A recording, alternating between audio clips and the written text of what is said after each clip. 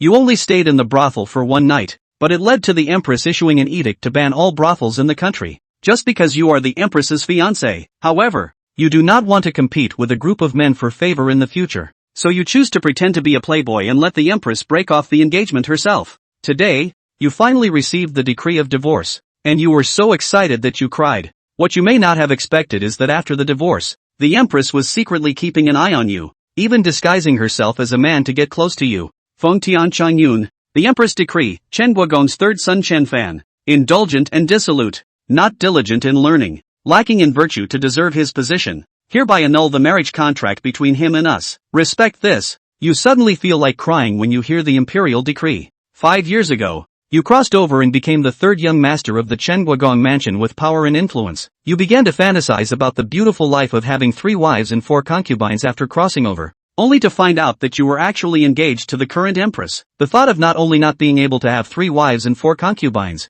but also having to compete with a group of men for favor and scheme against each other in the future, made you unhappy. You started to act out directly. Finally, heaven rewards those who work hard. Chen Fan, take the decree. At this moment, the eunuch delivering the decree directly showed a face of disgust and disdain. You quickly raised your hand. Chen Fan receives the decree, thanking the Lord for his grace. The eunuch glanced at you disdainfully, snorted lightly, and then looked directly at Duke Xinghua beside him. Duke Xinghua, Her Majesty asked me to greet you on her behalf, but she is very unhappy because of what your son did, so I don't need to say what to do, right? Thank you, Your Majesty. I understand. I will personally go to the capital to plead guilty, Duke Chen said with a guilty face. After bidding farewell to the imperial edict bearer, Duke Chen's expression suddenly turned dark. How could he have raised such a useless playboy, who even managed to offend the empress to the point of issuing a decree for divorce? Not only did it bring shame to Duke Chen's residence, but it also ruined his years of planning. Someone,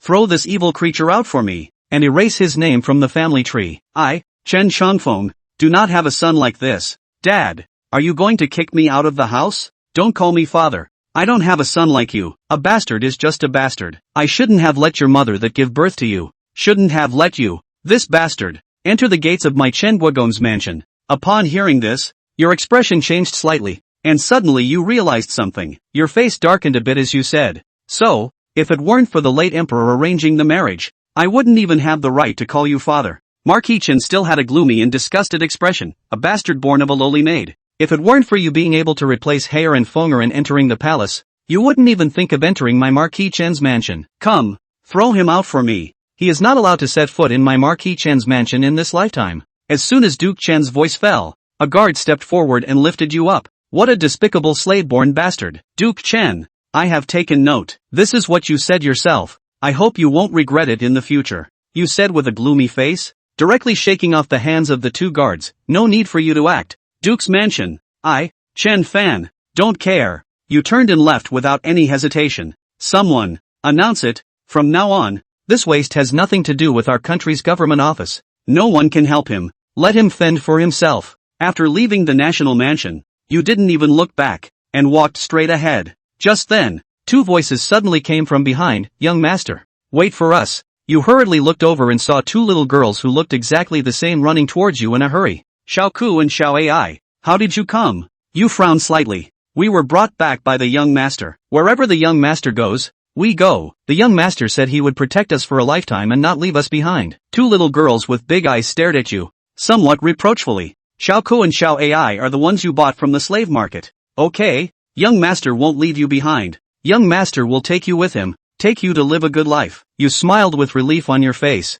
Well, the young master is the best. I saw 2 little girls with happy smiles on their faces. Let's go. In the corner not far away, 2 women were frowning and observing. Your Majesty, something seems off about this Chen Fan. He was expelled from the family, yet he shows no signs of sadness and even seems somewhat happy. He mentioned something about living a good life with 2 little maids. How can a playboy like him live a good life? Snow Shadow, dressed in black armor and holding a sword in one hand, furrowed his brow. Just a dandy. He may not even know what it means to be expelled from the Duke's mansion. He will only realize it after leaving. Without the Duke's mansion, he is nothing. Empress Ji Qianxue said lightly, where are we going now? You suddenly smiled. Leaving the Duke's mansion. The young master is truly the young master. In the future, the hidden dragon will finally receive rain. And today, the crane will soar into the sky. Remember the lofty aspirations of the young hero. once promised to be the best in the world. The young master will definitely make sure you live the best days in this world. Both of them nodded very seriously at the words. Empress Ji Qianxue frowned slightly as she listened to the poem. Could such an ambitious poem really be written by a playboy like him? And what does the line "he is only himself when he leaves the duke's mansion" mean? Is his playboy persona just an act? With a furrowed brow, Ji Qianxue said, "Shuiying, follow him. You are walking on the street with two little girls, and the sky is slowly getting dark. But for a moment, you don't know where to go next, just being expelled from the duke's mansion, with no money on you." Just then, a sudden crowing of a rooster came. "Grandpa, come up and play." Hearing the sound, you raised your eyebrows. Brothel. You have never been to such a place because of your engagement with the empress, and you have come through the crossing, and your heart is really looking forward to it. Then look at the name of this greenhouse, Changyin Pavilion. Isn't this the place his foxy friends always talk about? I heard that there is a new flower girl in Changyin Pavilion, named Rinyu, who was born in a beautiful country and is good at music, chess, calligraphy and painting. Thousands of tales for a song, 10,000 tales for a dance, but never take guests. Said that unless someone can write a poem that makes her heart, can become its guest. But for 3 months in a row, no one had yet written a poem that had caught his eye. And tonight, he happens to have no place to stay. Right, that's it. It's so hard to cross over and go in and see what's going on. Thinking about it, Chen Fan directly pulled Xiao Kashao AI towards Changyin Pavilion. Kashao AI saw the situation, but the color of the gods suddenly changed. The too cute and lovely face, the eyes are directly staring greatly. "Young master, this is a greenhouse. What am I doing there?" But Chen Fan smiled faintly. "Don't be afraid. Young master has just never been in there before and wants to go in and take a look. By the way, we want to find a way to settle our shelter for tonight." Saying that, he pulled the two little girls and walked towards the inside of the Clear Sound Pavilion. The two little girls, however, were puzzled. They didn't have any money. Chen Fan didn't have any money either. So how could they solve the problem of shelter? "Please, sir, inside. Sir, inside please." Chen Fan's three had only reached the doorway when a flamboyant young girl immediately greeted them. Although they looked at Chen Fan, who still had two little pink and jade lolitas with him, no one said anything. After all, they were a greenhouse here, and there were always guests who liked to play with some flowers.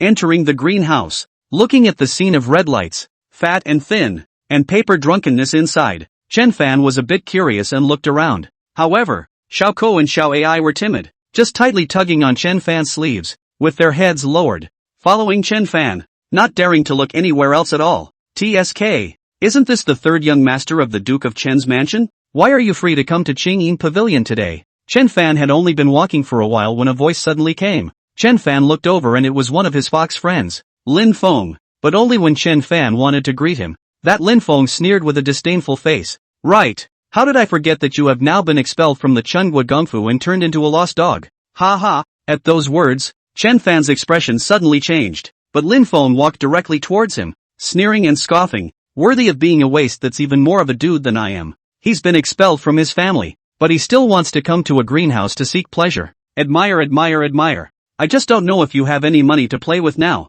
Hearing these words, the prostitute pimp on one side, and the hall full of guests all looked toward Chen Fan, obviously not knowing that Chen Fan had been expelled from the family. "What if they don't have the money? It's none of your business whether I have money or not. If I don't have money, I'll stay here and wash their sheets. Can't I?" Chen Fan, however, had a cool face and really didn't want to pay attention to this kind of dog. When he was rich and powerful, he was a good buddy. Now that you have no money and no power, you're a lost cause. "I really don't know how I used to hang out with such dogs." Lin Feng sniffed, but he choked on his words and didn't know what to say. After all, the other Chen Fan had said that he had no money and was willing to stay and wash the bed sheets for the others. "An elegant seat plus a table of classy drinks," Chen Fan added. At the sound of the voice, Changyin Pavilion's old pimp looked skeptical. She really couldn't tell if Chen Fan had money or not, but thinking about the fact that Chen Fan used to be the third son of Chengguo Gongfu after all, plus who dared to eat overbearingly in their Changyin Pavilion, she directly arranged it. And Chen Fan also brought Xiao Kashao AI to an elegant seat. Chen Fan appeared to be very calm, but the two little girls were not in such a good state of mind as he was, and they both had a worried look on their faces. "Young master, we don't have any money right now," Xiaoka whispered beside Chen Fan. "It's okay, young master has," Chen Fan said. Upon hearing this, the two of them looked puzzled. Chen Fan, a person who never carries money and was directly evicted from his home today, could have money? Rich enough to take them around all the time? However, since Chen Fan had said so, They couldn't say anything and sat quietly beside Chen Fan. But at this moment, on the other side, in a room of a restaurant, when Empress Ji Qianxue heard Snow Shadow's words, her complexion suddenly became somewhat ugly and surprised. What do you mean? He went to a greenhouse? Empress, I saw it with my own eyes. Only to see Snow Shadow speak with a look of disgust, adding, a dude is a dude. And having just been expelled from the family for being a dude, he even went straight to a greenhouse, and even brought those two little girls alone. Simply a scum. But Ji Qianxue was frowning slightly. She couldn't figure out how someone who could write a note about a young man's ambition to be in the clouds, who had promised to be the first on earth, could go straight to a place like a greenhouse. Is it really a dude? Had she been mistaken today? But the light in Chen Fan's eyes couldn't fool anyone. Go check again. Ji Qianxue thought for a moment. At those words, Snow Shadow could only agree despite her reluctance. On the other hand, in the Qingyin pavilion, Chen Fan was swindling the two little girls to relax more and eat something. Suddenly, the hall suddenly became restless, with cheers and whistles. Run you! For a while, almost everyone in the entire greenhouse looked towards the stage, including Chen Fan and the two little girls. I saw a woman walking with a lute in her hand. Beautiful! Xiaoko and Xiao Ai directly couldn't help but exclaim in shock just by looking at it. But it was no wonder that they were really born beautiful. Chen Fan had never even seen such a beautiful woman before. A quick glance at him gives him two words: perfection. From his face to his body to his makeup, he couldn't find a single flaw. Coupled with the fact that she was holding a pipa in her hand at this time, with a cool and tender look, it made people only think that this woman was only found in heaven. At this time, only to see the stage on the Renyu face cold face towards the crowd slightly bowed in salute, said, then directly sat down. Fingers lightly plucked. Lute will send out a poignant music. The rules are still the same. After one song, whoever can write a poem that makes Renyu's heart sing, can become Renyu's guest of honor tonight, without taking a penny. If not, if everyone still wants to continue, then it's still the same rule as before.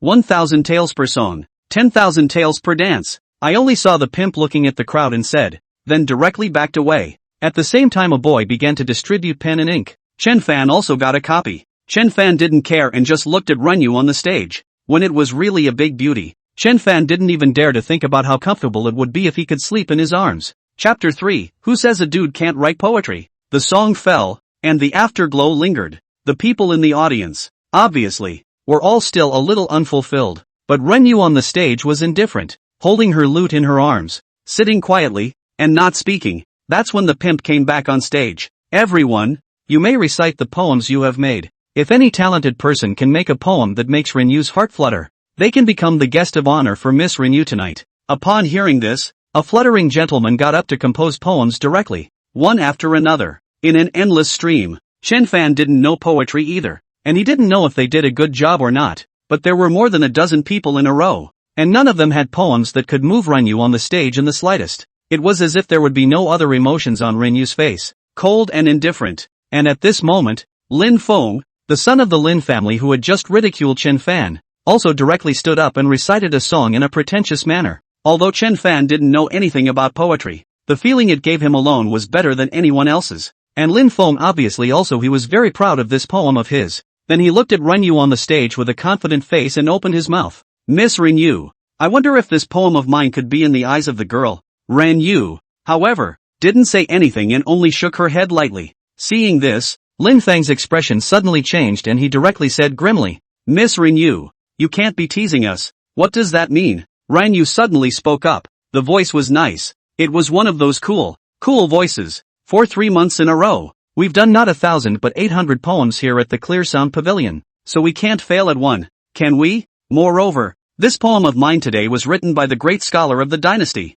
old Mr. Lai Wen, and you even said no. What is it if it's not teasing us? Lin Feng said. At those words, the scene suddenly became a bit noisy. This poem, surprisingly, is by old Mr. Lai Wen. No wonder it's so good. With a lofty mood and a heart of gold, it is truly a masterpiece of creation. Surprisingly, even the poem made by old Mr. Levin doesn't work. What is the meaning of Mercy Moon? Really think we're a bunch of cuties, come every day for her amusement and amusement? For a while all the guests were a little emotional, very dissatisfied with Renyu, and the pimp was a little difficult to see what to do. If it caused public anger, would she still want to do business at Qingyin Pavilion? A trace of difficulty also appeared on Renyu's face. Apparently she didn't know what to do about it either. But just now, although Lin Feng's poem had some meaning, The content was very fake and empty. She just didn't like it. But now, the herd is outraged. What is she to do? If people can't do it, don't blame the road. Suddenly, Chen Fan's voice rang out.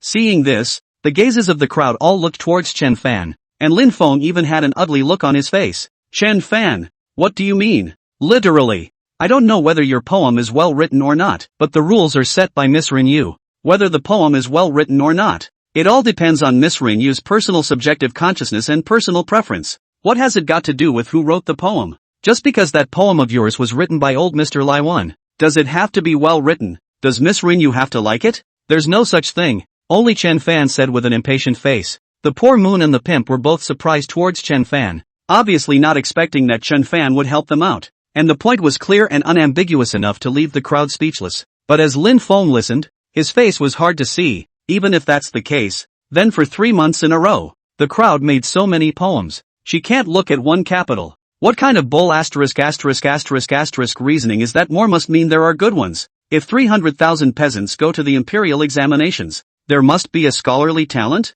If 500,000 people say they are your father, one must be your real father? People who can't write good poems themselves blame others for teasing you. Then if you all fail the imperial examinations, is the court teasing you as well? Chen Fan said with an impatient face. You. At those words, Lin Feng suddenly choked on his words a little, and for a moment he didn't know what he could say. What's more, he couldn't figure out how Chen Fan, a dude who hadn't seen him for a few days, had become so articulate. If we can't write it, can you write it? Lin Feng said unconvincingly. That's why I didn't shamelessly say that the other Rinyu girl was making things difficult for me. Chen Fan said. Lin Feng was even more directly angry and almost spat out blood. But Chen Fan didn't bother to pay attention to him, and directly looked at Rinyu on the stage. Miss Rinyu, I'm not going to lie to you. Today is the first time I've come to Qingyin Pavilion, and when I first saw you, I was amazed. I felt something in my heart and also wrote a lyric. I wonder if it might be in the girl's eyes. Ha ha ha. Only after Chen Fan's words fell,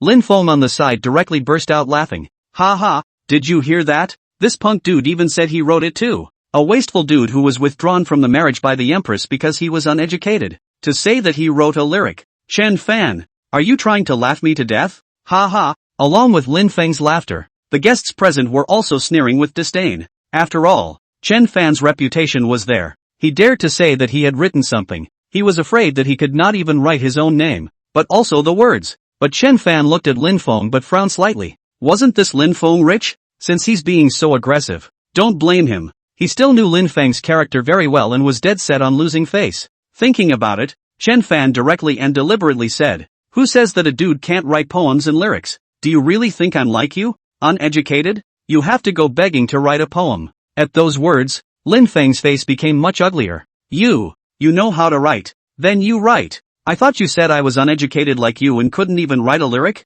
Only to see Chen Fan saying with a disdainful face. He added, then how about we make a bet? In order to take care of you as an illiterate person. I'm not even betting on whether or not I'll be able to write it. I'm directly betting on whether or not what I've written will be able to gain the favor of Miss Rinyu. If I write it and it catches Miss Rinyu's eye, you'll give me 10,000 taels. If it doesn't catch Miss Rinyu's eye, I'll give you 10,000 taels. How's that? Yes. Only after Chen Fan's words fell, Lin Feng agreed directly without hesitation. This is what you said yourself. The people present testified. Don't play tricks on me, or I'll make you look good. Upon hearing this, Chen Fan suddenly regretted a bit and bet less. But the word is out. So be it. Then I'll trouble the crowd to testify. Chen Fan said. Humph. Today I want to see what kind of words and phrases a dude like you can write. Lin Feng said with a disdainful face. The crowd was even more disdainful. Who didn't know that Chen Fan was a playboy waste? Only the word is not know what is, but also presumed to enter the eyes of Rinyu. I really don't know where Chen Fan got the courage. Even Rinyu had a worried look on her face. Just now, Chen Fan had helped her. She would like to help Chen Fan,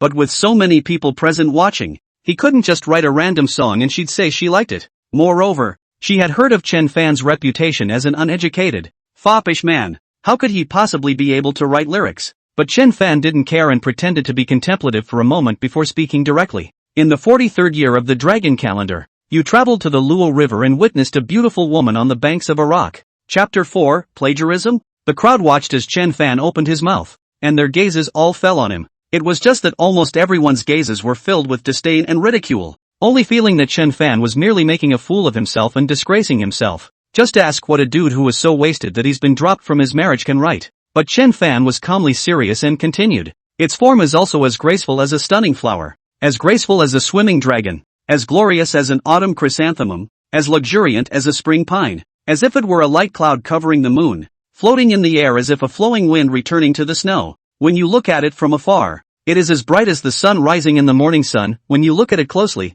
it is as scorching as lotus flowers coming out of the clear water. Upon hearing this, the crowd suddenly changed their complexion suddenly, including Rin Yu, as if it were a light cloud covering the moon, floating in the air as if a flowing wind returning to the snow. What kind of divine sentence is that? They were all young talents who naturally knew the content of this sentence, and even if they thought about it themselves, they couldn't write this kind of divine sentence. But this was coming from Chen Fan's mouth. How is that possible? Can a dude write such verses? But Chen Fan didn't stop and continued. The flora and fiber are in the right place. The cultivation and shortness are in the right degree. The shoulder is like a cut, and the waist is like an about face. The cloud bun is elegant. The eyebrows are slender. The lips are bright, and the teeth are fresh. Bright eyes, good favor, dimple auxiliary to the right, magnificent posture, the instrument of quiet body leisure. She is soft and charming in her language. Slowly, the crowd was even more stunned. What kind of beauty should Chen Fan be describing to be worthy of these words? And what kind of fairy words are they? Is it about Rin Yu? Could this really be what Chen Fan felt when he first met Rin Yu? Mourning the eternity of the Liang Hui. I mourn the passing of one to a foreign land, without the slightest affection to serve love. I offer Jiangnan's Ming Dano, although I am in Taiyin. I will always send my heart to the king. I will return to the East Road, and I will take the horse bridle to fight against the policy, and I will be disappointed to hover and not be able to go. Finally, Chen Fan stopped. However, the scene there became very quiet, as if everyone was immersed in this one lyric of Chen Fan and could not extricate themselves. Throughout the whole fugue, the rhetoric is gorgeous, the description is delicate, the imagination is rich, the feelings are inseparable. If there is a support, in the form of hallucination, the story is about human and God falling in love with each other. But eventually, due to the difference between human and God's paths, they parted with love and pain. Words full of hua fine but not order to reduce. Fresh air pie. Couplets, meter, language, whole drink, dang practice, vivid, excellent editing. Take material ideas only in the Xuanzhong is unparalleled. Did a dude really write this?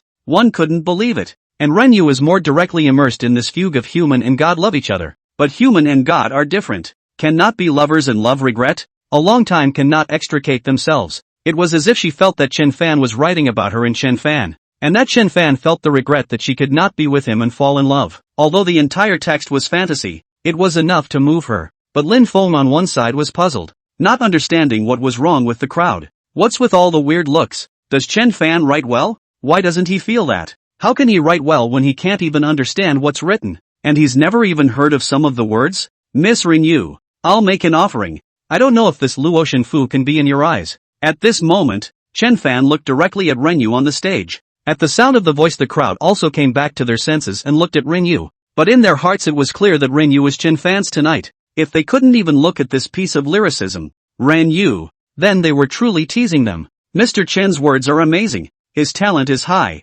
This gift is even more amazing. The little woman is shallow. I do not dare to make a review in vain, but this gift is deeply favorite of my daughter. My daughter would like to accompany Mr. Chen to spend a good night. Only to see that Ren Yu directly stood up, holding the people with a respectful face towards Chen Fan and saluted. At those words, the crowd was not surprised at all, but Lin Feng suddenly panicked. Ren Yu, what do you mean? What kind of did he write? And what makes it your favorite? If this kind of can get into your eyes, then why couldn't old Mr. Lai Wen's just now? I think you saw that I had a bet with him and deliberately helped him. Don't think I can't see that. Ren Yu, however, was speechless. How ignorant does one have to be to think that this fugue of Chen Fan is bull *********. However, he didn't want to argue with Lin Feng about anything. I like it only represents my personal wishes. If Mr. Lin thinks that Mr. Chen's writing is not good, he can ask the people present to evaluate it, or he can ask old Mr. Lai Wen to evaluate it himself. At those words, Lin Feng wanted to say something,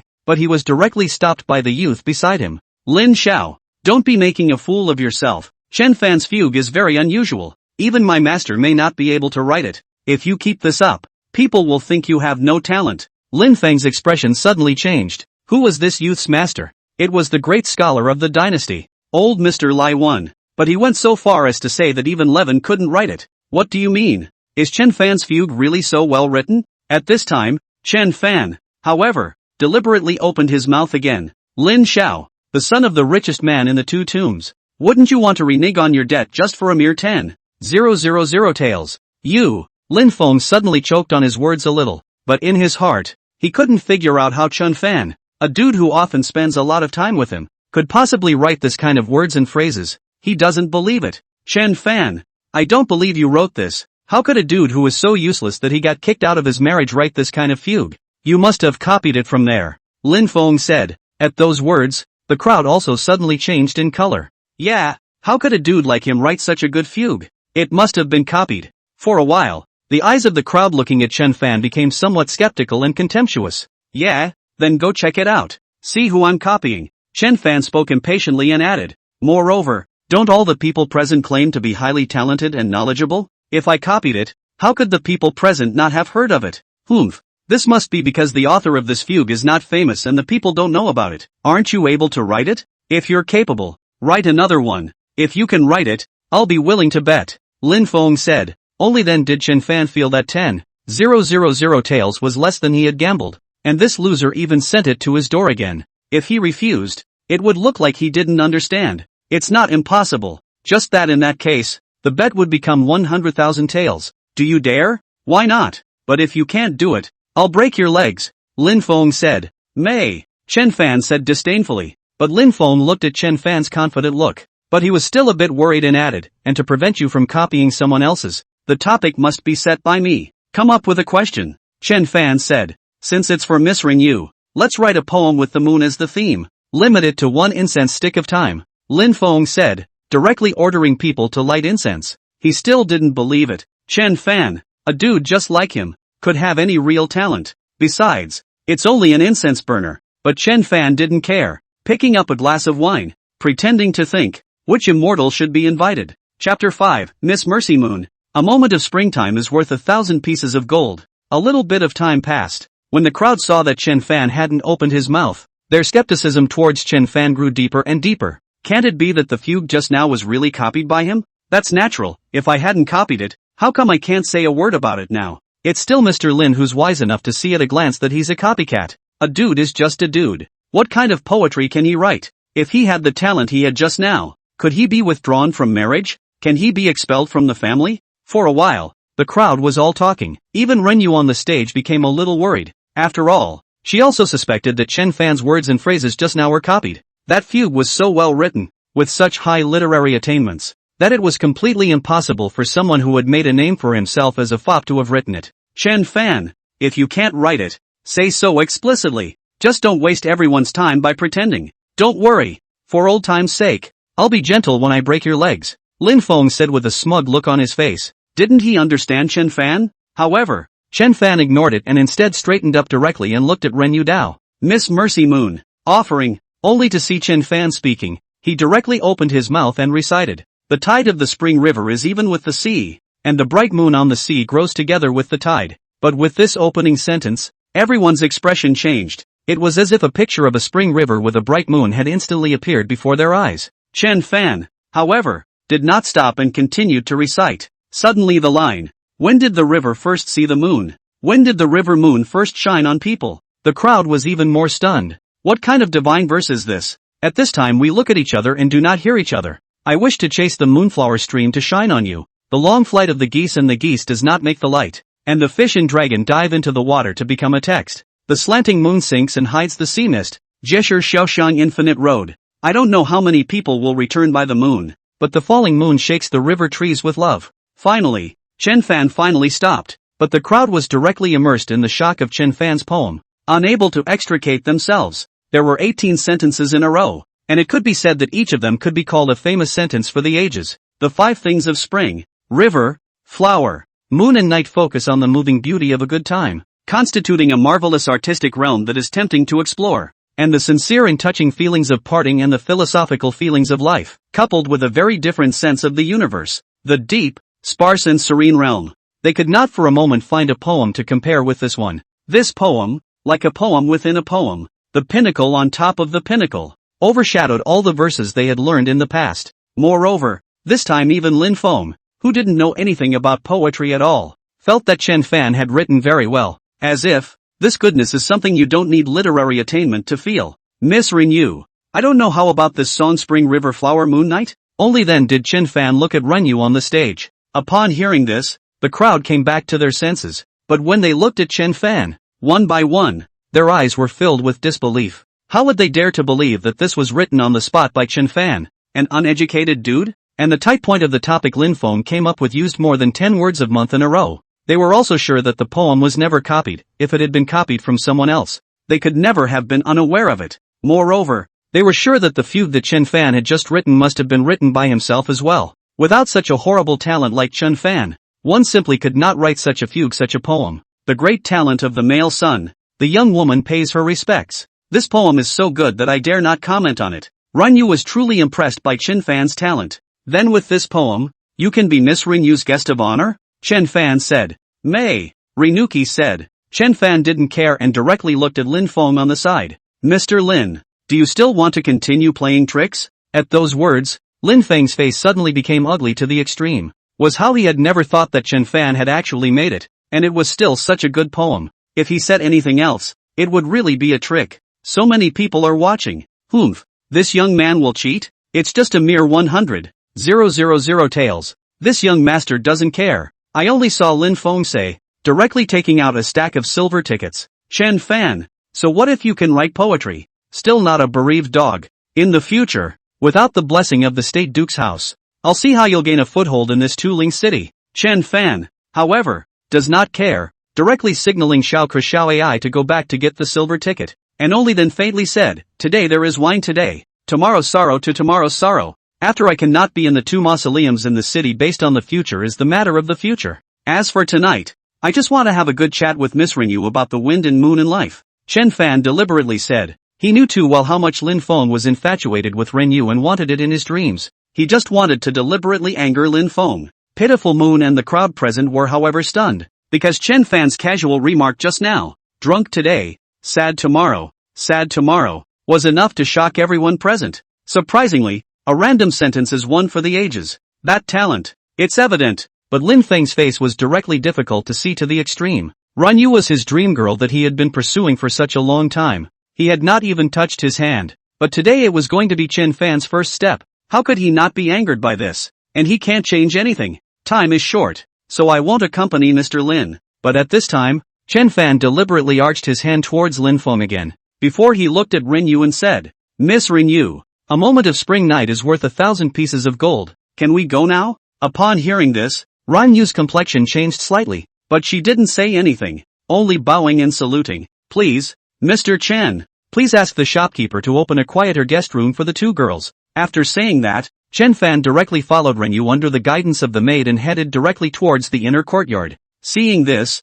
Lin Feng's back teeth were about to gnaw. That was his goddess. Tonight just, Chen Fan, you wait for me. If I don't break you into pieces, I won't be called Lin. Soon, Chen Fan was led by Rinyu to a very quiet room in the backyard of Qingyin Pavilion. Rinyu was really born very good looking, but on her palm-sized face, her features were so delicate that it looked like they were carefully carved by a master sculptor, making it impossible for people to find any flaws. And there was a light tenderness between those good-looking brows that no man could resist. Mr. Chen, what are you looking at me like that for? Rinyu, who was making tea, looked at Chen Fan's dull eyes, and a trace of shyness suddenly surfaced on her cheeks as she asked softly, naturally because you were born good-looking. It's the first time I've seen a girl as good-looking as you. I can't help but be a bit obsessed. Please forgive me. Chen Fan said. Mr. Chen is quite frank, Rinyu softly said. So you know what I came with you for, right? Chen Fan was a bit hesitant to say. After all, this was still his first time to visit a greenhouse.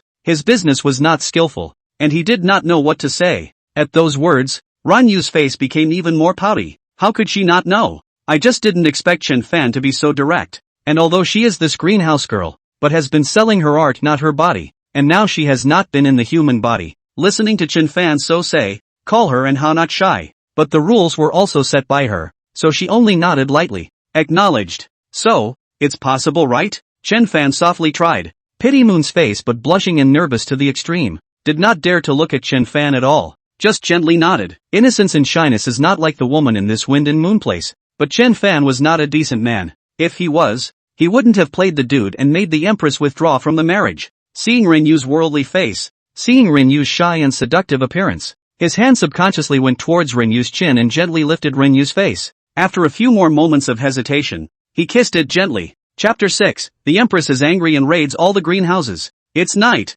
in the middle of a restaurant in Lianling City. The Empress Ji Qianxue looked at the 2 poems and songs that Snow Shadow had brought back, her eyes filled with shock and disbelief. She had read the 2 poems in Fugitives no less than 20 times, but each time she felt differently, especially that one Lo Shin Fu. The literary literacy, the literary underpinnings contained therein were not even something she could comprehend. It was really well written, and it would be an understatement to say that it was the best article she had read so far. But these 2 articles are from a man famous for being a fop, an uneducated man. How is this to be believed? Therefore, there was only one possibility for all of this, and that was that Chen Fan was not a dude at all. Instead, it's a talented man with a lot of talent, a supreme talent who can overwhelm the world's talents for 300 years with these 2 poems. The so-called dude is just him pretending, but since he had such great talent, and with the background of the Duke's house, he was famous enough to shake the heavens, so why did he have to pretend? Also, what did he mean by that? He is only him after leaving the State House?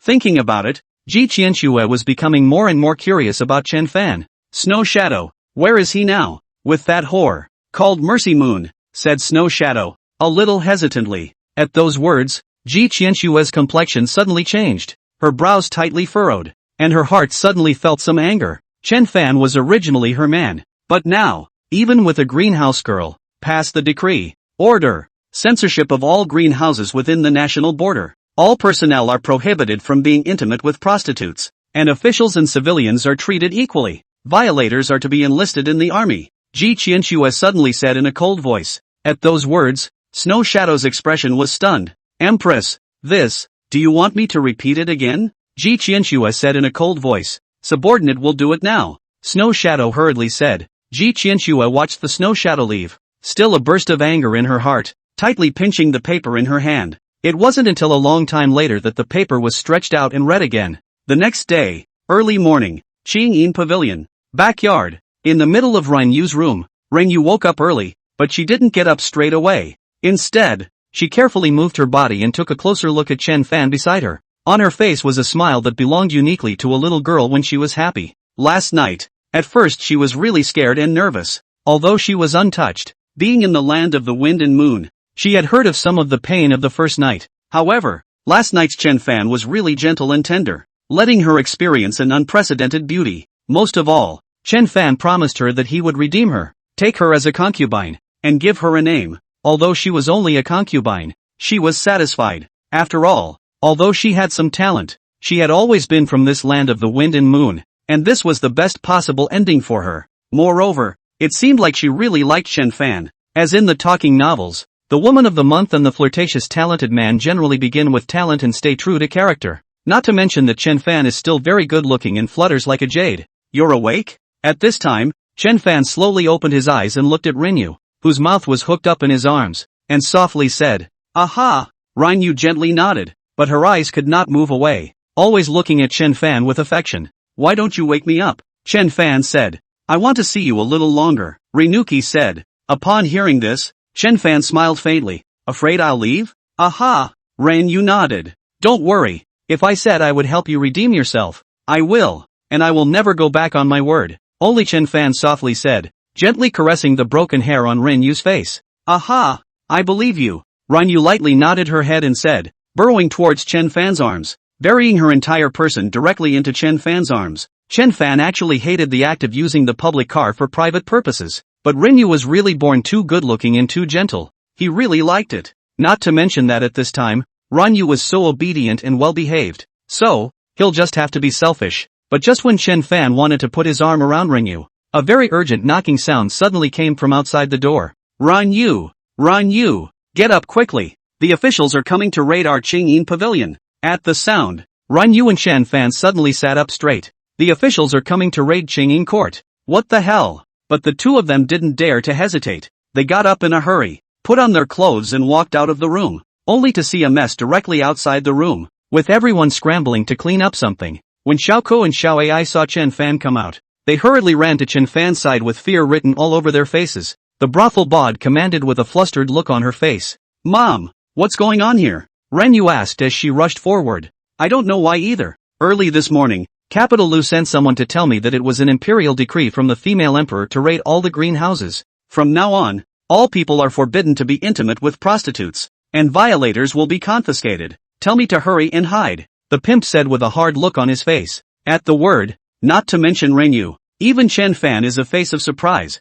This good how to suddenly decree cannot be intimate with prostitutes? Mom, so what do we do next? The officials will be coming to raid Qingyin Pavilion later, and if I'm any slower, I'll be unable to protect myself. How can I still care about you guys? You guys take care of yourselves. Just see, the old bod said, and then hurriedly commanded the boy servant to move her 2 silver fine soft. What about my contract of sale? Renyu said in a hurry. Take it.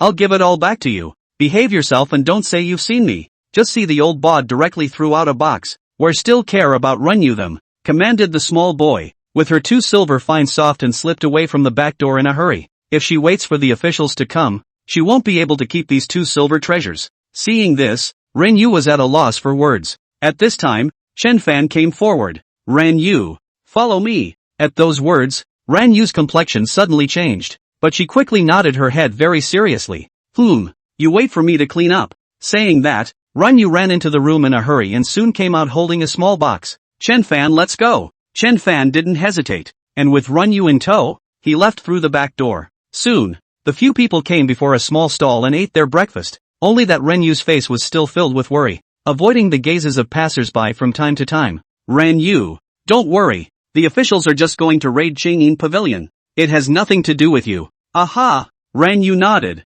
Chen Fan, why do you think the officials suddenly wanted to raid all the greenhouses? I don't know about this, but the person who can the capital city's greenhouse has offended the one above the temple. Chen Fan said. But what does this have to do with our Jinling seizing all the greenhouses at once? So many of my sisters, how are they going to survive next? Renyu worried. This, Chen Fan suddenly choked on his words a little. This was after all an otherworldly feudal society, and there were no substantial jobs for women at all, except for going to big families to be maids and maidservants. But which big family would take in a group of women from a youthful house? The head of the family agreed and the main mother did not agree. But Chen Fan seems to think of something. The color suddenly changed. So many women. If, thinking about it, Chen Fan suddenly said with glowing eyes, let them all follow me. Chapter 7, A Poem and a Fugue. Shaking Jinling City. What? Chen Fan, you said to let them all follow you? Renyu suddenly froze with a look of disbelief. Not to mention her, even Xiao Ko and Xiao Ai were stunned, looking at Chen Fan with directly wide eyes. The entire greenhouse. So many women. Chen Fan even said, let all the women all follow him. What do you mean? What does he want? Right. Chen Fan smiled faintly and picked up a bun. Have them follow me. These women are seen by others as windswept and unchaste. No one wants to take in, much less be honest. But just because someone else doesn't want it, doesn't mean he can't have it. To accomplish those money-making ideas in his head, he would need quite a few workers, and he would also need quite a few maids in the future after his family became big. And these women, aren't they readily available? Moreover, to those women, he was doing them a favor by taking them in, so that the chances of their betrayal were less. Chen Fan, what exactly do you mean? Renyu said. You'll find out later, but not now. Not for a while yet. Chen Fan said with a smile and added, now, have breakfast first, and later we'll go buy a mansion and settle down first. Upon hearing this, both Renyu and Xiao Xiao Ai looked puzzled, but neither of them asked anything else. Time passes.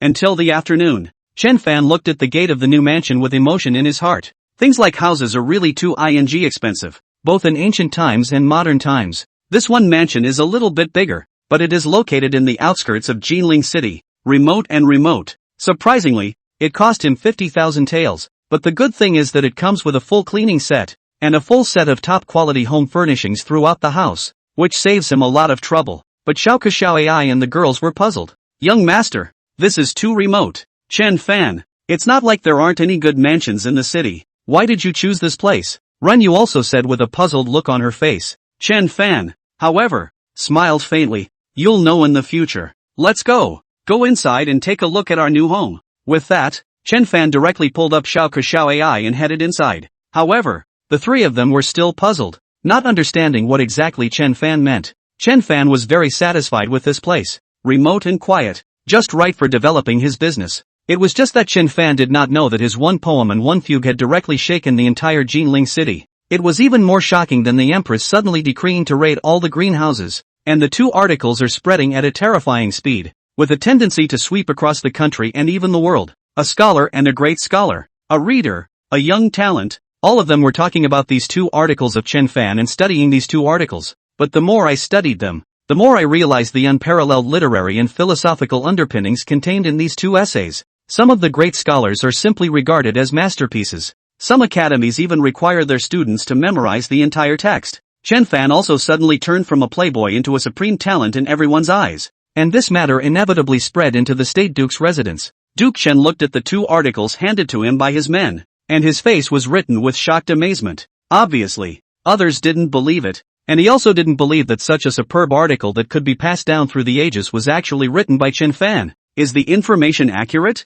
Is this really written by that punk Chen Fan? Duke Chen said with a look of disbelief. Okay. The third young Chen Fan went to the Qingyin Pavilion after he was expelled from his home on his day, and then made a bet with Lin Feng of the Lin Mansion and made these two articles on the spot. The first Luo Shenfu said to be the first time to see the Qingyin Pavilion flower leader Rin Yu feeling. The second spring river flower and moonlit night is Lin Feng questions. Made on the spot. The whole process is only half an incense burner time. There were many people at the scene, all witnessing it with their own eyes. Many scholars and great scholars have also proved that it is not plagiarized, and according to the people at the scene, he ended with a casual remark that today's wine is drunk today, and tomorrow's sorrow comes tomorrow's sorrow. It shows Chen Fan's talent. Listening to the subordinate's words, Duke Chen frowned a little deeper. He couldn't figure out how an uneducated dude could be so talented. And if it's so talented, how come I didn't realize it before? Why did you have to wait until you were expelled from the State House to show it? Did Chen Fan do it on purpose? Could it be that Chen Fan was deliberately allowing the world to mock their State Duke's house?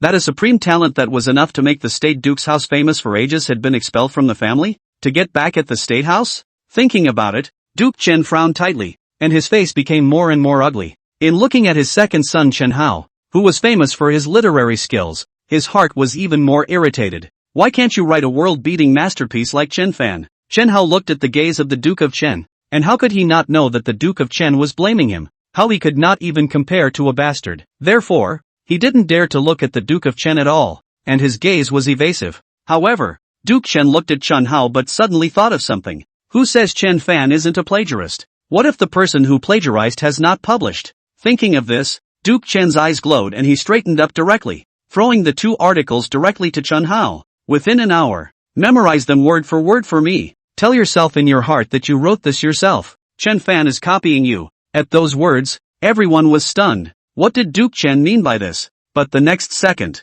Duke Chen looked directly at the butler and said, at all costs, create public opinion and spread the news that these two articles were made by the second son of my duke's house, Chen Hao. A commoner's son also dares to retaliate against my state duke's mansion. Who gave him the guts? This time I don't care what methods you use. I want him to lose his reputation and never let him affect the reputation of my state duke's mansion. Understand? At those words, the crowd suddenly understood. Yeah, just because Chen Fan didn't plagiarize others doesn't mean he didn't plagiarize Chen Hao. It's just that Chen Hao didn't have an invoice and fewer people know about it. Subordinate understands. Subordinate will do it now, the butler said in a hurry. Seeing this, Duke Chen looked at Chen Hao on the side again and said, you yourself know what to do. If you're still outclassed by Chen Fan this time, then you don't need to think about the position of the sonship. Yes, father, child knows what to do, Chen Hao sniffed and hurriedly said. On the other side, in the middle of the restaurant, Snow Shadow returned to Ji Qianshue's side. Empress, Chen Fan took that prostitute and those two little girls and bought a very remote mansion on the outskirts of the city, Snow Shadow said. With that whore? Ji Qianshue frowned suddenly, obviously very unhappy, but in her heart, she was very puzzled. Why did Chen Fan buy a very remote mansion? It might be because of the raids on the greenhouses. That prostitute had no home to go to, and that's why she followed Chen Fan, Snow Shadow said. At those words, Ji Qianshue's face became a few points more ugly. In that case, it was she who had fulfilled Chen Fan and that prostitute? Right. Those two articles of Chen Fan's are so hot right now that they directly shook the entire Tomb City, Snow Shadow added. I, Tianqi, have been weak for many years, so it's just right that if necessary, I can help him publicize his propaganda, Ji Qianshue said. I, Empress, Snow Shadow said respectfully and added. Then do we still need to continue following him? Continue. I'd like to see what his youthful ambition is and what he can do. Chapter 8, caught in another plagiarism, betting again. Time passed, and in the blink of an eye, it was 3 days. In 3 days, Chen Fan hired some workers to transform a row of empty compartments in the backyard into a brewery. Nowadays, in this era of this world, all you drink is still just some fermented yellow wine. Tastes bland, but only about 10 degrees, and often mixed with some of the remnants of the grain. Not comparable to distilled spirits by any means. And brewing is the easiest and best realized industry he can think of right now. The process is simple and the required equipment is easy to implement. But the prospects for development are unparalleled and best suited for getting started. And now, everything was ready, just missing the raw materials. So Chen Fan took Ringyu and Xiao Ai, the 2 little girls, to go out on the street together, ready to pick up some grains and cereals, wine altars and other things. But for some reason, Chen Fan had only come to the street, and the people on the street were all pointing at Chen Fan, looking contemptuous, and didn't know what they were talking about. Just weird. Young master, is this what happened? Xiaoke said with a puzzled expression. I don't know either. But what the hell? Hasn't the young master been criticized enough in the past? Go! Young master will take you to eat something delicious first. Only to see Chen Fan speaking with a bashful smile on his face. He pulled Xiaoko and Xiao Ai and headed towards a restaurant. However, Chen Fan's 4 had only walked to the front of the restaurant, and before they could enter, they were directly stopped by the store assistant. Stand still. We don't welcome copy dogs here. Go somewhere else if you want to eat. Only to see the shopkeeper stop Chen Fan several people, then directly with a face of contempt and disdain rebuked. At those words, Chen Fan was even more stunned. Copy dog? Who did he copy? Chao Ji and Zhang Ruoxu also traveled here? But right at this moment, he only saw Lin Feng suddenly walking towards Chen Fan with 2 followers with an arrogant face. Yes, Chen Fan. I can't imagine that you would dare to come back. How dare you swindle me with plagiarized poems? Hurry up and return my money. Upon hearing this, Chen Fan's brows suddenly furrowed. Plagiarized? Who did I copy? Humph, a dead duck's mouth. How dare you deny it until now? The Qin State Duke's office has confirmed that your 2 essays were copied from the State Duke's office's second son, Chen Hao, the #1 talent in the 2 tombs. People Chen Hao even took out the anthology. It's just that Chen Hao is low-key by nature and the anthology is not known. You dared to plagiarize someone else's Chen Hao's article, and you even blurted out that you wrote it yourself. Who gave you the guts? Only to see Lin Feng coldly snort with a disdainful face and said, Chen Fan, however, frowned. No wonder, the entire city of 2 tombs is pointing fingers at him. So it was the handiwork of the State Duke's house. Chen Fan really didn't think that the State Duke's office had already expelled him from the family, but it still wouldn't let him go. So much so that he couldn't even see him as a bit good. To so corrupt and dishonor his name. Are you trying to kill everyone? Thinking about it, a chill suddenly appeared in Chen Fan's eyes. What a state house. Copying? That nerd Chen Hao, with his shallow talent, is worthy of letting me copy? And I copied him, not to mention that he can't write it now. Even if we give him 100 years, he won't be able to write that kind of poetry. Only Chen Fan said with a disdainful face. Humph, now that the evidence is in front of you, how dare you still deny it? Looks like you're not going to shed a tear until you see the coffin. Just in time, because you plagiarized those 2 articles. Many talented scholars have now gathered in our 2 Ling cities to pay their respects to Prince Chen Hao, who has hereby organized a literary meeting at the Yipin Xian to meet friends with literature. Aren't you not admitting that you're a plagiarist? If you have the ability, come to the literary meeting tonight and prove to the talented people of the world that you are not a plagiarist.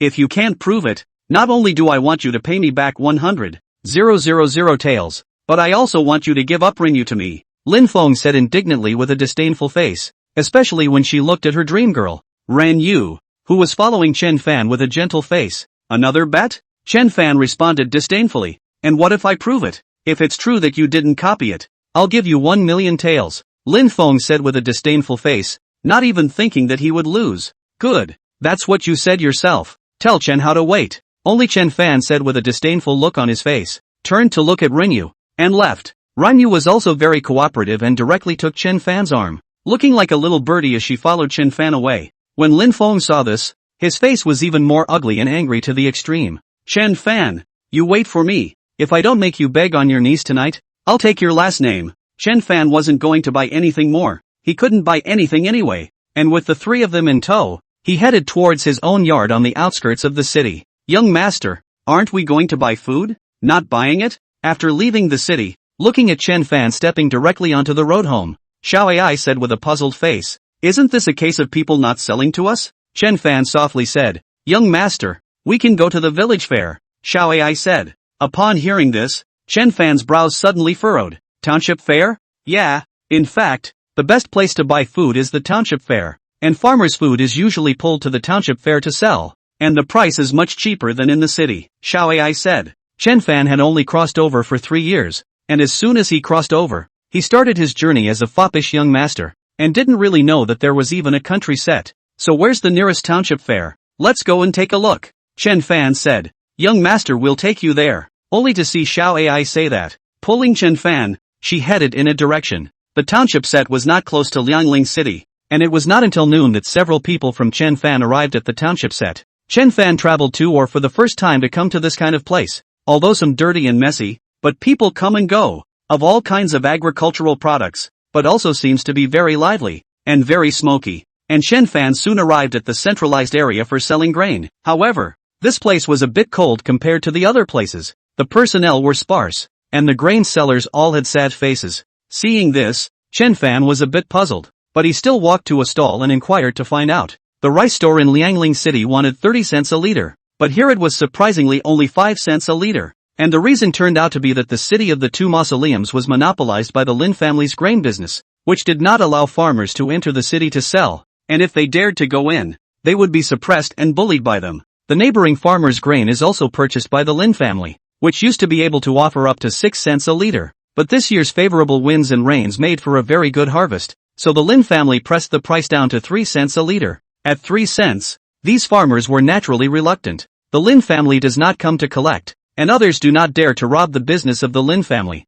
Therefore, even if it is now the time of the fall harvest, there is no one to collect the grain. It is not giving these farmers a bit of life. Chen Fan's complexion also became a bit ugly, although he also wanted to make money, but money was not earned this way. Grain is cheap and it hurts the farmers. This will shake the foundation of the country and may even lead to uprisings and civil unrest. But the Lin family had the audacity to press the price so low. I think, with the power of the Lin family, I don't know how many people in the court, there's really no fear of the court blaming them. He hadn't come to the country fair once and didn't know the Lin family's tactics. No wonder he could make so much money. However, Chen Fan suddenly thought of something. He remembered clearly that the Lin family had monopolized the grain industry in Jiangnan. So every year grain merchants from various regions and even other countries would order large quantities of grain from the Lin family. Counting the time, it should be almost time to deliver the food. Thinking about it, the corner of Chen Fan's mouth rose slightly, not to mention helping these farmers, but just Lin Feng's attitude towards him. He'd be doing himself a real disservice if he didn't do something about it. Chapter 9, Plagiarizing Dogs? Oh, what a dare! At night, the 2 mausoleum cities were illuminated. In the middle of the backyard of the capital's best hotel, Yipin Xian, many literati and young talents had gathered. The crowd talked and laughed and mingled. Just between the words is mostly on the Chengguo Gongfu, second son of Chen Hao, praise, and Chen Hao is even more pleased with the spring. Hands and feet are all false modesty. Moral appearance. It was as if he was enjoying this kind of starry-eyed flattery. Empress, do you think Chen Fan will come? In a water pavilion, Ji Qianxue leaned to one side, but her eyes always stopped at the so-called anthology written by Chen Hao on. Listening to the words of the snow shadow, her face is still a face of indifference. Why won't he come? Didn't the Chengui Gongfu give evidence? Those 2 articles were plagiarized by Chen Fan. How did he still dare to come today? Shuiying said. You also think he copied it? Ji Qianxue suddenly raised her head and looked at Snow Shadow. Isn't it? The evidence of the Chengui Gongfu was so clear and explicit, and the background of the creative process of these 2 articles is so detailed.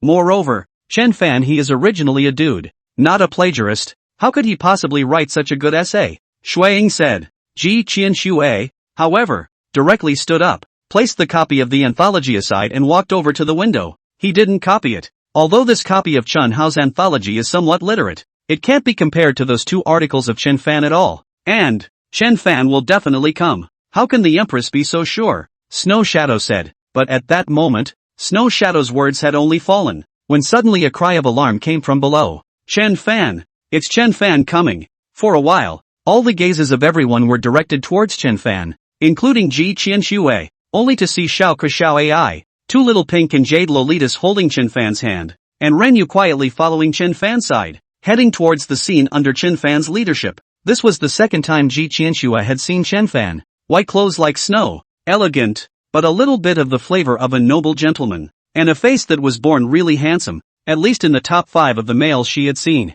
Just looking at Chen Fan sighed Renyu, who was also born with a closed moon. Ji Qianshui's face also suddenly became much more gloomy, but the scene was becoming very noisy. How dare a copy dog actually come? Even if he plagiarized. I heard that he still refuses to admit that those 2 articles were something he could have written. It simply disgraces us readers. If I were him, I'd have hanged myself in shame. And he has the nerve to come. The scene of the crowd looked at Chen Fan will be a face of contempt and disgust said. The voice is very big, as if completely not afraid of Chen Fan to hear the general. Chen Hao on the main seat watched Chen Fan arrive, and disdain was written all over his face, even though he knew best whether those 2 articles of Chen Fan were plagiarized or not. In his eyes, Chen Fan was just a playboy waste, a commoner's son. How could he be compared to him? It came at the right time. He was stepping on Chen Fan tonight to become the Chen family's son. Thinking about it, Chen Hao directly gave a wink to Lin Feng on the side. Lin Feng naturally understood, and looking at his dream girl, Ran Yu, right beside Chen Fan, he had long been impatient. Without saying anything, he directly walked forward and stopped Chen Fan. TSK, copy dog. Rather, I have underestimated you. I never thought that you would actually dare to come. However, Chen Fan had a cool disdainful look on his face. If I can earn 1 million taels, what would I dare not come? It's you. Are you ready for 1 million taels? Big talk. Just with you being a plagiarizing dog you still want to win 1 million taels from me. Do you really think that if you copied the second prince's article, that article is yours? Lin Feng said with an ugly angry face, but Chen Fan was unconcerned, as if he didn't want to pay any attention to Lin Feng at all, and said in a clear and cold manner, that means that 1 million taels is not ready? So what am I doing here? Listen to you dogs bark? Ran Yu, go home and sleep. Whenever he comes up with 1 million taels, we'll come back. Only to see Chen Fan say that. He deliberately wrapped his arm around Ren Yu's waist and turned around to leave. Seeing this, everyone's complexion changed, and Lin Feng even had a hard look on his face. Copy dog, you stop right there. Who let you go? Ha! Only to see Chen Fan sneer. If I want to leave, who else needs to agree? Moreover, don't forget that I only came when you said you would bet 1 million taels with me. Now that you've even taken out 1 million taels, why should I stay and listen to your dog barking? If you're going to gamble, show me the money. Otherwise, if you don't admit you've lost, who am I going to ask for 1 million taels? Or are you afraid? Afraid that I'll prove that I'm not a copycat? Or afraid that I'll expose your new master's lies and make him lose face? At those words, not to mention Lin Feng, even Chen Hao had an ugly look on his face. Wasn't Chen Fan's words a roundabout way of saying that he was afraid? Now in front of the world's readers, can he be afraid? Besides, he would be afraid of facing a dude waste like Chen Fan? Lin Feng, since you're going to gamble, come up with the capital to gamble. Do you think you're going to lose? He's just trying to use this to escape, betting that you can't come up with 1 million taels. Chen Hao spoke directly and added, today I am going to dismantle this plagiarizing dog in front of the world's readers. Let him know what true talent is. Upon hearing this, the crowd was appreciative, but Lin Feng had a hard look on his face. The last time he lost 100,000 taels to Chen Fan, it was already his entire savings plus most of the capital from grain collection. How was he going to come up with 1 million taels? And not to mention him, even if his Lin family was the richest in the 2 tombs, wanting to come up with 1 million taels was not an easy task. Now he has to come up with 1 million taels. How can he get it? But just then, a voice suddenly came out. It's only 1 million taels. My Lin family can still afford it. At the sound of the crowd looking in unison, they only saw Lin Feng's father Lin Sanqian and the Duke of Chen walking in unison. When the crowd saw this, they all saluted the Duke of Chen in unison. But the Duke of Chen was bland. All of you do not need to be polite. The old man is just idle today. Come to join in the fun. Don't mind me. Lin Sanqian, on the other hand, looked directly at Chen Fan and said, isn't it just a bet of 1 million taels? Here is 1 million taels of silver tickets. The old man will put it here. If you can win, you take it away. Only to see Lin Sanqian directly took out a stack of silver tickets and placed them on the table to the side. Yet again,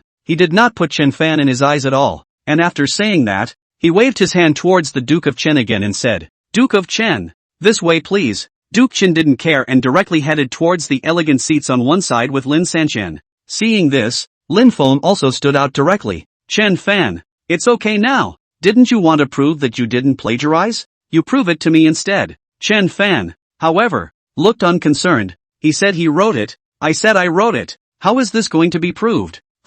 Only to see Lin Feng directly snorted coldly. Tonight is a literary meeting. So let's take out our real credentials and compete. Each of us will write poems and songs, and be critiqued by everyone to see who writes well. Whoever writes well will be considered the winner. and whoever gets the copyright of those 2 articles. Do you dare? Chen Fan, however, still looked unconcerned, and directly wrapped his arm around Renyu and sat on one side, allowing Renyu to sit on his lap, and said indifferently, "Why wouldn't I dare?" Chapter 10, Alone on a Tall Building, looking at the end of the world. Lin Feng's heart was about to explode when he looked at Chen Fan's arms around Renyu. However, he still forced himself to hold back and continued. "But, in order to prevent you from plagiarizing someone else's undisplayed article again, the theme of this literary meeting will be set by us. Whatever. Hurry up and start. Don't waste my time," Chen Fan said with an impatient face. At those words, not to mention Lin Feng, even Shen Hao, Chen Gui Gong and the others had a slight change in color. It was not understood how Chen Fan could be so calm and confident,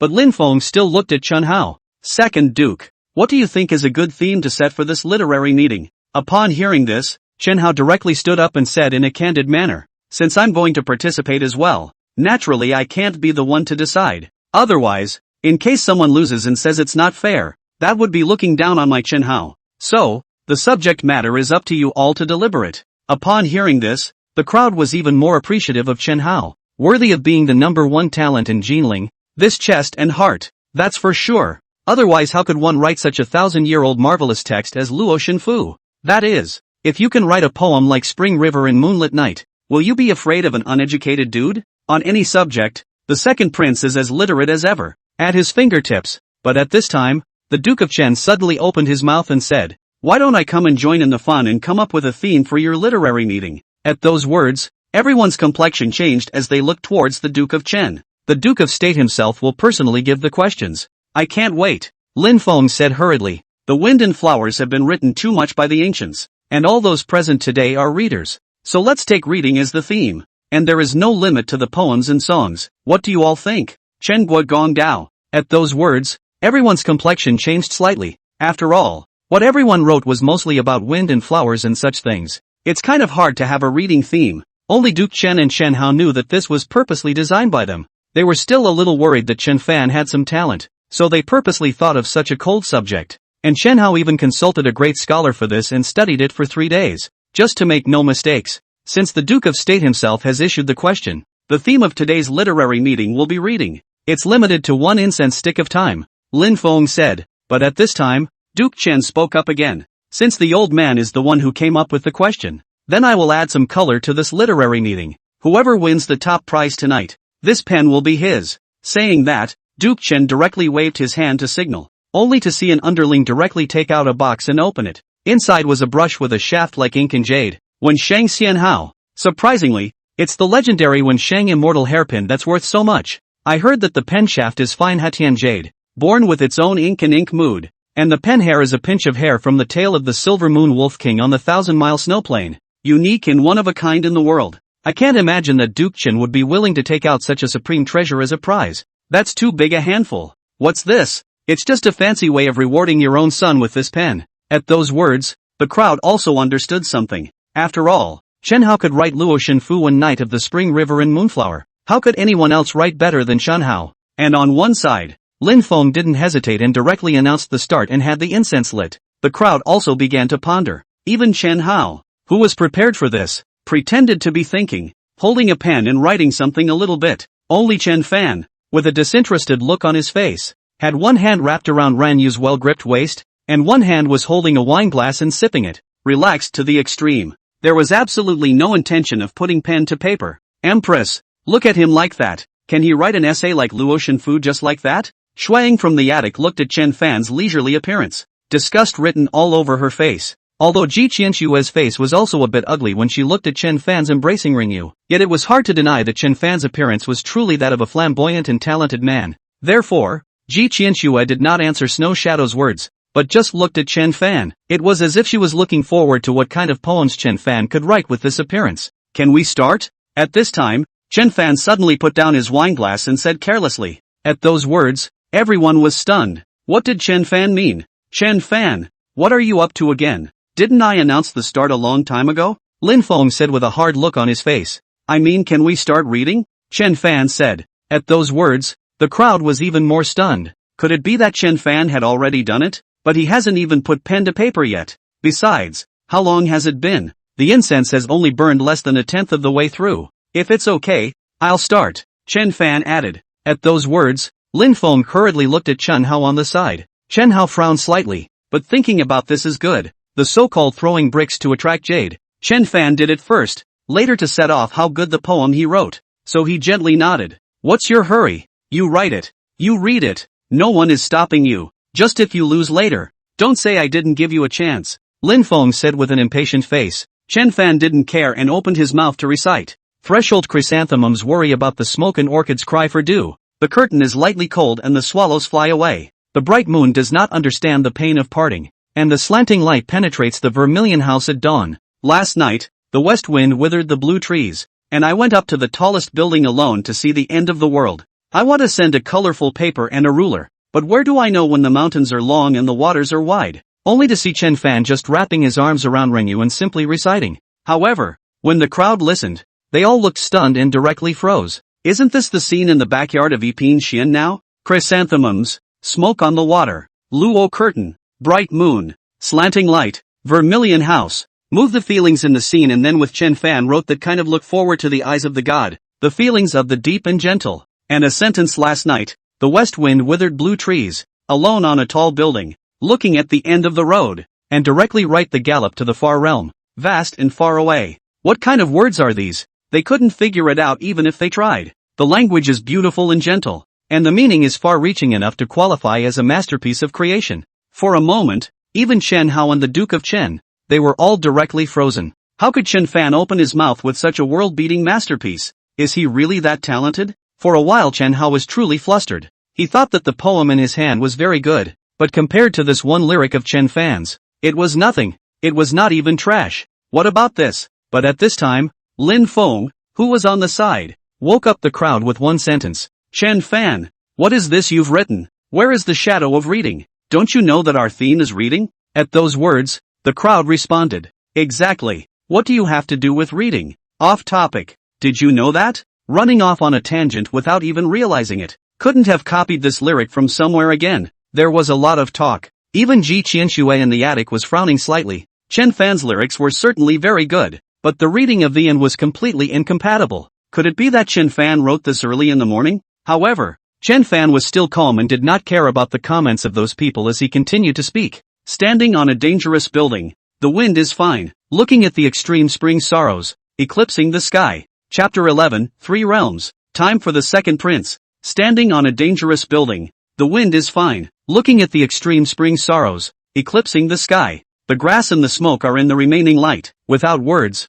who will be able to see through the appendage? I'm going to get drunk, to whine and sing. Strong music is still tasteless. I'm not sorry that my clothes are getting whiter and whiter. 4E, I've been pining for you. Chen Fan just read like no one else, but the crowd listened, but they all froze directly. How did Chen Fan do another song? And, again, so good that they couldn't even evaluate it for a moment, and so good that it wasn't theirs to evaluate. Chen Hao, Chen Guigong and the others were even more gloomy and ugly. They also knew how well Chen Fan had done with these two lyrics, not to mention Chen Hao. Even everyone present was not on the same level as Chen Fan, but even if Chen Fan made one song, now he made another one. Is he really that talented? Still, it's a good thing they didn't read a theme about reading into the lyric. Lin Feng also spoke directly. Chen Fan, what are you writing obscene words and songs? But also the clothes and belts are not regrettable. Is to tell you to write a book. Did not tell you to write these obscene words and songs. At those words, everyone was speechless. Can this be considered a lewd song? Chen Fan, however, acted as if he hadn't heard it, picking up his cup and lightly betting a mouthful of wine before continuing. The east wind releases 1,000 flowers at night. The stars fall like rain. The BMW carving car filled the road with fragrance. The phoenix shao is moving. The jade pot light is turning. The fish and dragons are dancing all night long. Moths know willow gold strands, laughing with a dark scent to go. I've been looking for him for thousands of years. When I looked back, the man was there, beyond the lights. Listening, the crowd fell straight into silence. Even if those two songs just now were fine, I can't believe there's another one. Especially this last sentence. The crowd is looking for him, but when I look back, the person is in the lights. And what the kind of verse is this that a human being could write? But the only thing that was lacking was that Chen Fan still hadn't written about reading, which didn't match the theme of this literary meeting. Chen Fan, what are you showing off? Only to see Lin Feng directly say with a disdainful face, as if he was afraid that Chen Fan would continue again, he directly bullied his way forward. Do you think because you write more, that you win? The theme is reading. What's the use of writing as much as you can, when it has nothing to do with the subject? But Chen Fan was bland, sipping his own wine and said, is it reading? Is it useful to explain it to you? Do you understand? Hearing this, Lin Feng suddenly choked a bit. Why can't I understand? You said you have this last lyric. Where are the traces of reading? But Chen Fan still had a disdainful look on his face. Whether or not I wrote a book, those who understand naturally understand. If you don't understand, shut up. Don't make a fool of yourself, okay? Upon hearing this, everyone was puzzled. What did Chen Fan mean by this? He writes books? Where is it written? Thinking about it, one by one, all of them were reminiscing about the 3 lyrics of Chen Fan just now. But at this time, Ji Qianxue in the attic suddenly understood something and said with glowing eyes, I understand. At those words, the snow shadow on one side was even more puzzled. Empress, what did you understand? Understand the reading he wrote. High, it is really high. This insight, this realm, too high. Only Ji Qianxue said with a face of excitement. A pair of eyes even stopped on Chen Fan, completely unable to move away. It was as if he was completely overwhelmed by Chen Fan's literary talent. But when the snow shadow on one side saw this, she was even more puzzled. She admitted that each of Chen Fan's 3 lyrics was well written. All of them were good enough to be passed down through the ages. And even she herself liked them, feeling that there was some love and affection in them. But how is it about reading? How is that brilliant? She just couldn't understand it. But just then, a great scholar below suddenly clapped his hands and exclaimed, Hi, it's really high. At the sound of the voice, everyone looked towards that great scholar in unison, only to see that great scholar's excited face. I never imagined that Mr. Chen, at such a young age, would have such talent and such insights. I'm impressed. I'm impressed. At those words, the crowd was even more puzzled. Elder Lu, what do you mean by that? What do you see? A scholar was puzzled. I only saw Elder Lu with an excited look on his face saying, Chen Fan, Mr. Chen, this last lyric is extraordinary. It's extraordinary. It seems to be an ordinary 3 lyrics, but it directly expounds the threefold realm of reading and governing with 3 lyrics, which is really high. At those words, the crowd was even more puzzled. Where did the triple realm come from? Elder Lu. What triple realm? Elder Lu didn't sell the story and spoke directly. The first wait. Last night the west wind withered the blue tree. Alone on the tall building, looking at the end of the world. It means that to study and rule, first of all, we must have a persistent pursuit, to climb up and look far away, and to have a clear goal and direction. The second one is that one will not regret until one's clothes are wide, and one will not regret until one's body is thin and wide, and one will not regret until one's body is thin and wide. It means that to read and study, one must go through a lot of hard labor, waste sleep and food, and seek knowledge until one's clothes are thin and wide and one does not regret it. The third wait, the crowd to find him 1,000 degrees. Suddenly look back. That person is in the lights. The meaning is that to read and study, one must have the spirit of concentration, as if the pursuit of the next effort, naturally will be integrated. Discoveries and inventions. The realm progresses from level to level, and the attitude of reading is different, but only by moving to a higher realm can you experience the things of a higher realm. It's really great. I've been reading for so many years, but only today did I realize what reading is. Mr. Chen's great talent. I'm impressed. Only to see Elder Lu speaking, he directly bowed towards Chen Fan. Seeing this, Chen Fan was a bit surprised, but did not dare to be slow, and hurriedly got up to return the salute. Elder Lu is too kind. The kid is terrified. But when the crowd saw this, they were all dumbfounded. If they hadn't gone through this interpretation by Lu Lao, they wouldn't have been able to appreciate it at all. And after Lu Lao's interpretation, the crowd came to their senses. And only then were they shocked to realize that these 3 words of Chen Fan were so profound. Not only are the words well written, but there's such a trio of realms, not to mention Elder Lu, even they were genuinely impressed. This kind of talent, they could not catch up even if they were studying for 100 and 1,000 years. The most important thing is that these 3 words are still made by Chen Fan on the spot. Not even 1.5 incense sticks are used. For a while, even Chen Hao had sighs of relief written all over his face. How could this be compared? He was still thinking of throwing a brick to attract jade. But now, which poem of his was a piece of when compared to these 3 heirloom masterpieces of Chen Fan? How else can we compare? It's not even in the same league. It is no wonder that he could write such an ancient marvel as the Luo Shenfu. But Chen Hao's heart was the same as what the Duke of Chen was thinking in his heart at this time. Chen Fan used to be obviously an uneducated waste. How could he have such a good talent? How come I didn't realize it before? However, at this time, Chen Fan sat straight back down and once again swept Rinyu over, picking up his wine glass and lightly betting a mouthful of wine. Only then did he shift his gaze to Chen Hao on the side and faintly said, "Second prince, the incense will soon be burned out. I wonder how well the second prince's masterpiece has been completed. Can you recite it, so that we can see the masterpiece of the number one talent of Jinling?" Chapter 12, Oh, wasn't Luo Shenfu written by the second prince? For a moment, all the gazes of everyone on the scene were gathered on Chen Hao, but Chen Hao's face was already ugly and anxious to the extreme, and his face even had bean-sized beads of sweat rolling down. Chen Fan had already made 3 heirloom masterpieces, each of which was so exquisite that even someone who had never read a book would feel good when listening to them. As for his one song, although it was something, it was not comparable at all to these 3 songs of Chen Fan. He didn't even dare to take it out. It only felt like taking it out would only embarrass him more. Moreover, he didn't have the literary talent to compose poems on the spot like Chen Fan. What to do? Now that so many people are watching, what should we do? Chen Hao suddenly panicked a bit and subconsciously looked towards the Chen Guigong to the side. But Duke Chen's face had also long since been written with a shadowy and unsightly color. From the moment Chen Fan wrote his first lyric, he knew that Chen Hao was more than likely going to lose. After Elder Lu personally interpreted it, he knew that there was no chance for Chen Hao to turn the tables at all. With Chen Hao's talent, even if he thought about it, he couldn't think of any better poems than these 3 words of Chen Fan. What? Has the second prince's poem not been written yet? Only to see Chen Fan deliberately speak again. It's alright. Second prince doesn't need to be in a hurry. A good meal isn't afraid of being late. We can give second prince a little more time. At those words, Chen Hao's face became even more ugly.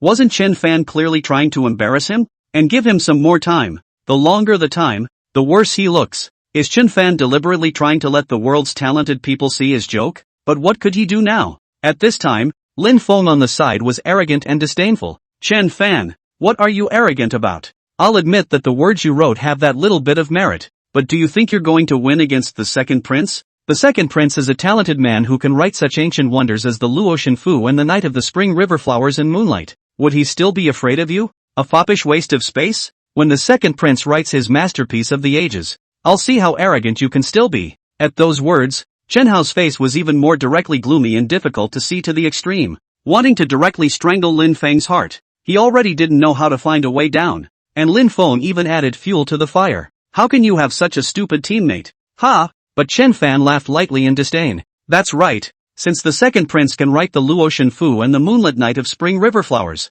isn't it casual to write a poem? By the way, since the Luo Shenfu was written by the second prince, I wonder if the second prince might answer a few questions for me. At those words, Chen Hao's expression suddenly changed. What did Chen Fan mean? What's he trying to do again? But Chen Fan didn't wait for Chen Hao to respond, so he directly spoke. Dare I ask the second prince, who is the Feng Yi mentioned in the Luo Shenfu? What does gourd mean? And what does screened cataract mean? What's a mandarin fish? Upon hearing this, all of the people's expressions suddenly changed, and they all looked at Chen Hao with a puzzled expression. After all, these few questions asked by Chen Fan were the same problems they encountered when they read the Luo Shenfu, and they don't know what it means, much less recognize who Feng Yi is? But Chen Hao was looking at this with an ugly face. This was also something he didn't know, and now that Chen Fan had asked it so suddenly, how was he to answer? But he has already said that he wrote this Luo Shenfu. If he doesn't even know about it, then what is it? Feng Yi is one of the people I've faked out. A gourd is a kind of melon, a screen cataract is a kind of screen, and an amphioxus is naturally a kind of fish. Only Chen Hao opened his mouth with a hard look on his face. Ha! But Chen Fan smiled disdainfully at his words. Feng Yi sounds the drums and Niuhua clears the song. Doesn't the second prince think that Feng Yi should be a goddess like Niuhua? And according to northern niche mythology, Feng Yi is the river bow. There is also a cloud that says, Hebo governs the zephyr, and Ping Fei governs the wind. So Ping Fei is the god of the wind. I only saw Chen Fan speaking, and then added, sighing at the unmatchedness of Lagenaria. I sing of the solitude of the Altair. Lagenaria is the name of a star, also known as the heavenly rooster, east of the river drum star. There is a fugue that says, sigh for the Lagenaria's mismatchlessness, and grieve for the weaving maiden's solitude. Here is some reference. As for the Aramis, it's really a fish, just not an ordinary one, born with bird wings to fly. But how is it all different from what the second prince said? What's going on here? Was Luo Shenfu really written by the second prince? At those words, everyone was surprised. Obviously, it was the explanation given by Chen Fan that was considered to be justified and canonical. As for what Chen Hao said, what melons, screens, substituting in Luo Shenfu reasonable? If Luo Shenfu was really written by Chen Hao, could he give this explanation? And Chen Fan also knows the illusion source. Wasn't it obvious that this Luo Shenfu was written by Chen Fan? How else would Chen Fan know these niche illusions that even they, the scholars, did not know? For a moment, even Lin Feng understood something, and Chen Hao's face was even harder to see. He really didn't know what to say. Poetry can't be written. Explanations can't be given. What do you want him to do? Instead, the crowd began to whisper. I'm just saying, if Luo Shenfu and Spring River Flower and Moonlit Night were really written by Chen Hao, then why are these two essays the only ones in that anthology of his that are readable? That's right, if he can write the Fugue of the God of Luo and the Moonlit Night of Spring River Flowers, how come he can't come up with a single poem now? It turns out that the person who really plagiarized was Chen Hao, but he even shamelessly said that someone else, Chen Fan, copied him. Although Chen Fan is a playboy, who dares to say anything about his talent, with just a few words, it's 3 world-beating masterpieces, so how could he bother to copy them? And purposely making such a literary meeting to try to humiliate the other Chen Fan. Don't you know how many pounds you have? Being touted twice. Do you really think you're a genius who can write the Luo Shenfu? Ridiculous. Listening to the crowd's comments, Chen Hao was even more desperate and ugly. How else could he sophistically defend himself? Bang! But right at this moment, a loud bang suddenly came, only to see the Duke of Chen on one side suddenly slap on top of the table. Rebellious son! How could I have given birth to such a despicable and shameless villain like you? At those words, everyone looked towards the Duke of Chen in unison, only to see the Duke of Chen with an angry face, pointing at Chen Hao. He directly rebuked, even if you are not as skilled as others, how dare you say that other people's essays are plagiarized from yours? Who taught you that? Since you were a child, my husband has taught you to be down to earth, and even more so to do articles and studies. But you surprisingly, how dare you? You've disgraced my state house. At these words, all the people's color changed. Chen Hao was even more somewhat flustered, and hurriedly said, Father. But before Chen Hao could finish his words, the Duke of Chen directly rebuked angrily. Shut up, don't call me father. As a scholar, how dare you call me father when you can do such despicable and shameless things?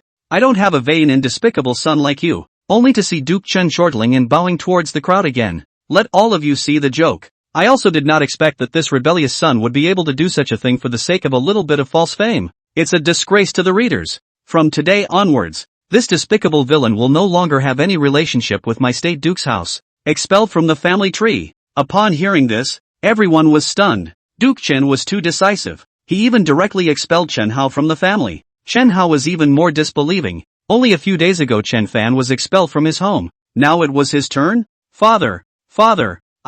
Chen Hao still wanted to say something, but Duke Chen was afraid that Chen Hao would rip him out, and directly rebuked. Come on people, throw this scumbag out, don't let me see him again. Upon hearing this, a waiter directly stepped forward and walked away with Chen Hao on his arm, not giving Chen Hao a single chance. When the crowd saw this, they were even more afraid to say anything. Only Chen Fan had a calm face. He had seen the methods of the Duke of Chen long ago. Only looking at Lin Feng with a bland face, he said, Young Master Lin, in that case, this literary meeting is considered a win for me. Chapter 13, Does the Empress have any regrets in her heart when she withdraws from her marriage? Lin Feng really didn't expect it to be like this. Chen Hao was surprisingly plagiarized, but Chen Hao clearly told him that it was his own writing and told him to put 1,000,000 hearts. He then believed Chen Hao, but he did not expect that Chen Hao's talent could not even make a poem in front of Chen Fan. And it's been picked up as plagiarized. What does that make him? That's 1,000,000 taels. Lin Feng had a helpless look on his face and could only look at Lin Sanqian on the side.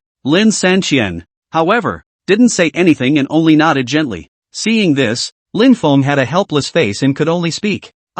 It's you who won. Chen Fan sniffed and didn't care as he directly stood up. Xiao Ku Xiao Ai, collect the silver ticket. Xiao Ku and Xiao Ai, the two little girls, did not hesitate, and directly went forward to collect the 1,000,000 taels of silver tickets, then picked up the pen that Duke Chen had taken out for the lottery, and opened her mouth again. Young master, where is this pen? Seeing this, before Chen Fan could speak, Duke Chen looked at Chen Fan and said, Lao San, you won. This pen will be considered as a reward for you from my father, and I hope you will take it up again in the future. But before Duke Chen finished his words, Chen Fan said with a cool face, Don't you know what kind of person your young master is? A playboy trash. Worthy of such a good pen? Throw it away. And remember to wash your hands when you get home. Or no dinner. Upon hearing this, not to mention the Duke of Chen, even the people present all had a change of color? That was a valuable when Shang Xian Hao. Chen Fan even said that he threw it away. What's the point of telling Coco to go back and wash her hands?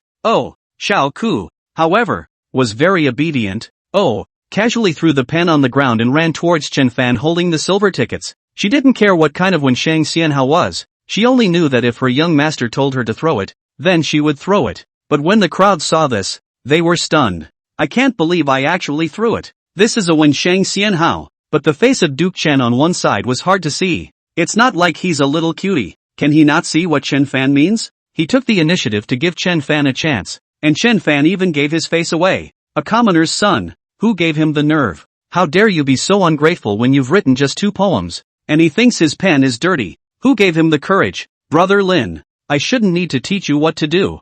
Duke Chen directly whispered to Lin Sanqian beside him. Is it possible to kill? Lin Sanqian whispered. May. Duke Chen said with a gloomy face, but Chen Fan on the side looked as if nothing had happened. Wrapping his arms around Renyu and taking the 2 little girls with him, he turned around and left. However, at this time, Snow Shadow suddenly appeared in front of Chen Fan. Mr. Chen, my son has an invitation. Seeing this, everyone was puzzled, including Chen Fan himself. Your son? Yes, my family's son appreciates Mr. Chen's talent and has invited Mr. Chen upstairs for a meeting. Please enjoy your time. Snow Shadow said respectfully. Chen Fan, however, frowned slightly. He knew all the gentry of this Jinling city. If he was a gentry of Jinling city, he would never have invited him to have a chat in this way, especially since it was still the case that he had just refuted the Duke of Chen's face. No one would risk offending the Duke of Chen by befriending him. However, the male son in this woman's mouth had no qualms about coming directly to invite him, which made Chen Fan a little curious. Please lead the way, Chen Fan said. And then he put his arm around Renyu to follow the Snow Shadow. But Snow Shadow didn't move, but looked at the 3 people beside Chen Fan. I apologize. My son said that he would only see Mr. Chen alone. So they, but don't worry, Mr. Chen. I have already prepared elegant rooms for the 3 of them. Hearing this, Chen Fan was even more puzzled, but seeing Snow Shadow's attitude, there shouldn't be any problems. Ran Yu, take Xiao Ai over there and wait for me. After saying that, he directly followed Snow Shadow and left. However, when the people present saw this, they were all puzzled, not understanding what kind of person it was that even the Duke of Chen did not put his eyes on him and openly invited Chen Fan. Duke Chen's face was also hard to see. Brother Lin, remember what I said, do whatever it takes. I don't want to see him again. After saying that, Duke Chen directly flung his sleeves and left. Chen Fan was also led by Snow Shadow to the top of the attic. In the attic, Ji Qianxue dressed as a man, sitting before a tea table,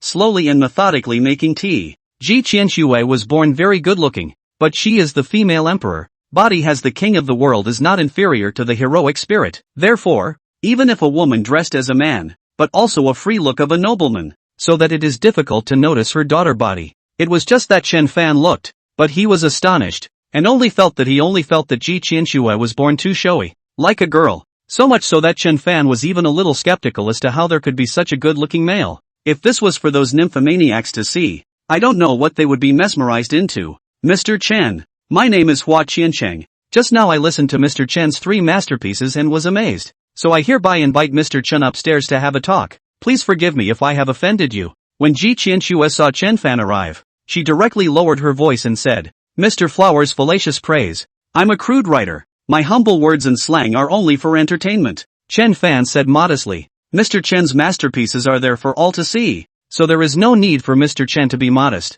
Please sit down. Ji Qianxue waved her hand towards Chen Fan. Chen Fan also sat directly across from Ji Qianxue without any politeness. Mr. Flower looks unfamiliar. I wonder where Mr. Flower is from. Chen Fan was curious. People from the capital. Lonely in the fall. So I traveled around to play in the mountains. It just so happened that Mr. Chen participated in the literary meeting and was amazingly talented. So I wanted to get acquainted and make a friend with Mr. Chen. Mr. Chen won't mind. Ji Qianxue poured a cup of tea for Chen Fan and said, Mr. Flower is overstating things. It's just that doesn't Mr. Flower know about my situation? Chen Fan said. Please speak. Mr. Chen. Ji Qianxue said. I was originally the 3rd young master of the Duke of Chen's residence, which was expelled from the family. And just now I refuted the Duke of Chen's face in public. Everyone is shunning me, but Duke Hua wants to make friends with me. Are you not afraid of offending the Duke of State's house? Chen Fan said. What's the point? If because of this I wouldn't dare to befriend Duke Chen, then what qualifications would I have to befriend Duke Chen? And since Duke Chen knows that it's not good to refute Duke Chen's face, he still refutes it. So what am I, an outsider, afraid of? just seeing Ji Qianxue speaking carelessly. She deliberately said again, on the contrary, if Mr. Chen is so talented, which is rare in the ancient and modern times, how could he be expelled by the Duke of State? It seems that Mr. Flower has really only just arrived in Jinling City. Who in the entire Jinling City doesn't know that I was expelled from my family because I was too much of a playboy and was withdrawn from the marriage by the current female emperor? Chen Fan said. Retired by the empress? Ji Qianxue pretended to be puzzled and added, Mr. Chen is talented, has a good demeanor, and is humble and courteous, so I am sorry that I really cannot see where Mr. Chen is being a fop. Ha! Chen Fan smiled frankly at his words. Mr. Flower is too kind. All of Jinling knows about my playboy, but it's all in the past. Let's not mention it. As the saying goes, the sordidness of the past is not enough to boast about, but the debauchery of today has no end in mind. Free and unchecked. How wonderful. Good poem. Good poem. Ji Qianxue was a bit surprised. It seems that Chen Gongzi is really a spontaneous and free-spirited person. If it is someone else, cannot let go of the glory and wealth of the Chengui Gongfu. I just don't know if Mr. Chen has any regrets in his heart after being withdrawn from the marriage by the Empress. Chapter 14, Assassination at Night. Ji Qianxue really wanted to know, would Chen Fan have any regrets about being cut off from a chance to soar to the top by her withdrawal? After all, being able to marry the Empress was something that many people would never even dare to think about. Chen Fan, however, smiled lightly with a bashful face. What's there to regret? A man can't afford not to have a wife. If you can't see it, you can't see it. People always have to live the life they want. Besides, who knows what the future will be like? And who knows if I will, in the future, see the flowers of Chang'an in a single day. At those words, not to mention Ji Qianxue, even the snow shadow on one side looked stunned. A good one. The spring breeze and the horse's hooves are fast. One day to see all the flowers of Chang'an. Combined with the line just now, the former sordidness is not enough to boast about, but the present debauchery is endless. Isn't it a complete poem? Exit. It's a talent that can be described as horrible as hell, and there is no doubt that this poem will surely be passed down through the ages. Only, based on this one poem of Chen Fan's alone, she understood that Chen Fan had no regrets at all, not even a little. However, there is no way out. People Chen Fan does not know her. Back off, just back off. In Chen Fan's bold and unrestrained, what is the impact? I admire Mr. Chen's great talent. A little bit of time passed. Ji Qianxue and Chen Fan talked for a long time. Ji Qianxue was very chatty and well-spoken, and it was comfortable to talk to her. And Chen Fan came to this world, has never met such a chatty person, do not realize that they will be chatting some rise, mountains and rivers, geography, human customs, astronomy and astrology. Actually forgot the time for a moment, and when he came back to his senses, it was already late at night and early in the morning. Chen Fan also finally bid farewell to Ji Qianxue and took Rinyu and the two maids towards his mansion. Of course, Ji Qianxue was also very interested. As an empress, she was in a high position of power, and no one had ever been able to chat with her so freely. So much so that when Chen Fan left, she was still a bit unfulfilled, but in his heart, he inevitably had some regrets. If she didn't withdraw from Chen Fan, it would be excellent to marry a talented man like Chen Fan. If I had known, I should have come to Jinling earlier. If he had come earlier, he would have known earlier what kind of person Chen Fan's was, and naturally there would not have been a withdrawal. Only, she still failed to know why Chen Fan used to be a dude, obviously so good. Empress, it's getting late, you should go to bed. At this time, Snow Shadow came to Ji Qianxue's side and said softly, nothing. Ji Qianxue gave a simple response, but then suddenly thought of something. Her complexion suddenly changed. Right, the Duke of Chen was refuted by Chen Fan in public tonight. With the Duke of Chen's vindictive character, he will definitely not let Chen Fan go. And there are also millions of silver bills from the Lin family on his body. The Lin family will definitely not let him go as well. So quickly follow him up and make sure to protect Chen Fan. Don't let anything happen to him.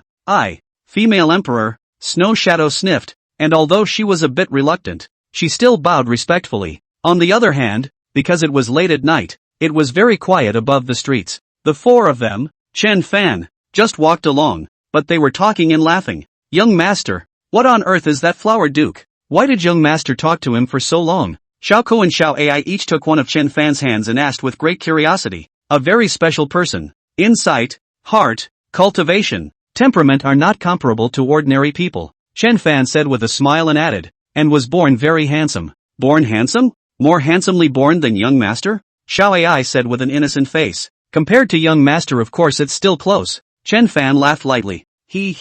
I knew it. Our young master is the best looking in the world. Xiao Ai laughed. At those words, Run Yu on the side was speechless. Xiao AI, you're too confident. Don't you know that your young master is stinking? Where am I stinking beautiful? Am I not the most beautiful man in the world? Chen Fan said. At those words, Run Yu was even more speechless, but she still delicately said, yes, you are the most beautiful man in the world. There would be no one more handsome than you. It was meant to be. Young master is the best looking. Xiao AI followed suit. A few people were laughing and walking, but the snow shadow hiding in the dark is speechless to the extreme. On Chen Fan, this can also be considered the world's first beautiful man? Shameless. However, not long after Chen Fan's few people walked out of the city, the road in front of them was suddenly blocked by a man in black, only to see the man in black dressed in black finery, with a black bucket hat on his head and a long sword in his arms, just standing in the center of the road. Seeing this, Chen Fan hurriedly protected Xiao AI and the girls behind him.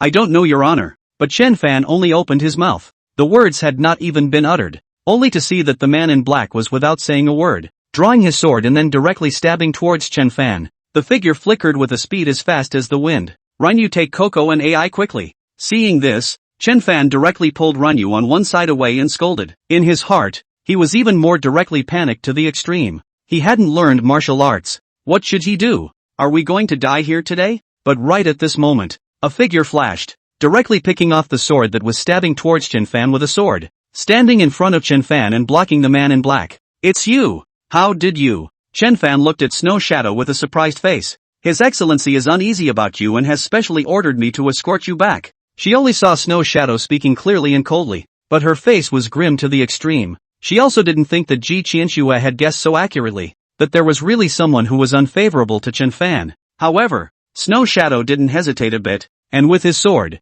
he went straight towards that man in black to kill him. In an instant, the two were directly entangled together, prancing and dodging, sword shadows flying, intense to the extreme. It was the first time Chen Fan had seen such a real fight scene. It was like the martial arts masters in the TV series, with the light of the sword and the sword chi, terrifying as it was. Moreover, the two of them actually had a feeling of being evenly matched, so the battle was very intense. Cold light sword intent. Your cold frost. Suddenly, Snow Shadow withdrew his body and said with a surprised face. That black-clothed man listened and obviously froze for a moment, but the next second he became even more severe and ferocious towards Snow Shadow to kill. But this time Snow Shadow looked a bit disdainful. Unconscionable. Only to see the Snow Shadow said clearly and coldly. But the next second, the figure suddenly flashed, as if in an instant even the aura of the body had become much stronger, and went straight towards that black-robed man. The two instantly entangled together again, sword shadows flying, intense and abnormal. But all of a sudden, he only saw that the body of the man in black suddenly flew out backwards and smashed on the ground. A bright red bloodstain surfaced in front of his body, and blood continued to ooze out. In the next second, Snow Shadow's figure appeared directly in front of that black-robed man, and the long sword in his hand was also directly pointing above that black-robed man's neck. However, when Chen Fan saw this, he hurriedly shouted, "Don't kill her!" Upon hearing this, Snow Shadow's complexion suddenly changed as she looked at Chen Fan. What do you mean? But Chen Fan had other thoughts in his mind. Tonight's assassination made him realize one thing. He needed to have a martial arts expert like Snow Shadow by his side. Not only can they protect him, but they can also protect Coco and AI and the others. Otherwise, it's too dangerous for trees. This isn't the 21st century, after all. However, Chen Fan did not answer Snow Shadow's words either, but instead went straight forward and looked at the man in black. Who sent you? But before the man in black could reply, suddenly a stream of arrows shot directly towards Chen Fan. There's an ambush. Snow Shadow's complexion suddenly changed, and she hurriedly blocked in front of Chen Fan, drawing her sword to knock that arrow away. But just at this moment, an arrow unexpectedly went directly towards the black-clothed man on the ground. Chen Fan saw this and hurriedly scolded, "Be careful!" But the next second Chen Fan directly pounced down and shielded the man in black underneath him, blocking the arrow. Chapter 15, A Promise in Kind. Be my daughter-in-law. Chen Fan, young master, husband. Looking at Chen Fan's back being hit by an arrow, all the people suddenly changed in color and headed towards Chen Fan. The man in black looked at Chen Fan, but he was even more stunned and unbelieving. Chen Fan had actually blocked an arrow for her. Why? She was here to kill Chen Fan. Snow Shadow was even more unsightly and didn't dare to have any more reservations. With a wave of the long sword in his hand, an incomparable sword chi went directly towards the woods. All of a sudden, only a miserable scream was heard, and the arrows all stopped. Young master, are you alright? Young master. And at this time, Xiao Ai also came to Chen Fan's body. and worry was written all over one's face. No, it's fine, Chen Fan grimaced and said, but the pain from the injury in his back, drilling and piercing his bones. He hadn't practiced martial arts. He was just an ordinary person. It was really painful. What nothing? You guys hurry up and help him back. Snow Shadow chided. Take her with you. Don't kill her, Chen Fan said in a hurry. Chen Fan, are you crazy? Take her with you. She almost killed you just now. Shui Ying directly chided. Forget about it for now. Take her back first, or those people won't let her go, Chen Fan said. Upon hearing that, the black-clothed man was even more puzzled. Chen Fan didn't kill her even if it was enough, helping her block that arrow even if it was enough, and now he was even thinking of bringing her back with him. Why? But Chen Fan had said so, and Snow Shadow had no choice but to assist the severely injured black-clothed man with Ringyu towards the courtyard. Fortunately, the arrow was shot sideways into Chen Fan's back and did not injure his internal organs, but the hall was still filled with Chen Fan's ghostly screams, so much so that Snow Shadow was a bit speechless. Chen Fan, you're a big man. What are you howling for? Does it hurt that much? The arrow didn't hit you. Of course you don't feel any pain. Can you lighten up? Chen Fan said unconvincingly. Me? If you hadn't blocked the sword for her, could you have gotten hurt? I only saw Snow Shadow speak in a bad mood and added, keep your voice down for me. Screaming makes my brain hurt. Look at others. Are they not as hurt as you? Did they scream? Saying that, Snow Shadow even directly stuffed a towel into Chen Fan's mouth, and without doing anything, directly pulled out the sword behind Chen Fan's back. At that instant, the veins on top of Chen Fan's forehead bulged, and his teeth clenched as if he wanted to directly bite the towel off. Only after a while did this plop down with a feeble face, and dropped his gaze on the man in black. At this time, the black-clothed person's head's bucket hat had already been removed, revealing the face that was as white as snow, yet as beautiful as a country's. Is really born very good looking, just eyebrows and eyes seem to carry 10,000 years of frost in general. Give a person a very cold feeling. Moreover, was really able to endure, even if a wound was cut out in front of her body by the Snow Shadow. Even if Xiao Kuxiao AI was giving her medicine at this moment, her face still didn't change at all, like it's not afraid of pain. The man in black also saw Chen Fan's gaze and did not avoid it, directly saying, why did you save me? Because you were born pretty. Only Chen Fan smiled faintly and said, at those words, not to mention the man in black, even the Snow Shadow Mercy Moon girls were speechless. Although they admitted that the man in black was indeed born very good looking, but when Chen Fan saved her just now, he didn't even see the person's face under the bucket hat, so how was it because it was good looking? But to Chen Fan now, it seemed that it was because of being born good looking. At first, he still wanted to find someone to protect him, and this woman had good strength, so if he could take her in, she would be a good candidate. But now, looking at the girl's face that was so beautiful, looking at the high and cold chill that flowed between the girl's brows, the mind then had other ideas. It sure would be nice to stay as a daughter-in-law. However, when the man in black listened to Chen Fan's words, he really didn't know what to say for a while, especially looking at Chen Fan's sunny and sincere smile. By the way, I just heard Snow Shadow say that your name is Leng Cold Frost. Is Cold Frost your name? Chen Fan added. Yes, Leng Hansuong said in a clear and cold manner. It's really nice. It's just a little too cold. How about this? I'll give you a warmer name. How about Little Nuan? Chen Fan said. At those words, the crowd was even more speechless. People had come to kill him, and even if he had saved them without regard for their safety, now he even wanted to help them get a name. Are you sick? What exactly do you want to do? Leng Hanfeng said with a tight frown. It's nothing. It's just love at first sight. Love at first sight for you. Want you to be my daughter-in-law, Chen Fan said. At those words, the crowd was even more stunned, including Coco and AI, including Ring Yu. What does Chen Fan mean? It's only the first time we've met, and they're still here to kill him, but he wants them to marry her. What the hell is going on in his head? And Lang Hanfeng was even more dumbfounded, as if she couldn't believe what she was hearing. Chen Fan actually said he fell in love with her at first sight, wanted to marry her. What's the situation? However, Chen Fan still looked at Leng Hanfeng with a smile on his face and said, I know, it's too abrupt to say this, you definitely won't believe me, but I really mean it, otherwise what would I save you for? At those words, Leng Hanfeng frowned even more, although she didn't believe it. After all, how could someone like someone who wanted to kill them? But Chen Fan's eyes, the light in those eyes didn't seem like a lie. Do you realize that I'm here to kill you? Cold Frost said. You didn't know me before, and neither did I. If Lin Sanqian hadn't asked you to kill me, why would you kill me when you have no grudge against me? Chen Fan said. Upon hearing this, both Snow Shadow and Leng Hanfeng frowned suddenly. How did Chen Fan know that Lin Sanqian had sent Leng Hanfeng? How did you know it was Lin Sanqian? Snow Shadow said suspiciously.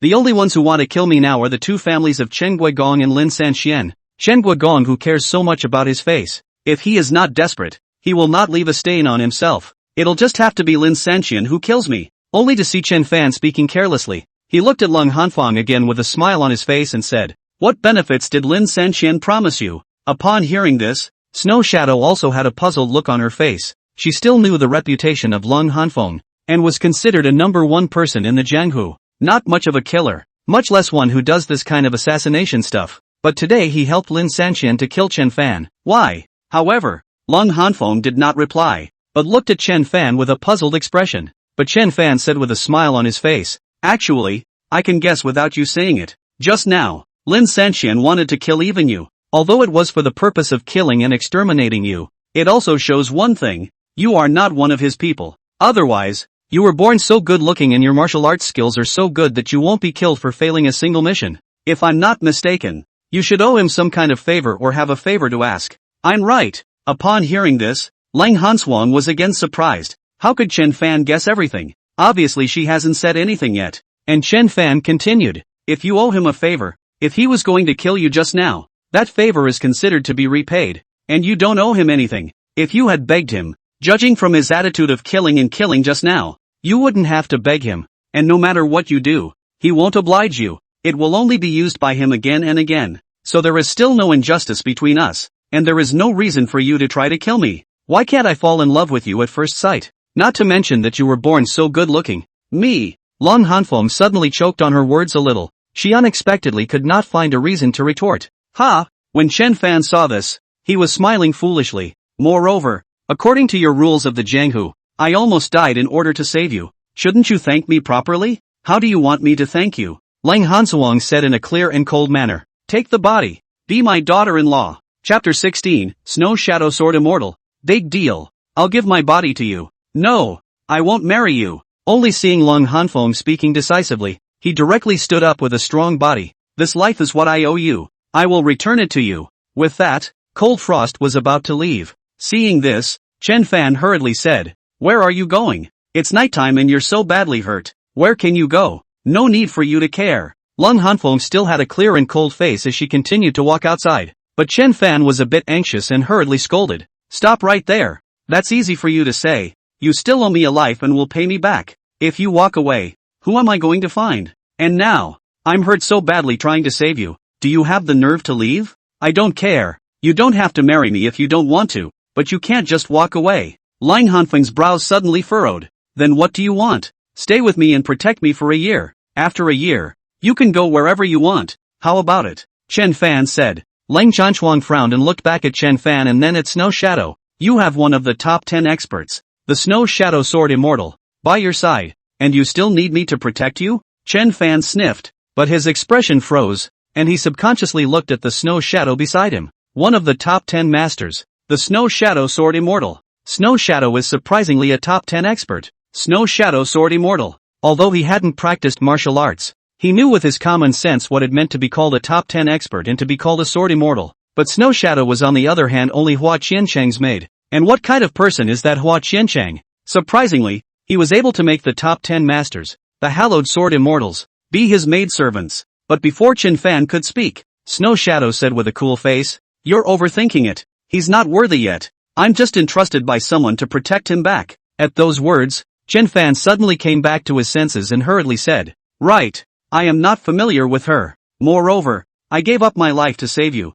yet I only asked you to protect me for just 1 year. It shouldn't be difficult." Lang Chanchuang frowned slightly and did not respond directly. Instead, she surveyed Snow Shadow and Chen Fan with a cool face, as if she was pondering something. There was a moment of silence before he spoke. "Good. For a period of 1 year. However, I will only protect you from harm and will never help you with anything, much less marry you." "Good. It's a deal. You can't go back on your word." Chen Fan hurriedly said. "I, Lang Hanswang, will not be able to follow up on my words," Lang Hanswang said in a clear and cold manner. "Just fine. Just fine." I only saw Chen Fan say with a smile on his face and looked at Xiao Xiao Ai on the side and said, "Take her down to rest. Take good care of her." "Yes, young master." The two little Lolitas didn't hesitate and responded, then went up to assist Lung Hanfeng to leave. However, Chen Fan looked at Snow Shadow to the side. Snow Shadow, has anyone ever said to you that you were actually born very good looking as well? With a face that is beautiful and magnificent.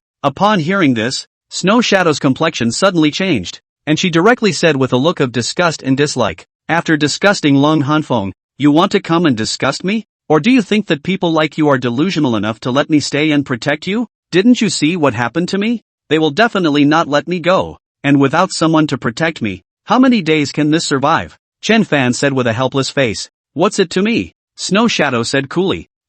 Chen Fan choked on his words a bit. Look, Shuaying, what conditions did the Flower Duke give you? How about I give you double? Big deal. I'll give my body to him. Get out. Only to see Snow Shadow directly chortle in disgust. Don't come and disgust me. But don't worry. During this period of time, I will have my son arrange for some people to protect you. And don't be ungrateful. Lang Hanswang is at the peak of the 9th realm. Her strength is not bad. When she recovers from her injuries, it will be more than enough to protect you. After saying that, Snow Shadow even didn't hesitate a bit, dropping a bottle of medicine, turning around and leaving, not giving Chen Fan the slightest chance. Chen Fan looked at Snow Shadow's back as she left, but a strange look passed between her eyebrows. 10 masters. Snow Shadow Sword Immortal. Such a character would be willing to be a man's maid. And what kind of person is Hua Qiancheng? But at this time, Run Yu was gentle and said, Husband, let me help you to rest. Yes. Chen Fan responded softly and stood up under Ren Yu's support, but realized that Ren Yu's face was somewhat unsightly. Ren Yu, what's wrong with you? Why does your face look a bit unhappy? Husband, I know I'm just a concubine and not qualified to say such things, but I know she was born pretty and has a good temperament, but after all, she's here to kill you. How can you even disregard your own life for someone who wants to kill you? What if something happens to you? Just as Ren Yu said that, a pair of my eyes directly invaded with tears. Behave yourself. It's not alright. Chen Fan softly comforted and added. Moreover, in this way, don't we have an expert to protect us? But, Ran Yu's tearful eyes didn't say anything after all. Okay, be good. I know what you're thinking. It won't be like this in the future. Quickly wipe your tears. My heart hurts. Chen Fan softly said. Husband, really don't do this in the future. I'm scared. Only to see Ren Yu wiping her tears while saying with a sobbing voice. Alright, there's no need to be afraid with my husband. Chen Fan softly comforted. Before changing the topic. Let's go. Don't forget. You promised me that if I win the top position in the literary meeting tonight, you will reward me properly. You can't cheat. At these words, Ran Yu's complexion suddenly changed. Husband, you are injured like this. Why are you still thinking about it? I don't care. I want to see how my little heart is going to reward me today. He. Chen Fan deliberately smiled cheaply and squeezed on Ran Yu's body as he said, Husband bad. Only to see Ren Yu's face suddenly turn a little red with shame. I'm not going to reward you unless your injuries are healed. It's not up to you. Only to see Chen Fan saying that, he directly wrapped his arms around Ren Yu's plump waist and headed towards his room. But that just made Ren Yu not worry so much. Not to mention that Ren Yu would feel scared. Even he himself was scared. Today he even thought he was going to die. The reason why he acted like he didn't care was just to reassure Ren Yu, Xiao Kershaw AI and the others. However, with his understanding of the Duke of Chen, the Duke of Chen was vindictive and narrow-minded, and would definitely not let him go. The Lin family would spare him even less, and having failed tonight, they certainly won't let that stop them. It's sure to follow, and they were all ordinary people with no hands to resist. Therefore, he had to strengthen the security force, and it had to be arranged as soon as possible. Otherwise who knows when the next assassination will come. And finding the average person does nothing but waste rice. But where should he look for those martial arts masters? And, even if he found it, how would he get those martial arts masters to do his bidding? What if we invite the wolf into the house?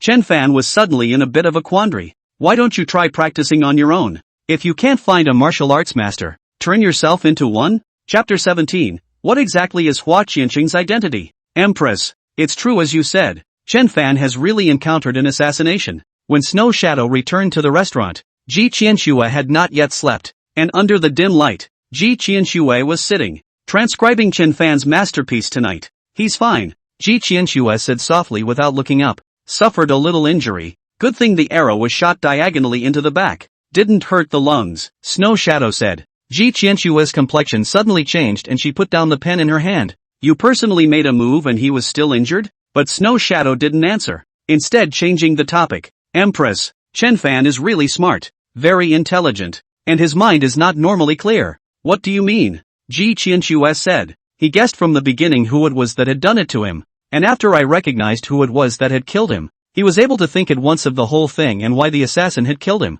He was even able to immediately understand his situation and look for an expert to protect him. And the reason why he was injured was that he used his body to block a sword for that killer. Snow Shadow said. Speak more clearly, Ji Qianxue said. Snow Shadow didn't hold back and spoke slowly about everything that happened tonight. Later, Chen Fan, in order to make Lang Hanfang stay and protect him, even directly asked Lang Hanfang to give her body to him. People Lang Hanshuang naturally did not want to, but he just rightly retreated and let Lang Hanshuang protect him for a year. Lang Hanshuang had no reason to refuse. The whole thing, as if from his encounter with the assassination, has begun to calculate, from saving Lang Hanshuang, to help Lang Hanshuang treatment, and then use words to break Lang Hanshuang's psychological defense. And finally in the use of Lang Hanshuang is not willing to marry him this matter, to retreat for progress, and directly accepted Lang Hanshuang, a ring and a drip. Listening to Shui Ying's words, Ji Qianshue's brows also slightly wrinkled. She originally thought that Chen Fan was just a good writer and knowledgeable,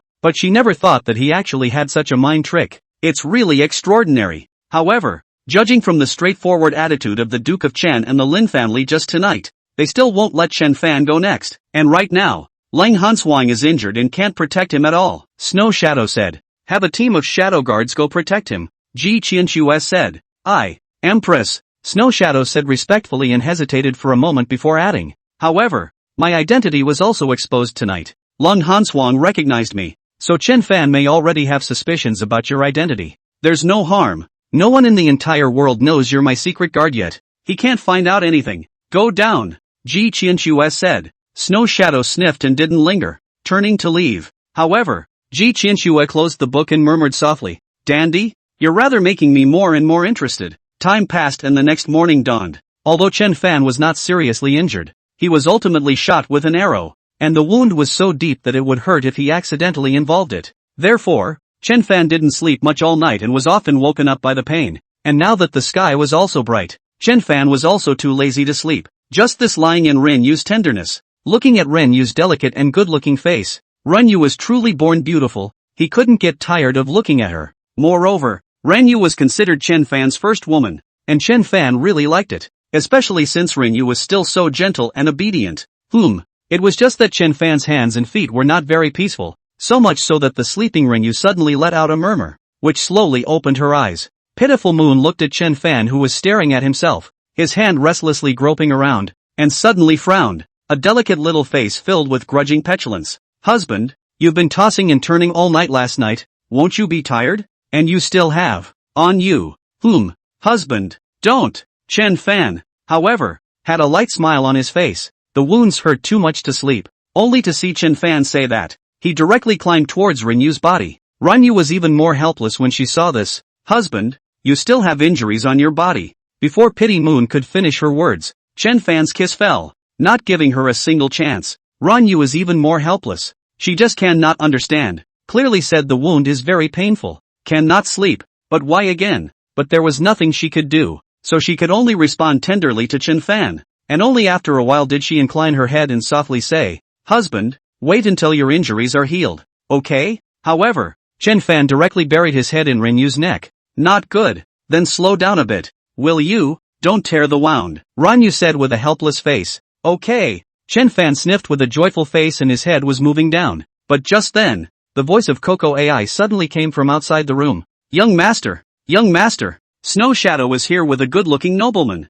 At those words, Chen Fan frowned slightly. A good-looking nobleman. Flower Chanchang? What are you doing here at this hour? Husband, there are guests coming. Ren Yu was the one who spoke up in a hurry. It's okay. Let him wait first, Chen Fan said. Husband, people are here. How can we keep them waiting? Let's get up first, okay? When the guests are gone, I'll follow you in everything, okay? Ren Yu said. Really? Rely on me for everything? Chen Fan's complexion changed slightly and lightly pinched Ren Yu's unknowable place, saying, really? Ren Yu pouted and gave Chen Fan a blank look and said, okay. Only then did Chen Fan move away from Ren Yu and got up to get out of bed. Ren Yu also didn't dare to hesitate, and hurriedly got out of bed to dress, and again gently and sagely helped Chen Fan dress and freshen up. Only, Chen Fan's hands were still very restless, but Ren Yu was used to it and could only let him fool around. When Chen Fan went out of the courtyard and came to the hall, they exchanged pleasantries and condolences. Only then did Chen Fan learn that Ji Qianxue was worried about his safety and security, personally brought a team of secret guards to protect Chen Fan.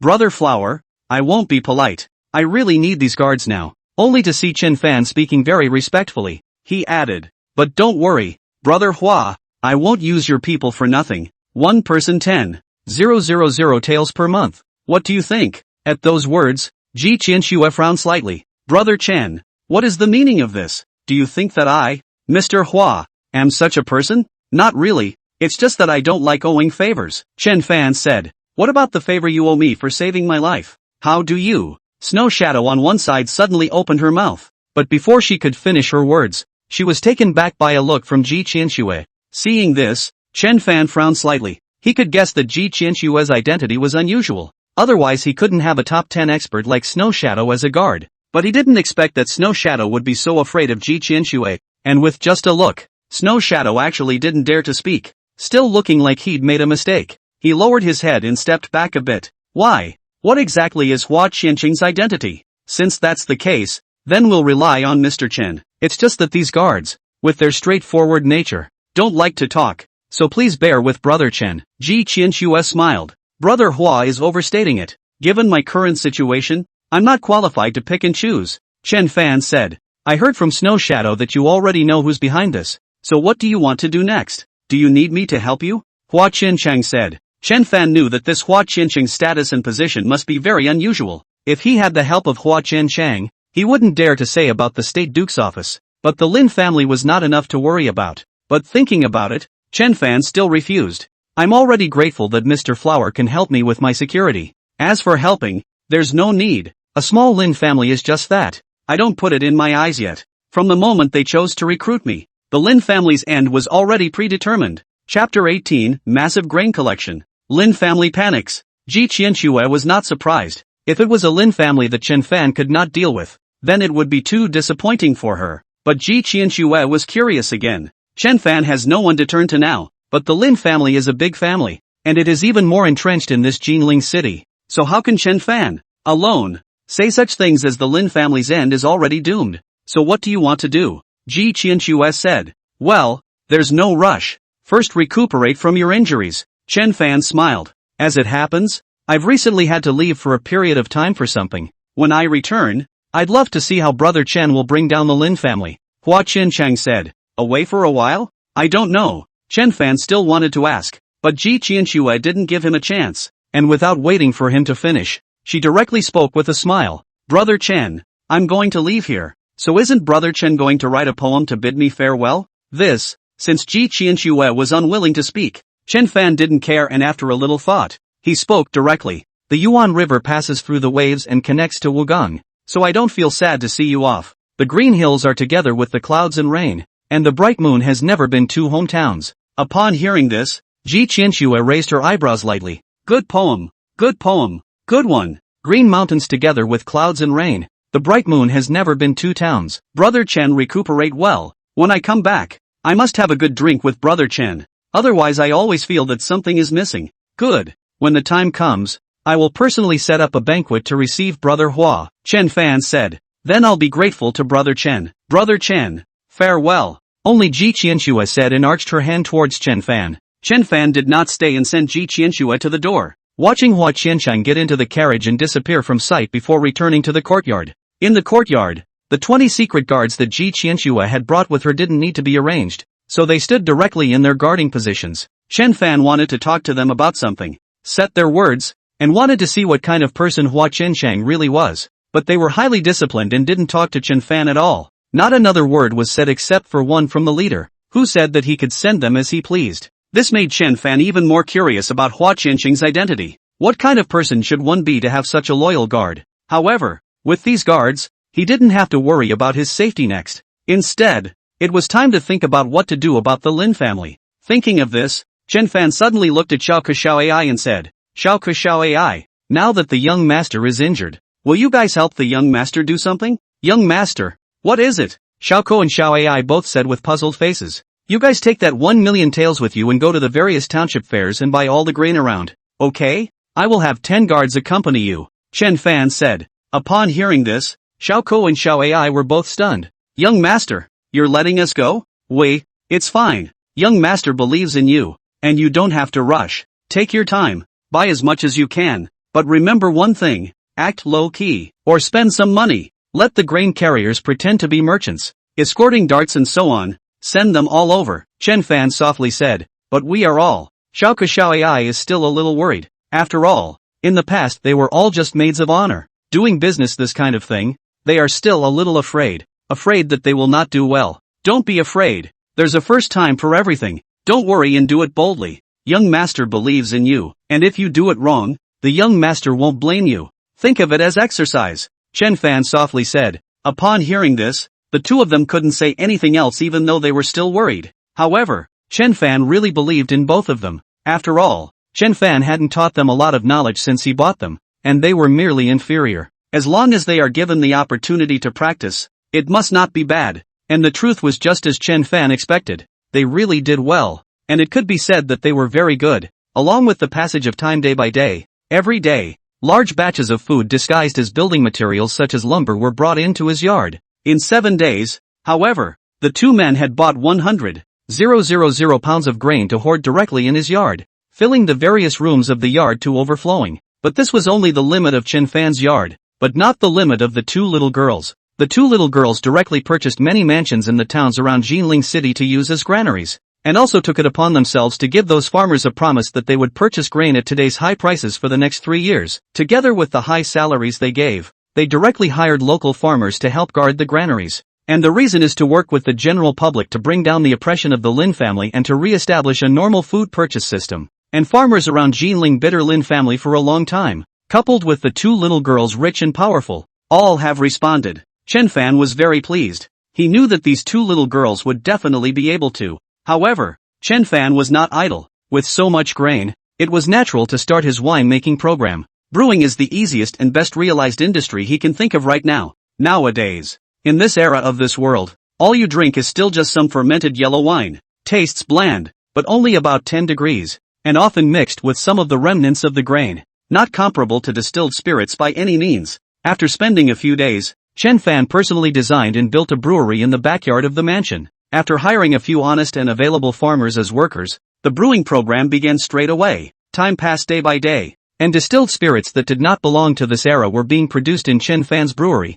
And because of the guards left behind by Ji Qianxue, Chen Fan hadn't met any more deadly dangers. However, at this moment, in the Lin family, Lin Sanqian had a gloomy and unsightly face. It had been a whole month, and they hadn't even killed Chen Fan yet. So much so that the Duke of Chen was getting a little impatient, chastising him over and over again as to why he couldn't even kill a dude. House master. Otherwise, it's better to let the Duke of State make his own move. Those guards around Chen Fan are too strong. Each one of them is at least a 7th or 8th realm expert. It's not something we can kill at all. In the past few days, in order to kill Chen Fan, almost all of the experts in our mansion have been killed or injured. The butler of the Lin mansion said with a helpless face, getting the Duke of State to make a move. Do you think that's possible? Lin Sanqian rebuked with a hard look on his face, but in his heart, he was very puzzled. Chen Fan, a mere dude who had been expelled from his family by the Duke of Chen. Where did he go to find so many experts? Moreover, surprisingly, even Ling Han Swang,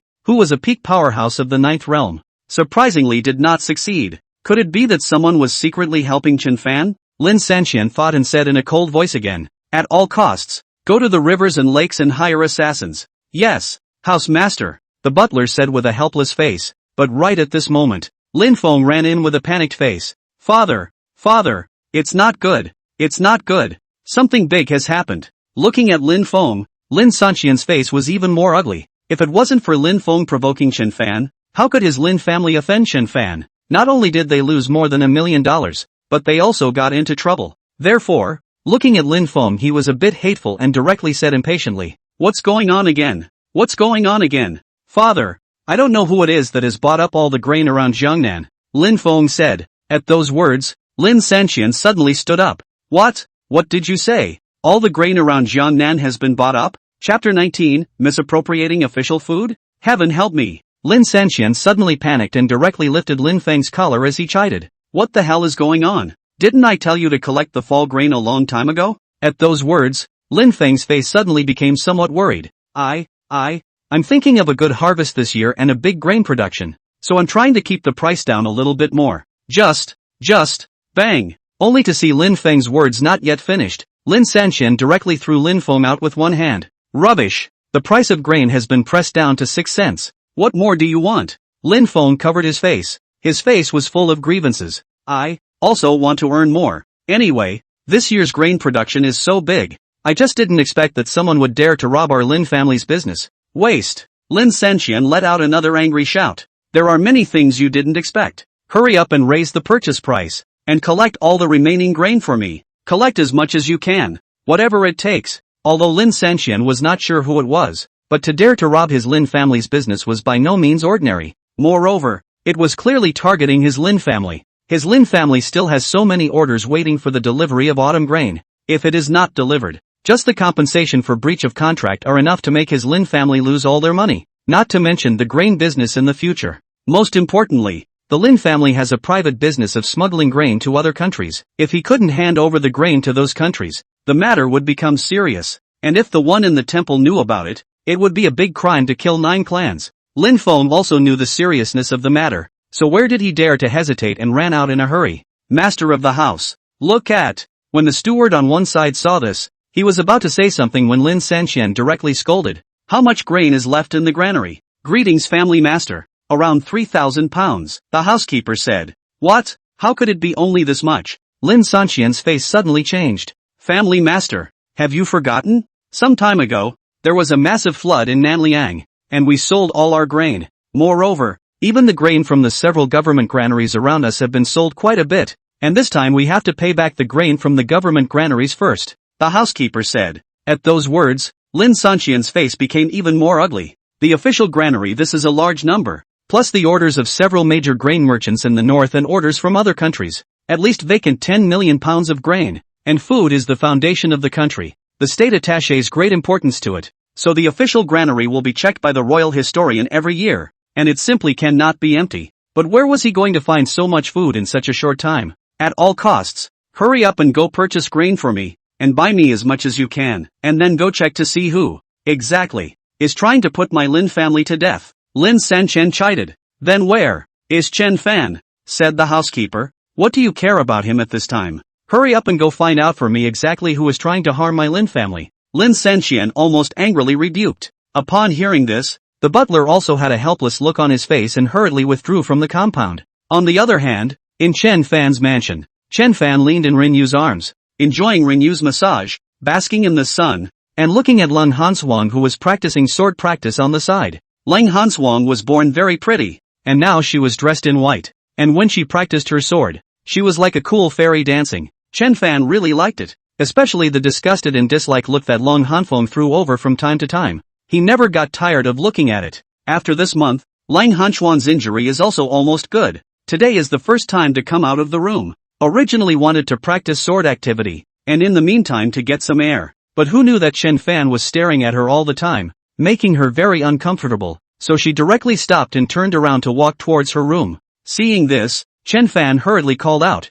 "Wait!" Upon hearing this, Leng Hanchuan's brows suddenly furrowed, and she looked at Chen Fan with a face of disgust and dislike, and did not say anything. "Are you healed?" Chen Fan straightened up and said with a smile of concern. "Yes," Leng Hansuang said in a clear and cold manner. "That's good." Chen Fan responded briefly and added, "However, since your injuries have healed, isn't it time to keep your promise and start protecting me?" "What do you mean?" Leng Hanfeng's brows suddenly furrowed. What did he mean by starting to protect him? "It's from now on. You're going to protect me every inch of the way. For a period of 1 year," Chen Fan said. "Not moving an inch?" Leng Hanfeng's brows furrowed. "Right, to protect me, naturally, I have to not move an inch. Otherwise what if someone puts a hidden arrow or sneaks up on me?" Chen Fan said. But when Leng Hanfeng sniffed, she had a hard look on her face. Not moving an inch? Then wouldn't she have to follow this rogue sex maniac around all the time? Seeing that Leng Frost was hesitant, Chen Fan deliberately said again, "The hallowed Lady Frost, you won't go back on your word. You." Leng Hanchuan's face was even more unsightly, but he still suppressed it. Leng Hanshuang, a promise is a promise. Said to protect you for a year. Just 1 year. Only Cold Frost spoke, but his eyes were filled with anger. But Chen Fan didn't care and smiled. "I told you, you were born so pretty. How could you go back on your word?" "Right, the name I gave you. Do you like it, little Nuan?" At those words, Lang Hanfeng was even more embarrassed. I have a name. No need for you to take it. I know. Isn't Little Nuan a nickname for you? Chen Fan said. I don't need a nickname either. Lang Hanfeng said with a clear and cold face. Oh. Chen Fan responded briefly, but then laughed directly. Little Nuan, you're tired from practicing the sword just now. Do you want to come over and drink a cup of juice? This is freshly squeezed. Oh. You. Lang Hanfeng was even more furious when she heard this. Did Chen Fan not understand her words? Ko really didn't want to dwell on nonsense with Chen Fan and directly said in a cold voice,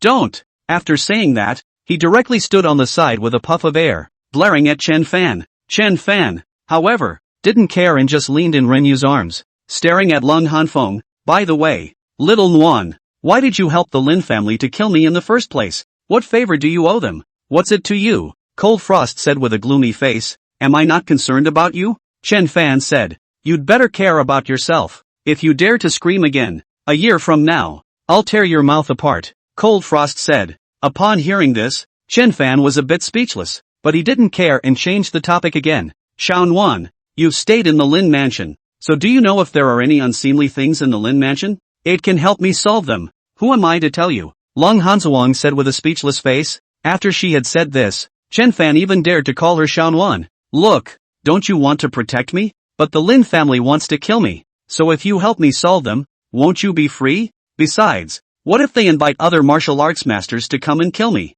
and they can't even beat you? Chen Fan said. Lang Hanzhuang frowned slightly, but still said with a cool face, I don't know about the rest, but some time ago the Lin family took advantage of the flooding in Nanliang and sold a lot of grain, including several official granaries. The official granary is fundamental to the country. The court attaches great importance to it. You might be able to start here. At those words, Chen Fan's complexion suddenly changed and he straightened up directly from Renyu's arms. Are you telling the truth? I saw it with my own eyes. Cold Frost said. Great. Surely the heavens have helped me. Chen Fan said with a face of excitement. Obviously he really didn't expect that the Lin family's guts were so big that they dared to get their hands on the official family's granary. Don't be too happy. The Lin family is a big family, and there is collusion between the government and business. If he can mobilize the official granary, then he must have the help of someone from the official family. And if the Lin family was so easy to move, then they wouldn't be qualified to reign supreme in this Jinling city. Lang Hanzhuang said without any good humor. But Chen Fan didn't care. So what if the family was big? That is, after all, the official's granary. As long as the Lin family cannot fill it in a short period of time, which official dares to defend him? Just how is this supposed to get to the court? Thinking about it, Chen Fan suddenly thought of something and directly called the 2 secret guards. Let them hire some people and go directly to the capital to make a mess. Chen Fan still didn't believe it. As long as the matter reached the Empress's ears, the Empress would never let the Lin family go. Chapter 20, Cold Frost, Xianin Cold Poison. Nuan, you've really helped me this time. Seeing the 2 secret guards leave, Chen Fan turned back to look at Lang Hanzhuang and said with a smile on his face, adding, why don't you just be my daughter-in-law? Let me repay you properly. Get lost. Lang Hanzhuang was even more grim, was not giving Chen Fan any face at all. Hey! Seeing this, Chen Fan sighed helplessly. Why don't you believe it? I really like you. You don't have a sweetheart, do you? Upon hearing this, Lang Chanchuan was even more disgusted, but she really didn't want to say anything to Chen Fan. So she just looked at Chen Fan coldly and said nothing more. But Chen Fan didn't care. If you don't speak, then you don't have it. Looks like I still have a chance. Don't worry, Nuan. As long as you don't have a sweetheart, I will definitely not give up. At those words, Lang Hanfeng was even more speechless. But at that moment, 2 cries like silver bells suddenly came. Young master! Young master! Only Xiao Ko and Xiao Ai came back. The 2 of them ran directly towards Chen Fan when they saw him. Chen Fan looked at the 2 cute and adorable little Lolitas, and his heart was overjoyed. During this period of time, the absence of the 2 little girls had made him miss them so much. Without hesitation, he directly opened his hands and allowed the 2 little Lolitas to jump into his arms. Young master! Young master! We miss you so much. Young master also misses you guys. During this period of time, it's been hard for you guys. Quickly let young master take a look. Have you lost weight? Chen Fan said. No, we're not starving. It's not hard at all. It's true. They haven't lost any weight at all. They are even cuter. Young master likes them even more, Chen Fan said with a smile on his face, but the smile was truly filled with his fondness for the 2 little Loli. The 2 little Lolitas were even more joyful. However, after inquiring, they learned that the Lin family had found out about their grain collection. and that the Lin family had also begun to collect grain, and the price was even higher than theirs, so the two of them came back without being able to trespass. But the efficiency of the two men is really good. Just January time, directly the entire Jiangnan region of the grain collection of 7 or 8, coupled with the harvest in recent years of the stock of grain, a full collection of 20,000,000 pounds or so, and only the newly purchased granaries are hundreds of. Chen Fan also expected that the Lin family would definitely find out, but he just didn't expect that it would only be discovered now. Isn't it too late to realize that? Young master, do we still have to continue collecting grain? Because the Lin family has raised the price. Some farmers have gone so far as to even take out their grain stocks and sell them. Xiao Ke said, if we let the Lin family receive those stockpiled grains, we should be able to receive quite a bit as well. Xiao Ai said. Upon hearing this, Chen Fan frowned slightly. He knew that if the price of grain was ridiculously high, those farmers would definitely not be able to resist the temptation to sell the remaining grain in their homes for money. But since he had chosen this path, he was going to make sure that the Lin family had no chance of turning over completely. The Lin family will raise the price to collect grain, but he won't, and he'd thought of a better way. It's fine. If he, the Lin family, collects grain, so do we. How many silver bills do you guys still have on you? Chen Fan said. There's about 600,000 more. Here, it's all here. Xiao Ke took out a stack of silver bills and said, very well, no matter how much price their Lin family offers to collect the grain, we'll overcharge him by 10 won. Collect it right in front of the city gates of Jinling. Chen Fan said, okay, young master, we'll do it right now. Xiao Ku and Xiao Ai immediately said, there's no rush. You two have only just returned. The young master can't afford to let you go again. You guys have a good rest. This time the young master will go personally. Chen Fan said, young master, we're not tired. Xiao Ke Xiao Ai immediately said, but the young master thinks you are tired. So do as you are told and rest and relax at home. You've done a great job this time, and young master is going to reward you properly. Take this time to think about what you want to be rewarded. Okay? Chen Fan rubbed the two little lowlies' heads with a doting face. Okay. Coco Ai nodded. Chen Fan did not hesitate, and with Ren Yu and Long Hanfeng, and 7 or 8 secret guards, he headed directly towards Jinling City. However, only before arriving at the gates of Jinling City, Chen Fan saw Lin Feng leading the Lin family crowd to collect grain with great fanfare in front of Jinling City. As Chen Fan thought, as long as the price came up, those farmers really took out their surplus grain. At this rate, the Lin family was able to collect a lot of grain. But before Chen Fan's walked forward, that Lin Feng saw Chen Fan, and Lin Feng's face suddenly became ugly to the extreme. Especially looking at Ren Yu and Cold Frost, who were both by Chen Fan's side. He should know that Ren Yu was his dream girl, and Long Han Xuan was the one he had been pursuing for a long time. But Long Han Xuan was too high and cold, and didn't give him any good looks at all, so he didn't have any chance at all. But now, even if Ren Yu was fine, surprisingly, even Long Han Xuan had followed Chen Fan. How can this make him feel good inside? Cold Frost, you, how could you be with him? When he saw Lin Feng walking towards Chen Fan and the others, he directly rebuked them. But before Lang Hanswang could speak, Chen Fan spoke directly. My daughter-in-law is with me. What business is it of yours? At those words, not to mention Yi Feng, even Lang Hanfeng's expression changed. How could it be? How could Lang Hanswang marry you? Lin Feng said with a look of disbelief. How is it impossible? If she doesn't marry me, could she marry a loser like you? Chen Fan said. You. Lin Feng suddenly choked on his words a bit and looked directly at Lang Hanswang again. Lang Hanswang, how can you marry him? Don't forget, the poison on your body. No one can cure it except for my Lin family's ancestral prescription. Upon hearing this, Chen Fan's brows suddenly furrowed. What kind of poison? You say it clearly. Seeing this, Lin Feng's expression suddenly changed. Suddenly thought of something and directly sneered disdainfully. He, Chen Fan, you don't know it yet. Lang Hanswang has xianing cold poison on her body, which can only be solved by my Lin family's ancestral prescription. I only saw Lang Hanswang speak and then looked at Lang Hanswang. Lang Hanswang, how dare you be with Chen Fan? Do you not want to cure the poison? Lang Hanfeng, however, had a gloomy face. From that night she could see that the Lin family would not give her the prescription at all. Even after all the things she had done to help the Lin family had only been using her. There was only one way to want the prescription, and that was to destroy the Lin family, and that was why she was willing to promise Chen Fan to protect him. Therefore, she didn't want to talk nonsense with Lin Feng at all.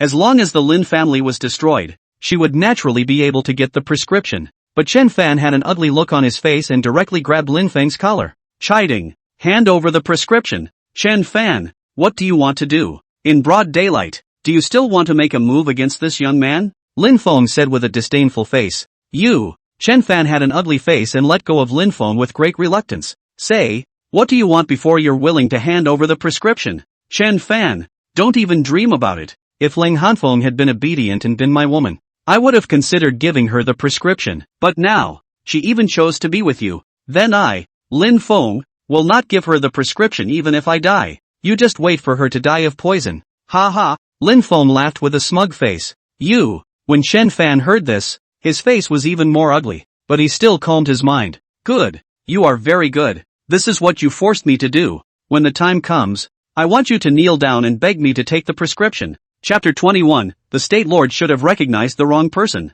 Big talk, Lin Feng said with a disdainful face. However, Chen Fan didn't bother to pay attention to him anymore, and directly instructed him, and those few secret guards directly left. But on the side, Leng Hansuan looked at Chen Fan and was very puzzled in her heart. What does this prescription have to do with Chen Fan? What was Chen Fan's hurry just now? Was she afraid she would die of poison and not be able to protect him for a year? While Lin Feng looked at Chen Fan standing, he was puzzled. Chen Fan, what are you doing staying here? You'll know soon enough, Chen Fan said with a cool face. At those words, Lin Feng was even more puzzled, but he couldn't ask anything else. Soon, only a few secret guards came with a table, some ink and paper, and a group of folk pushing a unicycle. Seeing this, Lin Feng was even more puzzled. However, Chen Fan walked straight over, so he directly asked the dark guards to set up a table next to the Lin family's grain collection stall and sat down. Gentlemen, I also collect grain here. The unit price is 40 won a caddy. Only Chen Fan shouted.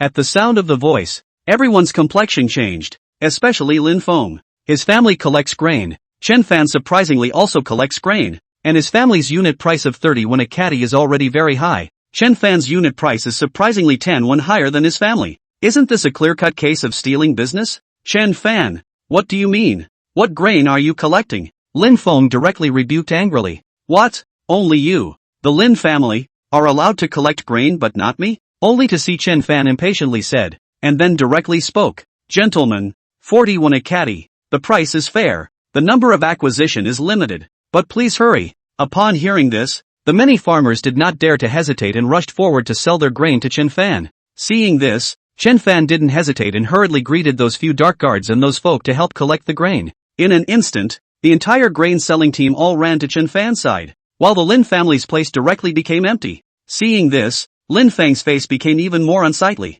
This Chen Fan was obviously still deliberately trying to make things difficult with his Lin family, and there was nothing he could do about it, because he knew that Chen Fan had 1 million taels, enough for Chen Fan, the dude, to squander. I, the Lin family, will offer 50 won a caddy, Lin Feng said helplessly. Upon hearing this, the grain-selling crowd were all stunned and wanted to run to the Lin family's team again, but Chen Fan said without slowing down, I'll offer 60 cents a caddy, 71, 81, 90 cents, 101, just to see the two people just increase the price. Those merchants but directly froze. A caddy of grain to sell 101. They do not even dare to think. Some people even regret. Sell early. Visible two people increase the price. Those farmers are not in a hurry, as if they all want to wait and see, the last who bid the highest price. Seeing this, Chen Fan didn't care, but Lin Feng had a hard look on his face. 101 for a caddy of grain. Chen Fan, are you crazy? What's it to you? Old me is rich and capricious.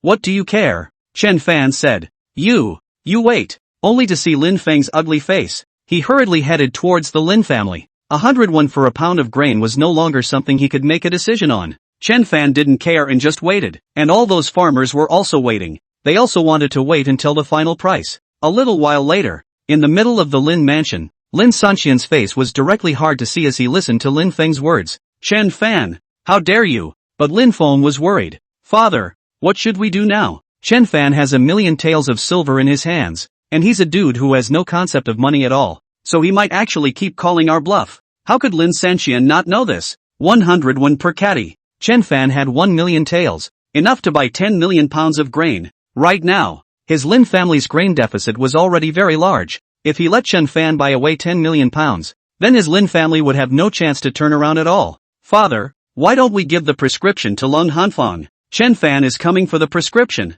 Lin Feng said. Medicine prescription? My Lin family has been in business for generations, so I don't have any prescription. That was me lying to Cold Frost. What's more, Xianing cold poison is the top poison in the world. There is no medicine to cure it, Lin Sanxian said. At those words, Lin Feng was even more stunned. What then? Then we get a fake prescription for Chen Fan? You think Cold Frost is a little cutie? Do you think that Long Hanfang is a little cutie? She's been seeking medicine for so many years. Can a fake prescription fool her? Lin Sanxian said with a hard look on his face and added, Go invite Duke Qin. Time passed. About an hour or so. At the entrance of the city, Chen Fan leisurely lay back and leaned on a chair, slightly closing his eyes and faking sleep. Run Yu was fanning Chen Fan on the side, very leisurely. But just then, Lin Sanxian and the Duke of Chen both came. When the crowd saw this, they all saluted in unison and said, The grass people pay their respects to the Duke of State. Chen Fan was not surprised when he heard this, but he did not hesitate and directly followed the crowd in kneeling and saluting.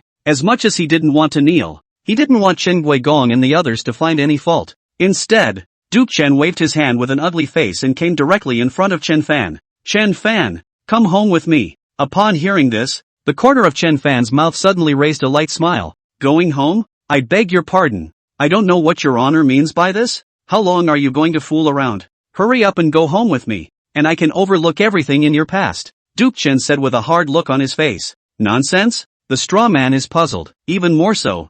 I don't understand what the Duke of State said and what the Duke of State meant by going home. Chen Fan said. Chen Fan, do you really think you want to go against me? Duke Chen's face suddenly became a few degrees uglier. Herb wouldn't dare. And I don't know what the grasshopper has done wrong. How is it that he's against the Duke of State? Please also ask the State Duke to clarify. Chen Fan said. You. Duke Chen suddenly choked on his words. You're the third son of the Duke of State's residence, collecting grain on the street and doing the work of a peddler. What a scandal. The Duke of State should have recognized the wrong person. The boy was born of a lowly servant girl, a grasshopper, not the third son of the State Duke's residence. Collecting grain on the street is also just for a small profit. Not stealing, not robbing, open and above board. The grasshopper does not feel ashamed, Chen Fan said. Upon hearing this, the Duke of Chen's face was even harder to see. He had so given Chen Fan a chance. Chen Fan went so far as to say that he recognized the wrong person. He also said that he was born of a servant girl and was a commoner. Do you really want to go against him and not give him any face at all? Chen Fan, you. Duke Chen wanted to say something, but he really couldn't find a word to say, completely at a loss as to what he could or should say. Do you want him to apologize for his mistakes and beg him to return to the Duke's house? Chen Fan, I'll give you one last chance. Are you going back or not? Are you going to take this stall or not? The grasshopper came out to do business. It's still early in the day, and there are still many customers, so there is no reason to close the stall. Or does it mean that the grasshopper has violated the law and committed a crime by setting up a stall to sell food in order to make a living? Chen Fan said. Upon hearing this, Duke Chen's face was even more gloomy and unsightly. A pair of eyes full of anger. Good. Very good. Chen Fan, this is your own choice. Don't you regret it? Only to see the Duke of Chen say that, he directly flung his sleeve and left. Seeing this, Lin Sanxian and the others on the side all suddenly changed in color. State Duke, Duke of State, can we just let it go like this? Or what? What more do you want from me? Continue to lose face here, or kill him in broad daylight? Only to see Duke Chen rebuking with an angry face, directly shaking off Lin Sanxian's hand. A waste of space who can't accomplish anything. Saying that, he directly got into the sedan chair and left. Lin Sanxian and the others' faces were even more unsightly, obviously not expecting that Chen Fan would be so disrespectful to the Duke of Chen. Lin Sanxian even looked directly at Chen Fan with cold eyes. Chen Fan, do you really want to go against my Lin family? Ha! Chen Fan directly sneered. What? You've sent people to kill me, and I still can't go against your Lin family? Only to see Chen Fan say with a disdainful face. He directly sat back in his chair and said in a loud voice, Gentlemen, I'm offering 120 cents a caddy here. Chapter 22, Chen Fan doesn't seem to be so annoying. Dad, what now? Is he to be allowed to obstruct our grain collection? Lin Feng saw this and said with a hard look on his face, but Lin Sanxian's face was even more ugly. What else can we do? Compare prices with him. It was only $1 million, so he raised the price directly to 1 or 2 silver pieces per pound,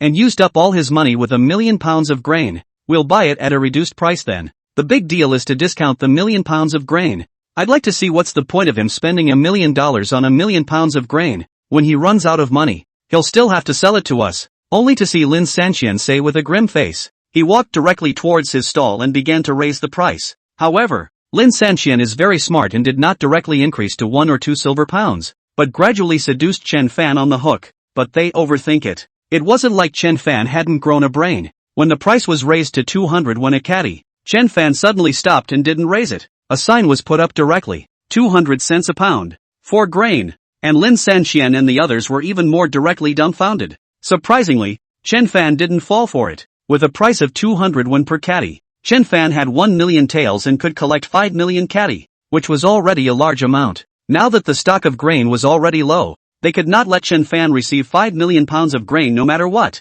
Most of all, now that they themselves had raised the price to such a high level, there was no room for maneuver. It could only be higher than 200 won a caddy before someone else would sell it to them. 200 won. What a high price. At the end of the day, how much money will he, the Lin family, lose? One by one. When they looked at Chen Fan's leisurely appearance, they really wanted to directly kill Chen Fan, draw Chen Fan's tendons, and peel Chen Fan's skin. But Chen Fan was protected by a 9th realm expert like Lang Hanzhuang. In addition to so many guards of the 7th and 8th realms, there was nothing they could do about it. They could only collect it with their heads. Otherwise, if they couldn't pay back the grain from the official family's granary by then his Lin family would be completely finished. Seeing this, Chen Fan also stopped keeping watch, and directly handed the affairs over to those few guards, telling them to keep the price of 200 won a caddy and keep watch day and night. He himself took Renyu and Lang Hanfeng shopping and bought some things before returning to the mansion. Xiaoke Xiao Ai had been running around for a while,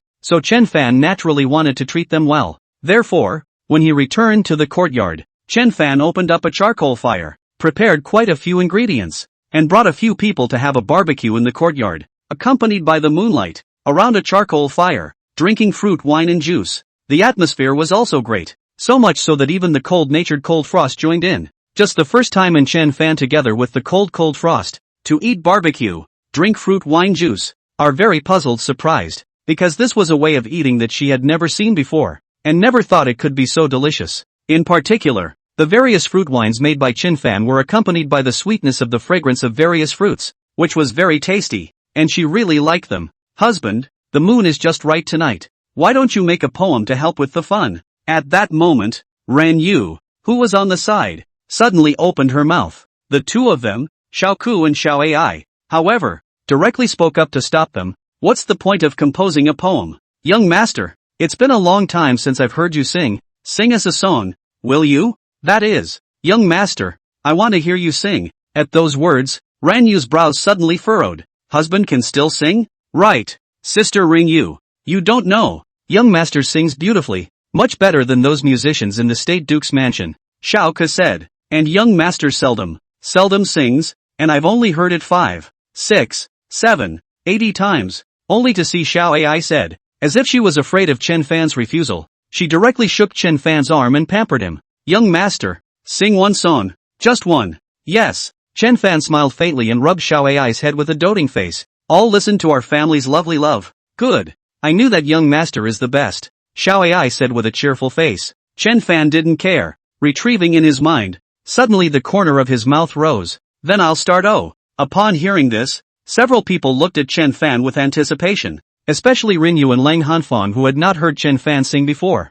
Just seeing Chen Fan's fingers gently tapping the tabletop on one side, he began to sing. A happy pond, planted with dreams, becomes an ocean. Drums with big eyes and big mouths sing equally loud. At the sound of the voice, both Lang Chanchuang and Renyu looked stunned. What kind of song was this? They hadn't really heard it before, and it was unlike anything they had ever heard before, and it's so upbeat. However, Xiaoku and Xiao Ai sniffed with joy and directly sang along with Chen Fan. Lend me a pair of little wings and I'll fly to the sun. I believe that the miracle is in the body. La la la la la la, la la la la la la. Coco and Ai's voices both have a bit of a baby doll sound to them, and with their sweet smiles and eyes curved into crescent moons, it makes the song even more upbeat, and the three are even more in tune with each other. Only Chen Fan Kai sang, there's a little frog in a happy pond. Coco then continued with a cheerful face, it dances like it's possessed by a prince, and Ai followed suit. Cool eyes, no frog can match that beauty. One day he'll be awakened by the princess. Then, the three had a cheerful face and sang in unison.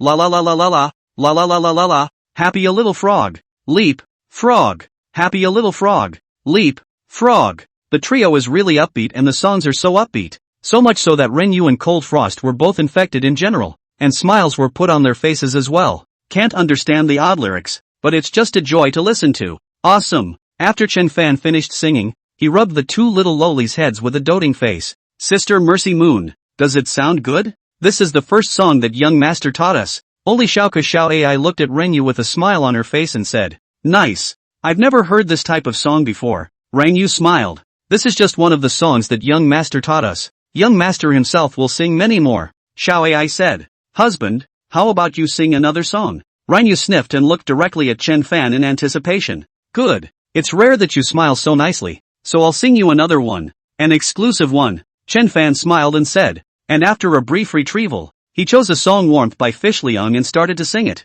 The song was light and upbeat, and Rengyu was clearly enjoying it, so much so that her hands couldn't help but follow the beat and sway lightly. And the whole yard was always a scene of flowers and laughter and good cheer. So much so, that Long Hanfeng, who had been alone since childhood, had a different kind of emotion in her heart. Wasn't a life like this what she had always fantasized about? Moreover, Chen Fan didn't seem to be that annoying. Chapter 23, Is it too early to be arrogant? Time passed day by day, and in the blink of an eye it was 7 days. The people who came to sell grain outside the city had begun to become sparse. After all, every family still wanted to keep some surplus grain, and it was already surplus grain, not in large quantities, because the Lin family used to be too domineering. There were still some of them who were not willing to sell their grain to the Lin family, preferring to sell it to Chen Fan at a lower price. Therefore, the Lin family had only collected around 2 million pounds of grain in these 7 days, and Chen Fan had also collected about 1 million pounds. Moreover, the secret guards that Chen Fan had sent to the capital had returned, and the news that the empress was furious because someone had misappropriated the official food and had sent the imperial inspector to investigate had also spread throughout the city of Jinling. It made the Lin family like ants on a hot pan, directly in the frantic stockpiling of grain. Even the grain in the homes of the residents of Jinling City has been purchased at a high price. Chen Fan also felt that the time was almost right, so he directly sent someone to the Lin family and told them that the merchants who had made a big purchase of grain some time ago were willing to sell the grain to the Lin family. If the Lin family was willing, they could talk about it. Of course, Chen Fan didn't let the Lin family know that the person who made a big purchase of grain was him. As for the Lin family, they were all excited to hear this news, although he knew that he would definitely be slaughtered. As long as he could get his Lin family through this crisis, he was willing to lose as much money as he could. The Lin family also directly had the person who sent the message tell Chen Fan to ask him to talk about the cooperation tonight at Yiping Xian. However, Xiaoka Xiao Ai and the girls were puzzled, completely unable to understand what Chen Fan was trying to do. They had gone to great lengths to collect the grain and compete with the Lin family for it at all costs. But weren't they just trying to put the Lin family to death? Why does Chen Fan still need to sell grain to the Lin family? Isn't this helping the Lin family out of their predicament? Young master, don't we have a grudge against the Lin family? Seeing that the Lin family is about to be desperate, why do we still have to sell grain to the Lin family? Coco really couldn't help herself and said with a puzzled look on her face. You'll see when the time comes. Chen Fan smiled faintly and said, it's getting late. Let's go to the street to have a look as well. And by the way, let's remove the stalls first. After saying that, Chen Fan took the two little girls towards the city gates. Arriving before the city gates, there really weren't many grain sellers left, and Chen Fan was too lazy to continue collecting, so he prepared to withdraw the grain collection booth. And to one side, the Lin family was surprisingly closing their stalls, apparently not ready to collect food either. And as Lin Feng watched Chen Fan arrive, he directly walked towards Chen Fan with a disdainful face. Ha! Chen Fan, after spending 200 won a caddy to collect so much grain, can you eat it all? Chen Fan, however, was indifferent. Is it important to finish eating or not? It's good to be able to discuss your Lin family. At those words, Lin Feng's face suddenly became much more gloomy and ugly. Yet he still arrogantly said, 1,000,000 pounds of grain is only 200,000 taels. Even if my Lin family collects 2 million pounds, it's only 400,000 taels. Do you think my Lin family is worse off? On the contrary, it's you, who didn't have much money to begin with, who spent $200,000 on so much grain at once. Your heart is dripping blood. It's not so much a drop of blood, it's only 200,000. I only saw Chen Fan speak indifferently and added, anyway, my 1,100,000 taels are all yours. The Lin family's. It's not like I'm heartbroken. At those words, Lin Feng's face was even more gloomy and difficult to see. It was fine if Chen Fan didn't mention it, but Chen Fan even dared to mention that the 1,100,000 taels were his Lin family's. And come one he doesn't feel bad about. It's simply murderous. Humph. Chen Fan, this young man told you that I, the Lin family, will not accept this grain. Aren't you happy to accept it? You continue to collect it. I'll see how much more you can collect. Lin Feng coldly snorted and said. However, Chen Fan remained unconcerned. It seems that your Lin family has found a way to collect grain? Humph. What's the harm in telling you? My Lin family has still just found a grain supplier. Right now. Your little bit of grain is not something my Lin family can look at. When this is over, I'll see what you'll do with the 1,000,000 pounds of grain. At that time, I'll see how you can still fight with this young master. By then, I'll be able to smash you to death with silver bills, Lin Feng said with an arrogant face. So you found a way out. No wonder you're so arrogant. It's just that it's a bit too early to start being arrogant now, isn't it? Chen Fan said. You'll just have to wait and see. Let's see whose world this Jinling city will be in the future. Only to see Lin Feng say with a face of impatience and directly fling his sleeves away. Chen Fan saw this, but the corners of his mouth rose, suddenly looking forward to what kind of wonderful expression would be on Lin Feng's face if he knew that the food supplier in his mouth was him. But since he was so arrogant now, let him be arrogant a little longer. Chen Fan then directly led Xiao Kexiao Ai towards the city, and Lung Hansuang still followed Chen Fan with a cool face. As night fell, the city of Jinling was illuminated. In the Yiping Shen, Lin Sanqian, Lin Feng, and other Lin family members directly dismissed all the idle people in Yiping Shen, just to receive tonight's grain supplier. For this reason, they even cleaned up Yiping Shen inside and out, and all of them were waiting at the entrance of Yiping Shen, waiting for Chen Fan's arrival. The Lin family had even invited the Duke of Chen in order to be able to negotiate a cooperation, only that the Duke of Chen was not waiting outside with them. However, Chen Fan was not in a hurry and took the two little Lolitas around. A moment later, he would buy them clothes. A moment later, he would take them to pick out jewelry, as if he had forgotten that he was going to talk business with the Lin family tonight. Finally, 1 hour after dark, Chen Fan then brought Xiao Ku and the girls to the door of Yiping Shen. However, Chen Fan had only arrived at the Yiping Shen and had yet to enter. When the Lin family members saw Chen Fan, they all looked gloomy and ugly. It was as if they were all afraid that Chen Fan would ruin tonight's cooperation. Lin Feng stood out directly. Chen Fan, what are you doing here? What? Not allowed to enter? Chen Fan said with a disinterested face. Chen Fan, I'm telling you, tonight, Yiping Shen has been chartered by my Lin family. You get the hell out of here. Lin Feng said. I know, your Lin family is here tonight to talk business. But are you sure you want me to roll? Chen Fan said. So what if you know? You don't want to ruin the good things of my Lin family. You're not welcome here today. Get the hell out of here or I don't mind having someone throw you out of the city. Lin Feng chided with a hard look on his face. Oh, Chen Fan responded impatiently. If you're not allowed to enter, then forget it. Saying that, Chen Fan directly pulled the two cuties and pointed at a stall diagonally across from Yipingxuan and said,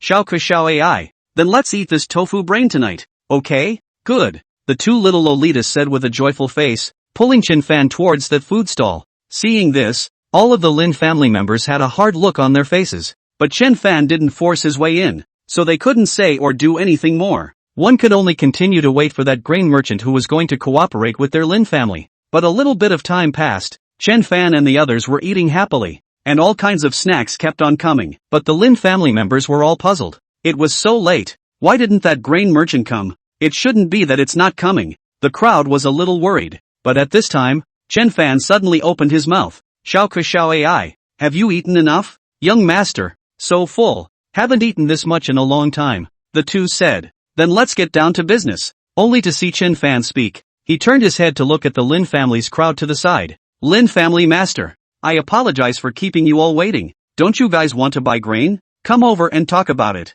Chapter 24. Come home with me and I'll make you the son of the Duke of State. The Lin family's crowd suddenly froze. What did Chen Fan just say? Forgive me for keeping them waiting? What do you mean? But Lin Feng was disdainful. Chen Fan, are you dreaming? Do you still want to sell your 1,000,000 pounds of grain to my Lin family? I told you today. Right now. Your 1,000,000 pounds of grain the Lin family, can't see. You'll just wait for the grain you bought with 200 won a caddy to smash in your own hands. However, Chen Fan didn't care and remained indifferent. I don't like talking to stupid people. Lin family master, are you sure you don't want to come over and talk about it? At those words, Lin Feng was even more ugly and angry. Who are you calling stupid? You have the ability to. Again. But before Lin Feng could finish his words, he was directly stopped by Lin Sanqian, only to see Lin Sanqian's brows furrowed as he looked at Chen Fan with a gloomy face, as if he was pondering something. Chen Fan, what do you mean? What do I mean? Wasn't it you who asked me to come to Yipingxuan in person for a detailed discussion?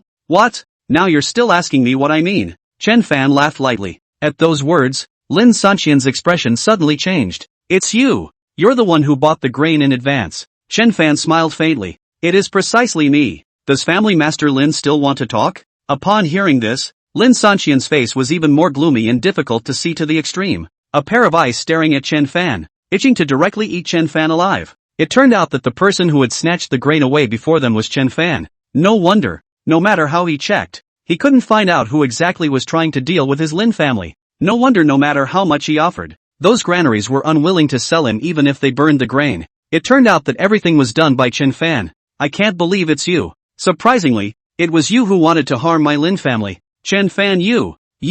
Only Lin Sanxian looked at Chen Fan and gritted his teeth. Lin Feng and the surrounding Lin family members also had angry and ugly faces, but they really didn't expect that it would be this dude Chen Fan. The person they were waiting for tonight turned out to be Chen Fan, and for Chen Fan to say it only now, he was obviously deliberately teasing them to see them laugh. However, Chen Fan had a bland, indifferent look on his face. What? Does this surprise the Lin family master? It shouldn't. Other than me, who else could it be? Could it be that the Lin family master has offended many people? At those words, Lin Sanxian's face was even more difficult to see. Cut the crap. What exactly do you want? So, Family Master Lin is sure he wants to talk to me? Chen Fan said. Yes. Lin Sanxian gritted his teeth. Have your good son kowtow to me 30 times first. Chen Fan said. At those words, all the people in the Lin family changed their complexion. And Lin Feng's complexion suddenly changed. Chen Fan wants me to kowtow to you. You're dreaming. But Chen Fan still looked unconcerned. I was supposed to talk to you guys in the Yapin Xian, but you wouldn't let me in, making me talk to you guys outside here in the cold wind. I'm in a really bad mood, so if you don't kowtow, your Lin family won't even have a chance to talk. Of course, you can refuse. It's not like I'm forcing you. Upon hearing this, the Lin family members were even more embarrassed. However, Lin Sanxian directly grimaced and directly rebuked angrily. Knock, Dad.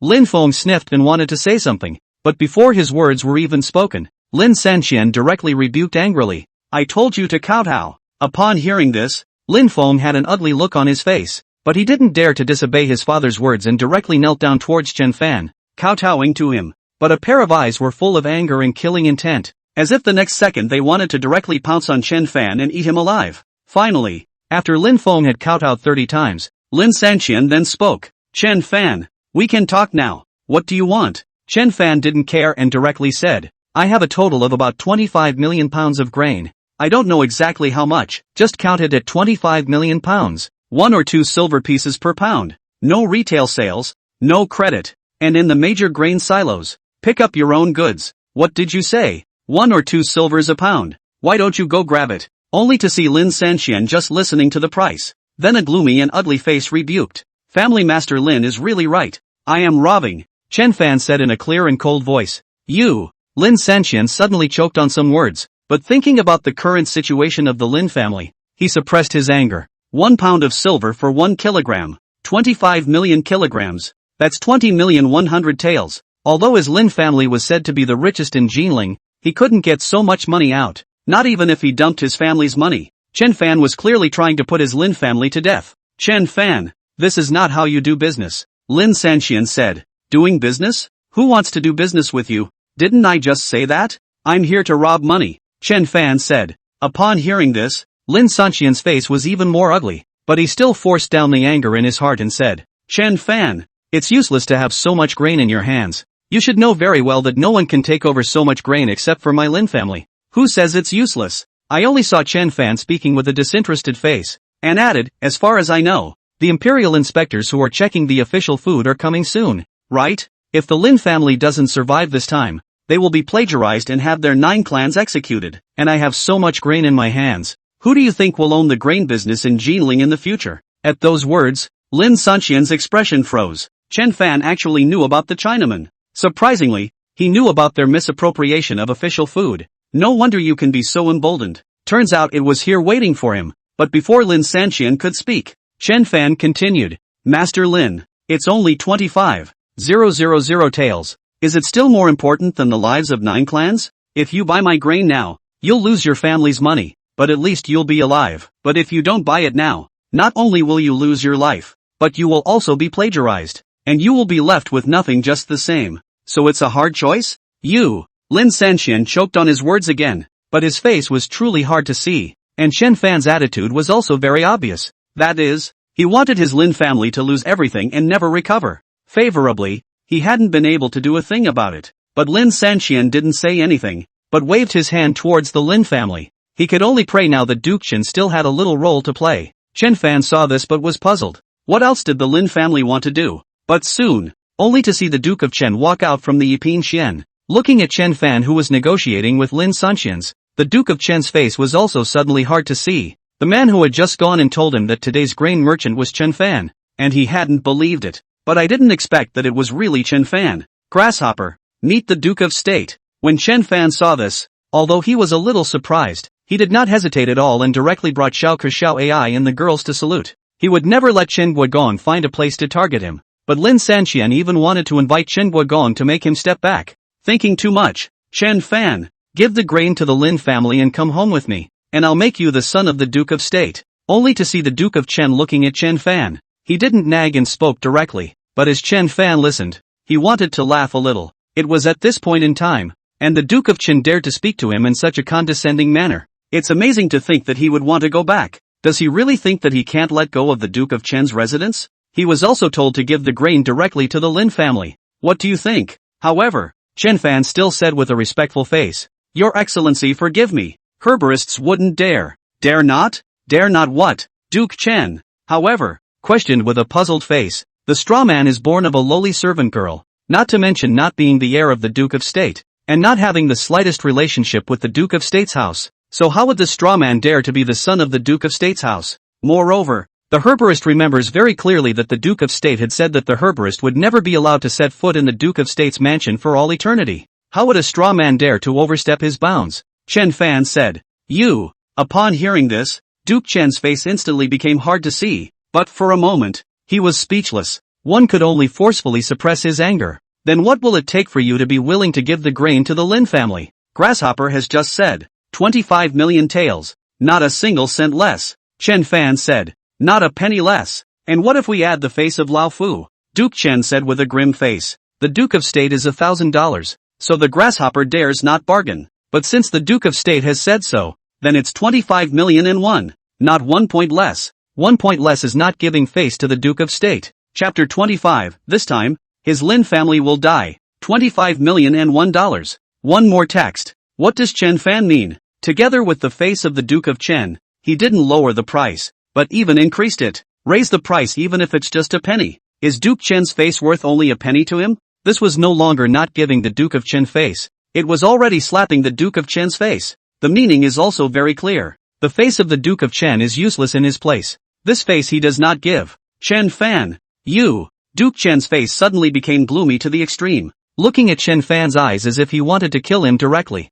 nakedly humiliating his Hall of State Duke. Who gave him the guts? But Chen Fan had a face of cool disdain. What? The Duke of State thinks that this price is not suitable? Chen Fan, do you really want to go this far? You really don't leave any way out at all? Duke Chen said gloomily. Ha! Chen Fan sniffed and suddenly laughed lightly. What does the Duke of State mean by this? Why can't I understand? Did the grasshopper do something desperate? But how does the grasshopper feel that compared to calling his own son a pariah, expelling his own son from his home and sending people to assassinate him is not at all a bad comparison? Only to see Chen Fan speaking grimly. Suddenly his complexion suddenly changed, and he said with a grim face, besides, this is a matter between the grasshopper and the Lin family. It shouldn't have anything to do with the Duke of the nation, right? What the straw man wants to do, what he wants to do, no one can care. Today, I want the Lin family to be left with nothing. I want to see who can save the Lin family. You. At those words, Duke Chen was even more speechless and ugly. Chen Fan dared to talk to him like that. How dare you talk to him like that? Who gave him the nerve? However, Chen Fan directly ignored Duke Chen and directly looked at Lin Sanxian with a grim face. Lin family master, are you still talking? I won't accompany you if you don't. Upon hearing this, Lin Sanxian was even more embarrassed. He had thought of letting the Duke of Chen come out to mediate, but he had never thought that Chen Fan would really not give the Duke of Chen any face at all. Chen Fan, 10 million taels. 10 million taels is the limit of my Lin family. Ha! Chen Fan suddenly laughed softly again. So there's nothing to talk about? Xiao Kexiao AI. Let's go. After saying that, Chen Fan directly stood up and pulled the two little Lolitas to leave. Seeing this, Lin Sanxian's expression suddenly changed. 15 million taels. Chen Fan, don't be so desperate. What? Do you think I've gone too far? Master Lin? Then when the Lin family master was working as a dog for others and assassinated me 3 times, how come he didn't think that you had done the right thing? Why don't you think about the fact that I'm just a dude who got kicked out of his house, and you're trying to drive a wedge? Only Chen Fan said with a grim face. Upon hearing this, Lin Sanqian and the Duke of Chen both had a hard look on their faces, but they really didn't know what they could say. Chen Fan's meaning was already obvious. He had come to take revenge. However, Lin Sanqian still spoke tentatively. I know what you want to do, but $15 million is the limit of my Lin family. I can't take out the rest. Biting on this price all the time won't do you or me any good. Alright, don't say I don't give you a chance. Take out the prescription that Long Hanfang wants. I can be $10 million less, Chen Fan said. At those words, Lang Hanchuan's complexion on one side suddenly changed. Chen Fan unexpectedly did not forget, and surprisingly, he was willing to trade $10 million for a prescription. You know, with this $10 million less, the Lin family might actually be able to survive this calamity and rise again. Then everything Chen Fan had done today would be meaningless at all, and he had also set himself up as an immortal mortal enemy. Is it worth it? But Lin Sanqian didn't hesitate a bit and directly refused. No way. That prescription is my Lin family's heirloom treasure. Absolutely not. Upon hearing this, not to mention Chen Fan, even Lang Hanfeng's eyebrows were suddenly furrowed. A prescription for a way out. Lin Sanqian was surprisingly reluctant. And such a decisive refusal. Why? Are you sure you want to reject me? Chen Fan said in a cold voice. Yes, the prescription is something my Lin family will never take out. Lin Sanqian said. Alright, if you don't want to, you don't want to. Anyway, I gave you the chance. It's you who didn't fight for it. To be honest, Chen Fan was a bit taken aback. But since Lin Sanqian's attitude was so resolute, he wouldn't let Lin Sanqian think that this was his weakness. Saying that, Chen Fan added, but now, the price has changed. 30 million taels. Not even 1 point less. Upon hearing this, Lin Sanqian's color suddenly changed. Even if Chen Fan didn't lower the price, he even added 5 million taels. Chen Fan you. But before Lin Sanqian finished his words, Chen Fan directly said in a cold voice, you yourself don't care about the death or life of your whole family. So what do I care? 30 million taels, take it or leave it. But the opportunity one still continue to put here. One prescription. 15 million taels. Valid at any time. With that, Chen Fan directly pulled up Xiao Kexiao AI. Let's go. Along with the words, Chen Fan directly stepped away. Seeing this, Lin Sanqian and the others' faces became even more ugly. 30 million taels of silver. His Lin family would take it out even if he had to smash the pot. What about this? You know, they are already on their way. And he, the Lin family, is running out of time. If he waited until the Imperial Guards came, not only his Lin family, but even those officials, none of them would be able to escape. What to do? Duke of State, Guogong, you must help my Lin family. Lin Sanqian hurriedly looked at Guogong Chen. Help? How can I help? Didn't you see the attitude of that rebellious son? Only to see the Duke of State say with a hard look on his face. He added, moreover, I have long told you guys to kill him, but you guys are a bunch of losers.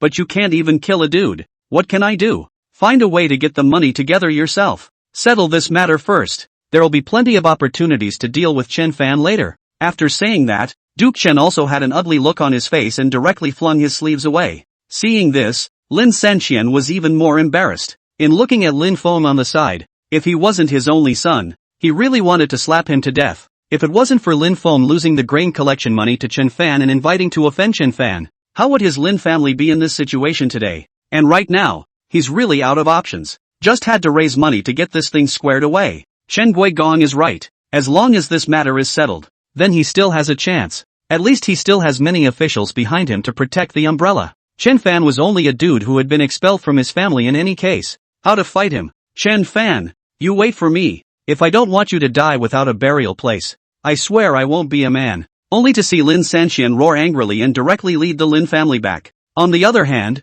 Xiao Kexiao AI and the girls were still puzzled about Chen Fan selling grain to the Lin family, because they knew very well that the Lin family was a worm with 100 feet, and as long as they put this matter to rest, they would definitely make a comeback. At that time, it would definitely intensify its efforts to deal with Chen Fan. And the Lin family still had so many officials sheltering them. So how would Chen Fan face it when the time came? Especially since Chen Fan had completely offended the Duke of Chen along with him today. But Chen Fan was smiling lightly. I know what you guys mean, but don't worry. This matter, even if he sells the grain, the Lin family can't set it right. This time, his Lin family will die. Chapter 26, it's still our Rengyu who is obedient. Time passes. in the blink of an eye. It was 2 days. For 2 whole days, the Lin family has been raising money from all over the world, and everything in the house that can be sold can be said to have been sold. Even if their Lin family was the richest in Jinling City, even if they dumped all their money, they couldn't come up with 30 million taels. After discounting all the properties and land deeds together, it was barely 20 million taels. In the end, he even borrowed all the ways he could borrow money, and only then did he gather 25 million taels and came before Chen Fan's mansion. Chen Fan looked at those silver bills. Land deeds industry also do not care. Just let Xiao Kuxiao AI they carefully inventory. Only after a long time did Rinyu speak up. Husband, together with those house deeds and land deeds and such, it's about 25 million taels. Upon hearing this, Chen Fan frowned slightly and looked at Lin Sanqian with a cool face. Lin family master, what does this mean? 30 million taels is not enough. Chen Fan, this is already all the property of my Lin family. Even the residence has been sold, and all that can be borrowed have been borrowed again. Really cannot take out. See if you can sell us the grain first and I'll give you an IOU, Lin Sanqian said. Ha! Chen Fan suddenly let out a light laugh. Is this a joke with me, Lin family master? 30 million taels, not a penny less. It's none of my business if you can't come up with it. Upon hearing this, Lin Sanqian had an ugly face, but he didn't dare to be arrogant anymore. Chen Fan, you're a generous man. Give my Lin family a chance, okay? I owe 5 million taels first, and I'll pay you back 10 million taels at that time. See if it's possible. No, Chen Fan didn't even consider saying that, and added, 5 million taels only. Is your Lin family poor in this amount of money? Your son had told me back then that your Lin family has plenty of money. You can smash me to death with silver bills. Lin Sanqian listened and looked at Lin Feng beside him was really wanting to slap him to death. But Chen Fan also knew that the Lin family was out of money, so he spoke again. Moreover, you said that you borrowed everything you could. What about the Chen Guogongfu? Did you borrow it too? Is the Chen Guogongfu not even willing to lend you 5 million taels? At those words, Lin Sanqian was even more ugly. If Duke Chen was willing to borrow, he still needed to beg Chen Fan in such a low voice? Duke Chen didn't care about him at all, and didn't even want to see him again. Seeing this, Chen Fan also saw what was going on and deliberately laughed softly. I can't imagine that you've been a dog to him for so many years, and in the end, you're not even willing to lend you 5 million taels. I really feel sorry for you, but don't say I don't give you a chance. How about this? You write down all the illegal and criminal things that Duke Chen has done over the years, draw a pledge and sign it, and I don't want that 5 million taels. At those words, Lin Sanqian's expression suddenly changed. What did Chen Fan want with the matter of Chen Guogong's crime? Does he still want to lay hands on the Duke of Chen? Besides, is it something he can write? If he wrote it, would he still be alive? Chen Fan also saw Lin Sanqian's scruples and deliberately said again, don't worry, I'm just keeping some cards to prevent him from dealing with me. As for you, like it or not, whatever, it's just that I think, what's the point of writing about it when he's done this to you? Could it be that your Lin family can't survive without the Duke of Chen? Or are you still afraid of the Duke of Chen even though you hold so many of his secrets? At those words, Lin Sanqian's expression changed slightly as if he was pondering something, but when he thought about what Chen Fan had just said, he had been working as a dog for the Duke of Chen all these years and had given so many benefits to the Duke of Chen. In the end, the Duke of Chen was not even willing to lend him $5 million. He watched as his Lin family lost everything and had nothing to show for it. He doesn't believe it. How dare the Duke of Chen do anything? It's a big deal. With a sudden heartbeat, he directly agreed to Chen Fan. Good. I'll write. Xiao Kuxiao AI. Pen, ink, paper and ink stone. Chen Fan didn't care and said indifferently. As time passed, Lin Sanqian kept writing down the criminal things of Chen Guigong on the paper, while Chen Fan couldn't help but raise the corners of his mouth a lot when he looked at those offenses. Lin Sanqian does not write. He still does not know that Chen Guigong has actually done so many unseemly things behind his back. That's so nice. Soon, Lin Sanqian wrote up the charges against Chen Guigong and also signed an agreement to purchase grain with Chen Fan. Chen Fan didn't care. Anyway, next, there was nothing for him anymore. According to the agreement, Chen Fan only provided the location of the granary. As for the grain, Lin Sanqian needed to fetch it himself. Then he directly told Lin Sanqian the location of the various granaries. Lin family master, happy cooperation. All that grain is yours. Lin Sanqian, however, had a hard look on his face, and led the Lin family towards those granaries without stopping. Chen Fan also does not care. Directly let Xiao Kuxiao AI they will be those silver tickets, antiques and paintings, real estate deeds all moved in. Back in the courtyard, Chen Fan lay down on a recliner and basked in the sun, looking at Xiao Kuxiao AI's two little fortune hunters, still counting their belongings with a serious face. The corners of their mouths rose slightly. Didn't you guys just order it once already? Why did you do it again? He. Young master, that's a lot of money. I've never seen so much money. Upon hearing this, Chen Fan was speechless. So, now you know that young master is not poor in money. In the future, you can buy whatever you want. No need to save for young master. Got it? Aha! The two little Lolitas said with a cheerful face. And you too. Chen Fan looked at Rinyu and Lang Hanfeng again. Rinyu instead nodded with a well-behaved face. Thank you, husband. But Lang Hanfeng was suddenly frowning.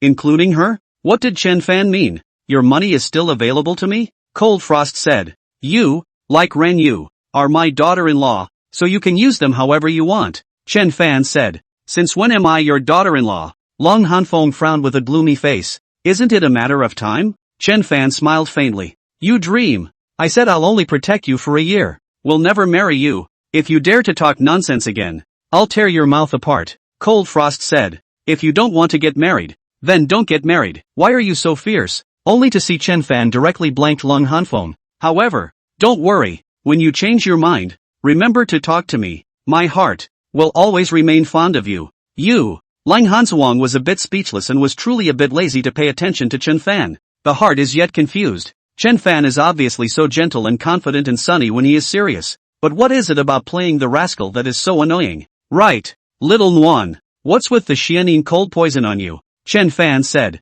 What's it to you? Don't ask what you shouldn't. Lang Hanfeng said in a clear and cold voice, sitting directly to the side. Am I not concerned about you? Can't you even care a little? Besides, you promised to protect me for a year. What if you die early? Chen Fan said. This, you can rest assured. I can't die in a year and a half. Cold Frost said. What about a year and a half later? Chen Fan's complexion suddenly changed. Obviously, Lang Hanfeng's situation was more serious than he thought. But Lang Hanfeng was still grim. What's it to you? You. Chen Fan was speechless. This character is really oil and salt. It's not really easy to take down. It was better for Rinyu to be so gentle and obedient. So he looked directly at Rinyu again. It's meaningless. Ignore her. Rinyu, you just said you want to thank husband. How do you plan to thank husband? Only to see Chen Fan say that. He directly placed his hand on Rinyu's well-groomed waist. Pity Moon, but her complexion suddenly changed. A blush suddenly surfaced on her face and she whispered. Rinyu, all listen to husband.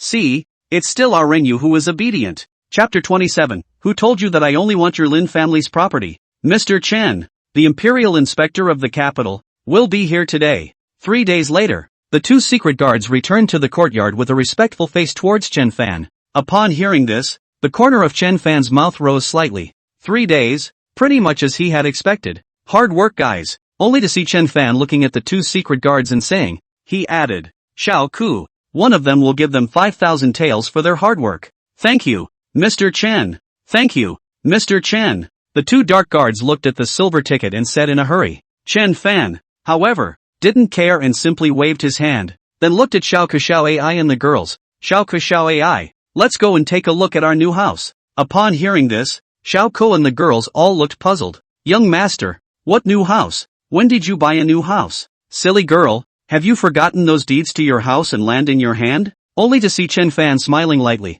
He added, the Lin family mansion is known as the biggest mansion in Jinling. In 3 days' time they should have moved out. So it's time to go and have a look. Go! Saying that, Chen Fan directly pulled the two little Lolitas, and 10 or so secret guards, towards the Lin family. However, Chen Fan was not in a hurry, and took Xiao Ku Xiao Ai and the girls for a stroll. Probably took a look at those original properties of the Lin family, and took the crowd for lunch before heading towards the Lin family. I came to the Lin family, but they didn't look like they had moved out at all. Young master, this Lin family hasn't moved away either, Xiao Ku said with a puzzled expression. It's fine, just have them move out, Chen Fan said, pulling Xiao Ku Xiao Ai and walked towards the inside. But when the Lin family members saw Chen Fan arrive, they all had a hard look on their faces. Lin Feng even rushed up directly, saying with an ugly face, Chen Fan, what are you doing here? This mansion of yours is against me. What do you think I'm doing here? Only to see Chen Fan speak impatiently, not wanting to pay any attention to Lin Feng at all,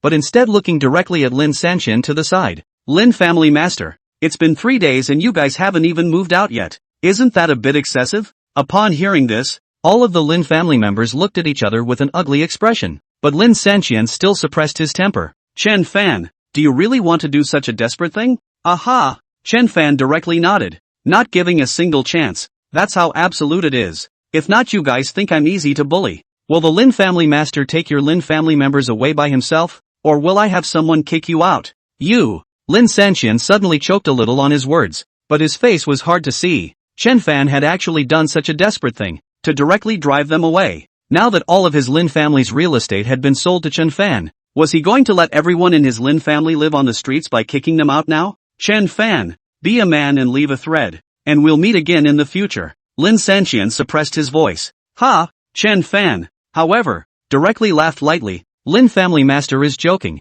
Could it be that in Lin family master's eyes, there is still a chance for us to meet well? So, Lin family master, really don't force me to do it myself. Go yourself and still have some decency left. You! The Lin family head choked on his words, but Lin Feng, who was on the side, directly chided. Chen Fan, what do you have to be arrogant about? Do you think you've won just because you've gotten my Lin family's entire fortune? You didn't. This time you've offended not only my Lin family, but many other lords as well. When this is over, those lords will never let you go. Do you think that you, a fop who was expelled from the Duke's house, can fight those adults? Just you wait. At that time, I'd like to see how arrogant you'll still be. Upon hearing this, Chen Fan was disdainful. Is that so? Then haven't you guys thought that this time, all those lords can't hide either? Humph. Lin Feng snorted disdainfully. Those adults will be unable to hide? Chen Fan, what are you thinking? Do you think those adults are as stupid as you? You could have put my Lin family to death, but you had to sell the grain to my Lin family.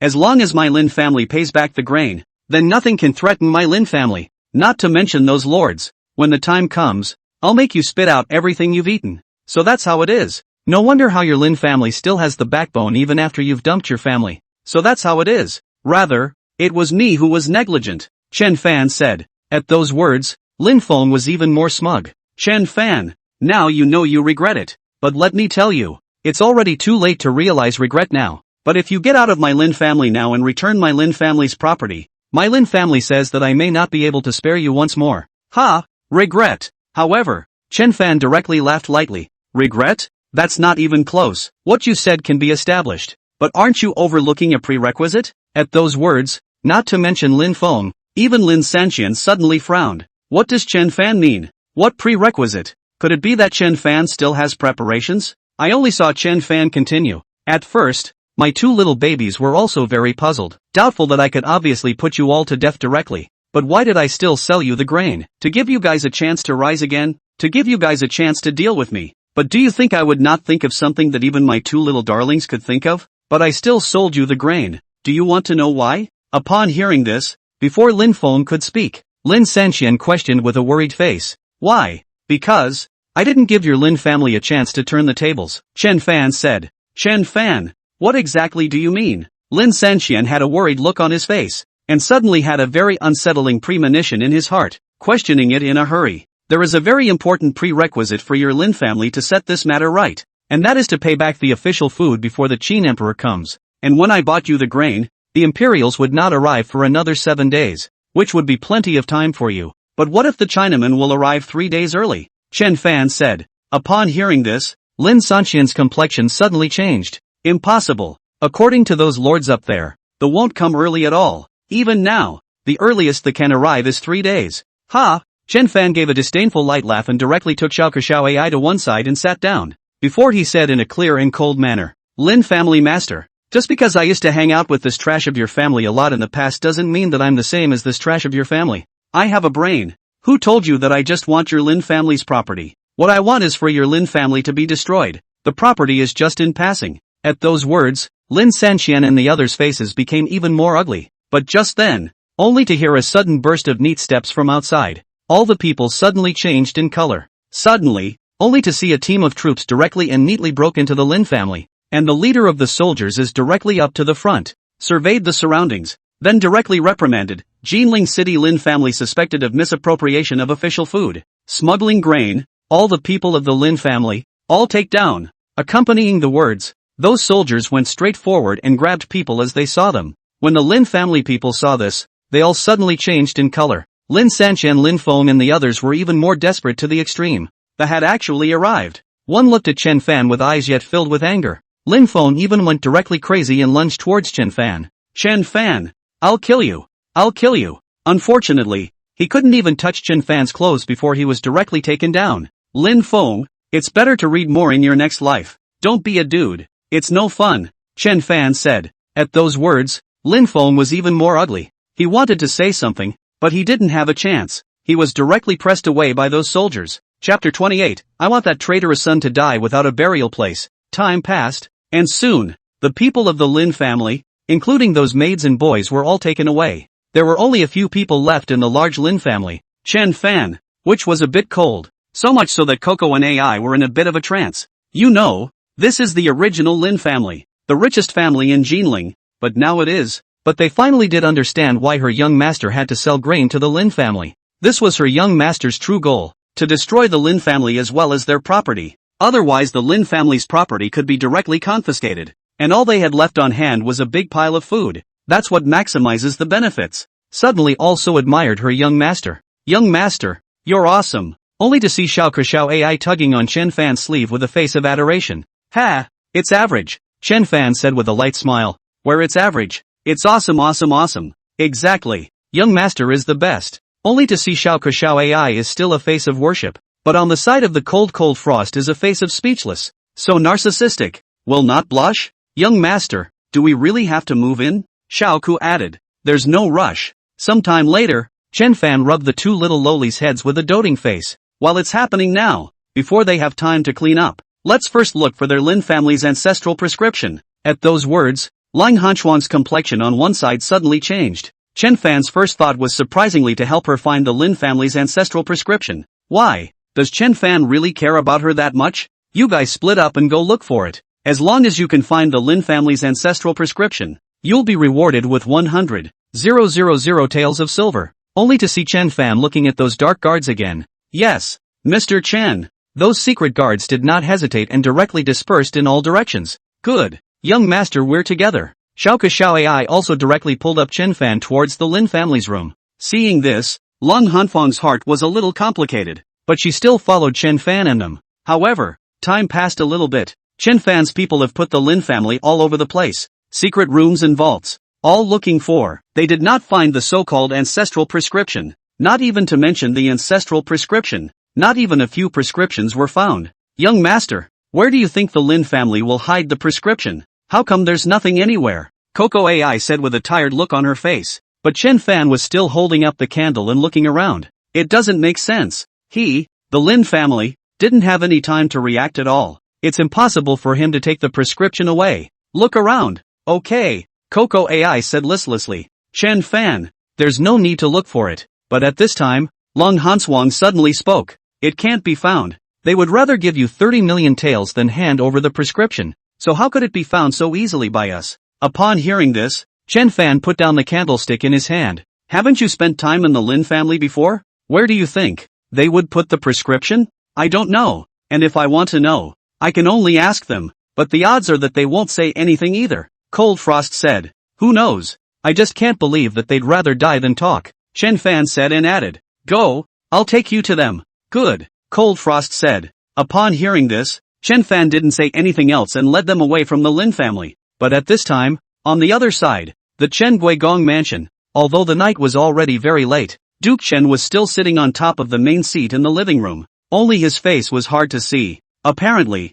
he hadn't expected that the chinchilla royalty would come so quickly either. So much so that the Lin family was destroyed, and all the major officials around them, all fell from their horses. It is important to realize that these officials can be his inner circle, the key to his rise to power. But now, it's all ruined, and the one who started it all, turned out to be Chen Fan, a foppish waste of space who had been expelled from his home. How can he not hate it? Father, what do we do next? At this time, Chen Guigong's eldest son, Chen Feng looked at Chen Guigong with a worried and gloomy face. They know too much. Kill them all at all costs. Duke Chen said with a gloomy face. Killed them all? Some of the officials were not guilty enough to die, and at most, they were only relegated or dismissed. Chen Feng said with some surprise. Are they of any use after being deposed and dismissed? Moreover, only the dead can shut up forever. Duke Chen said with a gloomy face. I'll arrange for someone to do it right away. Chen Feng said. Wait, have you found out the origins of those experts around Chen Fan? Duke Chen added. Lung Hansuang was sent by Lin Sanqian to kill Chen Fan, but was turned by Chen Fan. As for the 27th realm experts beside him, they have yet to be found out. Chen Feng said. What? Haven't found out yet? How much time has passed since then? Surprisingly, we still haven't found it. Duke Chen's face suddenly changed and he directly rebuked angrily. Father, forgive me, those 20 people just seemed to appear out of thin air, without a single bit of information. Moreover, facing outsiders, their attitudes were grim, and they couldn't shed any words. Chen Feng said, I don't care, within 7 days, I must see that rebellious son die without a burial. Duke Chen said with an ugly face. Yes, father. Chen Feng had a helpless look on his face, but he could still only respond respectfully. On the other hand, Chen Fan spent some money and finally brought Ling Chanshuang and the girls to the dungeon of Jinling City to meet the two men, father and son, who had already been imprisoned in the dungeon Lin Sanxian. According to Chen Fan's knowledge, the Lin family's misappropriation of official granaries and smuggling of grain and grass had all been confessed to by those officials who had once sheltered them.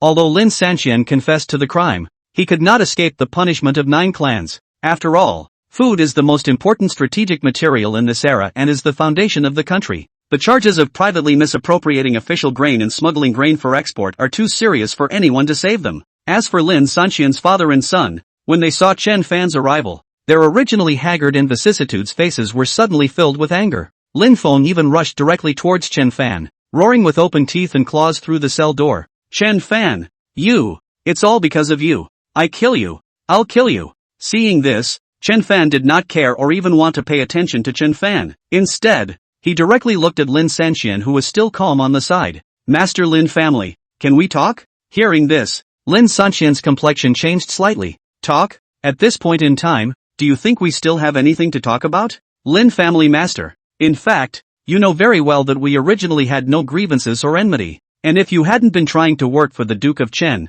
how would we have ended up in this situation today? And you, for the sake of the Duke of Chen, ended up in such a state. But what did the Duke of Chen do to you? There's no need for me to say it. I'm afraid that you didn't even take a look at it. Chen Fan said. What exactly are you trying to say? Lin Sanxian said with a frown on his face. Although I can't save your Lin family, I can help you preserve the last of the Lin family's bloodline. Let your Lin family not become extinct. Chen Fan said. At those words, Lin Sanxian's expression suddenly changed. What do you mean? Could it be that you can still save Lin Feng? Lin Feng once defiled a peasant girl, and that woman had a son. I'm afraid that the Lin family head only doesn't know about it yet, Chen Fan said. Upon hearing this, Lin Sanxian's expression suddenly changed and he hurriedly looked at Lin Feng. Lin Feng, is what he said true? Lin Feng's complexion changed slightly. That came to me, but I don't know whether that child is mine or not. But Lin Sanxian was pleasantly surprised and looked directly at Chen Fan. As long as that child is fine. What conditions? You mention the prescription for the antidote to the Xianin cold poison. As long as you hand over the prescription, I'll guarantee that when this matter is over, I'll let that child recognize his master and return to the clan, clothed and fed. Chapter 29, shouldn't be living in this world. Lin Sanxian's face suddenly became a bit ugly. The only bargaining chip that could be used to negotiate with Chen Fan right now seemed to be this one prescription. But how can he get a prescription? That was originally what he used to deceive Lang Hanfeng. If he could have taken it out, he would have taken it out a long time ago. And why would he have to wait until today? If he could take it out, why would Lang Hanfeng betray him? But Lin Feng hurriedly rebuked. Father, don't you believe him? That child is by no means mine, and I have long had someone do that mother and child. There is no way that that sinful seed is still alive. He is deliberately trying to cheat the prescription, trying to save Lang Hanfeng. At those words, Lin Sanxian's complexion suddenly changed. What did you say? You killed their mother and son? 1,000 times true. That mother and child can't be alive. He's just lying to you. Lin Feng said. You, put. Only to see Lin Sanxian listening, he suddenly became enraged and directly sprayed out a large mouthful of blood, and the whole person directly staggered and fell to the ground. That was originally the last fragrance of his Lin family. But now, Lin Feng even said that he had been killed. Dad, what's wrong with you? Seeing this, Lin Feng hurried forward to check. Rebel son. Lin Sanxian was directly exasperated to the point of being unable to say a word. Even Chen Fan was suddenly frowning. He didn't expect that Lin Feng would be so ruthless as to send someone to kill that mother and son. How could Lin Feng lay his hands on a tiger? But Chen Fan still remained calm and said in a clear and cold voice. How do you know that those people really killed that mother and son in the first place? Humph. Lin Feng suddenly gave a cold shout. I sent the people myself. Don't I know myself? Don't you just want the prescription? I'll even tell you. Don't even think about it. I just want Lung Hanfeng to be buried with my Lin family. You. Chen Fan suddenly choked on his words a bit, but when Lin Feng saw Chen Fan choking on his words, he suddenly stood up, not caring about his father, and said with a gloomy face, Chen Fan, you've harmed my Lin family to such an extent, and you're still not satisfied, but you still want to come and anger my father. Good. Didn't you want the prescription? Didn't you say that one day I would have to beg to give you the prescription? Then kneel down and kowtow to me 30 times today, and I'll give you the prescription. At those words, Chen Fan's brows suddenly furrowed, but Lin Feng didn't wait for Chen Fan to open his mouth and added, What? Not willing? Then you'll give me the chance to watch Lung Hanfeng die of poison. Ha ha. Upon hearing this, Chen Fan had an ugly look on his face. This is what you said. If you back out, then don't blame me for being unkind. I only saw Chen Fan speaking, and suddenly I only heard a plopping sound. Chen Fan directly knelt down, and towards Lin Feng, he directly kowtowed. Seeing this, not to mention Lin Feng and the others, even Xiao Kershaw AI looked stunned. His young master had actually knelt down and kowtowed to Lin Feng. On one side, Lung Hanfeng was even more disbelieving. Men's knees are gold. Not to mention the fact that Chen Fan was such an unruly person. Even the Duke of Chen failed to make him submit. But now, even for the sake of the prescription that could save her, he kneeled down without hesitation. Even though he knew that Lin Feng was probably lying to him, he still knelt down. Why? Was she, someone who was supposed to kill him, worth it? Ha ha, Chen Fan, aren't you arrogant? You also have today? Ha ha, hurry up and kowtow louder for me. Ha ha, only to see Lin Feng suddenly laugh out loud with a smug look on his face. But Chen Fan didn't care, and soon kowtowed 30 times, stood up, and said with a grim face, The prescription. Ha ha, a prescription? Chen Fan, don't you pride yourself on being smart? You don't think I'll really give you the prescription, do you? Ha ha, I'm just messing with you. My Lin family doesn't have any ancestral prescriptions at all, and I've been lying to you from the beginning to the end. Ha ha, you guys even believed it. I'll tell you, Lang Hanchuan Xianin cold poison is the world's supreme poison, and there is no cure. There's no prescription at all. You'll just wait for her to die from the poison and give my Lin family a burial. Ha ha, he only saw Lin Feng laughing with a smug face, as if he was crazy, but Chen Fan and his face suddenly became very ugly. There's no prescription. Surprisingly, there is no prescription. Doesn't that mean Lang Hanfeng will die for sure? And Lang Hanfeng was even more dumbfounded, and his face was suddenly written with despondent gloom. Although she had expected it, it was surprising that she really didn't have a prescription. Lin Feng, you forced me to do this, Chen Fan suddenly said with a grim face. Force you? I'm going to die soon anyway, so I'm just going to force you. So what can you do? Ha ha, you bite me, Lin Feng said with a smug face. Don't worry, I won't bite you, and I'll let the mother and son bury you. Let your family be reunited, Chen Fan said in a cold voice. At those words, Lin Feng's expression suddenly changed. What do you mean? You're probably forgetting that I'm also a bastard. At first, I couldn't bear to spend 100 taels to buy the lives of their mother and son, originally wanting to make a good karma. But today, your Lin family will wait for your children to be cut off, only to see Chen Fan say, directly pulling up Xiao Kershaw AI. Let's go. But Lin Feng suddenly panicked, especially when he thought of Chen Fan's attitude towards that mother and son in the first place, and hurriedly shouted, Chen Fan, come at me if you're capable. Don't move them. Chen Fan, you come at me. Don't move them. However, Chen Fan didn't respond half-heartedly and soon disappeared from Lin Feng's sight of them. Lin Feng was even more completely desperate, filled with regret. If he didn't intentionally make Chen Fan kneel down, with Chen Fan's character, he said that he wouldn't necessarily really let them mother and son go. But now, young master, are you really going to kill that mother and son? Exiting the prison, Coco said with some concern. What's the point of killing them? They had nothing to do with the Lin family in the first place. Let them be, Chen Fan said. Aha! Coco nodded. However, Chen Fan still had some bad feelings when he looked at Lang Hansuang, who was looking gloomy on one side. Originally, Lang Hanfeng had a glimmer of hope. But now, little Nguyen, don't be discouraged. Just because the Lin family doesn't have it, doesn't mean it doesn't exist elsewhere.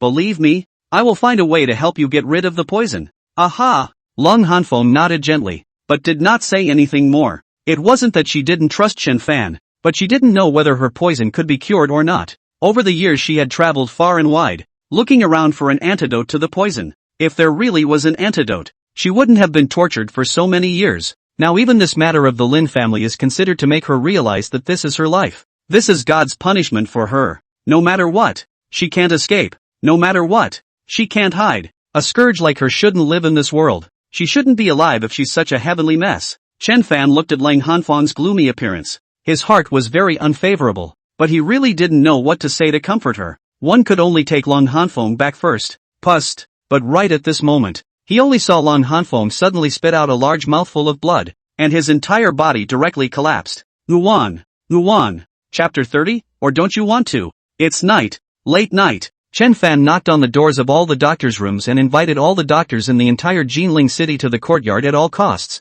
But every doctor, after looking at the unconscious Lang Hanswan lying on the bed, all of them shook their heads with a helpless face. Seeing this, Chen Fan was even more anxious and worried. Is there nothing you can do at all? Mr. Chen, what this girl has been hit by is the legendary poison, Xianin cold poison, and the poison has entered the bone marrow. Forgive us for not being able to do anything about it, an old man said. And her mind fluctuates a lot, as if she doesn't want to live herself. There's not a single thing she can do about it. The other doctor followed suit and spoke. Upon hearing this, Chen Fan's expression changed slightly. He knew that it must be because Lin Feng said that he didn't have a prescription tonight, which had irritated Lang Hanfeng. It made Cold Frost despair. It left Lang Hanfeng without even the last shred of desire to survive. Then do you have a way to suppress her poison? Chen Fan said. At those words, everyone shook their heads helplessly. But right at this moment, an old doctor suddenly spoke up. There is a way to suppress the toxicity, old man, but it's just that the symptoms are not cured, and moreover, it's a big sacrifice. Speak clearly, old sir. Chen Fan's complexion suddenly changed in a hurry. It's actually the method of exchanging a life for a life, finding someone who is willing to sacrifice for her, and using their own heart's blood to exchange a portion of the cold blood in her body. Moreover, it requires a martial arts master of the 7th realm or above to operate with internal force, the boss man said. Then will the one who exchanged blood die? Chen Fan said with a slight frown. No, but it will become very weak, and it will take 2 or 3 months at the earliest to recover, and it will injure the origin, and after recovering, it will also depreciate your life. At the very least, you will live 10 years less, the old man said. Upon hearing this, Chen Fan did not hesitate and spoke directly. Then use my blood. Xiao Ku. Go get 2 guards to come in. However, Xiao Ko and Xiao Ai suddenly changed in color when they heard this. Young master, how can this be done? How can we use your blood? Just, what if something bad happens? You'll lose 10 years of your life. But Chen Fan didn't care. It's only 10 years. What's there? No harm. But is it worth it? Young master, she was originally coming to kill you. Xiao Ke said. There's no such thing as worthy or unworthy. I can't just stand by and watch her die. Chen Fan said firmly and added. Quickly go get 2 guards to come in and help us. Wait, it's not something you can do just because you want to. We have to see if you and her blood can be fused, and if it can't be fused, then it won't work. The oldest doctor suddenly spoke. Upon hearing this, Chen Fan also suddenly reacted to the fact that this must be a blood type match. Then he hurriedly let the old gentleman test it, but it was such a coincidence that Chen Fan's blood was just able to blend with Lang Hanfeng's. Chen Fan did not hesitate and hurriedly asked Xiao Ko Xiao Ai to call the guards. Xiao Ko and Xiao Ai both looked helpless, but they had no choice but to call the 2 best martial arts guards in. After that old man gave his explanation, Chen Fan did not hesitate, and after holding back the crowd, he started straight away. With the help of 2 8th realm powerhouses, the blood exchange was soon over. It was just that Chen Fan's face had become pale and incomparably pale, and it was as if his entire body had been emptied out, and he didn't even have the strength to stand up. But instead of having the heart to care about his own condition, he looked at Lang Hanfeng on the bed, who was not about to wake up at all, and said with a puzzled face, why isn't she awake? Old man? She doesn't have a strong desire to live, and since your blood has only just been switched in, it's going to take some time to integrate. Only to see the oldest doctor speaking, he took Lang Hanfeng's pulse again. However, her pulse is no longer weak. It should have been suppressed for the time being, but I still say that this method treats the symptoms but not the root cause. It won't be long before her Xianin cold poison still attacks. By then this method may be useless. So, if you want to cure it, you still need to find the antidote, the oldest doctor said. Antidote? Chen Fan's complexion suddenly changed. Does the old gentleman know where there is an antidote? Or what medicine should be used to solve it? At that, the oldest man shook his head. This Xianin cold poison is known as the most poisonous poison, with no cure, and it's the first time I've seen it even after practicing medicine for many years. But perhaps I'm just ignorant and uninformed. I only saw the oldest doctor speak and then suddenly change the topic. I wonder if Mr. Chen knows Ghost Doctor. Ghost Doctor? Ghost Doctor? Chen Fan shook his head. Could the Ghost Doctor cure this Xianin cold poison? I'm not sure, but the ghost doctor's medical skills are unfathomable.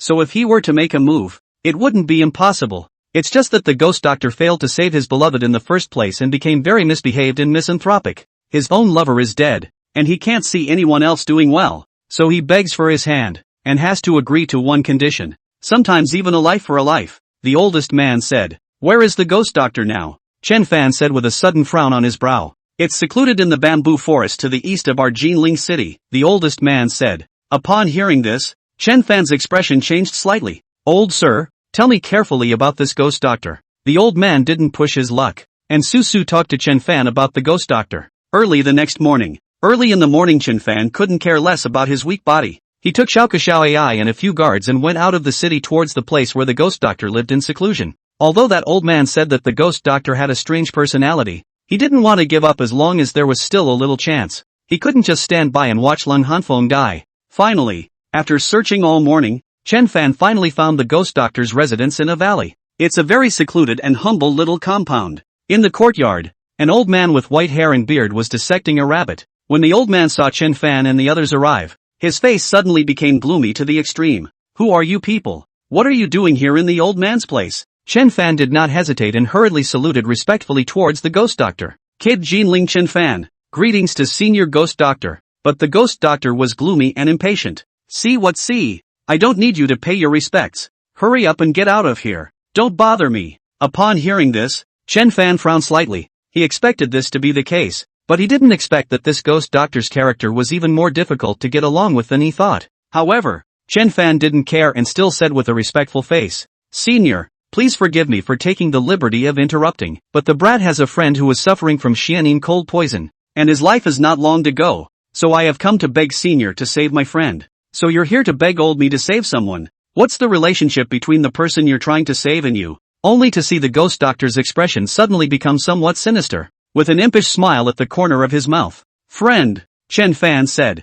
Friends? Oh, only the ghost doctor smiled grimly. Lang Hanfeng is really worthy of being a rare beauty. I can't imagine that she has found someone willing to die for her so quickly. At those words, Chen Fan's expression suddenly changed. He hadn't even said anything yet. How did the ghost doctor know that it was Leng Frost? Did Lung Hanfeng come to see the ghost doctor? But what did the ghost doctor mean by that? However, before Chen Fan could say anything, the ghost doctor spoke again. Kid, since you came here for Lung Hanfeng, it seems that you are ready to die for Lung Hanfeng. In that case, come with me. Upon hearing this, Chen Fan was even more puzzled. Senior, what do you mean by that? What do you mean by dying for her? The ghost doctor's complexion suddenly changed. Did Long Cold Frost not tell you? At first, I said that as long as she could find a man who would die for her to give his life to me, I would help her cure the xianin cold poison. Didn't you know that? Or is it that you boys don't want to? Chapter 31, He's Dead. Chen Fan was not a little cutie. He had already guessed the cause and effect.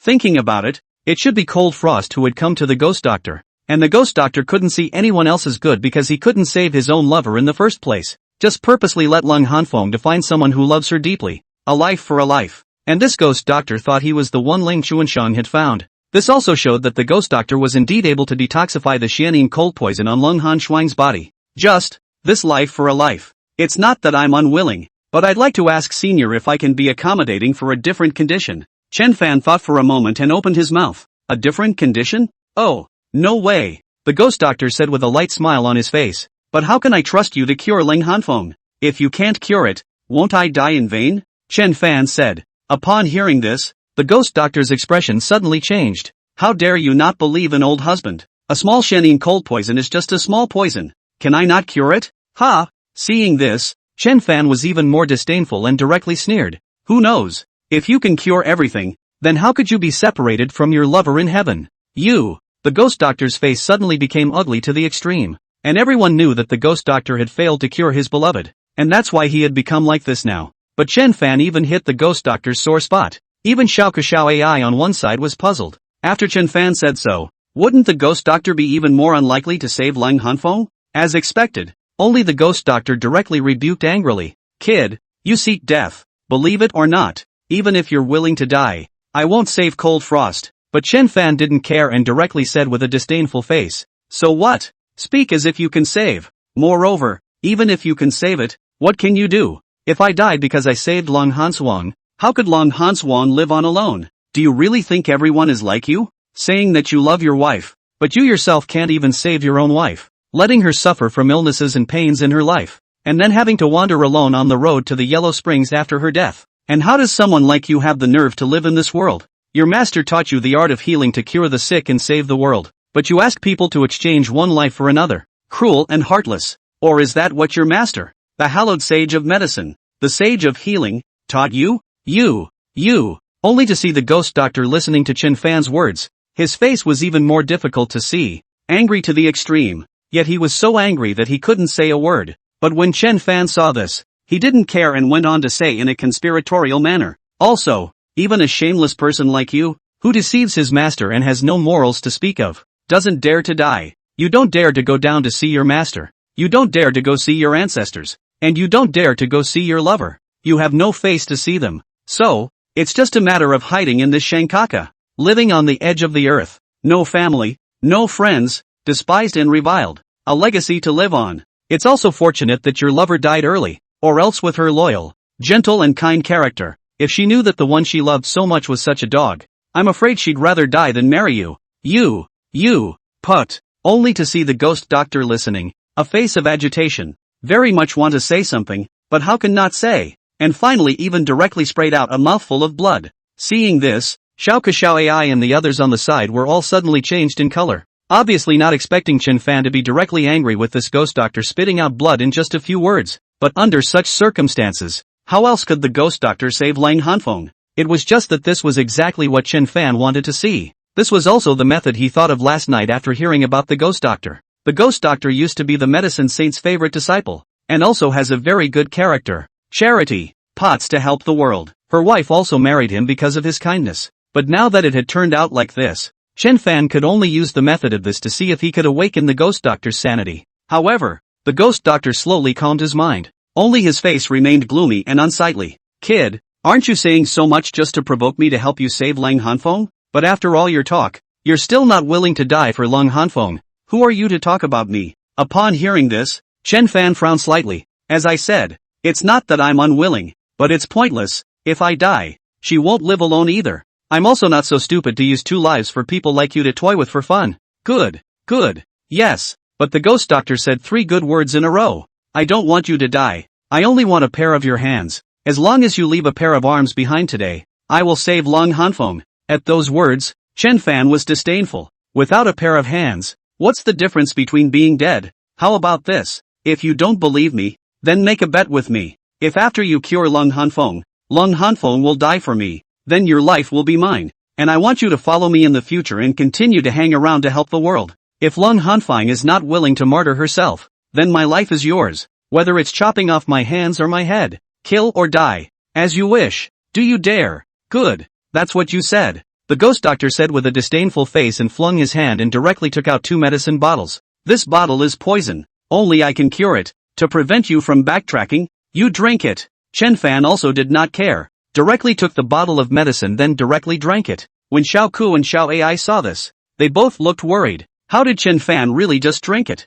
No hesitation at all. Did Chen Fan really trust Lang Hanfeng that much? What if Lang Hanfeng doesn't want to be martyred? Most of all, based on the performance during this period of time, Lang Hanfeng didn't like Chen Fan at all, and even said that he was a bit disgusted. And how could you possibly martyr yourself for Chen Fan? Why is Chen Fan so impulsive? Very good, kid. This bottle is the antidote to the Xianing cold poison. Take it and give it to Ling Cold Frost to take. The cold poison will naturally be solved, the ghost doctor added. Upon hearing this, Chen Fan frowned slightly. The ghost doctor even had a ready-made antidote. Kid, you cannot believe it. The ghost doctor spoke as if he could see Chen Fan's skepticism. Upon hearing this, Chen Fan didn't care and directly waved his hand. Senior, please. In the middle of Chen Fan's mansion, Lang Hanfeng finally woke up. It was just that Lang Hanfeng felt the changes in her body. Her heart was puzzled to the extreme. Obviously the Xianing cold poison in her body had already erupted. Why was the toxicity in her body now reduced by so much?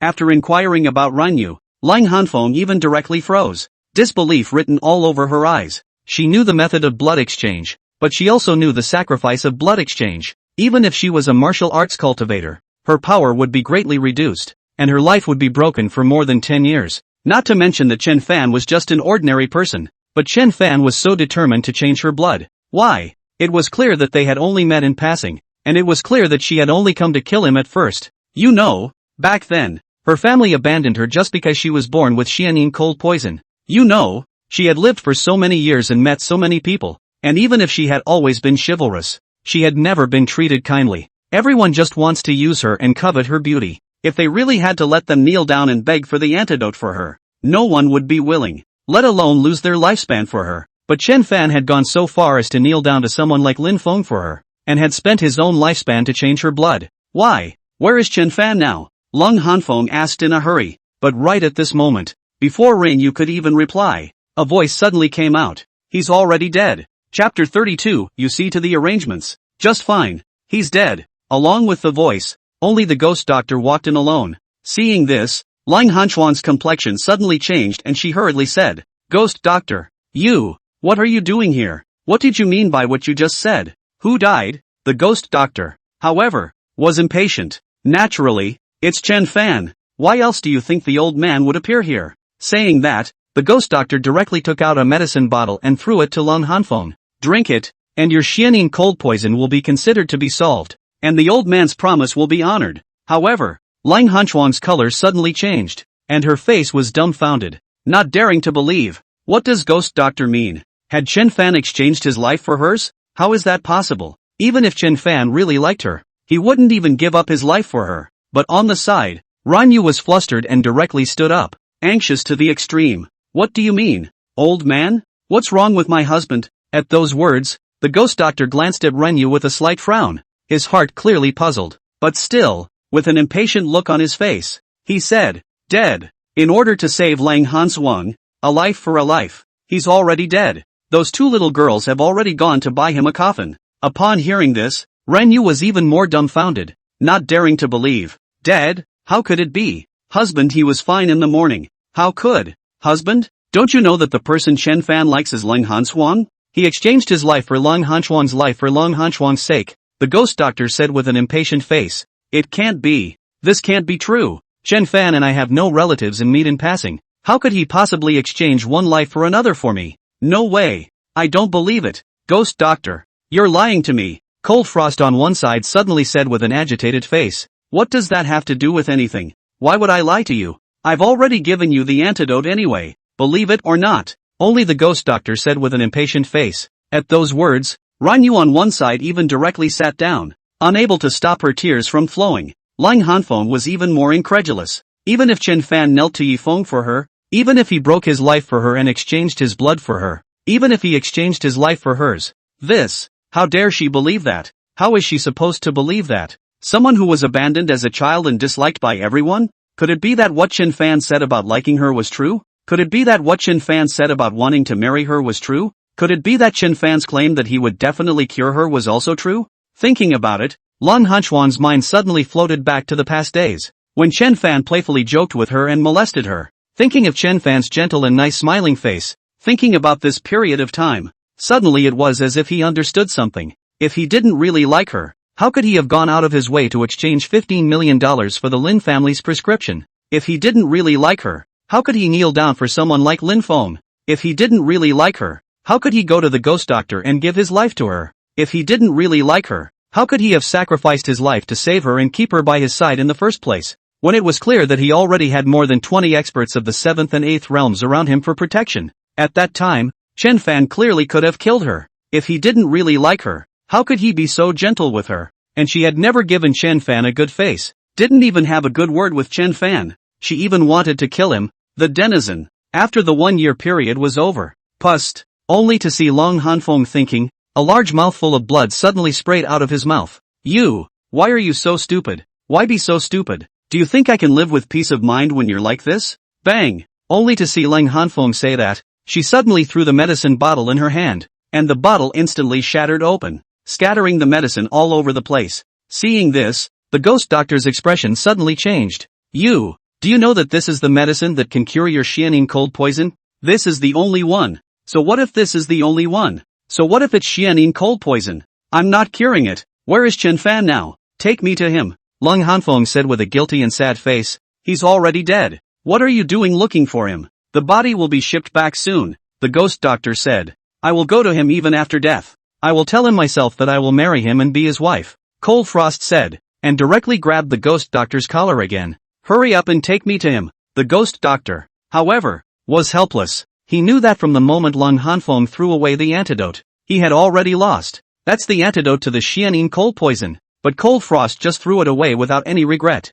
That's enough to say it all. The ghost doctor didn't want to continue either. But when he really wanted to open his mouth to tell the truth, a voice suddenly came from outside the door. This time it's your own words. No backtracking. Hearing the voice, both Cold Frost and Renyu suddenly froze. This sound, only to see Chen Fan walk in through the door with Xiao Xiao AI in tow. And Chen Fan even had a smile written all over his face. Chen Fan, husband, you're fine? Didn't this old gentleman say that you have? With a dumbfounded look on her face, Renyu hurriedly greeted her, disbelief still written in her teary eyes. Good boy. I'm fine. Just lying to her. How could I die so easily? Only Chen Fan smiled and gently wiped the tear tracks on Renyu's face. I made you worry, husband. When Renyu heard this, her tears were even more unstoppable and she directly jumped into Chen Fan's arms. You scared me to death. I thought you really. Don't you ever scare me like that again. Good. Chen Fan gently patted Renyu's back. It won't happen again. Good girl. Don't cry anymore. But Lung Hanfeng on one side was puzzled. Surprisingly, Chen Fan didn't die. Then why would the ghost doctor be willing to give her the antidote? Ghost doctor, what do you mean by that? Didn't you say that Chen Fan is dead? Lung Hansuang asked with a clear and cold face. But the ghost doctor didn't want to answer. Ask him yourself. Saying that, the ghost doctor directly took out a medicine bottle and handed it to Lung Hanfeng. Luckily, this bottle is the real one. If you break it again, there will be nothing left. After saying that, the ghost doctor took out another pill and gave it to Chen Fan. This is the antidote. Chen Fan didn't care and took the antidote and swallowed it directly. Senior still remembers our agreement. Right. Don't worry. Old man's word is his bond. When I go back to clean up, I will naturally come back, the ghost doctor said. After saying that, the ghost doctor left directly. But as she watched the ghost doctor leave, Lung Hanswang was puzzled. What exactly happened to Chen Fan? You take the antidote first. I'll tell you again, Chen Fan said. Upon hearing this, Lung Hanswang frowned slightly and looked at the pill bottle but still swallowed the antidote directly. Now you can say it. It was using my life to make a bet with him. Betting on whether or not you would martyr yourself for me. I knew it. How could anyone not like me if I am so jade-like? You really are secretly in love with me. And for me to not hesitate to destroy the antidote and martyred for me. It is evident that you love me so deeply. So touching. Chen Fan lightly laughed. But as Lung Hanswan listened, she didn't playfully smile with Chen Fan. Instead, she frowned. So, if I hadn't martyred myself for you, you really would have died? Aha! Chen Fan said with an indifferent face. You! Lung Hanswang suddenly choked on her words a little. She wanted to say something to scold Chen Fan. How could she take her life and gamble with others for the sake of someone like her? And yet, he can't curse anything. After calming down a bit, this time he spoke. Are you so sure that I will martyr myself for you? Have you thought about it? If I didn't, what would you do? What can we do? Organize it in a big way, Chen Fan said. At those words, Lung Hanfeng was even more speechless. But Chen Fan did not hesitate, and followed up with, but I heard your words clearly just now. You said yourself that you want to marry me. You are not allowed to go back on your words. I'll let someone look at the date tomorrow. Me. Lung Hanswang wanted to say something, but when she looked at Chen Fan, she let it all go. She knows very well that Chen Fan is a gift from heaven, and she can't see the second one, so she doesn't want to let it down, nor does she want to miss it. Then he nodded very seriously. Just watch the arrangements. It's fine. Chapter 33, full of Chen Fan's figure.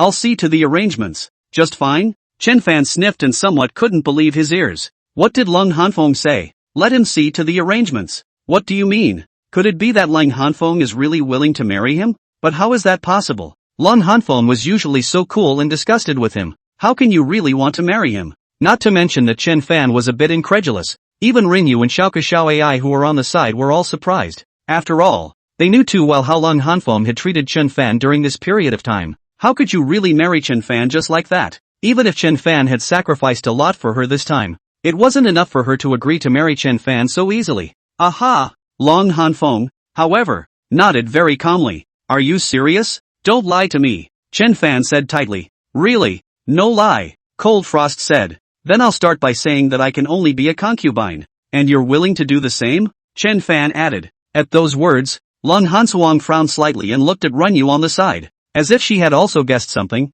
Ranyu lowered her head somewhat humbly, not daring to look at Long Hanfeng. Long Hanswang didn't care and turned her head to look at Chen Fan. She's already a concubine. You want me to be a concubine too? So, you don't think I'm worthy of being a proper wife either? It's not that it's unworthy. It's just that the main wife has already been chosen, Chen Fan said. At those words, not to mention Long Hanfeng, even Rinyu's complexion suddenly changed as she looked at Chen Fan. Who? Cold Frost said.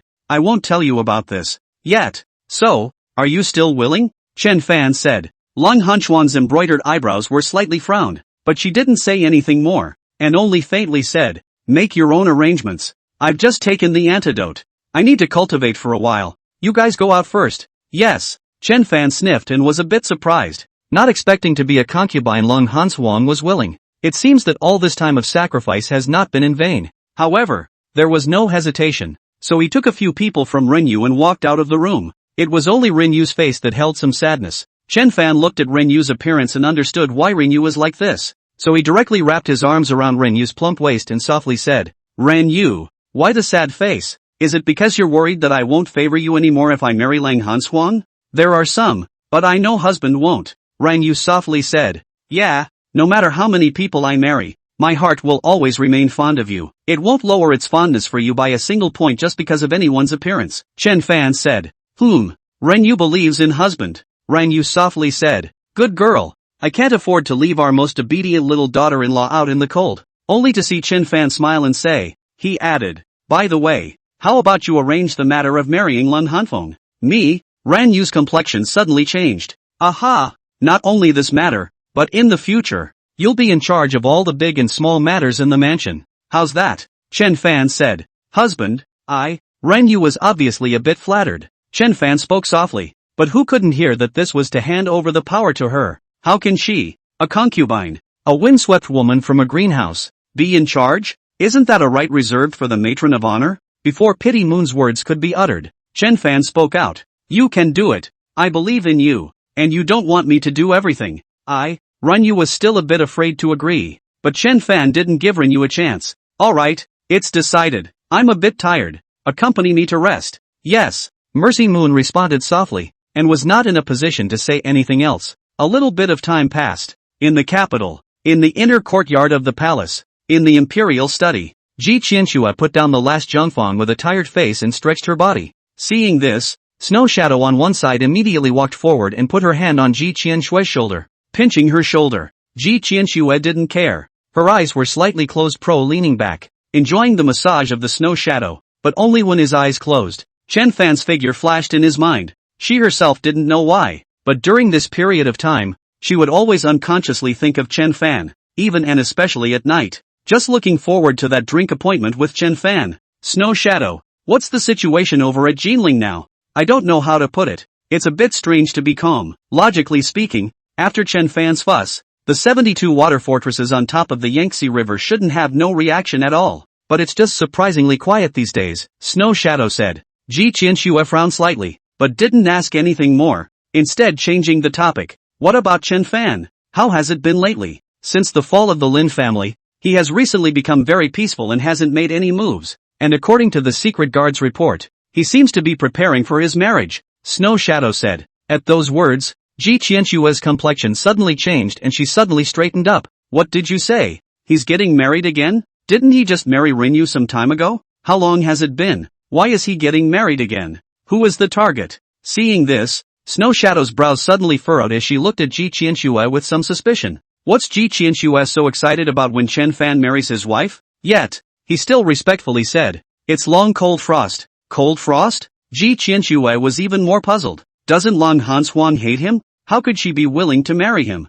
According to the report from the secret guards, Chen Fan has been doing this for Lang Hanshuang for this period of time. Snow Shadow Su told Ji Qianxue about this period of time and added, speaking of which, Chen Fan is also considered to be sentimental and righteous. To be able to do this for a woman is rare in the world. Ji Qianxue listened, but her complexion became a bit complicated. Obviously, she hadn't expected that Chen Fan would kneel down to Lin Feng for a woman, would go so far as to break his life and replace his blood for the sake of a woman, and even more so, would not hesitate to gamble with his own life. When it really is sentimental, it is rare in the world. It was just that Ji Qianxue had an inexplicable resentment in her heart. It was as if they were resenting these things that Chen Fan had done for other women. Resenting Chen Fan, he had gone on a long journey, only marrying Ringyu, and then surprisingly marrying another one, Denge. But at this time, Snow Shadow added, there is just one thing that surprises me. Lang Hanswang is such a proud person, and she is also considered a first-class beauty in the Zhenghu Lake, and has quite a few admirers,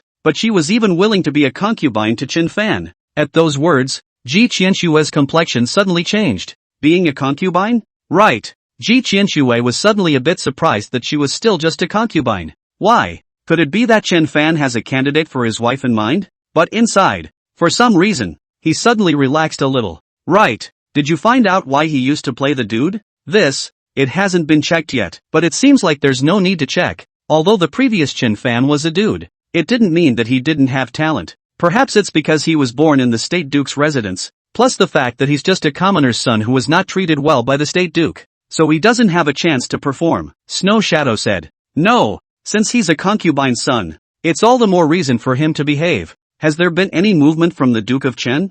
Ji Qianshue said with a slight frown. That's not true. It's reasonable to say that the Lin family is very important to the State Duke's house, but State Duke Chen had no intention of saving the Lin family, and was very calm, as if it had nothing to do with him. But those officials involved, without exception, were all exterminated. When things go wrong, they go wrong. Ji Qianshue's complexion changed slightly as she added, make preparations and make a trip to Jinling tomorrow. Yes, Snow Shadow respectfully saluted, but Ji Qianshue simply waved her hand, signaling Snow Shadow to step back. When the Snow Shadow retreated, Ji Qianshue's face turned ghostly. Leaning back in his chair, his mind was filled with Chen Fan's figure. Chapter 34, it couldn't be that he didn't want to marry her and was being a dude on purpose. Time passed little by little, and in the blink of an eye it was 7 days. Jinling City has been in a state of flux for the past 7 days. Because of the Lin family, Jinling officials of all sizes are almost all investigated. Where there is collusion with the Lin family officials and businessmen almost all have no good end.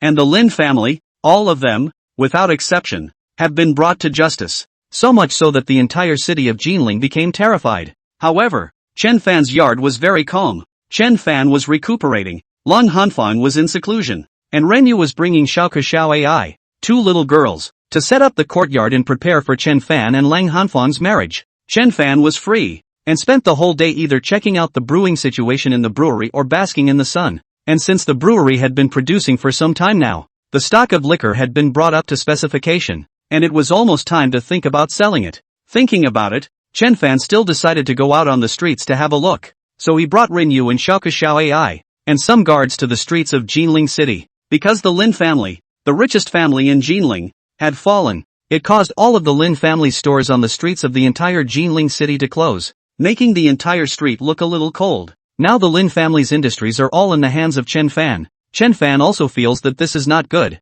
Or think of these industries' first revitalization. Cannot let the prosperity of the Jinling fell in his hands, but trying to revitalize these industries is no easy task. He's still too poorly staffed. However, just as Chen Fan was thinking about how he was going to recruit people, a voice suddenly came from behind Chen Fan. Brother Chen, long time no see. Upon hearing this, Chen Fan and the others hurriedly turned around to look, only to see Ji Qianshue dressed in white, holding a folding fan, walking towards Chen Fan in a graceful manner, just like a fluttering nobleman. Snow Shadow, on the other hand, was dressed in a black power suit, holding a sword and following Ji Qianshue around. Chen Fan was a bit surprised, but without hesitation, he hurriedly stepped forward and arched his hand. Brother Flower, long time no see. When did Brother Flower come? I just arrived this morning. I wanted to visit Brother Chen at his residence, but I never thought that I would meet Brother Chen here. We are really destined to meet. Ji Qianshue arched her hand and said with an extraordinary demeanor, a song full of wine, where life is not. The last time we parted, I've been thinking about Brother Hua and the drink that Brother Hua promised. Chen Fan laughed. Oh, only to see Ji Qianshue's brows flowing. Brother Chen has really been thinking of me? Upon hearing this, Chen Fan frowned slightly. What did Hua Qianchang mean by this? Isn't that the simplest and most polite of pleasantries? We all know the truth. Why is Hua Qianchang pursuing this so much? Moreover, for some reason, Chen Fan actually felt a trace of petulance on Hua Qianchang's face that only girls had. How can this be fake? Chen Fan said. Since that's the case, can you write a couple verses about how you miss me? Ji Qianshue, however, didn't react and deliberately said. Upon hearing this, Chen Fan frowned slightly. What was wrong with this Hua Qianchang today? but without waiting for Chen Fan to speak, Ji Qianxue added, "What? Brother Chen is unwilling?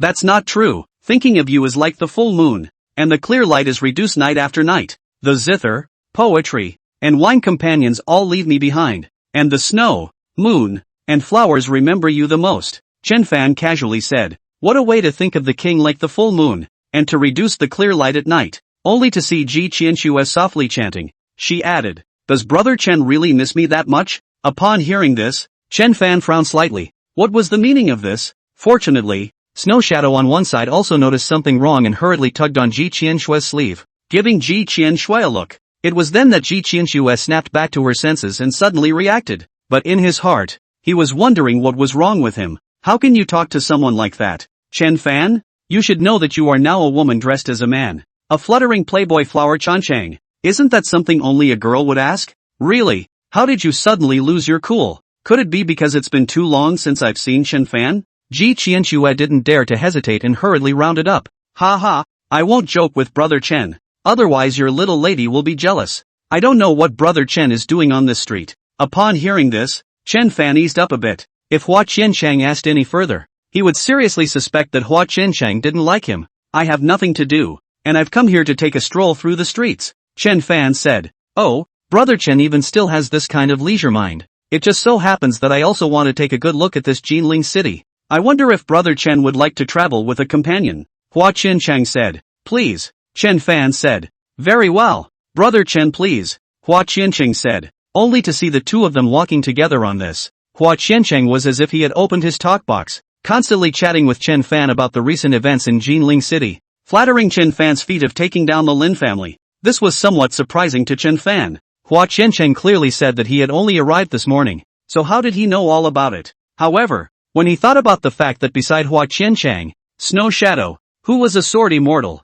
was only a guard, and even more so, he casually gave him 20 strong people of the 7th or 8th realm as guards, he could understand Hua Qianchang's tactics. Ran Yu, they're from the Clear Sound House? But at this time, Chen Fan suddenly saw several girls kneeling in the middle of a corner, begging. One was pudgy and haggard. Seeing this, Ran Yu's eyebrows also suddenly frowned, obviously not expecting that they, the sisters, would be living such a miserable life now. Husband, they, looking at Ran Yu's sympathetic look, Chen Fan then softly comforted. It's fine, didn't I say so? I want them all. It's about time we had some attendants and subordinates in our family. Ran Yu suddenly recalled what Chen Fan had said back then, asking them all to follow him, but then saying that it was not the right time. At first she didn't know what it meant, but now, suddenly, she understood. Chen Fan was trying to take them in when they were in the most difficult time, and the ones who had a way out now wouldn't end up on the streets. If Chen Fan took them in now, they would definitely be thankful to Chen Fan before they would be loyal and help Chen Fan.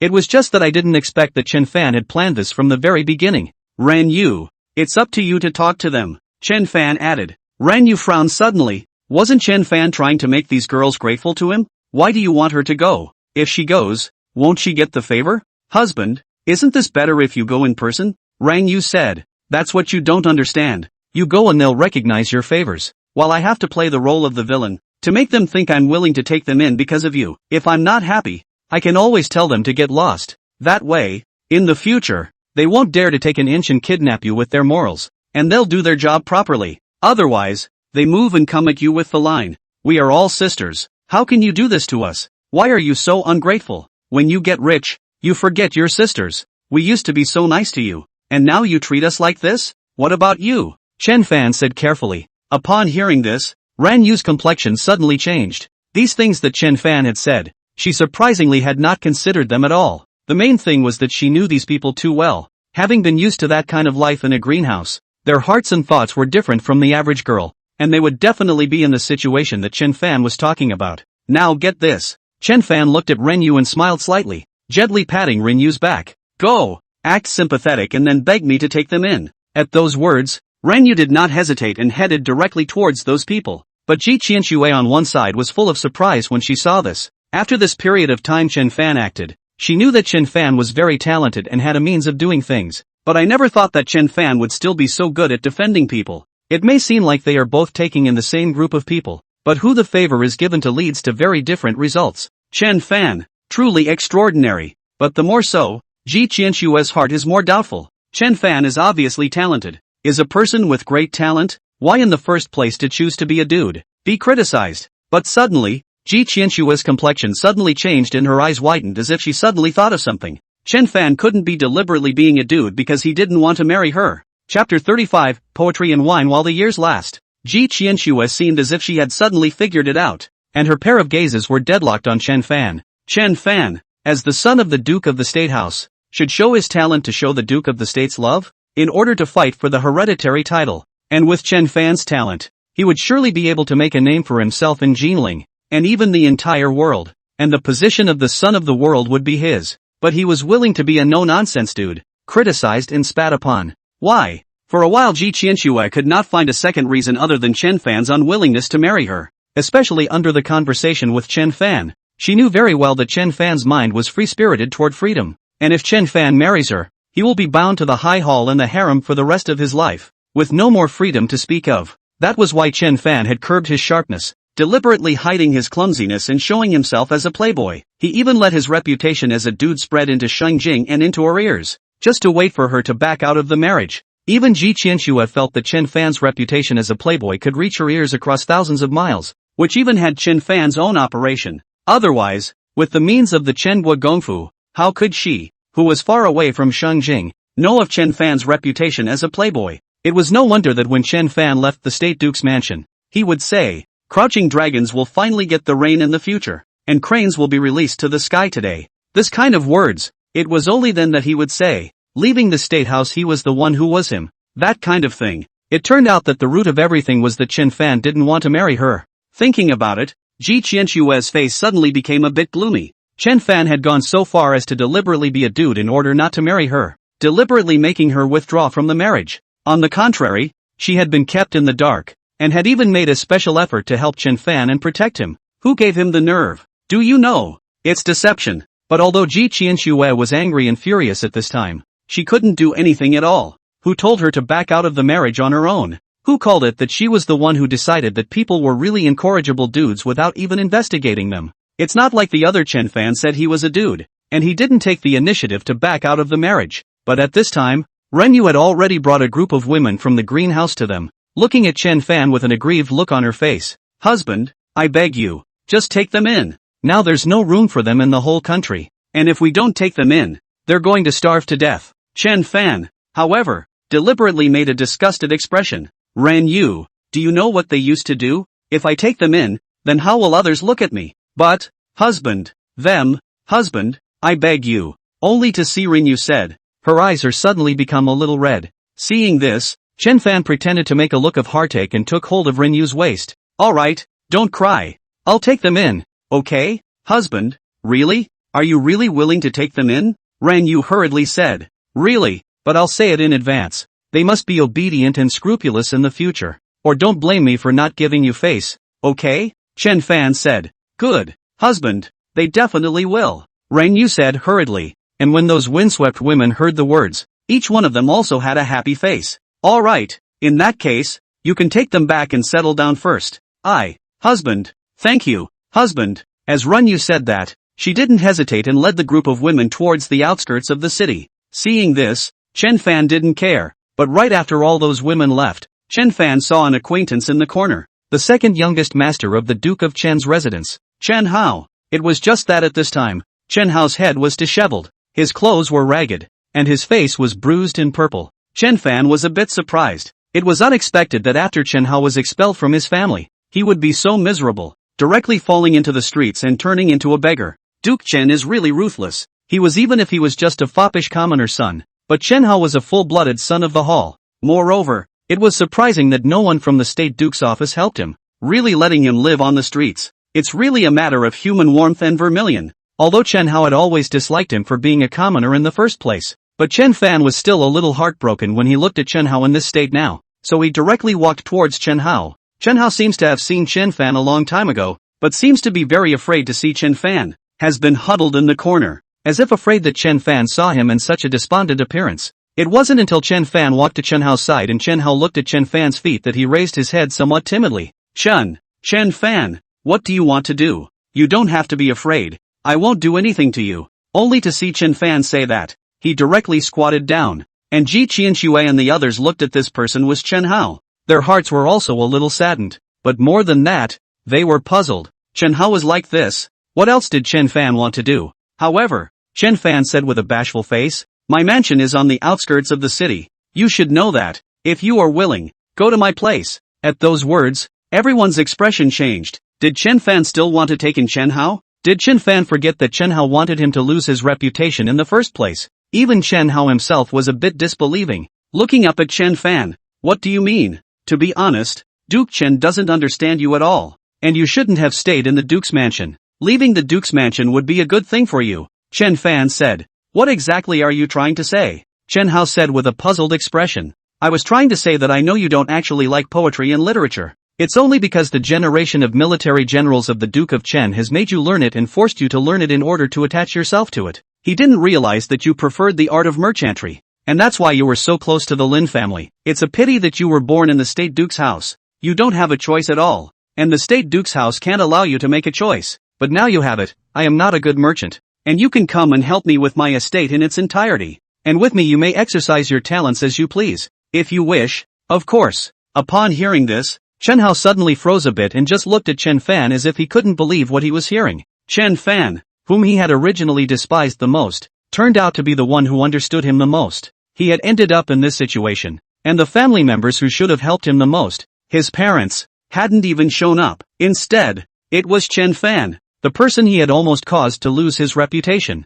who was willing to help him. "Why? Obviously I treated you like that before," Chen Hao suddenly asked. "Maybe it's because, well, you're my second brother. Or maybe it's because we've all been pawns before and we've all been in the wrong place." I only saw Chen Fan speak, slowly standing up. Before he spoke again, "I've already said the words. The choice is up to you. But my door there is open for you at any time." But as Lin Hao listened, he directly froze. Ergo, Chen Fan even treated him as a second brother. But he clearly never treated Chen Fan as a brother. It also targeted Chen Fan at every turn. But now, he suddenly wanted to cry. However, Ji Qianxue on the side was frowning. Could it be that she thought wrong again? You can't help it? What did Chen Fan mean when he said they all had no choice? Is pretending to be a dude and not wanting to marry her out of your body? But Chen Fan didn't stay any longer. He wanted to give Chen Hao some time, so he directly turned around and looked at Ji Qianxue. "It is not too late for the East to pass away, nor is it too late for the West. Don't think of the old garden to the old people,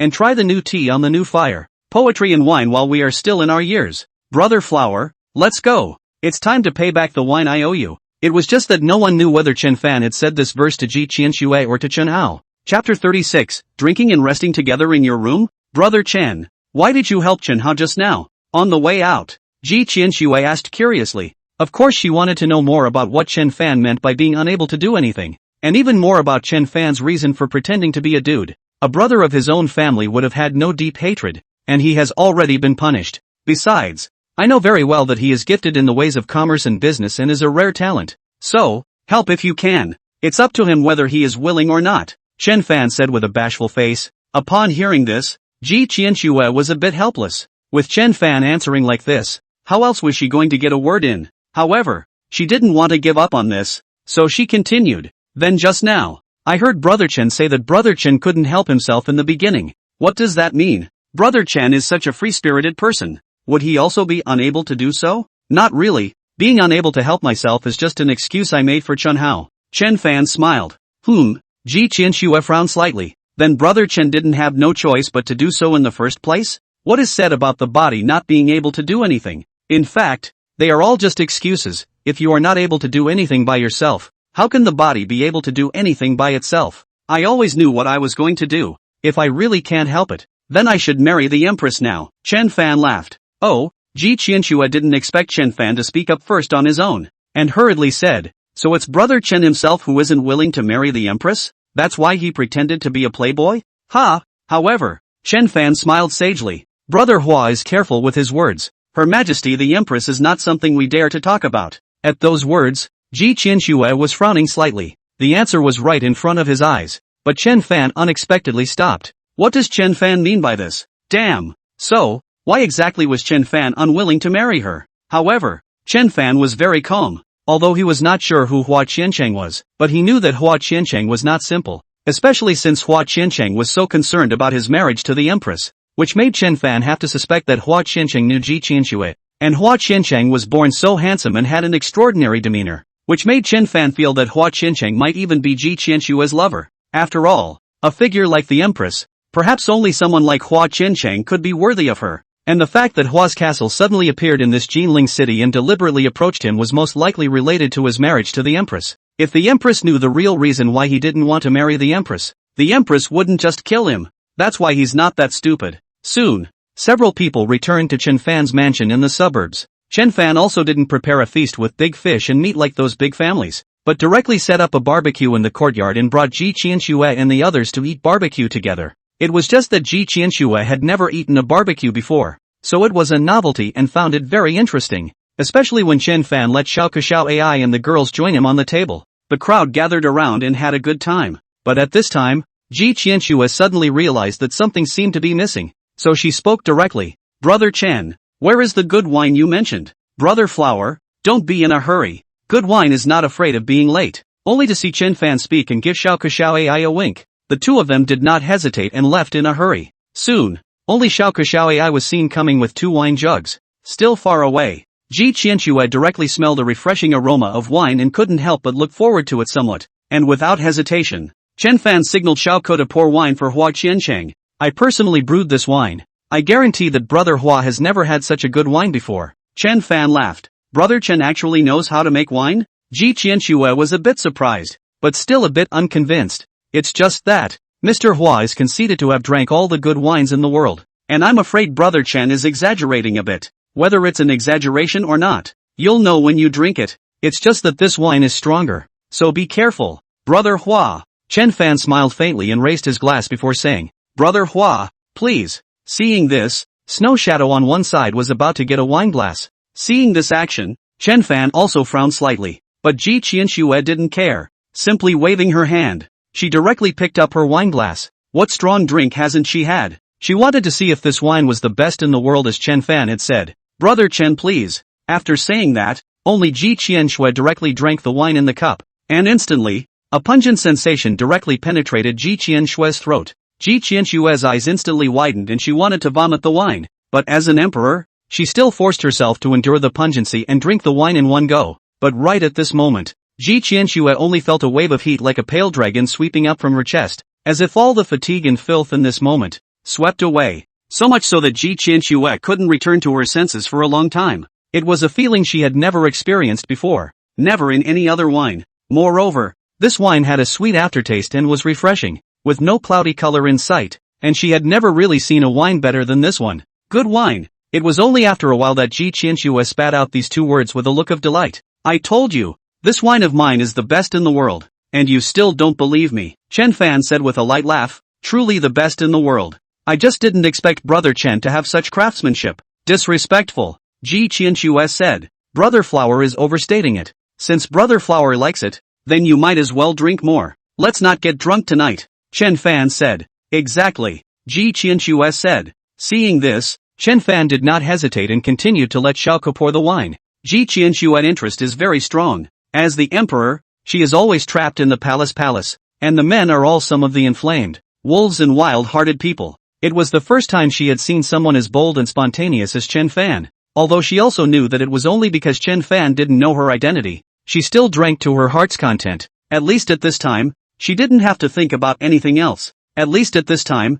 Chen Fan only regarded her as a confidant friend. But slowly, after nightfall, it became a bit off. Perhaps because Chen Fan's wine was too strong. Ji Qianxue had almost never drunk such a strong wine, and already her cheeks were flushed and she looked drunk. As for Chen Fan, he had never drunk so painfully since he crossed over, and at this time, he was also a bit drunk and out of shape, hooking up with Ji Qianxue and talking loudly. And on the side, Snow Shadow was already anxious. You know, Ji Qianxue is the current empress. Now she is a woman dressed as a man. If this goes on, what if she wears out? But fortunately, even Renyu Cold Frost and the girls were a bit drunk. Otherwise, just Ji Qianxue's voice at this moment had to make people suspicious. But it is at this time the drunken Ji Qianxue simply does not care about her. She kindly advised to remind, but also by Ji Qianxue reprimand. In the end, he was forced to drink together by Ji Qianxue. However, Snow Shadow was fine as a sword immortal, but she was still worried when she looked at Ji Qianxue and Chen Fan hooking up.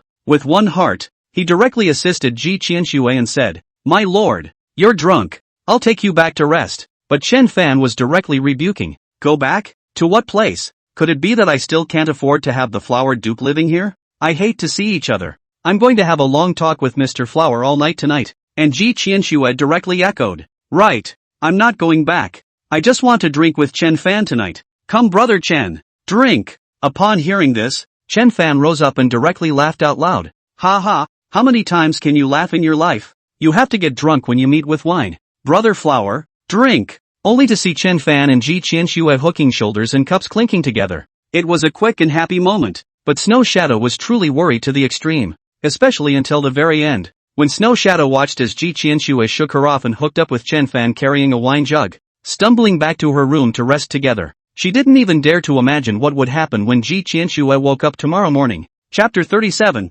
What really happened last night? Yes, early the next morning, the warm sunlight mischievously peeked through the window pane at the two people who were embracing each other in bed at that moment. Perhaps it was because the sun's gaze was too hot, causing Ji Qianxue to slowly open her eyes. But the moment she opened her eyes and saw Chen Fan, Ji Qianxue suddenly froze, her eyes looking like they were about to bulge out. Disbelief was even written all over his face. This, what's going on here? How did she sleep with Chen Fan? How? Ji Qianxue hurriedly recalled, but she only recalled that she and Chen Fan hooked up and drank, and then went back to the room together and drank a lot more. Only that she couldn't remember at all what happened further on. All of a sudden, the endless remorse in her heart was like a tidal wave drowning her. Even tried to find a dagger to die with. How could she have thought that she, a female emperor and the king of a country, would hook up with a man and drink? I can't believe I would drink with a man to the point of unconsciousness. Is it crazy? Luckily, none of the clothes were off. Luckily, nothing happened. But in her heart, she was worried, and she didn't know if Chen Fan had discovered her daughter's body when she drank last night. What if Chen Fan finds out? Thinking about it, Ji Qianxue suddenly panicked and wanted to pull out her hand while Chen Fan was not awake. But who told her to wrap her arms around Chen Fan last night? And now, not to mention her hand, she can't even pull out her other foot. Moreover, at this time, Chen Fan was still holding her in such a deadly embrace. What to do? What now? If Chen Fan woke up and looked at them like this, he would not die of embarrassment. Ji Qianxue was truly flustered. But right at this moment, Chen Fan let out a murmur as if he had sensed something, and at the same time moved towards Ji Qianxue's arms. This time Ji Qianxue was even a bit desperate. This denizen, actually. However, looking at Chen Fan in her arms, Ji Qianxue was a bit stunned. It was the first time she was so close to Chen Fan. Chen Fan was also really born very good looking, with a scholar's showy eyebrows and a face that was white and clean, just like a little girl. And at this time she could even feel Chen Fan's faint breath, gentle heartbeat, warm body temperature, stiff. But the next second Ji Qianxue what suddenly changed. Nope, that's what. But suddenly Ji Qianxue suddenly reacted, and a pretty face instantly turned red to the roots of her ears. Only to see Ji Qianxue suddenly screaming miserably. Without saying anything, she directly kicked Chen Fan out. Bang! Only a muffled sound was heard, only to see Chen Fan directly hit the table. What happened? What happened? Only to see Chen Fan suddenly awakened and stood up from the ground, looking around with a shocked and puzzled face. Seeing this, Ji Qianxue was even more complex, unable to say whether she was embarrassed or shy or flustered. And at this time, Chen Fan saw Ji Qianxue on the bed and hurriedly said, "Brother Hua, Brother Flower, what happened?" "No, nothing, just had a nightmare. I'm sorry." Ji Qianxue looked at Chen Fan and said with an embarrassed face, but in her heart, she couldn't wait to find a crack in the ground. "Oh, so it was a nightmare. It scared me to death." Chen Fan took a long breath and rubbed his back. "But this leg technique of Brother Hua, it's too vicious. My waist." At those words, Ji Qianxue was even more embarrassed.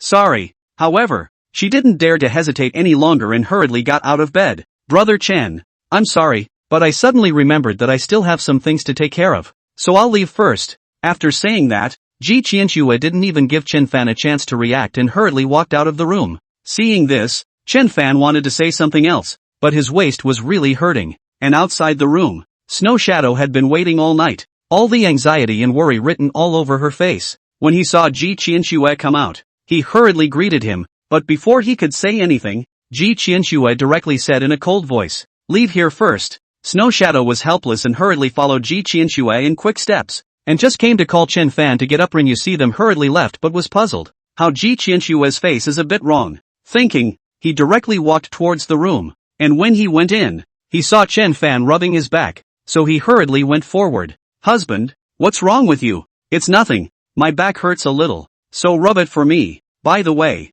accompany me to sleep for a while longer, Chen Fan simply said and flopped down on the bed again. Pitiful Moon, however, was puzzled, especially when she looked at the red and purple mark on Chen Fan's waist. Husband, did nothing really happen? How come that Flower Duke's face looked a bit off when he went out? The face is not right? Chen Fan frowned slightly. This didn't happen. Was it because there was some guilt about kicking him out of bed? It's okay, don't worry about it. He's always like that. Chen Fan did not care to say, so he just enjoyed Renyu's massage, but for some reason, perhaps it was difficult to cool the hot blood of a teenager, only to see Chen Fan suddenly roll over, and then took Renyu into his arms. Last night, without being with me, did you miss me? Upon hearing this, Renyu's pretty face became slightly flushed and knew what Chen Fan wanted to do, yet she still nodded lightly with some shyness. Then make up for it now, Chen Fan said with a light smile on his face. But, husband, your waist, Renyu said with some concern. It's alright, the lady is on top. Oh, on the other side, in. Ji Qianxue was truly livid as she listened to Snow Shadow help her recall last night's events, ask her how she could do such a ridiculous thing when she was a female emperor and the king of a country. However, Ji Qianxue still asked what she was most worried about. They didn't find anything, did they? No, His Majesty has not been exposed. Upon hearing this, Ji Qianxue breathed a sigh of relief. Fortunately she wasn't discovered, otherwise she really wouldn't want to live. But the next second Ji Qianxue added, what about you? Why don't you pull me? At those words, Snow Shadow was even more speechless. Your Majesty, it's not that I don't pull, but it's useless for me to pull. Not only is it useless, but you even poured my wine and made me drink along with it. If I hadn't suddenly reacted and drank out of your jug, you'd be even more drunk. At those words, Ji Qianxue was even more ashamed, but she didn't know what to say, especially when she thought of herself and Chen Fan embracing each other. True just wants to die. Remember, no one must know about this. It was only after a long time that Ji Qianxue spoke. Yes, Your Majesty, Snow Shadow hurriedly responded and added. Then, what about Chen Fan's place? Don't mention him to me. I don't want to hear about him right now. Swing back to the palace, denizens, only to see Ji Qianxue suddenly chortle with a pouty face. But Snow Shadow was puzzled. Dentist? What do you mean? Could it be that Chen Fan really had something going on with Ji Qianxue last night? Besides, they only arrived in Jinling yesterday, and they're returning to the palace today. What is this? However, she didn't dare to ask more questions and responded hurriedly. Yes, I'll arrange it now. But at this time, Ji Qianxue suddenly waved her hand again and said, forget it, prepare a gift for me. I'm going to make amends to Chen Fan tonight. Snow Shadow sniffed and was suddenly a bit dumbfounded. A gift? An apology? What the hell is going on here? But this time, without waiting for Snow Shadow to reply, Ji Qianxue added, no, it's better to hurry up. I'll be there later. Chapter 38. Nothing happened just now. Do you know? Time passes. Chen Fan was originally still reluctant to get up. I drank too much wine last night and I still have a bit of a headache. But Chen Hao is here. In the courtyard, only to see Chen Hao standing on the side with a humble face, waiting for Chen Fan. Where was the pride of the second son of the State Duke's house back then? While Chen Fan looked at Chen Hao, he was not surprised. Chen Hao was a smart man, and now that he had been expelled from the State Duke's house, he knew what he should choose. So, ergo, you've thought about coming to my aid? At those words, Chen Hao neglected to hesitate a bit. Chen Fan not only called him a second brother, but even said to him still, came to help him, not to defect to him. The heart suddenly stirred a little. I've got it figured out. Yes, but there's one thing I have to say first. After this you're just my Chen Fan second brother, not the second son of the State Duke's house, and not a bit related to the State Duke's house. Second brother. You know what I mean, Chen Fan said. Chen Hao naturally understood that Chen Fan was telling him that he couldn't betray or eat his way out.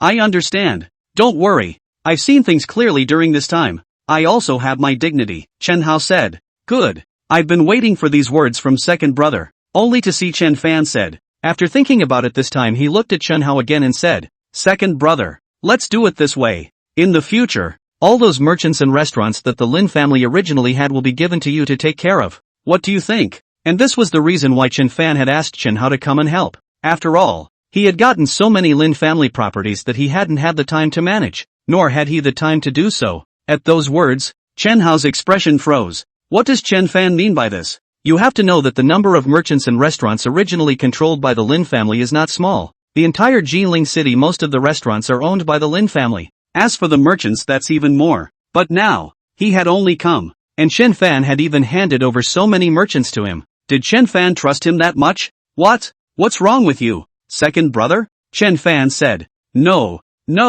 it's just that with so many merchants. You're seriously. Before Chen Hao could finish his words, Chen Fan directly interrupted. I believe in you. Moreover, during this period of time, because of the downfall of the Lin family, these merchants and restaurants are all in a closed state. So your task is not light. After you've revitalized all the merchant restaurants, we'll have another meeting and I'll tell you some of the business ideas and reform plans. Saying that, Chen Fan signaled Xiao Ai to take out a stack of silver bills again. This is 100,000 taels. Take it to buy a house first and settle yourself down. From now on, you'll have a 20% share of all the properties you manage. How? 20%? Chen Hao was a bit in disbelief. Even if Chen Fan let him manage so many industries, he even gave him 20% of the profits. This, 20% of the Lin family's estate. That's an astronomical amount. What? Not enough? Chen Fan frowned slightly. No, it isn't. It's too much, Chen Hao said hurriedly. Not much, it's what you deserve, but I'll check the accounts. You know what I mean, Chen Fan added. I know, Chen Hao said. And at this time, Xiaoku also came with those deeds. Chen Fan didn't care and gave them all to Chen Hao. Before he added, alright, go, don't let me down. Yes, Chen Hao responded respectfully and left with those deeds. However, when Leng Hanfeng and the others on the side saw Chen Hao leave, doubts were written all over their faces. Ran Yu even spoke directly. Husband, aren't you afraid that he will betray you? If the State Duke's office sees that he controls so many industries and comes back to recruit him, it's okay. Doubtful people are not useful. Even if he does betray, the loss would only be a few properties. No harm done. Moreover, I know that he won't, Chen Fan said. Upon hearing this, the crowd could not say anything else. After all, Chen Fan had trusted people so much. Right, Ran Yu, how are the wedding preparations going? Chen Fan added. Preparations are already underway. It's just that the date might be a bit later. It's in a month,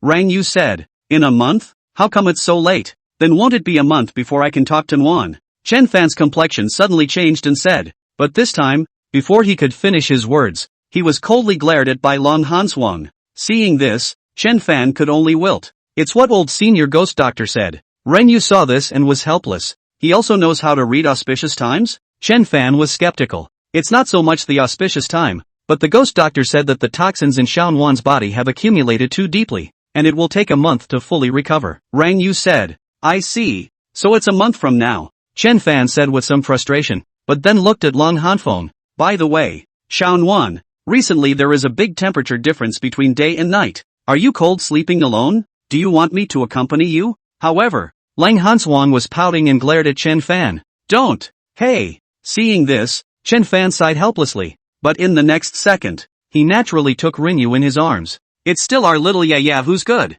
Little Yaya, continue to reward your husband tonight, okay? At those words, Ran Yu was helpless. There were so many people. Chen Fan didn't know how to be shy. But who told her to like Chen Fan? Only to helplessly say, good, keep rewarding you well, as long as you're not afraid of back pain in the morning. I'm not afraid, he. Chen Fan laughed cheaply, but right at this moment, Ji Qianxue, who had only walked to the door not long ago, suddenly threw away the gift in her hand, and her face suddenly became gloomy and angry. Without saying a word, turn around and leave. Seeing this, Shuang was even more puzzled. And just now she couldn't wait for her to prepare a gift and hurry to come to Chen Fan to make amends. But we haven't even seen Chen Fan yet. Why are we suddenly angry? Didn't we agree to make amends? Still, Snow Shadow hurriedly picked up the gift and chased after it towards Ji Qianxue. Your Majesty, aren't you going to make amends to Chen Fan? Humph. But Ji Qianxue was furious, directly coldly snorted and stomped her little feet angrily.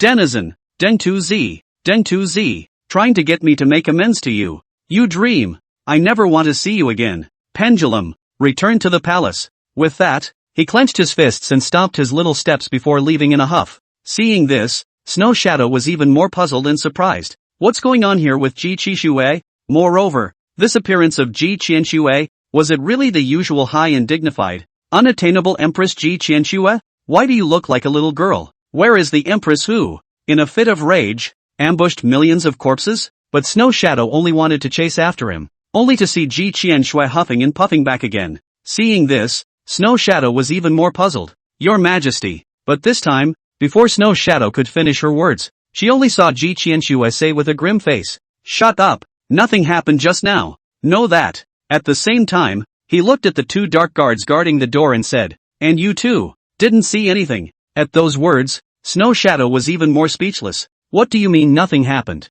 And isn't it said that a gentleman is like a playwright? But those two secret guards were so frightened that they hastily knelt down. Ji Qianshui, however, did not care, but breathed heavily as if adjusting her breath. In the next second, she directly snatched the gift box in Shui Ying's hand, so she made an appearance of a light-hearted fluttering gentleman, and took a step towards Chen Fan's courtyard. Brother Chen, so cozy. Chapter 39 can also build farms, factories, and business empires. Brother Flower, please, please, please. Chen Fan and the others in the courtyard were all surprised to see Ji Qianshui, not expecting Ji Qianshui to come so soon. However, Chen Fan did not dare to be slow, and hurriedly let go of Renyu and rose to meet him. Brother Chen, this is a gift specially prepared for you. I hope you'll forgive me if I hurt Brother Chen by my unintentional mistake this morning. Only to see Ji Qianshui directly handing over that one gift box, with an apologetic face. While not losing her decorum, she said, Brother Flower is overstating things. A little injury is just not enough to worry about. Chen Fan said, but still took the gift box. I don't know what Brother Chen likes, so I prepared a set of wine cups, thinking that Brother Chen, who is good at wine, should like it. Ji Qianshui added, wine glasses? I was worried about not having a good wine cup. Brother Hua has a heart. Just seeing Chen Fan said, he directly opened that gift box. He was curious as to what kind of wine cup a person like Hua Chenchang would send him. Even Xiao Xiao Ai Rinyu and the girls were a bit curious, and they all came over with an expectant face. But right after Chen Fan opened it, the scene suddenly became a bit quiet. Just see the gift box. Scattered piles of broken pieces of jade, but can be seen as a wine glass. Just this. And when Ji Qianshui saw this, she was even more embarrassed. I can't believe I didn't think of this. Just now this gift box was heavily dropped by myself. How could the wine glass inside this still be good? And now, he had actually given someone Chen Fan a box of broken jade pieces. Your Excellency, forgive me. It's all my fault. I bumped into something when I went out just now. I thought it was fine.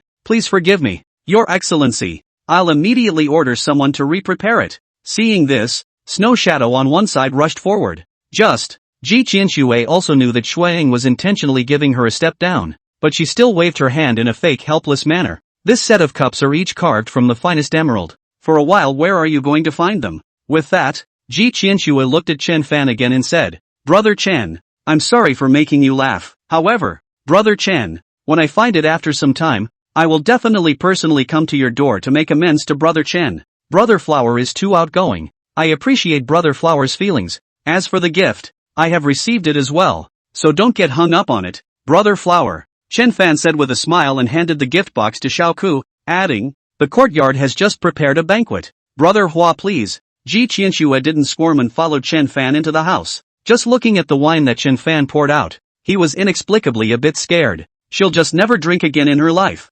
Therefore, Ji Qianshui did not wait for Chen Fan to open his mouth, but directly said, Forgive me, Brother Chen. I drank too much last night and I really don't want to drink today. Upon hearing this, Chen Fan didn't force himself. Honestly, if it wasn't for table manners, he wouldn't want to drink. He was really drunk last night, so much so that he didn't even know what happened behind him. The two simply chatted about inconsequential things. But right at this moment, Ji Qianshui suddenly thought of something. Right, now that Brother Chen has brought down the Lin family, what are you going to do next? Well, allow me to keep it a secret for a while. In the future, Brother Hua will know, Chen Fan said with a slight smile. Doing business? Ji Qianshui, however, did not want to let it go and continue to test the waters. Sort of. Not really. Chen Fan smiled. Then Brother Chen is planning to enter politics and join the dynasty as an official? Ji Qianshui said. To be honest, with what she knew about Chen Fan's talent, she really wanted Chen Fan to join the dynasty as an official and assist her. After all, today's courtroom is really a mess, and she needs some reliable talents too much. None. But Chen Fan was smiling gently. Chen Mao was born free toward freedom, and his ambition is not in the temple. Upon hearing this, Ji Qianshui frowned slightly. Ji is not in the temple? Then where is it? Is there any other place where it's easier to realize aspirations than the temple? Moreover, nowadays the chaotic world is not peaceful. Brother Chen is burdened with all his talents. Wouldn't it be a pity if he doesn't live in the temple and serve the country and the people? Ji Qianxue can remember very clearly. Chen Fan said when he first left the State Duke's house, he must know that the young man's ambition for the clouds had promised to be the first on earth. It was evident that Chen Fan had big ambitions. Ha! Brother Flower is overstating it. Only to see Chen Fan smiling tersely. What talent do I have? It's just some marketplace tactics that don't rise to the occasion. Although today is a chaotic world, but my dragon country has a peerless empress. Inspirational governance, calm the war, rectify the internal affairs, raise people's livelihood, open up the commercial road. In just 5 years we'll let the dragon country revitalized, flourishing, ambitious strategy we cannot reach. So I believe that if the dragon kingdom has a female emperor, it will get better and better. As for me, if I enter the temple, I am afraid that I will only be misusing my country and the people. And it's not necessary to enter the temple to serve your country. At those words, Ji Qianxue was a bit surprised. Peerless empress, ambitious, was this Chen Fan's evaluation of her? Is she this good in Chen Fan's eyes? However, she could sort of hear that Chen Fan was truly unwilling to join the dynasty as an official. The heart suddenly became a little lost. But she really wanted Chen Fan to join the court and assist her, even if it's not about love. Available at. Alright, people have their own aspirations. I won't advise Brother Chen, Ji Qianxue blandly said. Time passed and Ji Qianxue still left the Chen family. However, Chen Fan had sort of guessed that this Hua Qianchang must be a member of the imperial court, and his status might not be low. Also, the name Flower Thousand Castle could all be fake. However, Chen Fan didn't care. Anyway, whether Hua Qianchang was a member of the court or a person of the female emperor, it had nothing to do with him. In his eyes is also just a friend. Gathering is a small drink 2 cups. Scattered as the jungle is far away. He has things he wants to do. And now that those Lin family industries have yet to be revitalized, and the wine is pretty much stocked up, it's time to develop the next step. Thinking of this, Chen Fan briefly explained a few words to Xiao Ai and the girls, and then directly left the mansion with Lung Hanfeng. For 7 days in a row, Chen Fan hadn't come back and had been running around outside. At last, the emperor's heaven was not to be denied, finally allowing Chen Fan to buy a piece of land, 1,000 acres of land. It was just that Lang Hanswan looked at the land that Chen Fan had run around and bought but was very puzzled because it was very barren and even completely undeveloped. Chen Fan, what did you buy this land for? It's so barren, and so far from the city. Ha! However, on the back of the horse, Chen Fan, who was behind Lang Hanfeng, gently wrapped his arm around Lang Hanfeng's waist and softly said, Little Nguan, do you want to become the richest lady? Lang Chanchuan felt Chen Fan's salty pig hand reaching out and was helpless. She had said it many times, but it seemed to be of no use at all. Lung Hanfeng was too lazy to refuse. Anyway, after all, it was Chen Fan's person. Let him snuggle. However, when she heard Chen Fan's words, she frowned. Mrs. Richie Rich? What do you mean? I will become the richest man in the Dragon Kingdom, or even the richest man in the world, and my road to being the richest begins here. Chen Fan smiled. Hearing this, Lang Hanfeng was even more puzzled. The road to riches, starting from this one desolate and barren place? How do I start? What can be grown here? Lung Hanfeng said without a trace of anger. Ha! Chen Fan smiled gently at his words. Little Nguan, you're so cute. Have you ever thought that land isn't just for growing food? It can also be used to build farms, factories, and business empires. Ha! Go do the next thing. Only to see Chen Fan say that, he suddenly patted the horse's back, and with his arm around Lung Hanfeng, he galloped towards the setting sun. However, Chen Fan did not know that there was a big event happening in his courtyard at this time. Chapter 40, Why do you miss Chen Fan so much? Ryan, you said to get out of here. She doesn't want to see you guys again. If you guys don't get out, don't blame me for not giving face to Rinyu. Only to see that at the back door of Chen Fan's courtyard, a maid named Xia Chun was leading a group of maids to drive away Xiao Ai. And Xiao Ai has long been crying pearly. Face is still green, a purple piece. At this time just kneel on the ground. A helpless face said, We didn't poison Sister Rinyu. It really wasn't us. But when Xia Chun heard this, he laughed lightly with a disdainful face. Of course she knew it wasn't them. But so what? But looking at Coco and AI upset her. Obviously they're all maids. Why should these two little people be able to make them? Not to mention the two ungrown little people. What to compare with her? She just wants to take advantage of Chen Fan's south absence to drive these two away. As long as they are gone, at that time, the position of Chen Fan's personal maid would have to be hers anyways. And everyone is a whore. If Ren you can be a madam, why can't she? Thinking that, Xia Chun kicked out towards Xiao Ko and angrily rebuked. Who else is there if not you guys? You're the ones who poisoned Renyu when you were jealous of her marrying the Duke. How dare you deny it when you've been caught red-handed? Let me tell you, Renyu is the madam. You are just maids. How dare you poison Renyu? Even if the Duke comes back, he won't let you go. Now if it weren't for Renyu's soft heart, you would have been handed over to the authorities by now. I'll get the hell out of here or I'll send you all to the authorities. But how could Xiaoko and Xiao Ai be willing to leave? When their young master had told them that this would be their home from now on, how could they leave? Though crying, he chanted, "We're not leaving. No, we didn't poison it. We're waiting for young master to come back. Wait for the young master to come back." But when Xia Chun heard it, she had an ugly look on her face and went forward to kick Xiaoko and the girls again. Not leaving? I'll see if you guys leave. Accompanying the words, Natsuharu even kicked and punched the two Xiaoko Xiao Ai with a ferocious face, and the two just hugged and snuggled up to each other, letting Natsuharu beat them up and cry her heart out. Men, throw them out for me. After a while, Xia Chun was exhausted, and only then did he chortle. Seeing this, the other maids did not hesitate, and stepped forward to carry the two of them and then threw them out directly, smashing them on the ground outside the Chen family. AI, how are you? Does it hurt? Little visible AI smashed on the ground, hurriedly went forward to pick up AI said, but Xiao Ai looked at Xiaoko with a pitiful aggrieved face and cried, Sister, what should we do now? I don't want to leave young master. I don't want to leave young master. Xiaoko looked at Xiao Ai's appearance and hurriedly nursed Xiao Ai in her arms, softly comforting her. It's okay.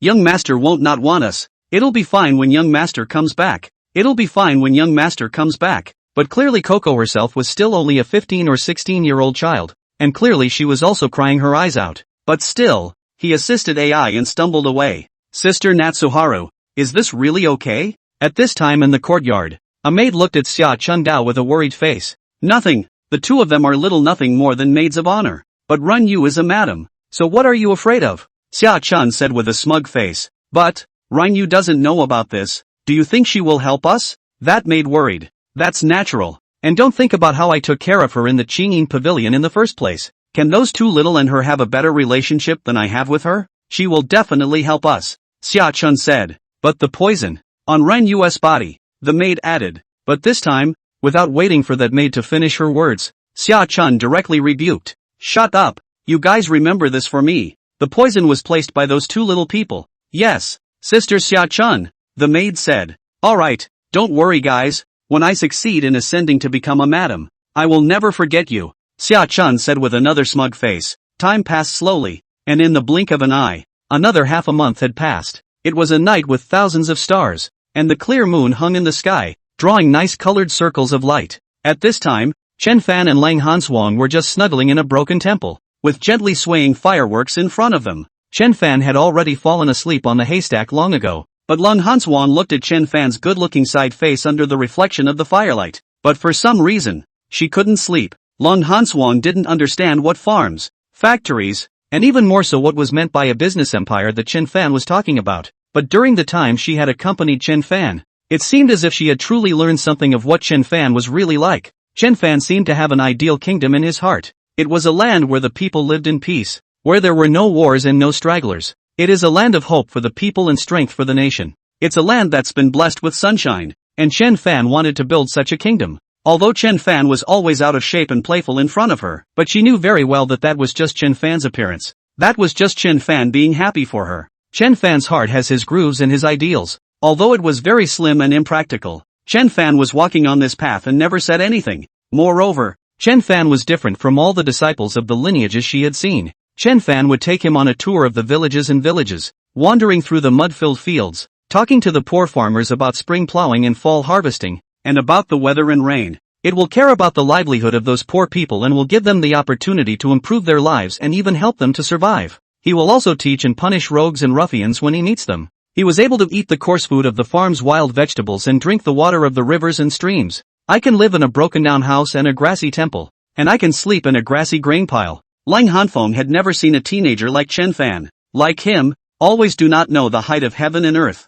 Everywhere in the eyes of all conceited talent, although it is pretentious, but also honest and carefree. She loved a teenager like that, humble and cocky, proud and open. Tomorrow they're going back to get married. Lang Hanfeng had already determined that she liked Chen Fan and wanted to marry him, but Chen Fan didn't know. Perhaps that was why she couldn't sleep. But at this time, In the deep courtyard of the palace in Shengjing City, Ji Qianxue finally put down the last junzhua, a face of fatigue lightly rubbing her temples. But somehow, it was only when Ming Ming stopped that Chen Fan's figure involuntarily surfaced in Ji Qianxue's mind. Moreover, during this period of time, the frequency of thinking of Chen Fan had increased. Almost as long as she didn't want anything else, Chen Fan would involuntarily burrow into her consciousness. She didn't know why. Snow Shadow, what's the situation over at Jinling? Ji Qianxue suddenly said blandly. Chen Guigong is still very peaceful and hasn't made any moves. And the 72 strongholds of the Yangtze River have not seen any movement, Snow Shadow said. At those words, Ji Qianxue but looked a bit helpless and powerless. I am asking you Chen Fan. But Snow Shadow's eyebrows widened at the words, and she said with a puzzled expression, Your Majesty, wasn't the question asked just an hour ago? At those words, Ji Qianxue's expression suddenly changed, and even her body sat much straighter. It just occurred to me that I had just asked Snow Shadow how. What's wrong with you? Why do you miss Chen Fan so much? Chapter 41 That's a little Coco love. Is there anything important in the court these days? Ji Qianxue pondered for a while, wanting very much to let go of her thoughts of Chen Fan, but the more she wanted to let go, the more her mind was filled with Chen Fan's figure. I don't think so. Snow Shadow, however, was a bit speechless. How could she know so much as a guard? I remember that Chen Fan and Lang Hanfeng's wedding date is near. Ji Qianxue added. Aha! There are still 7 days left. Snow Shadow said. Prepare a generous gift and leave the palace tomorrow. Ji Qianxue said. At those words, Snow Shadow's brows suddenly furrowed. Didn't His Majesty say he wouldn't go? I'm not worried about Duke Chen, so I'm going to check on Chen Fan by the way. Ji Qianxue said. But the Snow Shadow is a face of speechless. Want people Chen Fan is want people Chen Fan. Say what do not rest assured Chen Guigong. This kind of reason. Say it, only she herself believe it. The next day, Chen Fan and Lang Hanfeng finally arrived in front of the courtyard. It was just that Chen Fan and Lang Hanfeng were still sighing that they had finally returned when they suddenly heard a loud noise coming from the courtyard. Hearing the voice, both Chen Fan and Lang Hanfeng frowned suddenly. This shouldn't be an accident. Thinking that, the two of them didn't hesitate for a second and walked directly towards the courtyard. Soon, the two Chen Fan came to the courtyard, only to see a group of maids surrounded by a group of maids. Inside was a very messy noise, and even crying. Thinking that, without the slightest hesitation, Chen Fan walked directly towards the crowd while shouting, Shut up! What's all the noise about? Hearing Chen Fan's voice, the crowd suddenly stopped and respectfully saluted towards Chen Fan. Your Excellency. However, Chen Fan saw that there were two little maids kneeling on the ground, and the cries belonged to those two little maids. What's going on? Chen Fan's gaze suddenly became somewhat grim. Your Excellency, these two little hooves have misbehaved and made a mistake. We were about to kick them out. Only Xia Chun, whose face was painted with heavy makeup, directly stood out and pointed at the two maids. But before Xia Chun finished her words, the two maids on the ground cried and cried, My lord, we didn't make a mistake. We obviously did all the laundry yesterday. These are the ones they retook out this morning. We really have finished the laundry. Upon hearing this, Chen Fan looked at the pile of clothes on the ground, frowned slightly, and directly said in a clear and cold manner, Where's Ryuki and Coco AI? However, when the people listened to Chen Fan's words, they all suddenly changed in color and lowered their heads. Seeing this, Chen Fan frowned a little deeper, and there was even an ominous premonition in his heart. That Xia Chun, however, spoke directly. Your Excellency doesn't know. Shortly after Your Excellency left, Xiao Xiao AI, because she was jealous of Renyu, took advantage of Your Excellency's absence to poison Renyu. Luckily, we found it in time, so Renyu was fine, but she's been bedridden ever since. At those words, not to mention Chen Fan, even Lang Hanfeng's expression changed, and Chen Fan's face even became a bit gloomy and icy as his eyes looked straight at Xia Chundao. What did you say? Say it again. But when Xia Chun saw Chen Fan's gloomy face, the corners of his mouth rose slightly. Sure enough, Chen Fan still cared about Renyu the most. Thinking about it, she didn't care about anything anymore and directly said, Gongzi, Xiao Xiao AI had evil intentions and wanted to poison Mercy Moon. Fortunately we found it in time, which allowed Mercy Moon to save her life. But yet, because Renyu was too kind-hearted, she spared Coco and AI and just kicked them out. At those words, Chen Fan's face suddenly turned cold to the extreme as he looked at Xia Chun and said almost word for word, What do you mean? Coco and AI were kicked out by her? Gongzi, they should have poisoned the Duke's wife, and the Duke didn't beat them to death just. Shut up. Only before Xia Chun could finish his words, Chen Fan suddenly let out an angry rebuke. She's so bold. How dare she drive Coco AI away? Who gave her the nerve? Get her out of there. Seeing this, The people present all looked stunned. What's wrong with Chen Fan? Why wasn't Ryuki but Coco AI the first one to care? Gongzi, Yu is still bedridden. Xia-chan still wanted to say something, but Chen Fan directly rebuked angrily. As long as she's not dead, carry her out. Tell her to kneel here and wait for me to come back. If anything happens to Xiao AI, I want her to pay for Xiao AI's life. Only when Chen Fan's words fell, he hurriedly ran towards the outside of the courtyard. Seeing this, Lung Hanfeng did not hesitate for a moment and hurriedly followed Chen Fan. However, when Xia-chan and the others present saw this, they were all horrified. Why is this different from what they thought? Why could Chen Fan punish Rinyu without asking a single question about Xiao AI's poisoning? Why? Sister Xia-chan, what should we do now? She's still in a coma. At this time, a maid said with a worried face, don't be in a hurry. Give Rinyu a little antidote first. She'll definitely speak for us, Xia-chan said. But Gongzi just said that he wanted Rinyu to pay for his life. Impossible. It's absolutely impossible. Asterisk. First go and let Rinyu wake up, Xia-chan said. And at this moment, on the other side, Lang Hansuan looked at the anxious Chen Fan, and her heart was also anxious and worried. However, Lang Hanfeng was equally puzzled in her heart as to why Chen Fan was so anxious and nervous. Aren't they just two little girls? And it was the same little girl who had almost poisoned Rinyu. Even if Rinyu was a concubine, then she shouldn't be inferior to the two little girls. However, Chen Fan was the first to punish Rinyu, who was the victim, and made Rinyu kneel and wait for them to return. Even Coco AI has to pay for her life if something happens to her. Why? But Lung Hanswang still softly comforted. Chen Fan, don't be anxious, Xiao AI will be fine. Take it easy? How can you ask me not to be anxious? That's a little Coco love. If anything happens to them, I want all of them to be buried with Coco and AI. Only Chen Fan said angrily and quickened his pace again. But Lung Hanswang was looking stunned. Letting everyone give Xiao AI a burial? Is a little Coco and love really so important? Soon, Chen Fan arrived in the city, and without saying a word, he came to a restaurant, not caring about the crowd inside, and directly scolded, call Chen Hao to come see me. The staff of the restaurant also know the relationship between Chen Fan and Chen Hao, also know that Chen Fan is their big boss, and then look at Chen Fan's so anxious appearance. No one dares to hesitate, all go to find Chen Hao. Soon, Chen Hao appeared at the restaurant, looking at Chen Fan. He was also puzzled, not knowing what he had done wrong that Chen Fan was so anxious to see him. But before he could finish, Chen Fan directly grabbed him. Second brother, drop everything and mobilize everyone. Find Xiao AI for me. Bring her back to me directly when you find her. I'll give 100,000 taels to anyone who can find it. No, 1,000,000 taels. At those words, everyone looked stunned. Wasn't Xiao AI the two little girls beside Chen Fan? But in order to find Xiao AI, Chen Fan is even willing to pay 1,000,000 taels. What's going on here? Did the two little girls abscond with a huge amount of money?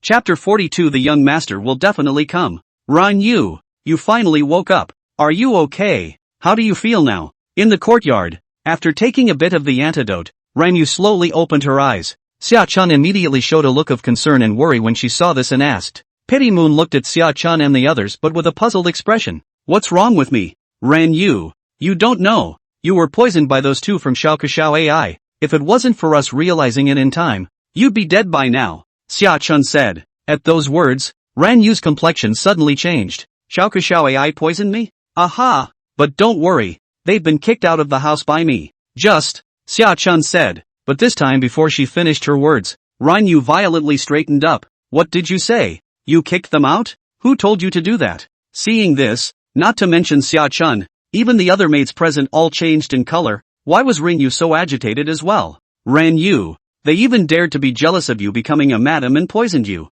Do you still want to keep them? Xia-chan said. At those words, Yu was even more ugly, with a look that wanted to be angry but suppressed it. What about the Gongzi? Does the eunuch know? But this time Xia-chan's face became a little worried even as she looked at Yu. Gong he knows, for I said I had driven them away on your orders, and Gong told you to go out and kneel until he came back. You, do you realize that's Coco and AI? How dare you drive them away? And you're blaming me for it. Who gave you the nerve? Only to see Yu speaking with a face of exasperated anger, looking at Xia-chan and the others with a face full of hatred. She really didn't expect that Xia-chan and the others would be so bold as to dare to drive Xiao AI away. Isn't it just too small? What are you so excited about? Yu? And it was them who poisoned you first. Xia-chan's face was worried yet still somewhat disbelieving. Not just too little? Do you guys know? That's Xiao AI, the heart of Gongzi. It is the heart meat that the prince holds in his hand for fear of dropping and in his mouth for fear of melting, let alone poisoning me.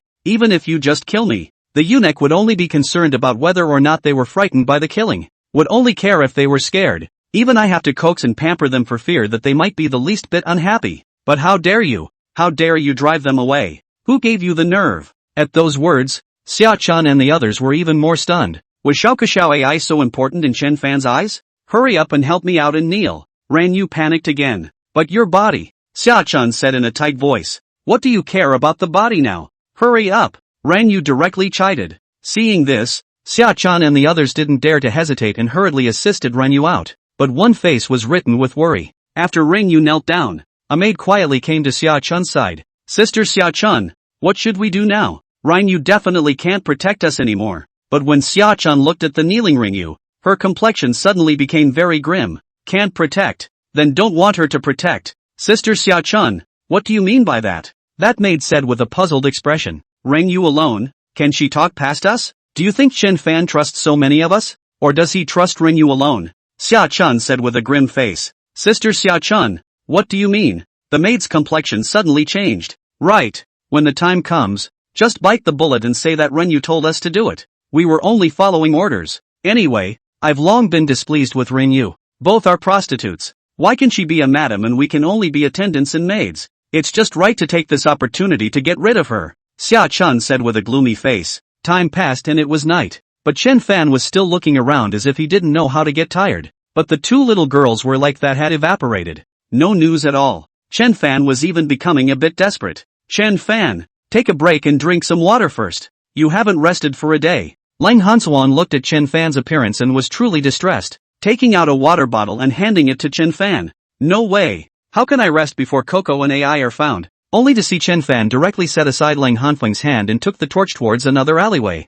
Seeing this, Lang Hanfeng was filled with helplessness and heartache. But Chen Fan had mobilized so many people and used so much bounty. But Xiao AI still had no news at all. So much so that she wondered if something had happened to Coco AI. After all, in this world, Coco and AI were born so cute and pretty. Therefore, she didn't know how to comfort Chen Fan, so she just had to follow Chen Fan and walk with him. But just at this moment, Lang Hanfeng was suddenly thinking of something. Chen Fan, do you think that if so many of us can't find Xiaoko and Xiao AI, could they have hidden themselves? And the fact that so many people are searching for them has in turn made them afraid and hide even deeper. At those words, Chen Fan suddenly stopped in his tracks. Hidden? But the next second Chen Fan looked like he suddenly thought of something. I know where they are. Only to see Chen Fan saying that, holding a torch, he ran directly towards a direction. Seeing this, Lang Hanfeng also hurriedly followed. Soon, they went straight out of the city. But Chen Fan didn't stop and headed towards the hills on the outskirts. And at this moment, deep in a very hidden cave on the mountain, two little girls were sitting around a very small campfire, snuggling up to each other. Sister, do you think the young master still wants us? It will. Young master said he would protect us for the rest of our lives. Young master won't go back on his word. But it's been more than half a month. Why hasn't young master come to find us? Will he also think that we poisoned Sister Rinyu? It won't. Don't you still trust the young master? The young master must not be back yet. Let's wait a little longer. The young master will definitely come. Aha! AI nodded softly and leaned into Coco's arms. Time passed and Chen Fan finally arrived before the cave. Without saying a word, Chen Fan removed the tree branch in front of the cave and held up the torch and walked towards the cave. Soon, Chen Fan and Lang Hanfeng met the two little girls sleeping snuggled up against each other by a pile of bonfire. The faint firelight reflected on their haggard faces, and just by looking at them, Chen Fan only felt that his heart was dripping blood. A pair of eyes couldn't help but redden. That's a little Coco love. In the beginning, he had clearly promised the two little girls that he wouldn't let them get hurt again, and that he would take them to live happily ever after. But now he'd had them kicked out of their homes and wind up in this damp cave for so long, and he should have expected them to be here waiting for him in the first place. But it took him so long to find this place. Guilt and self-blame flooded him like a raging tide, leaving him unable to breathe.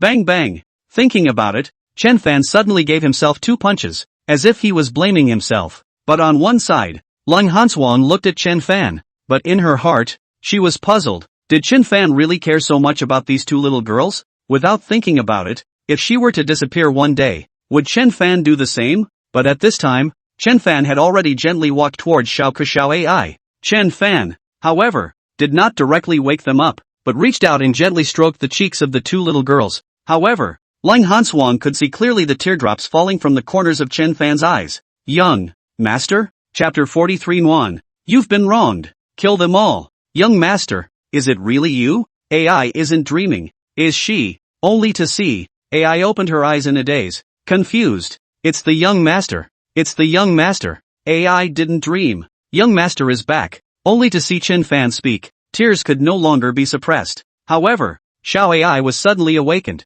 Looking at Chen Fan's real face in front of her, she instantly became excited. Young master, it's really the young master. Sister, sister, young master is here. Young master is back. I only saw Xiao AI joyfully say, directly jumping into Chen Fan's arms. Young master, we missed you so much. On the other hand, Xiao Ko on the side looked at Chen Fan, but she was not as joyful and excited as Xiao AI. Her tears came out at once, but she did not cry. Just like that, he looked at Chen Fan, but the next second he also directly pounced on Chen Fan. Young master, just hugging Chen Fan like this. Tears gushed out as if they were worthless, as if they wanted to flow cleanly from all the misses on Chen Fan during this period of time, and all the grievances that they had suffered during this period of time. I'm sorry that the young master only found you now. I'm sorry. After a long time, Chen Fan then carried Xiao AI on his back and held Xiaoko towards the bottom of the mountain. By the time they got back to the yard, it was late at night. When the crowd saw Chen Fan return, they were all stunned.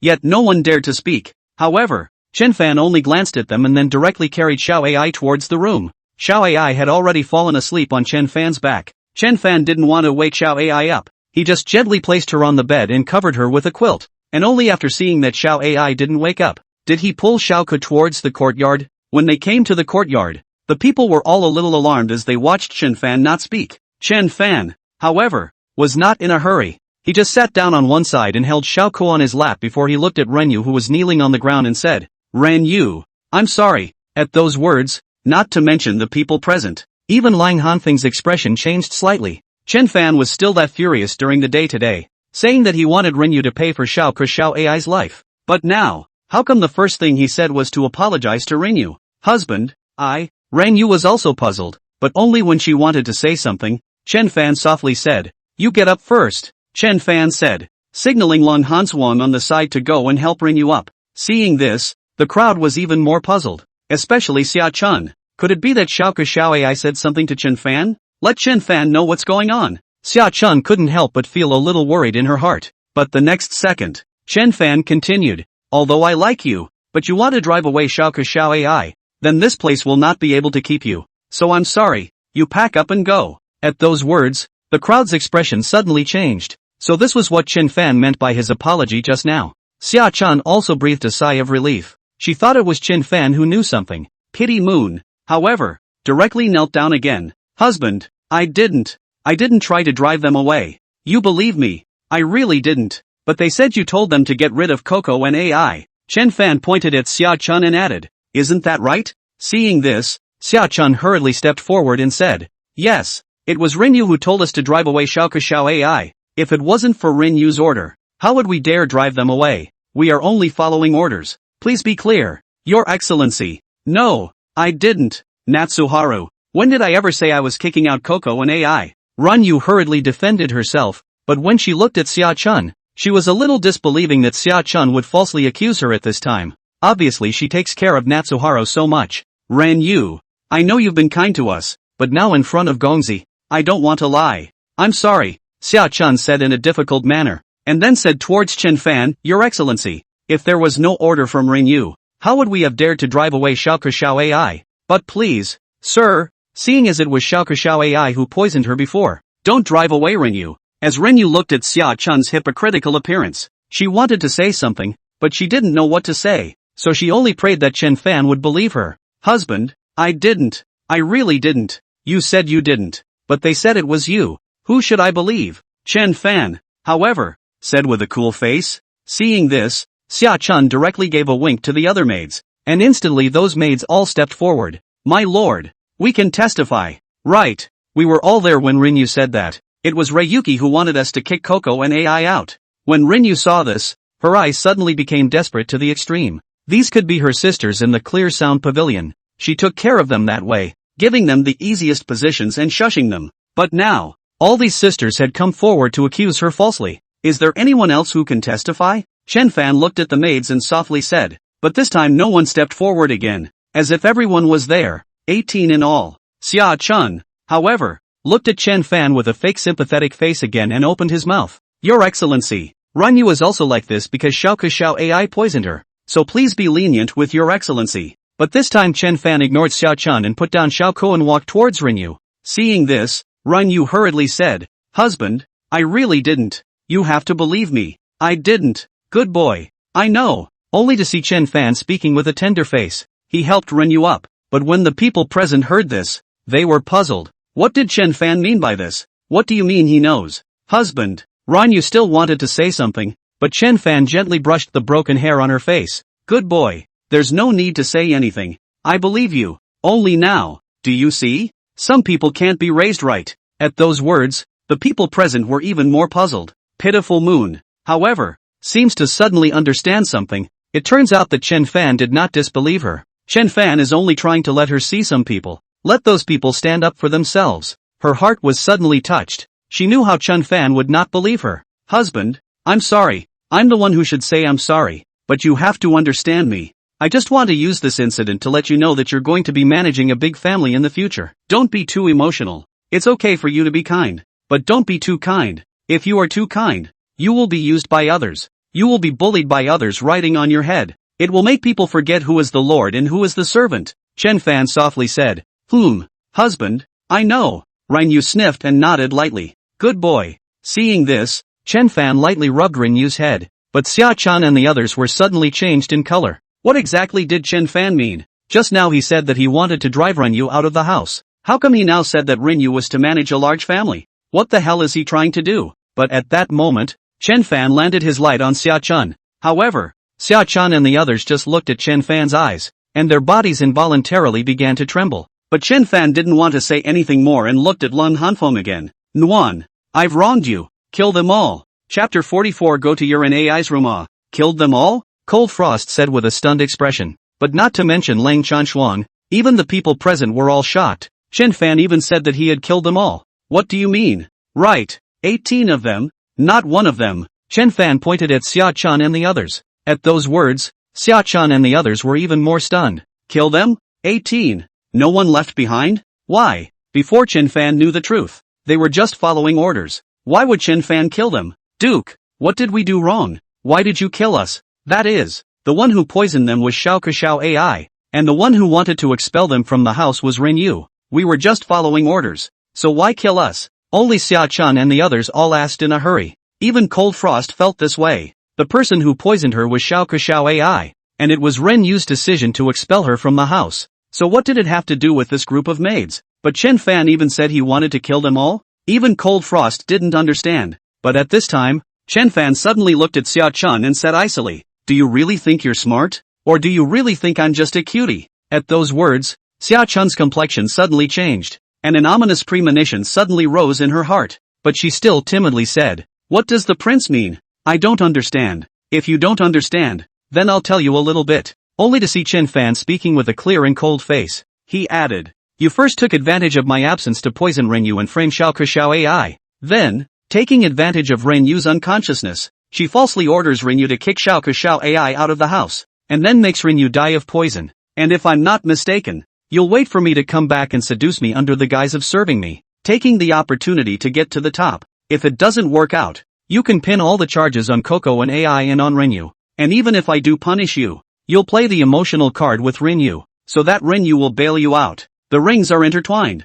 step by step. I must say, you are somewhat clever. At those words, Xia Chun's complexion suddenly changed, and she hurriedly defended. No, I didn't. The poison was given by Xiao AI, and the order was given by Renyu. I was just following orders, but in his heart, he was shocked to the core. How could she not expect that Chen Fan had guessed so clearly? Ha! Only to see Chen Fan laugh lightly with a disdainful face. To be seemingly honest, your scheme is very good. If I were a general family lord, I might really let you have your way. But you've overlooked one thing. So, do you think there's any point in admitting it or not at this point? So what if it's not what I say it is? So what if it's really what you say it is? So what if Coco AI really wanted to kill Renyu? From the time you dared to hit Coco and AI, you've been unable to live. At those words, Xia Chun and the others were even more stunned. What did Chen Fan mean? Are we going to kill them no matter what? The faces of some of the maids even suddenly turned pale to the extreme. But when Xia Chun looked at Chen Fan, he suddenly asked grimly, what have I overlooked? Ignoring what I know about Coco and AI and Renyu, I know too well what they are. Jealous of Mercy Moon. How dare you guys think of that? Xiao AI still needs to be jealous of Mercy Moon? It's good that Renyu isn't jealous of them, Chen Fan said. Then why can't it be that Renyu was jealous of Xiao AI and devised all of this? Xia Chun said undeterred. Ha! Upon hearing this, Chen Fan let out a light laugh. To be honest, I did have such suspicions, which is why I let her out to kneel. But then I realized that I was overthinking it. Renyu was such a well-behaved and obedient person, such an innocent and kind person. She couldn't do such a thing, not to mention taking a shot at Xiao AI. Besides, I think to myself that with how good I am to Ryuki, she doesn't even need to be jealous of Koko-chan. It's you. In your opinion, Renyu and you are both from the Chang'an Pavilion, so why should she get to be a madam and you only get to be a maid? You're not convinced. You're not willing, am I right? Chen Fan said in a clear and cold voice and added,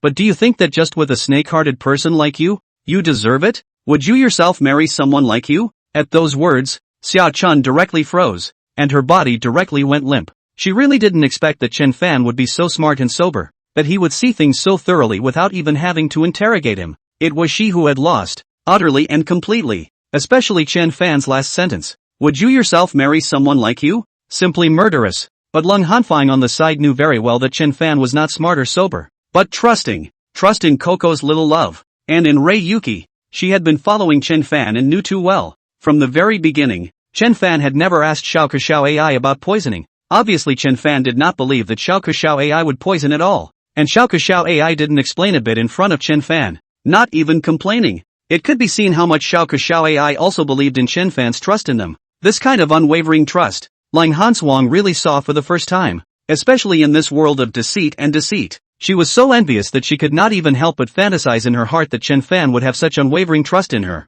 But at that moment, the rest of the maids all suddenly knelt down and prayed. Duke, we know we're wrong. It's all because Natsuhara told us to do this. It's all because Xia Chun forced us to do this. We all have no choice but to do so. So please, Your Excellency, spare us this time. We won't dare to do it again. However, Chen Fan was unmoved and instead glanced at Lung Hanfeng. After all, these 18 people were already dead when they came forward just now to identify and falsely accuse Renyu. He's already given them a chance. They don't appreciate it. They're just obsessed. Seeing this, Lung Hanswang didn't care, and casually drew the long sword in his hand, the cold light flashing. Seeing this, the crowd was even more horrified and scared, and they again begged for mercy towards Renyu. Mercy Moon, Renyu, please, spare us this time. This is the antidote to the poison on you. All because Xia Chun told us to poison you. I'll give you the antidote now. So spare us, please, for the sake of us being sisters before. Spare us this time. Renyu took the antidote and looked at them, but a hint of intolerance still showed in her eyes. But she looked at Chen Fan before she could say anything. Chen Fan directly said, Renyu, have you forgotten what I just said to you? At those words, Renyu's heart directly closed her eyes and turned her body. And when Long Hanswang saw this, he didn't hesitate. But in a moment, the long sword was returned to its sheath, and the 18 maids, without exception, all collapsed on the ground. Seeing this, Chen Fan covered Xiaoka's eyes before he blandly said, Renyu, you handle it yourself. Thank you, husband, Renyu said. Chen Fan, however, didn't care and looked at Long Hanswang and softly said, Little Nguyen, you're tired today, go back and rest. With that, Chen Fan stopped stopping and led Xiaoka towards the room. But when Xiaoka saw this, her complexion changed slightly and she stopped her footsteps and said, Young master, if you don't go to Sister Renyu's room or Sister Xiaowan's room, then where are you going? Chen Fan smiled faintly and lightly scraped Xiaoka's nose. Go to your and Xiao AI's room. Chapter 45, The Empress surprisingly caves with Chen Fan. Xiaoka's expression froze as she listened to Chen Fan's words, and suddenly became a little nervous again. Young master, what did you say? Go to mine and AI's room? What? I'm not welcome? Only Chen Fan lightly laughed. Cheers. Xiaoka was then very nervous, and her little face suddenly became red, slightly lowering her head. Very cute. Just what? Afraid that young master will eat you? Chen Fan said. Xiaoka was still a little nervous and hesitant, but the next second it was as if she suddenly thought of something, and she hurriedly said, No, it's because Xiao AI just fell asleep. I'm afraid of waking her up. Saying that, Xiaoka added in a hurry, Right. Young master. Without me Xiao Ai can't sleep well. I'll go and accompany Xiao Ai first. After saying that, Xiao Ke didn't care about Chen Fan, and with a red little face, she hurriedly ran towards the room. Seeing this, Chen Fan was also helpless. I had thought to sleep with them, as I had done before, so that they would not be afraid. I didn't realize that the little girl had grown up. So much the better. Thinking of this, Chen Fan turned to look at Renyu, who was already arranging for her subordinates to carry the corpse, and without saying anything, he went straight back to his house. Time passes. In the blink of an eye, it was mid-afternoon 7 days later. It was Chen Fan's wedding day with Lang Hanfang and Renyu. Although the courtyard is decorated with lights and colors, inside and outside of a joyful look, but because Chen Fan has been expelled from the Chun family, coupled with the fact that Chen Fan has not made any friends with the rich and powerful, so it still seems a little cold. Only Chen Hao came to join in the fun with some merchants and restaurant owners. But just then, Ji Qianxue arrived in front of the mansion's door. Just Ji Qianxue looked at the bright red lanterns above the mansion, and the happy words on the lanterns. For some reason, she couldn't be happy. It was as if there was a cloud hanging over his face, without any semblance of joy. What's wrong with you, my lord? Snow Shadow on one side looked at Ji Qianxue's appearance and asked in a low voice. After all, this way, Ji Qianxue was constantly chanting about Chen Fan. Couldn't wait to see Chen Fan, and now that he was about to see it, how come Ji Qianxue's face became blooming instead? It's nothing. Go away. Only Ji Qianxue took a deep breath, and only then did a smile appear on her face as she walked towards the inside. Brother Flower? When Chen Fan saw this, he was surprised, not expecting Hua Qiancheng to come, and hurriedly greeted him. Brother Flower, long time no see. Congratulations. Brother Chen is newly married today, and Mr. Hua came uninvited. Brother Chen won't mind, will he? Only Ji Qianxue arched her hand towards Chen Fan, signaling Shuaying to hand out the gift box. Brother Flower is not saying anything. I can't wait to welcome Brother Flower for coming. Please take a seat quickly. Chen Fan hurriedly said. Good. But tonight, Mr. Hua will not let Brother Chen off the hook. I will make sure to make Brother Chen so drunk that he can't even find where the cave room is. Ji Qianxue arched her hand and said. Ha ha, to the end of the line. Accompany me to the end. Chen Fan laughed, and Ji Qianxue did not delay Chen Fan, but sat at a table under the guidance of the waiter. It was just that despite the smile on his face, he was uncomfortable, and I don't know why, especially when he looked at Chen Fan in his wedding clothes. That look of poise and warmth. If she hadn't withdrawn from the marriage, Chen Fan's wedding dress should have been worn for her alone. But now, the auspicious time has come. The wedding will now begin. Suddenly, the MC's voice suddenly came. Only then did Ji Qianxue retrieve her thoughts and raised her eyes to look, only to see Xiao Ke Xiao Ai holding a bride alone and handing it over to Chen Fan. And Chen Fan just led the two brides towards the hall. At the announcement of the master of ceremonies, the worship of heaven and earth began. Obviously it was very festive. Obviously all the people present were laughing and smiling. But Ji Qianxue looked at it, but her brows were tightly wrinkled, as if she disliked it very much, especially listening to the line, sent to the cave, or with two people. Ji Qianxue even had an inexplicable urge in her heart to stop this wedding and to arrest Chen Fan and beat him into the heavenly prison. But Ji Qianxue's reason still overcame the evil thoughts, and she could only pick up the wine on the table and drink it to herself. But when Snow Shadow on one side saw this, her complexion suddenly changed and she hurriedly said, Gongzi, what are you doing? Didn't you say you don't drink anymore? Stay out of it. I just want to drink today. Only to see Ji Qianxue say with a grimace on her face and pour herself another drink. Seeing this, Snow Shadow was even more helpless. Not having been in love, she didn't understand what was wrong with Ji Qianxue. Finally the ceremony passed, the banquet began, and Chen Fan began to toast around. Moreover, Chen Fan was very spontaneous. No matter what the other party was, he heartily toasted and chatted with others about something. However, he was late in coming to give Ji Qianxue a toast, which made Ji Qianxue feel even more uncomfortable in her heart, as if she was left out in the cold, and she drank more and more frequently. Finally, when everyone had toasted almost, and the sky was almost dark, Chen Fan then staggered to Ji Qianxue's table. Brother Flower, I'm sorry to keep you waiting. Come on, I'll toast Brother Flower. However, Ji Qianxue directly inclined her head and lightly hummed. Humph, what is Brother Chen doing honoring me? Go on and honor those people. Upon hearing this, Chen Fan frowned slightly, not knowing if he was about to get drunk or already drunk. How could I hear a hint of jealousy in Ji Qianxue's words? Forgive me, Brother Hua. Wasn't I thinking of leaving Brother Hua at the end so that I could have a drink with him? After all, Mr. Chen is not talented, and nowadays he only has one friend. Brother Hua, Chen Fan said. Upon hearing this, Ji Qianshue's face then revealed a bit of joy. Are you serious? It's because I'm the most important that you stayed until the end? That is natural. Could it be that Brother Hua saw that I have other friends? Chen Fan said. Good. Just for your words. Let's not get drunk tonight. Drink up.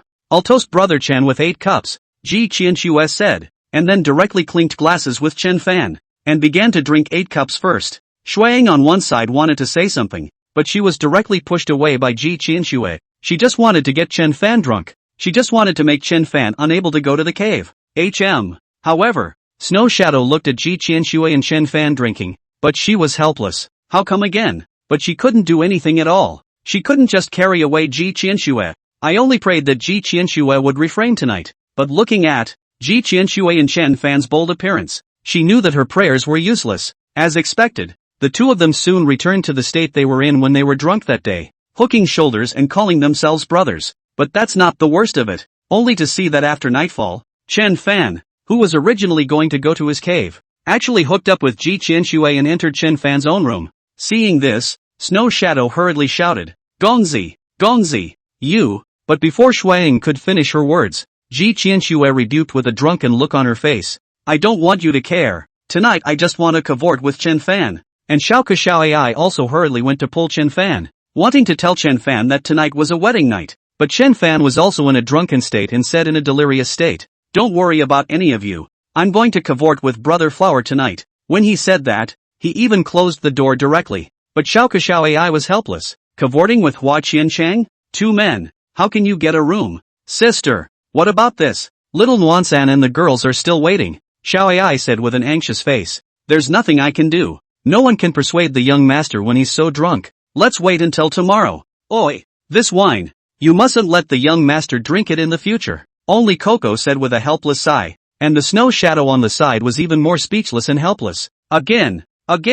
She just didn't understand. How did the Empress, who was usually cold as an iceberg and unsmiling, become like this when she came to Chen Fan? Pure and simple, a drunken monstrosity. Where is the Empress supposed to look like? If it was usual, it would be fine. But today was also the night of Chen Fan's wedding. This if really cavort with Chen Fan. Then, what should I do? Moreover, if this spreads out that Chen Fan's wedding night was with the Empress, then the consequences. Snow Shadow didn't even dare to imagine it. But Snow Shadow didn't know that something else would happen tonight that would make her even more unbelievable. Chapter 46, just think of it as a dream, okay? It's night, caveat emptor. Although Lang Hanfeng and Ren Yu's room was slightly cold and did not have the look that a caveman's night should have, but in Chen Fan's room, only to see Chen Fan and Ji Qianshue come into the room, pick up the wine on the table and start drinking again. Brother Chen, come drink, only slowly. The 2 men's cups couldn't touch each other. Ha, Brother Flower. You're drunk. Only Chen Fan suddenly giggled and said,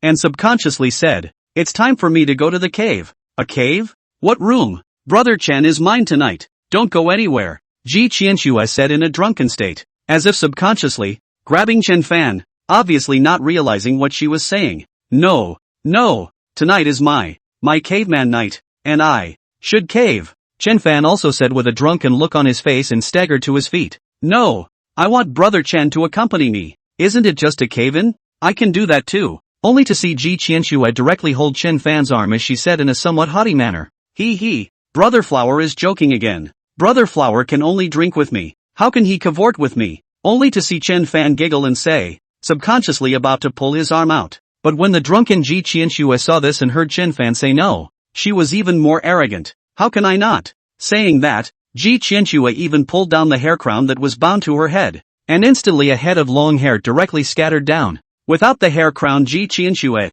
suddenly seems like a different person. Plus at this time the eyes with a hint of flirtatious color, where there is just now the extraordinary temperament of the appearance of the teenage boy. In her place was a woman with long, waist-length hair and a good-looking birth. Although Chen Fan was drunk, looking at the change in Ji Qianshue still made him freeze for a moment. Brother Hua, how did you? Brother Chen, do you think I look good? Only Ji Qianshue also looked drunk, but her face had an additional hint of a flirtatious and smug look on it as she said, good looking, Chen Fan said with some dullness. Then does Brother Chen think I can cave in? Ji Qianshue smiled smugly. But, no, Chen Fan said, shaking his head in a hurry. Brother Flower, but I think it could. But Ji Qianshue did not allow Chen Fan to refuse, said with a haughty face, suddenly went forward, then directly kissed Chen Fan's lips. Perhaps it was because of the drunkenness. With just one kiss, Chen Fan suddenly lost all his senses and directly and subconsciously wrapped his arms around Ji Qianshua's waist. Maybe because of the drunkenness, the two of them were like dry fire. A little bit of it. The flames of passion swept through the room in an instant. It also seemed as if it was because the bright moon was so nice today and the evening breeze was so gentle. Or maybe it's because time is so busy and the seasons are so slow that spring scatters its light before it can wait for the next year. Yes, the wine is getting strong and spring thoughts are swirling, and the mandarin ducks are embroidered with red waves. Yes, the path of flowers has never been swept by a guest, and the door of the canopy is now open for you. Yes, the tide of the spring river is even with the sea, and the bright moon on the sea grows together with the tide. It is also true that when you are drunk, you don't know that the sky is in the water, and the boat is full of dreams and presses the starry river. He is the clear dream. She is the river of stars. Let time pass, regardless of this night and the next, until the night is quiet and the lights are gone. The breathing is getting thicker and the sound is fading away, and everything is calm. Yes, early the next morning, Chen Fan's ragged breathing was still echoing, and the sky had yet to have the shadow of the sun,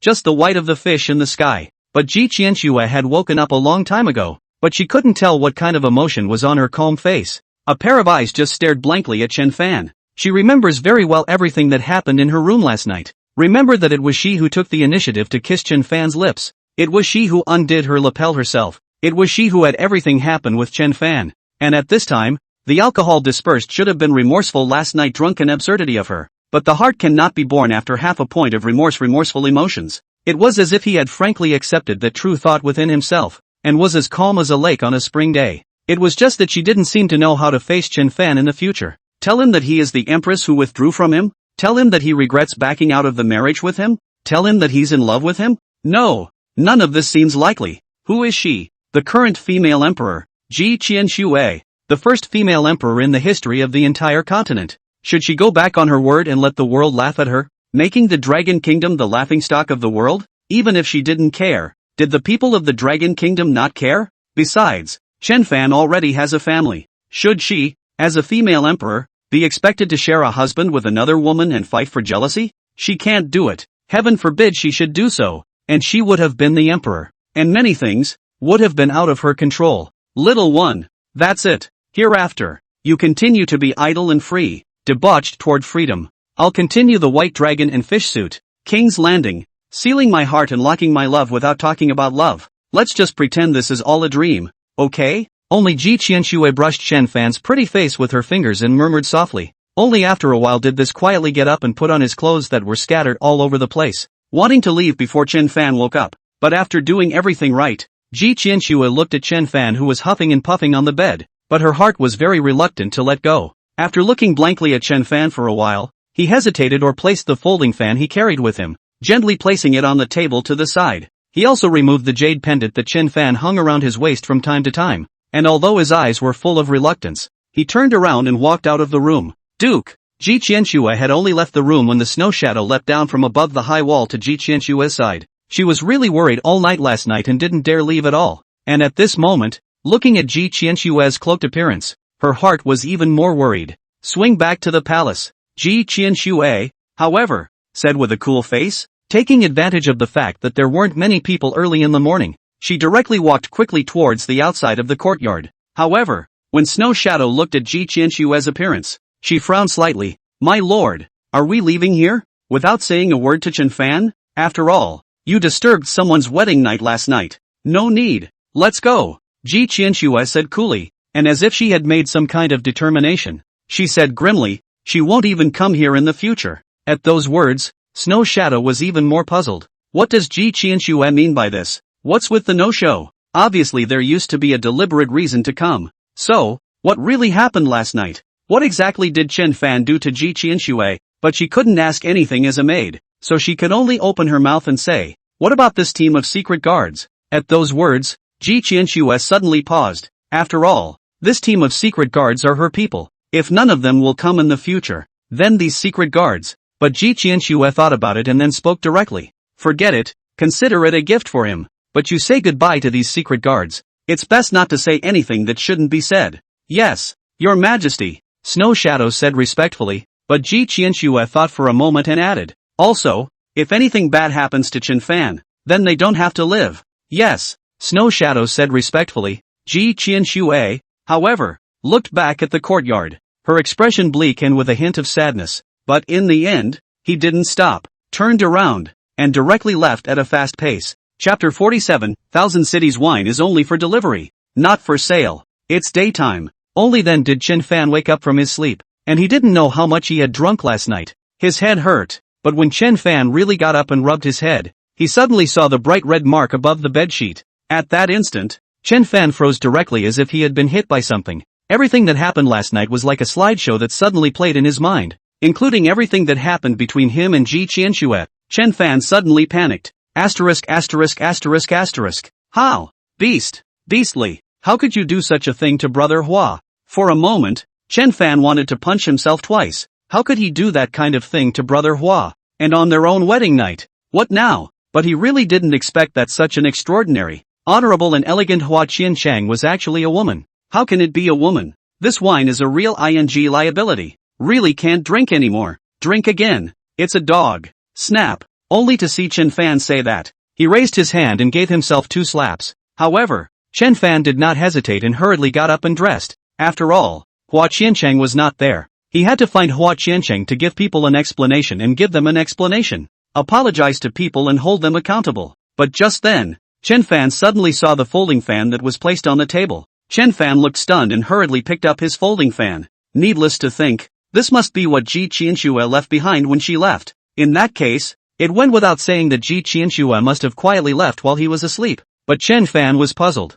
After such a thing happened between them, why did Ji Qianxue just quietly leave like that? Why don't you say a word? Or is it that she's afraid of affecting her reputation? Still, Chen Fan didn't hesitate and picked up the folding fan and walked straight out of the room, just in time to see Xiao AI come with hot water. Coco AI, where's Mr. Flower? Wasn't Mr. Flower with you, sir, last night? Xiao said with a puzzled expression. Upon hearing this, Chen Fan frowned slightly, but right at this moment, a secret guard suddenly walked over and bowed respectfully towards Chen Fan. Mr. Chen, my master has already left. Before he left, he asked me to tell you not to seek him out. Don't seek him? Where did she go? This subordinate doesn't know, but my master asked me to tell you that it's her fault, and that it's not Mr. Chen's fault, so just pretend that nothing happened. But the fate of Mr. Chen and her ends here. It's better to be together than to forget each other in the Jianghu. Take care of each other, that dark guard said. At those words, Chen Fan frowned. What does it mean that it's her fault and not his?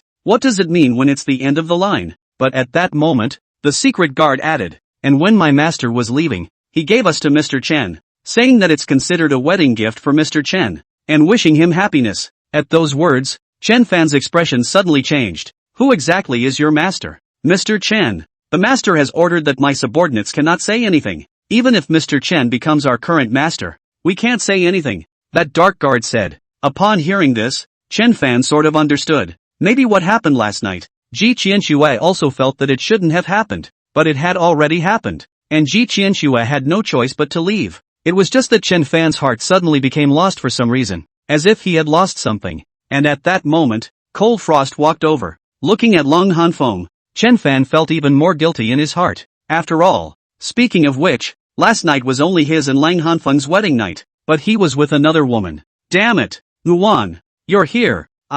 Nothing. Only when Chen Fan wanted to say something, Long Hansuang said with a bashful face. I know, you drank too much last night. I don't blame you.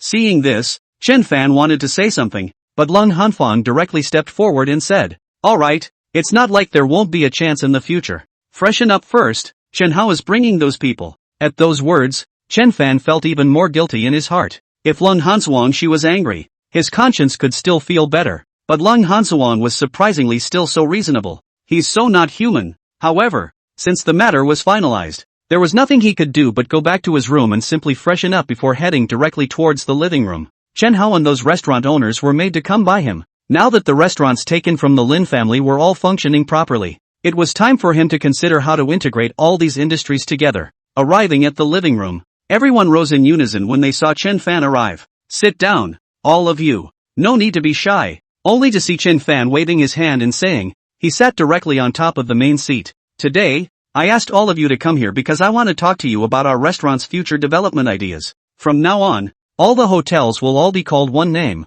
Lovely Restaurant. Chen Fan looked at the crowd and spoke slowly. He was to integrate all the hotels all together and open a chain of hotels. And Jinling City is just the beginning. In the future, he wants to open the restaurants all over the Dragon Country, even the whole world. And the tavern was just one part of his business empire. It was just that the people present were all stunned and shocked as they listened to Chen Fan's business philosophy and development ideas. Apparently no such forward-thinking idea had been proposed before then. And Chen Hao was even more shocked, especially after he understood how the entire chain of restaurants operated. He couldn't believe that this was something Chen Fan could think of. He was conceited that he had certain attainments in the business world, but he had not thought that Chen Fan was too much stronger than him in this regard. Even Cold Frost on one side was stunned. She could even think that in the future, the entire Jinling would be filled with scenes of lovely restaurants. Even the entire Dragon Kingdom had scenes of lovely restaurants. Right. You all got your drinks yesterday. How does it feel? Chen Fan looked at the crowd and spoke again. Upon hearing this,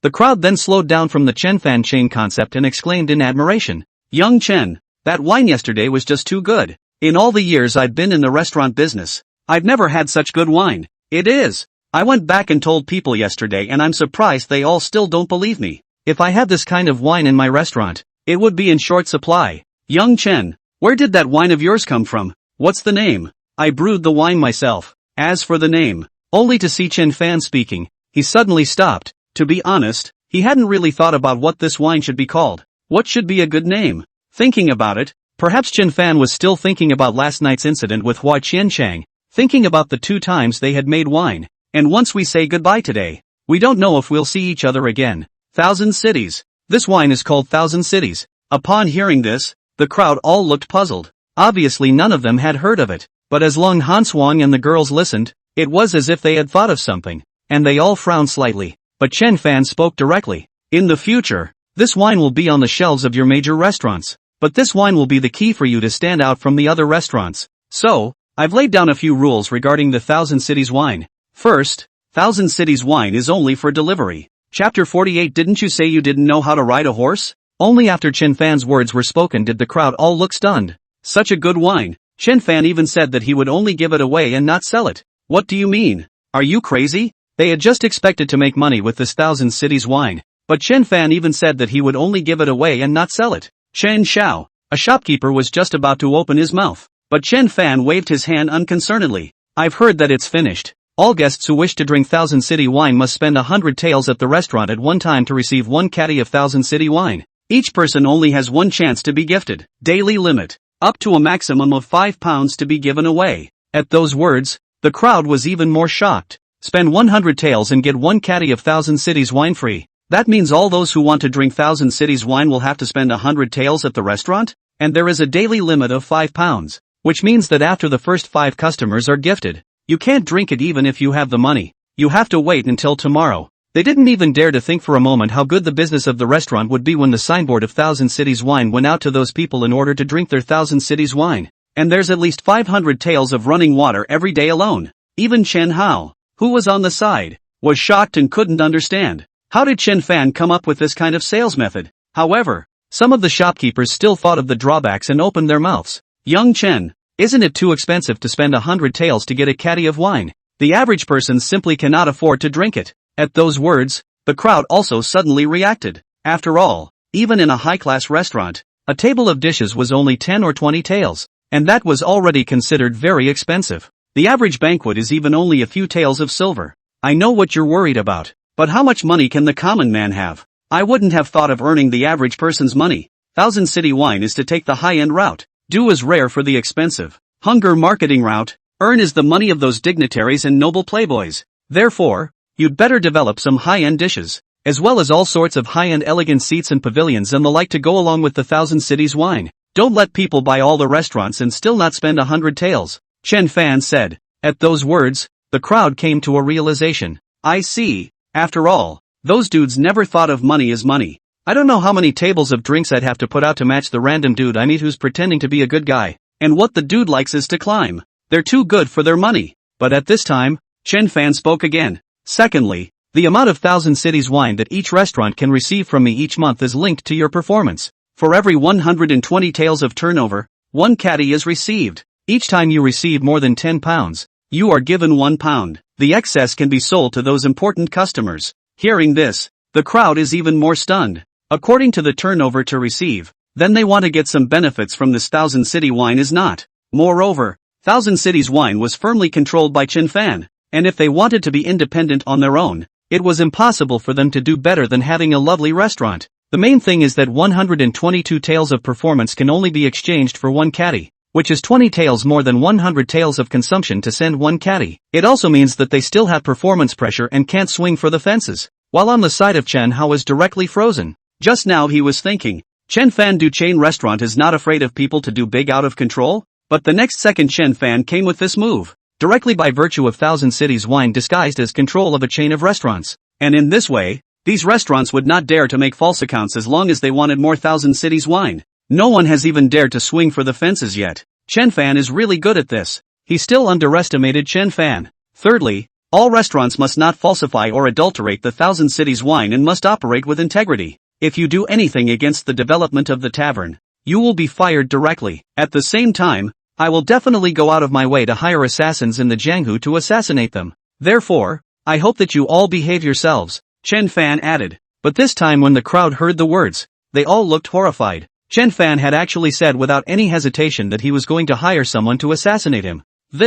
Who dares to do anything catty about this? After all, it was clear to any of them that the money for hiring an assassin to kill a person was still something Chen Fan could afford. Of course, as long as you operate well, I will not treat you poorly. In addition to your 30% share, the end of the year settlement you all also have a certain dividend. As for how much, that depends on how much you have to offer yourselves. Chen Fan looked at the crowd and spoke indifferently, adding, Gentlemen, do you hear me? I hear you. The crowd replied in unison. So be it. Tough luck to all of you. Within 7 days, I want to see the remodeling of all the restaurants completed. And 7 days later I want to see all the restaurants reopened with a new look. Chen Fan said. Don't worry, Xiao Chen. Never let Xiao Chen down. The crowd said. Seeing this, Chen Fan added. Wait for each of you to go to the storehouse to receive 20 pounds of Thousand Cities wine. 10 pounds are for your treats. And the remaining 10 pounds are for you to use for your trials. Xiao Ke Xiao Ai. Take them to collect the wine. Thank you,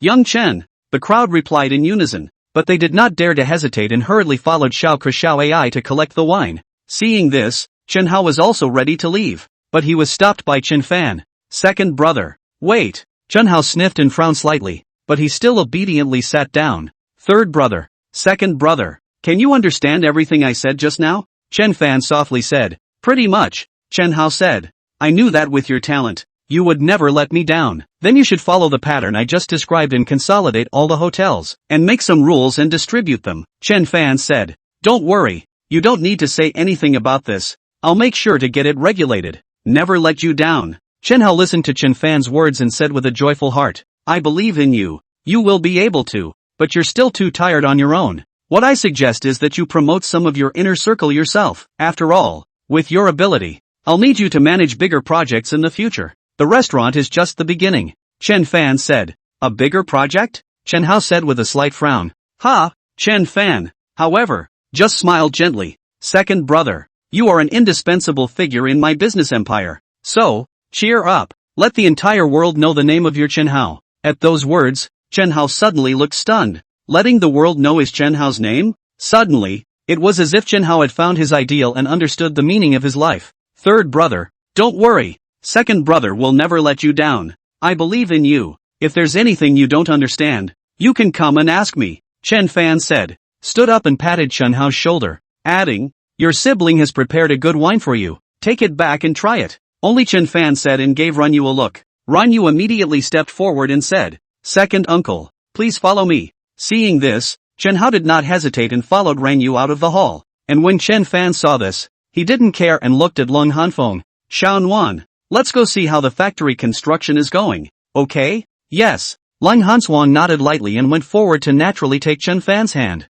It was only this action that made Chen Fan somewhat surprised. You know, in the past, he was the one who was holding Lung Hanswang, but Lung Hanswang never took the initiative to hold her. Nuan, you, what? I'm a concubine, so I can't hold on to my husband? Lung Hanswang glanced at Chen Fan and deliberately said, Can. Chen Fan sniffed and said in a hurry, but in his heart, he was indescribably happy. Cold Frost, surprisingly, said, Husband, what could be happier than that? Thinking about it, Chen Fan directly spoke. I'll carry you on horseback today. However, when Lung Hanswang heard this, her complexion changed slightly and she stopped and looked at Chen Fan. I thought you said you didn't know how to ride a horse? At these words, Chen Fan suddenly felt a bit weak. I just learned it. Let's not talk about this. It's getting late. We'd better get going. Seeing this, Lung Hanfeng just smiled petulantly and said nothing. Following Chen Fan. Chapter 49. Go and beg Chen Fan. Get Chen Fan to come back and help us.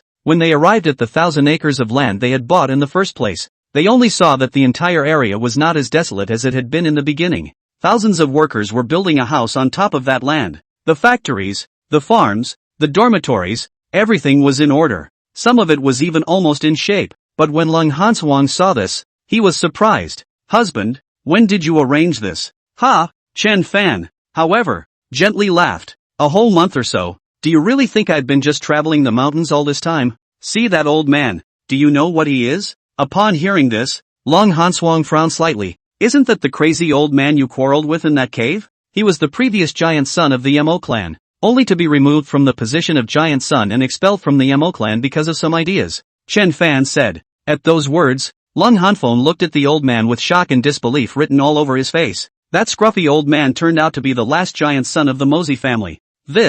How is that possible? How could Chen Fan know such a character? However, Chen Fan pointed at a few middle-aged men and said, do you know them? They used to be elders of the farming family, but because they wanted to develop a combination of farming and agriculture, they were said to be not doing their job and were expelled from the farming family. There are also a few over there, who are some of the few forging experts in the Dragon Kingdom. Those guys over there are real craftsmen. There are also those few that were driven out of the elite by the Heavenly Dragon Chamber of Commerce. Upon hearing this, shocked doubt was written all over Lang Hanfeng's face. Where did you recognize these people from? Ha! Chen Fan, however, let out a light laugh. Little Nguyen, do you really think I was just a dude before? These are all old friends I used to know. The reason I took you around a while ago was to ask them to come out. And they've been waiting for me for a long time. Hearing this, Lang Hanfeng was even more puzzled. Been waiting for you for a long time? Yeah, the earliest one has been waiting for me for 5 years, just waiting for today. Chen Fan lightly laughed and said,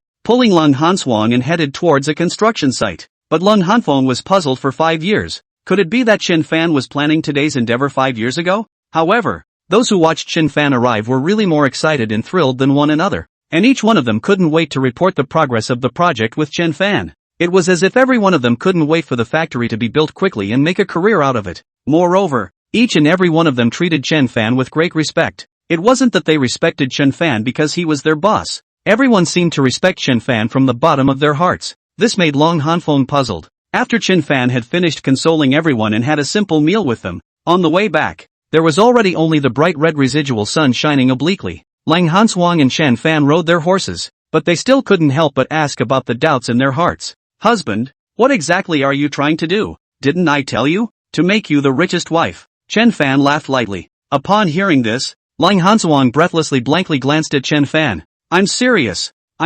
too. Chen Fan rode his horse and spoke seriously, adding, Xiaonuan, do you know? In the past, I was very poor. I couldn't even afford to eat, and even my studies were all paid for by the folks in the township. But I knew that knowledge changes destiny. So I read as hard as I could. Once I read all day in the library to save a lunch. I read anything as long as it was a book. But then before I could learn to give back to my folks, only to see Chen Fan speaking, he suddenly stopped and changed his words. Although today's dragon country is flourishing under the governance of the empress, there are still too many poor people. There are still too many people who can't even afford to eat. But although the empress is a good emperor, but she put forward the national policy is wrong. The military can certainly strengthen the country. But the economic foundation can only determine the superstructure. People's livelihood is the root of everything. Although the empress knows, but she does not understand. As the saying goes, the people suffer when they rise and the people suffer when they fall. No matter how powerful a country is, it cannot be separated from the word people's livelihood. The people's livelihood is good, but it cannot be separated from the country's strength. The strength of a country is not only in the military, but also in industry, agriculture, science and technology, and culture. I'm only doing this to do my bit. Only to see Chen Fan speak, he let out another light laugh. More than that, of course, it's just that I'm proud and egotistical and want to see if I can change the world on my own. If I can't, then letting a portion of the commoners live well will be enough. And in my industrial park, It allows most of the surplus labor to find work and be able to support their families. It can make some of the people productive. At those words, Lung Hanfeng was a little unsure of what to say for a moment. After all, she had known that Chen Feng had an ideal kingdom in his heart, but hearing Chen Fan speak about it in person, her heart was still a little touched. After all, Chen Fan could be said to be the only person who cared about people's livelihood out of all the people she had met. Others, on the other hand, are invariably thinking about how to exploit the people. For a while, she even felt that the Jianghu martial arts forest she was in, those so-called warriors, were not even the slightest bit inferior to Chen Fan. Thinking of this, Lung Hanfeng suddenly leaned her body forward and hugged Chen Fan, leaning her head on Chen Fan's back. "Husband, I believe in you. It can be done." Feeling the change in Lung Hanfeng, Chen Fan would smile. "Really? Aha!" Lung Hanfeng nodded lightly. "Then let's make up for the cave-in tonight as well, shall we?" Chen Fan said. At those words, Lung Hanfeng suddenly straightened up and glared at Chen Fan with a pout. "Humph." But in the next second, he hugged Chen Fan again and leaned behind him, humming proudly and not speaking. Just above a pretty face, a pouty but nice smile surfaced. Chen Fan felt Lung Hanfeng's embrace and would smile. Not saying anything else, the two of them just rode on, facing the setting sun, slowly heading towards the courtyard. The wind is so light, so nice. But at this time, in the state house, Duke Chen looked at the folds in front of him, but his face was gloomy and hard to see. And at this time, Chen Fan said from below with a worried look on his face, "Father, the funding for the 72 water fortresses on the Yangtze River has stopped for a month. If it can't be issued again, the 72 water fortresses may not be so well controlled. Moreover, because of the fall of the Lin family, the 10,000 elite soldiers we raised, not to mention the pay, won't even be able to sustain food for long." At those words, Duke Chen's face was even more difficult to see. He naturally knew that this was bound to happen after the collapse of the Lin family, but with such a large expenditure, where was he going to find a replacement for a while? "How much silver is left in the coffers?" Duke Chen said with a hard look on his face. "Father, there's no more money left in the coffers. All of it was taken to subsidize the 72 water fortresses and the army last month, and it won't be long before even the normal expenses of the family will be a problem," Chen Fan said. Duke Chen listened. For a moment he actually didn't know what to say. A Lin family fell down, unexpectedly making his family's normal expenses unsustainable. And it's all because of a playboy loser he kicked out of his house. "What about the partner I asked you to find? Did you find one?" Chen Guodongdao. Upon hearing this, Chen Hao looked scared and shook his head, but as if he was afraid of the Duke of Chen's anger, he hurriedly said, "Father, you also know that what we are doing, not to mention that people don't dare to do it. Even if they do dare to do it, we don't necessarily dare to use it. What then? Is it just a matter of sitting around and waiting for death?" Chen Guodongdao. "Father, there is actually another way," Chen Hao said. "What way? Say." Chen Guodongdao. "Go beg Chen Fan. Make Chen Fan come back and help us. After all, he's now occupying all of the Lin family's industries, and all of the Lin family's money. There's no one better than him." Chapter 50. Did I send you here? Bang! What did you say? You're asking me to beg that rebellious son Chen Fan? As Duke Chen listened, he suddenly slapped his hand on the table with a look of disbelief and angrily rebuked. Father, this is the best way. After all, Chen Fan is ultimately a member of our state duke's house. Chen Feng looked scared and said, adding, moreover, begging him is only a stopgap measure. When we run out of his money and get the industry in his hands, what should we do then? Isn't it still father's word? Upon hearing this, Duke Chen's anger calmed down a bit, but his face was still very ugly. After all, that's who. It's the dude Trashy personally kicked out of his house. Moreover, it wasn't that he hadn't given Chen Fan a chance, but Chen Fan didn't give him any face at all. Does he really want to beg that trashy dude born of a maid? Even if it was expedient, he didn't want it. After all, doesn't he, the Duke of State, want to lose face? If word of this gets out, what's he going to do if he's the Duke of State? But at this time, Chen Feng added, Father, I know that this is a bit difficult, but there is nothing else we can do nowadays. If we can't pay the army's salary by then, and the 72 water fortresses mutiny and the army riots, then it will really be over. At those words, Duke Chen's face became even more ugly. He truly did not expect that he would have to beg Chen Fan one day, but he was also well aware of what Chen Feng had said, and he knew how serious the matter was. If it really came to that, then everything would really be over. But how can he beg for it, as he is the Duke of the State? Alright, you go on down. Let me think. Chen Guodongdao. Upon hearing this, Chen Feng was also helpless and could only bow respectfully and retreat. But Chen Feng's heart is really helpless. Obviously a good hand, but Chen Guogong preferred to drive Chen Fan out of the house. If Chen Fan hadn't been expelled from the family, even if Chen Fan was really a dude, so what? However, Duke Chen not only expelled Chen Fan from his family, but also targeted him 3 times and even tried to kill him. However, Chen Feng also really didn't think that Chen Fan, who had been unappreciated since childhood and had been treated as a bonded protege since he was a child, that all of his foppishness was actually feigned. He even suspected that Chen Fan had seen the situation from the beginning, so this was why he deliberately pretended to be a dude. Thinking about it, Chen Feng sighed helplessly. Little Fan, what is the need for you to do this? If you had such great talent to begin with, what would have happened if the crown prince position had been given to you? Early the next morning, the early sunlight slanting through the window, gently teasing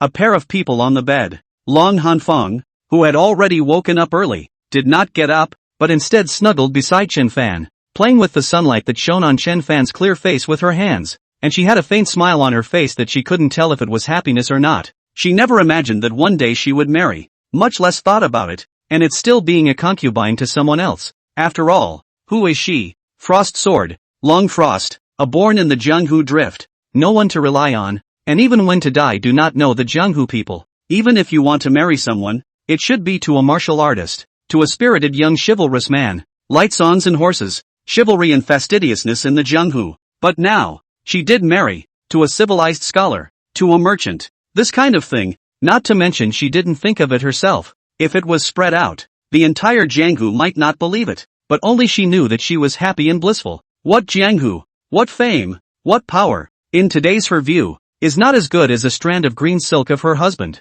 Even, she would no longer think about things in the jungle. All that was on her mind was to stay with her husband, to sing with him and to be with him for a long time. And at that moment, Chen Fan's eyes slowly opened, just in time to see Lang Chanshuang's hand on the side of his face, whispering softly, Nuan, what are you doing? Husband, you're awake. I'm shielding you from the sun. Only Nuan said with a slight smile. Fool. Chen Fan looked at Long Hanfang with a smile and directly swept her into his arms, gently kissing Long Hanfang on the face, his eyes filled with doting love. Long Hanfang didn't dodge and just snuggled into Chen Fan's arms. Husband, want to get up? No. I'm a little tired from last night, and I'd like to sleep a little longer, so will you stay with me? Chen Fan lightly embraced Long Hanswang and said, but as Long Hanswang listened, above her pretty face was a bit pouty, slandering in her heart. He's the only one who knows how to get tired. She thought Chen Fan wouldn't get tired, tossing her around like that, but with a sweet smile on her face, she whispered,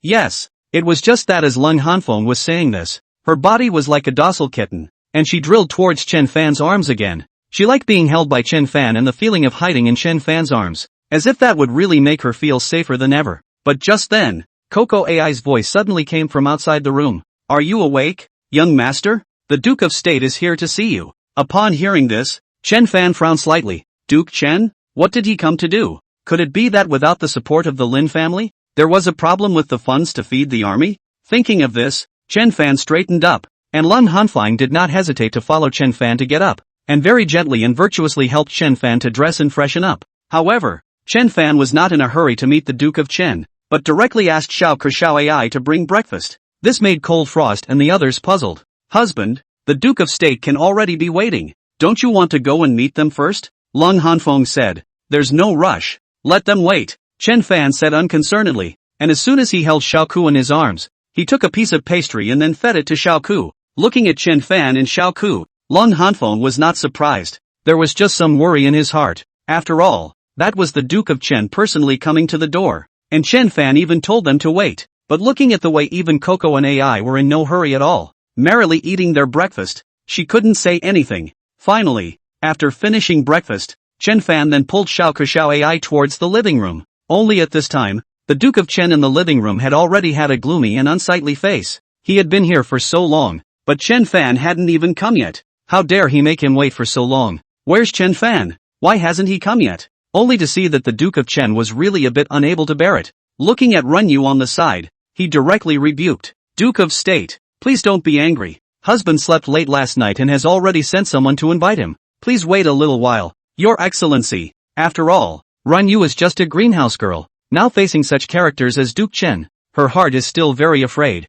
and she somewhat timidly said, Humph. But Chen Guogong sniffed, but directly cold snort. Hurry to go to call him to see me. If half an incense burn time, I have not seen him. The consequences. But this time, before Duke Chen finished his words, he only saw Chen Fan's voice coming directly from outside. I wonder what the consequences are. At the sound of the voice, everyone looked towards Chen Fan in unison, only to see Chen Fan pulling Xiao Ke Xiao AI and bringing Lung Hanfeng in just like that. And as Duke Chen watched Chen Fan arrive, he was even more gloomy and ugly, and even had an impulse in his heart to go up and hit Chen Fan. However, Chen Fan was indifferent, as if he did not see the Duke of Chen, and walked straight towards Rinyu, taking out a handkerchief from his bosom. The handkerchief opened and inside were 2 steaming pastries. I heard Coco and AI say that you were in a hurry to entertain them and hadn't eaten breakfast yet, so here's what I brought for you. Eat it while it's hot. Husband. When Rinyu saw this, she was terrified, not because Chen Fan brought her pastries. After all, Chen Fan had always treated her well,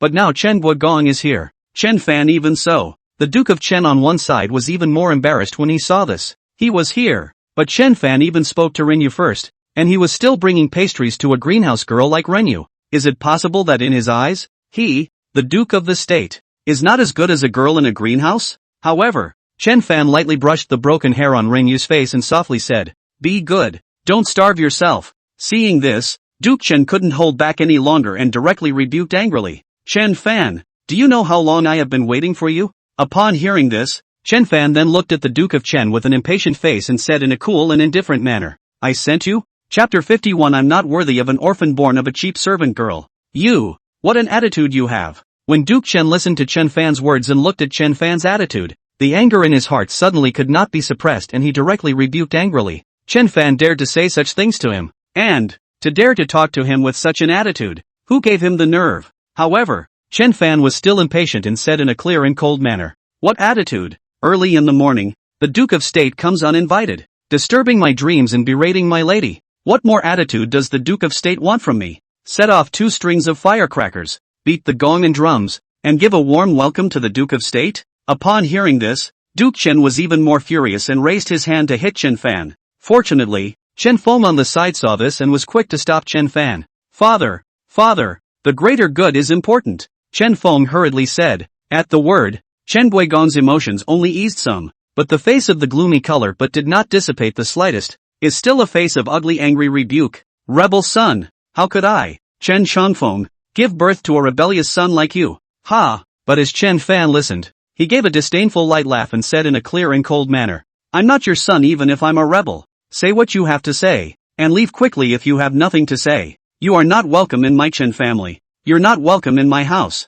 I'm in the way even if I have to stay a second longer." You, Duke Chen suddenly choked on his words a bit, and his face was even harder to see. He truly didn't know where Chen Fan got the guts to talk to him like that. "Chen Fan, even if I'm not your father now, then I'm still the Duke of Chen. Who gave you the guts to talk to me like that? Duke of State? Oh, if it weren't for the fact that you're the Duke of State, you wouldn't even have a chance to enter my house." Only to see Chen Fan saying with a disdainful face. He looked at Rinyu and the girls again and said, "You guys remember, today is the last time, and you'll never let a miscreant in again." At those words, Duke Chen only felt his lungs explode with anger. Misfits. Chen Fan went so far as to call him a miscreant. Just who gave Chen Fan the guts? But at this time, Chen Feng, who was on the side, saw that the situation was not right and rushed forward. Little Fan, why are you so angry? No matter what, we are still family, and we came today to take you home. Father regrets it, and he shouldn't have banished you from the house.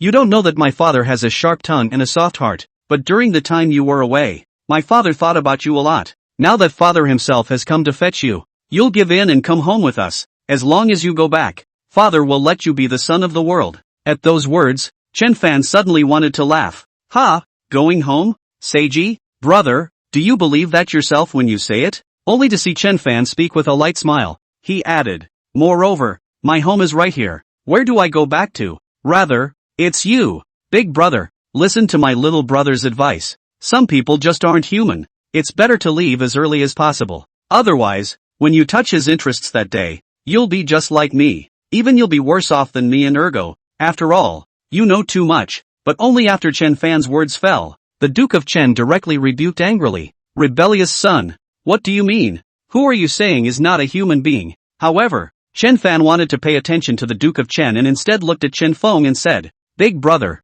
the words have come and gone, so take care of yourself. However, don't think that I don't know your real purpose. which is nothing more than running out of money and trying to swindle me back and cheat me out of my money. I'm not stupid. And I'm not the Lin family. My money, I won't give it to you. As for the throne, I'm an orphan born of a servant girl. I'm not worthy of it. It's better for Big Brother to sit by himself. But if there really comes a day when the throne of the world's son, Big Brother, can't sit down anymore and wants to leave, do your best to come and find me. At those words, Chen Feng suddenly choked on his words a bit. Obviously, he hadn't expected that Chen Fan would be able to guess that they were short of money. How is he supposed to go on about it? After all, who doesn't know what kind of person Duke Chen is? Chen Fan didn't want to say anything more to them and directly droned softly. Men, send off the guests. But at this time, Chen Guogong could not stand it any longer. Chen Fan was not willing to go back but even said that he was an orphan. Even if he said he was an orphan, he even wanted Chen Feng to leave. If you can tolerate it, you can't. Dogs, you've got no face. You wait. In 10 days, I'm not going to force you to kneel in front of me and beg me. You're my father. Go. After saying that, he only saw the Duke of Chen leaving in a huff. Seeing this, Chen Feng still wanted to say something, but he could only follow the Duke of Chen and leave. Chen Fan did not care and sat directly on top of the main seat as if he was pondering something. But at this time, Lang Hansuang stepped forward and said, "Husband, if you offend the Duke of State like this, are you really not afraid that the state government will retaliate? No harm done." Chen Fan simply waved his hand. Because there were too many officials involved in the downfall of the Lin family last time, there were no officials on Chen Guogong's hands that could threaten him now. Besides, he hadn't committed anything, so there shouldn't be any officials coming after him for no reason. Furthermore, others do not know, but he is very clear. Chen Guogong is a person who wants to rebel. Until the last resort, Chen Guogong will not act rashly, but since Duke Chen wanted to deal with him, he had to prepare in advance. Ran Yu. Thinking of this, Chen Fan suddenly looked to Ring Yu, who was to the side. Go and call second brother to come. I have something to discuss with him. Upon hearing this, Ren Yu did not hesitate and sent someone to invite them. Soon, Chen Hao came. Chen Fan looked at Chen Hao and did not exchange pleasantries, directly opened the door and Chen Hao said the matter that Chen Guogong came to look for him. Listening, Chen Hao's expression changed slightly. Third brother, don't worry, even if they find me, I won't betray you. I've seen through long ago. But Chen Fan waved his hand lightly. I'm not afraid of your betrayal, but I think that if they didn't get the money from me, they will definitely think of other ways. And right now, there's only one way they can raise money for a short period of time that I can think of, and that's the other Chamber of Commerce Industries in Jinling City. That shouldn't be possible. How could those merchants be willing to give him their money for nothing? Chen Hao said. Isn't he trying to get at me? And most of our merchant restaurants are being revamped. What if, in return for our current industry, he wants to unite with other merchants and bankrupt us? Chen Fan said. This can't be possible. How could so many of our restaurants go bankrupt so easily? Chen Hao said. Fear not. Fear not. The main thing is, I don't have much money left now. I can't afford to gamble. Chen Fan said. At that, Chen Hao was even more surprised. After all, Chen Fan had more than 20 million at first. Even if the major restaurants were to be refurbished, that wouldn't cost much. But now Chen Fan even said that there wasn't much funding left. However, he didn't know that Chen Fan had also built a park in the suburbs. So, Chen Fan really didn't have much money in his hand right now. Here's the deal. You do as I say, and make sure not to let anyone realize that we did it. First, release a portion of the Thousand Cities wine to get the gimmick up first. And then, Chapter 52, tuning the tiger away from the mountain. Chen Fan was kidnapped. After Chen Fan followed his train of thought and said everything clearly, shock could be written all over Chen Hao's face. With these tactics of Chen Fan, where is the fear of Chen Guogong dealing with him? It is clearly the fear of Chen Guogong not dealing with him. What an invitation. He had even seen the Duke of Chen being tricked by Chen Fan. However, time was running out, so Chen Hao didn't stay long and left the courtyard with a shocked face. It was just that Lang Hansuang and the others were still a bit worried in their hearts as they watched Chen Hao leave. Husband, do you really trust Chen Hao that much? In case he betrays, we'll have nothing. But Chen Fan was very confident. He won't betray. Trust me. Upon hearing this, the crowd couldn't say anything. However, Chen Fan was still pondering something in his heart. No matter what, Duke Chen was still a not-so-small threat to him. After all, the Duke of Chen was the one who wanted to plot a rebellion. And if he was pushed, the Duke of Chen really plotted a rebellion. In front of the army, he will lose all these things. Especially after this time, when Chen Guigong can't find financial support, he may really have to defy all odds and fight to the death. What will he do then? Write a letter to the Empress to report it? This obviously won't work. with the Duke of Chen's status as a veteran of 3 dynasties and the late emperor's favor. Even if the evidence was overwhelming, as long as the Duke of Chen hadn't rebelled yet, the empress wouldn't dare to take action against the Duke of Chen rashly, and he didn't know where Duke Chen's private army was kept now, without the most substantial evidence. But what if we knew where Lord Chen's private army was kept? Thinking about it, Chen Fan's expression changed slightly. If he knew where Duke Chen's private army was kept, at least he would be able to deal with it when the time came. But the territory of Jinling is so big, where would the Chen Guogong keep his private army? Chen Fan pondered over a few of the most likely places in his mind. But suddenly, he only saw Chen Fan's eyes light up, as if he had thought of something, and directly stood up. Nuan, come on, go out with me. Upon hearing this, Lung Hanfeng and the others all looked puzzled, not understanding what was wrong with Chen Fan. But Chen Fan didn't wait for them to react and pulled Lung Hanshuang away. Where are we going, husband? After leaving the courtyard, Lang Chanshuang on horseback said with a puzzled face, go to a good place. Only to see Chen Fan with a smile on his lips, he took Lang Chanshuang with him and then headed in a direction. Although Lang Hanshuang was puzzled in her heart, she had no choice but to follow Chen Fan. Soon, the two of them were directly away from Jinling City, racing through the mountains and forests. At this moment, on the other side of the mountain forest, only a group of people were resting. A horseman, however, hurriedly ran to the person in front of the leader. Third boss, I think I saw Chen Fan running over just now. At those words, everyone's expression changed, especially that third leader. He was even more surprised. What did you say? Chen Fan ran over there? Are you sure? Sure, I can see it clearly. It's just that the frost sword Cold Frost is also by his side. The third leader sniffed and frowned slightly, but when he thought about it, it was because Chen Fan had brought down the Lin family, which made it so that they couldn't even afford to eat at the 72 water villages. Now personally come to find Chen Guogong, even Chen Guogong's face did not see even if, but also by Chen Feng a few thousand taels of silver on the dismissal. It makes them look like the 72 water villages are beggars, and all of this was because of Chen Fan. And isn't Chen Fan the richest man in Jinling City today? If they caught Chen Fan and got all of Chen Fan's money, then what were they worried about? At that time, not to mention the Duke of Chen, even if the Empress came they wouldn't give face. Thinking about it, a bold idea rose up in the third leader's mind. Brothers, let's go. Do something big with me. At those words, everyone's expression changed. Third leader, are you trying to make a move against Chen Fan? Although Chen Fan is a playboy waste of space, the frost sword by his side is a solid 9th realm expert. And it's not just any 9th realm. That's the frost sword that is known to be invincible within the 9th realm. With just us, I'm afraid we're only no match. Afraid of what? Listening to the crowd's comments, the third leader suddenly chortled. So what if the frost sword? She's only one person anymore. Besides, don't you have any brains? You know you can't beat her, but you still want to fight her? Wise up. Understand. Come here. I only saw the third boss talking, and when he saw that the crowd had gathered around him, he then whispered something else to the ponies. On the other side, Chen Fan and Lang Hanfeng were still sprinting, but Lung Hanfeng was really puzzled as to where exactly Chen Fan was going and why he was in such a hurry. But right at this moment, Lung Hanfeng suddenly felt a killing intent, while only seeing an arrow shooting directly from in front of them. Husband, watch out. Lang Chanshuang looked at the arrow and without saying anything, directly snatched the reins from Chen Fan's hand and lifted it with force. The horses beneath them suddenly let out a neigh and half leapt to their feet. And that one arrow also happened to shoot above the horse's leg in an unbiased manner. Seeing this, Lung Hanfeng did not hesitate and directly picked up Chen Fan and landed on the ground. At the same time, the sword in his hand was already sheathed, protecting Chen Fan behind him, and Chen Fan looked at the arrow that was shot at the horse's hooves with a stunned look on his face. Assassination? You can get assassinated in a mountainous place like this? What man? Come out if you're capable. Don't be sneaky, Lang Hanshuang said in a cold voice, but at that moment, he only saw a silhouette flash behind the dirt slope not far ahead. Where to run?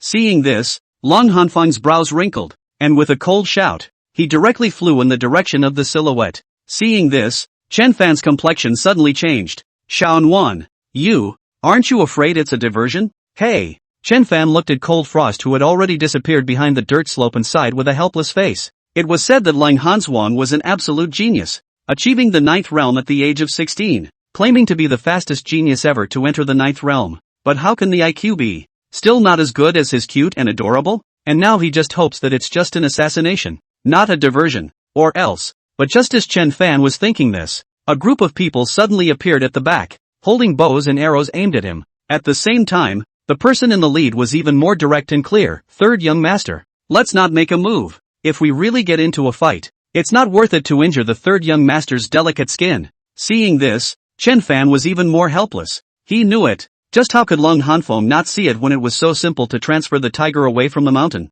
But looking at the person in front of him was puzzled. This person he must not recognize. But this person called him third young master. Could it be that he was one of the Duke of Chen's men? Could it be that intercepting him was the real purpose of Lord Chen? But Chen Guogong didn't know that he would suddenly appear here today. So it must not be one of Lord Chen's men. And who are these people? Who are you people? What do you want with me? Chen Fan watched as those people moved to tie him up and knew that it was pointless to resist. After all, he really didn't want to get hurt, much less die in vain. The third young master will know when the time comes. Only to see that the man in charge said, directly blocked Chen Fan's mouth with a plug, covered his head with a bag, carried it and left. Chen Fan was helpless. If these people said something, it was not certain that he would be able to fool them or stall for time and wait for Lung Hanfeng to react. But people are not stupid. They don't give him a chance at all. And he can only be carried away. The big man's shoulders were pretty thick, though, and it felt good. Chapter 53, the first time I've seen such a demonic woman. Crap, tweak the tiger and leave the mountain. Husband, after about half a quarter of an hour, Lung Hanfeng suddenly reacted, and her complexion suddenly became flustered to the extreme as she hurried back. But when we got back to the original place, we only saw a footprint on the ground. Lung Hanfeng was genuinely flustered and shouted in a hurry. Husband, Chen Fan, husband. Where are you? Don't you scare me, husband. Unfortunately, the only thing that responded to her in the middle of Kagom's mountain wilderness was the echo of her own anxieties. Lung Hanfeng had no choice but to look around. But how could her intelligence possibly find it? Especially at this time. She was still so anxious and panicked, and the self-reproach and remorse in her heart were like a tidal wave constantly lapping at her. She could not be quiet enough to search. It's like being a headless fly. Until the night is deep, the moon hangs high. The tear-stained Leng Hanswang is like a walking corpse without a soul. Returning to the yard. In the courtyard, Xiao Kexiao Ai and Rinyu all looked puzzled when they saw Leng Hanfeng's appearance, and one of them hurried forward. Nuan-san, what's wrong with you? How did it come to this? Where's young master? Why didn't he come back together? But Leng Hanswan looked at the three people in front of her, strong as she was, but her tears broke out once again. I'm sorry, I'm sorry, I'm sorry. Seeing this, all three of them frowned, an ominous premonition rising in their hearts. Sister Nuan, what's wrong with you? What on earth happened? Where is young master? Xiao Ke said. I'm sorry, Coco, I lost my husband. I'm sorry, only to see Leng Hanfeng cry out, directly kneeling down towards them. You guys beat me. It's all my fault. I lost my husband. But the three men listened, but they all looked puzzled. What did you say? You lost the young master? How? Your martial arts are so good. How could you lose the young master? Upon hearing this, Leng Hanswang felt even more guilty. It's all my fault. I fell for the enemy's trick of transferring the tiger away from the mountain, and allowed my husband to be captured. You guys hit me. It's all my fault. I'll pay for my husband's life. However, the three of them listened with different expressions, and Renyu was obviously a bit unable to accept it, and directly sat down paralyzed. After all, that was the current richest man in Jinling City, Chen Fan, and this was Jinling City. If Chen Fan was captured, wouldn't that be a bad thing? Not to mention the fact that there was a huge state government that had been trying to kill Chen Fan, but Xiao Kexiao Ai, who should have been the most worried and anxious, looked very calm at this time, only to see Xiao Ai hurriedly assisting Leng Hanfeng. Sister Xiao Nuan, don't be in a hurry. Everyone makes mistakes. Don't blame yourself too much, and it's not the time to blame yourself, much less raise an accusation. Rather, it's time to think about how to find the young master and get him back. Xiao Ke said. Seeing this, not to mention Leng Hanfeng, even Run Yu looked stunned. With Chen Fan and Xiao Kexiao Ai's feelings, shouldn't they be the most overwhelmed by the news of Chen Fan's arrest? What's more, they're only 15 or 16 years old, and they're usually so soft. How can you be so calm now? Is this really the cute little girl they know? The people from the State Duke's office didn't come to us, so that means the young master wasn't captured by the people from the State Duke's office. And the fact that those people didn't kill the young master directly, but captured him, means that those people are most likely doing it for the money, and shouldn't harm the young master for the time being. Only Xiao Ke spoke with a calm face and added, but if this matter is known to the State Duke's palace, without the young master, we alone will not be able to hold on to the young master's assets, which is the key to saving the young master. That's why this matter was kept secret beforehand. Even Chen Hao couldn't tell him. Everything will continue as usual in the mansion. Don't let anyone see the signs. And if those people are kidnapping the young master for money, then they will definitely come to us. So, You guys take it easy and see if anyone comes to us tomorrow. At those words, Long Hanfeng's complexion changed slightly. Looking at the little bud in front of her was truly a bit unable to believe her eyes. It was amazing that Coco could be so calm and analyze so much so quickly. They were also advised not to rush. Was this really the little loli that would only pamper herself around Chen Fan? Sister Nguyen, I know you didn't mean it and you didn't want it to be like this. So don't beat yourself up too much. Go back and bathe first. Get some rest. Tomorrow I'll go to the scene with you. I can't say I'll find anything. Xiao Ku added. Good. Long Hanfeng also knew that it was useless to say anything now, so she could only nod lightly. Sister Ring Yu, don't worry too much. Go and accompany Sister Xianwan, Xiao Ke said. Aha! Ran Yu sniffed and didn't say anything. Nodding lightly she went forward to assist Long Hanfeng to leave. After seeing both of them leave, Coco then sat down with a worried look on her face. Sister, what do we do now? It's fine. Don't worry. The young master doesn't have any enemies yet besides the State Duke's palace. Plus the young master is resourceful and skillful in speech. It will be fine. However, now that the young master is away, I'm a bit relieved that he ordered Chen Hao to do something. After all, he hasn't taken young master's lessons, so I'm afraid he won't be able to handle it well. Xiao Ke said. Then I'll ask Chen Hao. AI said. Let's go together. Bring a few secret guards. Coco got up and said. And at that moment, the other side. Jinling's 72 water villages. Only hearing a bang, Chen Fan was directly thrown in the middle of the hall by the third patriarch. Chen Fan ate the pain, but did not wait for him to react. The black bag on his head was ripped off, and what came into his eyes was the icy cold gaze of the many executives of the 72 water-walled village. Seeing this, Chen Fan's expression froze. This is the 72 water villages? The people who captured him were actually from the 72 water villages. Isn't the man behind the 72 water villages Lord Chen? Since he was from the 72 water villages, why didn't they just hand him over to the Duke of Chen, but brought him here? Could it be that there's a conflict between the 72 water villages and Lord Chen? Thinking about it, Chen Fan's eyes suddenly glowed as if he had suddenly thought of something. Contradictions? Since the people of the 72 water villages dared to capture him, then even if there was no conflict between the 72 water villages and the Chen Guogong, he would have to create a conflict. You know that he still has in his hand when Lin Sanchen left those Chen Guigong's incriminating evidence. There can be a lot of it is about the 72 water fortresses, and if he turned against the 72 water fortresses, it would be like breaking Chen Guogong's left arm and right arm, and then he would like to see how Chen Guogong would rebel. The Grand Master has arrived, but right at this moment, a voice suddenly came, only to see a woman with a fiery to extreme figure, dressed in a bright red dress walking in style. With just one glance, Chen Fan suddenly froze. Good demon! It was the first time Chen Fan had seen such a bewitching woman, regardless of his previous life. The woman was born very beautiful, white delicate face painted with exquisite makeup, and then a bright red dress under the background, the skin white like a piece of beautiful jade agar. What really made Chen Fan unable to move his eyes was not the woman's looks, but the extremely foul figure. The bright red dress couldn't even begin to cover the pounds that were calling out, and that surplus waist was gently swaying under the pull of that pair of long and straight jade legs. It was as if this had an inexplicable ability to hook all the souls of people. Chen Fan considered himself to be quite bold, but at this time, looking at this woman, Chen Fan actually did not dare to imagine how comfortable such a woman would be if she could sleep in her arms. Chapter 54 I want you to marry me, Grand Master. But at that moment, the people present suddenly saluted in unison and said in a loud voice. At the sound of the voice, Chen Fan came back to his senses, but his face was crawling with astonishment.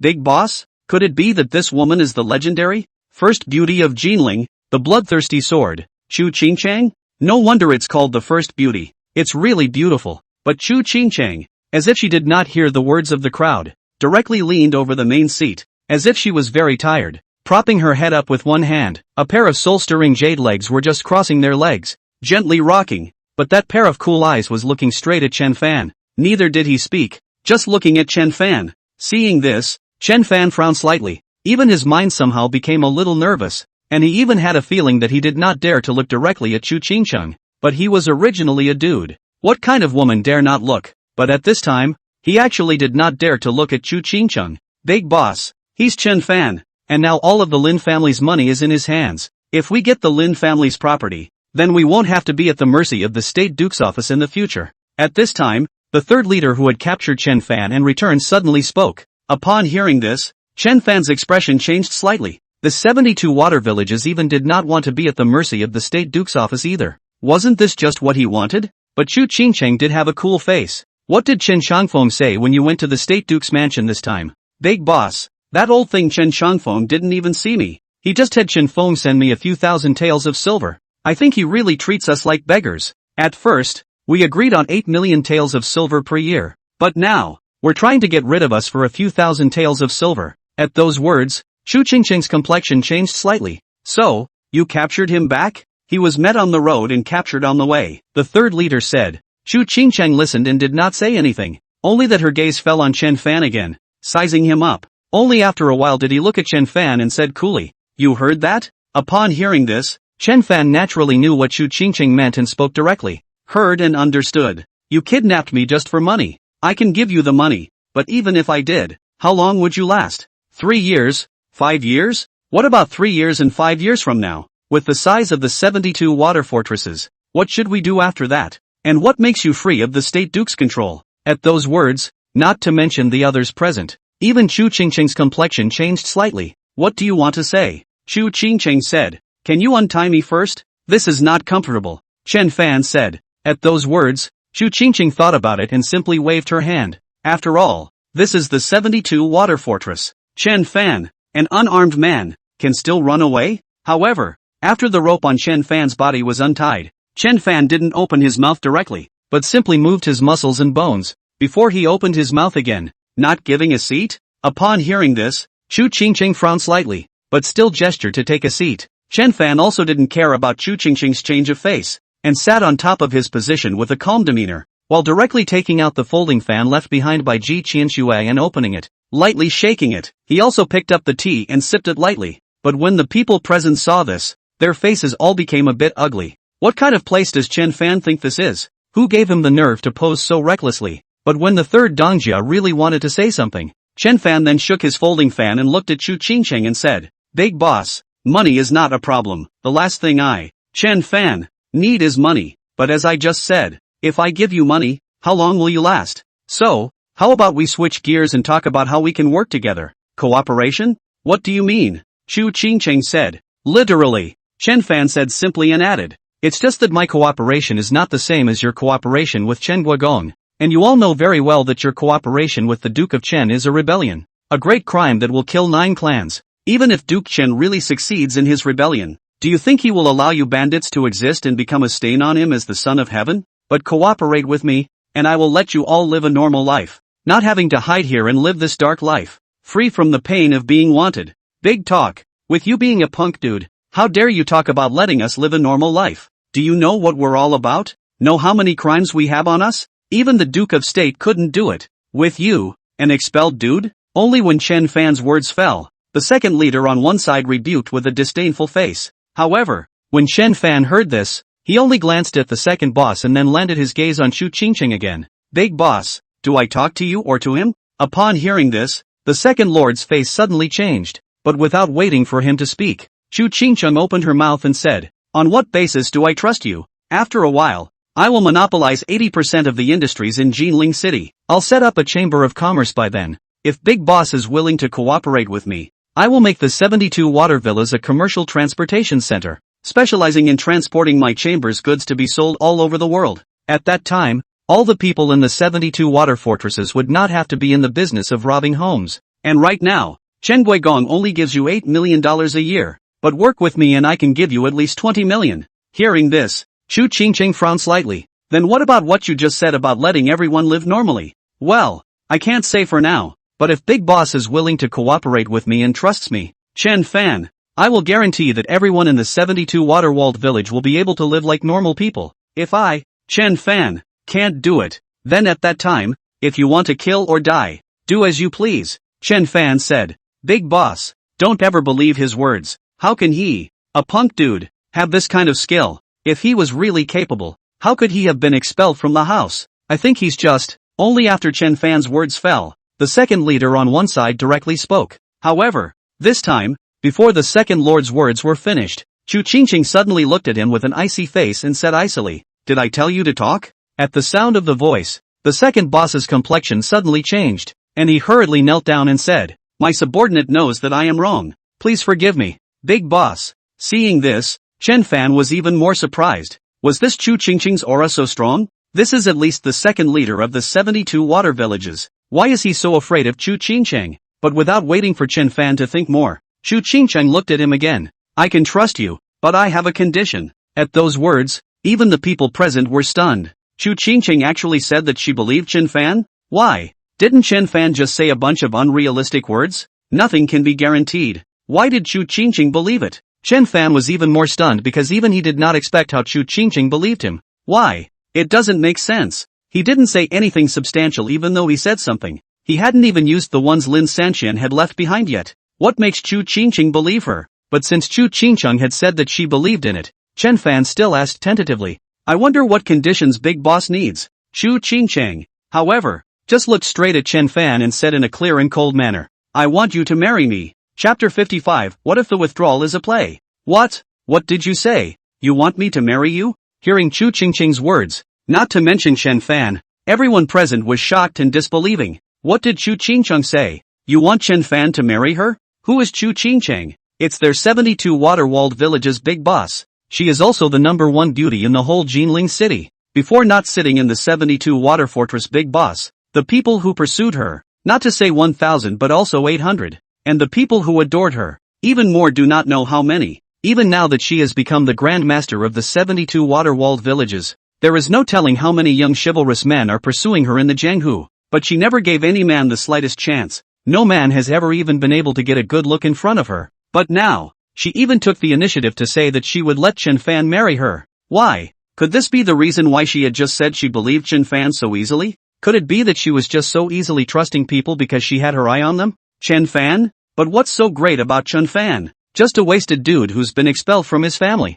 Isn't it just that you were born a billion points better looking? And Chen Fan's face was even more filled with disbelief. A moment ago, he hadn't even dared to think about how comfortable it would be to sleep with such a woman in his arms. Now, Chu Qingcheng even just directly said that she wanted to marry him. What's this for? He hadn't seen Chu Qingcheng before either. There wasn't any crossover. However, Chu Qingcheng was bland, as if she was talking about a very ordinary thing. Right. You heard right. I want you to marry me. Upon hearing this, Chen Fan calmed his mind and said with a puzzled expression, Why? Why? Only to see Chu Qingcheng say that, she suddenly straightened up and walked towards Chen Fan. It was only until she walked to Chen Fan that she stopped, lightly bending her body and letting the blood-spurting scenery in front of her appear in front of Chen Fan's eyes. Stretching out another finger, she lightly hooked up Chen Fan's chin, making Chen Fan look at her eyes, before she said in that slightly pasty voice, What? You don't? Chen Fan was truly panicking. Although, nowadays, he had already married Renyu and Leng Hanfeng,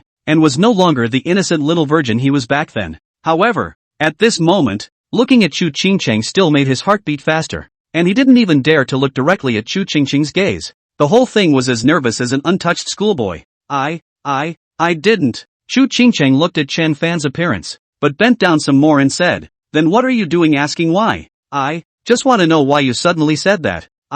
We obviously met for the first time, Chen Fan said with a flustered face. No reason. Only then did Chu Qingcheng straighten up. I am merely trying to pull you off the boat. Only when you become a member of my 72 water village, I will believe that you have the ability to help us live a normal life. Of course if you don't want to, then I'll pretend you didn't say what you just said. If you obediently hand over all your money, I'll spare your life, or I'll kill you right now. At those words, the crowd realized. But even if he wanted Chen Fan to join the 72 water-walled city, there was no need for Chu Qingcheng to marry a dude like Chen Fan. And as Chen Fan listened, he had the same doubts in his heart. Reason told him that what Chu Qingcheng wanted was by no means so simple. But at this time, Chu Qingcheng looked at Chen Fan again and said, So, are you willing? Upon hearing this, Chen Fan's expression changed slightly, forcing himself to calm down and think carefully. But he really couldn't think of what exactly Chu Qingcheng wanted to do. Moreover, this Chu Qingcheng was really born good-looking. People have taken the initiative to say that they want to marry him.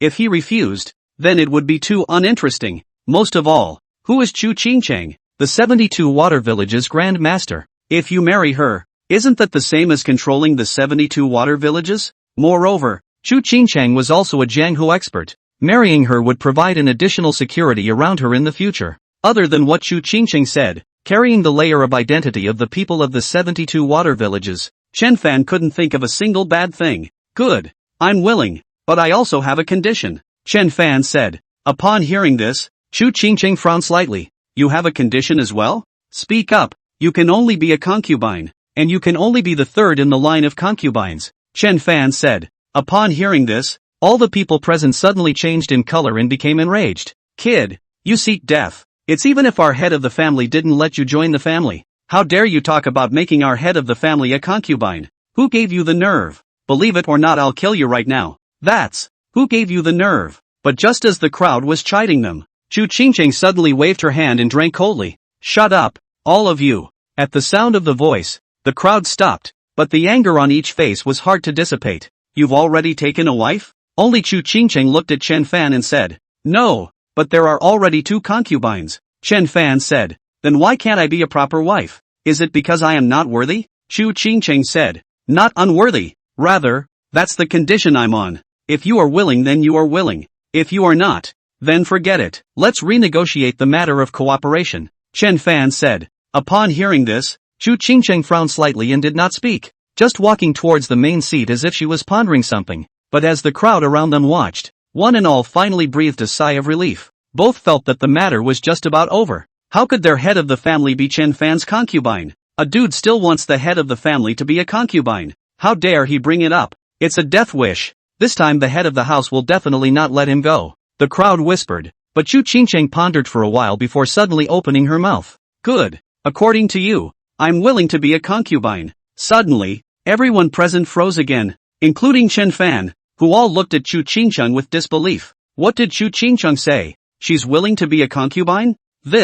Why? The Grand Master of the 72 water-walled village, giving a foppish waste of space to Chen Fan as a concubine? On what grounds? Dang it, this boy the third lord on one side only opened his mouth, but before his words were finished, he was directly interrupted by Chu Qingcheng. Let the youngest one get ready and get married tonight. At those words, the crowd was even more shocked beyond words. Getting married tonight? Chen Fan was even more dumbfounded. In such a hurry? Chen Fan still wanted to say something, but Chu Qingcheng didn't give him a chance either. Take him down, change and get ready for the marriage. Upon hearing this, Chu Qingcheng's mate on one side did not dare to hesitate and hurriedly led Chen Fan away. Big dog, why? Seeing Chen Fan leave, it was only then that the third boss opened his mouth again with a puzzled expression. I think he can really bring us all back to normal life, Chu Qingcheng said. With him? Why? The third leader added. Third uncle, I remember you used to be an imperial guard. Can't you see what that folding fan in his hand is? Chu Qingcheng said.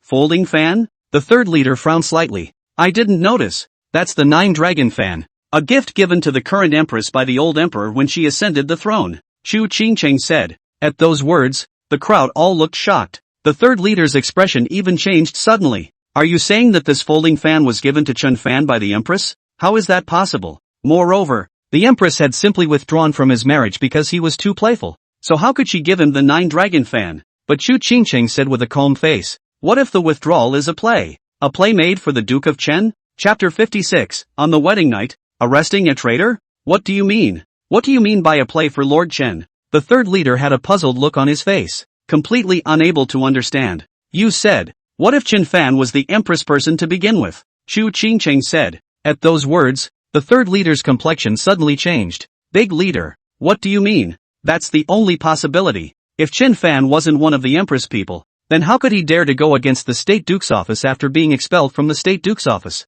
Moreover, he went out of the state duke's residence to directly lay hands on the Lin family. And even more so, he used swift and lightning means to directly make the state duke's largest economic honorary fall. The main point is, he's an outcast who was expelled from his family. If the empress hadn't secretly made a move, how do you think he could have survived the tactics of someone like the Duke of Chen until now? Chu Qingcheng said. Upon hearing this, the third leader suddenly realized that if Chen Fan was not one of the empress people, he would have only died at the hands of the Chen Guogong. And how could they have survived until now? After all, they knew too well what kind of person Duke Chen was. And if Chen Fan was the empress person, then it would be too easy to get the empress to issue a decree of amnesty or to spare them. But even so, you didn't have to stoop to marry him, and still be a concubine. That would be too much for you. The third patriarch added. That's not a complaint. With him around, our 72 water-walled village can only change its ways. I really don't want to see our 72 water-walled village's descendants continue on this path of ours. And,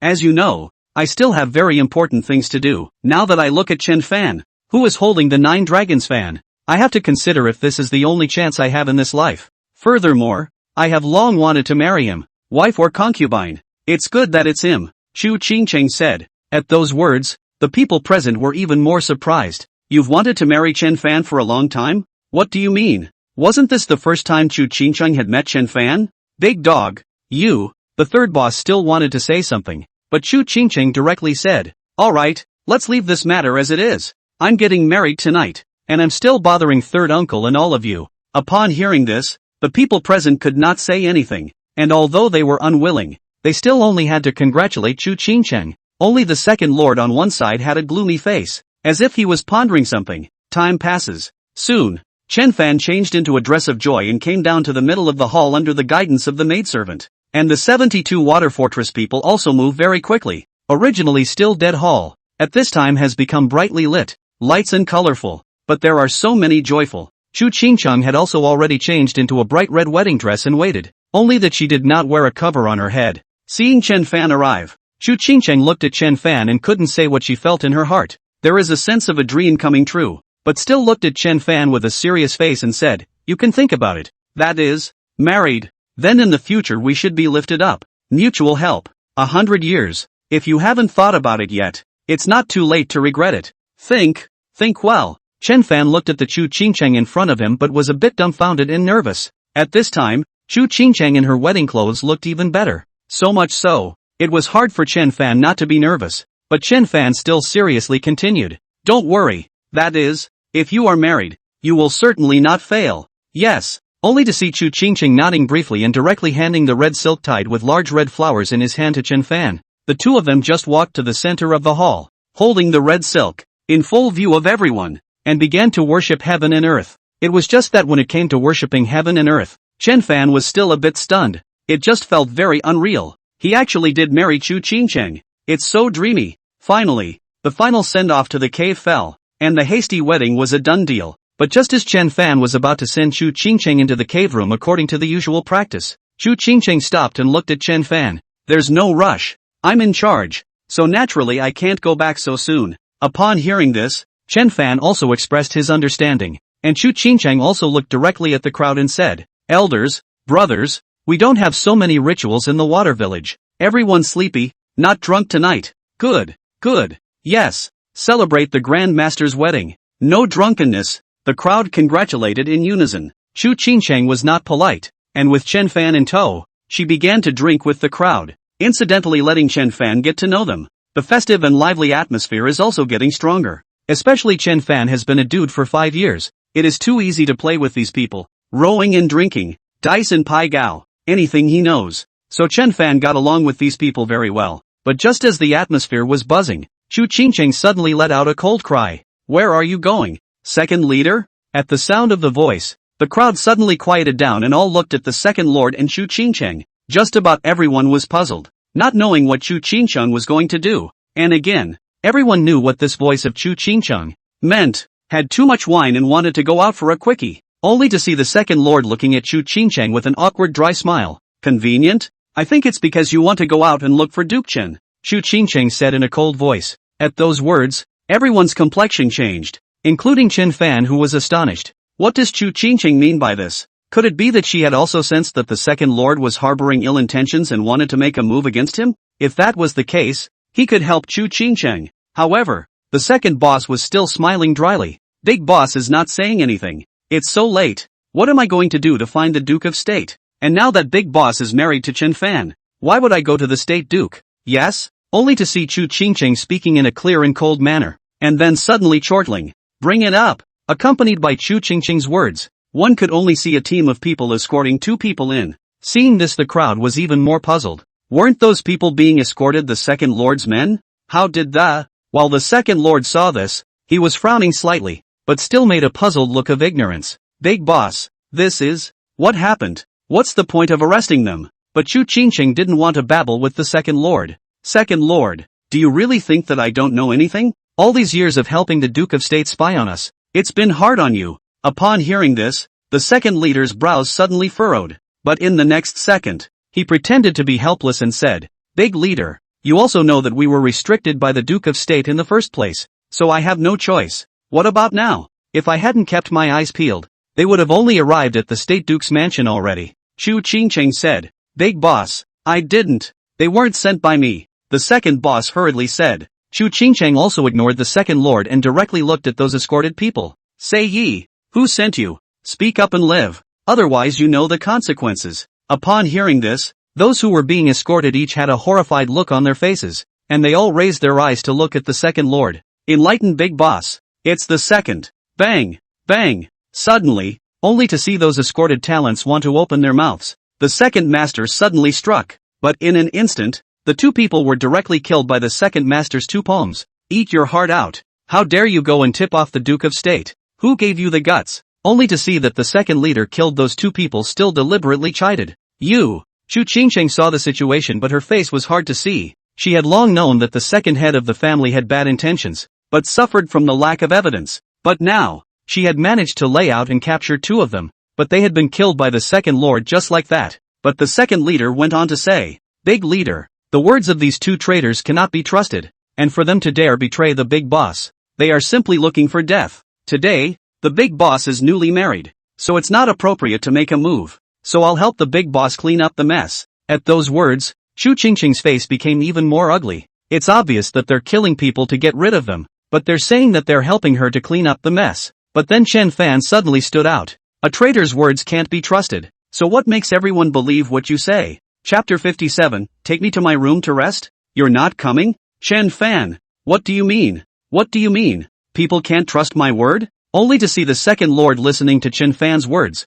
his complexion suddenly changed, questioning. The people present were also puzzled as they listened to Chen Fan's words, including Chu Qingcheng didn't know why Chen Fan suddenly said that. Literally, only seeing Chen Fan speaking, he directly came to Chu Qingcheng's side. After all, Chu Qingcheng's side was the safe one. Otherwise, he didn't want to be like those two just now. Chen Fan, what do you mean? Speak clearly, Chu Qingcheng said. It's fine to speak clearly, but first things first, you have to protect me. I don't want to be suddenly killed before I finish my words, Chen Fan said. Don't worry, with me here, no one here can hurt you, Chu Qingcheng said. Upon hearing this, the second leader on one side suddenly changed in color, and for some reason suddenly had an ominous premonition in his heart. Then I'll say it. Only to see Chen Fan standing beside Chu Qingcheng and speaking, he dropped his gaze on the second lord. Do you guys know what Air Donjia's real identity was before he joined the 72 water villages? Chen Fan said. Upon hearing this, all of them frowned slightly. Speaking of which, they really didn't know what the second lord's true identity was. You know? Chu Qingcheng said. Naturally, I know not only what he is, but what most of you are. The former big boss was the famous Primus General. The third boss used to be a fifth-ranked sword-bearing guard of the Imperial Court. The fourth boss used to be the third commander of the patrol battalion. And the fifth boss was the Shish chief of the Forbidden Army. And he is the vice-general of Lord Chen. Chen Fan said. At those words, everyone looked stunned. Obviously none of them had expected that Chen Fan not only knew the identity of the second leader, but also the previous identities of the rest of them. What's more, it didn't occur to me that the second lord was the vice-general of Lord Chen. But the second lord spoke directly. Since you know that I am the vice-general of the State Duke, then you should know how I was driven away by the State Duke. And he was like that to me. I don't hate him to the bone even if it's true. Now you even say I betrayed the big boss for him. Do you find that kind of talk credible? Chen Fan, however, did not care and continued. Right, not only do I know your identities, I also know what you fell into the grass because of. I also know the grievances on you all. I even have in my hands the evidence of when Duke Chen framed you. At those words, everyone was stunned. Chen Fan, what do you mean? It was Duke Chen who framed us in the first place? The third leader's complexion suddenly changed, and he said with an agitated face. Right, the proof is in my house, and that's why I dare to say that I can turn you all back to normal. But don't worry, now that I'm married to your big boss, I'll definitely let you turn back to normal, Chen Fan said. Then why did Duke Chen falsely accuse us? I think I have no grudge against him, the third leader said. Who says you have to have a grudge to make a false accusation? It can't be because your presence is blocking some of his interests. However, it is also because you have no grievances with the Duke of Chen that you are being targeted by him again, Chen Fan said. Chen Fan, what exactly do you mean? Speak clearly. The third leader was a bit impatient to know the truth and said, it is because you have no grievances with the Duke of Chen that he is hungry to think that you can be used for him. That's why you were all sent in one direction so coincidentally, and you were all saved by the former big boss, and came here to become bandits, and the former big boss, who was the first person to be targeted by Chen Guogong, fell into the grass and was also snubbed by Chen Guogong. It's just that even though the former big boss was falsely accused by the court, he was still unwilling to be a rebellious minister who plotted to usurp the throne and was unwilling to follow the orders of the Duke of Chen. That's why Lord Chen sent the second lord. He wanted the second master to take over the 72 water fortresses that had already been developed and molded. And the former big boss was poisoned and assassinated because of the collaboration between the second boss and the Duke of Chen. If the Grand Master hadn't returned from the pass, and you hadn't elected her as Grand Master, and their ploy has worked, the second boss has also become the current Grand Boss, taking complete charge of the entire 72 water-walled village for Lord Chen. Upon hearing this, all the people present were shocked and disbelieving, and a pair of eyes all looked towards the second boss. The former big boss was surprisingly assassinated by the second boss in conjunction with the Duke of Chen.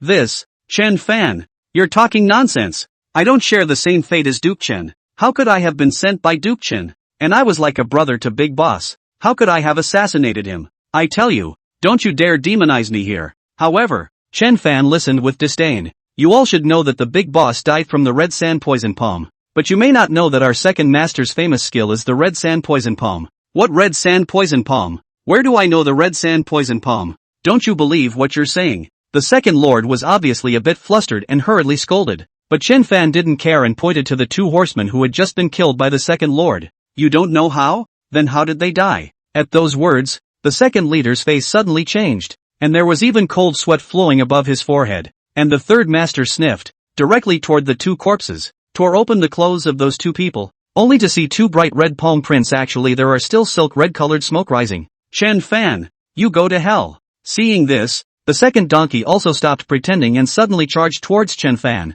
As for Chen Fan's side Chu Qingchang, when she saw this, her complexion suddenly changed and she drew out a sword and then directly met the second lord to kill. Dogs! I can't believe it's really you. Today, I want you to pay for my righteous father's life. And when the second lord saw this, he stopped pretending and his face suddenly became shadowy to the extreme. Kill me? With you? Your deadbeat old man is no match for me, let alone you. It's just right that I'm sending you to be a companion to your deadbeat dad today. Upon hearing this, the third and fourth masters on the side where there was the slightest hesitation and directly swarmed up. Dogs! Where did you put my old man? And lousy! If you dare to kill Big Boss, no one can save you today. The battle was instantaneous, and instantly the entire hall was filled with nothing but swords and shadows. The second lord's strength was indeed good, and he was considered to be one of the best in the 8 realms. However, Chu Qingchang was likewise the best in the 8th realm, and with the addition of a few other pawns, the second pawn was no match at all. However, in half a quarter of an hour, he was directly penetrated through his chest by Chu Qingchang's sword and was lifeless. However, there was still anger written all over the faces of the people, as if even if the second leader died, it would still be hard for them to get rid of their hatred. But at this time, Chu Qingchang looked around for a moment, and her complexion suddenly changed and said, "Where's Chen Fan?" The crowd also just reacted, just now focusing on the fight, but did not notice Chen Fan. Did Chen Fan take the opportunity to run away? But just at this moment, Chen Fan then walked out from a corner with an embarrassed face. Ha! Swords and knives have no eyes. I don't know martial arts, so I'll hide first. Seeing this, the crowd breathed a sigh of relief. However, looking at Chen Fan's timid appearance, each one of them was somewhat speechless in their hearts. Chen Fan, thank you for today. Chu Qingchang looked at Chen Fan and saluted with a serious face. Hey, don't be like this. We're all married, between husband and wife. What's the point of being so outgoing? Chen Fan smiled. At those words, it was Chu Qingchang who froze slightly. Between husband and wife. Is this what Chen Fan had in mind? However, the second lord must still have close friends, so you'd better close the water fort for a few days first. Investigate clearly. Chen Fan added. Aha! Chu Qingchang nodded and gave another brief instruction before looking at Chen Fan again. It's not early. Let me send you back to your room to rest first, right? At those words, Chen Fan frowned slightly. Send me back to my room to rest? You don't come alone? Chapter 58, Young Master just married your big boss? Chu Qingchang suddenly choked on her words a bit, but in the next second, she suddenly smiled heartily. Wedding night, caveman, naturally together. Seeing this, on one side, the third boss and the others also suddenly all reacted. Big boss, a spring night is worth $1,000. You guys go ahead, leave this place to us. Right, big boss, don't worry, with us here, not a fly can fly out. You guys go now. At those words, not to mention Chu Qingchang, a girl, even Chen Fan was somewhat speechless. However, Chen Fan still stood out and opened his mouth. Gentlemen, I think you might as well send someone to search the residence of the second boss first. It might get twice the result with half the effort. Also, third boss, I was captured by you. If you can, I hope you can send someone to my home in a hurry, and talk to my daughter-in-law and the others, telling them not to worry, to wait for me obediently, and that I will return in a few days. Is that okay? Alright, don't worry, I'll send a fast horse to go there, the third pawn said. By the way, give this to my family Xiao AI, otherwise they won't believe it. Only Chen Fan said, handing the 9 dragon fan left behind by Ji Qianxue to the third patriarch. Good. However, now, you'd better hurry up and go to the cave with our boss. The third boss laughed, obviously really accepting Chen Fan. At those words, Chen Fan, a big man, was a little embarrassed, but when he looked at Chu Qingcheng, he found that she was a calm face. Chu Qingcheng even directly took Chen Fan's arm and led him away. This had suddenly made Chen Fan a little nervous, and even made it so that he wouldn't be able to do so. Isn't it true that a girl would be too shy to hear this? As did her family, Rei Yuki. Anymore, even a chivalrous woman like Lang Hanfeng is not this natural. And now the person who felt shy and felt often turned out to be him. What's going on? When he came to the cave, Chen Fan was even more nervous. The whole room was not half so minimalist as the hard conditions, and was very nicely furnished. And only after Chu Qingcheng entered the room did she pick up the cover on the table and put it on, sitting upright on the edge of the bed. Seeing this, Chen Fan frowned slightly. Did this still require him to lift the lid? But Chen Fan thought about it. It's always like this when you get married. Then picked up the red stick on the table and gently picked open the cover on Chu Qingcheng's head. Just for some reason, the hand was shaking a little uncontrollably. Looking at the dim light, Chu Qingcheng's beautiful and good-looking face, Chen Fan was even more tense and dumbfounded. Especially at this time, Chu Qingcheng's face was no longer as cool as usual. A pair of eyes that looked like they could talk, charming and moving. However, Chu Qingcheng looked at Chen Fan's appearance, but she guffawed. Husband, what are you doing looking at me like that? Is there a flower on my face? I didn't. Chen Fan averted his eyes with a flustered face and tensed, but in his heart, he was slandering. This is not a flower on his face. This face is obviously better than a flower. Chu Qingcheng looked at Chen Fan's nervous appearance and deliberately laughed softly again. Then, what should we do next? Now, at those words, Chen Fan's expression suddenly changed. What's next? What can you do on a wedding night? But Chen Fan, who obviously shouldn't be nervous, was somehow so nervous in his heart that he couldn't suppress it. Even how a pair of eyes did not dare to fall on Chu Qingcheng. So, that kind of thing. How would he say it? Isn't this going to kill him? Ha! But at this time, Chu Qingcheng suddenly laughed softly and said, Husband, could it be that you just want to drink a cup of cross-cup wine with me? Upon hearing this, Chen Fan then reacted.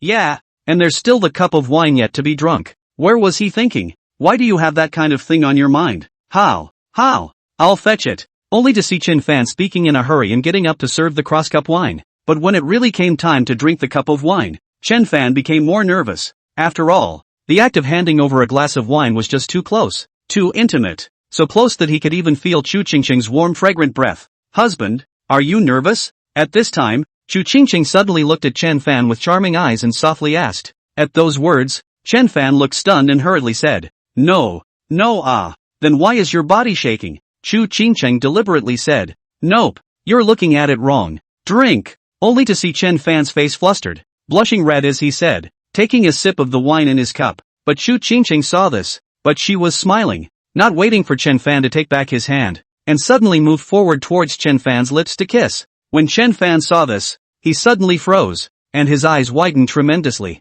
But Chu Qingcheng directly pounced on him smoothly, and at the same time, with a wave of her sleeve hand, the lights of the entire room all went out. Let the spring light that originally filled the whole room all hide in the darkness. Only the soft song of a nightingale slowly sounded, accompanied by the gently rocking bed in the moonlight outside the window, wandering into a dance about life. The other side, although it was late at night, Xiao Ai was afraid that Chen Hao could not fully understand Chen Fan's plan and disclosed it. Still a little bit, and Chen Hao explained Chen Fan's plan. Explain little by little what each of these steps does, how closely each step is connected to each other. From jumping ahead of the State Duke's office, first signing a contract with those butchers and ingredient suppliers to monopolize the supply of ingredients, to doing a good job of keeping it a secret while making a big deal out of the restaurant's early booking activities. Everything was explained in detail. Only after Chen Hao understood all of it did the two of them walk towards their home. While Chen Hao looked at the departing Xiao Ai, his heart was full of emotions. It was as if he now suddenly understood why Chen Fan valued these two little girls so much.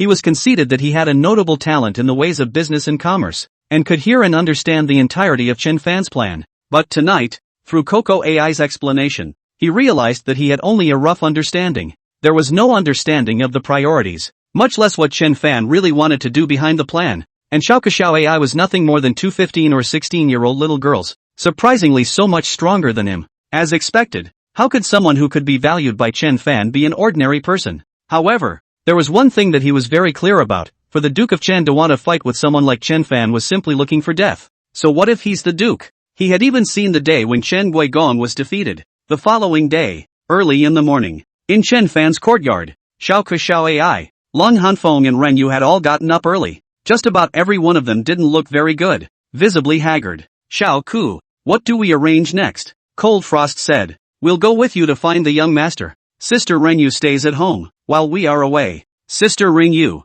you must not go out and must protect yourself, Xiao Ke said. Upon hearing this, although Ren Yu wanted to go with them to find Chen Fan, she didn't dare to go against Xiao Ke's words. Good, you guys must be careful out there as well, Rang Yu said. The three nodded, and none of them hesitated to take their horses and prepare to leave. But before the three of them could reach the door, and before they could even mount their horses, they saw two fast horses suddenly stop in front of them. May I ask if this is the home of Mr. Chen Fanchen? At those words, Xiao AI and the others all changed in color, and Xiao Ke still stepped forward and said, Yes, I wonder if you... But before Xiao Ke could finish his words, the man directly got down from his horse and took out the 9-dragon fan. I'm here to bring a message for Mr. Chen. Mr. Chen just got married to our big boss. He told you not to worry about him. Be good and wait at home for him to come back. He'll be back in a few days, the man said. But the crowd listened with a blank look on their faces. What did you say? The young master just got married to your grandmaster? Chapter 59. This time I want Duke Chen to never turn over again. For a moment, not to mention Xiao AI, even Long Hanfeng and Rin Yu were directly staring at each other with wide eyes, filled with disbelief. Chen Fan had only been kidnapped for one night. How could he be married to someone else? And it's still some kind of big dog. Is Chen Fan being taken to be the lady of the house? But at that moment, the man nodded his head directly again and said, Yes, Mr. Chen was already married to our big boss last night. At those words, the crowd was still in a bit of disbelief. Who is your big boss? Coco said. Bloodthirsty sword. Chu Qingcheng, the man said. At those words, the crowd was even more stunned. Bloodthirsty sword. Chu Qingcheng, isn't that the big boss of the 72 water villages? The #1 beauty of Jinling City? How did Chen Fan get married to Chu Qingcheng? And it was just last night. What exactly happened? How did my young master get married to Chu Qingcheng? Xiao Ke said with a puzzled expression. This, Mr. Chen will naturally speak to you when he returns. We're just here to pass on the word. And when the word is passed on,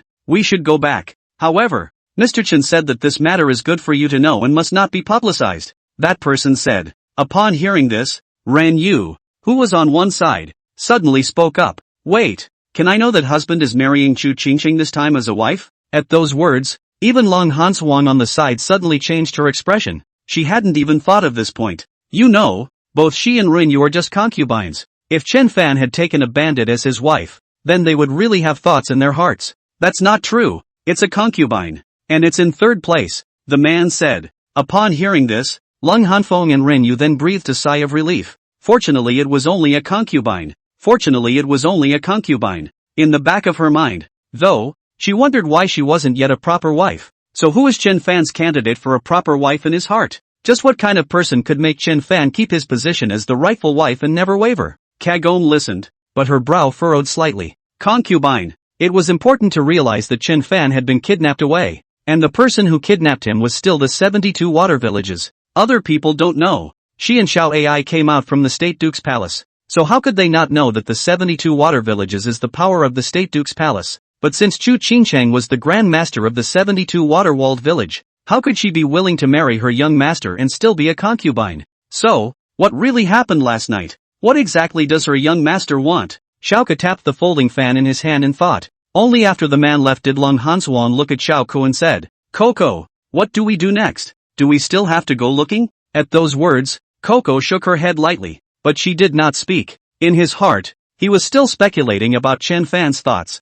As for Lang Hanfeng and the girls, they did not disturb Xiao Ke when they saw her pondering, so they just watched Xiao Ke. It wasn't until a while later that Xiao Ke suddenly stopped, his eyes glowing as if he had figured it out. I understand what the young master wants to do. Upon hearing this, Long Hanfeng and Rin Yu both looked puzzled. What does husband want to do? Ha! You'll see when the time comes. Only Xiaoke smiled faintly and added, Xiao Ai, go, accompany me to the treasury to help Gongzi pick a few treasures to prepare first. With that, he pulled Ai away. However, when Long Hanfeng and Rin Yu saw this, they were puzzled and had absolutely no idea what Xiaoke wanted to do. How come you're going to help Chen Fan pick a few treasures to prepare? The other side. 72 water fortresses. When Chen Fan woke up from his tenderness, Chu Qingcheng had already been awake for a long time. And Chen Fan looked at Chu Qingcheng, who was looking at him with a smiling face. But for some reason, his heart was a little scared. Also different from Chu Qingcheng's speak. So the body towards Chu Qingcheng's arms moved. The whole person so snuggled in Chu Qingcheng's arms. Also do not go to see Chu Qingcheng. Seeing this, the corner of Chu Qingcheng's mouth lifted lightly with a hint of a smug smile, picking up a strand of Chen Fan's hair and wrapping it around her fingertips. Stinky brother. What? Still mad at your sister?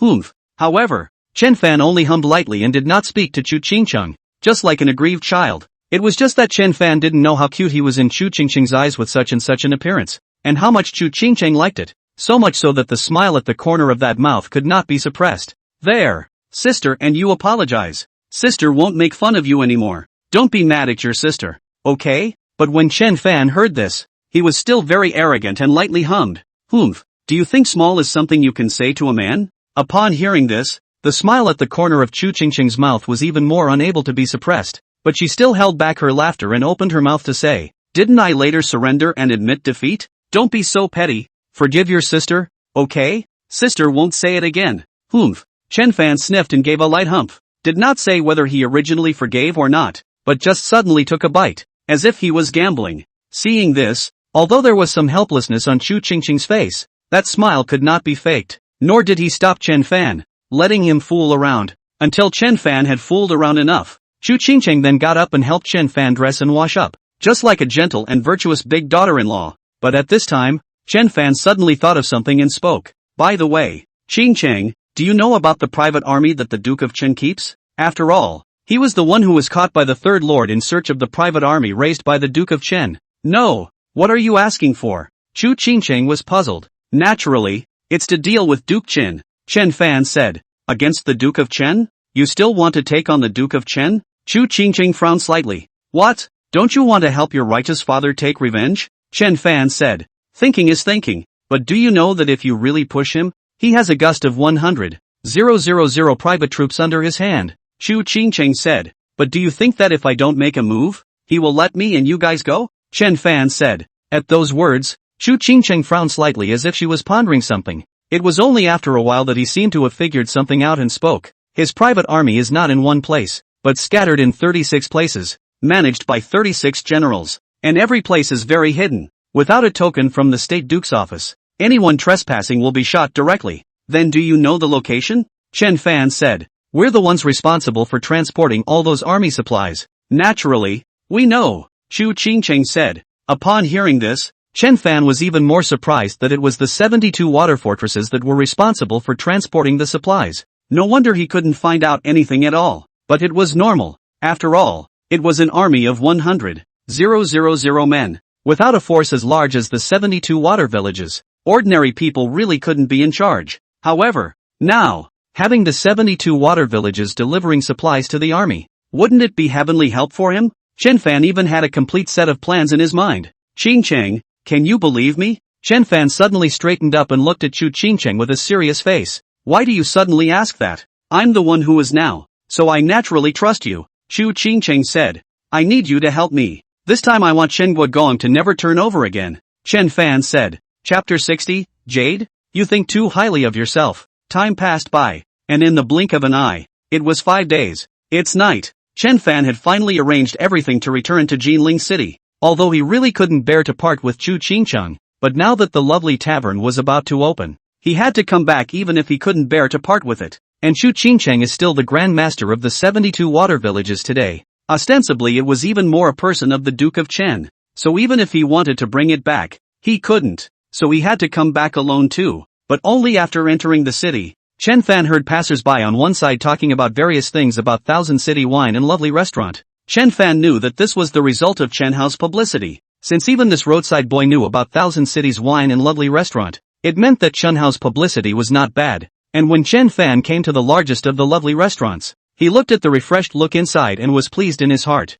Chen Hao really didn't let him down. As for Chen Hao, when he saw Chen Fan come in, he was even more surprised, but he didn't dare to hesitate and hurried downstairs to greet him. Sandy, what are you doing here? Passing through. Stopped by to check it out. Nice remodeling of the tavern. Chen Fan smiled and patted Chen Hao's shoulder lightly, and added, have all those things I asked you to do in advance been done? What's the commotion on Chen Guigong's side? Done. Chen Hao nodded. Most of the ingredients in the entire Jinling city are monopolized by us, but Chen Guigong didn't know that and thought that it was monopolized by them, not realizing that the ingredients they bought at a high price were the ones we wanted left over. And we went around deliberately overpaying for ingredients, and they thought we couldn't find them, and they thought we mustn't open tomorrow. Therefore, they are also very much targeting our pre-booked events and are booking many of them in advance in order to get our liquidated damages. Second brother, I knew you wouldn't let me down. Well done. Chen Fan heard this and said with great relief, after all, what Chen Hao said was exactly what he wanted to see. But Chen Hao was lightly shaking his head. These are not all my credit. If not for Xiaoke Xiaoyai I can't do it alone. Xiaoke Xiaoyai? Chen Fan was a bit surprised. Aha! It's them. If they hadn't taught me the significance of each step and the exact method of operation ahead of time, I wouldn't even be able to get through your move of inviting the king into the jar. Chen Hao was ashamed. Ha ha, don't get ahead of yourself. Second brother, they've only been following me for a long time. You'll definitely do better than them in the future. Chen Fan smiled and comforted, and added, however, I have not seen them for several days. My heart is really missing them. Forget it, you are busy first, I'll go back to look for them. Good, Chen Hao said. Chen Fan didn't hesitate and turned around. After all, in his heart, he really missed those two little girls in his house. However, Chen Fan had only left the restaurant for a short while when a group of people suddenly stopped in front of Chen Fan. When Chen Fan saw this, he frowned slightly because the owner of this group of people was no one else but the Duke of Chen. And at that moment, the Duke of Chen's sedan chair fell down, only to see the Duke of Chen walking down from the sedan chair with a smug look on his face. Chen Fan was a little helpless, thinking that it was a bad day or something. How could he be so unlucky, only coming back to actually meet this plague god? But Duke Chen walked directly towards him, his face full of disdain and smugness. Ha! I wanted to go find you, but I didn't expect you to come by yourself. What's the matter? Now you know what I'm capable of? Let me tell you, if you kneel down and beg Lao Fu right now, Lao Fu says he may not necessarily still be able to spare you for the sake of father and son. Upon hearing this, Chen Fan's brows suddenly furrowed in confusion. What's the deal with this Duke of Chen? What are we talking about? What means? Besides, why would he go to him? Are you sick? Only Chen Fan looked at Chen Guigong Dao with a slight frown. Upon hearing this, Duke Chen's complexion changed slightly, and with a puzzled expression, he said, I'm in my prime. My body is strong and healthy. How could I get sick? Not sick. So why are you talking so much to yourself? Looking for you? Why should I look for you? Chen Fan said with an impatient face. At those words, Duke Chen suddenly became gloomy. Chen Fan, I'm telling you, this is the last chance that Lao Fu will give you. If you kneel down and beg for forgiveness now, and obediently go home with me, I can still let you live. A chance? Why would I want you to give me a chance? Still wanting me to beg you? You're afraid that your fever has fried your brain. Chen Fan still said with an impatient face. You. When Duke Chen listened to Chen Fan's words, he was even more ugly and angry. But in the next second, he collected his emotions and said with a smug and disdainful face, Chen Fan, you still have this kind of stamina to talk to me now. I'm afraid you still don't know what's going on. What happened? Chen Fan said. Sure enough, I knew it. Your bottom line doesn't come from your ignorance. Only to see Chen Guigong said with a disdainful and complacent face, and said, isn't your lovely restaurant opening tomorrow? But let me tell you, nowadays, all the food supplies in the entire Jiling are under my control. Tell me, can your lovely tavern, without ingredients, still open properly? And you're still smart enough to get some kind of 20% discount for early booking. How much do you think you should pay when you can't open your business at that time? According to the triple compensation you said, over 70 lovely restaurants, tens of millions of dollars in pre-sales, triple that. Can you afford to stay with them? However, if you kneel down and beg me now, handing over all the funds and industries you have in your hands to me, I can still spare you once, letting you go back to the State Duke's mansion and continue to be your foppish young master. But when Chen Fan heard this, he still had a disdainful and indifferent face. As far as I know, Jinling City has fresh ingredients output every day, and if you want to completely control all the ingredient supply, You are afraid that the state duke's house doesn't have so much money yet. If you had money, why would you have to stoop so low as to come to me? Ha! As Duke Chen listened, he suddenly let out a disdainful laugh. Chen Fan, I have to say that you are indeed somewhat clever. My state duke's house has no money, but you're not the only merchant in Jinling City, and you're not the only one with money. So it is. Only Chen Fan pretended to look like he had come to a realization. I can't imagine that they would be willing to help you after seeing what happened to the Lin family with their own eyes. I guess you promised them something. Let me guess. You should be promising to divide my estate among them when they screw me over. Upon hearing this, Duke Chen's expression suddenly changed. Obviously he really did not expect that Chen Fan had guessed it so simply. But he still made a smug face and said, even if you guessed it. So what? Do you still have a way to remedy the situation? Can you take out so much money to pay for it? It is true that for a time no remedy could be found. Only to see Chen Fan purposely speaking, he added. However, I'm only afraid that you yourself don't think that this will make me go bankrupt. Upon hearing this, Duke Chen's brows suddenly furrowed. Do you think it's not enough? Ha! But Chen Fan smiled disdainfully. If it's enough, how could someone like you give me a chance? And how could you want to go to me? So, even you yourself are not sure you can bankrupt me. So what am I afraid of? You! Duke Chen suddenly choked on his words a bit, and his face was hard to see. Chen Fan was right. He really wasn't sure. So that's why he wanted to go to Chen Fan, hoping that Chen Fan would come around. But it did not occur to him that Chen Fan had directly seen through it. Chen Fan, do you really want to burn the jade and stone together? What good will it do you to bring down my state duke's mansion? Only the Duke of Chen said with a hard look on his face. However, Chen Fan still had a disdainful look on his face. Jade and stone. You think too highly of yourself. You don't have the ability to make me burn with a stone. You. Chen Guigong is even more choked with anger. How dare you say that I don't have the ability to talk to you? You wait. I'd like to see how your lovely tavern will open tomorrow. Let's see how your lovely tavern can keep going without a supply of ingredients. But Chen Fan was disdainful. If you can or can't, you'll know tomorrow. After saying that, Chen Fan didn't want to pay any more attention to Duke Chen and turned around. Chapter 61 How the corners of his mouth couldn't be suppressed. Father, do you think Chen Fan's restaurant will be able to open properly tomorrow? After seeing Chen Fan leave, Chen Feng walked up and said with a worried expression,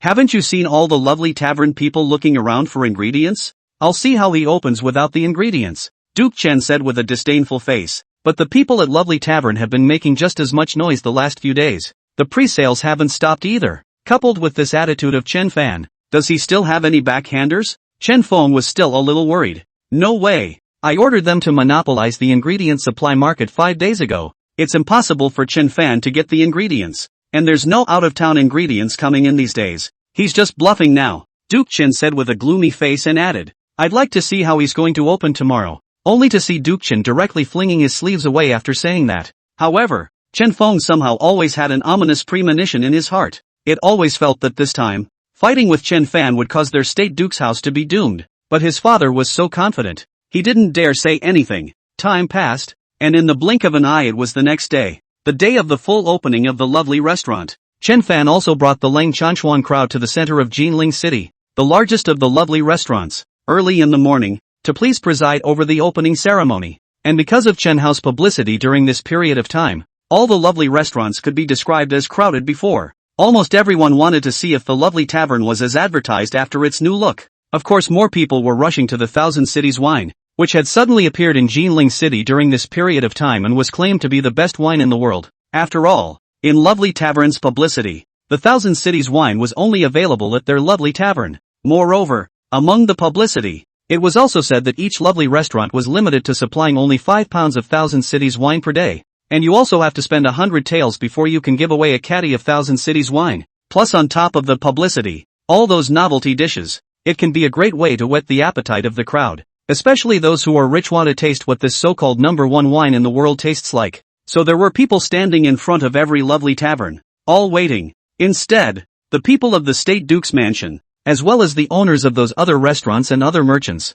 were all watching. After all, they were the only ones who knew that they had monopolized all the ingredients lately. They all wanted to see how Chen Fan's lovely restaurant could still open. And Chen Fan was not in a hurry. It was still early. Give the back kitchen a little more time to prepare. And also give Chen Guigong and the others a little more time to be complacent. But along with the passage of time, the people outside the restaurant were all waiting a bit impatiently. And they all started to talk about it. And when the Duke of Chen and those merchant bosses saw this, They all had a smug look on their faces. As long as Chen Fan cannot open the business, Chen Fan just lose money to bankruptcy. By then Chen Fan these industries can be theirs. I told you, you can never go wrong by following the Duke of State. Don't you see that the Lin family only prospered after the State Duke's house? It's just that it later produced a trashy son. That is, as long as we can rely on the Duke of State as a tree, the future will still be glorious and rich. Chen Fan, this playboy trash who was expelled from his family even dared to fight with the State Duke. Who gave him the guts? Gentlemen, come and raise your glasses together to the State Duke. Thank the State Duke for giving us this opportunity. The crowd raised their cups in unison, and the Duke of Chen's face was also written with a look of complacency and pride. But just then, he suddenly heard someone below shouting, "The door is open! It's open!" Seeing this, the gazes of the crowd all looked towards the restaurant as well, but the faces of those merchant bosses remained disdainful. Look, now Chen Fan is going to come out and pay for it. Ha ha, I'd like to see how he can come up with so much money to pay for it. Nope, how did they get the firecrackers out? Upon hearing this, the crowd hurriedly looked over, only to see that Chen Fan had already hung up the firecrackers with Xiao Kushao AI, and Chen Fan then stood on the steps of the restaurant and opened his mouth. Let all of you wait for a long time. Now, I announce that lovely restaurant officially opens today. Only when Chen Fan's words fell, the firecrackers went off together, crackling. All customers, inside please, Chen Fan added. Upon hearing this, all of them hurriedly headed towards the hotel, and all of a sudden the entire restaurant became bustling with activity, with more than a dozen runners acting together, all of them busy. And it wasn't just this one place. Almost all of the 70 or so lovely restaurants were in this scene. Even the ones that were a little bit off the beaten path were overcrowded. However, because Chen Fan launched the early booking to enjoy 20% discount activities, many dishes are made in advance, and also completely busy. However, on top of the attic on the opposite side of the room, Duke Chen and the others were all puzzled when they saw this. Duke of State. What's going on here? Him, how is he still open? Aren't the ingredients under our control? Where did he get the ingredients? Did they find the ingredients? That's impossible. There's no out-of-town ingredients coming in this time either. The State Duke of this. But Chen Guogong's face was cloudy and hard to see. For a while he couldn't figure out where Chen Fan got the ingredients to open his business. All quiet, only to see Duke Chen suddenly rebuked angrily, and at the sound of his voice, all the people did not dare to speak, but in his heart, he was very worried. After all, they had invested too much money in order to monopolize the ingredients. If they failed, wouldn't they lose their money with so many ingredients in their hands? But at that moment, Duke Chen suddenly thought of something. No, he must be bluffing. These ingredients must have been left over from before. He's just toughing it out. Why else would they go around overpaying for ingredients? Upon hearing this, the crowd also suddenly reacted. After all, the lovely tavern used to be a restaurant as well, so it was not surprising that some ingredients were left behind. Kunio, so what's next for US? Right, continue to monopolize the ingredient market while going out of your way to book his banquet. I want to see how long Chen Fan can hold out. Let's see how he can fight us off. Chen Guogong Dao. But we have money in our hands, said a merchant owner, somewhat timidly. Having invested so much, do you want to quit now? Are you willing to lose to Chen Fan like this? And I can assure you that as long as you mess up Chen Fan and help me get through this, I will never treat you poorly when the time comes. In the future, Jinling City will definitely be your world. Chen Guogong Dao. Good. I'll listen to the Duke of State. Going out on a limb.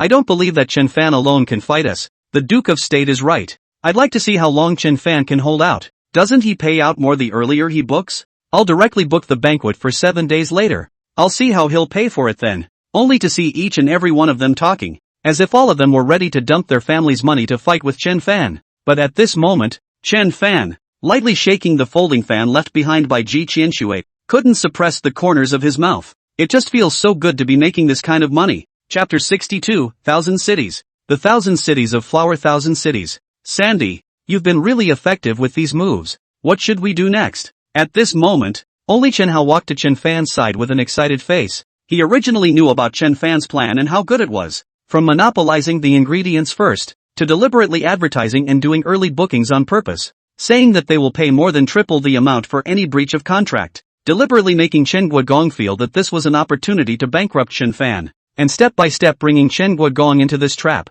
But he really didn't expect it to work so well. Apart from the people sent by Chen Guogong, there were quite a few real customers, especially with the gimmicky Thousand Cities wine. He even felt that even without Chen Guogong's entry, based on real customers alone, There was no restaurant in the entire Jinling that could match it. This is just the beginning. They won't give up so easily. They will definitely invest more money. So you need to keep sending people out there to buy ingredients at high prices and try to make it look like we can't hold out. At the same time, the maximum booking time will be shortened to 3 days. But in case of breach of contract, the amount of compensation will be directly increased to 6 times. On the grounds of the integrity of our lovely tavern. Chen Fan lightly shook his folding fan and spoke. When Chen Hao heard this, he naturally understood what Chen Fan meant and hurriedly said, "Good. I'll go make the arrangements." Right. This half month of opening, it must be very hard. All the staff pay triple wages, 5 times the salary for the back kitchen. Don't treat them badly. And all the leadership. Don't scold the staff for no reason.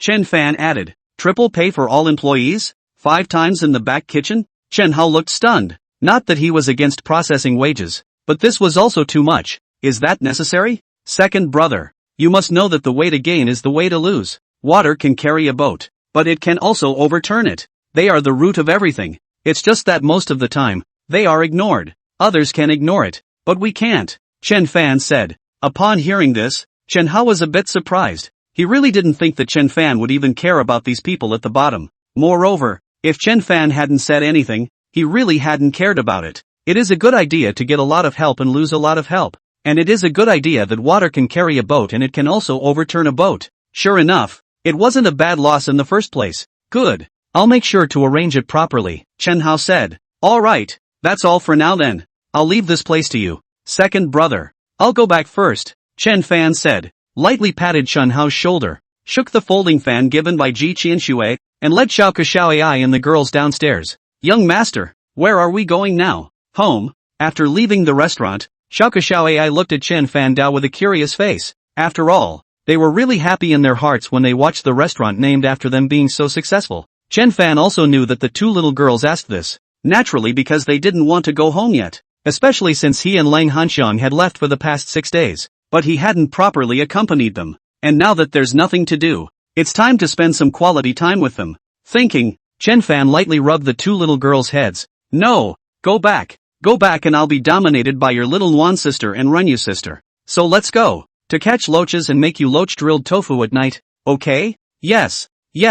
It's been a long time since we went to catch mudskippers with the young master. Young master, no cheating. Let's go now. Only the 2 little girls suddenly said with an excited face. When did the young master play a trick? We're going now. Go. Only to see Chen Fan say that, pulling the 2 little girls and leaving. However, behind them, Ran Yu and Lang Hanfeng were both speechless. What did they mean by going back and being dominated by them? Besides, what kind of activity is catching loaches? Would Chen Fan, a son of a family, also catch loaches? However, since Chen Fan had said so, they could only follow and go. However, Xiao Ku and Xiao Ai were really happy, each holding one of Chen Fan's hands, bouncing around him and humming cheerful songs. Yes, the pond is full of water and the sky is clear. Is Big Brother okay? Take me to catch loaches. Ran Yu, do you know why husband is so good to Xiao Ku and Xiao Ai? Even the name of the restaurant is named after both of them. Looking at the 3 people in front of him, Lang Hanfeng suddenly said with some curiosity. Actually I don't know. The time I spend with my husband is only so many days more than you. All I know is that the 2 of them were bought by my husband and have been following him around. At first, there were rumors in Jinling City that husband was a pervert who liked little girls, but the truth is obviously not what the rumors say. But as to why husband is so kind to them, I don't know. As Ran Yu spoke, she added, however, husband is really good to them. The kind of good that I can't tell you. What? Are you jealous? Cold Frost smiled. How? Ran Yu lightly waved her hand. Although husband is very good to Xiao Ke Xiao Ai, I am also extremely good and excellent. I never dreamed that someone like me would marry someone as good as husband, so how could I possibly be jealous? On the contrary, you're asking because you're jealous? Hearing this, Lang Hanfeng smiled and lightly shook his head. If it was anyone else, I might be jealous, but Xiao Ke Xiao Ai won't be. The others? You mean the Chu Qingcheng that husband mentioned? Ran Yu was curious. Don't you ever get jealous? Cold Frost said. A little bit.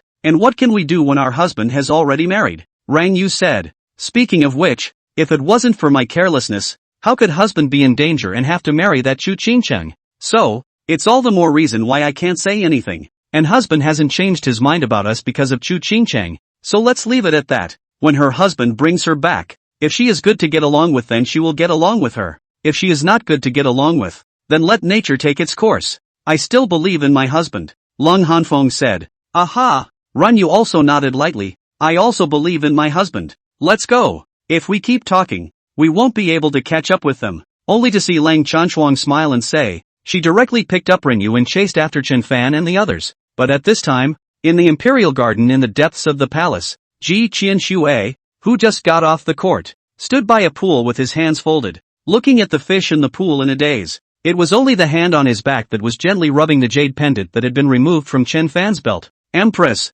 At that moment, Snow Shadow suddenly appeared behind her, but Ji Qianxue didn't respond, still staring blankly at the fish swimming around in the pool water. I don't know why, but Duke Chen has suddenly made a move against Chen Fan, but it seems like Chen Fan is prepared. It's just that the ending is hard to tell, and based on the speed at which the news is traveling, we should be able to see some winners and losers today. Snow Shadow said. What about the 72 water fortresses? Ji Qianxue sniffed faintly. Still nothing big. Snow Shadow said. Alright, I know. You go down. I want to be alone. Ji Qianxue said. At those words, Snow Shadow was also a bit helpless. Ever since Ji Qianxue came back from the Jinling, she had always been like this, often standing alone and staring, and I don't know what's wrong. Your Majesty, there is one more thing, Snow Shadow said helplessly. Speak, Ji Qianxue said indifferently. That one of Chen Fan's wines is on the market, and he even gave that wine a name. Shuiying said. What name? Ji Qianxue said faintly.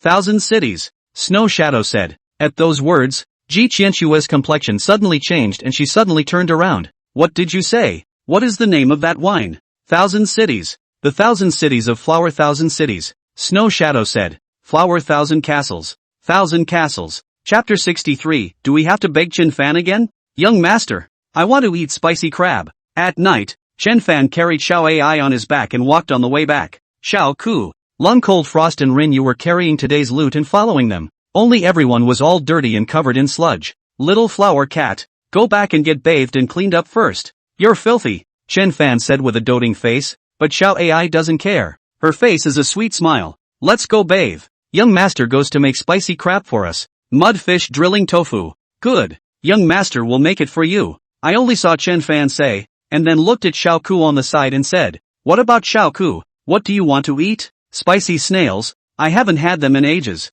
Xiao Ku said. No wonder you caught so many field snails today. Is it heavy? Do you want young master to help you carry it? Chen Fan spoiled him. I caught this trophy myself. I'm going to carry it myself. Xiao Ku said with a smug look on his face. Soon, several people returned to the courtyard. The crowd all went to bathe, while Chen Fan also cleaned himself briefly, then went to the kitchen and began to deal with today's loot in a big way. It was just that when Lung Hanswang and Rin Yu and the girls came out to watch, they were all surprised, especially looking at Chen Fan's upside-down spoon and the blazing fire in the iron pot. Chen Fan was actually really cooking in the kitchen. Chen Fan actually knew how to cook. That left them a little incredulous. At first when Xiao Ai said she wanted Chen Fan to cook, they thought it was a joke. After all, how could a son of a family like Chen Fan know how to cook? And Chen Fan is so talented. Don't they say that a gentleman is far from a cook? How come you cook so well? However, Xiao Ai and the girls were used to it, knowing that in the past, their young master used to secretly cook delicious food for them. The two little girls didn't hesitate and directly ran over, giving Chen Fan a hand. And Ling Hanfeng and Ren Yu looked at the busy and happy scene in the kitchen, plus the way the three of them were joyfully playing around in the water field after the fall harvest today. For a moment, it seemed as if both of them suddenly understood why the relationship between the three of them, Chen Fan, was so good, and Lang Hanfeng even felt that such a day was really good, calm and peaceful, happy and beautiful. Seems like it would be nice to stay that way. Soon, Chen Fan and the three of them brought out several large plates of dishes. The ingredients were all caught by the girls together in the fields today, and just looking at it makes you subconsciously think it's delicious. After eating it, Lung Hanswang and Rin Yu were even more shocked to the extreme. It was really delicious, not the slightest bit worse than those chefs. Husband, won't you have some wine? On one side, Ren Yu looked like she had suddenly realized something and said with a puzzled expression. Just as Chen Fan listened, his complexion suddenly changed slightly, and his gaze subconsciously looked at the folding fan placed to the side.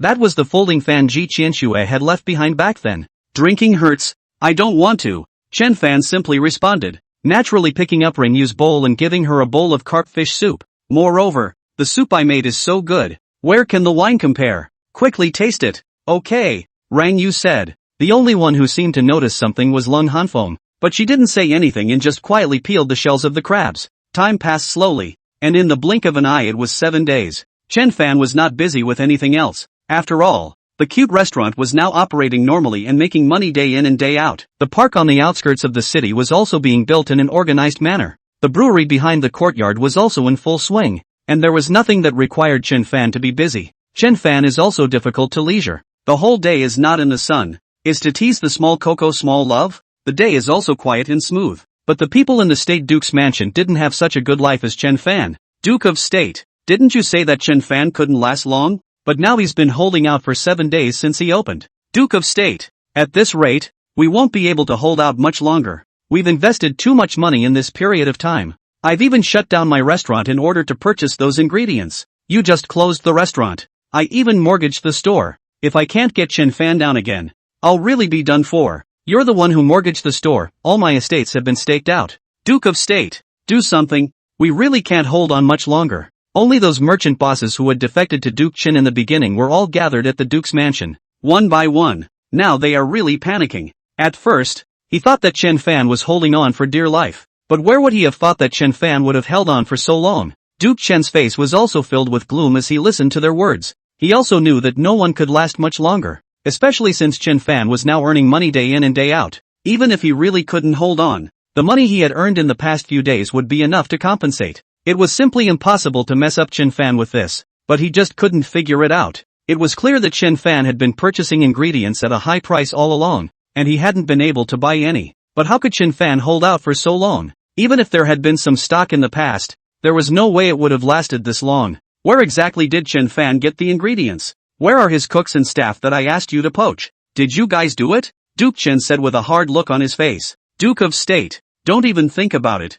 Those cooks are not willing to leave at all. It's useless to give any amount of money, and not to mention the cooks. Even the runners don't want to leave. We don't know how we did it. Obviously we raised the wages so much, but they just won't. At those words, Duke Chen's face was even more difficult to see. In his heart, he couldn't figure out how Chen Fan had done this. But, could it be that he, the Honorable Duke of State, was going to lose to Chen Fan? This foppish trash. Again? He's not happy about it. Duke of State, why don't we just forget about it? If we sell the ingredients to Chen Fan now, we might not be able to get back a little bit of our capital and not lose everything. At this time, a Chamber of Commerce boss said, I also think that, after all, if we leave a green mountain behind, we are not afraid of not having firewood to burn. If we all go bankrupt this time, then in the future, Jinling City will be his world alone. Besides, with the money Chen Fan has made in the past few days, even if he sticks around, he can't screw him up. At those words, Duke Chen was even more unsightly, wanting him to admit defeat just like that. He was truly unwilling, but right at this moment, Chen Feng suddenly walked in with an anxious face, but after looking at the crowd, he only whispered, Father, I have something to say to you. Upon hearing this, Duke Chen's complexion suddenly changed, and there was an ominous premonition in his heart. Yet he still got up and followed Chen Feng to the back hall. What again? Father, if we can't get any more money, I'm afraid the 72 water fortresses will be out of control. And the army side is already full of complaints. Already no one is even willing to drill. Chen Feng said. Hearing this, Duke Chen frowned. He naturally knew the situation of the 72 water fortresses. Should have been in the last month to give people 72 water fortresses salary, but now has not yet sent. About how much will it take? Chen Guogong Dao. Father also knows that what we originally promised the 72 water villages was 8 million taels a year. Even if the situation is exceptional, we must now give them a minimum of 5 million taels in order to stabilize them. And the army has expanded quite a bit this year. So this year's payroll, at a minimum, should be 10 million taels. Chen Feng said. 15 million taels. Duke Chen frowned. Where was he going to find these 15 million taels? I'm afraid that right now, in the entire Jinling city, no one but Chen Fan would be able to come up with so much money. Do we have to beg Chen Fan again? However, at this time, Chen Feng stepped forward and said, Father, I do have an idea. Don't we have a lot of ingredients now? We can sell these ingredients to Chen Fan at a high price. But these ingredients are these merchants. I only saw the Duke of Chen speaking, and suddenly thought of something. You mean, hijacking the money from the sale? Father, this seems to be the only way now. Otherwise all our years of hard work. Chapter 64. In fact, I sold them all to you. The time is noon. Chen Fan was on the grass in the courtyard, resting on Ren Yu's legs. leisurely enjoying Renyu's massage and admiring Lung Hanfeng, who was practicing sword practice on the side. Xiao Kexiao AI was studying the gadgets that Chen Fan had made for them. But right at this moment, a subordinate came to report that the Duke of Chen had gone to the lovely restaurant and wanted to see Chen Fan. At those words, the crowd was puzzled. What is Lord Chen looking for Chen Fan for again? The main reason was that every time the Duke of Chen sought out Chen Fan, nothing good happened. Husband, what do you think Duke Chen wants to do this time? Renyu said with a worried expression. However, Chen Fan was lightly raising the corners of his mouth, as if he had already guessed what the Duke of Chen wanted to do, and directly straightened his body. What could he be looking for me for? Naturally, he wants to talk business with me. If my guess is correct, they can't hold on anymore. Chen Fan smiled. Talking business? What kind of business can he and husband talk about? Renyu said with a puzzled expression. Ha! Chen Fan smiled gently. Let's go. You'll all know when the time comes. After saying that, Chen Fan directly led the crowd towards the lovely restaurant. On the other hand, in the middle of the largest lovely restaurant, the Duke of Chen looked at the person who received him was Chen Hao, and surprise was written all over his face. Why are you here? Only to see Duke Chen looking at Chen Hao with a puzzled expression. But when Chen Hao heard this, a bitter smile couldn't help but appear at the corner of his mouth. He had left the Chen Guogongfu for so long and had defected to Chen Fan. This was not for a day or two. Although he had intentionally avoided the Duke of Chen, it was surprising that the Duke of Chen didn't know that he was here at the lovely tavern. It was evident that Duke Chen had not cared about him at all since he had expelled him from his home. The Duke of State doesn't know, but I am now the Grand Master of the lovely restaurant, Chen Hao said. However, as Duke Chen listened, he frowned. Obviously he had not expected that Chen Hao would even address him as a duke, just like Chen Fan. Moreover, Chen Hao was actually the Grand Master of the lovely restaurant. When did this happen? And how did he not know? Moreover, knowing that Chen Fan and Chen Hao had quite a grudge in the first place, how could Chen Fan allow Chen Hao to be the Grand Master of the lovely restaurant? Grand Master? When did you defect to Chen Fan? Chen Guogong Dao. At a time when I was expelled from the State Duke's house. At a time when I prayed for the State Duke's house to give me a little help but was beaten out of my house. At a time when I couldn't even eat on the streets, Chen Hao said. At those words, Duke Chen's face changed slightly. What do you mean? Do you mean you are blaming my father? The straw man wouldn't dare. The grasshopper is just telling the truth, Chen Hao said. You. Duke Chen suddenly choked on his words a bit. Chen Hao even referred to himself as a grasshopper. But on the contrary, he did not know what to say. After all, what Chen Hao said was indeed the truth. However, at this time, Chen Feng suddenly came forward. You are now the Grand Master of Lovely Restaurant, which means that all lovely restaurants are under your control? I'm grateful to third brother for disregarding his former enmity and entrusting him with the responsibility of managing for him for the time being, Chen Hao said. Upon hearing this, Duke Chen suddenly seemed to think of something. That means you know where Chen Fan's ingredients came from? Tell me, why can he last so long? Chen Hao, however, said with a bashful face. As far as I know, although the Duke of State is ranked at the first rank, he has long since withdrawn from the court and has no real power. Therefore,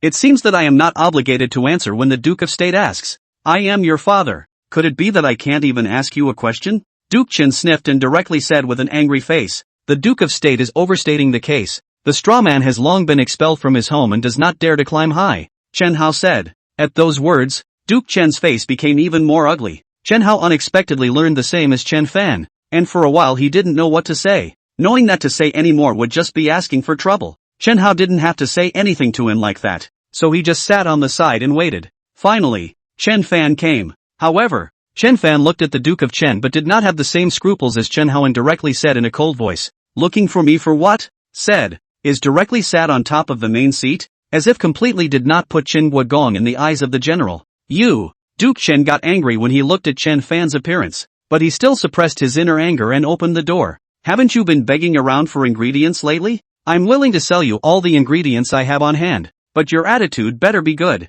But as Chen Fan listened, he looked disdainful and directly waved his hand. Someone send the guests away. Chen Fan you. The Duke of Chen looked at Chen Fan's appearance and his expression froze. Chen Fan dared to directly drive him away. Chen Fan, don't you want the ingredients in my hand? However, Chen Fan was disdainful. Duke Chen, let me tell you, if you want to talk business with me, then show the attitude of talking business with me. And get this straight, you're the one who's begging me to acquire the ingredients you're holding, so you'd better get your position right. I beg you to acquire the ingredients I have? Duke Chen, however, was puzzled. As far as I know, you're the one who's short of ingredients, aren't you? However, Chen Fan was disdainful. Duke Chen, You may have some skills in leading troops to war, but doing business, you really don't know how to do it. Which one of you saw that I was short of ingredients? Humph. Duke Chen snorted disdainfully. Chen Fan, don't think that I don't know that your people are still going around acquiring ingredients. If you don't lack ingredients, then why are you still going around acquiring them? Ha! Chen Fan suddenly laughed softly at his words. Duke Chen, sometimes what the eyes see is not necessarily true. It could be what others want you to see. At those words, not to mention the Duke of Chen, even those Chamber of Commerce bosses suddenly changed in color. What does Chen Fan mean by this? What do you mean what the eyes see is not always true? Could it be that Chen Fan was going around acquiring ingredients as a show for them? Suddenly, a sense of foreboding rose in the hearts of all the people. Chen Fan, don't pretend in front of me. Don't we know whether you have the ingredients or not? There was suddenly an inexplicable worry in the heart of the Duke of Chen, but he felt that Chen Fan was just pretending. After all, if Chen Fan did not lack ingredients, how could he go around acquiring ingredients at all costs? And with the monopoly they had on ingredients for a while, it was unlikely that Chen Fan would still have extra ingredients up. So what exactly does Chen Fan mean? However, Chen Fan was unconcerned and even said with some impatience, since you think I'm putting on airs, then go. It's not like I'm keeping you. You, what do you mean? Are you really not short of ingredients? Duke Chen looked at Chen Fan's appearance and frowned tightly as the worry in his heart grew thicker. Ha! I only saw a sudden light laugh. Forget it, it's come to this. I don't want to play with you guys anymore. To tell you guys the truth, all those ingredients that you guys went on a buying spree were actually sold to you by me. Chapter 65. It still has to be our Coco love? What? What did you say? You sold us those ingredients. What do you mean? What the hell do you mean? How could you have sold us those ingredients? Only to see the Duke of Chen and the others listening to Chen Fan's words. They were all shocked and couldn't believe it. They had monopolized the supply of ingredients for such a long time. But now Chen Fan even said that he had sold them all those ingredients. How is that possible? However, Chen Fan was smiling lightly with a disdainful face. What? Surprised? Do you guys think it's hard for me, with over 70 restaurants and such a large volume, to sign some supply agreements with the butchers of Jinling City and the suppliers of chickens, ducks, and fish in Jinling City? Or do you guys think that if you can think of monopolizing the ingredients to keep my restaurant open, I can't think of it? Chen Fan said. At those words, Duke Chen and the others all looked stunned. What does Chen Fan mean by this? Could it be that Chen Fan had already guessed that they would do this? So, they had already negotiated supply agreements with those ingredient suppliers before they did? So, no matter how they monopolized it, Chen Fan had the ingredients. And the reason why Chen Fan still made a show of going around and buying ingredients at high prices was totally just for them to see? So, you sent people around to acquire ingredients, just to do it on purpose for us? It's to get us to raise our purchase price. And the ingredients of the ones we overpriced were actually yours to begin with. And it was you who set this up in the first place, including booking the triple compensation event in advance, all of which you set up in order to lure us into a trap. Right. Only to see the Duke of Chen suddenly say with a hard look on his face, it seems that you are not stupid, but isn't it a bit late to see it now? Chen Fan said with a disdainful face, but as the crowd listened, their hearts sank to their bones. All of this turned out to be a setup for them by Chen Fan. What was going around acquiring ingredients was all a false impression that Chen Fan wanted to show them. Chen Fan was trying to drain them of their money in the beginning. Duke Chen suddenly choked on his words a bit, and his face was really hard to see. Obviously he really didn't think that all of this was nothing more than a ploy by Chen Fan. And they even had a brain to drill into the Chen Fan trap and exhausted all their money. And one thought, he Hall of the State Duke. Surprisingly by Chen Fan, so a wasted playboy in the palm of the hand. Call him how not hate. How can he not be angry? However, Chen Fan was still calm. Since you all know now, is it time to continue talking? At those words, everyone looked stunned. Talking about what? Even the Duke of Chen's gaze was suddenly locked on Chen Fan. You also don't say that I don't give you a chance. The ingredients in your hands. If you are willing to sell, I am also willing to accept. As for the price, just follow the normal market price 70% off, Chen Fan said. At those words, everyone's expression changed. Those ingredients could have been bought by them at a high price, not to mention giving Chen Fan at the original price even. But Chen Fan was now surprisingly only willing to offer 70% off the normal market price. At 70% off the normal market price, how much money are they losing? No way. We bought all those ingredients at a high price. 70% off the normal market price. Aren't you robbing? Chen Fan, a 70% discount is too low. At 70% off our purchase price is more like it. Only one of those merchant bosses opened their mouths. But when Chen Fan heard this, he was indifferent. Too low? Then you guys go find a higher price. Anyway, That's the price I have here. If you don't want it, then keep it for yourselves. And I'm telling you guys, the opportunity is only today. If you miss it, I won't even take it if you give it to me for nothing. The crowd all looked embarrassed as they listened to Chen Fan's words, but they really don't know what to say. After all, with all the ingredients they have now, who could eat them? Especially since some of them aren't even fresh anymore. If you can't sell it again, it's all going to fall into your hands. Chen Fan, this was really their only chance, but that's only 70% off, which is a really low price. Guogong, look at this price. At this time, a merchant owner looked at Guogong Chen. Chen Guogong naturally knows that this price is too low. 70% discount of the market price. Then even if all of them are sold to Chen Fan, he won't get much money. At most hundreds of thousands of taels. But nowadays, hundreds of thousands of taels are just a drop in the bucket and useless to him. Therefore, even though Duke Chen did not want to talk to Chen Fan very much, he still calmed down and looked at Chen Fan. Chen Fan, this price is too low. Can you raise it more? However, Chen Fan smiled disdainfully at his words. If the Duke of State feels that the price is low, then the Duke of State himself will purchase it at a high price. After all, these people are willing to cooperate with you because they trust you. Now that they're facing bankruptcy, shouldn't the Duke of State help them out? Duke Chen's face choked on his words in an ugly manner, and his heart was burning with anger. It was so hateful that he wanted to skin Chen Fan and pull out his tendons, but when he thought about the army, he still calmed his mind. Chen Fan, there's no need to say something that isn't there. Give me face and raise the price a bit. Or you can say, what exactly do you want before you're willing to buy them at their original purchase price? I'll promise you everything. Giving you face? Only to see Chen Fan say with a disdainful face. He added, fine, since the Duke of State wants me to give a face, then all the ingredients will be purchased at 60% off the normal market price. Love to sell or not? At those words, the crowd was even more stunned. 60% off. It's not even a 70% discount just now. The Duke of Chen had only said that he would give face, but Chen Fan had even adjusted downward by another discount. What does he mean? Chen Fan? It was simply a naked slap in the face of the Duke of Chen. And Duke Chen's face was even harder to see. He was kind and lowered his stance to speak properly with Chen Fan. But Chen Fan even humiliated him to target him again and again. Who gave him the nerve? If you can tolerate it, you can't. Did he really think that there was nothing he could do to Chen Fan? Good. Very good. Rebel son. You forced me to do this. You wait for me. If I don't strip you of your skin, I'll take your last name. Only to see Chen Guogong suddenly stood up. A face of anger said. Also no longer pay attention to the sight of those merchants' bosses. The words fell, flinging his sleeve away. However, when Chen Fan saw this, he frowned slightly. Seeing how furious Duke Chen is he ready to go out on a limb?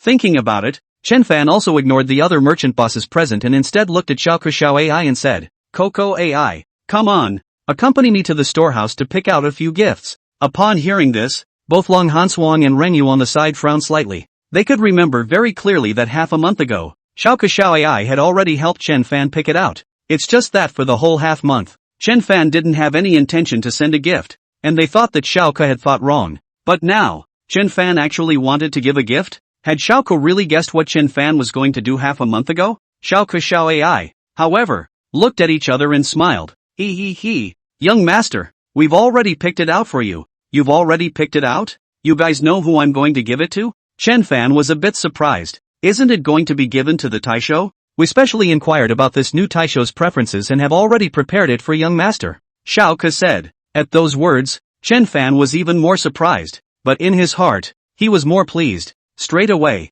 he stood up and rubbed the heads of the various little girls in the coming year with a doting face. It has to be our Coco love. Who understands young master the most? Chapter 66, does Mr. Chen already have a countermeasure in mind? It's night. Chen Fan took Lang Chanxuan with him, carrying the gifts prepared by Xiao AI, and walked towards the Taisho mansion. However, Long Hanfang beside Chen Fan was still puzzled. She still couldn't figure out how Xiao AI guessed that Chen Fan was going to send a gift to the Taisho. Even to this day, they didn't know why Chen Fan wanted to give the Taisho a gift. After all, this Imperial Guard of Jinling City was new, and had barely had a single encounter with Chen Fan. But Chen Fan suddenly wanted to give a gift to the Taisho. She couldn't figure it out. But people Coco and Love thought of it half a month ago. Husband, why are you giving a gift to this what's his name Taisho? On the way, Lang Hanfeng still couldn't hold back her doubts and asked curiously. Because the Imperial Guard is the main person who guards Jinling City. Chen Fan said. What does that have to do with you giving him a gift? Could it be that he could still give you any help in business? Long Hanfeng was puzzled. Ha! Only to see Chen Fan suddenly let out a light laugh and turned to look at Long Hanfeng, as if he had guessed what was going through Lang Hanfeng's mind. Is it because Coco and AI can think of it, but you can't even think of it yourself, and you have some inferiority complex in your heart? At those words, Long Hanfeng's complexion changed slightly and she slightly lowered her head. Husband, do you think I'm particularly stupid? You couldn't even see how simple it was to transfer the tiger away from the mountain in the first place, and now you can't even compare to Coco and AI. Yes, a little. Chen Fan smiled. Upon hearing this, Lang Hanfeng suddenly raised her head and looked at Chen Fan with an aggrieved and surprised face. Obviously she hadn't expected that Chen Fan would be so blunt. I knew it. In your eyes, I'm just not smart. So you're still blaming me for falling for someone else's trick of transferring the tiger away from the mountain in the first place, aren't you? Seeing this, Chen Fan however smiled faintly and gently caressed the broken hair on Lang Hanfeng's face. Silly daughter-in-law, how can I blame you when I love you so much? Besides, you're not stupid. It's just that the comparison is with the wrong person. Chen Fan said. Am I comparing to the wrong person? Long Hanfeng frowned slightly, but Chen Fan didn't answer directly. Instead, he took Long Hanfeng's hand and led her to continue walking. Xiaoke Xiao AI and you guys are different. Xiaoke Xiao AI was taught by me from a young age, and has always followed me around, even eating and sleeping together. So they know me better than any of you. And Xiaoku is even more precocious and loves to read, so he knows more than you guys. You, on the other hand, have been practicing martial arts since you were a child and have learned none of the same. So what are you comparing yourself to them? If you think as you do, then they are of no use at all if they cannot protect me as you do. As the saying goes, there are specialties in the arts, and there is a difference between a ruler and an inch. Each of you has your own characteristics. There is no comparison. Chen Fan spoke softly and added, so, don't ever think nonsense, okay? Harmony is most important. Aha! Long Hanfeng sniffed and nodded lightly. I know. Good boy. Seeing this, Chen Fan petted Long Hanfeng's head. Seeing this, Long Hanfeng didn't refuse and just lowered her head, obediently letting Chen Fan touch her head. It's just that she herself might not have thought that her own hallowed frost sword Cold Frost, a high and cold warrior woman whose fame had spread throughout the Jianghu. Surprisingly, one day she would be like a little girl, letting the opposite sex rub her head in such an intimate manner. However, the two soon arrived in front of the Taisho's residence. Because of Chen Fan's recent reputation, after a brief briefing, the two of them were led by the attendant to the middle of the hall of the Imperial Guard's residence. My humble servant, Chen Fan, I have met the Taisho. I have come here uninvited. Please forgive me for disturbing you. Chen Fan watched the Taisho salute, and signaled Long Hanfeng to hand over the gift, slightly prepared a thin gift. No respect. I hope the Taisho likes it. While the Taisho looked at Chen Fan, his heart was really puzzled, especially looking at the gift that Chen Fan had sent. Wasn't that the masterpiece of the painter from the previous dynasty that he had been searching so hard for? Mr. Chen is polite. I wonder what Mr. Chen's late-night visit is about. Only to see the Taiguan ordering the gifts to be received. He gestured for Chen Fan to take his seat while curiously saying, I heard that the governor was originally the minister of the Ministry of War, but only offended the villain, and that's why he was relegated to Jinling as a governor. Chen Fan said. Upon hearing this, the Taisho's brows suddenly furrowed. Is Mr. Chen here to see this official's joke? The Taisho is overstated. The reason why I came here today is actually to tell the Taisho that I have a way to let the Taisho return to Shengjing and be reinstated in his official position. Chen Fan said. You? At those words, the Taiguan said with a disdainful look on his face. Right, it's me, Chen Fan said. Then this official would like to hear how Mr. Chen, a merchant, can get me reinstated to my official position. The Taisho said. According to my sources, in less than 3 days, Duke Chen will surely raise an army to rebel. If Taisho quells this rebellion, does Taisho find it difficult to be reinstated in his official position? Chen Fan said bluntly. What did you say? Rebellion? You're saying that Chen Guogong is going to rebel? Duke Chen. Meals can be eaten indiscriminately, but words cannot be spoken indiscriminately. How could Duke Chen, a veteran of 3 dynasties and a pillar of the country, possibly rebel? Only to see the Taiguan directly stand up, a face of disbelief said. I know it's a bit hard to believe, and the Taisho can be disbelieved if I make empty promises. However, even if Duke Chen didn't rebel, it wouldn't hurt for the Taisho to do some defense first. However, if the Duke of Chen really rebelled and the Taisho failed to defend Jinling City, not to mention that the Empress would not spare the Taisho, even the Duke of Chen could not spare the Taisho. Taisho, do you think I'm right? Chen Fan said. Upon hearing this, the Taiguan frowned slightly and did not reply, instead looking at Chen Fan as if he was pondering something. especially when he thought of the inexplicable words that the Duke of Chen had said recently when he came to see him 3 or 4 times. At first he didn't understand what it meant. What's more, he didn't understand why the Duke of the Hall often came to visit him. A small taisho. But now that Chen Fan had even said that the Duke of Chen wanted to rebel, he realized that the Duke of Chen had come several times to try to draw him in. But how can Duke Chen, a duke with no real power, rebel? Do you have proof? A moment later, the taisho said. It seems the taisho still doesn't believe me. Chen Fan said with full indifference and picked up the tea on the table and took a sip. Seeing this, the taisho was helpless. If you say he rebelled, you have to come up with evidence of his rebellion. Otherwise, how do you expect me to believe that a guild without real power would rebel? Also, how is he going to rebel as a duke with no real power and no army? He secretly raised 100,000 private soldiers, Chen Fan said. At those words, the taisho looked stunned. What? What did you say? Raised 100,000 private soldiers? How dare he? But Chen Fan didn't care. He's going to rebel. How dare the taisho say he will? At those words, the taisho was suddenly a bit nonchalant. 100,000 private soldiers. A whole 100,000 private soldiers. All of the Dragon Kingdom's armies combined were only 500,000. But the Duke of Chen alone has actually raised 100,000 private soldiers. No wonder the Duke of Chen dared to rebel. But at this time, Chen Fan spoke again. Moreover, if my expectation is not wrong, in at most 3 days, he will definitely rise up and rebel. If the taisho doesn't make preparations early, I'm afraid the first thing he'll attack is your taisho mansion. Upon hearing this, the taisho was truly flustered, and as a former minister of war, he was naturally aware of this. Only, Duke Chen has 100,000 private soldiers. How can he, a small governor with only 2,000 troops under his command, stand up to someone else's 100,000 troops? And when that happens, it won't be a matter of him being relegated and punished. It will be a matter of life and death.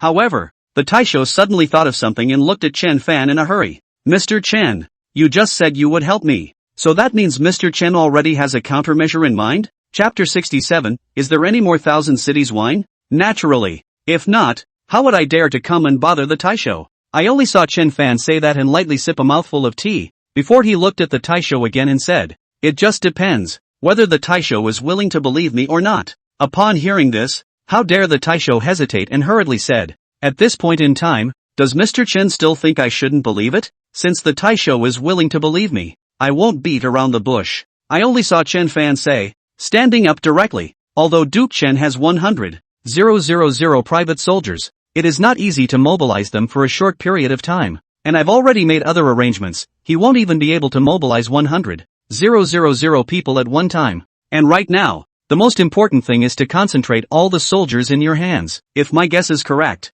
he will definitely capture the Imperial Guard's residence with his government soldiers first, thus capturing Jinling City first. At those words, the Taiguan's expression changed slightly. Then how many of his house soldiers are there? With the specifications of his Duke of State, there are at least 1,500 men, and with the private soldiers he keeps in the house, the number should be around 2,000, about the same as the taisho's house. But at that time, he will definitely mobilize some from the outside, so the number will only be more and not less. Chen Fan said, what about that? As you know, I have at most 2,000 here. Taisho said, there's no need to be afraid of that. I still have some experts in my hands that will help Taisho when the time comes. Moreover, he must not have placed you, Taisho, in his eyes. Therefore, he will definitely be careless, and all we need to do now is to be prepared and catch him off guard when the time comes. Chen Fan said. Upon hearing this, as a former minister of the Ministry of War, the taisho was able to understand Chen Fan's meaning, which was nothing more than to ambush him first.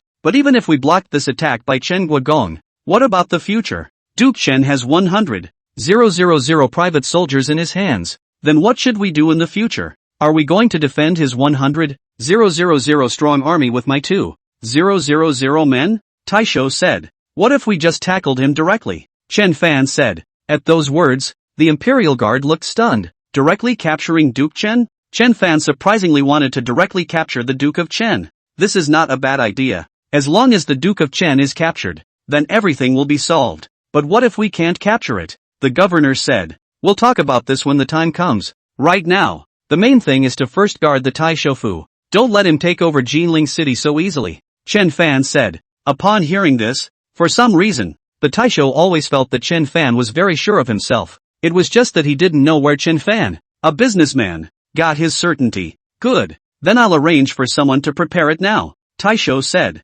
Remember, don't let the Duke of State be aware of this. Otherwise, if he directly mobilizes a large army, it will be troublesome, Chen Fan said. I understand, Taisho said. And at this time, on the other side, in the State Duke's mansion, just as Chen Fan had expected, the Duke of Chen could no longer hold on. It's already tightening up the lineup. It was just that when everything was arranged, Chen Feng looked towards the Duke of Chen with a worried face. For some reason, there was just a very strong sense of foreboding in his heart, but he did not dare to say anything explicitly. After all, before moving the army, the most taboo is unlucky words. Chen Feng could only test the waters. Father, are we really not going to wait any longer? Do you think we can wait now? The wealth of the entire Jinling is now all under the control of Chen Fan alone. How do you ask me to wait? Chen Changfeng said with a gloomy face. However, we only have 100,000 troops today, so if we really start something I'm afraid the number is a bit low, Chen Feng said. Afraid of what?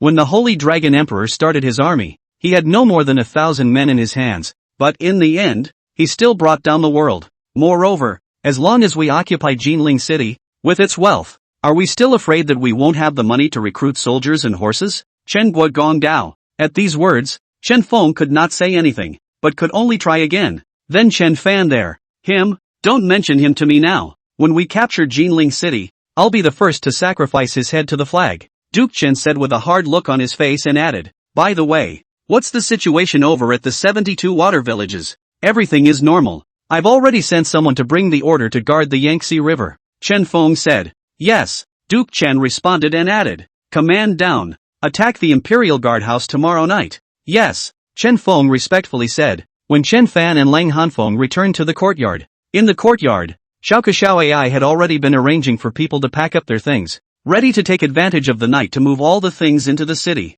They were in a suburb after all, not in the city, and it was dangerous if a war did break out. And Chen Fan didn't say anything. For some reason, it was obvious that he had prepared for everything, but his heart was still inexplicably worried. This is a war, after all, and he wasn't entirely sure that he could capture Chengwei Gong and stop everything when he attacked the Taisho Palace. Yet he was clear. From the time he had struck out against the Lin family, the Duke of Chen had already been unable to tolerate him, and if he wanted to bring down the Duke of Chen, he could only force the Duke of Chen, who already wanted to rebel, to do so. Therefore, there was nothing he could do, and this battle between him and Shen Guigong was inevitable. Only when Duke Chen fell could he live in peace, and it was only then that these people he wanted to protect could live well. Coco AI. Thinking of this, Chen Fan looked at Xiao Ai. Tomorrow, you will move into the once Lin family. I will have all the secret guards protect you, and all of you just don't go out, okay? All the guards are left to us? What about young master?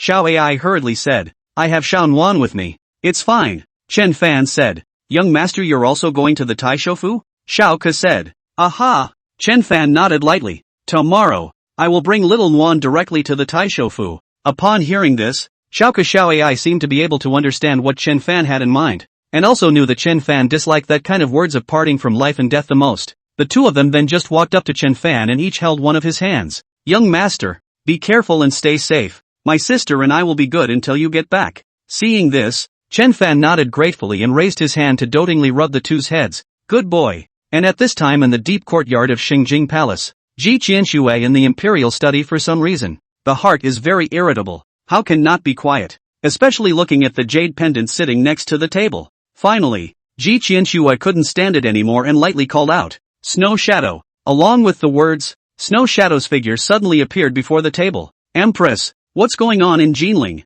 Upon hearing this, Snow Shadow frowned slightly. Empress, haven't I already reported this once this afternoon? There hasn't been any movement for the time being, but I'm panicking inside somehow. I suspect that something is going to happen in Jinling, Ji Qianxue said. I don't think so, even if there are delays in the news, but given the surface, nothing should happen, Snow Shadow said. Hopefully, Ji Qianxue responded lightly and added, is there any more Thousand Cities wine? There's half a pot left. I think, the next batch might not be delivered until the day after tomorrow, Snow Shadow said. Bring me all of it. I want to drink some, Ji Qianxue said.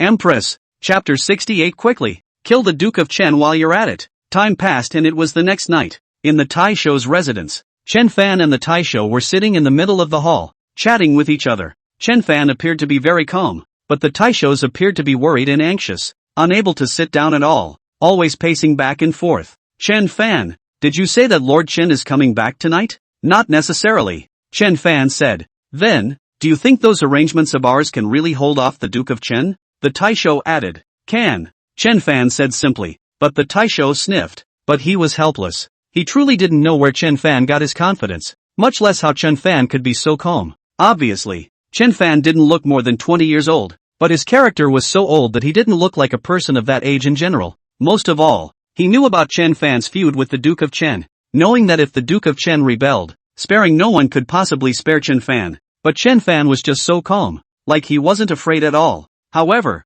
he also knew that it was useless to say anything now, and he could only wait for the Duke of Chen to make a move against his Tai Shofu. But just at that moment, a family man suddenly ran in hurriedly. My lord, Duke Chen is leading a large group of soldiers towards our Taisho mansion. At the sound of the voice, even Chen Fan suddenly straightened up, not to mention the Taiguan. Obviously, even Chen Fan hadn't expected that the Duke of Chen would be so impatient that he would come today. Chen Fan, the Duke of Chen is really here. What should we do? What to do? Only to see the Taiguan with a panicked look on his face. He said, don't panic, hold your ground and let his men enter the encirclement completely. Chen Fan said. The Imperial Guard smiled and couldn't say anything, but his heart was truly panicked to the extreme. Although he used to be the Minister of War, managing the Ministry of War's big and small matters, but the real battlefield he really has never been on. And now that the war is about to be fought, how can he tell him not to panic? But soon, only a houseboy stumbled in.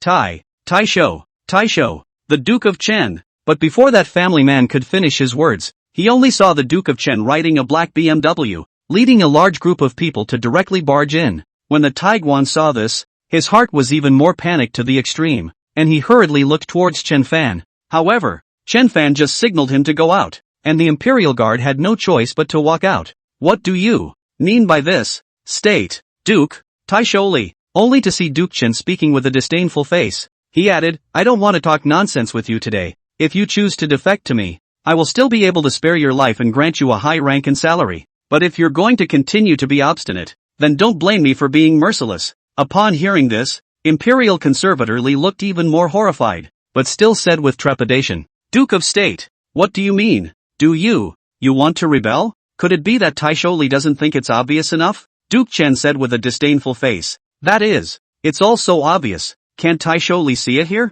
Only Chen Fan's voice suddenly came from the hall, while Chen Fan and Lang Hanfeng walked out. But when Duke Chen and Chen Feng watched Chen Fan come out, they both looked stunned, especially Chen Feng. The moment he looked at Chen Fan, an extremely ominous premonition suddenly rose in his heart. Chen Fan, why are you here? Duke Chen said with a surprised look on his face. If the Duke of State can appear here, I can't? Chen Fan said. Duke Chen looked at Chen Fan and frowned. He really could not think of a reason for Chen Fan to appear here. But think about it, Chen Fan, a businessman. Even if he appeared here, so what? It's just right that you're here, just in time for me to clean up my house, so that I don't have to go looking for you. Chen Guogong Dao, cleaning house? Ha! Only to see Chen Fan suddenly let out a disdainful light laugh. Since I dare to wait for you here, do you think I will be afraid of you? Upon hearing this, Duke Chen's eyebrows suddenly frowned. Perhaps he had lost too many times in Chen Fan's hands, so much so that he couldn't help but feel a little worried in his heart when he looked at this confident look on Chen Fan's face.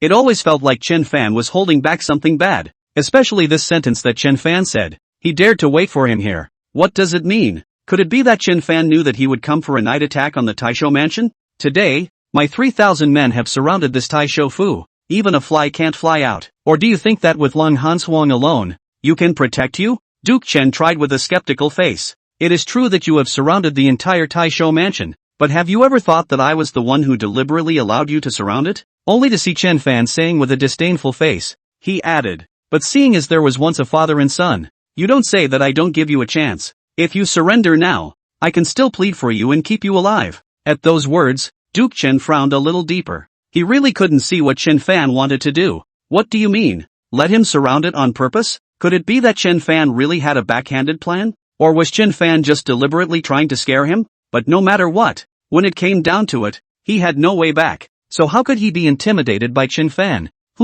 Big talk. Today I'd like to see who's giving who a chance. I only saw Duke Chen say with a disdainful face, and then looked at Taisho Li. Taisho Li, I'll give you one last chance, to surrender, or to seek death with this rebellious son. But this time, Chen Fan didn't wait for the Taisho to open his mouth before speaking directly. Taisho Li, there's nothing more to say to this kind of obsessive person. Give the order. Upon hearing this, Taisho Li's face was worried, but he also knew that there was no way back, and with a crossed heart, he directly shouted, "Do it!" Suddenly, accompanied by the voice of Taisho Li, a war drum suddenly sounded. At the same time, only a team of soldiers armed with bows and arrows suddenly rushed out from the middle of each room, including the roofs of the houses that were also filled with such soldiers. One by one, the soldiers did not hesitate at all, and after appearing, they directly drew their bows and shot arrows. In an instant, a stream of arrows was shot directly towards the Duke of Chen's men and horses. The soldiers of the Duke of Chen didn't react at all, and in an instant, they were directly shot down in a large swath. At the same time, a mournful scream resounded directly outside of the Taisho mansion, and as Duke Chen watched the scene, his face was even more ugly and angry to the extreme. Ambush! Chen Fan had actually set up an ambush. Chen Fan unexpectedly really knew that he would come to attack the Taishofu, and had set up an ambush early, waiting for him to come to his door. How can he be told not to be angry? Kill me, kill Chen Fan first, only to see Duke Chen suddenly angrily say, "Whoever kills Chen Fan, I'll make him a general." Saying that, the Duke of Chen even took the brunt of the attack, directly charging towards Chen Fan. Seeing this, Chen Fan frowned slightly. As expected, Duke Chen was worthy of being a person who came out from the battlefield. Facing this kind of battlefield he could still maintain this state. It was truly extraordinary. However, just as the Duke of Chen came towards Chen Fan to kill him, Lang Hansuang dodged and directly blocked in front of Chen Fan. At the same time, Lang Hansuang's long sword danced in his hand, and without saying a word, a sword chi directly chopped towards the Duke of Chen. Dang! Suddenly, only a muffled sound came, only to see the Guan sword in Lord Chen's hand break directly from the center. At the same time, Duke Chen's body even flew directly backwards. Seeing this, the Taisho Li on one side was stunned. Obviously he did not expect that Chen Fan would have such an expert by his side, and when he saw the Duke of Chen flying out backwards, he even shouted in a hurry, "Quick! Quick! Hurry! Kill him while you can! All together! Kill the Duke of Chen! Kill him and it's over!" Chapter 69, I just want 100,000 troops to come to the city. Dad! Everyone! Protect the Duke! Suddenly, one could only see Chen Feng appear directly in front of the Duke of Chen, catching him with one hand. The rest of the Dukes of State didn't dare to hesitate and hurriedly escorted Duke Chen in the center. However, at this moment, the Duke of Chen was still in a daze, as if he had been stunned by the sword that Lang Hansuang had just used. Lang Hansuang unexpectedly cut off this precious sword of his with a single sword. How can this be fun? No wonder he had sent so many people to kill Chen Fan without success. Retreat! Retreat first! Only to see the Duke of Chen suddenly come back to his senses and hurriedly rebuked, accompanied by the Duke of Chen's words, only to see that the people of the Duke of State's office were not in love with the battle, and were retreating. But as Taisho Li watched the Duke of Chen retreat, his courage increased and he directly rebuked, "Everyone stop them! Don't ever let the Duke of Chen escape! Kill Duke Chen for me at all costs!" And when those soldiers heard that, coupled with the State Duke's retreat, each one of them became more and more courageous. The battle was also getting more and more intense. However, the soldiers of the Duke of Chen were after all professionally trained soldiers, and were not comparable to the soldiers of the Taisho Palace. Even when they were ambushed, even when they were retreating, they were in good order, so much so that the battlefield was somewhat difficult to distinguish for a while. Li Taisho looked at the fact that he couldn't kill Chen Guigong even after such a long time, and slowly became worried again in his heart. But Chen Fan on one side was calm and just watched the battle on the scene.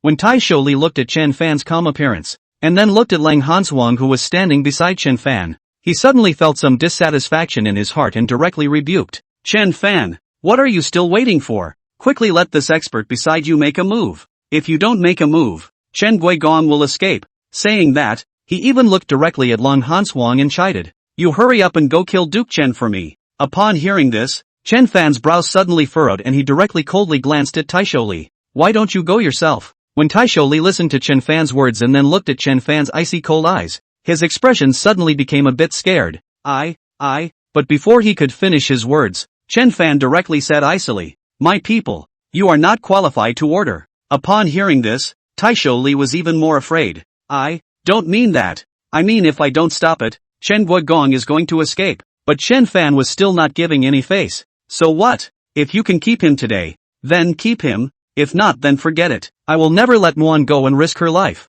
Only to see Chen Fan speaking with a cool face. He directly pulled Long Hanswang back a bit. He was eager to keep Chen Guogong. As long as he kept Chen Guogong, then everything would be over. However, at this time, with so many people around Duke Chen to protect him, he would not let Long Hanfeng go and risk his life. Even if Long Hanswang is good at kung fu. So what? With so many people, who dares to guarantee that something won't happen to Long Hanfeng? Not to mention the people who put in cold arrows. However, as Long Hanfeng listened, her heart was really touched. To be honest, although Chen Fan treated her well, her following Chen Fan around always gave the impression that she was just Chen Fan's guard. Even the thought had crossed her own mind. But now she knew that Chen Fan did not treat her as a guard, especially if it was still in the face of a chance to be able to capture the Duke of Chen alive. Chen Fan didn't spare her to risk her life either. However, even though she knew that if she made a move, she would definitely be able to leave Duke Chen behind, she didn't want to. She had already caused Chen Fan to be kidnapped once. Right now she only wanted to protect Chen Fan. No matter what happened, she would not leave Chen Fan, not even for a moment. When Prince Li saw this, he was even more helpless. He just didn't understand. Obviously such a good opportunity. How come Chen Fan didn't cherish it? However, he could not do anything at all, and could only hurriedly urge his men to hurry up to kill the Duke of Chen. But Duke Chen was so well protected by his men that no one could hurt him. Soon, Chen Guigong even got on a horse under the protection of his men, and directly fled with some people. And although Tai Shou Li's men wanted to chase after him, they were stopped by Chen Feng, only to see that in the middle of the battlefield, Chen Feng was still leading the crowd in a desperate attempt to block Tai Shou Li's men. It was just that most of them had already fled, and those who stayed behind with Chen Feng couldn't hold on at all, while Chen Feng's body was even covered in wounds and blood. However, Chen Feng was very heroic and did not give up blocking even though he was bruised and battered. Chen Fan watched from afar, and his heart was really bad. No matter what, Chen Feng is ultimately his big brother, or some heart cannot bear it. Moreover, speaking of which, it seemed as if Chen Feng was the only one who hadn't bullied him or looked down on him throughout the entire State Duke's mansion in the first place. Stop! Only seeing Chen Fan thinking, he suddenly chided, because the battle was nearing its end. The crowd suddenly stopped even as they listened to Chen Fan's voice. Duke Chen has fled. Do you still want to resist? Only Chen Fan stepped forward and looked at the few dozen or so soldiers left in the Duke of State's residence. If you surrender now, you can be spared from death. At those words, the 10 or so soldiers looked at Chen Feng, but they still lowered the weapons in their hands. And as Chen Feng looked at Chen Fan, he eventually couldn't hold on and directly collapsed. Seeing this, Chen Fan frowned slightly and directly looked at Tai Shou Li on the side. Seal off the entire city of Jinling. No one is allowed to enter or leave. The entire city is in a state of readiness. Prepare for Lord Chen's counterattack. At the same time, send 10 800-mile expedited letters to Shengjing, requesting support. Upon hearing this,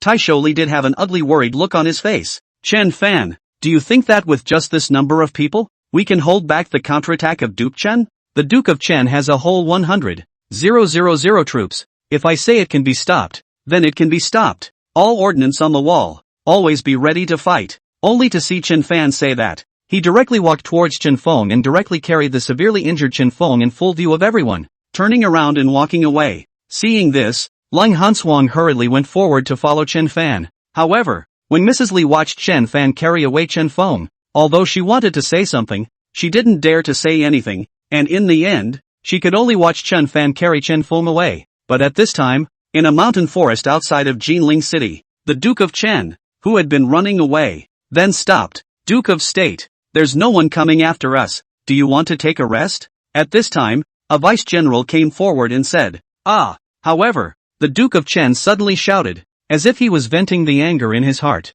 Chen Fan, 3 times you have spoiled my good deed. If I don't kill you by 1,000 cuts, I'll swear not to be a human being. Only to see Duke Chen roaring in anger, his heart truly furious to the extreme. Losing to Chen Fan time and time again, he was really hating to pull Chen Fan's bones out, especially today. It was clear that he could have easily occupied Jinling City, but because of Chen Fan, he buried the great start. What do we do next, Kuni? After a while, that vice general saw that the Duke of Chen's mood eased a bit, and only then did he dare to go forward and try to say, pass on my order. All men and horses, tomorrow morning, all rush to Jinling City for me. Tomorrow, I'm going to take Jinling City tomorrow. Chen Guogong Dao. However, that vice general's color changed slightly when he heard that. Your Highness, all the men and horses. Would that be too much, Duke Chen? However, directly rebuked with evil anger. I just want an army of 100,000 men to come to the city. I want Chen Fan to not have the slightest chance to resist. Tomorrow I'm going to kill him by 1,000 cuts. Chapter 70. You're at the city's doorstep, and you still want a table of fine wines? It's night. Late night. In the original Lin family mansion, Chen Fan looked at Chen Feng on the bed. His heart was really bad. But just then, Chen Feng suddenly woke up. It was just that Chen Feng looked at Chen Fan in front of the bed, but his expression suddenly changed and he wanted to straighten up. Nay, Chen Feng's body injuries were a bit too severe, and he could not straighten up at all. Big brother, take it easy. You're hurt. Chen Fan, however, did not hesitate and hurried forward. Seeing this, Chen Feng also gave up getting up and just looked at Chen Fan. Only his face was covered in doubt. Why did you save me? Chen Feng really couldn't figure out that Chen Fan would save him. You are my big brother. I naturally have to save you. Chen Fan said. Big brother? Chen Feng's expression changed slightly. Until now, you still consider me your big brother? Why not? Only Chen Fan simply asked a rhetorical question and stood up, pouring water while blandly saying, the one who hates me is Lord Chen, and the one who wants to kill me is also Lord Chen. What does it have to do with you? With that, Chen Fan passed the water in front of Chen Feng before continuing. I still remember until now, when I only arrived at the State Duke's mansion, everyone looked down on me. Everyone just treated me as a bastard child who couldn't see the light of day. You are the only one who treats me as a brother, hustling to arrange food, clothing, and shelter for me. You're also the one who stood by my side and protected me when I was bullied. In my heart, you've always been my big brother too. It's never changed. Hearing that, Chen Feng was suddenly a bit surprised. Obviously even he himself had not expected that Chen Fan would still remember those things. But at this time, Chen Fan added, so, big brother stop. Don't help the enemy, Duke Chen. His kind of person can't be an emperor. Upon hearing this, Chen Feng's expression changed slightly and he slightly closed his eyes for a moment before speaking. Do you think I can still turn back now? Why can't you turn back? Chen Fan said. I'm not like you guys. You and Chen Hao were indeed let down by your father. But I wasn't. He has never wronged me. It's impossible for me to betray him. Chen Feng said. No, that's only because you still have use for it. Don't you know what kind of person he is? Selfish and indifferent. In his eyes, there is always only his interests. Always his ridiculous dream of being an emperor. Even if you are his own son. So what? As long as it hinders his interests, he can discard you at any time. Chen Fan said. However, Chen Feng still had a firm face. It won't be. Father will not abandon me. He won't abandon me even if he abandons anyone. Listening, Chen Fan suddenly wanted to laugh a little. Laughing at how Chen Feng could be so ignorant. Laughing at how Chen Feng could be so naive. I can't believe that I would trust someone like Chen Guogong. Wouldn't abandon him yet. What was he? Chen Feng, in front of the throne of the Duke of Chen? Big brother, since you believe in him so much, do you dare to make a bet with me? Chen Fan didn't bother to say anything to Chen Feng and directly said. What bet? Chen Feng queried. Bet on whether he will save you or not. Bet on whether he cares about you or not. If he doesn't care about you at all, then you'll sever all ties with him in the future and be the first plaintiff in his rebellion. Do you dare? Chen Fan said. What if he cares about me? Chen Feng said. Then I will fulfill you and release you to follow him. Chen Fan said. Good. It's a deal. Chen Feng said very firmly, as if in his opinion, how could Duke Chen not give up on him? But as Chen Fan looked at Chen Feng like this, he was indeed speechless to the extreme. Just don't understand. It's been so many years. Chen Feng has been following Chen Guogong. How can he not see clearly? It was surprising that he would believe that someone like Duke Chen would care about him. Ridiculous. Chen Fan was also too lazy to say anything to Chen Feng. The facts would give Chen Feng the answer anyway. After instructing a few underlings to take care of Chen Feng, Chen Fan left directly, and time passed slowly. But before dawn, Chen Fan was awakened by a rush of voices in the tenderness of Rinyu. Young master,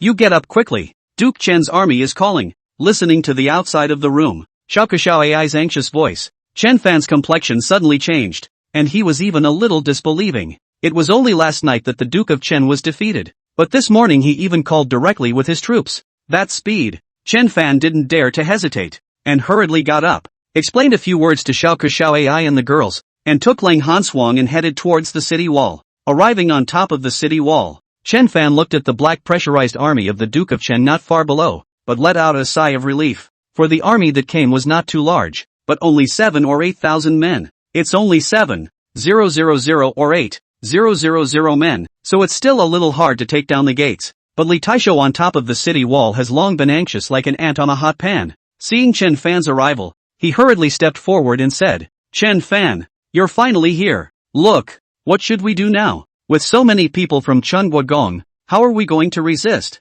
However, Chen Fan was calm and gave the governor a cool look. "What's the hurry? You are at least a Taigu. How can you panic when you meet a little thing?" At those words, Taisho Li suddenly choked on his words a bit, but in his heart, he was puzzled. He really didn't understand that it had come to this point in time, and Duke Chen was already at the city's doorstep. How could Chen Fan still be so calm? Didn't Chen Fan know that if Lord Chen broke through the city gates, the first person he would kill would be him? "Chen Fan? How many people do we have left now?" Chen Fan said. "Because of last night's battle, there's only about 1,500 people left at full strength now." Li Taisho said. "We still have 1,500 men. What are you afraid of?" Chen Fan said impatiently and then directly said, "How are the arrangements for the things I asked you to arrange?" "All the ordnance in the storehouse has been moved up, and the 8th 800-mile expedited letter has also been sent out," Li Taisho said. "That'll do. Watch me arrange it next," Chen Fan said simply and added, "Send someone to Lovely Restaurant and ask them to send a table of high-quality banquet.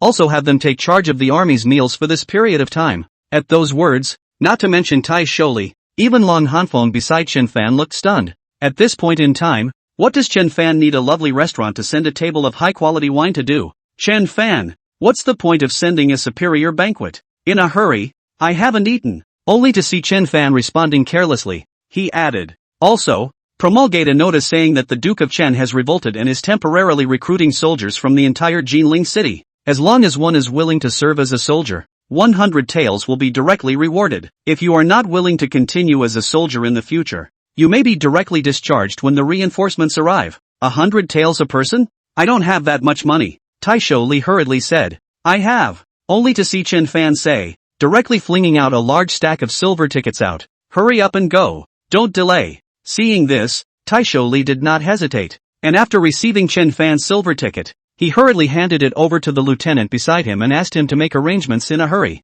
But when Chen Fan saw this, he reminded again, "First send someone to bring my top-quality banquet." Upon hearing this, Taisho Li was even more speechless. All the soldiers are under the city. Chen Fan even wants a table of superior wine. If you're not worried, why is your heart so big? Is this the time for a banquet? But he didn't dare to say anything. After all, people Chen Fan had taken out so much money. It was also just a matter of arranging for someone to go immediately. Chapter 71. This is not even dare to fight. What's wrong with you? Soon, under the arrangement of the lovely tavern, a table of high-class banquet was quickly set up on top of the city wall. Seeing this, Chen Fan was not polite and directly asked Lung Hanswang and also Mrs. Li to sit down and eat together. But Taisho Li had a hard look on his face. "I'm not eating. I can't eat at this hour." But Chen Fan was not accustomed to him and directly said in a clear and cold manner, "If I tell you to sit down and eat, you sit down and eat." Upon hearing this, Taisho Li's complexion suddenly changed, and in his heart, he was truly a bit angry.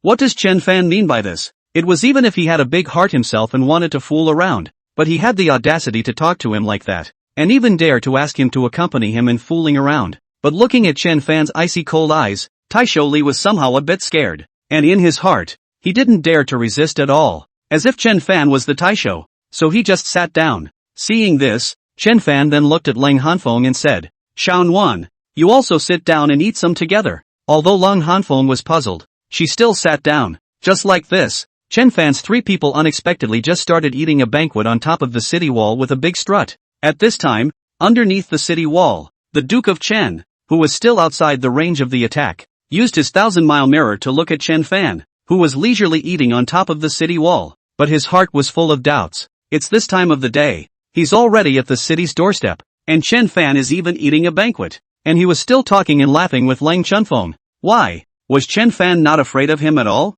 Or did Chen Fan still have some backstabbing tricks up his sleeve? However, when he thought about the defeat he had suffered at the hands of Chen Fan during this period of time, he could not help but worry in his heart. Where is the rest of the army? Didn't we tell them to gather here this morning? Why haven't they arrived yet? Only to see Duke Chen thinking and looking around at his own army, he said with a gloomy face, "Your Excellency, the military orders have all been sent out. It may be because it was so late last night, and the military orders were so urgent, that they have not been made whole. But it won't take long. It should be there." Duke Chen's adjutant spoke hastily, adding, "And, now that we have 8,000 men, why don't we attack first?" Jinling City doesn't have a garrison, just the 1,000 or so soldiers from the Imperial Guard's residence. It won't be able to stop our attack. At those words, Duke Chen was frowning. He naturally knew exactly what the adjutant said. They now had 8,000 soldiers, and the Taishofu was only 1,000 or so, even if they occupied the city walls. With his experience, it wouldn't take more than an hour to take them down.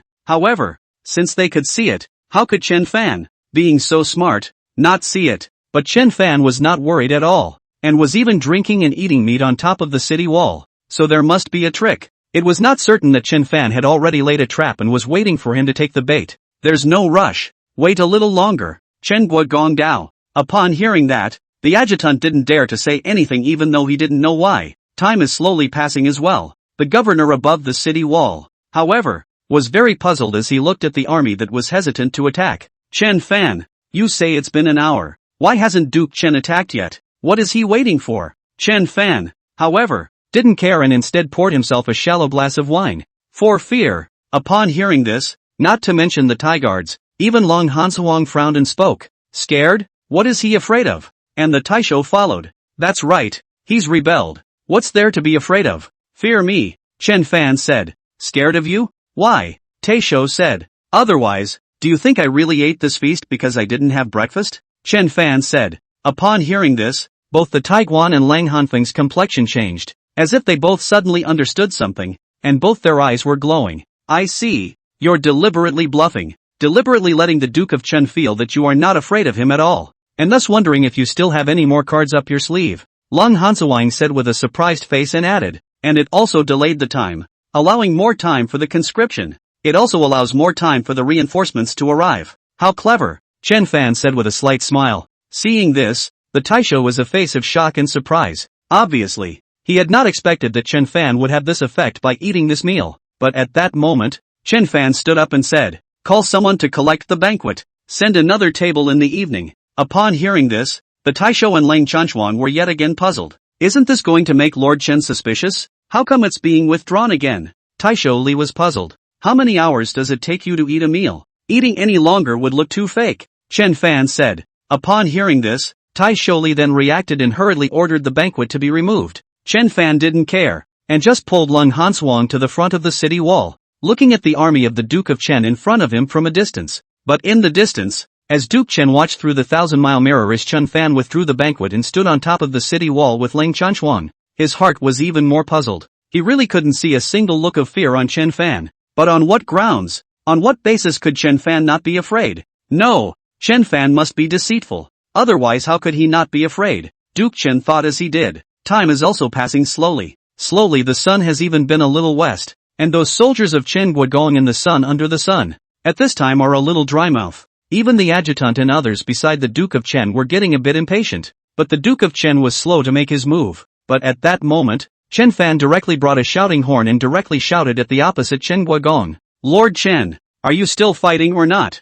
If you want to fight, hurry up and attack. What's the point of dilly-dallying? Is that all the vigor you have as a Duke of State? All the soldiers are under the city, but still do not dare to attack. So timid, and learn others to rebel for what? Hurry up and attack. Don't waste my time. At those words, Li Taisho and the others all suddenly changed their complexion. It's not bad that people don't attack? Chen Fan even deliberately shouted for people to attack. What do you mean? What if there's a real fight? However, the Duke of Chen on the other side suddenly frowned when he heard this. Chen Fan had the audacity to shout for him to attack. What do you mean? And yet, he heard clearly that Chen Fan was telling him to attack, not surrender. Was Chen Fan really not scared at all? Is that really how you want him to attack? Nope, it's agitation. Just seeing Duke Chen thinking, he suddenly reacted. Chen Fan was deliberately shouting to provoke him to attack so that he would fall into the trap that Chen Fan had set up. That must be it. What else would Chen Fan shout? This was obviously for fear that he wouldn't attack,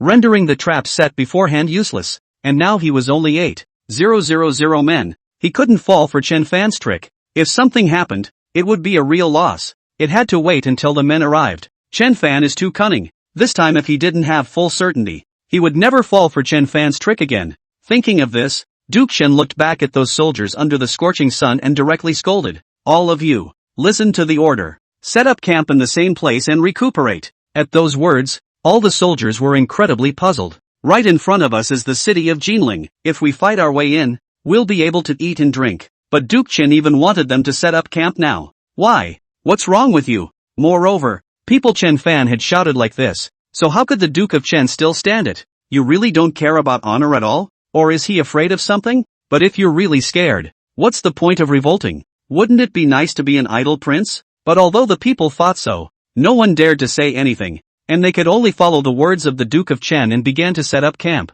Chapter 72. How could there be such a pig teammate? Above the walls of Jinling City, not to mention Tai Shou-li and the others, even the soldiers were shocked and disbelieving when they saw this. Just now, they thought that Chen Fan was too bold and daring to openly shout for the Chen Guigong to attack. What if Chen Guigong really attacks? But now, only after Chen Fan's words had fallen, the Duke of Chen's side instead directly began to set up camp. Why? Why don't you attack? Chen Fan had said that about Chen Guigong. Why did Chen Guigong not attack instead? What's going on? Could this also be Chen Fan's scheme? However, Chen Fan did not stop when he saw this and continued to shout. Duke Chen, are you a shrinking turtle? That's not even an offense. You can't be scared. How is it that a Grand Duke can be afraid? Besides, can you bear to see so many of your men out in the elements? Fight your way in. Fight your way in and Jinling City will be yours. Seeing this, the Taisho and the others were even more puzzled and worried, fearing that Chen Guigong would really fight his way in. But at this time, the Duke of Chen had a smug look on his face.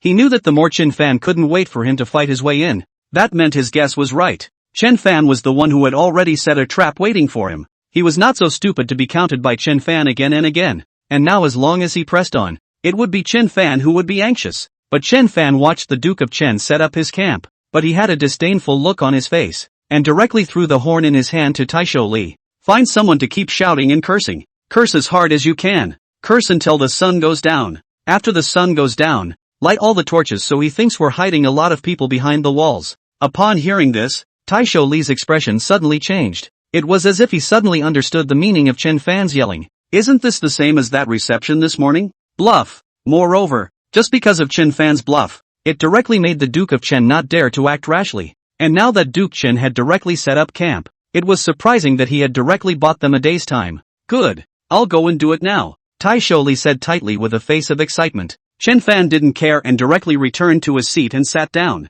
although others looked at him with a bland face, as if he wasn't worried about anything, but only he himself knew how worried he was in his heart. He had delayed Chen Guigong's attack by a day today by sheer luck. But what about tomorrow? What about the day after tomorrow? Nor did he know what the situation was on Chu Qingqing's side, nor did he know if everything had gone according to his plan. Moreover, even if Kyoto received the 800-mile expedited, the reinforcements would take 7 or 8 days or even half a month to arrive at the earliest. If Chu Qingqing's side did not develop according to the original plan, how was he to resist for more than 10 days? But it's useless to think so much about it now. I just hope the conscription will go a little better and I can get some more soldiers to hold off for a while longer. But at that moment, Shengjing, in the middle of the palace, Ji Qianxue was looking at Chen Fan's piece of jade pendant in a dark daze, and she didn't know what she was thinking about. But a eunuch suddenly broke in a hurry. Your Majesty! Your Majesty! At the sound of the voice, Ji Qianxue hurriedly put down the jade pendant in her hand, while Shuang also directly appeared in the imperial study and looked at the eunuch. What's the panic? Is the sky falling? What a scandal! Forgive me, Your Majesty! Forgive me, Your Majesty! Just now Jinling City sent an 800-mile emergency, saying that Duke Chen has mutinied and is raising an army to attack Jinling City, and that the Imperial Guard of Jinling is requesting for support. That eunuch said with a panicked face. At those words, not to mention Ji Qianxue, even Snow Shadow looked stunned. What did you say? Chen Guigong has rebelled? Yes, the 800-li expedited has been sent to the palace, the eunuch said, pressing on so soon, only to see Ji Qianxue speak with a gloomy face, directly standing up, declare the Primus General, the Minister of War and the Imperial Minister, to come and see me. Upon hearing that little eunuch didn't dare to stay and left in a hurry. Empress, how could Duke Chen suddenly rebel? With his character, shouldn't he have waited a little longer? Snow Shadow said, it's definitely because of Chen Fan. From the time he opened that lovely restaurant, I had a hunch that Chen Guigong would jump over the wall. I just didn't expect that so soon Chen Guigong would be unable to hold back. But this is good. If he hibernates for a few more years, I'm still a bit worried. But with his current bit of military strength he wants to rebel. Looking for death, Ji Qianxue said with a grim face. But as Shuang listened, he suddenly thought of something. But since it is because of Chen Fan, then Chen Fan. At those words, Ji Qianxue's complexion suddenly changed. Yeah, Chen Fan. If Duke Chen rebelled, the first person who would not be spared would be Chen Fan. And with just that small force in the hands of the Imperial Guard of Jinling City, how could he possibly hold back the attack of the Duke of Chun? So now Chen Fan, Ji Qianxue suddenly didn't dare to think any further. She didn't dare to think, if something really happened to Chen Fan, what should she do? Hurry down and get ready. I'm going to Jinling now. Ji Qianxue suddenly stood up and said, I'll get ready. Snow Shadow also didn't dare to hesitate and left in a hurry. A little bit of time passes. It was early morning the next day, but it was still like the first day. Chen Fan was directly woken up before he could sleep. Young master is not well. Duke Chun has begun his attack on Jinling City. The Taisho has sent someone to tell you to hurry over. Sleepy-eyed Chen Fan looked at the face of anxious Xiao Kershaw AI and suddenly came to his senses. What did you say? Chen Guigong has begun his attack? Chen Fan was a bit in disbelief. Yesterday Chen Guigong did not dare to act rashly, but why did he start attacking today? Boom! But Chen Fan's words had only fallen, and Xiao Ke had not even replied yet, only to see a fireball directly fall down in the distance. Seeing this, Chen Fan was even more puzzled, but he did not dare to hesitate, and after explaining a few words to Xiao Ke Xiao AI, he took Lang Hanfeng and headed towards the city wall. However, before Chen Fan could even reach the city wall, he could already hear the sound of that army charging outside the city wall. Chen Fan really couldn't understand how Chen Guigong suddenly dared to attack. According to his guess, Chen Guigong would not dare to attack for at least another day or two. Unable to do so, Chen Fan hurriedly walked up the city wall. While on top of the city wall, Li Taisho was even more anxious to find the north, haphazardly directing those soldiers to block the enemy who wanted to board the city. Seeing Chen Fan arrive, he was even more flustered and came to Chen Fan's body. Chen Fan, what should we do now? Chen Guigong has already started attacking the city. What to do? Chen Fan did not reply, but instead looked towards the outside of the city walls. He also wanted to know why Chen Guigong attacked so suddenly, but when he raised his eyes, he only saw a blazing fire burning behind the Duke of Chen's camp. What's going on here? How did his camp catch fire? Chen Fan said with a puzzled look on his face. Taisho Li hurriedly said, I had that fire set by my men. There were their grain and provisions there. Upon hearing this, Chen Fan's complexion suddenly changed as he looked at Taisho Li, even wanting to directly slap him to death. Some time ago, he was worried that Duke Chen's armies would run out of food, and he deliberately asked the 72 water fortresses to send food and provisions to these armies of Duke Chen. But now, Taisho Li had sent people to burn Duke Chen's grain. Isn't this forcing Lord Chen to attack? How did he get this piggybacking? Chapter 73. There was no harm in letting Chen Fan scold him again. Are you pig-headed? What did you set fire to their provisions for? Who told you to do that? Chen Fan was really angry and didn't care if he was a Taisho or not. He directly rebuked angrily. Upon hearing this, Taisho Li's expression suddenly changed. What did Chen Fan mean by this? He burned Lord Chen's grain and made such a great achievement. Even if Chen Fan didn't praise him, why was he so angry? Is it wrong to burn the other side's provisions when two armies are at war? Wasn't I thinking that if I burned his provisions, he would retreat due to the food shortage? Li Taisho said. The waste of a successor. Chen Fan really couldn't hold back and directly cursed angrily. Retreat? Did you see him retreat? Waste. I've managed to make Duke Chen suspicious, so that he doesn't dare to attack for the time being. But you went so far as to burn his provisions, forcing him to attack. And since you burned his provisions, it's the same as breaking his back.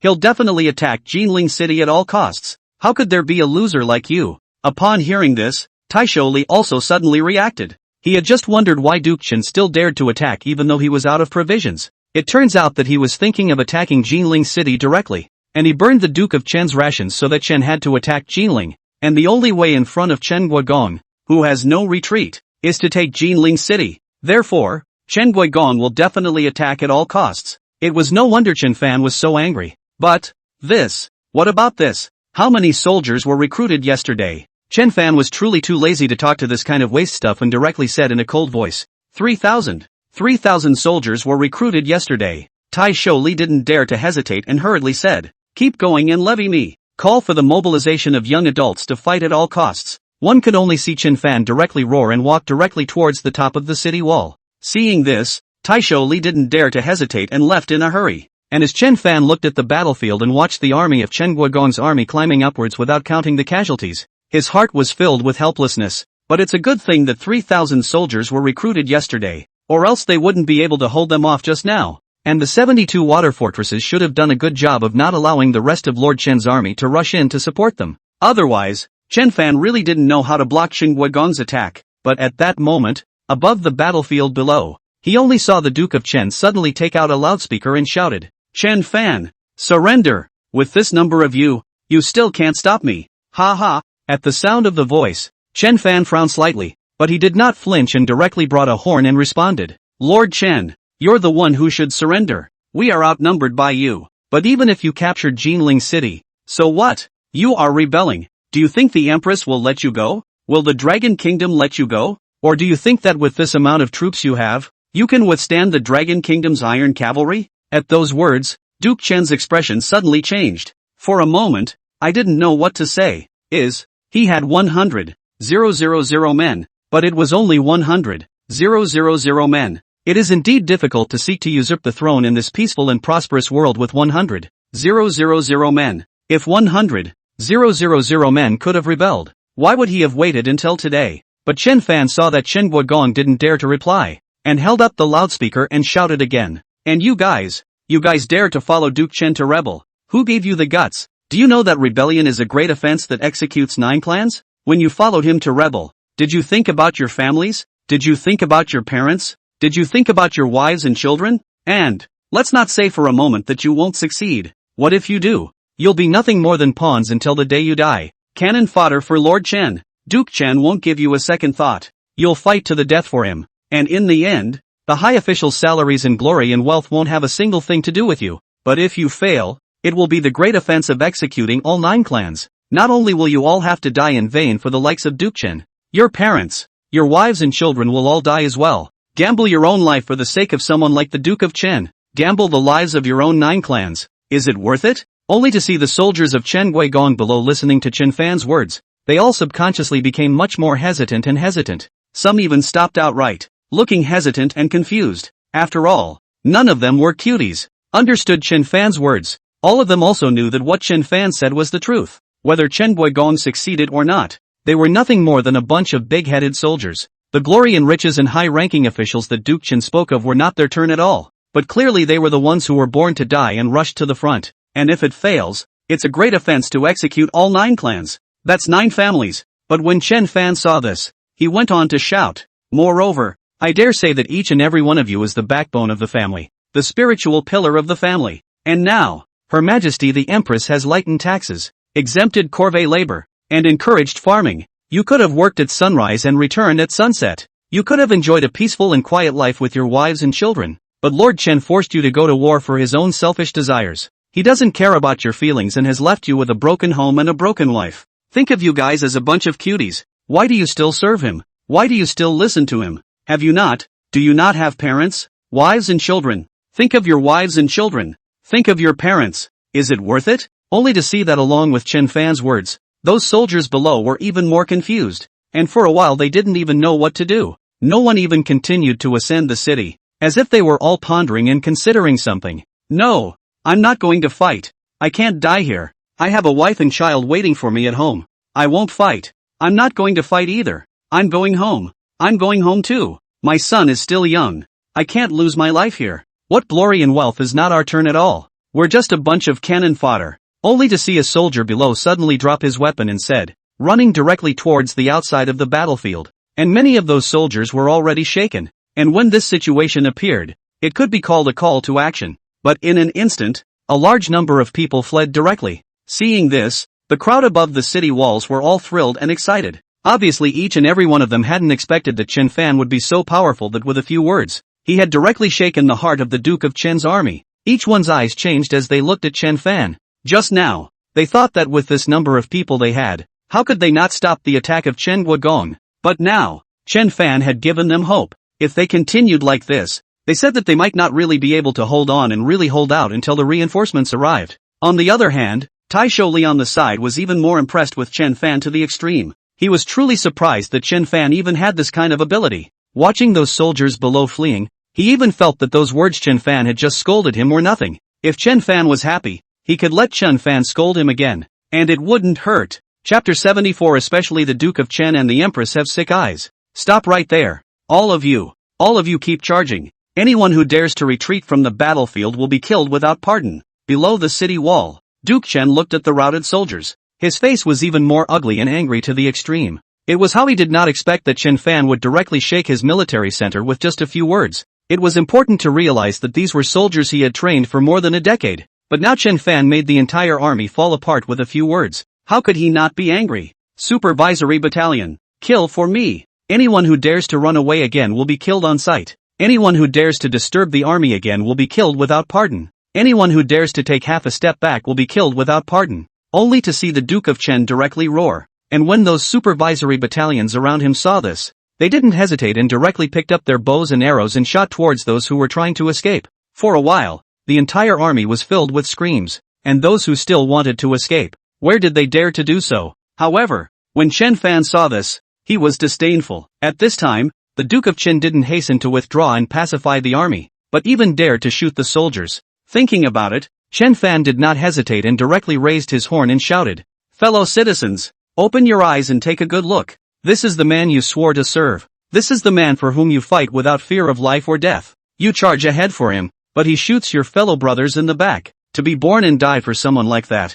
I feel bad for you all." Upon hearing this, the Duke of Chen on the opposite side of the room was even more unsightly and angry, and also directly shouted, "Chen Fan, you shut up. Don't you dare demonize me there." But Chen Fan listened with disdain, and picking up the loudspeaker, he questioned, "Demonic words? Which statement of mine is not the truth? Which of my statements is wrong? Are you not rebelling? Are you not taking their lives for granted for your own selfish desires? Do you dare to say that if you become emperor, you can make tens of thousands of them all honored and highly paid? Or, you didn't shoot them now? Didn't force them to die for you? Didn't force them to rebel?" Only Chen Fan questioned with a loud voice, and as Chen Guigong listened, he simply didn't know how to answer, simply didn't know how to retort. But Chen Fan went on to shout, "Fellow countrymen, I know he forced all of you. He forced you to rebel. Now, I can give you the chance to change your ways. As long as you all abandon the darkness now and repel Duke Chen, I promise that not only will I not pursue you for the crime of rebellion, but I will also give each of you 100 taels of silver,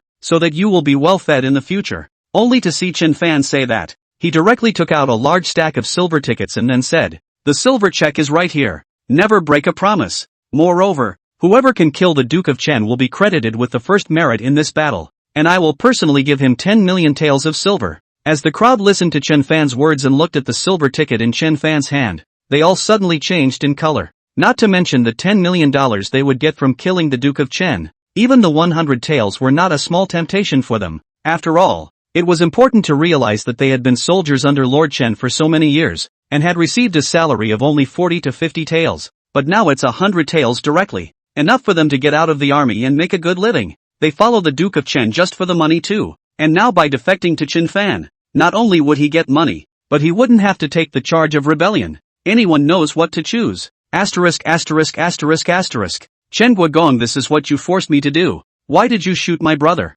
Forcing my old man to rebel. Today I'll rebel against you. Brothers, Chen Fan is right. Who are we to follow Lord Chen and rebel? Since he wants to rebel so badly, we'll rebel against him today. That's it. 3 months without pay, and still want me to sell my life to him. I've long since quit. Kill him for defecting to Chen Fan. For a while, only various rebellious voices rang out amongst the Duke of Chen's army, and some even charged directly towards the Duke of Chen. And this situation would have been a call to arms. And in a moment, almost everyone turned around and charged towards the Chen Guigong's place. One was still screaming and cursing under his breath. Seeing this, Duke Chen's face was even more difficult to see. These soldiers that he had raised for so many years had really turned against him. The vice general beside Duke Chen saw this, but he didn't dare to hesitate a bit and hurriedly rebuked. "Kokong, it can't be done. The situation is not right. Move quickly. Go." Duke Chen also suddenly came back to his senses, looking at the vast swarm of soldiers rushing towards him,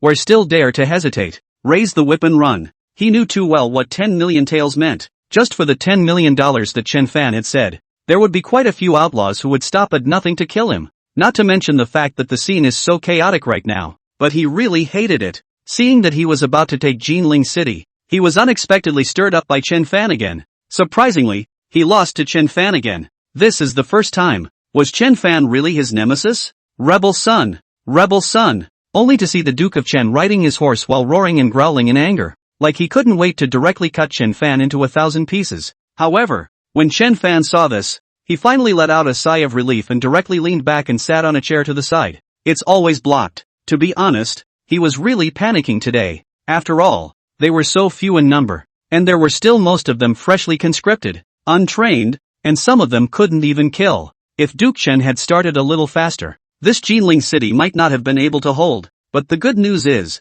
it's finally over. Moreover, 80% of the army brought by Lord Chen would choose to defect to him. In this way, he had an additional 5,000 or 6,000 men in his regular army. Next time, if the Duke of Chen still dared to come and attack, then he would have the capital to fight. Moreover, the people from the 72 water villages should be able to arrive tomorrow. Chen Fan, you're too good. It's thanks to you today. If it wasn't for you, I wouldn't know what to do. At this time, Tai Shouli directly walked over with an excited face. But Chen Fan was upset when he looked at this Tai Shouli. If it wasn't for him being a smart ass, how could it be so dangerous today? If he had known that this Tai Shouli was such a strawman, he should have not even sent a gift in the first place. A waste of his gift. But Chen Fan didn't bother to say anything to him and directly handed him the stack of silver tickets. Open the city gates and collect them all. 100 taels each. Never less. Chen Fan, isn't 100 taels for one person too much? There are at least 5 or 6,000 of them.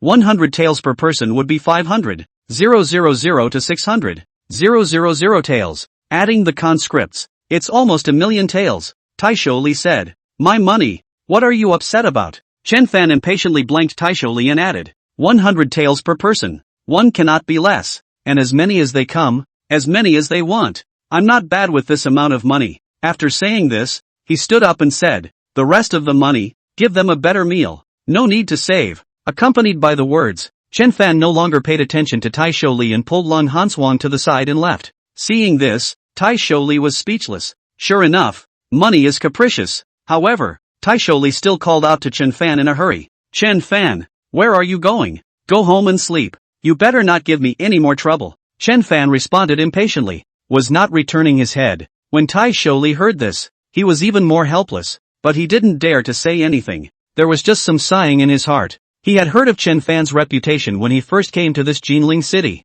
Said it was some kind of first dude in Jinling. But, is this kind of person really a dude? I really don't know if those who say he's a dude are blind. Especially the Duke of Chen and the Empress. One kicked him out of the house. One withdraws from him. 2 people, both with sick eyes. Chapter 75 Empress, if Chen Fan is still alive, will you go see him? It's night, outside of Jinling City, in a very hidden valley. Chen Guogong was in the middle of a tent, looking at the meal in front of him, but how could he not eat it? His face was even more gloomy and ugly as always, and his eyes looked like they wanted to eat people. Kunigong, you should at least eat a little. If you get angry, it's not good. At this time, Duke Chen's vice-general walked in from outside. Looking at Duke Chen's motionless meal, he hurriedly went forward. However, the Duke of Chen ignored it and instead directly questioned. Have they been contacted yet? What is their situation? Why are they delayed in going to Jinling City to support us? But the adjutant general listened, and his expression became a little hesitant. What the hell happened? Talk to me. When Duke Chen saw that the vice-general did not speak, he directly said angrily. In his mind, today's defeat was all because the rest of his army hadn't bothered to assemble. If his 100,000 troops arrived and attacked together, it wouldn't take more than half an hour to take down Jinling City. So how would he give Chen Fan a chance? But until now, he still hadn't heard from the other armies. Duke, first things first, don't get excited when I say it, that vice-general said. At those words, Duke Chen's expression suddenly changed, and his heart suddenly had an ominous premonition. What the hell? As you know, Duke of State, the private armies we keep, other than the 8,000 in the East Camp, are spread out for fear of the Empress noticing them. There are 35 military camps in all, and each camp has only 2 or 3,000 men. Only before the Deputy General finished his words, the Duke of Chen directly rebuked. What exactly are you trying to say? Your Highness, because of the issue of military pay during this period of time, there have been 7 or 8 military battalions in unrest.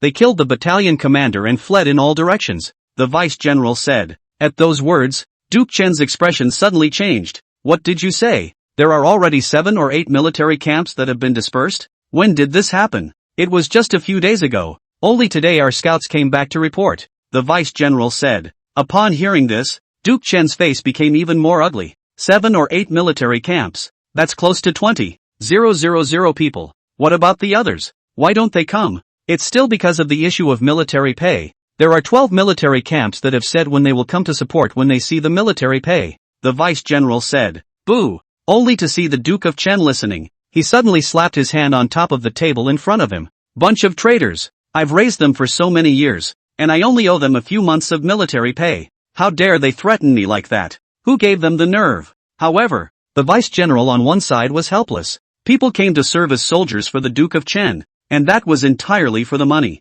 Without money, why should people come and fight for him? But the vice admiral was afraid to say anything. It wasn't until a while later that Duke Chen said in a cold voice, "What about the rest? The rest will be assembled tomorrow. It's just that each battalion has lost quite a few soldiers inside, so the numbers might be a bit low." The vice general said, "How many men are there?" Chen Guogongdao. "Over 40,000. The vice general said, "Enough. After we gather tomorrow, we'll attack Jinling City directly." Chen Guogongdao. Straight up offense? Without studying the tactics? The vice admiral frowned slightly. Study what? This time, I won't give Chen Fan the slightest chance. I just want 40,000 people to attack at the same time. Let Chen Fan not have the slightest chance to react. Moreover, the war drums must not stop. They must not give Chen Fan another chance to compel people. At the same time, order them to go down. As long as they can attack Jinling City tomorrow, everything in Jinling City will be theirs. Money, beautiful women. They can take whatever they want. Isn't it just inspiring? Who wouldn't? This time I want to see. What else does Chen Fan have to resist me this time? Only to see the Duke of Chen with a gloomy face chiding. I'll go make arrangements. The vice general didn't dare to hesitate and hurriedly said. At this moment, on the other side, in a restaurant on the road from Shenzhen to Jinling, Ji Qianxue stood by the window and looked at the calm moon outside, pinching the jade pendant in her hand. The irritation in her heart couldn't be quelled. Seeing Snow Shadow walk in, he was even more eager to ask, "How's it going? How's Jinling?" At those words, Snow Shadow was helpless. "Empress, there is still a distance here from Jinling. The scouts sent out are only afraid that they haven't even arrived at Jinling yet." "Then no news has come from Jinling?" Ji Qianxue said. "No. Apart from the 800 miles of expediting that day, there's not a single bit of news," Snow Shadow said. Hearing this, Ji Qianxue was even more worried in her heart. She knew too well what not having any news at all meant. If the Imperial Guard of Jinling City was still holding out, then there wouldn't be no news at all. "How long will it take us to get there?" Ji Qianxue added. "It will take 3 days at the earliest," Snow Shadow said. "What about the army? How long will it take for General Primus to arrive at Jinling?" Ji Qianxue said. "After all, it's a march, and the fastest it can take is 7 days. And that's just the vanguard. If it's a large army, the fastest would be 10 days, Snow Shadow said. At those words, Ji Qianxue's face became even more ugly. 7 days, 10 days, and the yellow flowers are cold. Empress, in fact, you don't have to worry too much. Even if Duke Chen revolts, with Chen Fan's intelligence, he won't get into trouble so easily. Not to mention that there is a team of secret guards and Lang Hanshuang protecting him. With Lang Hanshuang's cultivation at the 9th realm and that team of secret guards, it would be hard to kill Chen Fan. Snow Shadow comforted. How could I not know this? But have you thought about it? Chen Fan is not alone. He still has Xiao Kershaw AI. And Run Yu. You know him well. He's a man of love. He'd never run away without them. Not to mention the fact that Chen Guogong was originally forced by him to rebel so quickly. Chen Guogong will definitely not let him go, Ji Qianxue said. At those words, Snow Shadow didn't know what to say for a moment. After all, what Ji Qianxue said was the truth. Although Cold Frost was able to protect Chen Fan, in the end, she was only one person, and facing the army, it was simply impossible to bring Xiao Kershaw AI and the others back in one piece. And the kind of person Chen Fan was, he would rather die himself than let Xiao Kershaw AI and the girls die because of him. This little cutie, as the former third young master of the State Duke's mansion, doesn't he know the depths of the Duke of Chen? Why do we have to fight with the Duke of Chen? Can't you just be soft for once? Really? I shouldn't have watched him go against Duke Chen in the first place. Should have stopped him earlier. Should have just forcefully brought him to Shengjing City. I shouldn't have let him fool around in Jinling City, only to see Ji Qianxue suddenly speak again. But when Snow Shadow sniffed, there was some helplessness in her heart. Doesn't she know better? Ji Qianxue said so many things that she shouldn't. It would be better to say that she shouldn't withdraw from the marriage with Chen Fan. If he didn't withdraw from Chen Fan, how would so many things have happened? Or rather, at first, should not come to Jinling City, do not come to Jinling City, will not meet Chen Fan, will not be so attached to Chen Fan. But what's the use of talking about it now? What's the use of regretting when what's meant to be has happened? But thinking about it, Snow Shadow suddenly thought of something and tried curiously. Empress, if Chen Fan is still alive, will you go see him? At those words, Ji Qianxue suddenly froze. Yeah, if Chen Fan is still alive, should one go to see him? And if I do, what posture should I take to meet him? In what mood to meet him? He's a married man. Chapter 76, Coming. Chu Qingcheng has finally come. Early the next morning, Chen Fan appeared on top of the city walls of Jinling City early in the morning. He really didn't expect that the counterattack of the Duke of Chen would come so quickly. He was beaten away by him only yesterday, but today he has organized so many armies to come and attack. But it's a good thing we collected a lot of soldiers yesterday, otherwise we wouldn't have been able to resist today. Moreover, Chu Qingcheng should have done a pretty good job, or else it would be impossible for Duke Chen to only have these 30,000 to 40,000 troops. But even if Chen Guigong only had these 30,000 to 40,000 people, it wouldn't be simple for them to resist. Most of all, the Duke of Chen should have made arrangements, and that continuous sound of war drums didn't give him a chance to shake the heart of the army at all. Moreover, there was no telling why. Today, the soldiers of Chen Guigong's soldiers were all very passionate about fighting and full of wariness. Chen Fan, what about this time? Looking at this appearance of Duke Chen, he should be determined to take down Jinling City. At this time, Tai Shouli came to Chen Fan's side with a worried look on his face. He's gone out on a limb, and now the only thing left to do is to die. Command down. Hold Jinling City at all costs. As long as we can hold Jinling City, I'll give each of them another 100 taels bonus when the time comes. And as long as they hold on, reinforcements will arrive soon, Chen Fan said. Upon hearing this, Tai Shouli frowned slightly. Reinforcements? How can reinforcements arrive so quickly? As a former minister of war, how could he not know that it would take 7 or 8 days for reinforcements to arrive at the earliest? However, once he thought that this could possibly be Chen Fan's way of boosting the military's morale, he didn't say anything and hurriedly followed what Chen Fan said. But at this time, Lang Hanswang was worried and said, "Husband, there are too many people on the other side. We might not be able to defend. Why don't we take Xiao Ai and the girls away first?" Don't panic. Jinling City is not at the point of abandoning the city and running away now. And if I leave, the military will be in disarray, and that will make it even more impossible to stop Chen Guigong's attack, Chen Fan said. But, Lang Hanfeng wanted to say something else, but before her words could be spoken, Chen Fan spoke directly. Wait a little longer. Reinforcements should be arriving soon. Upon hearing this, Lang Hanswang frowned slightly. Reinforcements? How is that possible? It's only been 3 days since Duke Chen's mutiny. How could reinforcements come so quickly? You'll know when the time comes. And don't worry too much. If we really can't stop it, we'll leave again. I won't be so stupid as to keep guarding this place all the time. Chen Fan spoke softly and added, have someone go and bring Big Brother. At those words, Cold Frost couldn't say anything else, and the battle ahead was getting more and more intense. If they weren't on the defending side, with the city wall as a barrier, with those soldiers of the Duke of Chen defiantly charging, they simply couldn't resist. But Chen Fan knew very well that with Chen Guigong's momentum, if they didn't have reinforcements, Jinling City would be taken down sooner or later. But now he didn't know what the situation of the 72 water-walled village was, and he didn't know when Chu Qingcheng would be able to bring someone. Therefore, Chen Fan was also anxious in his heart and had been closely monitoring the situation on the battlefield. But soon, Chen Feng was brought up in a fivefold tie. Seeing this, Chen Fan did not hesitate and directly picked up the loudspeaker and shouted, Duke Chen, look who he is. Because of the tired war drums, the Duke of Chen originally could not hear Chen Fan's words, but he was also paying close attention to the situation on top of the city wall, and he also saw Chen Feng from his 1,000-mile mirror. It was just that he didn't expect that Chen Feng hadn't died, but now Chen Fan pushed Chen Feng out. What was he trying to do? Although there was some concern in Duke Chen's heart, he ordered the war drums to stop. The sound of the war drums had only stopped when Chen Fan's voice could be heard coming from above the city walls. Duke Chen, take a good look at who this is. If you don't want to see this good son of yours die in front of you, I advise you to retreat quickly. At those words, those attacking soldiers suddenly stopped. Seeing this, the Duke of Chen's expression suddenly changed, but not because Chen Fan had pushed Chen Feng out. Rather, the attacking soldiers suddenly stopped. What are you stopping for? All of you keep attacking. As long as you attack Jinling City,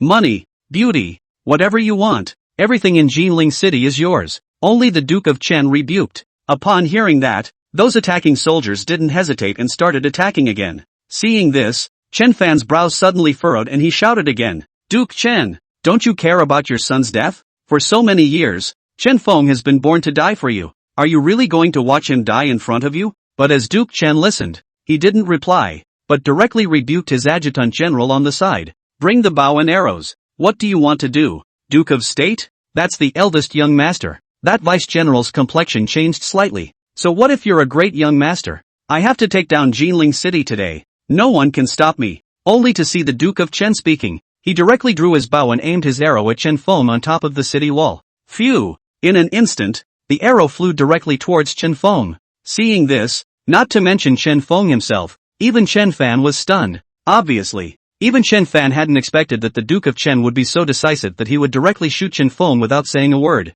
And Chen Feng himself was even more so how he had never expected that the Duke of Chen would directly strike at him, though he knew that the battle was urgent now, and that Duke Chen would not stop his attack because of him. But even if they didn't save him, they shouldn't just kill him. Who is he? He is the most valued son of the Duke of Chen. It's the eldest son and grandson of the Duke of State. Dang! Only to see the arrow coming, Lang Hansuang directly struck it down with a sword. And when Chen Fan picked up the loudspeaker, he directly opened his mouth and shouted, "Chen Changfeng, are you still human? A tiger's poison is not enough. Chen Feng is your son. He was born to die for you, but now you want to shoot him for your own selfish desires. Aren't you afraid that he'll get cold feet? Aren't you afraid that the generals under your command will get cold feet?" Listening to Chen Fan's words, the Duke of Chen also finally picked up the loudspeaker. "Chen Fan, I'm telling you, you die with this heart. It was an honor for him to die for my millennium. Thinking to use one of his cheap lives to make me retreat. It's a dream. It's you instead. If you are sensible, you should open the door and surrender. It's not certain that I'll be able to spare your life for the sake of you being my son. Otherwise, all of you will die if Jinling City breaks down today." At those words, Chen Fan frowned. Obviously, Duke Chen was really determined to take down Jinling City, and no one could change that. And now, Jinling City is really close to being untenable. What to do? Do we really have to watch Chun Guigong break through the city gates and occupy Jinling City today? Do we really want to watch the industry that we have built up with great difficulty destroyed? But Chen Fan was really unwilling. Obviously he had made so many preparations. Why do you still have to lose? But at that moment, the rear of the Duke of Chen's army was suddenly filled with smoke and dust, and a burst of rapid hoofbeats came. Looking around, he saw tens of thousands of people rushing in, and as Chen Fan looked at the wisp of red at the head of the group, his face suddenly became excited. Here we go. Chu Qingqing finally came. Chapter 77, Bastard Brother, did you miss your sister? The others on top of the city walls looked at the tens of thousands of people who suddenly appeared, and despair was written on each of their faces, especially looking at those men and horses bearing the banner of the 72 water villages. They used to be soldiers of the Duke of Chen, so they naturally knew that the 72 water villages were the people of the Duke of Chen. Now that they couldn't even hold back the 30,000 to 40,000 men of Duke Chen, how could they hold back so many people from the 72 water villages? While the Duke of Chen looked at the people of the 72 water fortresses, he had a puzzled look on his face. Obviously, he also didn't understand how the people from the 72 water villages came. Didn't he ask the 72 water fortresses to hold the Yangtze River to prevent reinforcements from the imperial court? But it was just in time. With so many Jianghu experts in the 72 water village, ascending the city wall was easy for them. Chu Qingcheng, you're just in time. Hurry up and bring your men to charge the city walls. Take down Jinling City for me. Thinking about it, he only saw Duke Chen directly pick up the loudspeaker and shouted. However, Chu Qingcheng acted as if she did not hear the words of the Duke of Chen and directly shouted, "Everybody listen up. The Duke of Chen has raised an army to revolt and seek to usurp the throne. Everyone must be executed. Kill." Accompanied by Chu Qingcheng's words, one could only see the 72 people of the water village directly killing towards the Duke of Chen. Seeing this, the crowd was all dumbfounded. No matter if it was the Taiguan and others on the city wall, or the Duke of Chen and others, they were all dumbfounded. Isn't Chu Qingcheng's 72 water villages the people of the Duke of Chen? How could you take a shot at the Duke of Chen? Chu Qingcheng, what do you want to do? Are you crazy? Duke Chen even roared with disbelief. However, Chu Qingcheng was gloomy. Chen Changfeng, do you really think that we don't know about the things you've done? I'm telling you, Chen Fan told me everything, and second leader has confessed everything. Today I will avenge my righteous father. Q. Only to see Chu Qingcheng chortling, riding his horse, he charged directly towards the Duke of Chen. At those words, Duke Chen's expression suddenly changed. Chen Fan had told her everything? What do you mean? When did Chen Fan tell Chu Qingcheng? Moreover, how did Chen Fan know? But now, no matter how much doubt Chen Guigong had in his heart, it wasn't the right time to ask, and he hurriedly told his soldiers to return to defense. The entire battlefield also suddenly changed from a siege to a melee. The soldiers on the city walls were also finally relieved. The Taisho also came to Chen Fan's side and said with a puzzled expression, "Chen Fan, what's going on? How did the people from the 72 water villages suddenly appear?" "That's the reinforcements I was talking about," Chen Fan said indifferently and added, "Open the city gates. All the soldiers will all go out to battle, and join the people from the 72 water fortresses to besiege Lord Chen. This time we can't let Duke Chen escape no matter what." "Yes." Only after the Taisho responded respectfully to Chen Fan, he directly rebuked, "All of you, attack and besiege the Duke of Chen." Seeing this, Chen Fan was also finally relieved and turned back to look at Chen Feng. "Big brother, you saw it clearly just now, didn't you?" At those words, Chen Feng did not say anything, or perhaps he did not know what to say. He didn't expect that the Chen Guigong would not hesitate to shoot him. It was even more unexpected that Chen Fan was able to turn the people of the 72 water villages against him, making the people of the 72 water villages turn into his reinforcements. And only now did he realize that everything Chen Guigong had plotted, Chen Fan had all seen clearly. Moreover, the other Chen Fan had done everything to deal with it. In that case, how else could Lord Chen succeed? It could even be said that from the time Duke Chen decided to raise an army, he had already lost. Even when the Duke of Chen expelled Chen Fan from his family and wanted to kill him, he had already lost. Lost completely and utterly. Because of the appearance of the 72 water fortress, the army of the Duke of Chen below had already been disorganized, coupled with the 72 water fortress number of people. And there are many Jianghu masters. Chen Guigong's army has long been routed, retreating. The Duke of Chen had also long ago panicked to the extreme, and had even brought his soldiers along to fight, looking woefully out of shape. Chen Fan watched all of this and knew that it was all coming to an end. Then he looked directly to the side and gave Lang Hanfeng a wink. Lang Chanchuan also understood what Chen Fan meant and flew directly towards the battlefield with her long sword in hand. As a peak 9th realm powerhouse, Lang Hanfeng, those ordinary soldiers were simply no match for her, and it was as if Lang Chanchuan had entered a no-man's land, killing all the way, heading straight for the Duke of Chen. Within a short while, Lang Hanfeng had arrived in front of the Duke of Chen, and when the Duke of Chen saw this, he was already panicked to the extreme, and without saying a word, he wanted to ride away. But how could Lang Hanfeng let him escape? Only to see the long sword flash in Lang Hanchuan's hand, directly stabbing the Duke of Chen's chest. The Duke of Chen looked at the long sword that went through his chest with a face of disbelief, his eyes wide open as he looked at Lang Hanzuang and then back at Chen Fan on the city wall.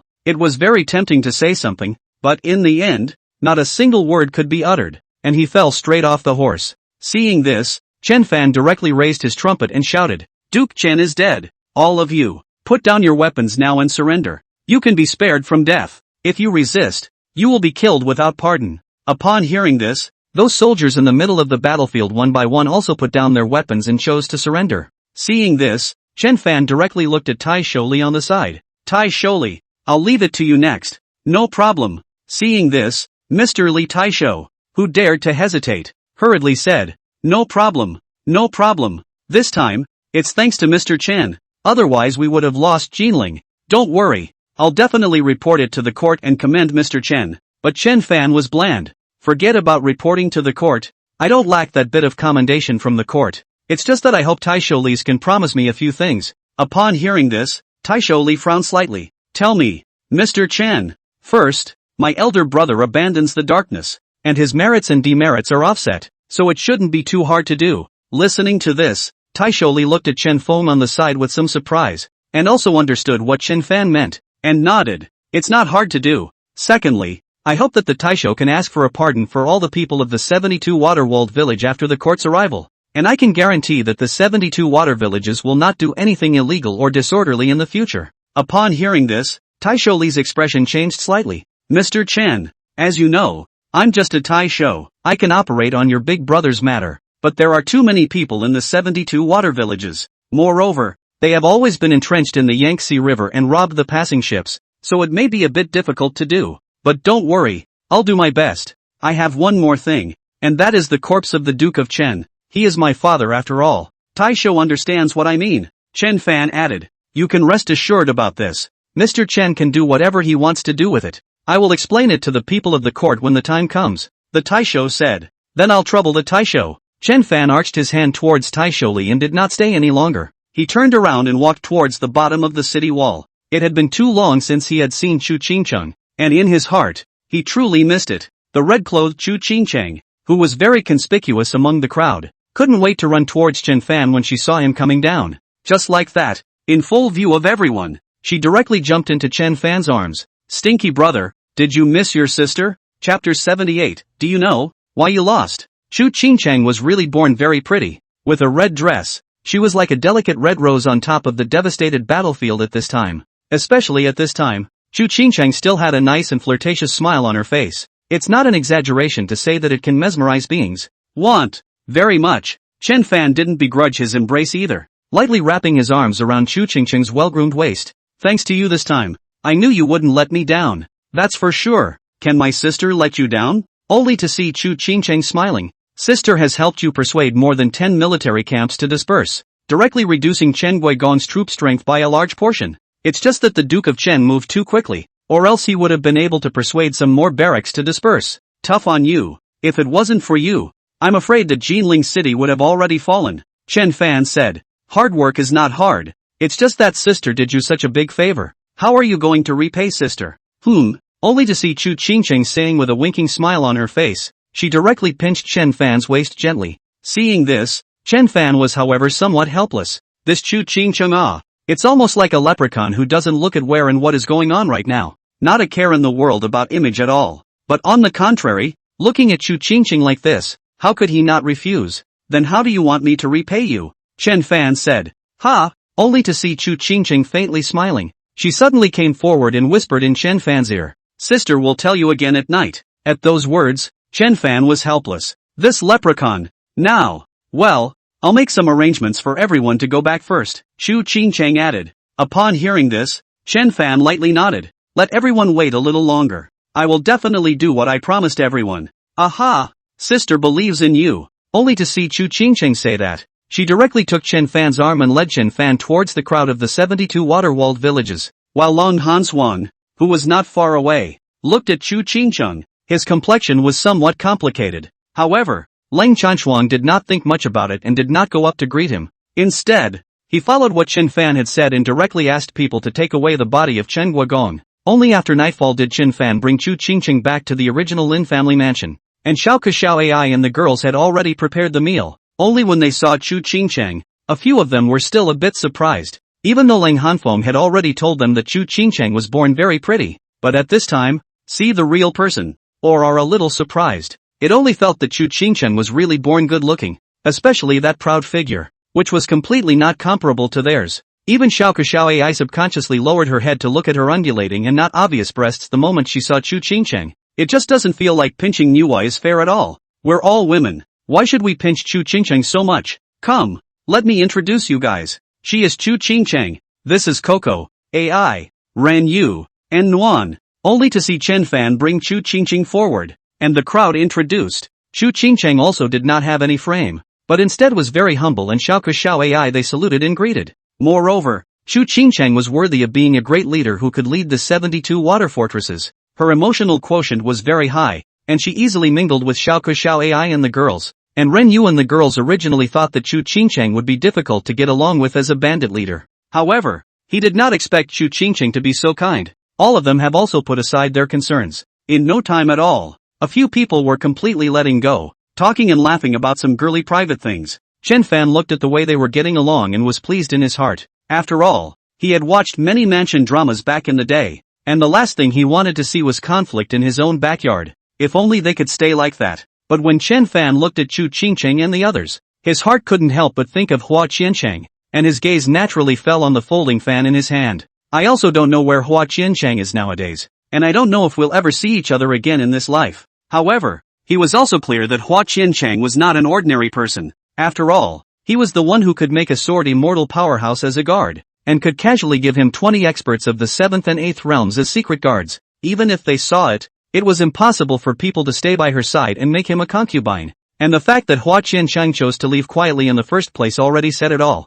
In this life, it may be true that we will never see each other again. Thinking about it, Chen Fan's complexion also became a few shades darker. Luckily, Leng Chanshuang and the girls noticed and started pulling Chen Fan to drink and eat meat, and Chen Fan stopped thinking about Hua Qianchang. I just feel that if it's meant to be, I'll naturally see it again. And at this time, on the way from Shengjing to Jinling, Ji Qianxue was practically rushing nonstop. Just want to hurry up and come to Jinling City. Time was also passing a little, and soon, 2 days passed in the blink of an eye. However, it was clear that only 2 days had passed, and the entire city of Jinling looked as if it had changed its appearance, and there was no longer any trace of the war. The streets were still bustling with traffic, as if there had never been a war. Together with Chen Fan's offer of 100 taels a person in order to conscript soldiers, it indirectly boosted Jinling City's consumption, so much so that the entire city of Jinling seems to be even more lively and prosperous than before. Meanwhile, because of the downfall of Chen Guogong, those merchants who originally affiliated with Chen Guogong also closed down, and Chen Fan took the opportunity to acquire them. So much so that now 90% of the merchants in Jinling City are all under the control of Chen Fan. The chain of lovely restaurants was expanding, and the lovely chamber of commerce established by Chen Fan was beginning to take shape. Everything is moving in a good direction. It was in the afternoon. Chen Fan brought Chen Hao Chen Feng and Lang Hanfeng to the outskirts of a small farmhouse. At first, Chen Hao and Chen Feng were puzzled, not knowing what Chen Fan was doing by bringing them to such a small farmhouse, until they entered the room and looked at the Duke of Chen on top of the hospital bed. Chen Hao and Chen Feng were both stunned. The Duke of Chen was also surprised to see the three Chen Fan brothers. Third brother, father is not being by you. Chen Hao was the first to speak, but before he could finish his words, Chen Fan faintly said, no matter what, he is still a father, and I had little Nguyen avoid the vitals when he killed him. Upon hearing this, Chen Hao and Chen Feng were both surprised. Obviously none of them had thought that Chen Guogong had tried to kill Chen Fan 3 times, but Chen Fan was even willing to spare Chen Guogong's life. But at this time, Duke Chen was looking at Chen Fan with a gloomy face and chided. What are you doing here? Bring them to see you. Only to see Chen Fan speaking with full indifference. He directly sat on the side. Look at me? I think you're deliberately looking at me to see the joke. Duke Chen chided. Upon hearing this, Chen Fan sighed with a helpless face. Do you know, why did you lose? Are you not clear that I will lose? If it wasn't for you, the rebellious son, how could I have lost? I shouldn't have left you, the rebellious son, behind in the first place. I shouldn't have allowed you to enter the gates of my Chen family. Duke Chen chided. But Chen Fan was impatient and said, but have you thought about it? If you had been nicer to my mother in the first place, be a little bit better to me, nothing would have happened today. Chapter 79, how did he do it? I'm not good for you? I didn't let you spend your days drinking? Didn't let you be the third young master of the state duke's house? I did kick you out of the house, but if you weren't too much of a foppish waste of space to make the empress withdraw from the marriage, how would I have expelled you from the family? When Duke Chen heard Chen Fan's words, he questioned with a defiant face. Ha! However, Chen Fan sniffed, but laughed lightly. Do you really think I don't know? If it wasn't for the fact that I think I'm still somewhat useful, I could marry the empress. I could be a hostage of your state duke's house, and I could go under cover for you. Would you have let me into the gates of your state house in the first place? Being nice to me? In the 5 years I've been in the state house, have you ever for a moment treated me as your son? Have you ever cared about me once? Where were you when I couldn't even eat in the state house? And where were you when I was humiliated by the household servants and underlings in the state house? If you really cared about me for a moment, how could you think I was just a dude like everyone else? In your eyes, I'm nothing more than a bastard born of a servant girl, a useless pawn that can be discarded at will. Only to see Chen Fan speaking with a cool face, he added, yes, I am just a sinful seed born from a lowly servant girl, and as a duke of the state, you are so high and mighty that you can indeed treat me with disdain. But what about big brother and second brother? What did they do wrong? The second brother was just not able to achieve your goal, so you were expelled from the house and lived on the streets. Yes, second brother has embarrassed you, but what about big brother? Died for you, almost died from serious injuries in order to cover your retreat. But what did you do about it? Shall I go on? At those words, the Duke of Chen's complexion changed slightly, was very eager to say something, but really didn't know what could be said, what should be said, and when Chen Hao and Chen Feng on the side saw this,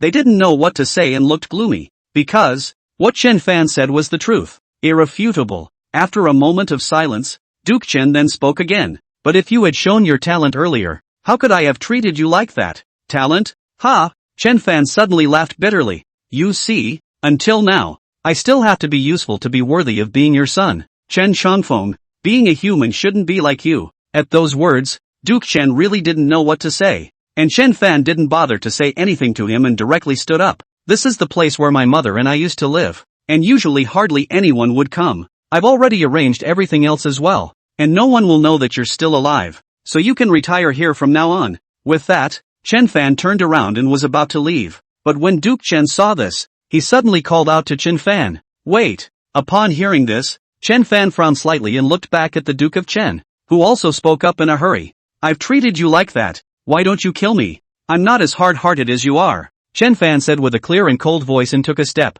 But when Duke Chen saw this, he hurriedly said, I have another question. How did your mother die? At those words, Chen Fan's footsteps suddenly paused for a moment, but it was only a moment. Starving. Along with the words, Chen Fan directly walked out. But as Duke Chen listened, he directly froze. He had thought that Chen Fan's mother might have died of illness, might have died in an accident, might have been murdered. But how could it not have occurred to him that Chen Fan's mother had been starved to death? The woman of the Duke of State was starved to death alive. No wonder Chen Fan was so skinny and weak when he went to the State Duke's mansion alone in the first place. And he could also think of Chen Fan's mother, a weak and tiny servant girl with no one to turn to, with a child in tow. What kind of life she was living? Just thinking about it, Duke Chen's heart felt like it was suddenly pierced by a knife. However, Chen Fan was ignoring it and left the small courtyard directly with Lang Hanswang. It was just that Lang Hanfeng was also surprised in her heart. At first, she was still puzzled why Chen Fan, a worldly dude, was able to eat a course meal, go down to the fields,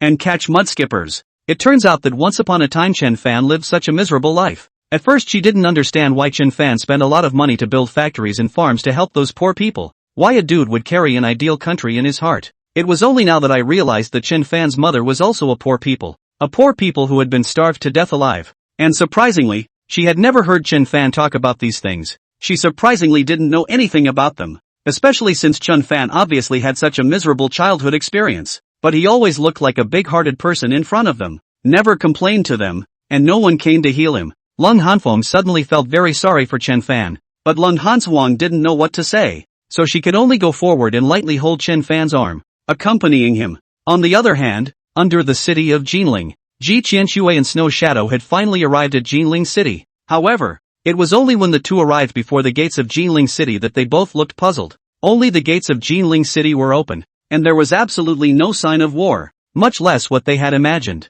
What's going on here? Duke Chen has occupied Jinling City. How come he didn't set up any defenses? Snow Shadow said with a puzzled expression. Go in first, Ji Qianxue said with a cool face as she walked towards the inside of Jinling City. But into the city. Looking at the prosperous appearance of the Jinling City traffic, the heart is even more puzzled. It was not the first time for any of them to come to Jinling City, but for some reason, they always felt that today's Jinling City was more prosperous and lively than ever, and there was a thriving scene everywhere. There's the look of war there. Empress, want to inquire? Snow Shadow said. Aha! Ji Qianxue nodded lightly, and without hesitation, Snow Shadow brought Ji Qianxue to sit down at a roadside tea house. But both of them were shocked to the core as they listened to the words of the shopkeeper and the people around them. Surprisingly, it's not that there's no war going on, it's that the war is over. But how long has it been? Hasn't it only been 5 or 6 days? How did the war end? But Ji Qianxue and Snow Shadow were even more filled with disbelief when they listened to that shopkeeper's next words.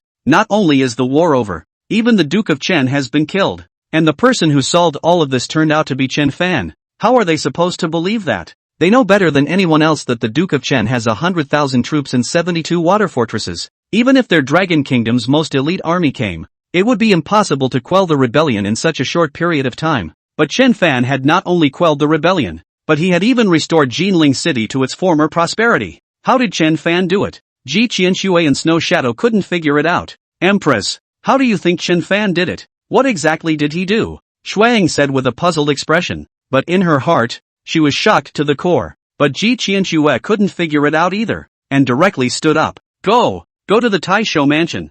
I need to know now how he did it. Chapter 80 Brother Chen. Long time no see. How are you these days? It's night. Ji Qianxue and Snow Shadow walked out of the Imperial Guard's mansion, but the look of shock on the two men's faces did not dissipate for a long time. Especially Ji Qianxue. In his heart, he was still pondering over the words of Taisho Li just now. Although Li Taisho had told everything in huge detail, Ji Qianxue knew that Li Taisho had not understood all of Chen Fan's schemes at all. But she got it all figured out. Although Chen Fan's performance on top of the battlefield in the past 2 days could be described as a legend that had never been seen before or since, but she was clear that Chen Fan's success wasn't because of these 2 days at all. Perhaps Chen Fan had already started laying out his plans since he left the State Duke's mansion. From making a move against the Lin family to cut off the Duke of Chen's financial resources, then to opening the lovely restaurant, with a move to invite the king into the jar to completely cut off the economy of the Duke of Chen, forcing the Duke of Chen to rebel. And Chen Fan had long anticipated Chen Guigon's rebellious behavior.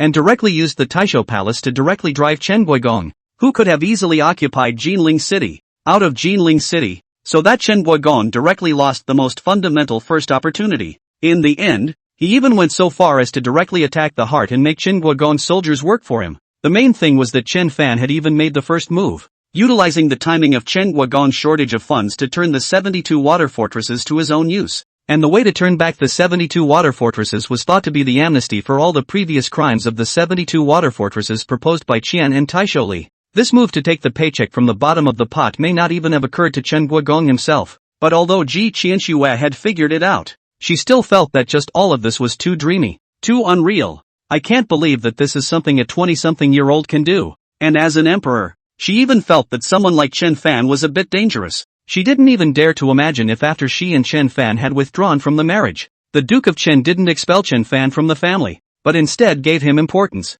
Then today, when Duke Chen rebels, will she still be able to defend herself? Fortunately, Chen Fan didn't do that. Fortunately, with her understanding of Chen Fan, and what Taisho Li said today, Chen Fan had no interest in power, or even just want to stay away from the court. Otherwise, with Chen Fan's achievements this time, even worshipping a general and being a marquis would be enough. However, Chen Fan directly gave all the credit to Taisho Li. Empress, you say that if Chen Fan is so talented, why didn't Duke Chen realize it in the first place? Why wasn't he willing to show it in the first place? If he was willing to show it, the position of the son of the state duke's house would be his. But he wants to be a fop and be criticized. Only the snow shadow beside Ji Qianxue suddenly spoke. Ji Qianxue, however, had a gloomy look on her face as she softly said, "Have you ever thought that him being a dude might just mean that he doesn't want to get married to me?" At those words, Snow Shadow's complexion suddenly changed, and she looked at Ji Qianxue with an unbelievable expression. No way.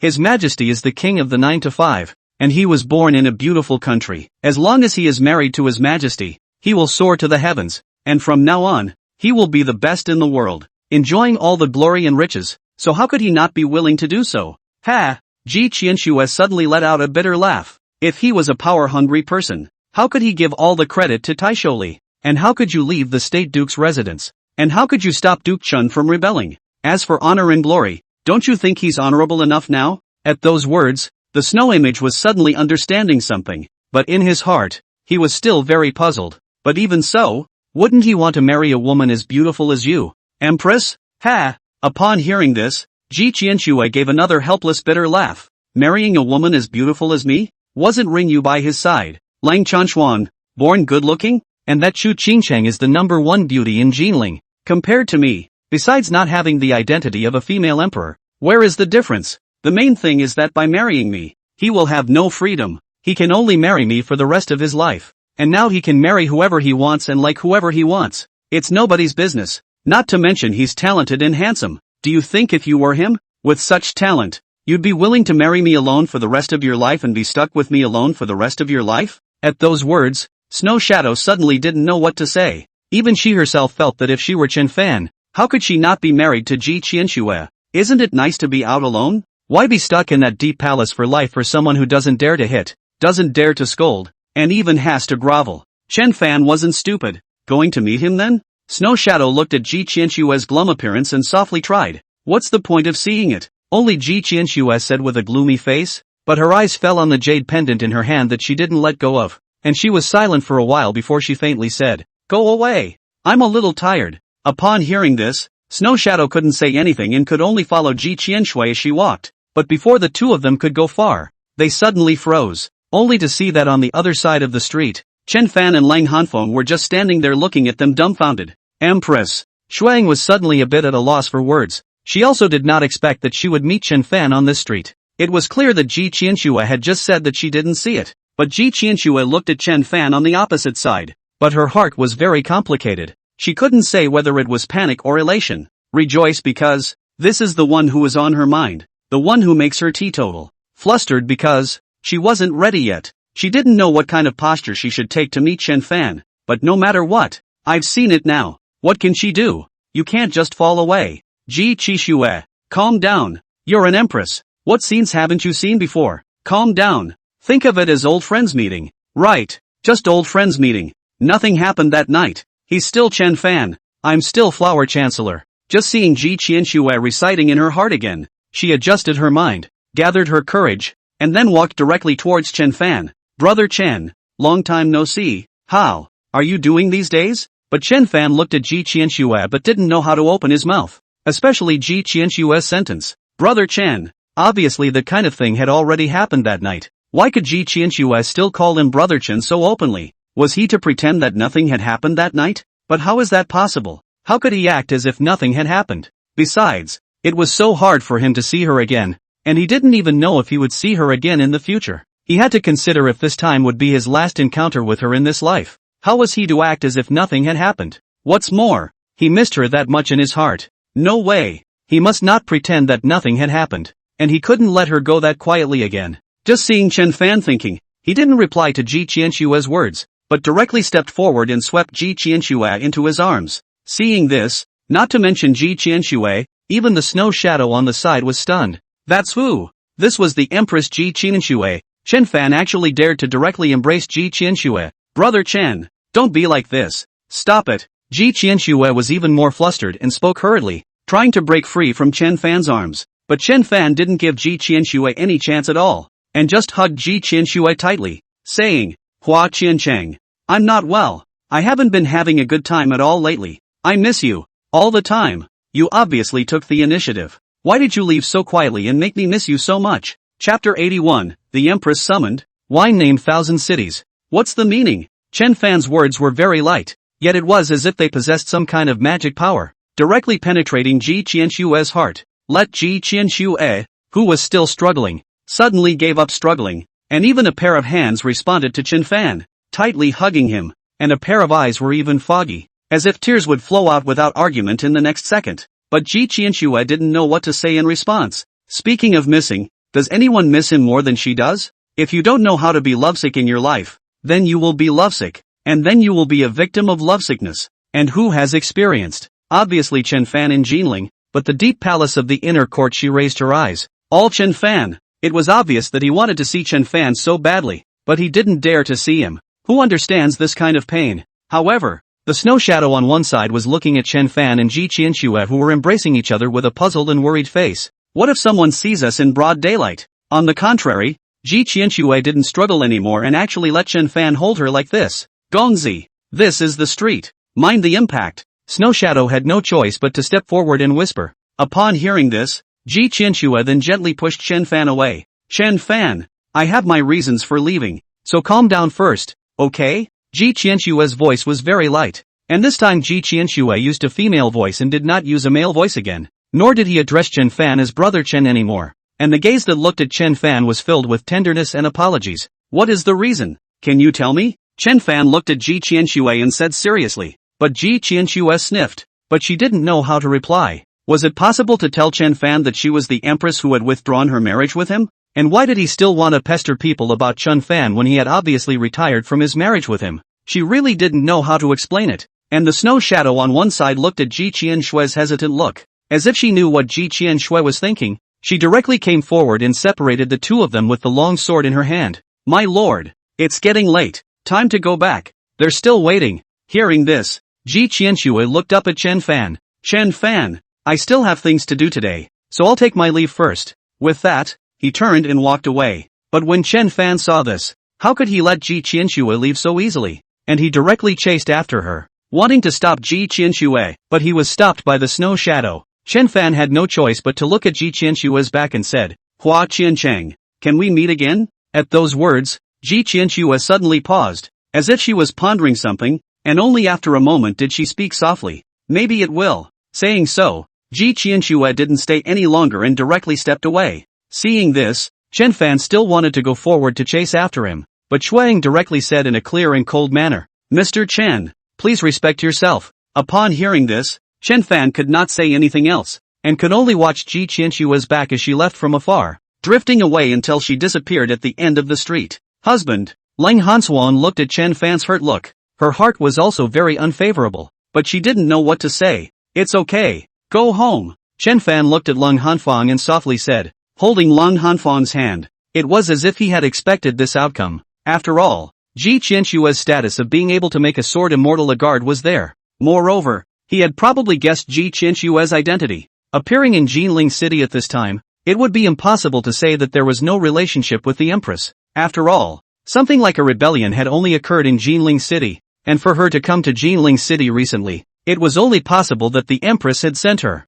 And how could someone who was highly respected by the empress be with him? Someone who had been disowned by the empress, even if he wasn't a dude anymore. There was no way they could be together. But watching Ji Qianxue leave, Chen Fan's heart was really unfavorable and painful, like he had lost something very important. Time passed, and in the blink of an eye it was 2 days. Chen Fan would walk up the street almost every day, but he never saw Ji Qianxue again. Just as Chen Fan was planning to take Leng Hanfeng home, he was stopped by a group of people. "May I ask if your excellency is Mr. Chen Fanchen?" The people who came were from the government, and looking at the clothes they were wearing, they were not from Jinling City. Chen Fan was puzzled in his heart, but he still respectfully arched his hand and said, "It is precisely me. I don't know what a few adults have to do." "Good day, Mr. Chen. We have been ordered by the Empress to ask Mr. Chen to go to the Taisho mansion. The Empress wants to see you." At those words, Chen Fan's expression suddenly changed. The Empress has actually come to Jinling City? When did this happen?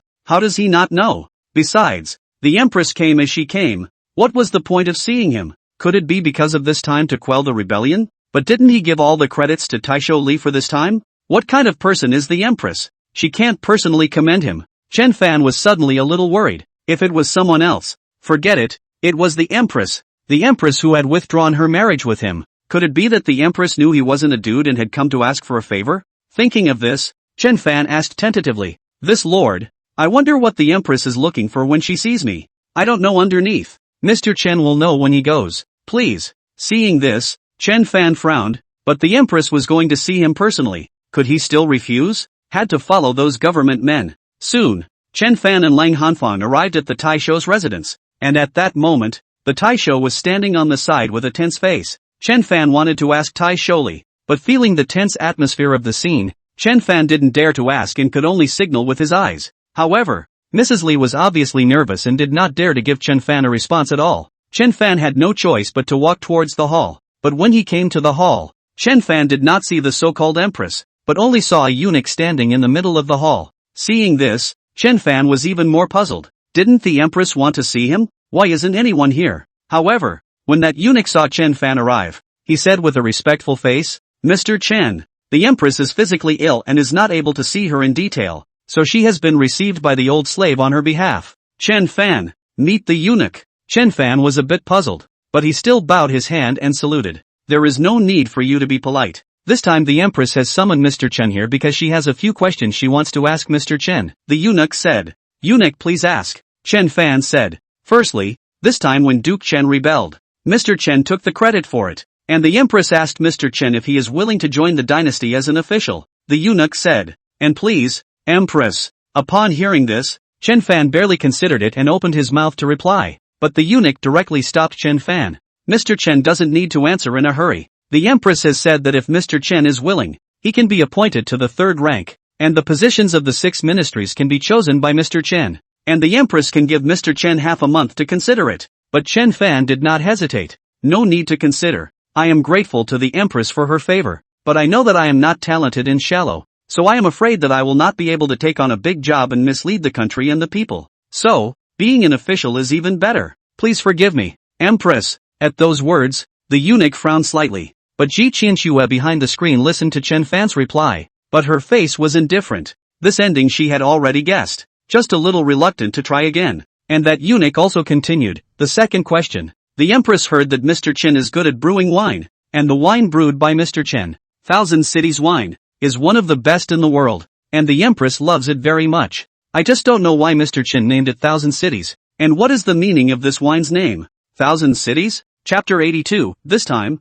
I want to wear women's clothes to meet him. To be honest, Chen Fan was a bit surprised. He had thought about what the Empress would ask him, but he really hadn't thought that the Empress would even ask him this question. Although he didn't want to answer, there was nothing he could do about it. Who told him that he was an empress? 1,000 Cities is a girl's name, Chen Fan said. A girl's name? The eunuch looked puzzled, but Ji Qianxue behind the screen listened, but her expression was stunned. "Right, it's a girl's name," Chen Fan said. The old slave is curious as to what kind of girl it is that could make Mr. Chen name the world's #1 wine after her, the eunuch said. However, Chen Fan did not answer, but said indifferently, can I not answer this question? If Mr. Chen doesn't want to, then naturally, the eunuch said. But Ji Qianxue behind the screen listened, but her heart was a little lost. After all, she was the one who let the eunuch ask this question. Third question. Mr. Chen has taken great credit for quelling the rebellion this time. I wonder what kind of reward Mr. Chen wants, the eunuch said.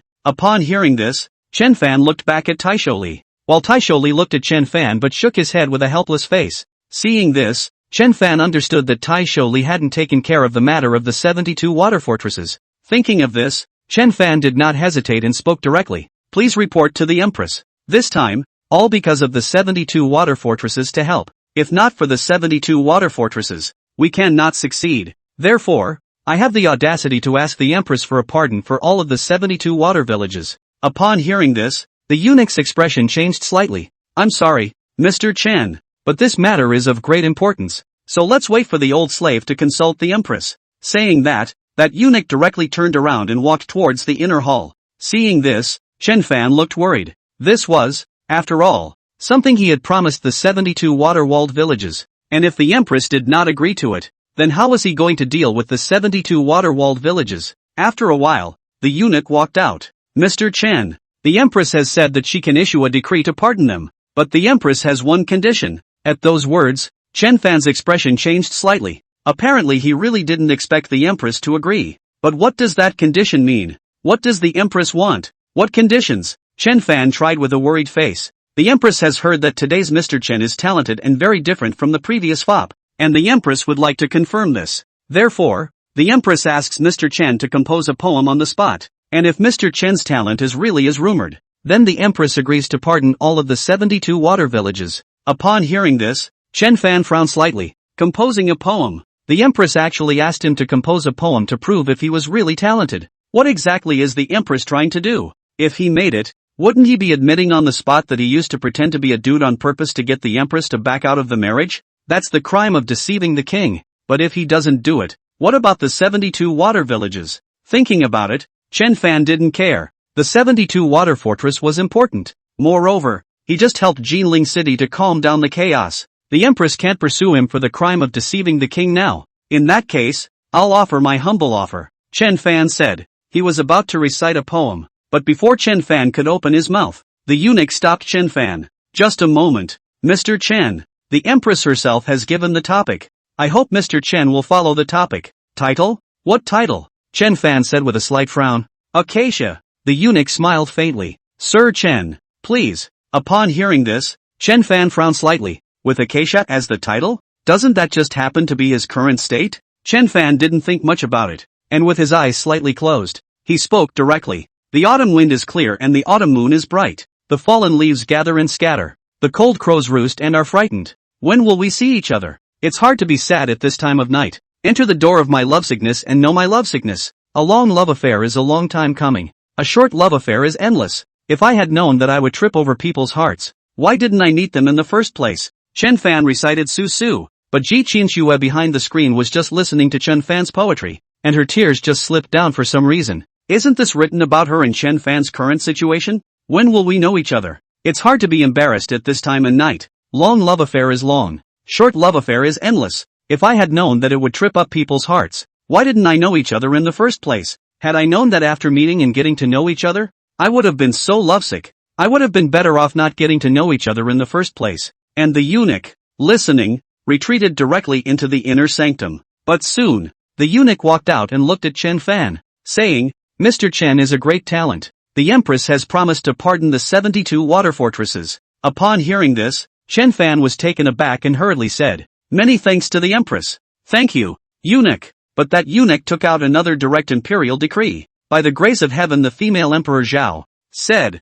Chen Fan has been meritorious in quelling the rebellion. He is hereby granted a gold medal for exemption from death, and he will not kneel at the sight of the officials. Rewarded with 1,000 taels of gold, 1,000 hectares of good land, and the residence of the Duke of State. Yours truly. At those words, Chen Fan was even more shocked and couldn't believe it. The Empress did not pursue him for the crime of deceiving the king, even if it is, but also rewarded him with a gold medal to avoid death. Why? Is the Empress really that ennobled? Mr. Chen, still not accepting the decree? That eunuch, however, said with a smile on his face, Upon hearing this, Chen Fan didn't dare to hesitate and hurriedly accepted the decree. Herborist accepts the decree. Long live the Empress. And that eunuch took out the gold medal for exemption from death and handed it to Chen Fan. Congratulations, Mr. Chen. This is the first time that the Empress has rewarded a gold medal for exemption from death since she ascended to the throne. At those words, Chen Fan was even more surprised.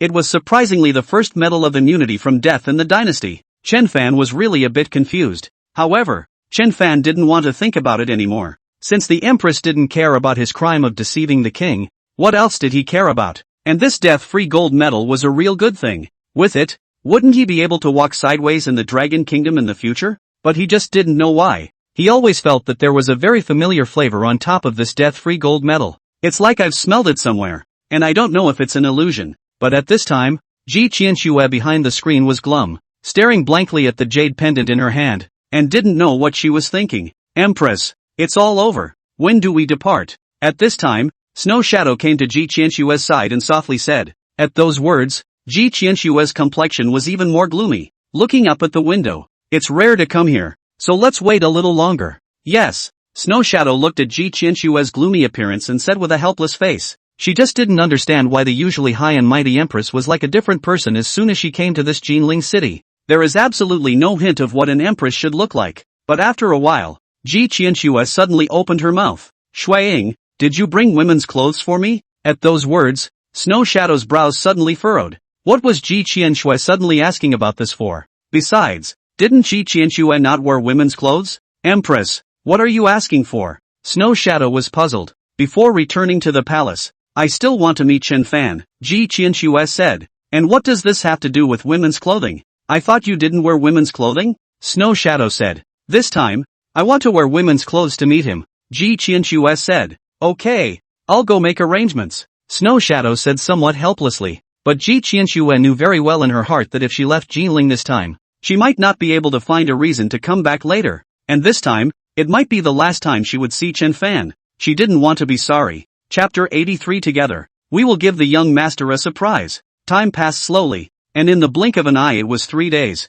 It has cooled down in Jinling in early winter. Chen Fan was also wearing a heavy fur cloak. And after these few days, Chen Fan's affairs were pretty much taken care of. Lovely Tavern was developing normally and had started spreading towards the outside of Jinling City. Together with the Lovely Chamber of Commerce established by Chen Fan, which monopolized control over the supply of all Lovely restaurants. Lovely restaurants had almost no shortcomings, especially since Lovely Tavern also has the one-of-a-kind Thousand Cities wine. That's why the expansion of Lovely Tavern can be said to be invincible, with no obstacles at all, and even many other restaurants joining in. Moreover, the Lovely restaurant had Chun Hao managing it, so Chen Fan had nothing to be busy with. And in these few days Chen Fan has also dealt with the matter of the 72 water fortresses more or less. 72 water fortresses, all people were pardoned. Chen Fan also directly began to lay out the freight industry with the 72 water-walled villages as the foundation to build cargo ships. The construction of the factory farm on the outskirts of the city was also coming to an end, and there was no need for Chen Fan to do anything for the time being. Although things were moving in a good direction, Chen Fan could also be idle. But Chen Fan didn't know why. Ever since he had met Hua Qiancheng a few days ago, Chen Fan didn't dare to be idle. As soon as he was idle, his mind couldn't help but think of her, but there was nothing for him to do. Sister Nguyen, what do you think is wrong with young master these days? Why is he always moping? On one side of the courtyard, Xiaoke Xiao Ai and the few of them were playing the backgammon that Chen Fan had taught them, and it was Xiaoke who spoke up. As the crowd listened to Xiaoke's words, they all subconsciously looked towards Chen Fan. They all found out too. In the past few days, Chen Fan had clearly received a reward from the Empress, and had returned to the State Duke's mansion, and no other annoying things had happened. But Chen Fan was always sullen, often looking at a certain place alone. I don't know. He didn't say anything to me. Lung Hanfeng lightly shook her head and said, then did anything unpleasant happen when you were together recently? Or did any of us upset young masters? Xiaoke looked at the several people again. Both Ren Yu and Chu Qingcheng lightly shook their heads.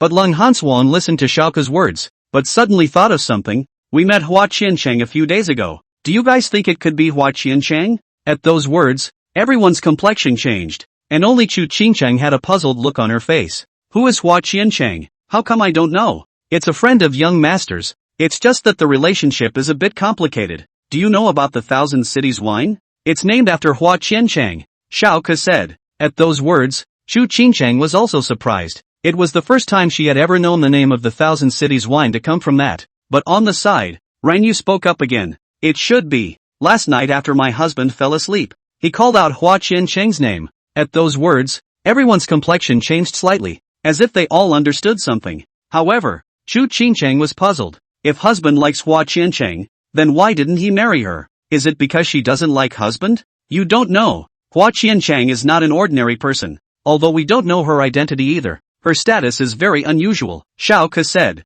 How is it unusual? Husband is still the richest man in Jinling. Chu Qingcheng said. Let me put it to you this way. These 7 or 8 realm secret guards in our courtyard are the ones that Hua Qiancheng gave to her husband. And the Snow Shadow Sword Immortal, who is known as one of the top 10 experts in the Jianghu, is her guard. Lung Hanswang said. At those words, Chu Qingcheng was even more stunned and unbelieving. Kenshin as a guard. What exactly is this identity? So, this kind of person is not someone that young master can marry just because he wants to, Xiao Ke said. Hearing this, Chu Qingcheng also suddenly understood. It was no wonder that Chen Fan had been moping lately. It turned out that there was one more person in his heart that he loved but couldn't. Sis, why don't we think of a way to make the young master happy and cheerful? At that moment, AI suddenly spoke. At those words, everyone's complexion changed slightly as they looked at AI. What do you have in mind? Coco said. Well, just a small available finger tapping his chin. Thinking, why don't we have a party? A party? The crowd all looked puzzled.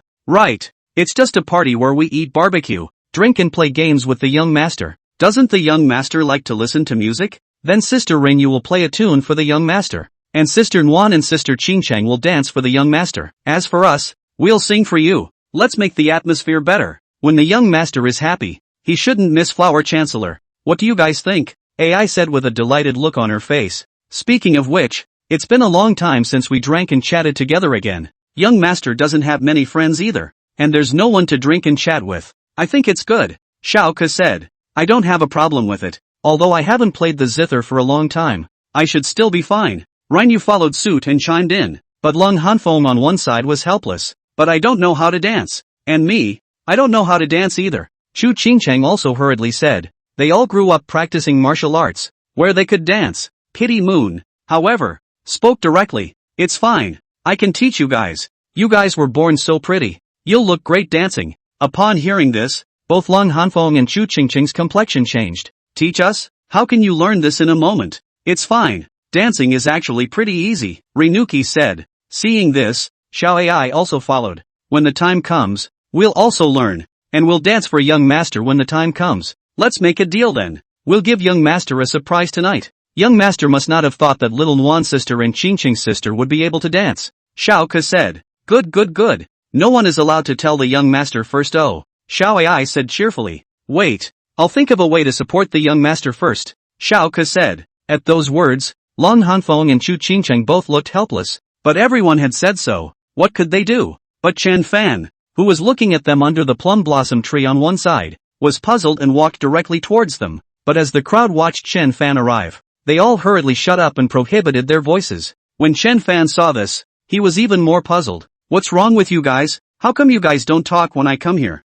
Nope, nothing. Only to see Xiao AI stuttering a bit as she spoke. Xiao Ke saw this and hurriedly picked up. Young master, aren't you going out today? Chen Fan looked at them with a suspicious face. Things are pretty much taken care of, so I won't go out. I'll stay at home with you guys today. But the people were frowning at the words. If Chen Fan doesn't go out, then how else are they going to surprise him? But just then, an underling suddenly ran in with a panicked face. My lord, it's bad. Something happened at the lovely restaurant. At those words, everyone's expression changed. How could something happen to the lovely restaurant? Slow down. Don't be in a hurry. What happened? Chen Fan said. A very difficult person has come to the lovely restaurant, looking for trouble of all kinds, and naming you as the one he wants to see. Your Excellency, the second eunuch has no choice but to ask me to invite the eunuch to make a trip, that subordinate said. At those words, Chen Fan frowned slightly. With the hospitality of the lovely tavern, how could anything happen? He even asked to see him by name. Was it directed at him? But it's not like he's offended anyone in all this time. But Xiao AI and the girls were surprised, especially wanting to see Chen Fan. Isn't this just the right opportunity for them? Chapter 84, The Little Prince from the Capital. False accusation. Luan, go check it out with me. Since people had named him, Chen Fan had no reason not to go, and turned his head to look at Lung Hansuang to bring him along. However, the crowd's color changed slightly at the words. Lang Hanswang was even more unsure of how to answer. After all, she had just said that they would prepare together and give Chen Fan a surprise. Young master, why don't you take 2 secret guards with you today? Xiaoke suddenly held Lang Hanfeng's hand and said. Upon hearing this, Chen Fan frowned slightly. Why? Are you not feeling well, little Nuan? Lang Hanfeng was a little unsure of how to reply, but Xiaoke spoke directly. Young master, Sister Xiaonuan has been saying she doesn't feel well since this morning. Upon hearing this, Chen Fan's complexion changed slightly, and he hurriedly went forward to touch Lang Hanfeng's forehead. Why didn't you say anything to me when you weren't feeling well? Has the ghost doctor been called to see you? The ghost doctor has looked at it. The ghost doctor said that it's just a bit of a cold, and that it'll be fine after a bit more rest. Xiaoke said. It's okay. Chen Fan responded briefly and added, however, with the recent onset of winter, the weather is getting colder, so you can all pay attention to keeping warm, and don't get sick, okay? Young master, you should just go. The second young master is still waiting for you. Young master, Xiaoke said. Aha! Chen Fan nodded lightly and looked at Chu Qingcheng again. Qingcheng, you go with me. Upon hearing this, the crowd was stunned again. This only left Lang Hanfeng behind. Why did Chen Fan want Chu Qingcheng to come along again? What's to be done about it? Ahem! Only Chu Qingcheng suddenly coughed lightly, stood up, and softly said, Yes, husband. Seeing this, Chen Fan frowned slightly. You're sick too? I am fine. Just a little cold. Chu Qingcheng said. What nothing. If you're sick, get some rest, and just come out in the wind less. Chen Fan said. What about you, husband? Chu Qingcheng said. I'll bring a few secret guards with me. You all have a good rest, and by the way, let the ghost doctor take another look. Chen Fan softly said. Alright then, husband be safe. Ahem, only to see Chu Qingcheng speak and cough lightly again. Seeing this, Chen Fan was even more heartbroken and even guilty, blaming himself for only thinking about Hua Qianchang. Surprisingly, he didn't even realize that Lang Hanfeng and Chu Qingcheng were sick. Damn it, Xiaoke Xiao Ai, Ran you guys take care of them, I'll be right back. Chen Fan said. Don't worry about going, young master, we'll take care of them. Xiaoke said. Aha! Hurry up and take them to their rooms. Don't be out in the cold. I'll go first, Chen Fan said softly and looked at the two with a guilty face, but still turned around and left. Seeing this, Coco and the girls breathed a sigh of relief, but a few people looked at each other, but they couldn't help but laugh softly, looking like they were succeeding in their treacherous plans. Sister Mercy Moon, while we're at it, why don't you teach us how to dance first?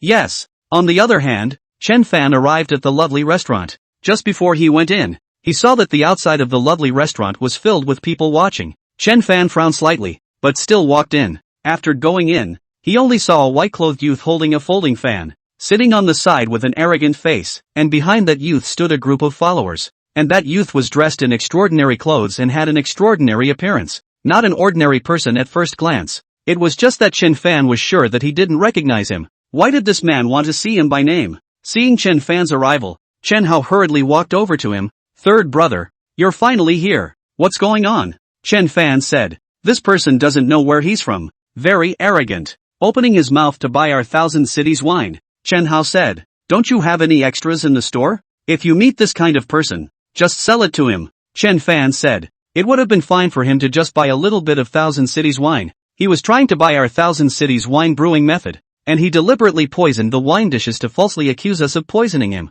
If he doesn't give him the brewing method of 1,000 cities wine, he will report to the officials. And it seems like his identity is not simple, Chen Hao said. Upon hearing this, Chen Fan frowned slightly. Wasn't this intentionally picking a fight? But at this time, that youth also discovered Chen Fan, and a pair of eyes directly landed on Chen Fan, sizing him up. For some reason, that youth's face became visibly more somber as he looked at the dark guards around Chen Fan. You're Chen Fan? Upon hearing this, Chen Fan also looked towards the youth and arched his hand towards the youth. My name is Chen Fan. I am the owner of the lovely restaurant. I don't know what your honor calls you.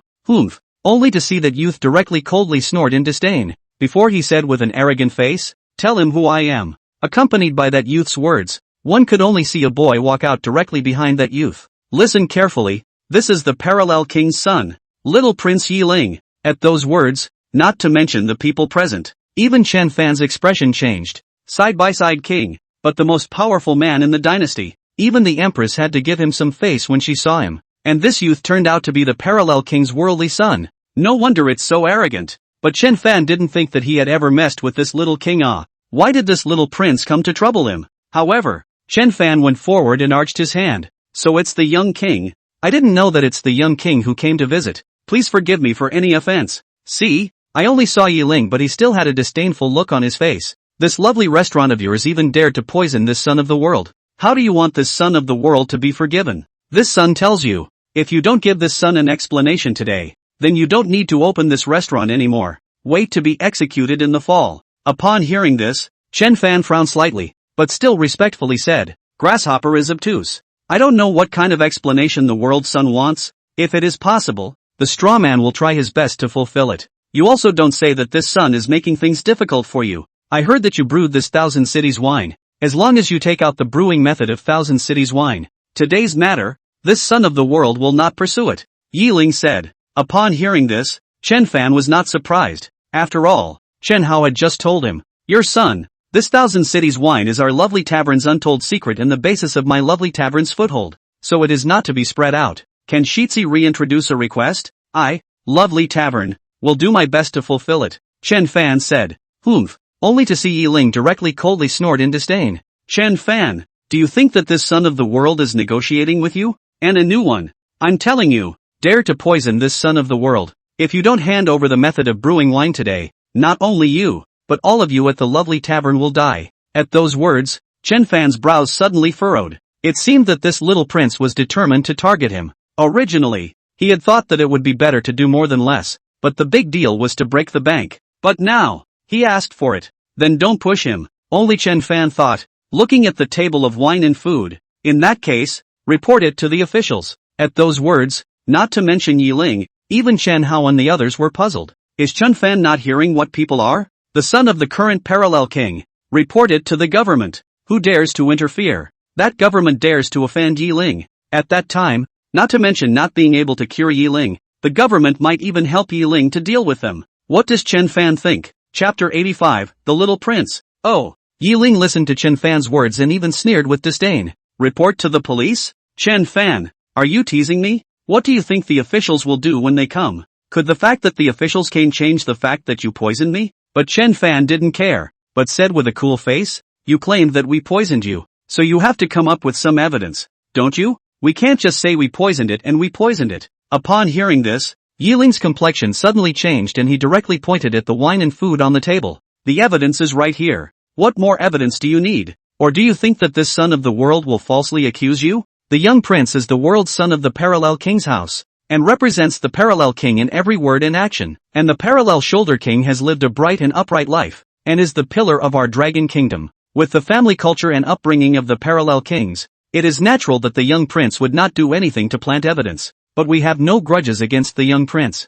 so why would we poison the young prince, and poison the young prince in our own restaurant at that? Therefore, I have to worry that there are people with ulterior motives who want to put the young prince to death. So, it's better to ask the officials to come and find out. If it's really my lovely tavern's doing, it won't be too late for the young prince to dispose of us, Chen Fan said slowly. However, Yiling was listening with a gloomy face and wanted to say something, but Chen Fan said every word. In particular, he also elevated his father, the parallel king, so much, and the words were all about respect for the parallel king, and the words were all about concern for him. Not a single sentence is meant to pass the buck. He couldn't even refute it. But even so, what can be done? He still can't believe it. Even if the officials come, what can they do? Could it be that the officials still dared to offend him to help Chen Fan? Good. Since you want the officials to come, then let them come, Yiling said. Upon hearing this, Chen Fan did not hesitate and directly waved his hand to signal the people from the restaurant to report to the officials.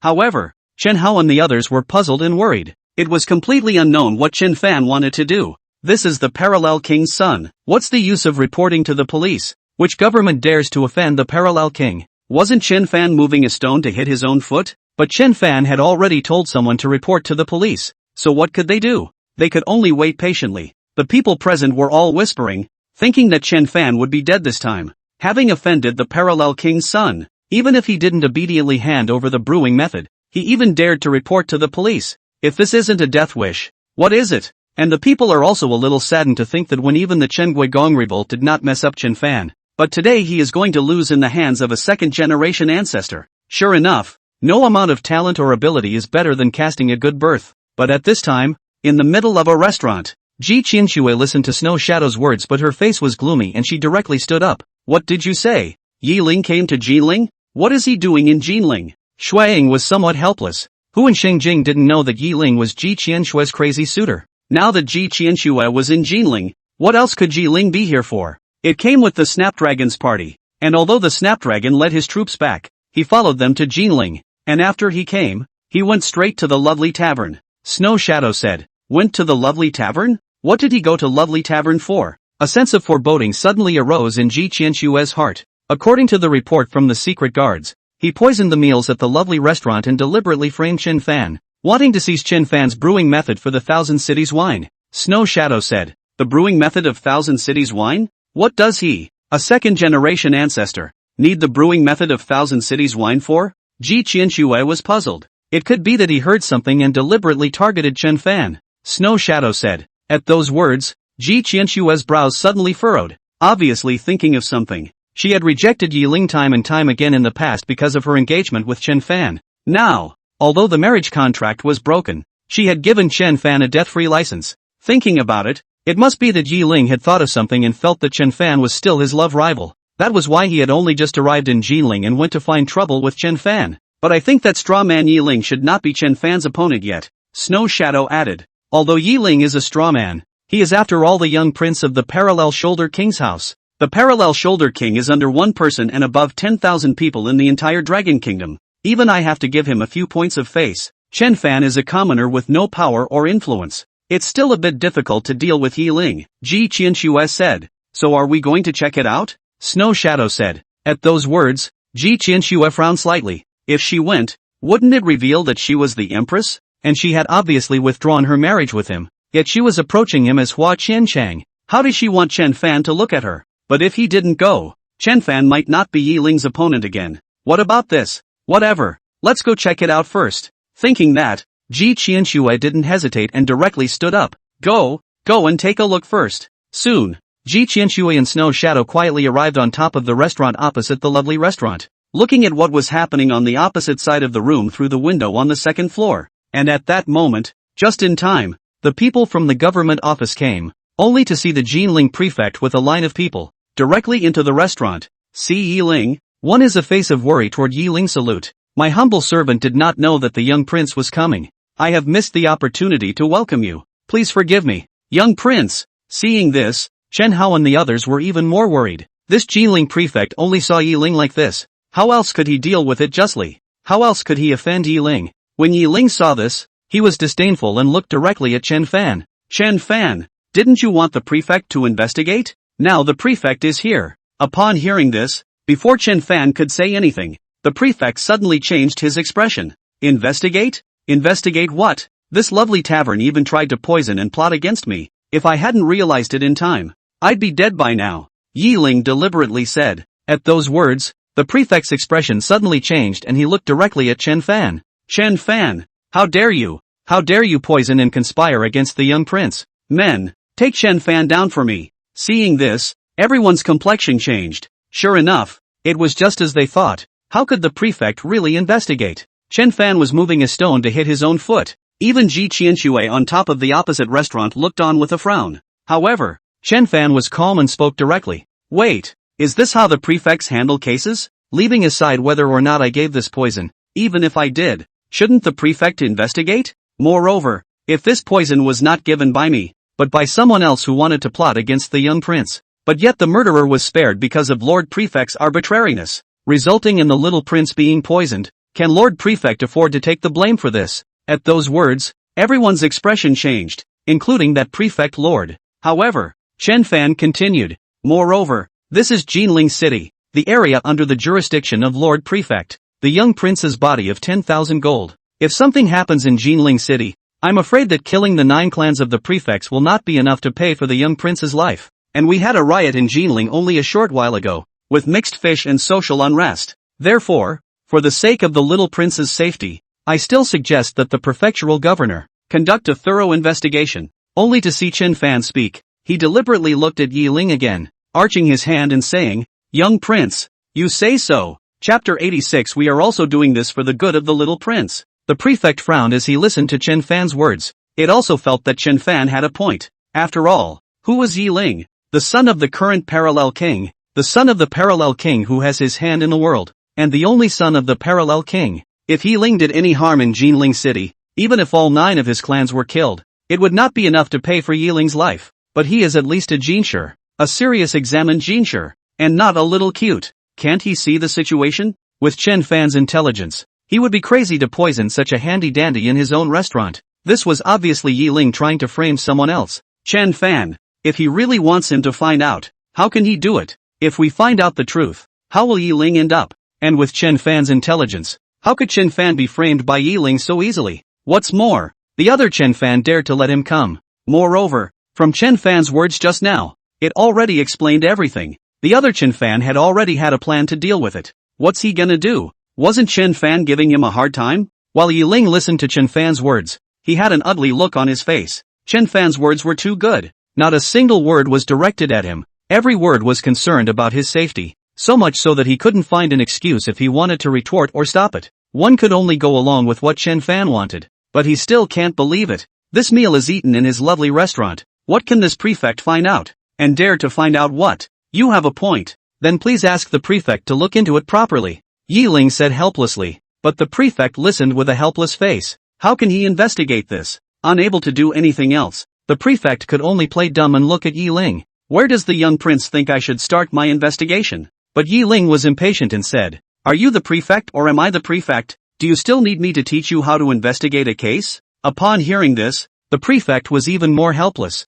But at this time, Chen Fan spoke directly. Prefect, I think we should blockade the restaurant first, and not allow the suspect to escape. Then we'll have someone come to see what kind of poison was in the meal, and then we'll interrogate everyone there, especially the people in my tavern who are most likely to have access to these meals. Listening to this, the prefect looked helplessly at Yi Ling on one side, and seeing that Yi Ling didn't make a move, only then did he follow what Chen Fan had said and had people blockade the restaurant, and then asked another coroner to come and check out the meal, only to see the coroner after carefully probing a bit, a face of gravity said, Sir, this poison is even a broken intestine scattered. Broken heart? The prefect sniffed but frowned slightly. What's wrong with broken intestine sanctuary? Could it be that the broken intestine dispersant is not a poison? It's poison, but this intestines are colorless and tasteless, extremely difficult to detect, even with a silver needle cannot be tested. Therefore this intestines broken loose very precious. General people even if the money cannot buy. Bearer said. At those words, the prefect was even more helpless. This broken intestine dispersant was so rare that the average person with money couldn't buy it. Wouldn't it be the same as saying that Yi Ling had poisoned himself? After all, who among the people present, other than Yi Ling, could easily obtain it? However, Chen Fan was surprised when he heard this. He truly did not expect that this Yi Ling would come out with this precious poison. If Yi Ling had used some ordinary poisons, he wouldn't have been able to do anything about it. But Yi Ling even used such a good poison. Wasn't that giving him a chance? Thinking about it, Chen Fan also did not hesitate. Directly went forward and looked at the coroner. You said that this poison is colorless and tasteless. Even if it is a silver needle cannot be measured out? Then how did you measure it? Didn't Mr. Chen see it just now? I used various medicinal liquids to react with each other before I measured it, the coroner said. Upon hearing this, Chen Fan pretended to look at Yi Ling with a puzzled expression. Since this broken intestine dispersion is so difficult to test out, and this dish has not been consumed by the young prince, how did the young prince know that there is poison in this dish? Yi Ling's expression suddenly changed when he heard this. Why didn't he think of this? He hasn't even eaten it. How does he know it's poisoned? How is he supposed to answer that? But at this time, that follower by Yi Ling's side directly stood out again. The young prince is a man of 10,000 gold. It's natural for him to let us explore first when it comes to what he's eating. On the contrary, it is you who went so far as to give the little prince such poison as broken intestines. Your heart is execrable. I only saw that follower say, and then looked directly at the prefect. Prefect sir, what are you still standing there for? This kid dares to murder the little prince. Why don't you hurry up and take him down? At those words, Yi Ling was relieved, obviously not expecting this follower to have some brains, and looked at that follower with a trace of appreciation in his eyes. However, Chen Fan looked at that follower but frowned slightly. He could see that the follower was obviously in a bit of a hurry, and his original thought was to find a way to get the prefect to search these followers of Yi Ling. He was sure that the poison must have been given by Yi Ling and the others themselves,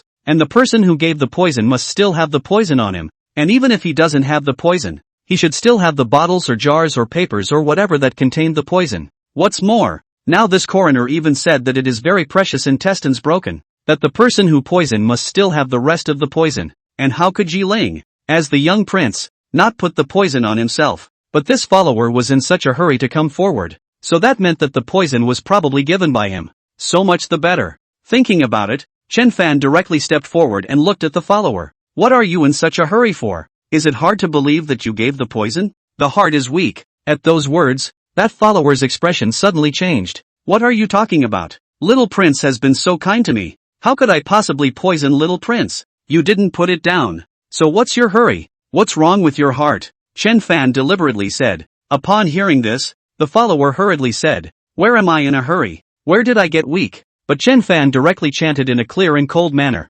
It's all like this. How dare you say that you don't have a weak heart? With that, Chen Fan looked directly at the prefect again. Prefect, since this broken intestine dispersant is so precious, I feel that the person who poisoned him must still have it on his body. So I would suggest that all the people present be searched on their bodies first. Whoever has broken heart on them is the murderer. Besides, this man is in such a hurry for you to take me down. He's obviously weak-minded and the most suspicious. So I suggest searching this man first. At those words, not to mention that follower, even Yi Ling's expression changed. If others don't know, doesn't he know better? It was this follower who ordered the broken heart. If we do search it, what else is there to do? And that follower was even more flustered as he hurriedly said, nonsense, where did I get weak-minded? And how could I possibly have poisoned and plotted against the young prince? That is, Xiao Linzi has been with me for so long, don't I know his character well? How could he poison me? If you want to search, you should also search the people of your lovely restaurant. Yi Ling saw this and followed suit.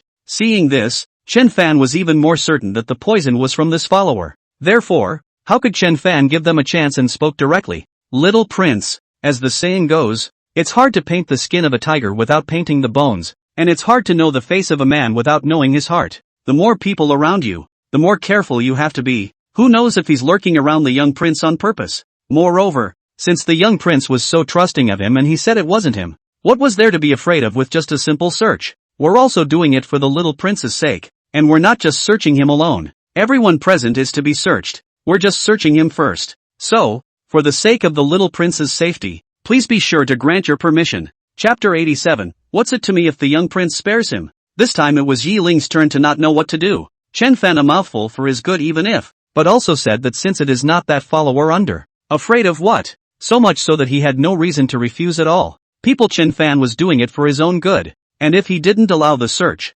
wouldn't that indicate a weak heart? It's not like the other Chen Fan said that he was the only one to be searched, but in his heart, he knew very well that the poison was on this follower, and if he checked, he would surely be able to find it. What if it turns out that this follower poisoned him? But Chen Fan looked at the two men's appearance and was completely sure of it, and not wanting to give them a chance, he looked directly at the follower again. Since you said that you didn't put the poison in, then let the prefects do a proper search, and it's just the thing to prove your innocence. At those words, that follower's face was even more ugly and anxious. He was genuinely panicking. The poison is on him. If we search him, he'll be exposed. What should we do? Helplessly, the follower could only look towards Yi Ling, but at this time, Yi Ling was even more unsure of what to do. He really didn't think that Chen Fan would think of this method, nor did he think that Chen Fan would be so eloquent that he wouldn't give him any chance at all. In his heart, he suddenly regretted how he hadn't thought it through at the time. If only I hadn't had to use this at the time. And the prefect on the side also saw that the poison was given by this follower, and there was still residual poison on him. But this follower was Yi Ling's man after all, and if he was searched, it would not end well. He didn't want to offend Yi Ling. Thinking of this, the prefect suddenly thought of something and directly stepped forward. Young prince, I think there might be some kind of misunderstanding in this matter. At those words, Yi Ling's complexion changed slightly and he hurriedly said, what misunderstanding? The little prince's body of 10,000 gold. How could anyone risk the crime of executing 9 clans and dare to poison the little prince? Moreover, since it was poisoned, why did they let the young prince discover it so easily? So, I think someone must be trying to frame Mr. Chen. And now the little prince is not poisoned, and there is no danger. According to my view this matter beforehand, so let it go. If we continue to pursue this matter, we will be caught in that traitor's plan. Upon hearing this, everyone present could hear that this prefect was deliberately giving both sides a step down. Although Yi Ling was a bit unwilling, but it was all like this, what else could he do? one can only go along with the steps given by the prefect, but only when Yi Ling wanted to open his mouth. Chen Fan directly opened his mouth and said, "Your Excellency, the prefect is wrong. I, Chen Fan, am just a grasshopper. How can I be compared to the little prince? Even if someone wanted to frame me, they would have poisoned the little prince. It's fine for me to suffer a little, but what if something happens to the young prince's golden body? Yes, today, the young prince was lucky to have escaped a disaster. What if it happens again? Therefore, this matter must not be left alone and must be investigated seriously. Dare to poison the young prince. Who gave him the guts? When we find out, we must be severely punished." At those words, Yi Ling was even more embarrassed. What does Chen Fan mean by this? Give him a step and he doesn't want to take it. How dare you say that on purpose? Is it really against him? The prefect was even more helpless. After he had said this, Chen Fan even wanted to continue. Wasn't this to clearly go against Yi Ling? Was he really not afraid of offending Yi Ling? And Chen Fan even had the intention to look at Yi Ling and said, "Little prince,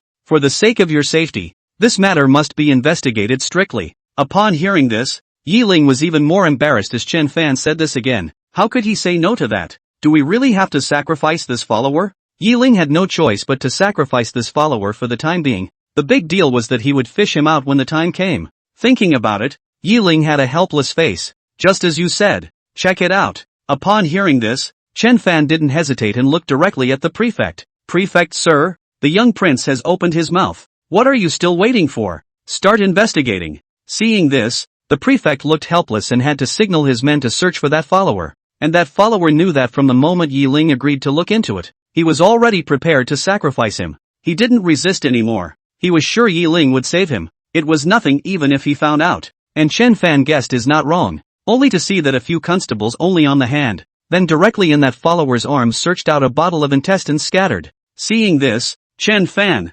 however, did not hesitate and spoke directly. "Good. It's really you. Just now, you said that the little prince was as kind to you as a mountain, but you're so wolfish that you poisoned the little prince. Who gave you the nerve? Do you know that plotting to kill a prince or a nobleman is a great offense that executes 9 clans? At those words, that follower had a helpless face and didn't know what to say. However, Chen Fan looked directly at Yi Ling again and said, "Young prince, look, I told you, some people know people's faces but not their hearts. You trust him so much, and he dares to poison you, and it's also the world's strange poison. Broken intestines scatter. This is to put the young prince to death." With that, Chen Fan looked at the prefect again and said, "Lord Prefect, according to the law, what should be done with this kind of person?" Upon hearing this, the prefect also looked helpless. Plotting to murder the princes, according to the law, should be executed on the spot, and the 9 clans should be put to death. "Little prince, I know I'm wrong, please spare me. I really didn't mean to harm you. If I did, how could I have found out about the poison? Little lord, please forgive me for the sake of all this. I have been so loyal to you." Only when the prefect's words fell, that follower hurriedly knelt down and said. Hearing this, Yi Ling also knew what the follower meant and spoke directly. "Forget it, for the sake of your timely repentance, I'll spare you this time, and it won't happen again. Thank you, little king. Thank you, little king," that follower hurriedly said. When the crowd saw this, they all saw that Yi Ling and that follower were just acting. And when the prefect saw this, he also went along with Yi Ling's meaning and said, "Since the young prince spared him, let's leave this matter as it is." But just when the crowd thought this farce was over, however, Chen Fan suddenly spoke. "Wait." At those words, everyone's expression suddenly changed. What else did Chen Fan want to do? However, Chen Fan spoke directly. "Lord Prefect, this matter cannot be left at that." Upon hearing this, the prefect's expression changed. "Mr. Chen, the young prince is not pursuing this matter.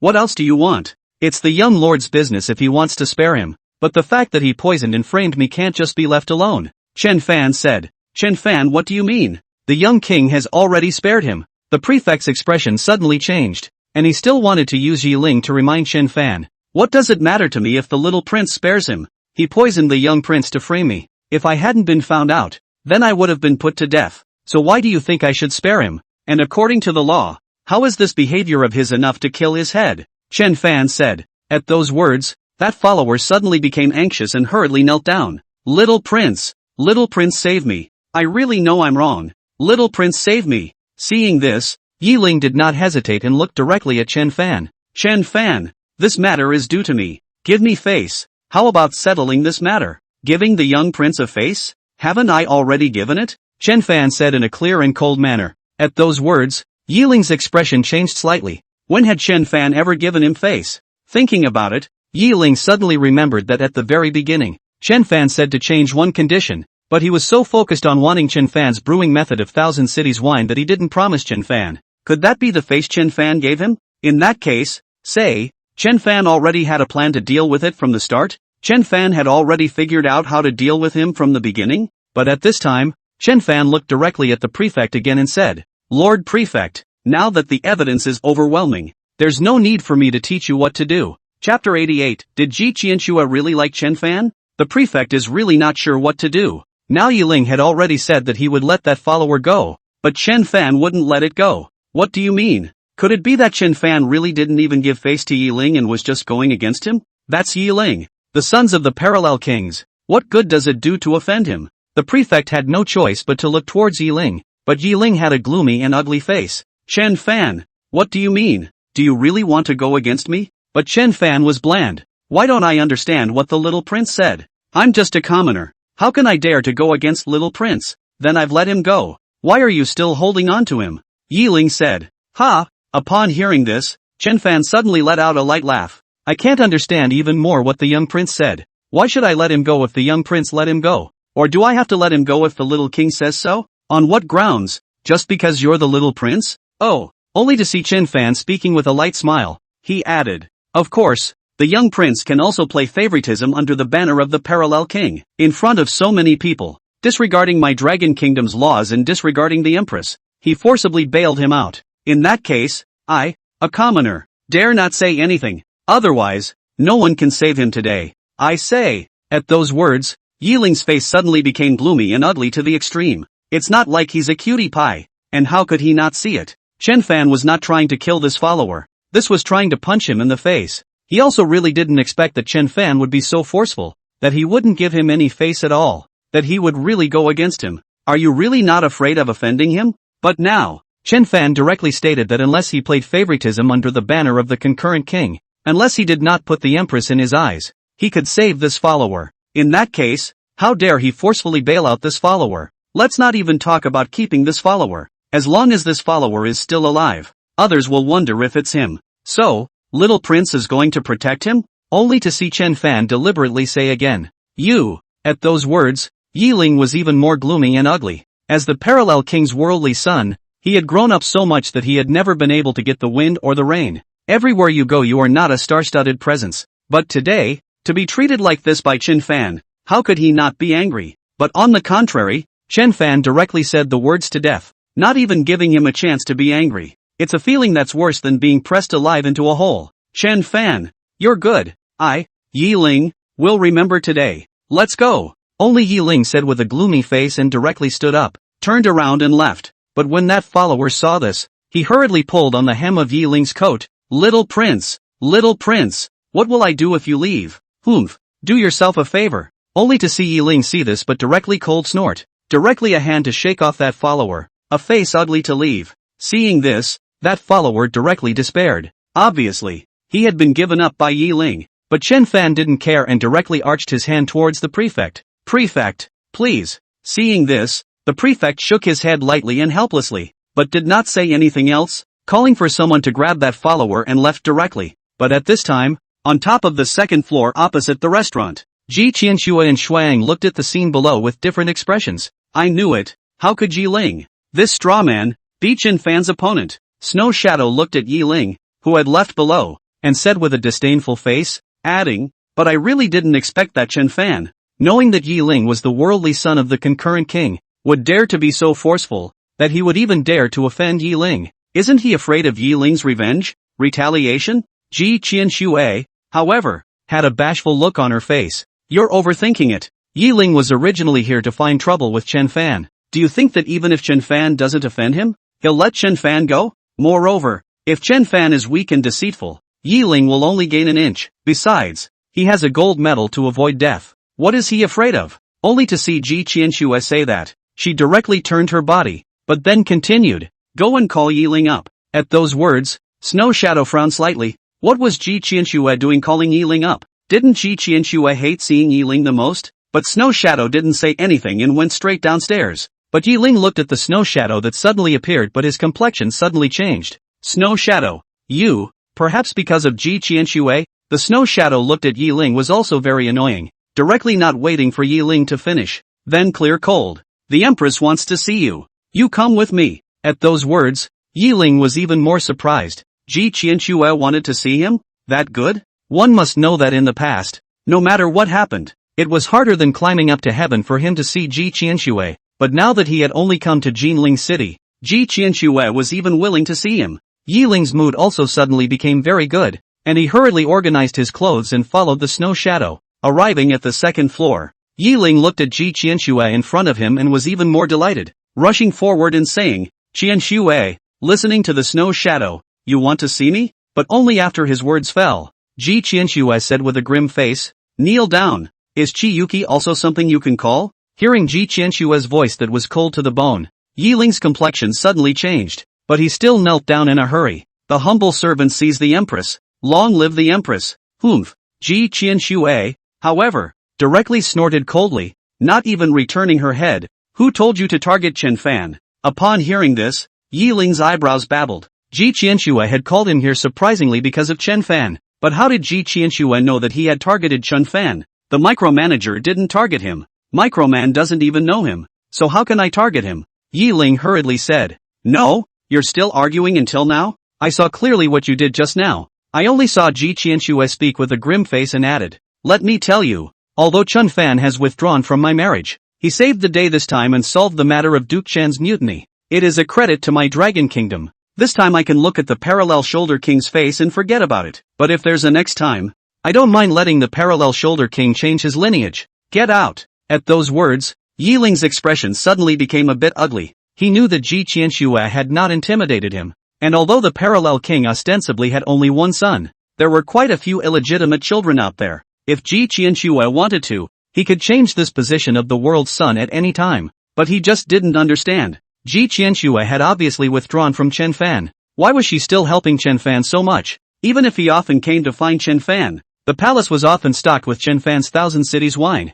drinking also only Chen Fan's Thousand Cities wine. Even the 9-dragon fan that she carried with her was given to Chen Fan. He even arranged for his own secret guards to protect Chen Fan. On what grounds? Could it be because it was discovered that Chen Fan wasn't as much of a playboy loser as rumors had it? And the reason why he went to deal with Chen Fan was that he wanted Chen Fan to have nothing. He just didn't want Chen Fan to come out on top. It was because he didn't want Ji Qianxue to see Chen Fan's flashes. Even from a certain aspect, he was helping Ji Qianxue by targeting Chen Fan, lest after Chen Fan rose to power, Ji Qianxue was ridiculed by the world for looking at the wrong person. But Ji Qianxue now even warned him that he couldn't provoke Chen Fan anymore. On what grounds? Could it be that Ji Qianxue really liked Chen Fan? Could it be that Ji Qianxue still wanted to renew her relationship with Chen Fan? No, he's not convinced. Chen Fan was just a playboy waste, just a little bit lucky. What was there to compare with him? He didn't believe anymore that he would lose to Chen Fan. And the more Ji Qianxue was like this, the more impossible it was for him to let Chen Fan go.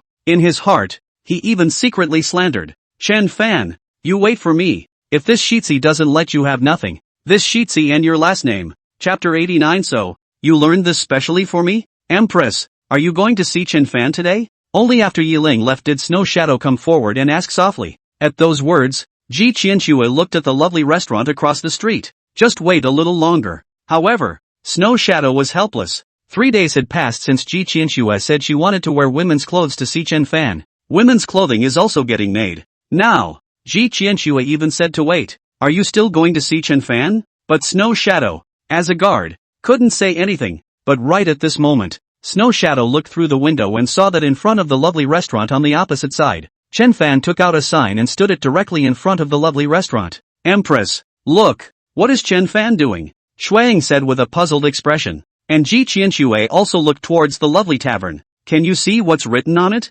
Chen Fan is really interesting. He went so far as to write that from now on, anyone from the juxtaposed king's mansion is forbidden to enter. A reason was also given, saying that the people of the juxtaposed king's mansion were of honorable status, and that their lovely tavern did not dare to entertain them. If the people of the juxtaposed king's mansion must go in, then the lovely tavern will not be responsible for anything that happens. Isn't he afraid of offending the parallel king by doing this? Snow Shadow said. At those words, Ji Qianxue was speechless. She also really didn't expect that Chen Fan would come up with such a simple and crude method to deal with Yi Ling's revenge, but it's not a bad way to go. In that case, Yi Ling couldn't afford to cause trouble at the lovely restaurant anymore. After all, the other Chen Fan had first posted a warning that if something happened to Yi Ling at lovely restaurant, it would have nothing to do with their lovely restaurant. If Yi Ling insisted on entering the lovely restaurant, Chen Fan could even blatantly deal with Yi Ling. It's just that it's an extreme approach. After all, the side-by-side king was not Yi Ling. Thinking, Ji Qianxue looked at Snow Shadow again and said,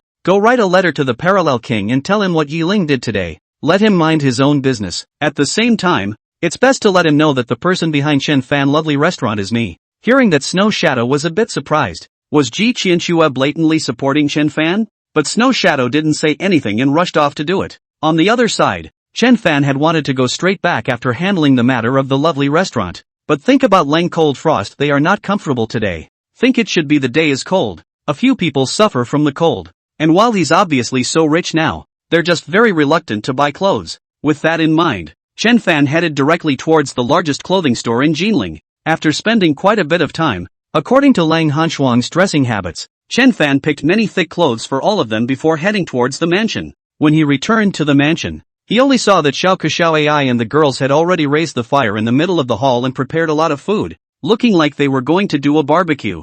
The several people who saw Chen Fan's arrival were also elated and all of them directly welcomed him. "Young master, you're back. Have you taken care of the tavern yet?" "Well, it's all taken care of." Chen Fan nodded lightly, but in his heart, he was a bit puzzled, especially when he looked at Lang Hanshuang and Chu Qingqing on the side. They look like this, where they look like they are sick. However, Chen Fan still opened his mouth and said with concern, "How is your body? Is it better?" Upon hearing this, both Lang Hanfeng and Chu Qingqing's faces became somewhat embarrassed. Taking the ghost doctor's medicine has made it better. Right, the ghost doctor has already looked at us and said it's just a cold. And after drinking some medicine, we're all better. Upon hearing this, Chen Fan was still a bit puzzled, but he didn't look deeper. It's good when it's good. It's getting cooler, so you all need to pay attention to your bodies. Saying that, Chen Fan also signaled the waiter to bring in the clothes he bought. "Letting you guys buy your own clothes. You didn't buy any. I bought some for you guys. Let's all take a look and see if you like it." "We like whatever young master buys. But now, young master must be hungry. Let's eat first," Xiao Ke said. "Right, husband, the ones prepared today are all your favorites. Let's eat first." Ran Yu followed suit. Seeing this, Chen Fan did not say anything and said with a faint smile, "Good, then let's eat first." Along with Chen Fan's words, several people did not hesitate and directly pulled Chen Fan. Sitting around the fireplace, the barbecue was squeaky clean and full of flavor, and Xiao Ke Xiao Ai and the girls were obviously very happy, talking and laughing as they accompanied Chen Fan to eat barbecue and drink wine. Chen Fan also really liked this kind of atmosphere. How nice it was for the family to be peaceful and beautiful. But right in the middle of eating, Xiao Ke suddenly spoke up. "Young master, let's play a game." "Great, what game do you say to play?" Chen Fan spoiled. "Let's shake the dice to compare the size, and whoever loses will put on a show for everyone." "Okay," Xiao Ke said, directly taking out a dice cup from the side. However, Chen Fan frowned slightly.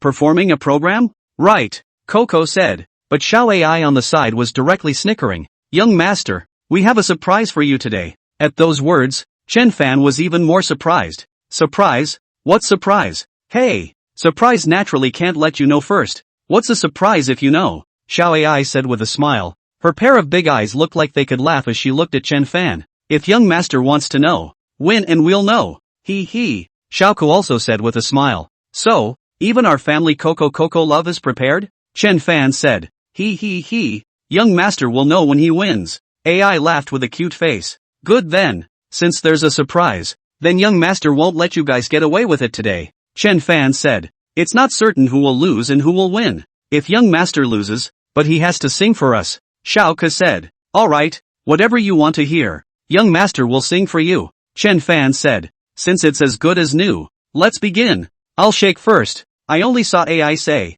directly picking up the dice cup and started shaking it. 6.6.6.6. Along with the words, AI opened the dice cup, and although it wasn't a 6 inside, it was a 5, which wasn't too small. Then a few people followed suit and shook, but Lang Hanfeng and Chu Qingcheng were nervous for some reason. But the more you fear something, the more it comes. Ha ha, 1 point. Sister Nguyen, you've lost. Sister Nguyen, it's your turn to be the first to perform the program. Oh, only when Lang Hanfeng opened the dice cup, Xiao Xiao AI spoke directly. Seeing this, Cold Frost was even more frustrated. So many people, how come she lost first? However, when Chen Fan saw this, he was curious as to what program Lang Hanswang, a person who had practiced martial arts since childhood and had a cool nature, would perform. Then he spoke directly. Nuan, what program have you prepared for us? Upon hearing this, Lang Hanfang was even more helpless, pouting and glaring at a few people before looking at Chen Fan with a petulant face and saying, "You'll know later."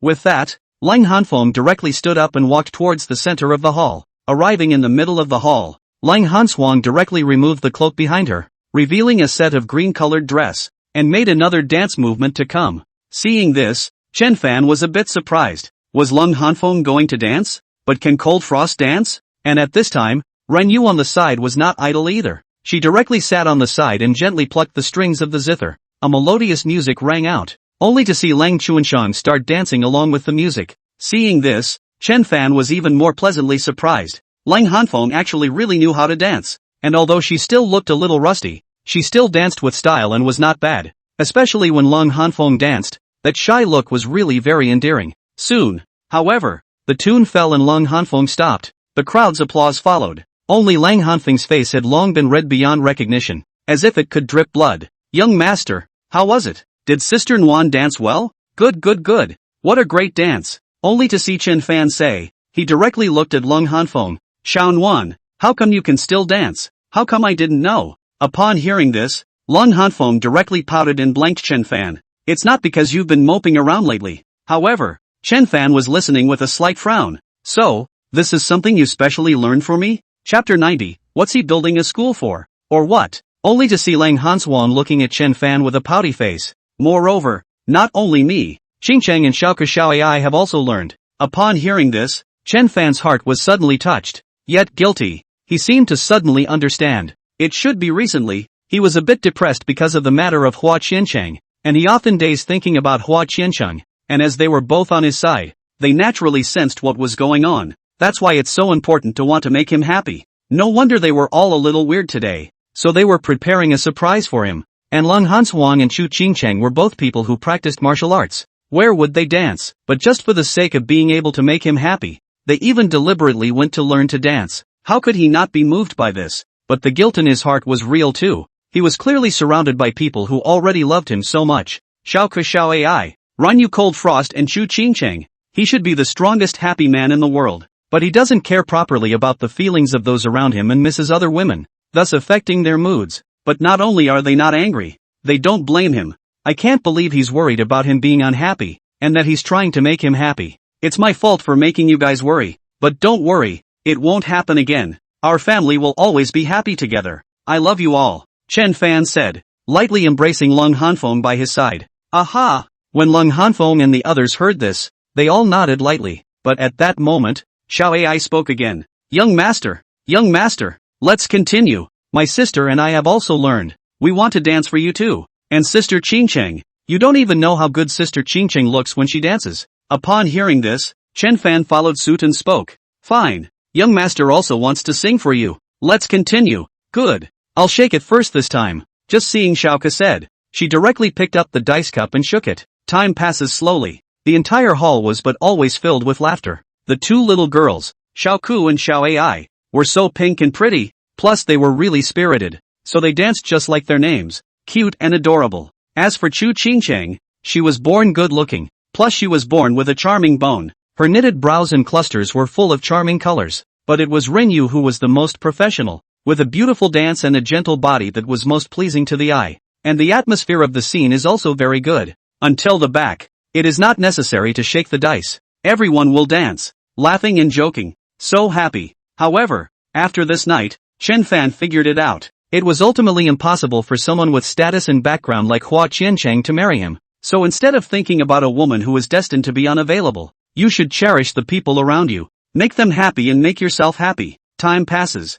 In the blink of an eye, it was 7 days. These 7 days were considered peaceful, and Yiling didn't come back to trouble Chen Fan again. And Chen Fan also focused all his energy on the suburban industrial park. After all this time, the industrial park has basically been built and it's time to prepare for production. And Chen Fan first bought many breeding pigs and rabbits, chickens, ducks, cows and sheep to get the farm up and running first. After all, so lovely restaurants produce a lot of waste and leftovers every day, just so they can be recycled to feed these animals. As for the several plants such as the weaving mill, the porcelain factory and the lumber mill, they still need some time to be prepared. The weaving mills, in particular, don't have the raw materials to run for a while yet. However, the distillery that produced Thousand Cities wine was up and running, producing a lot of Thousand Cities wine every day. And Chen Fan also began to categorize the quality of the Thousand Cities wine, and then began to package it with various special bottles made by the porcelain factory. Because he had just started, everything needed Chen Fan's guidance,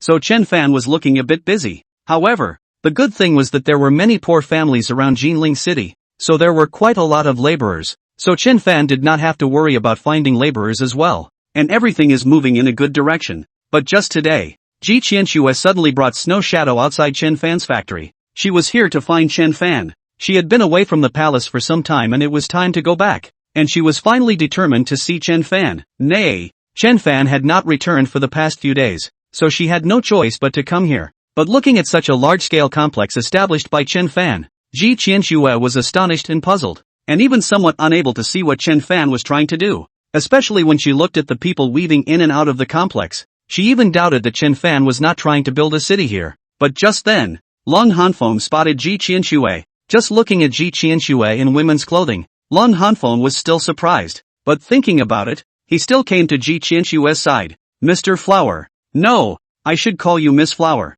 Are you here to see your husband? Ji Qianxue looked at Long Hanfeng and nodded lightly. Chen Fan, is he here? Husband is busy, but if you want to see him, I can go call him. Long Hanfeng said. I'll leave him alone for now since he's busy. Ji Qianxue looked at the huge complex and added, why aren't you accompanying him? It's hot inside. And husband said for me to wait for him outside. Cold Frost said. Hearing this, Ji Qianxue naturally understood that this was Chen Fan's heartache for Long Hanfeng. Can you walk with me? Ji Qianxue added. At those words, Long Hanfeng frowned slightly, but after thinking about it, she still nodded lightly. Was this place built by Chen Fan? Ji Qianxue whispered as she walked. Aha! Long Hanfeng nodded. What is he building such a place for? Ji Qianxue said. Long Hanfeng hesitated for a moment and didn't answer, but instead whispered, you and I will go somewhere. But Ji Qianxue listened with a puzzled face, but she didn't say anything and followed Long Hanfeng. Soon, under the leadership of Cold Frost, Ji Qianxue arrived on top of a small hill,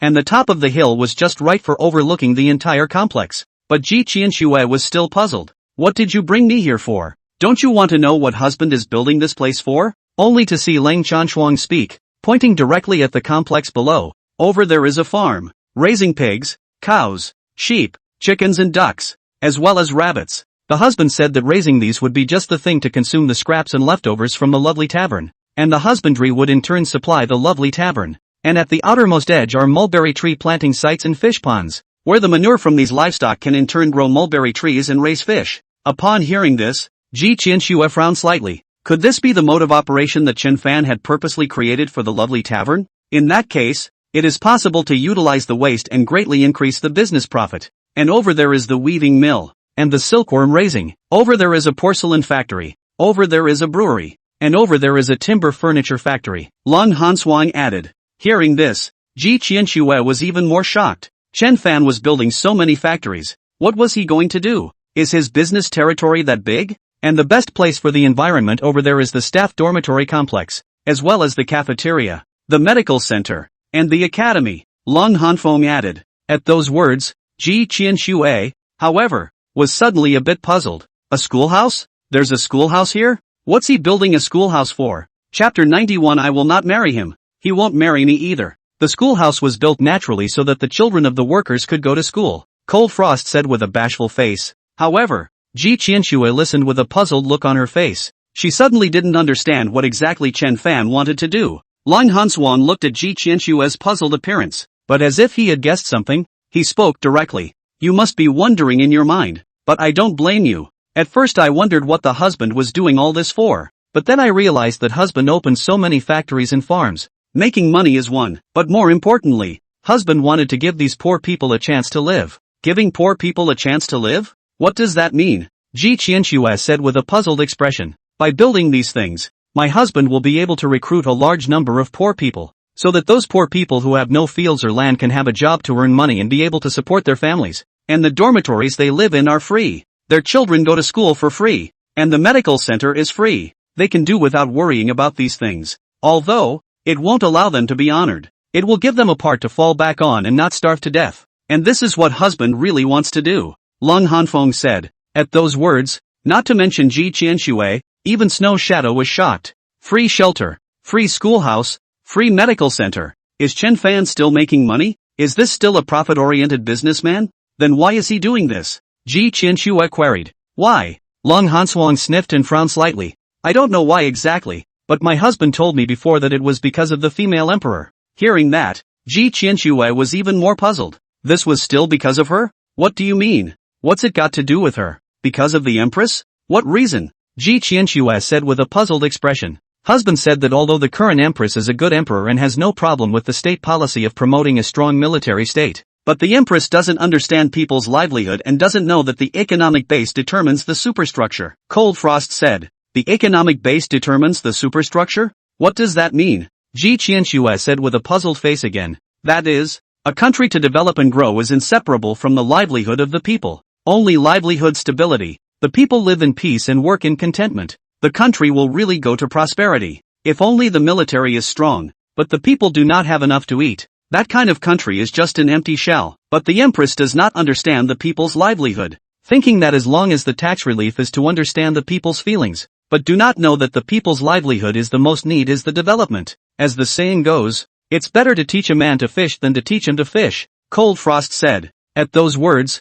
Ji Qianxue frowned slightly as she sort of understood. She also admitted that she really hadn't given any of this much thought. In her opinion, only a strong army can deter other countries. It is only by guarding the peace of the Dragon Kingdom, and she reduced taxes as much as possible, thinking that would improve people's living conditions, without realizing that it is better to teach a man to fish than to teach him to fish. And by doing so, Chen Fan gave them a job and security, which would allow the people to truly live in peace and happiness. So he's doing all of this to help the empress? Ji Qianxue said. That's not true. How the empress is doing has nothing to do with husband. Husband just doesn't want to see those poor people displaced and fed easily and wants to do his part. And you can also develop your business and make money. The best of both worlds, Cold Frost said. Listening to Lang Hanfeng's words, Ji Qianxue was suddenly a bit lost. She thought that Chen Fan was trying to help her, but in his heart, he was still shocked and amazed. She thought she knew Chen Fan very well, but until now, she didn't realize that she didn't know Chen Fan at all. And Chen Fan wasn't just simply talented, but also had noble qualities that she had never seen before. But she had even thought that the other Chen Fan was an uneducated waste dude in the first place. How dare you look down on people and withdraw from them? Unbeknownst to her, in the eyes of the other Chen Fan, she, the emperor, was nothing more than that. Ji Qianxue's heart was suddenly a little bitter. However, it seemed like she finally understood the words that Chen Fan had said when he left the State Duke's mansion. The man who left the State House is the man he is. I must know that the young man has the ambition to be in the clouds and has promised to be the first on earth. Sure enough, what Chen Fan was doing now alone could indeed be called first class on earth. She didn't even dare to imagine how prosperous and strong the Dragon Kingdom would be if someone like Chen Fan joined the court as an official and borrowed the power of the court to realize all of this for him. Unfortunately, the other Chen Fan simply does not see the filthy officialdom under her. But at this time, Lang Hanswang suddenly looked at Ji Qianxue and said with a serious face, "So, do you know what I'm trying to express by saying this to you?" At those words, Ji Qianxue's complexion suddenly changed. What are you trying to express? Lang Hanfeng looked at Ji Qianxue's puzzled appearance, but her heart was suddenly a little hesitant. But after thinking about it, he still opened his mouth and said, I am trying to tell you that although husband is not a dignitary, husband is not as simple as you think. Although husband is a businessman, he is not just a businessman. He has his ideals and ambitions. He has his pursuits. He is no worse than those dignitaries. At those words, Ji Qianxue was even more puzzled. She knew about what Lang Hanfeng said, but what exactly was Lang Hanfeng trying to say? And then, Ji Qianxue said. Upon hearing this, Lang Hanswang frowned slightly and looked at Ji Qianxue, hesitating for a moment, but she still opened her mouth. I know you have an honorable status, but I want to tell you that husband isn't bad either. Husband is worthy of you, Lang Hanfeng said. At those words, Ji Qianxue suddenly reacted. Lang Hanfeng was thinking that she didn't want to be with Chen Fan because she didn't think Chen Fan was worthy of her. That's why he talked to her so much to tell her that Chen Fan was worthy of her. But she herself didn't know that Chen Fan was worthy of her. However, Ji Qianxue was still a bit surprised. After all, what kind of woman was Lang Hanfeng? She had heard Snow Shadow say, but such a proud person. willing to share a husband with someone else even if it's not enough, but even for their beloved man to persuade other women to marry their beloved man. Why? Really don't care at all that the person you like likes someone else? So, you are persuading me to marry Chen Fan? Ji Qianxue tried. I can see that you like husband, and husband likes you a lot too, and the two of you are really well matched. Lung Hanfeng said. I don't understand. Aren't you afraid that Chen Fan will leave you out in the cold after I marry him? Ji Qianxue said. When you marry husband, you'll know. Husband is not the kind of person you think he is. Cold Frost said. Thanks for the recognition. Ji Qianxue smiled faintly. However, you don't have to worry. I won't marry him. He won't marry me either. We're just passing through each other's doors after all. And, after today, I'm leaving. I don't know if I'll be able to see each other again in the future. You're leaving? Where to? Lung Hanfeng said with a sudden frown on her brow. Go where I'm supposed to go. Ji Qianxue smiled faintly. However, before I leave, I still want to meet him. Can I have him come here to meet me? Tell him I'm here for him. Chapter 92 Chen Fan. I like you.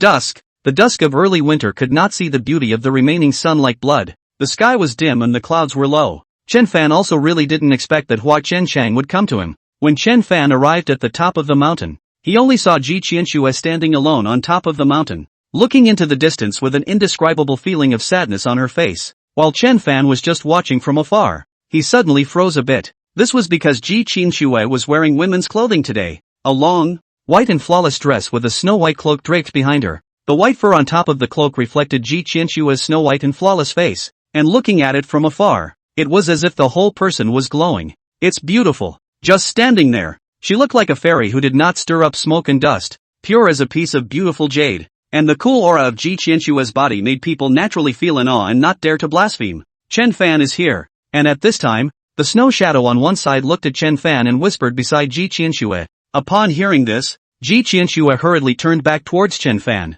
But the moment she looked at Chen Fan, a trace of nervousness and panic suddenly appeared on that delicate face. After all, she was not ready to meet Chen Fan, especially in women's clothing. However, Chen Fan looked at Ji Qianxue but did not hesitate any longer and directly stepped up. And Lang Hanswang, who was beside Chen Fan, was also very understanding and did not follow him up. However, when Ji Qianxue saw Chen Fan walking up, she also gently waved her hand towards Snow Shadow, and Snow Shadow did not hesitate. And with a simple salute towards Ji Qianxue, she directly retreated. In a moment, only Chen Fan and Ji Qianxue were left on top of the mountain. It's just that both of them didn't seem to know what to say either and just looked at each other. Why don't you say something? It was only after a while that Ji Qianxue took the lead in breaking the silence and spoke softly. Chen Fan remained dumbfounded as he looked at Ji Qianxue and softly said, "You're so pretty." At those words, Ji Qianxue's face involuntarily surfaced a trace of redness and petulance. Gently turned her body and whispered, "Does it really look good?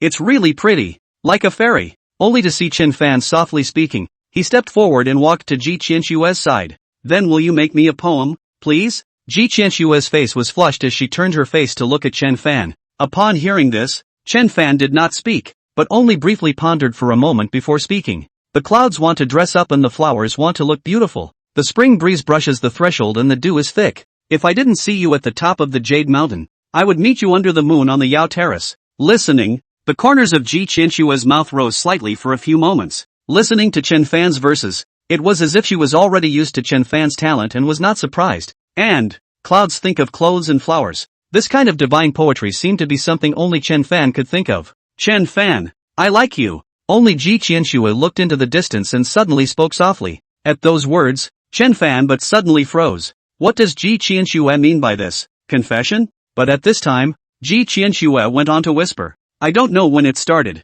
Perhaps from that night when you wrote last night's west wind wilted the blue tree, and you went up to the tall building alone, looking at the end of the world. Or perhaps, the day of separation, you send me a sentence. Green mountains together with the clouds and rain. The bright moon has been 2 townships when. However, I'm not sure exactly when, myself, but I know very well that I like you. At the time when I thought of you again and again for no reason. At the time when you broke into my dreams without any reason. I think you should like me too." Upon hearing this, Chen Fan's complexion changed slightly. Looking at Ji Qianxue's sincere appeal, he really did not know what to say for a while. "I can't tell if my heart is excited or amazed or delighted." Ji Qianxue was fond of him. Chen Fan wanted to say something about how he liked Ji Qianxue as well. It's a real favorite. But before Chen Fan could open his mouth, Ji Qianxue suddenly spoke again. They all say that lovers become lovers, but they all seem to have forgotten that this phrase is just a good wish. As with us, not all lovers end up together. There are many force majeure that stand in our way and prevent us from ever being together again,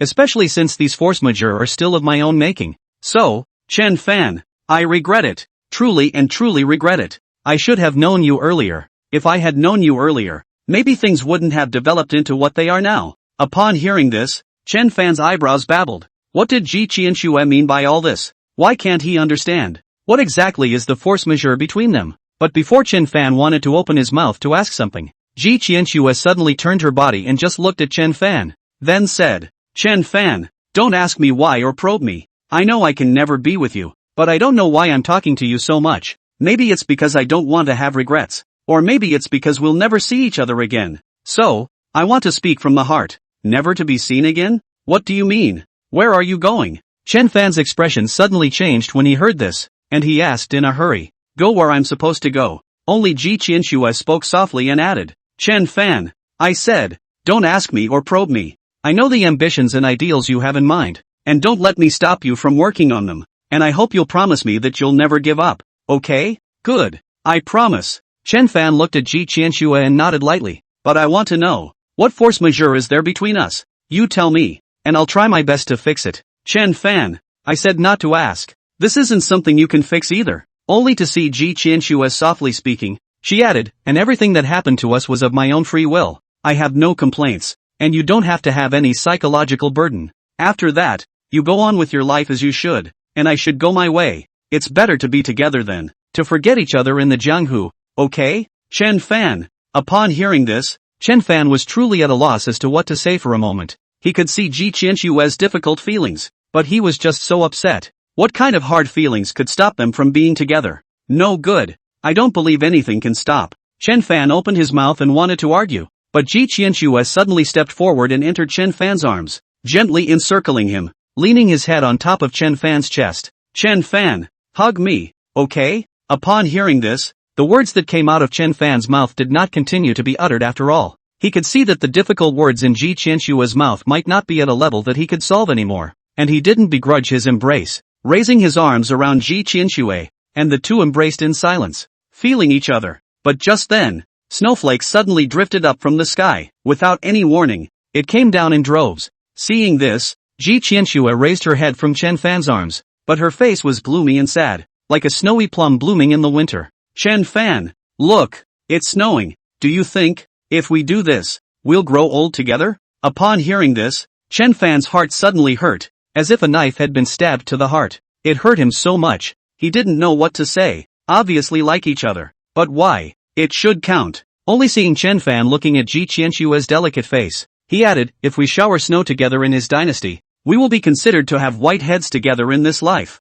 At those words, the pain in Ji Qianxue's heart seemed to have suddenly deepened a bit. If we shower together in the snow in the morning, we can be considered to have white heads together in this life. It's good to have such a white head. Thinking, only to see Ji Qianxue in Chen Fan's arms suddenly stood on tiptoe and kissed Chen Fan's lips. Chapter 93, Ji Qianxue, why are you still entangled with Chen Fan? Ji Qianxue is gone. The wheels pressed through the snow, leaving only a pile of hoofprints and two lines of ruts that never seemed to intersect. The snowflakes in Jinling were still falling, as if they wanted to cover the world in a bright white, covering up everything that had happened. Chen Fan was unable to keep Ji Qianxue after all. This separation was like a babbling river, real and desperate. Chen Fan also didn't know if he would be able to see Ji Qianxue again after this separation. However, he could guess that there were too many things he didn't know about Ji Qianxue, and it was mostly unlikely that he would want to see Ji Qianxue. Otherwise, Ji Qianxue wouldn't have specially come to part with him and say so much to him. But, whiteheads are not replaceable by snow,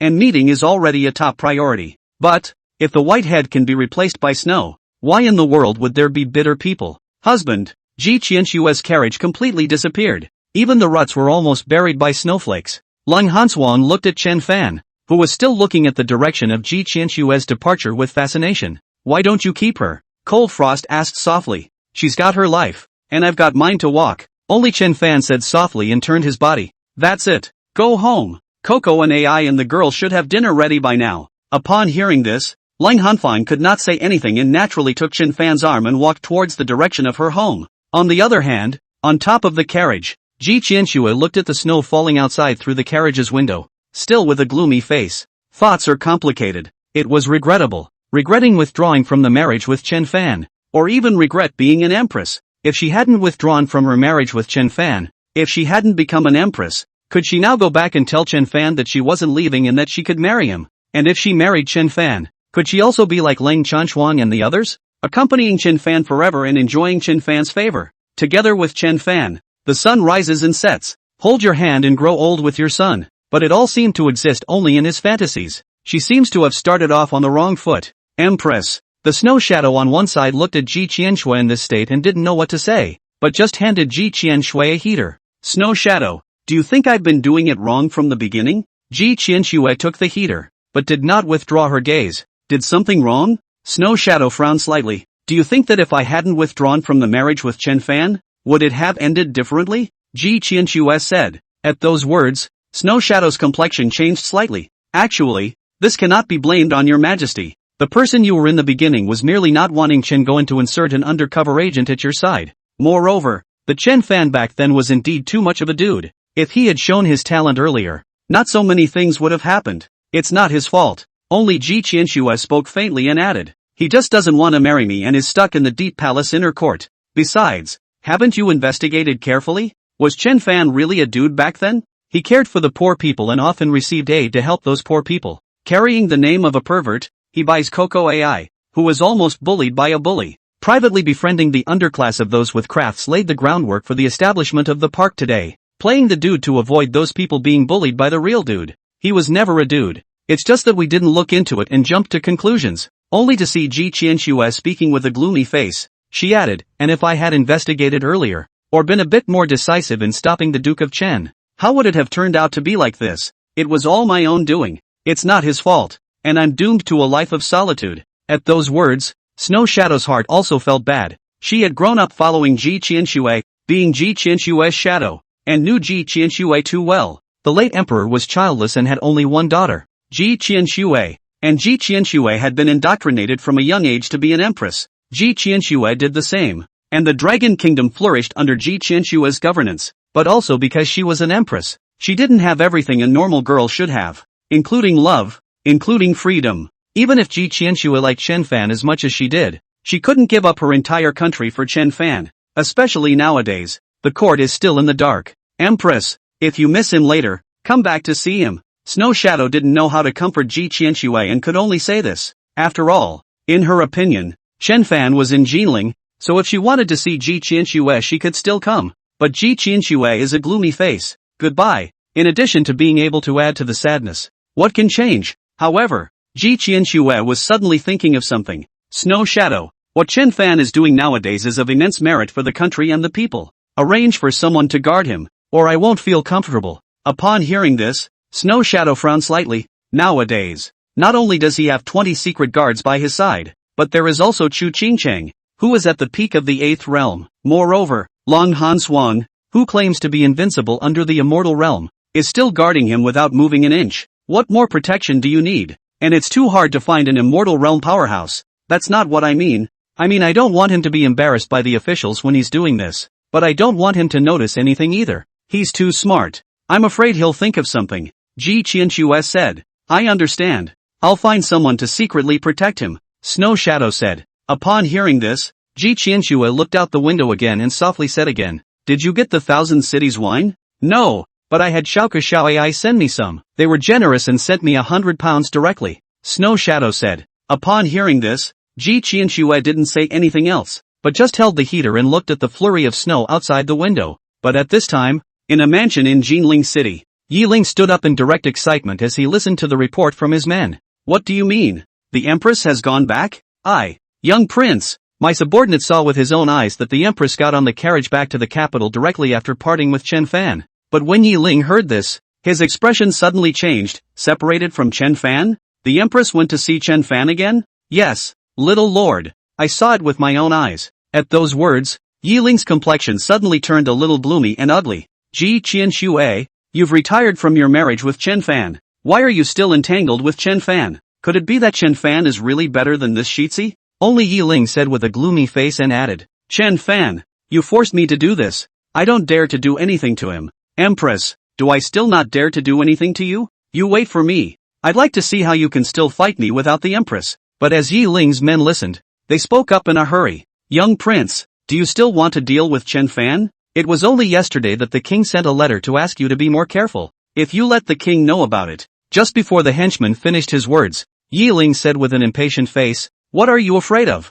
And who said I was going to do it myself? A little Yakuza is just a little Yakuza. To fight with this son has 100 ways to play him to death. Go! Get me the president of the Jiangnan Chamber of Commerce. Chapter 94. Going to one room a day can't be thick. Ran Yu, why are you eating so little today? Early the next morning, Chen Fan's few people sat down to eat breakfast together, but Chen Fan looked at Ran Yu and put down the chopsticks after eating only a little, and softly expressed his concern. Hey! Pity Moon was the one who sighed helplessly. Husband, I've been eating too much lately, and I've gained weight.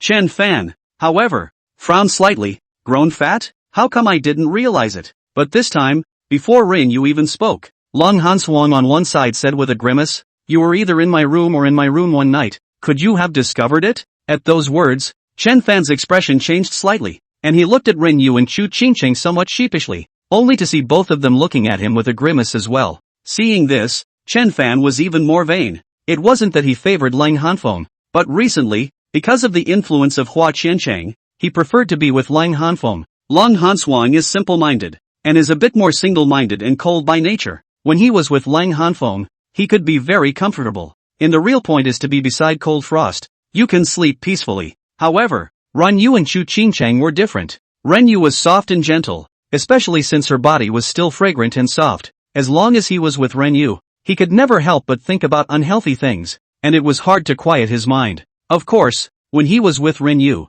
Chen Fan didn't want to quiet his mind. As for Chu Qingcheng, that was even more so. Even if she was born with a charming bone, her body is still so foul. A single nit during the day when they were together could kill him, let alone at night. Especially since Chu Qingcheng also often teased him. One sentence of sister, one sentence of stinky brother could make him fall completely. And talk about meditation. Originally, he did still have Xiao Kexiao AI. He also liked to rest with Xiao Kexiao AI. After all, these past years, it had always been the two little girls who accompanied him. But on the contrary, since he got married, the two little girls have not grown up, but their minds have matured, and they are even too embarrassed to accompany him. So, he would have to stay with Long Hanfeng. But who would have thought that unknowingly he would have left Ren Yu and Chu Qingcheng out in the cold? This one was my mistake. I'm sorry. Why don't I go to your room tonight? Ren Yu? Only to see Chen Fan looking at Ren Yu with a helpless and vain face. And then it's been to Ren Yu's room? Only after Chen Fan's words fell,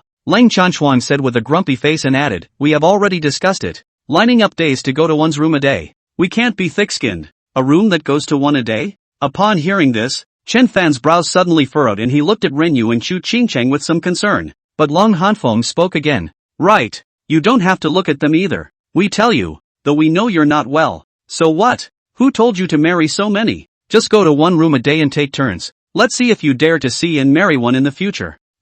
Chen Fan suddenly choked on his words a bit. What do you mean you're not well? What's wrong with his health? Nuan, get this straight. What's wrong with my health? But when Lang Hanswang heard this, she gave Chen Fan a grudging and disdainful blank look. Not good? Then tell me that you were in my room for the past few nights. What did you do? If I hadn't explained it to them, they would have thought I had some means of seducing you. At those words, Chen Fan even choked on his words. After all, recently, because of the matter of Hua Qiancheng, he was really not in the mood. But who would have thought that even Long Hanshuan was a little bit sultry? But how could he explain this? It wasn't like he had the intention to alienate Ring Yu and Chu Qingcheng, much less intentionally untouched. Hey! Chen Fan suddenly felt that it was not good to marry more than one. It's also fortunate that Hua Qiancheng didn't stay behind. Otherwise, what's the point? I'm sorry. I know it's wrong. From now on I'll do whatever you guys say. Go to one's room a day and never favor one over the other. Will you guys stop being mad? Upon hearing this, the grudges on the faces of the several people dissipated a bit,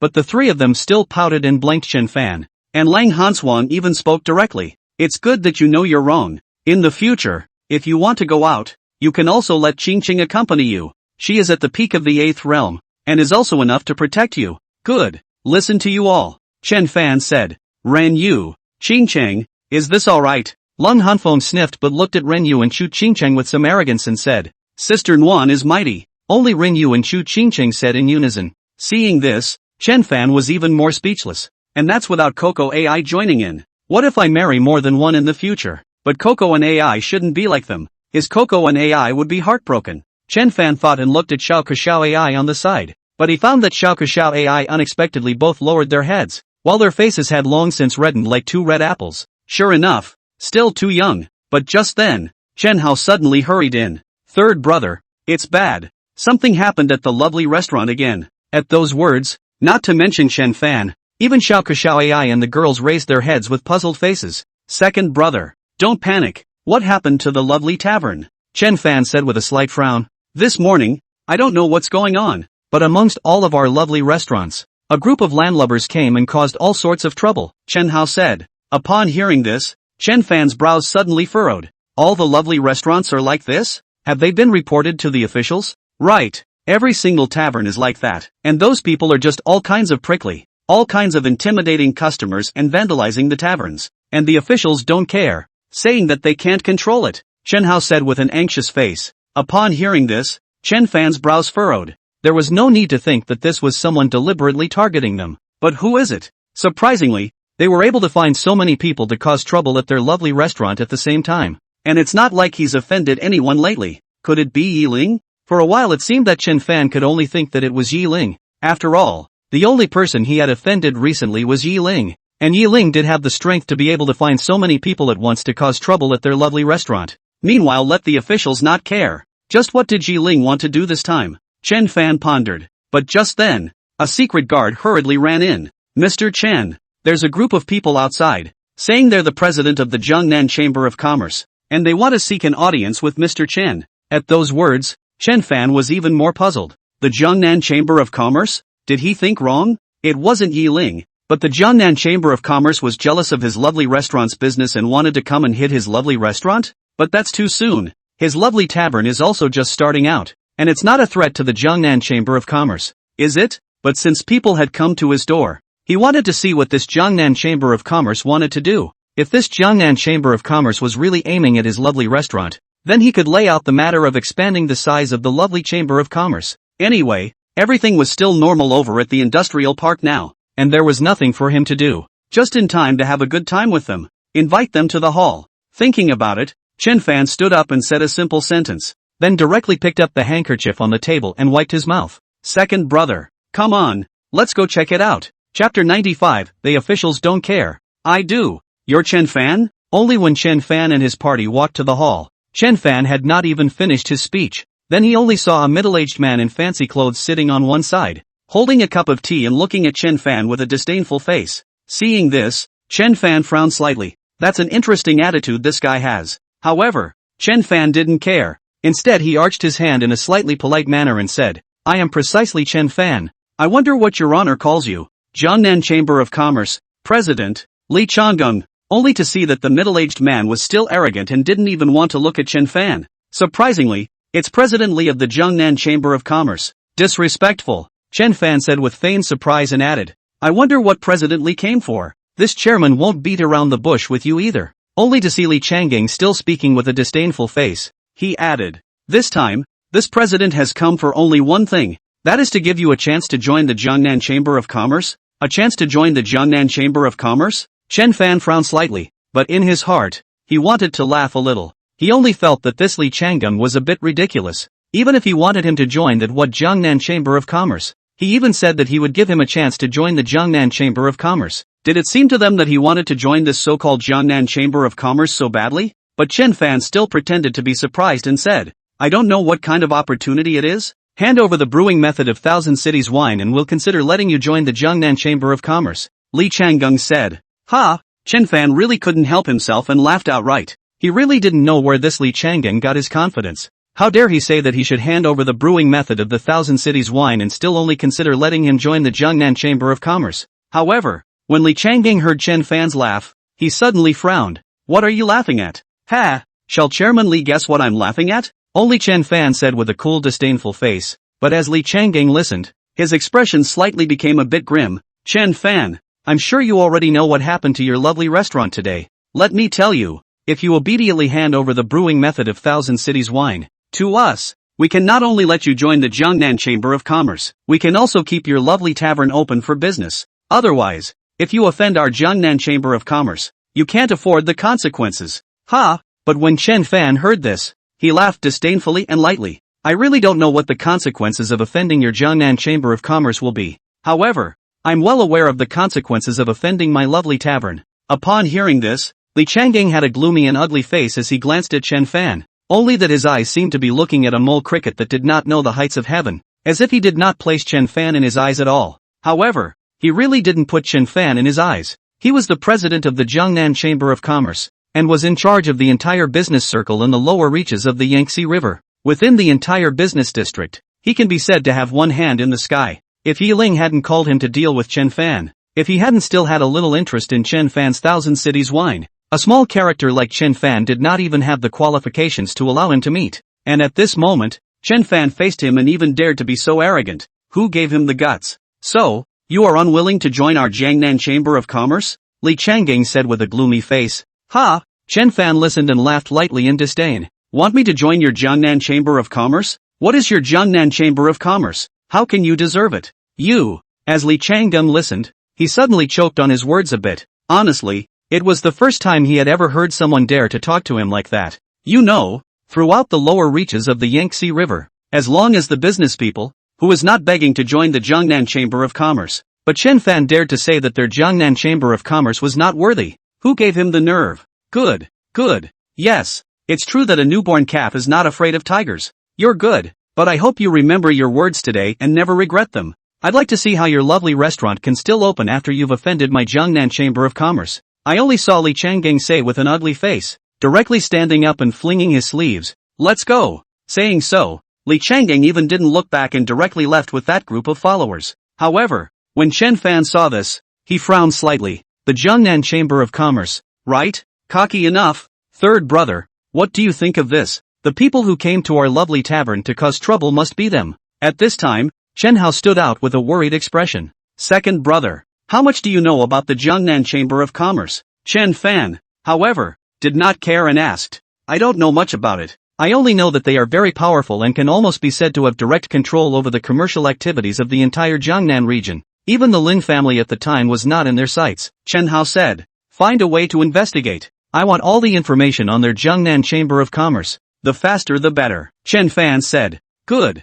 I'll arrange for someone to look into it. But what about the restaurant? There are too many of those ruffians. Chen Hao still looked worried. You don't need to worry about this. I will handle it. You order it down. All the restaurants will stop operating today and reopen tomorrow morning. Chen Fan said. Upon hearing this, Chen Hao looked puzzled. But since Chen Fan had said that he would handle it, then he couldn't say anything. So he only had to follow Chen Fan's arrangement to investigate the Jiangnan Chamber of Commerce first. And after Chen Fan left, Chen Fan looked at Lang Hanfeng again and said, Shaun Wan, go call all the secret guards. Upon hearing this, Lang Hanfeng looked puzzled. Calling them for what? You'll know later, Chen Fan said. Cold Frost listened and couldn't say anything. Turning to leave, soon Lang Hanfeng walked in with a group of secret guards. Mr. Chen, what did you call us for? The leader of the dark guards saluted respectfully towards Chen Fan. Kill, Chen Fan said. At those words, not to mention Lang Hanfeng, even those dark guards suddenly changed in color. Kill what people? Cold Frost said. All the ruffians who caused trouble in the restaurant today. Don't spare any of them. Kill them all. Send their heads to Li Changgang's residence. Leave the corpses alone, Chen Fan said with a cool face. At those words, the crowd was even more stunned. Killed them all? Right. Don't spare any of them. They're just a bunch of hooligans anyway. They're not worth dying for. And aren't they going to help the Jiangnan Chamber of Commerce cause trouble at our lovely restaurant on the grounds that the government doesn't care? They officials don't care. I do. I'll show everyone that this is what happens when you make trouble at the lovely tavern. Otherwise they really think our lovely tavern is easy to bully. Coming here 3 times to look for trouble. I only saw Chen Fan say with a grim face and looked at the dark guards again. If you can, it's best to leave any evidence behind and plant it on the Jiangnan Chamber of Commerce. Upon hearing this, Long Hanswang frowned slightly. Planting evidence on the Jiangnan Chamber of Commerce? The government is obviously in cahoots with them. What use can planting them be? It's because the government is in cahoots with them that they have to be planted. Only to see Chen Fan speaking, he suddenly thought of something. Right, planting on the Jiangnan Chamber of Commerce. Apart from being able to clear their suspicion, what else is the use? Moreover, he just couldn't believe it anymore. the Jiangnan Chamber of Commerce would come against their lovely tavern for no reason. There must be other factors involved. Only after pondering for a moment, Chen Fan added, "No, it should be planted on Yiling." At those words, Long Hanfang was even more puzzled. But Chen Fan didn't care if Yiling and the Jiangnan Chamber of Commerce had colluded or not. Wasn't Yiling trying to target him? Then he'll make them bite the dog. Later on, you asked Qingqing to mobilize the brothers of the 72 water-walled villages, and then they will spread public opinion in Jiling City, saying that it was the Jiangnan Chamber of Commerce that arranged for those people to cause trouble at our lovely restaurant in order to acquire lovely restaurant. But the Jiangnan Chamber of Commerce didn't know that the lovely restaurant had long been looked at by Yiling. So Yiling directly sent people to kill the people sent by the Jiangnan Chamber of Commerce to cause trouble. Chen Fan said. Good. Long Hanfeng nodded. And it was only then that Chen Fan looked at the dark guards again and said, "You are all experts of the 7th and 8th realms. Killing a few ground ruffians should not pose any problems. Don't worry, Mr. Chen. We are secret guards, and what we are best at is assassination. It's guaranteed to be done without God's knowledge." The leader of the dark guards said. Then it's hard work for you guys. After this is accomplished, 10,000 taels of silver tickets for each of you. Chen Fan said. Thank you, Mr. Chen. The leader of the dark guards said. Upon hearing this, Chen Fan did not say anything more and lightly waved his hand, pondering on his next plan. Chapter 96. How can you find this kind of cooperation? The other side. Li Changgang left Chen Fan's mansion, then went directly to Yiling's mansion. Yiling is the parallel king's son, the most powerful Beijing Circle son in the entire dragon country. Li Changgang naturally wanted to flatter. As for Li Changgang, when he came to Yiling's mansion, where was the arrogant look he had just had when he was at Chen Fan's mansion? When he saw Yiling, he was nodding his head like a dog. But so what if Li Changgang was the president of the Jiangnan Chamber of Commerce? Yiling still didn't put him in his eyes. What are you doing here? How's what this seigneur told you to do? Enlighten the young prince. Things are already in the process of getting started. Only to see Li Changgang speaking with a pleasing face in front of Yiling, he told the matter that he had sent people to make trouble in all of Chen Fan's restaurants, and then went on to say, Don't worry, little prince, now that the officials are also our people, I'll make sure that Chen Fan's lovely tavern won't be able to open. But Yiling was looking at him with an ugly face. What this son of the world wants is for his restaurant to not be able to open. What this worldly prince wants is for him to have nothing. What I want is for him to kneel in front of my son and beg my son to let him go. Upon hearing this, Li Changgang's complexion suddenly changed, and he hurriedly knelt down and said, The young prince rests his anger. This is just the beginning. As long as we mess up Chen Fan's lovely tavern, then he won't be far away from having nothing left to lose. And now that the lovely tavern has those people I've arranged, he can't even open it. And most of the lovely restaurants were already closed when I came here. Most of the lovely restaurants have been closed? As Yiling listened, his expression eased slightly. Seeing this, Li Changgang didn't dare to hesitate even more and hurriedly said, Right, it's already closed, and as long as there are those people I arranged, he won't be able to open it up. When the lovely restaurant all closes down, I'll make sure he kneels in front of the little king and begs the little king to let him go. You'd better be quick. As long as this matter comes to fruition, this son will guarantee that your Jiangnan Chamber of Commerce will have smooth sailing in the future.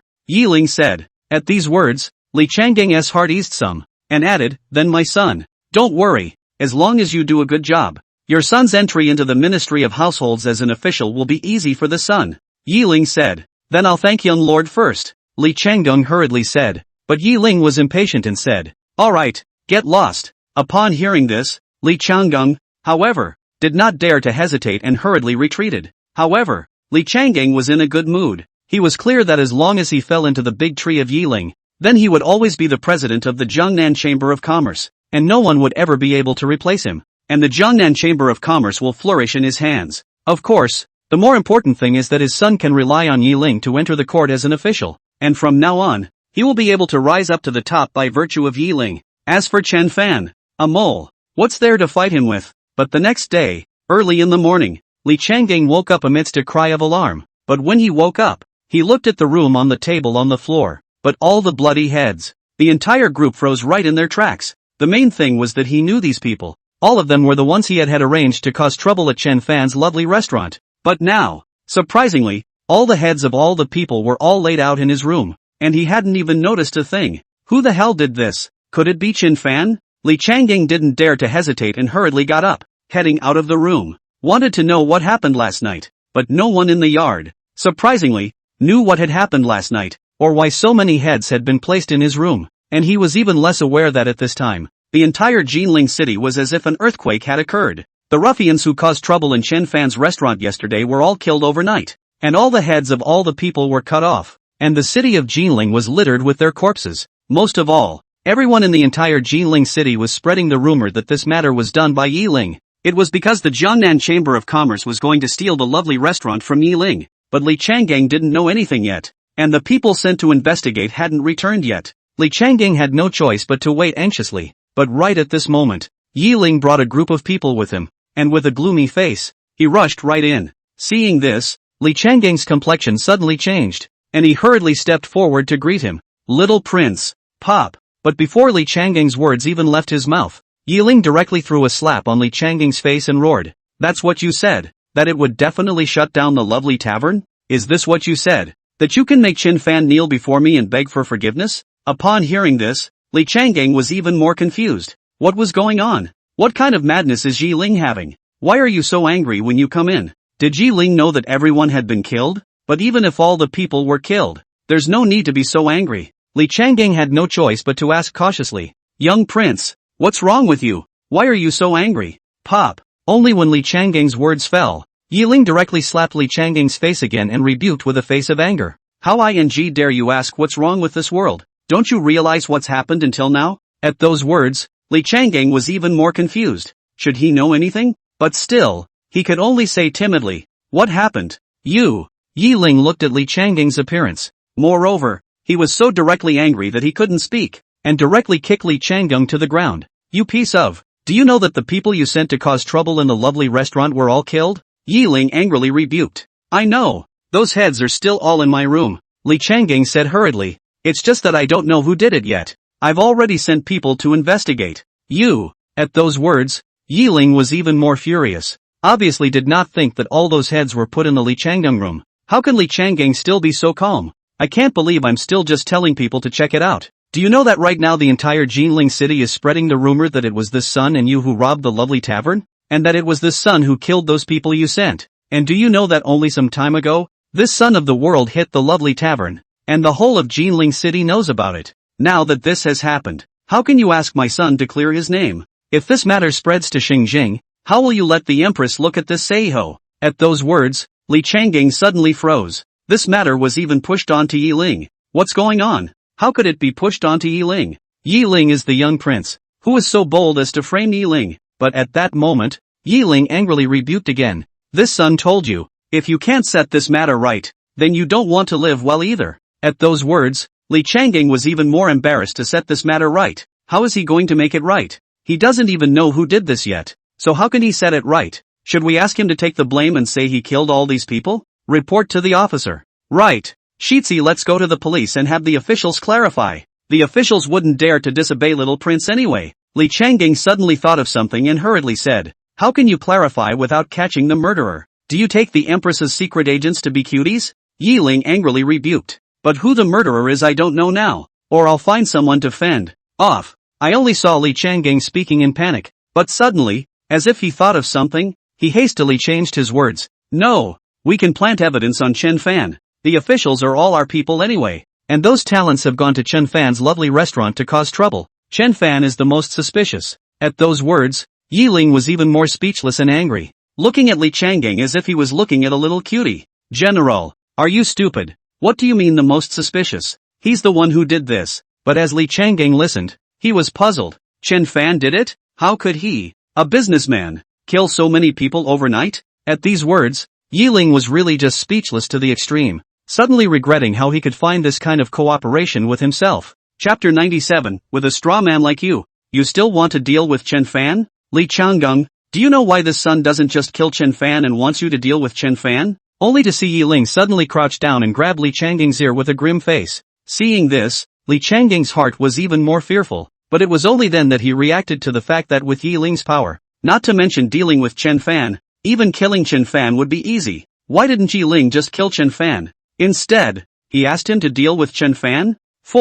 What? Li Changgang warily said. "Do you know who that beauty beside him is? It's the Frost Sword, Lang Frost, who is known to be unrivaled below the immortal realm. No one can kill Chen Fan without an immortal realm powerhouse making a move. Besides, do you know who those guards are in his house? Those are the secret guards given to him by the Empress. They are the guards who originally protected the Empress. Every one of them is a master in a million. You say, with the Empress' secret guards, who dares to assassinate him? Do you think it's hard to kill those landlubbers when he's surrounded by so many experts? At those words, Li Changgang suddenly froze. Those guards turned out to be the secret guards rewarded by the Empress. Wouldn't that mean that Chen Fan was the Empress man? What's the point of playing to deal with Chen Fan? Wouldn't that be dealing with the Empress? No wonder Yi Ling didn't dare to kill Chen Fan. No wonder Yi Ling didn't dare to deal with Chen Fan by himself, but let him deal with Chen Fan. Isn't this using him as a gun to offend the Empress? If the Empress knew about this, would he and the Jiangnan Chamber of Commerce still have a chance to exist? Li Changgang suddenly regretted it. Little prince, why didn't you tell me earlier that Chen Fan is the Empress person? If you had told me earlier, even if you gave me 100 guts I wouldn't have dared to deal with Chen Fan.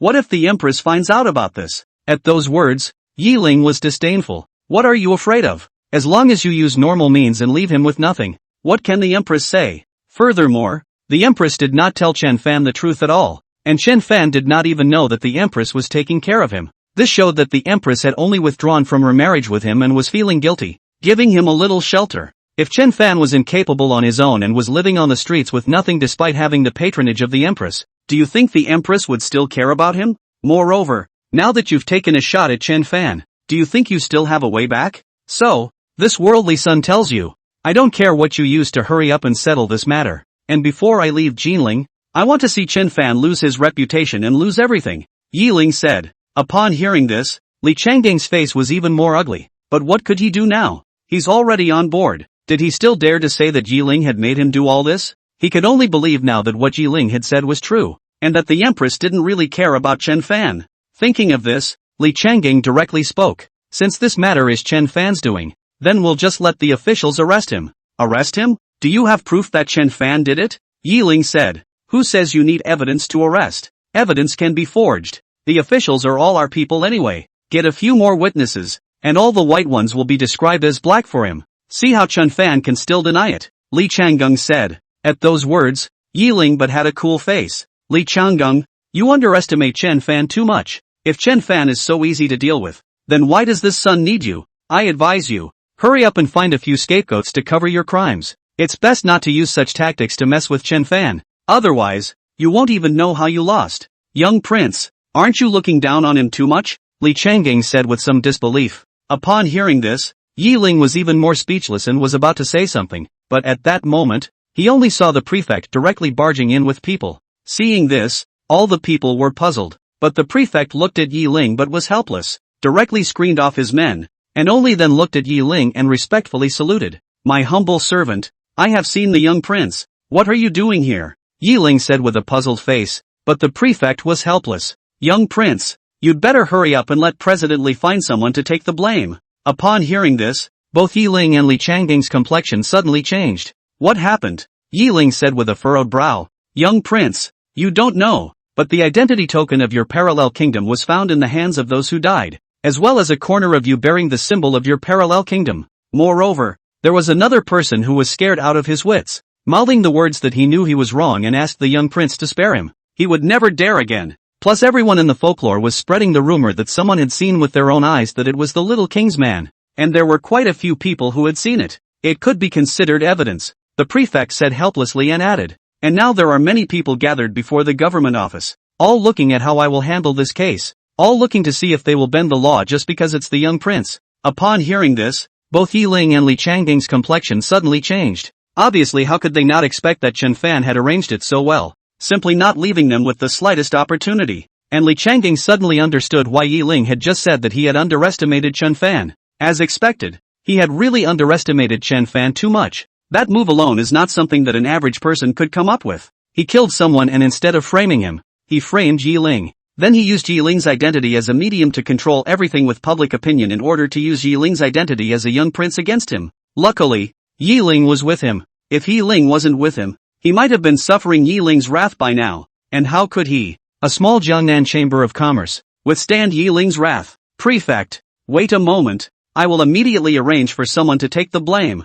And I also trouble you to make sure to clear the suspicion for the young prince, Li Changgang hurriedly said. Upon hearing this, the prefect also simply waved his hand. Hold on tight. Otherwise, If the news spreads and reaches the capital, it won't be good. And where did Li Changgeng dare to hesitate? He hurriedly retreated to arrange for the person who would take the blame. But at this time, the prefect looked at Yi Ling, thought for a moment, and still spoke. Young prince, my humble servant has a word. I don't know if it's appropriate to speak or not. What words? Yi Ling said with a slight frown. Chen Fan is too smart and knows too much about the law. If it's possible, it's better for the young prince not to try to use the law to mess with Chen Fan. If you are not careful, you will really draw fire. And as the young prince represents the parallel kingdom, it's not worth it to affect the reputation of the parallel kingdom for the sake of a Chen Fan, the prefect said with a helpless face. But if he wasn't concerned about Yi Ling's identity, he even wanted to say, with a straw man like you still want to deal with Chen Fan? Not self-serving.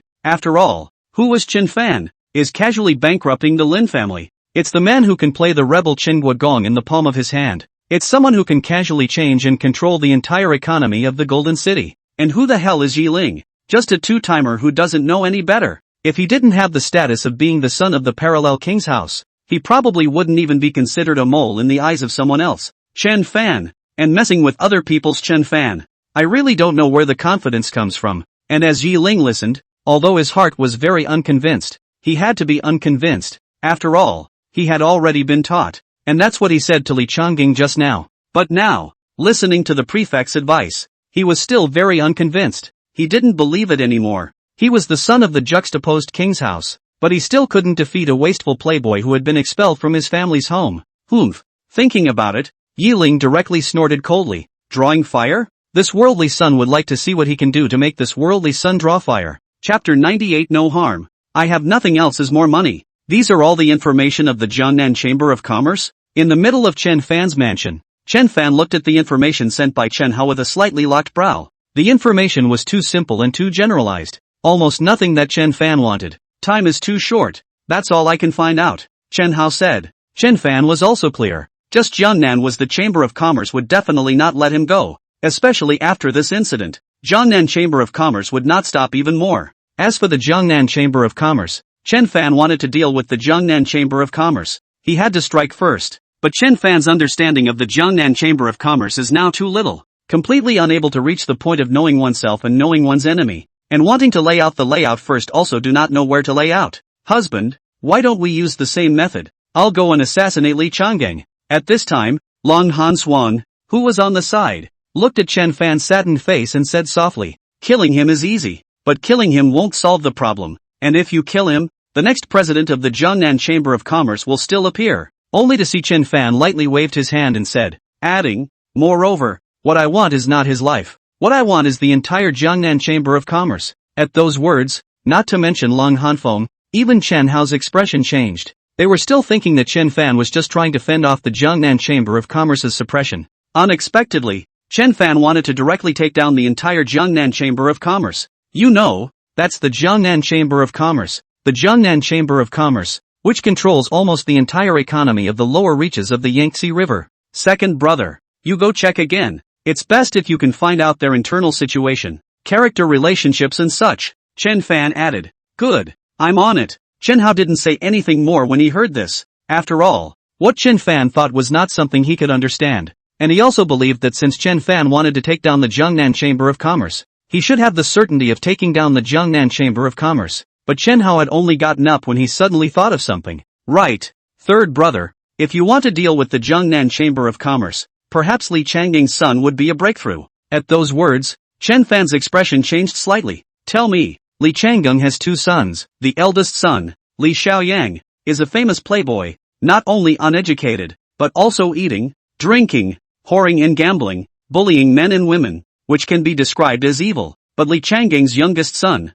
Li Xiaotian, is a talented person, very different from Li Xiaoyang. Even many things in the Jiangnan Chamber of Commerce are handled by Li Xiaotian, Chen Hao said. Upon hearing this, Chen Fan frowned slightly. This was really a breakthrough. Second brother, grab the two of them and give me their information, Chen Fan said. Yes, Chen Hao said, then added, by the way, third brother, Li Xiaoyang is in Jinling City right now. It seems like he came with Li Changgeng. Oh, then where is he now? Chen Fan said with a slightly changed expression. Li Xiaoyan likes to gamble and has been hanging out in the biggest casino in Jinling ever since he and Li Changgeng came to Jinling, Chen Hao said. At those words, Chen Fan's expression changed slightly. Casino. Wasn't this giving him a chance? He remembered. Wasn't the fifth leader of the 72 water-walled village Gumo, who was known as the King of 1,000 Kings, back on his wedding night with Chu Qingcheng? Chen Fan had seen Gumo's methods with his own eyes. It was only when Gumo offended the court officials and was put under a wanted order that he strayed to the 72 water villages.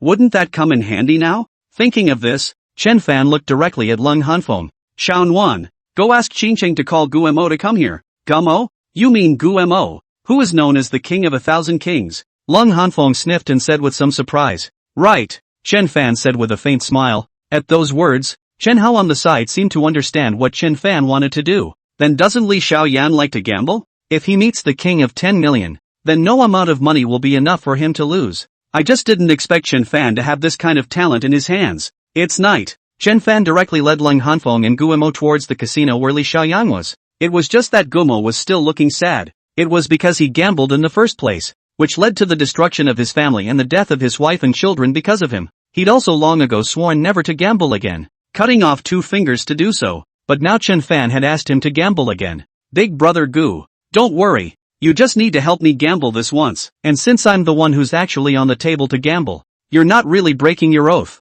Chen Fan could also see Gumo's worries and spoke out to comfort him. Don't worry, Mr. Chen. Big Dongjia has done me a favor, and now that you've helped him avenge his death, I'll definitely help you with this favor. Gumo said. I believe you, Chen Fan said, lightly patting Gumo's shoulder, and then directly led them towards the casino, only to see that in the casino, the sound of people was very lively, especially above the biggest gambling table in the middle of the casino. It was even more surrounded by people, with all kinds of clamoring sounds. Chen Fan walked over, only to see a young man in fancy dress sitting on the side with a smug look on his face betting on money. While he should be lucky, his body has been piled up with silver tickets long ago. Seeing this, Chen Fan didn't need to think to know that this youth must be Li Qiangging's eldest son, Li Xiaoyang. Thinking about it, Chen Fan and Gumo exchanged a glance. And Chen Fan also directly took out a stack of silver tickets and bet on the table. That stack of silver bills was quite a lot, at least 5,000 taels. And when the people on the table saw this,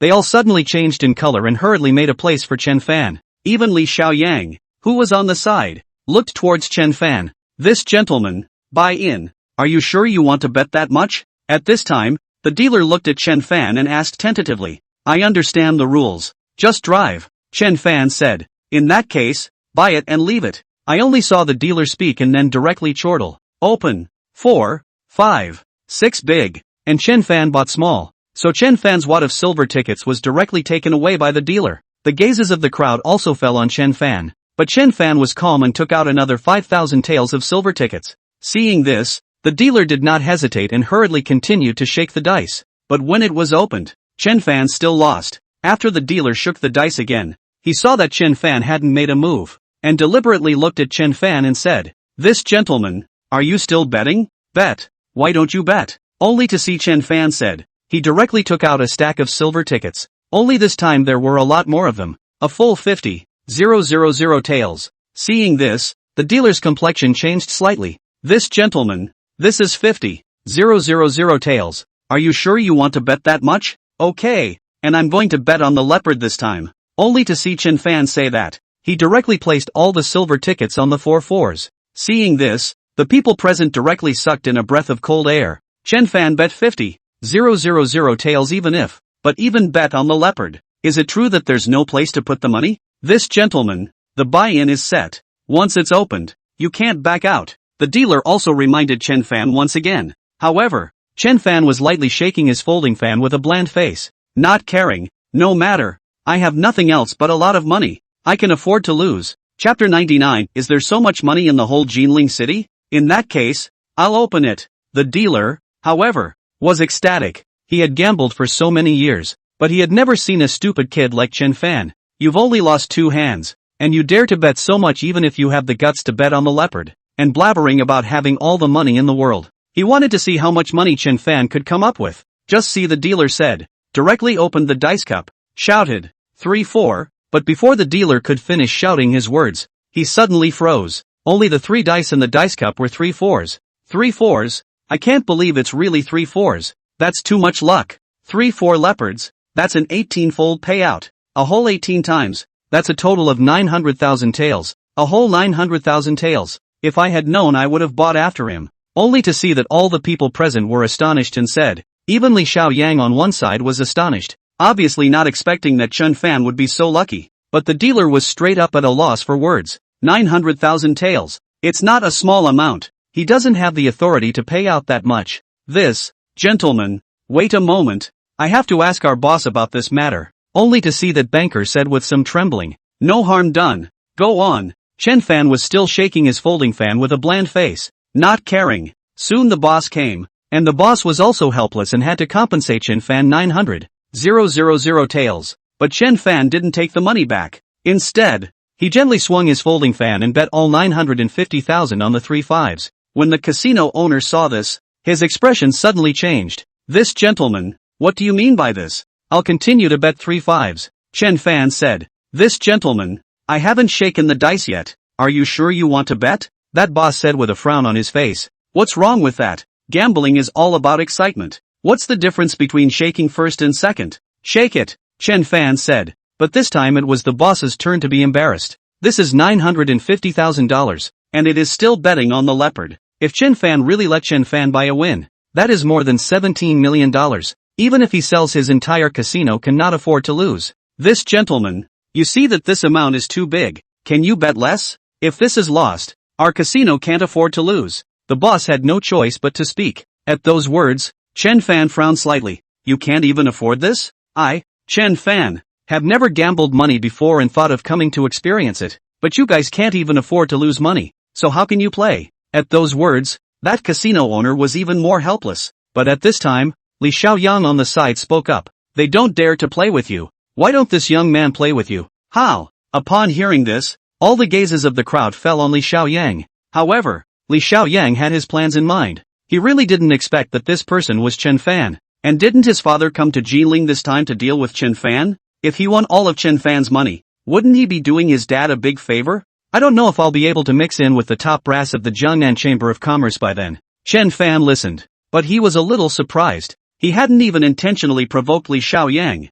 This Li Xiaoyang even stood out on his own. Isn't this a great way to get what you're looking for? However, Chen Fan still looked at Li Xiaoyang with feigned skepticism. You have money? Upon hearing this, Li Xiaoyang, however, laughed softly with a smug look on his face and said, he, the most this young man has is money. But Chen Fan still looked impatient and said, just you? Forget it. What if you can't come up with the money to pay for it when the time comes? Ha ha, kid, do you think that this young man will not be able to get the money to pay for it? Only to see Li Xiaoyang say with a big smile, directly signaling his men around him. He took out a large stack of silver bills. With a smug look on his face, he said, tonight, how much you want to bet? This young man can afford to accompany you. I'm afraid that your small family doesn't dare to gamble. How dare you say I don't dare to gamble? I'd like to see who doesn't dare to gamble. Only to see Chen Fan put on an air of exasperation and sit up straight. Come, how do you want to bet today? I'll accompany you to the end. Great, then we'll bet on the size.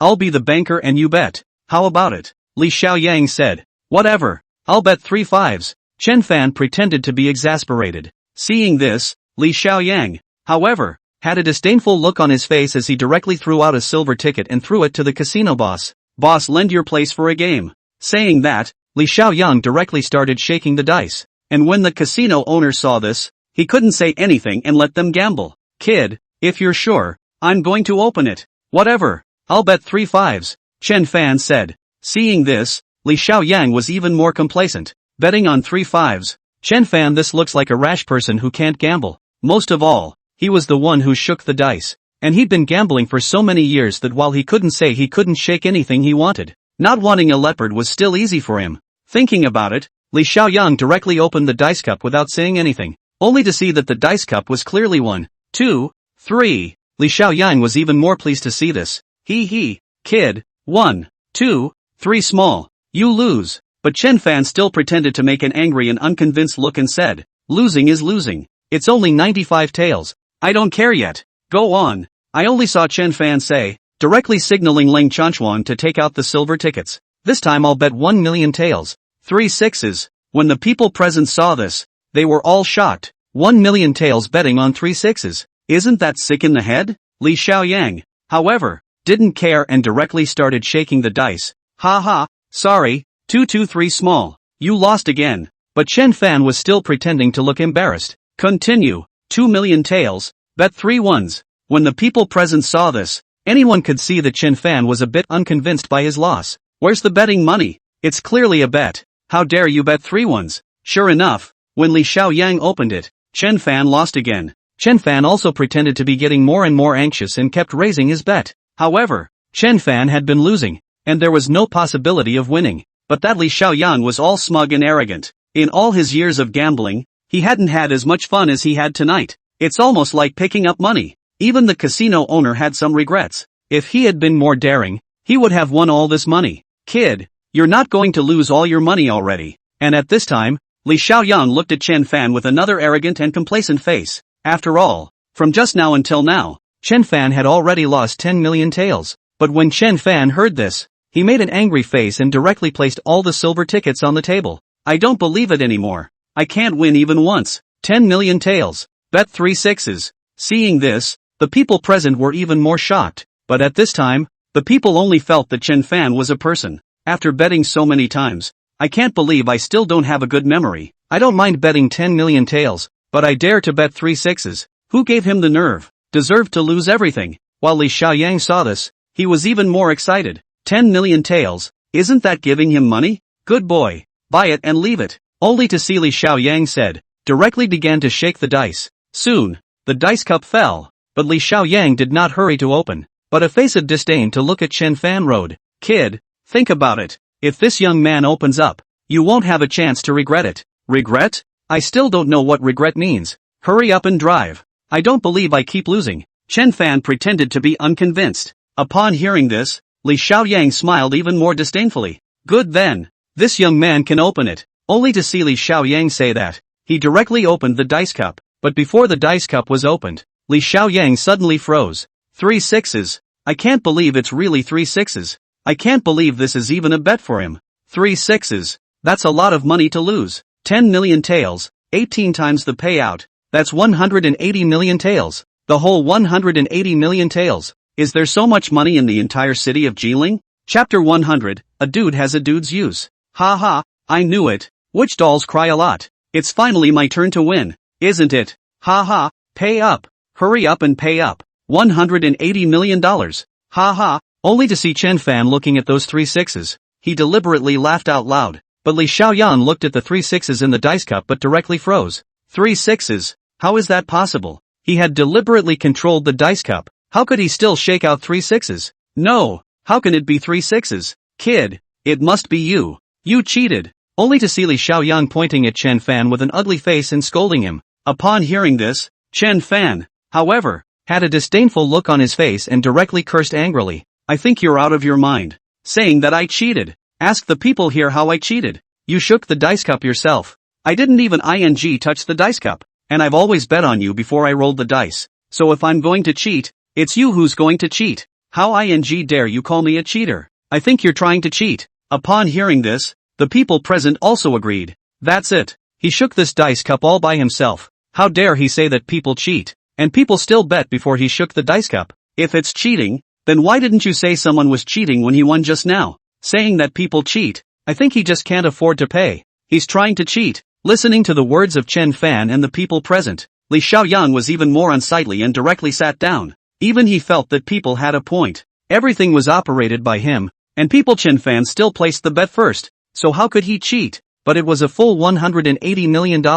How was he going to afford to pay for it? What he can get out now is at most $50 million full. You couldn't afford to lose $180 million even if you sold him. Besides, if his father knew he had lost so much money, he was afraid he would just kill him. Hurry up and pay for it. But at this time, Chen Fan directly rebuked again. I'm telling you, if you don't pay up today, no one will dare say anything even if I kill you. Only to see Chen Fan said. Cold frost directly appeared beside Li Xiaoyang. At the same time, the long sword in his hand was even directly across the top of Li Xiaoyang's neck. Seeing this, all the people present were startled. Chen Fan had actually let someone take a direct shot, and Li Xiaoyang was even more ugly and fearful. Obviously, how could he not expect that Chen Fan would be so decisive and directly let someone hold him hostage? However, there was one thing that he knew very well, and that was what Chen Fan said. Even if Chen Fan killed him, no one would dare to say anything. After all, This was a casino and so many people were watching him lose money. If you can't get it,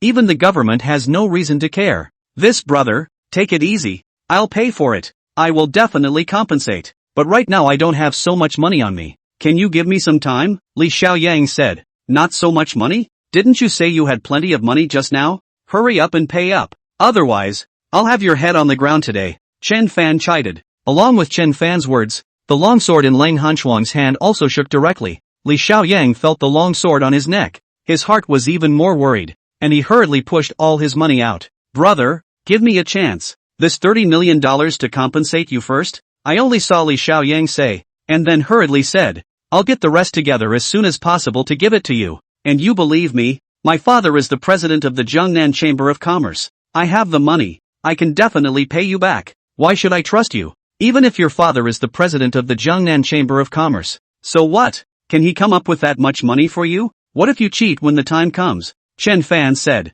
I can write an IOU. I only saw Li Xiaoyang say, and then hurriedly said, Boss, hurry up and get a pen and paper. I want to write an IOU. Seeing this, the boss did not hesitate to bring a pen and paper. Li Xiaoyang didn't dare to hesitate, and hurriedly wrote, signed, and handed the note to Chen Fan. Brother, this is fine, Li Xiaoyang said.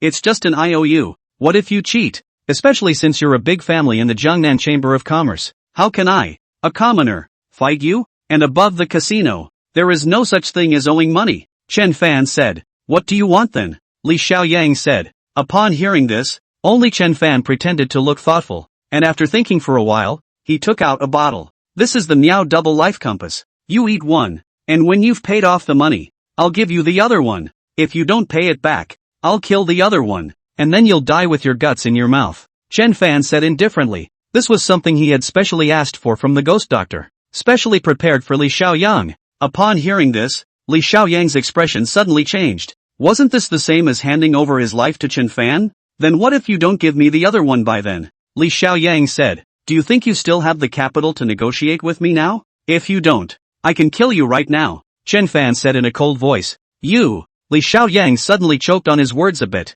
but Chen Fan chided again. Hurry up! Either pay up or eat him. Don't waste my time. Accompanied by Chen Fan's words, Lang Hanfeng's sword suddenly shook again. Li Xiaoyang's body involuntarily shook as he felt the cold long sword on his neck. I'll eat. Just seeing Li Xiaoyang say that, although he was extremely unwilling in his heart, he still swallowed that parasite. Seeing this, Lang Hanswang then withdrew his longsword, and while collecting the money on the table, Chen Fan spoke. 3 days, within 3 days, if I don't see the money, then you can prepare for the aftermath. After saying that, Chen Fan collected the money and turned around with Lang Hanfeng and the girls to leave. But Li Xiaoyang watched Chen Fan leave. But his heart was worried to the extreme. There was still a difference of $150 million. How was he going to come up with so much money in 3 days' time? The main thing was that if his father found out about this, he would really kill him. What to do? Boss, if word gets out about what happened tonight, I won't let you go even if I die. Only Li Xiaoyang said,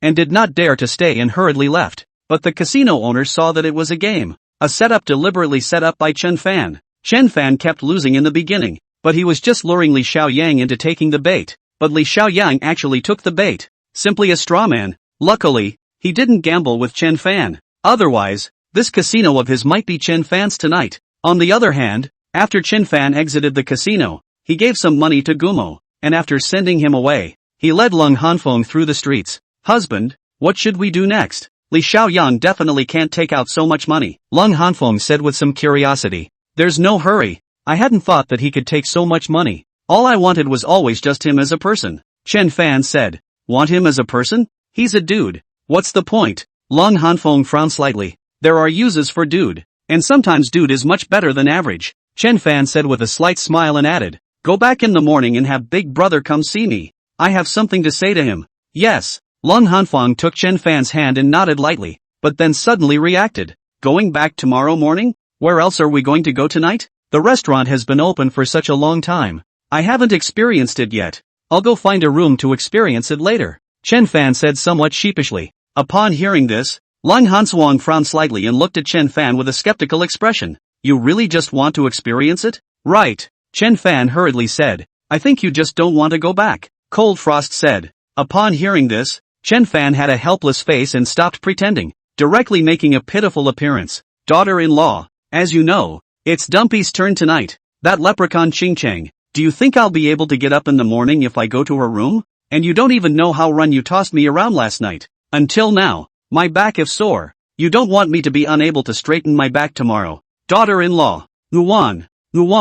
Seeing this, Lung Hanfeng was even more speechless. Fine, but only this time. The next time will not be an exception. Upon hearing this, Chen Fan breathed a sigh of relief. I knew our family Xianwan was the best. Come give me a kiss. But Lung Hanfeng was directly pouting and blanked Chen Fan. Don't. Chapter 101 Li Xiaotian's Foolproof Plan. It's night, late night, in Jinling City. Li Changgang's courtyard was still brightly lit. Just because of what happened during the day today, Yiling was directly furious and only gave them half a month's time, asking them, Jiangnan Chamber of Commerce, to mess up Chen Fan no matter what. So much so that almost all of the top management of the Jiangnan Chamber of Commerce had gathered in the hall at this time, discussing how to deal with Chen Fan. But after they investigated, they realized that all of Chen Fan's industries were almost one and the same. It is so airtight that no penetration can be found at all. Want to monopolize the ingredients. But people Chen Fan has a complete supply mechanism. Not to mention that this is how the Duke of Chen was forced to rebel by Chen Fan in the first place. He wanted to poach the workers of Chen Fan's restaurant. But with the wages and treatment Chen Fan gave, people were not willing to betray Chen Fan no matter what. They wanted to open a restaurant to compete with Chen Fan. But he had Thousand Cities wine, so they couldn't compete at all. And Chen Fan's brewing method for Thousand Cities wine was a secret, so there was no chance of getting it. Wanted to put pressure on others Chen Fan from the money. But others Chen Fan nowadays have a lot of money. Not at all but money. As for finding someone to go to Chen Fan's restaurant to cause trouble and such things, or assassinate Chen Fan or such methods, again, it simply wouldn't work. So much so that they couldn't think of a way to deal with Chen Fan in any way. But on the contrary, Yiling still only gave them half a month. Therefore, at this time, one by one, sitting in the middle of the hall, all of them had a gloomy and unsightly face. What's more, some even wanted to blame Li Changding for why he agreed to Yiling. Why did he provoke Yiling? Although Yiling is entitled to power. But when the Jiangnan Chamber of Commerce did not have Yiling's help is not mixed with the wind. But now that he had provoked Yiling, wasn't this lifting a stone to hit his own foot? But between Li Changding being the president and Yiling being the young prince, they didn't dare to say anything. But just then, Li Xiaoyang sneaked in. Li Changding looked at Li Xiaoyang was even more angry, directly scolded. Where did you go to fool around again? At those words, Li Xiaoyang was even more vain. You? Do you realize that everyone is trying to find a way to deal with Chen Fan right now? And you actually know how to go out and fool around all day long? Li Changding looked at Li Xiaoyang's appearance and became angry. Not waiting for him to finish he directly scolded. But as Li Xiaoyang listened, his heart was even more worried. Now everyone was trying to think of a way to deal with Chen Fan. But if his father knew that he had just lost 180 million taels to Chen Fan, then he would really kill him. But what now? How was he going to come up with the remaining 150 million to give to Chen Fan? But at this time, Li Xiaoyang's brother, Li Xiaotian, spoke directly. Father, what's the use of you getting angry with him? What can he do even if he's here besides adding to the chaos? Upon hearing this, Li Changding's face was even more ugly. Waste. I just don't know. Li Changgang, with a lifetime of fame, how could I have a waste son like you? While Li Xiaoyang on the side was listening, but he also looked at Li Xiaotian with a gloomy face. It was at this time, Li Xiaotian even fell on him. But even though he was furious, he didn't dare say anything. Who told you that you are not as capable as others? Okay, father, just don't get on his bad side. Don't get angry with him. Only to see Li Xiaotian speaking, he added. Moreover, I suddenly thought of a way to deal with Chen Fan. Upon hearing this, Li Changding's expression suddenly changed and he hurriedly said, What method? I've thought about it carefully. Chen Fan's Achilles heel is still the Thousand Cities wine. If there is no Thousand Cities wine, then everything will be fine, Li Xiaotian said. Who doesn't know this? The problem is how to get his Thousand Cities wine brewing method. Li Changgang said. Father, take it easy. Isn't there nothing we can do about his lovely tavern? Then we'll start with him as a person. And with normal tactics, he definitely won't take it. But what if we start with what he's good at? Li Xiaotian said. Where he's good at? What do you mean? Li Changgang said. Isn't he conceited and talented? Claiming to be the #1 talent in Jiling? We can organize a literary fair and compete with him, Li Xiaotian said. At those words, all the people present suddenly changed in color. Organize a match between Wen and Chen Fan. You should know that Chen Fan was a talented person who could write such ancient wonders as Luo Shenfu and Night of the Spring River Flowers and Moonlight. Not to mention the 3 randomly made words that could be passed down through the ages at the literary meeting organized by the Duke of Chen in the first place. But now, Li Xiaotian was trying to win with the Wenhui, whose talent is as good as Chen Fan's. Xiaotian, do you think any of our Jiangnan's talents can have better literary skills than Chen Fan's? Li Changgung tried. Father, who says that a literary meeting has to be won with literary skill? Only to see Li Xiaotian speaking with a gloomy face. As far as I know, although he protected those women in his mansion well, his second brother Chen Hao didn't. Do you think if we kidnapped Chen Hao at that time, do you think he would dare to win? If that's the case, then why don't you just kidnap Chen Hao for the brewing method of Thousand Cities wine? Li Changdong frowned slightly. However, Li Xiaotian was still gloomy. Father, you don't understand this. Kidnapping Chen Hao is not as simple as simply threatening Chen Fan. Who is Chen Hao? It's Chen Fan's second brother and the Grand Master of the lovely restaurant. Do you think he knows how to brew Thousand Cities wine? If Chen Fan had put Chen Hao's life and death at risk because of a Thousand Cities wine brewing method, do you think Chen Hao would have been chilled to the bone? And would he still have sold his life for him? Moreover, even if Chen Hao doesn't know the recipe for the Thousand Cities wine, as long as we turn him and have his help, how hard would it be for us to bring down the lovely restaurant? Furthermore, I'll get all the talents in Jiangnan to prepare properly. At that time, even if Chen Fan is unwilling to hand over the recipe for Thousand Cities wine, we will gather all of our talents and we won't necessarily lose at the Wenhui. At those words, everyone's complexion suddenly changed. It only felt that Li Xiaotian's method was really good and could be considered a foolproof plan. They had actually not even thought that the brewing method of Thousand Cities wine could still be taken from Chen Hao. As long as Chen Fan dared to participate in the literary meeting, they were already invincible. Even if Chen Fan wasn't willing to hand over the Thousand Cities wine formula, they could still get it from Chen Hao. Of course, Chen Fan was willing to hand over the formula. So what did Chen Fan have to fear? One could even continue to threaten to utilize it without releasing Chen Hao. What's more, one would they wouldn't necessarily lose. Good. Yes, Li Changdong listened, but even more directly said 3 times in a row. Worthy of being my Li Changdong's son. Good way, just do as you say. But when Li Xiaotian heard this, he spoke again. But now there's a problem. And that's what kind of conditions should be used to get Chen Fan to agree to participate in the literary meeting. How hard can it be? Who doesn't know that he likes money? Our Jiangnan Chamber of Commerce has plenty of it. And as long as he dares to participate in the literary meeting, I'll agree to any conditions he wants. Just don't worry about it. Li Changgung said. Yes, Li Xiaotian said. Humph. However, Li Changgung suddenly snorted in triumph again. This time I want to see how Chen Fan can still fight me. But while Li Changgung was speaking, he glanced at Li Xiaoyang on the side and his face suddenly became gloomy and ugly again. Waste stuff. Get the hell out of here. Don't let me see you again. At those words, Li Xiaoyang was helpless. But in his heart, he resented Li Xiaotian to the extreme. Chapter 102. Do you think I care about this? The next day,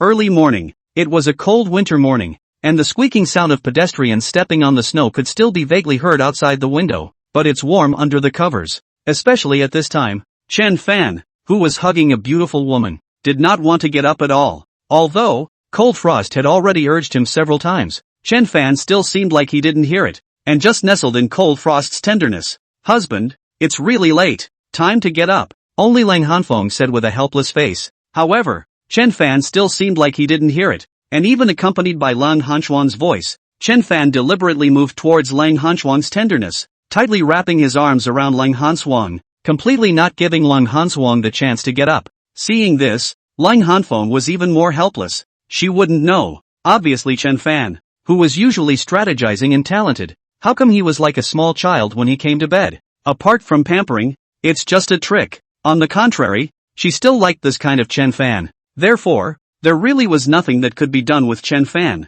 But at this time, Chen Fan suddenly spoke. Shaonuan, I heard Qing Cheng and the others say that you claim to be invincible below the immortal realm. What about facing above the immortal realm? Upon hearing this, Lang Hanxuang frowned slightly. What are you asking for?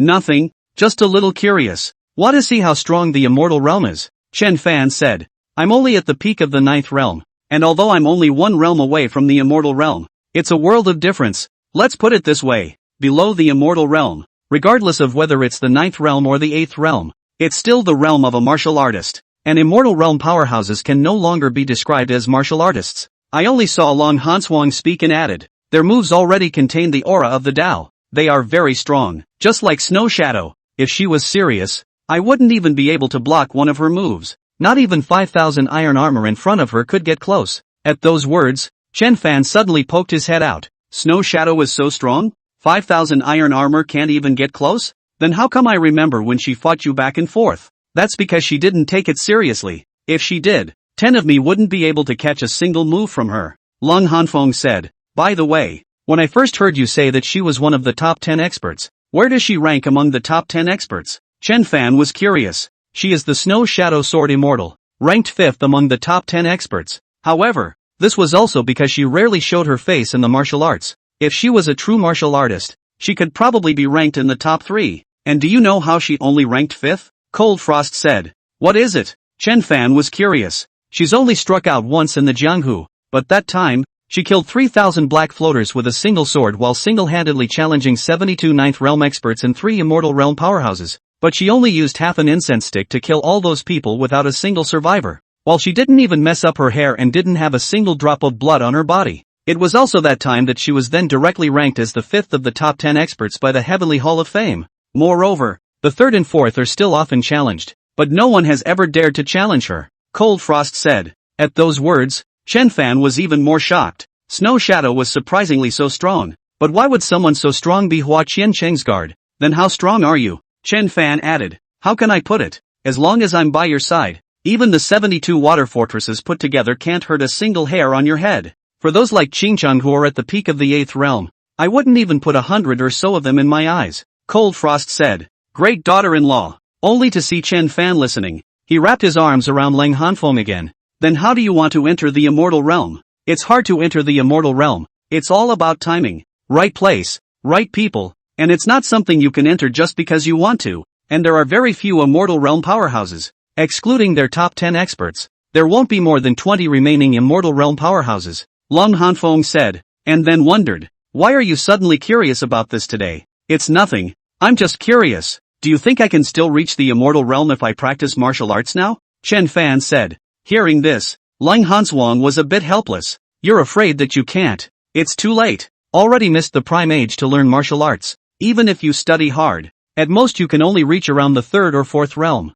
Upon hearing this, Chen Fan suddenly lost a bit of heart. To think that even hard learning could only reach the 3rd or 4th realm. So what was the point? Might as well live in style. No learning then. Only to see Chen Fan speaking, he directly nestled into Lang Hanfeng's tenderness again. Time passed, and in the blink of an eye, it was 3 days. These 3 days were quite peaceful, and the Jiangnan Chamber of Commerce didn't make any moves. Chen Fan also fell free. It's just that my back hurts a little. However, today was the day that Chen Fan and Li Xiaoyang had agreed on. So thinking about the time, Li Xiaoyang should have come. Therefore, Chen Fan waited in the courtyard early in the morning, and because of the twin life compass, Li Xiaoyang didn't dare to play tricks. Early in the morning Li Xiaoyang sneaked to Chen Fan's mansion. Only Li Xiaoyang's face can be described as full of worry and fear. And Chen Fan looked at Li Xiaoyang and didn't want to bull ***** with him about anything. Directly speaking, young Master Li, how is it? Did you get the money together? At those words, Li Xiaoyang's face was even more fearful.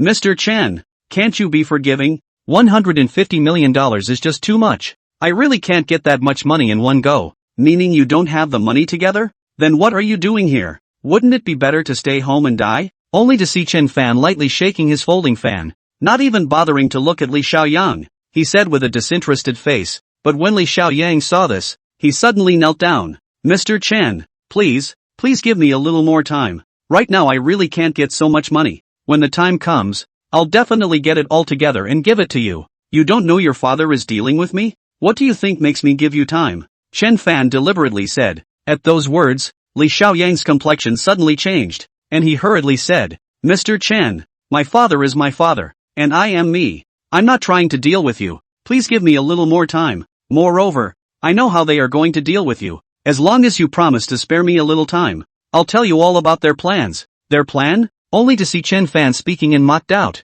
he added, tell me, if it's useful, it's not impossible to tolerate you for a period of time. Upon hearing this, Li Xiaoyang didn't dare to hesitate and hurriedly said, my brother thought of a scheme. He prepared a literary meeting. He is going to use 50 million taels for you to bet with him on the brewing method of your Thousand Cities wine at the literary meeting. At the same time, he's going to kidnap Chen Hao so that he can threaten you at the Wenhui, to make you hand over the brewing method of Thousand Cities wine. Moreover, he said that even if you don't want to at that time, they can use it to turn Chen Hao, get the brewing method of Thousand Cities wine from Chun Hao, and even use Chun Hao against you, Mr. Chen. This is their plan. You can spare me for a few days." At those words, Chen Fan frowned slightly. "I have to say, that's a pretty good plan." Surprisingly, he was able to realize that Chun Hao had no one around to protect him. If he really let them kidnap Chun Hao, he really had no choice but to hand over the Thousand Cities wine prescription. But now that he knows, it's a good thing. However, Chen Fan still deliberately said,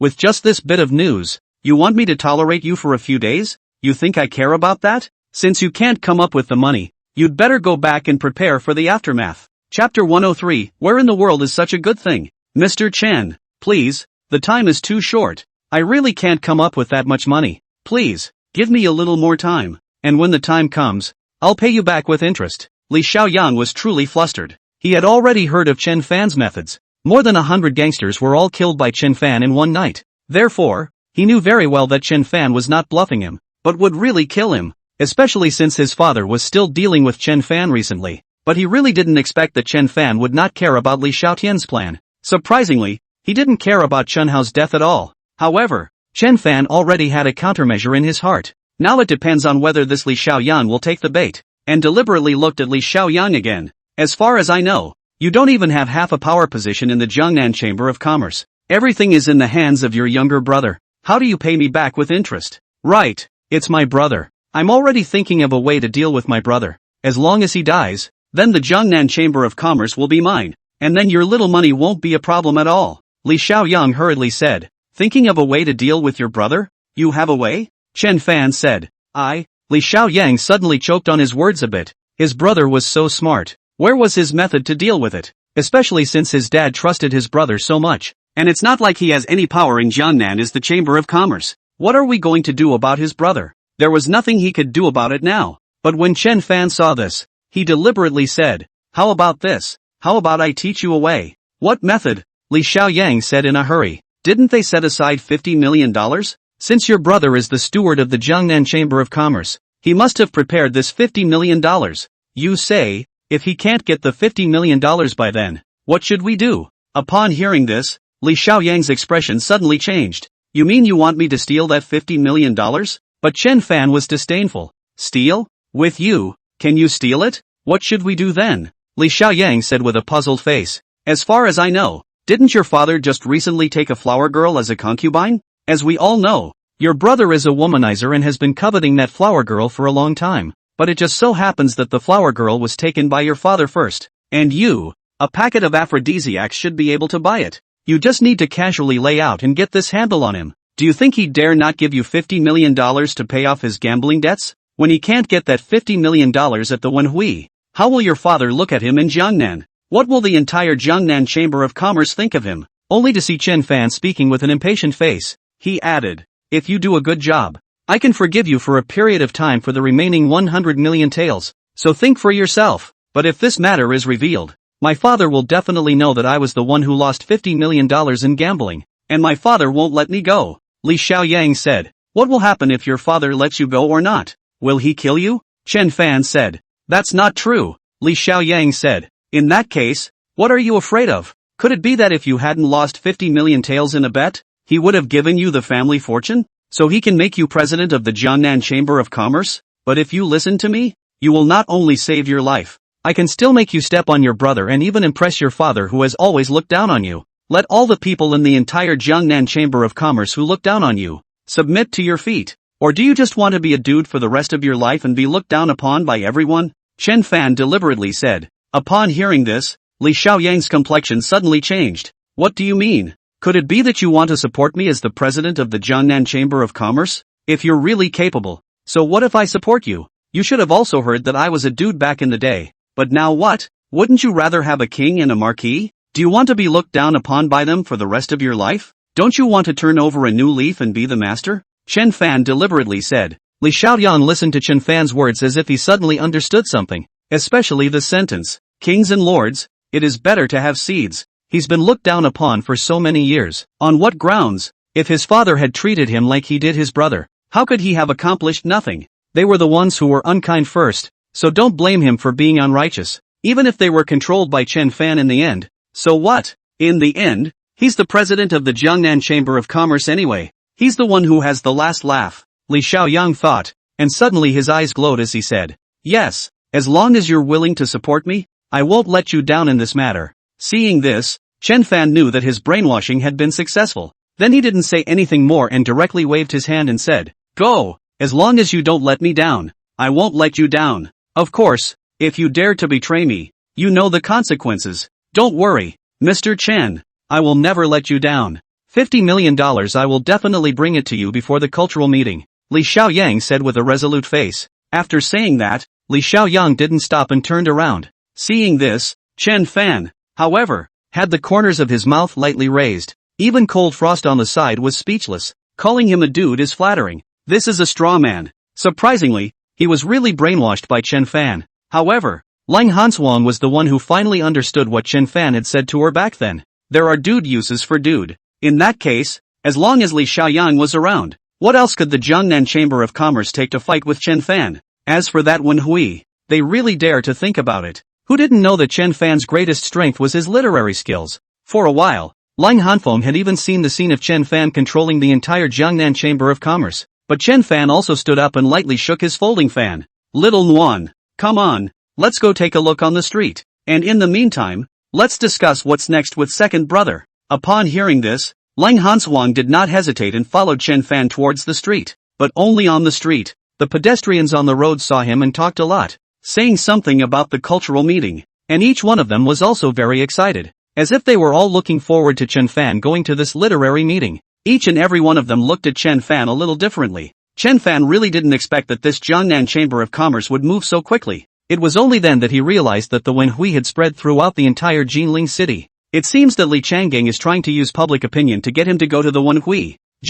Is this Li Changgang overthinking things? Even if you want to deal with him at the cultural center, since you still don't want to pay anything, where in the world is such a good thing? Thought. Heading directly toward the largest of the lovely taverns. But only when he arrived at the lovely restaurant, he saw that the outside of the lovely restaurant was full of people. Seeing this, Chen Fan frowned slightly. Could it be that something had happened to lovely restaurant again? Chen Fan did not hesitate and hurriedly walked towards the crowd. But just then, someone suddenly shouted, Chen Fan is here. Suddenly, the crowd directly surrounded them. Mr. Chen, I heard that you're going to participate in this Jinling literary meeting. Is that true? Who did you guys listen to? Chen Fan said. The Jiangnan Chamber of Commerce has all but released the news. It says that this literary meeting, Mr. Chen, will also attend. Moreover, not only Mr. Chen, but even talented people from the entire Jiangnan region will attend. Is Mr. Chen sure to come out on top at the literary meeting this time? I've heard that a lot of talented people are displeased with you, saying that you've run out of talent. Only one of those people asked. However, Chen Fan did not respond, but looked directly at a restaurant fellow and said, go to the government office and report to the officials. Tell the prefect to come here in a hurry. Just as Chen Fan said that, he directly walked into the lovely restaurant. Chapter 104, Mr. Chen shouldn't count on it. Report to the police? The people at the scene looked at Chen Fan and all of them suddenly froze. Why did Chen Fan report it to the police? Is it because they're blocking the area and affecting the lovely restaurant's business? But with their understanding of Chen Fan shouldn't be so petty. For a while even Lang Hanswang, who was beside Chen Fan, was puzzled and did not understand why Chen Fan had to report to the police. It's not like anything happened. And Li Changgang, who was on top of the second floor on the opposite side of the lovely restaurant, was even more puzzled. Xiao Tian, what do you think he's doing reporting to the police? Besides, will your move work? Will Chen Fan really attend the cultural council just because of public opinion? But Li Xiaotian was confident. Father, just don't worry. Now that the entire Jinling city knows that he's going to participate in the literary meeting, can he not participate? Just by not participating, that would be an admission that he wouldn't dare. And he is now the #1 talent in Jinling. If he doesn't even dare to participate in a literary meeting, then how will he still be able to mix in Jinling city in the future? But why did he report to the police? Li Changgang said, can't you see so many people blocking the entrance to his restaurant? How can he do business with all this chaos? And to call the prefectural magistrate here, isn't this just trying to get the prefectural magistrate to disperse these people? Li Xiaotian said with a disinterested face. Upon hearing this, Li Changgang didn't say anything else, but continued to watch the movements below. And at that moment, someone in front of the restaurant below opened his mouth and tried. Mr. Chen, do you want to report to the police because we blocked you from doing business? No, the visitor is a guest. But as for why, you will know later, Chen Fan said. At those words, everyone breathed a sigh of relief, but Li Changbang upstairs looked directly towards Li Xiaotian. Li Xiaotian, however, was also puzzled, surprisingly different from what he thought. Chen Fan actually said it wasn't because of these people? Then why did he report to the police? It's not like there's anything that needs to be reported to the authorities. Father, don't be in a hurry. Let's take a look first, Li Xiaotian said. Hearing this, Li Changgang didn't say anything and waited patiently. Soon, only to see the prefect directly with a team of people came. The crowd saw the prefect also hurry to make a road, and Li Changgang and Li Xiaotian hurriedly came to the window and looked at what was happening below. Mr. Chen, I heard you wanted to report to the police. I wonder what happened. I only saw the prefect come to the front door of the restaurant, so he looked directly at Chen Fan and said, Prefect In sir, the grassroots have encountered some trouble and don't know how to deal with it. That's why I'm troubling Prefect In sir to make a trip, and I'd like to ask Prefect In sir to help me out. Chen Fan arched his hand towards the Prefect In and said, Please speak, Mr. Chen. The prefect said with a slight frown. The prefect should have also heard about my participation in this Jinling literary meeting. Chen Fan said, Indeed I have heard. What's wrong with that? The prefect said. Chen Fan did not answer, but continued. I wonder where the prefect got the information from. Where else do I need to get news from? Now the entire city of Jinling knows that you're going to attend the literary meeting. The prefect said. That's the problem, Chen Fan said with a displeased look on his face and added. This Jinling city knows all about it. So why am I only learning about it now? I'm going to attend some literary meeting. At those words, everyone's complexion suddenly changed, especially Li Changgang and Li Xiaotian who were on top of the second floor on the opposite side. What does Chen Fan mean by this? What does he want? Is that why he reported it to the police? But at this time Chen Fan continued. I don't even know about that what the cultural meeting, but now everyone is saying that I'm going to attend it. Why? So, I'm still asking the prefect to do it for me. Be the Lord? Make what Lord? The governor said with a puzzled look on his face. Doesn't the prefect think that this has violated the law? I didn't even know about that whatsoever literary meeting, but now everyone knows that I'm going to attend it. This is clearly a forced threat to me to go to that whatever literary meeting. If I don't go,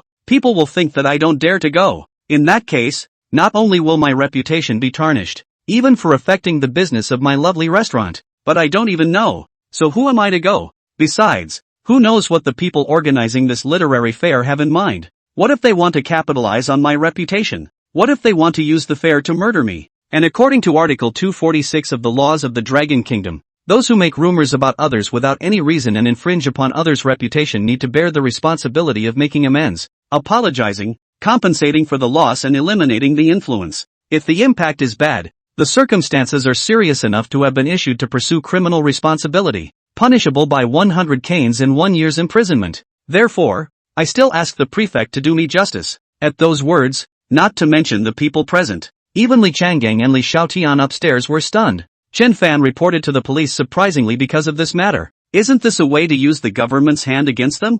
Xiaotian, what about this? Li Changgang asked in a hurry. However, Li Xiaotian had an ugly look on his face. He had originally thought that his move would make Chen Fan have to participate in the literature meeting. Unexpectedly, Chen Fan directly reported to the police. Not only did he not fall for the trap, he actually fell for it. Let the government deal with them and ask them to make amends and apologize. Or even 100 strokes of the cane, and a year in jail. But Li Xiaotian was still very calm and spoke directly. It's fine. I'll take care of it. Just say that the invitations haven't been delivered yet. Just seeing Li Xiaotian say that, he directly walked towards the downstairs. But at this time, the prefect below was helpless. He had advised Yiling not to provoke Chen Fan anymore. Why didn't he listen? What now? So many people were watching. The facts were right in front of their eyes, and people Chen Fan had brought out the legal provisions. As the parent official of Jinling, what is he supposed to do with this? But the prefect thought about it and still spoke. Then does Mr. Chen know who spread the rumor?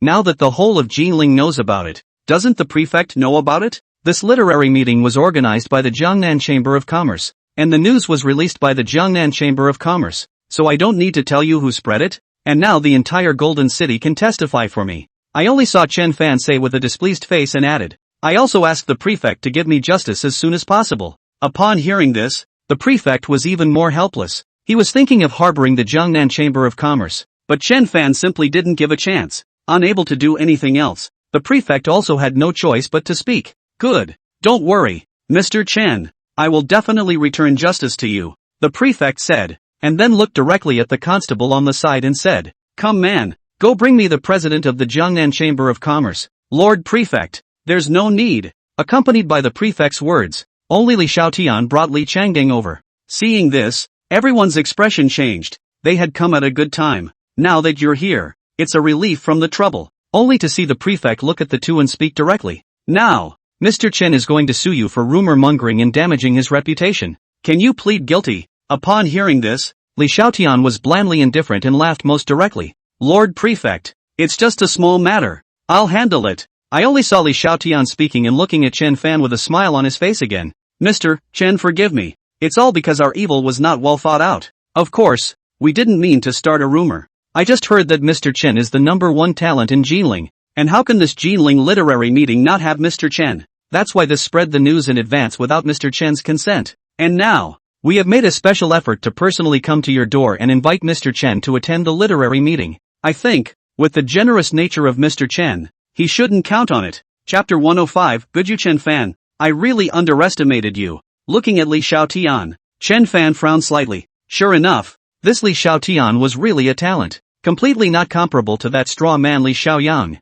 The words, the mind, the tactics, the average person can't really compare. It's no wonder that he was able to take charge of such a large Jiangnan Chamber of Commerce at such a young age. But Li Xiaotian thinks he's smart, so it's okay to assume he doesn't have a brain? Only to see Chen Fan directly ignoring Li Xiaotian and looking directly at the prefect. Lord Prefect, you heard me. Now he's admitted it himself, so there's no need to gather any more evidence. Is there? At those words, not to mention Li Xiaotian, even the prefect changed his expression. People Li Xiaotian had said so. What else did Chen Fan want? But before the prefect could speak, Li Xiaotian hurriedly said, Mr. Chen, what do you mean by this?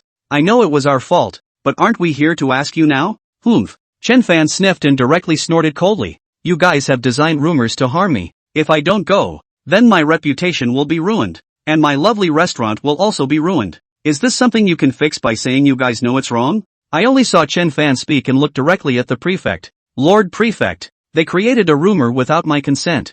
I don't care if they're trying to capitalize on my reputation or ruin it. It's not affecting me in a good way. I hope you're being fair. Upon hearing this, the prefect was even more helpless and could only speak. Then what do you want, Mr. Chen? According to the law, they must apologize and compensate me for my losses, Chen Fan said. Upon hearing this, the prefect and Li Xiaotian and the others understood that Chen Fan was trying to extort them. Then how much damage does Mr. Chen think should be compensated? The prefect said, if I hadn't realized it in time, everything would have been ruined for me, but it's fortunate that I found it early, and I don't need them to pay out more, just 1 million taels. If they're not willing to pay, then they're refusing to do so let's deal with it according to the law, Chen Fan said. At those words, Li Xiaotian was even more embarrassed. Just because of such a little thing, Chen Fan even asked them to compensate 1 million taels. The prefect was relieved. Fortunately Chen Fan did not ask for a lot of money. 1 million taels for the Jiangnan Chamber of Commerce. It is nothing.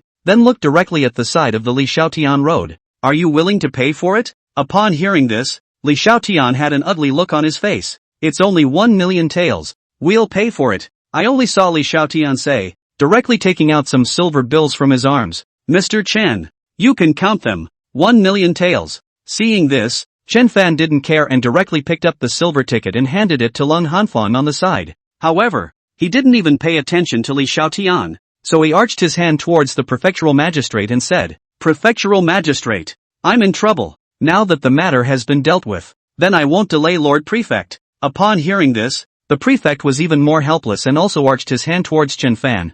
Mr. Chen is overstating things. But at this time, Li Xiaotian spoke up again. Mr. Chen, this matter is all our fault. But now, we've compensated for it, and I've come to ask for it myself. Mr. Chen can agree to participate in this literary meeting. But when Chen Fan heard this, he had a disdainful and cool face. What are you? Are you worthy of inviting me? So what if you came in person? Not to mention you. Even if your father came, he wouldn't be qualified to invite me. At those words, Li Xiaotian was even more embarrassed. Chen Fan even said that he was something?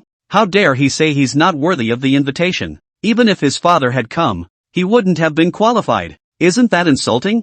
However, Li Xiaotian still suppressed the anger in his heart and said in a clear and cold voice, Mr. Chen, it can't be that you're afraid and don't dare to attend. Put away your agitation tactics. With this trick of yours, it may be useful against others, but in front of me, It's not useful at all except to make me look down on you. Only to see Chen Fan speak with a face of cool disdain. He added, whether I go or not is not something you can decide with a single provocation. You want me to participate in your crap literary meeting? And you want to use my reputation to raise the fame of your Jiangnan Chamber of Commerce. Do you deserve it? And, just so you're clear, it's now you yourselves who are going around advertising that I'll be attending without my permission. When the time comes, if I don't go, it's your Jiangnan Chamber of Commerce that will lose face. So now, it's you guys who are begging me to go. Begging requires a begging attitude. Upon hearing this, Li Xiaotian's face was even harder to see, but he didn't want to pretend anymore and directly said in a cold voice, in that case, I'm not going to talk any more nonsense to you, nor am I going to talk about begging or not begging.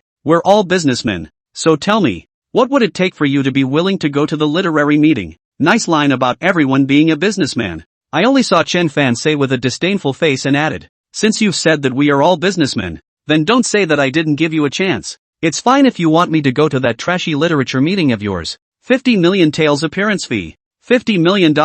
Chen Fan, why don't you go grab it? Li Xiaotian's complexion suddenly changed as he directly rebuked. But Chen Fan was bland. I'm just robbing. What can you do? It's not like I advertised that I was going to attend the literary meeting. Anyway, and who knows what you have in mind when you ask me to go to the meeting? What's more, I don't want to go to that trashy literature meeting of yours. It's a waste of time. At those words, Li Xiaotian's face was truly ugly and angry to the extreme. 50 million taels. Chen Fan dared to ask for 50 million taels for the appearance fee. That's 50 million taels. Even if their Jiangnan Chamber of Commerce is a big family, this 50 million is not a small amount. Not to mention the 50 million taels to be prepared for use at the cultural center. But when Chen Fan saw that Li Xiaotian didn't say anything, he directly said again, remember, I gave you the opportunity. It's you who can't do it. Only to see Chen Fan said, and looked at the crowd present onlookers said, everyone also still please help me to witness. I have never said that I want to go to participate in what will be the literature. Is there Jiangnan Chamber of Commerce false propaganda? And it's not that I won't go, it's that the Jiangnan Chamber of Commerce don't know how to be shameless. Even if it's false publicity, they still can't even afford to pay the 50 million appearance fee. You shut up. Just before Chen Fan's words fell, Li Xiaotian suddenly chided. He was really angry to the extreme. If it wasn't for the fact that there were too many people on the scene, he even wanted to directly jump on Chen Fan and eat him alive. He had designed it well, using public opinion to force Chen Fan to attend the literary meeting. But in the end, not only did he not let Chen Fan go to the literary meeting, but he was even backhanded by Chen Fan, pointing the finger of public opinion at their Jiangnan Chamber of Commerce. He was forced to come up with $50 million. Most of all, he only saw it now. Chen Fan had just called the prefect to come and make a fuss about the matter of public opinion. It looked like it was to ask them for compensation and blackmail them for 1 million taels. But in reality, it is for now forcing him to take out the 50 million taels to make the preparation. Even those arrogant words of Chen Fan were included in preparation for this step. Control public opinion completely and put all the blame on them. Let him back out of this $50 million. Good you Chen Fan, I really underestimated you. $50 million appearance fee huh? I'm out. Within 3 days, I will definitely send $50 million to your mansion. But, when the time comes, don't you dare to attend the literary meeting. Humph. Only to see Li Xiaotian speaking with an angry face, he directly snorted coldly and flung his sleeves away. Chapter 106, She's mine, and only mine. Dad, I'm sorry, I've been ill-considered in this matter. I didn't expect Chen Fan to be so difficult to deal with. I was careless. Jinling City, in the mansion of Li Changgang, Li Xiaotian looked at Li Changgang with a guilty face and blamed himself. But the suppressed anger in his heart could not be dissipated. Who is he? From a young age, he was recognized as a one-in-a-million genius, and in all his life, he had never lost. But today, he lost in front of Chen Fan. How could he stand this? Alright, you don't have to blame yourself. This matter was agreed upon by everyone. The fault is not yours. We underestimated Chen Fan too, Li Changgang said. But don't worry, father, as long as he dares to participate in the literary meeting, I will definitely make him spit out all that he has eaten. Li Xiaotian said. Spit it all out? What new idea do you have? Li Changgang said with a slight change in his expression. Although he is talented, I don't believe that he really writes an essay casually once and it's 1,000 years of marvelous writing. I think those must have been written by him beforehand. If we can get the poems he prepared for the literary meeting, even if he can write them on the fly then, how can they compare to the ones he prepared carefully? Li Xiaotian said. Upon hearing this, Li Changgang frowned slightly. But how do we get the poems he made? This is too easy. I've already learned about his modus operandi. lustful and kind. As long as we arrange a beauty contest and place one of our men by his side, it will be easy to get his newly made poems, and even if we can't get it, we can still keep tabs on Chen Fan's movements, Li Xiaotian said with a confident expression. Good. You let go and go about it. Father believes in you. You won't let father down, Li Changgeng said with a trusting face, but when his eyes glanced at Li Xiaoyang on the side, Li Changgeng's face suddenly became extremely gloomy and he directly rebuked. What are you doing here? Is this a place you can come to? Upon hearing this, Li Xiaoyang frowned slightly, but the hatred in his heart grew a lot more. However, Li Xiaoyang still suppressed his anger and responded, wasn't it you, father, who told me to come and learn more? Waste stuff. Then tell me what you've learned? Li Changgeng chided with a look of disgust. Li Xiaoyang was even more ugly and helpless, but then suddenly thought of something and directly changed the topic. Instead of scolding me, why don't you care about that new concubine of yours? When I came here just now, I saw that she was not in the right state to eat her meal. At those words, not to mention Li Changgeng, even Li Xiaotian's expression suddenly changed. Li Xiaotian was even more agitated than Li Changgeng, and without waiting for Li Changgeng to open his mouth he directly spoke. What did you say? What happened to her? What are you in such a hurry for? Li Xiaoyang deliberately said, adding, what's it to you what happened to her?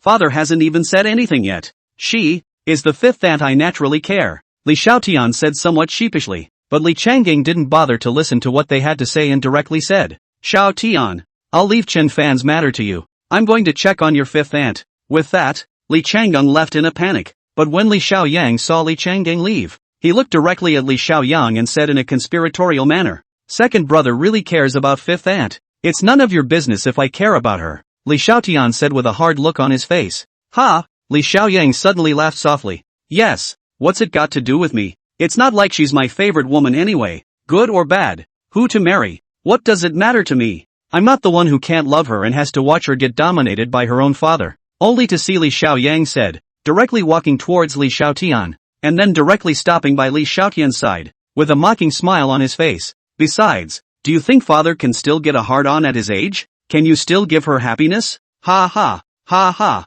Only to see Li Xiaoyang say that, he directly laughed out loud and walked towards the outside while laughing, but as Li Xiaotian listened, his heart was directly angered to the extreme. A pair of fists were clenched, as if they were trying to sink their nails into the flesh, and the veins bulged. They even wanted to rush straight up and beat Li Xiaoyang violently, but he was also really upset in his heart. Why should the one you love end up as a plaything for an older man? The heart is getting angrier and angrier, but even if he was angry, what could he do? That old man was his father. Boo! Just seeing Li Xiaotian thinking, he suddenly slammed his fist on the table for a long time before he left the hall. But Li Xiaoyang, who was hiding in the shadows, was smug when he saw this, quietly following behind Li Xiaotian. He wanted to see what Li Xiaotian would do after even being told this by him. Let's see if there's a chance. Soon, only Li Xiaotian was seen coming directly to that concubine's courtyard, quietly hiding by the wall to watch the scene in the courtyard. And at this moment, in the courtyard, only Li Changgeng had that concubine in his arms and was feeding her food. That concubine also smiled in a flamboyant manner. Seeing this, Li Xiaoyang was even more pleased in his heart, with Li Xiaotian's character. Seeing this kind of scene, he was afraid that it would be even worse than killing him, and Li Xiaotian didn't continue to look at it. He just grimaced and left in a huff. However, Li Xiaotian didn't go anywhere, but returned to his own courtyard and started drinking mulled wine. Seeing this, Li Xiaoyang was even more surprised that Li Xiaotian was drinking alone. Thinking of this, Li Xiaoyang headed straight towards the back kitchen and poured a packet of aphrodisiac into the topmost pot of wine. As expected, there were soon subordinates who came to fetch the wine and deliver it to Li Xiaotian, and everything was going according to Li Xiaoyang's plan. Time is also passing slowly. Soon it was evening, and Li Xiaotian was drunk. While the medicine was starting to kick in, Li Xiaotian's behavior became a bit strange under the influence of the medicine. Seeing this, Li Xiaoyang did not hesitate and directly walked towards Li Xiaotian. Second brother, what are you doing? Isn't it just evil to watch the woman you love take pleasure in the arms of an older man? Is it necessary to drink so much? If you can't have it, you can't have it. Can't you drink so much that she's yours? It won't. No matter what you do, she'll never belong to you. You'll never get her. But Li Xiaotian was even angrier when he heard Li Xiaoyang's words and directly pushed Li Xiaoyang away. Waste stuff. You shut up. What I, Li Xiaotian, want, I have never yet failed to obtain. She's mine, and only mine. No one is going to take it from me. Only to see Li Xiaotian say that, he directly stood up. Not knowing if it was the influence of the medicine and the strength of the wine, but even carrying the wine jug, he staggered towards the concubine's courtyard. Seeing this, Li Xiaoyang was even more pleased. Now Li Changgang had also left that concubine's courtyard, so that he just had to wait quietly for something good to happen. And Li Xiaoyang felt that it was about time and directly rushed into the concubine's room. And at this moment, only Li Xiaoyan was still desperately suppressing the concubine, while the concubine had already cried her eyes out and was still desperately struggling. Seeing this,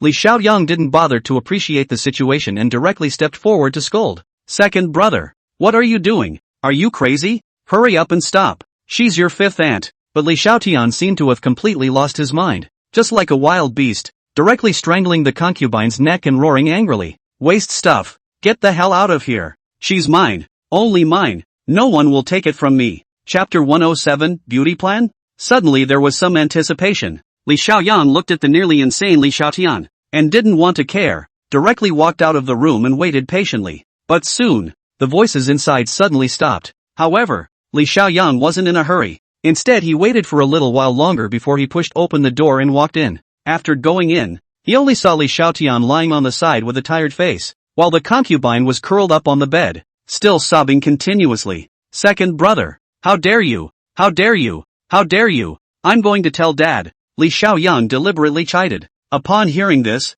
Li Xiaotian, who was still lying down, suddenly changed his complexion and fiercely straightened up, looking at the concubine on one side and then at Li Xiaoyan on the other side. It was only then that I realized with a shock what I had just done. Suddenly panicked, tightly chided. Waste, Li Xiaoyang, you stop. Waste? Look at what you've done. And you dare to call me a waste? How dare you do such a thing to father's favored concubine? I'd like to see what father would do. Li Xiaoyang said. Big brother, don't tell father. I know it's wrong. I beg you, don't tell Dad. Li Xiaotian was truly flustered. He knew very well what the consequences would be for him if this matter was known by his father. Although it was still necessary to deal with Chen Fan and wouldn't do anything to him, but in the future, he was afraid that he would be completely unrelated to the president of the Jiangnan Chamber of Commerce. He'll even be expelled from his father's house. After all, who would accommodate someone in their home who misses their daughter-in-law? And his future is completely ruined. You know it's wrong now?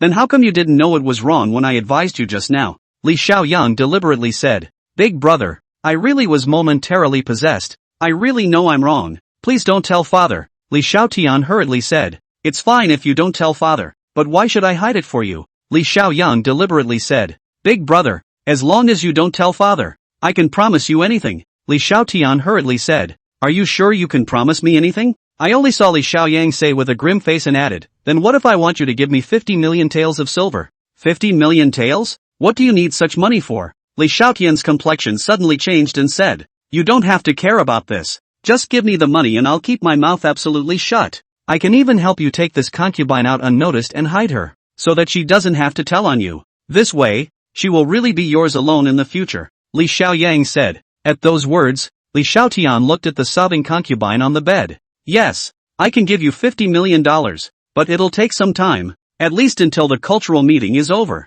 That won't do.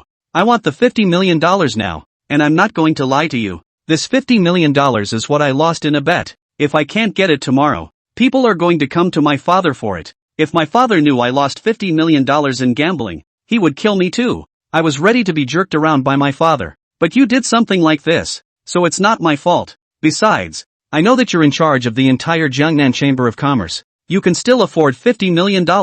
So, you mustn't force me either, or else the big deal is to burn the jade, Li Xiaoyang said. At those words, Li Xiaotian was even more embarrassed. It was the time when money was needed, and Li Xiaoyang had even lost $50 million in gambling. That's a whole $50 million. The main thing was that he still had to give Chen Fan $50 million. If he gave Li Xiaoyang the $50 million he had prepared, where would he find $50 million to give to Chen Fan? And where to find the money for the winner's reward? Second brother, give or take. Say something painful. Anyway, I only lost $50 million in gambling. Father isn't going to kill me yet. But since you dared to defile his favorite concubine, do you think he will still keep you in the house? Li Xiaoyang added. Upon hearing this, Li Xiaotian was even more embarrassed and could only agree. Fine, I'll give it to you. But remember what you said. Don't worry, second brother. As long as you give me the money, I will definitely not let the fourth person know about this matter. Moreover, I will take her out and hide her well for you to enjoy alone, Li Xiaoyang said. It better be, or I'll just die and I won't let you go. Only to see Li Xiaotian said, directly stood up and began to put on his clothes, ready to go get the money for Li Xiaoyang. Soon, Li Xiaotian gave all the entire 50 million taels of silver bills to Li Xiaoyang, and together with Li Xiaoyang, he kidnapped the concubine and took her away. The next day, noon, Li Xiaoyang sneakily came to Chen Fan's mansion again, and when he saw Chen Fan, he hurriedly went forward and nodded his head. Mr. Chen, I got the money. Look, the whole $50 million, not a penny less. Seeing this, Chen Fan was a bit surprised. How much time was this? Just one day, but Li Xiaoyang, this strawman, even did it. Surprisingly, he got 50 million taels from Li Xiaoyang alone. Could it be that their Jiangnan Chamber of Commerce is really that rich? How did you do it? Chen Fan was curious. I just followed Mr. Chen's method. Originally I thought it would be difficult, but who knew that my second brother would be enraged by just a few words from me? Surprisingly, he really went ahead and defiled that concubine. Li Xiaoyang said with a smug look on his face. At those words, Chen Fan was even more surprised. It was really according to his method. Did he underestimate this Li Xiaoyang? Very good. Well done. Only to see Chen Fan said, directly signaling Xiao Ke Xiao AI on one side to collect the money, while at the same time continued. I've told you before, kings and lords are better off with their seed, so as long as you go for it, who dares to say you're a dude? Upon hearing this, Li Xiaoyan was even more joyful and said with another pleasing face, by the way, Mr. Chen, my brother has come up with another way to deal with you. What method? Chen Fan said with a slight frown. He's going to take advantage of the fact that you're horny and sympathetic, and use a beauty trick on you to plant an undercover agent by your side. At the same time, he will use that undercover agent to steal the poems you prepared for the literary meeting. Then at the literary meeting, I'll use your poetry to win you over, Li Xiaoyang said. Upon hearing this, the corner of Chen Fan's mouth suddenly lifted lightly. He had really underestimated Li Xiaotian, to the extent that he could even find out that he was horny and compassionate. And surprisingly, he tried to use it to place an undercover agent at his side. Nice idea indeed. It also has to be said that this is really his weakness. If she had been allowed to see someone who was well-born and pitiful, he would have saved it without even thinking about it.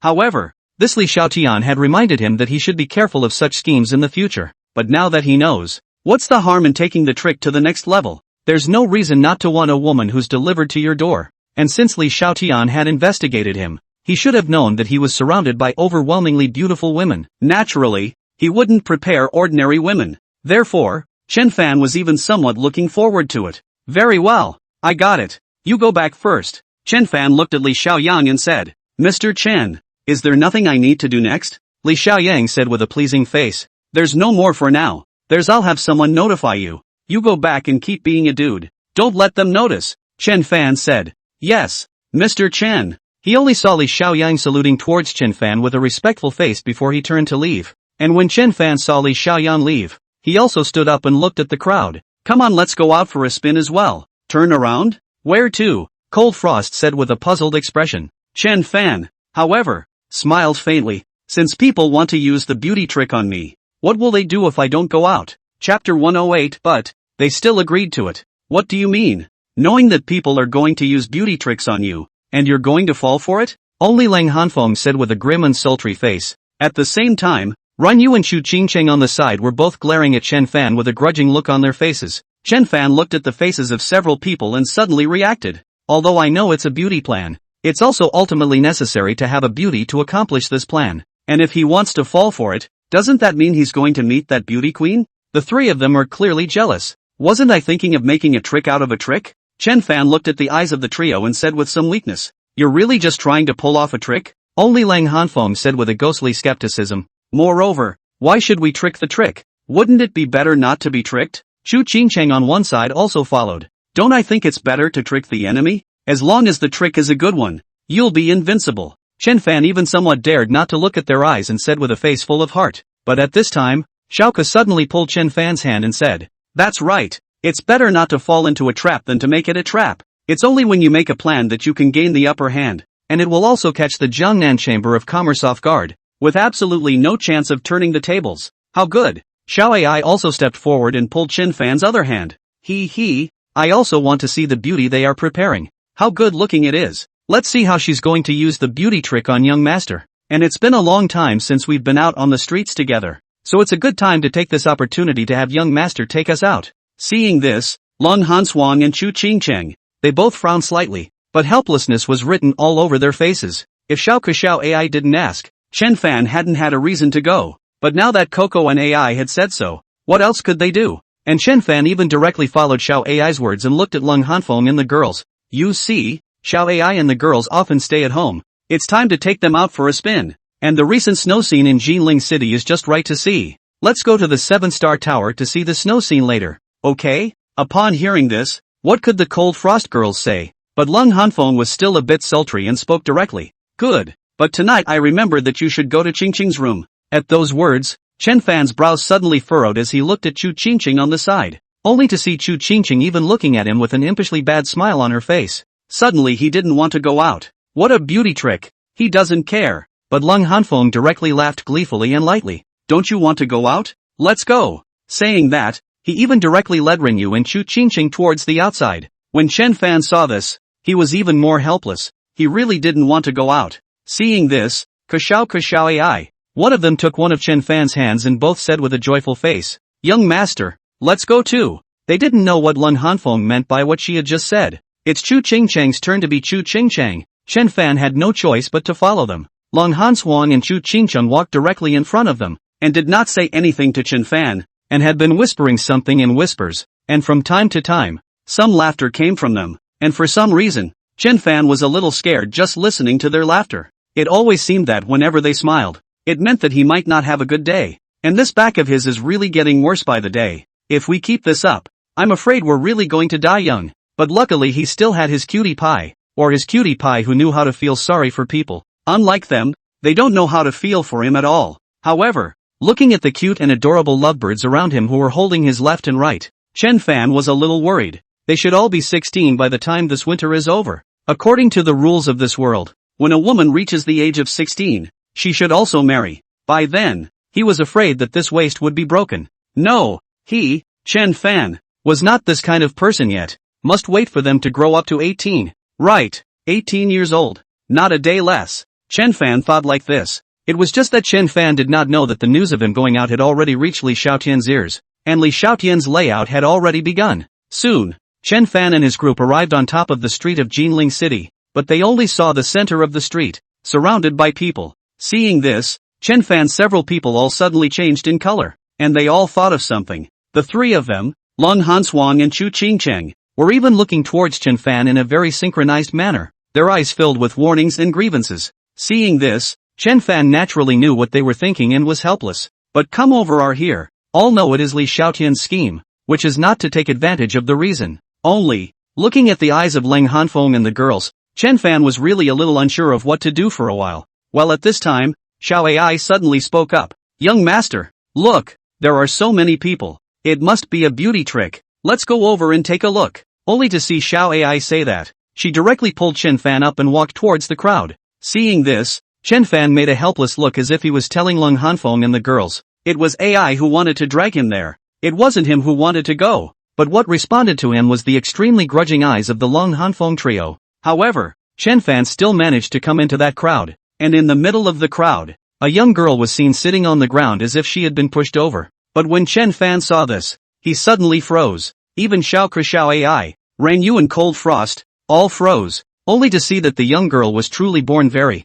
very pretty. The young girl looked a little worse for wearing a pale green dress that had been washed white, her hair hanging loose, and her body bearing the marks of a whipping. But even so, it couldn't hide her stunningly beautiful face in the slightest. Above a small face as white as snow, the delicate features looked like a work carefully carved by some master, making it impossible to find any flaws. And at this moment, the young girl just sat paralyzed on the ground. Her face was a look of cool despair, as if she couldn't hear the words of the people around her. She just looked at the ground and didn't move. But even so, on the young girl's body face still naturally flowed an unspeakable sense of tenderness and pity. Even if the young girl doesn't have to do anything, say anything, or even shed tears and cry, just sit there. It's just natural to feel protective. Very simple and very protective. Even if a young girl is born so beautiful, no one will want to desecrate her and possess her. All there is that primal desire to protect. It was the first time Chen Fan had seen this kind of girl. It was also true that he hadn't thought that Li Xiaotian's kind of well-known colored demon would be willing to bring out such a stunning beauty in order to deal with him. That's a lot of blood. Wasn't he really afraid of what he might do to this woman? Or does Li Xiaotian just like cuckolds? Young master, no matter what the reason is, save her. At this time, Xiaoke suddenly tugged Chen Fan's hand and whispered, and Xiao Ai followed. Young master, she's so pitiful. Save her. Good. Chen Fan nodded lightly at his words. Just as he nodded his head, Chen Fan subconsciously looked at the Long Hanfeng girls on the side. But this time, Lang Chanchuang and the three of them even nodded towards Chen Fan, as if they all agreed for him to save this young girl. But clearly they all knew that this young girl was Li Xiaotian's beauty plan, knowing full well that this young girl could potentially become one of them and would give them an additional competitor. But they still agreed. However, since they had agreed, what was Chen Fan worried about? Chapter 109. This was a woman he himself could not touch. What are you guys doing? How did she offend you? Only to see Chen Fan look directly at the big man guarding the young girl and ask. Upon hearing this, the big man looked Chen Fan up and down and said with a disdainful face, "What's it to you how she offended us? Could it be that you want to help her?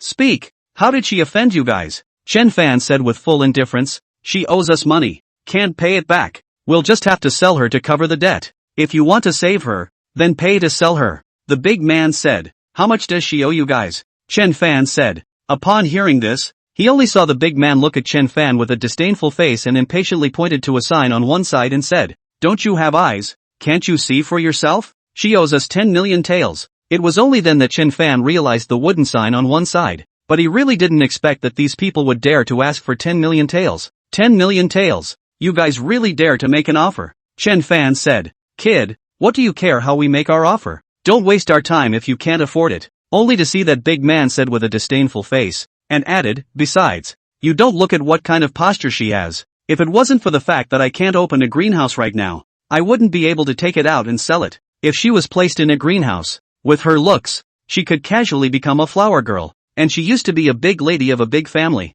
skilled in piano, chess, calligraphy and painting. I'll make $100,000 a night. What's more, she's still a virgin. Is it hard to just sell her first night for $1 million or $800,000? But as Chen Fan listened, he looked unconcerned. In that case, keep it and sell it yourself. $10 million? I can't afford it. I'm not that far off from such a woman. Only Chen Fan said, deliberately pulling out Chu Qingqing behind him. Let's go. And it was only then that the crowd saw Chu Qingqing's truly astonishing face, and the figure that could wreak havoc on the nation. It was only then that he realized that the Lang Hanswang and Ring Yu behind Chen Fan, which one of them was not a beautiful woman? Even the two little girls beside Chen Fan, they were proper little beauty blanks, and as long as they grew up, they would be a scourge of the nation. No wonder Chen Fan said that it wasn't so bad to have such a woman. However, when that big man saw Chen Fan was about to leave, his expression suddenly changed. After all, he came with a mission. Ben was waiting for Chen Fan to come and sell the girl to Chen Fan. Pricing it at $10 million was also with the thought that only Chen Fan in Jiling City could afford $10 million. And the girl wouldn't be bought by anyone else. But now, Chen Fan was actually going to leave directly. For a while even Li Xiaotian, who was hiding in the shadows and watching, was frowning. According to his investigation of Chen Fan shouldn't have just left like that. Is he willing to let go of such a good-looking woman? Is it possible that such a good-looking woman is not even worth $10 million in his eyes? To know, this was something he couldn't even touch himself, and was prepared to use to offer to Yiling when he got Yiling's support to enter the Ministry of Household as an official. But Chen Fan unexpectedly left just like that. What about this? If Chen Fan leaves, what about his beauty plan? Luckily, he still wanted to make $10 million back from Chen Fan. I should have known better than to set such a high price. However, it had to be said that the few women beside Chen Fan were really beautiful. Each one of them was better born than that concubine. But surprisingly, all of them were Chen Fan's women. He was really a bit jealous. However, he couldn't let Chen Fan go like that and walk directly towards the crowd. What? The owner of the cute restaurant can't even come up with $10 million? Just seeing Li Xiaotian walk in, he directly spoke out to taunt. Seeing this, Chen Fan's expression changed slightly. He didn't even know whether to underestimate Li Xiaotian or overestimate him. What's with the sulking? He was just going to leave. And surprisingly, it forced him out. In that case, let him taste what it means to lose his wife and his army. Do you not know if I can get out $10 million? Or are you so forgetful? Don't you remember that you are still short of $50 million from me? Chen Fan deliberately said. You. Li Xiaotian suddenly choked on some angry words. You don't have to be anxious. I said that before the cultural meeting. I will definitely give you $50 million. Then I will definitely give it to you. It's only $50 million. The Jiangnan Chamber of Commerce. Don't put it in my eyes yet. Really? Since $50 million is not in your eyes, then $10 million is even more nothing. You buy her, Chen Fan said. Upon hearing this, Li Xiaotian even choked on his words, and was even more at a loss as to what to say. This was something he was going to sell to Chen Fan. But now, Chen Fan actually wanted him to buy it. The bias is still his own words about having money. However, Li Xiaotian still suppressed the anger in his heart and said with a displeased face, $10 million is nothing to me, but I, Li Xiaotian, am not so stupid as to spend $10 million on a woman, and my Li family won't let this kind of unknown person in the door. Oh, only to see Chen Fan sniffing and responding impatiently. He also stopped paying attention to Li Xiaotian and turned around. Seeing this, Li Xiaotian suddenly regretted to the extreme in his heart. How could one be so stupid? I just said the wrong thing. Why did I say the wrong thing again?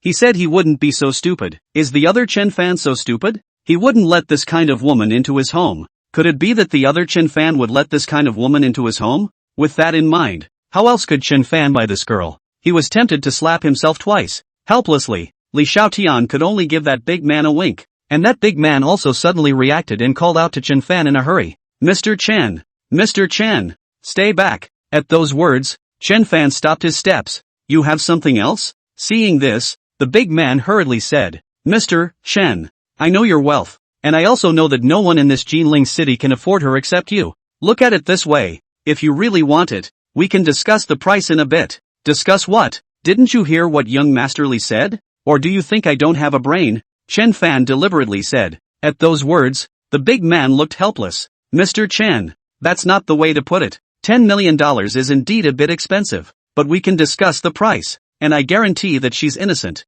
so she doesn't necessarily have to be a concubine when she's bought back. Being a bed-warming maid is also fine. Since you've said so, then tell me, what's the price? Chen Fan said. Upon hearing this, the big man subconsciously looked at Li Xiaotian, but Li Xiaotian hurriedly inclined his head. The big man had no choice but to look at Chen Fan and say, how much does Mr. Chen think she is worth? Since you've said you're a maid, let's go with the maid's price. 10 taels, Chen Fan said. At those words, not to mention that big man, even the crowd present to watch the show were all directly frozen. And Li Xiaotian even almost spewed out a mouthful of old blood. 10 taels. You know this is a woman he can't even like enough. You know this is a woman he couldn't even touch himself. You know this is the woman he thought about all night before he was willing to take out undercover. But now, Chen Fan even wanted to buy her by offering only 10 taels. Mr. Chen, you can't be joking. 10 taels. It's also too little, the big man said with a helpless face. For sale or not for sale? Only to see Chen Fan say that with a disinterested face,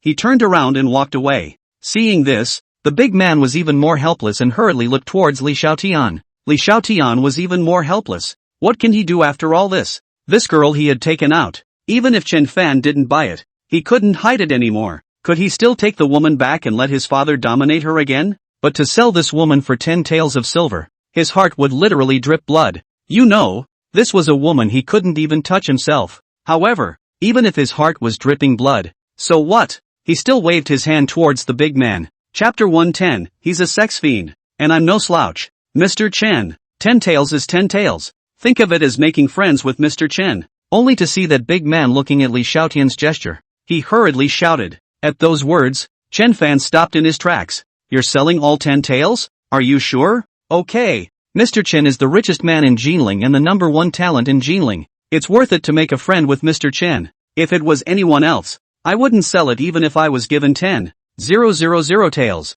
the big man said. Ha! Upon hearing this, Chen Fan suddenly laughed lightly. Deal, Xiao Ku, pay up. But Xiao Ku was in a difficult situation. Young master, I don't have 10 taels. The smallest on me is 50 taels. 50 taels then. Take the extra for young Master Li to have some tea. If it wasn't for him, I wouldn't have been able to buy such a beautiful woman who was so beautiful in her own right for 10 taels, Chen Fan said. At those words, Li Xiaotian wanted to vomit blood even more. The smallest one on his body was 50 taels, but he only offered 10 taels. And it says that the extra ones give him tea. What does Chen Fan mean by this? You want to kill a man with a heart of gold? However, Chen Fan looked at Ren Yu and Chu Qingcheng again and spoke. Ren Yu, Qingcheng, you guys first bring her back to the wash. Let her serve the bed tonight. Upon hearing this, Ren Yu several people all changed their complexion and looked at Chen Fan. What did Chen Fan say? You want this woman in your bed tonight? But with so many people watching on the street right now, they couldn't say anything,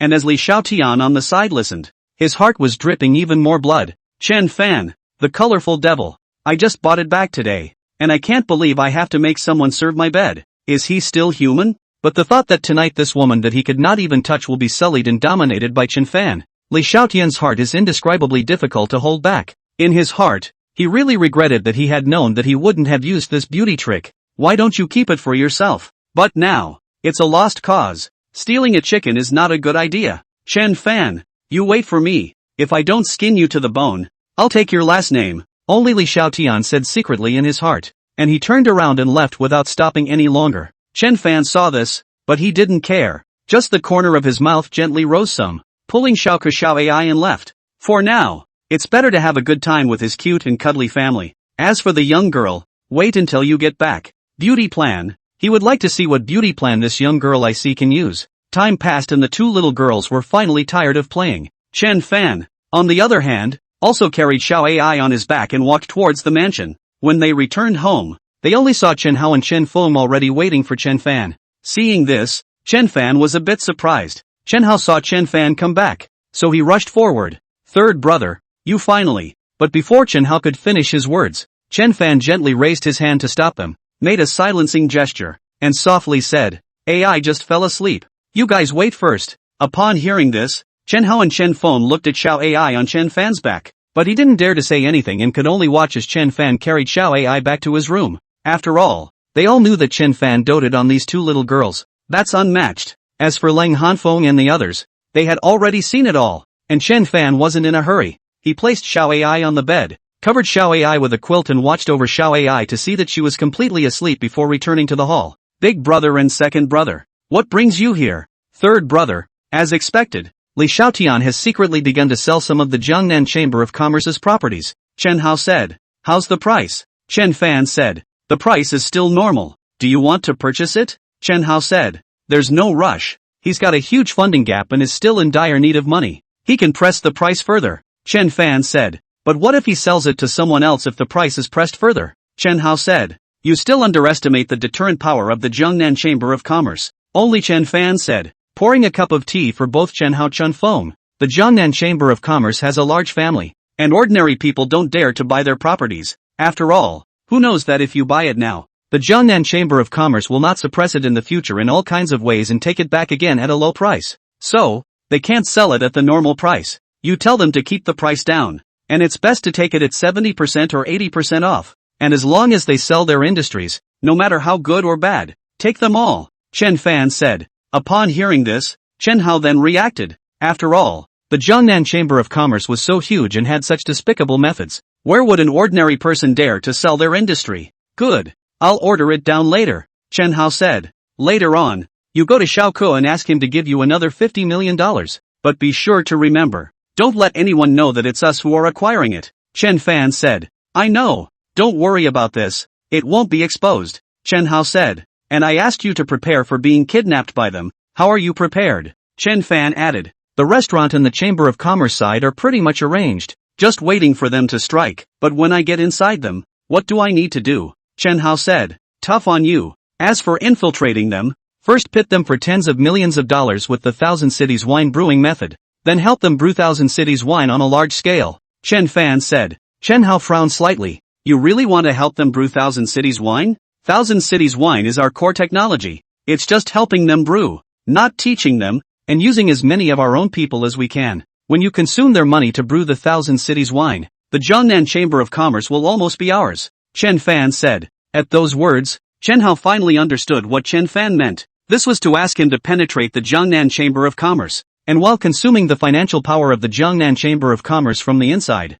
he would use the money of the Jiangnan Chamber of Commerce to prepare the Thousand Cities wine for himself. Chen Fan's move was too high, but you must be careful and act like it. Don't reveal yourself. During this period of time, those two secret guards will be protecting you in the dark all the time, Chen Fan said. Aha, I know, Chen Hao nodded. Upon hearing this, Chen Fan then looked at Chen Feng on the side. Big brother, how are the preparations for the intelligence station going? This was what Chen Fan had decided a few days ago. This time, he fought with the Jiangnan Chamber of Commerce, and he has been unable to collect the information on the Jiangnan Chamber of Commerce. If Jiangnan Chamber of Commerce didn't have Li Xiaoyang and this straw man, he really wouldn't be able to deal with Jiangnan Chamber of Commerce. That was why Chen Fan was thinking of setting up an intelligence station, specifically for gathering intelligence. And Chen Feng, with his military background and meticulous mind, is best suited for this. It's pretty much ready. I've already drawn up the general system. It's just that the number of people in the early stages is still a bit low,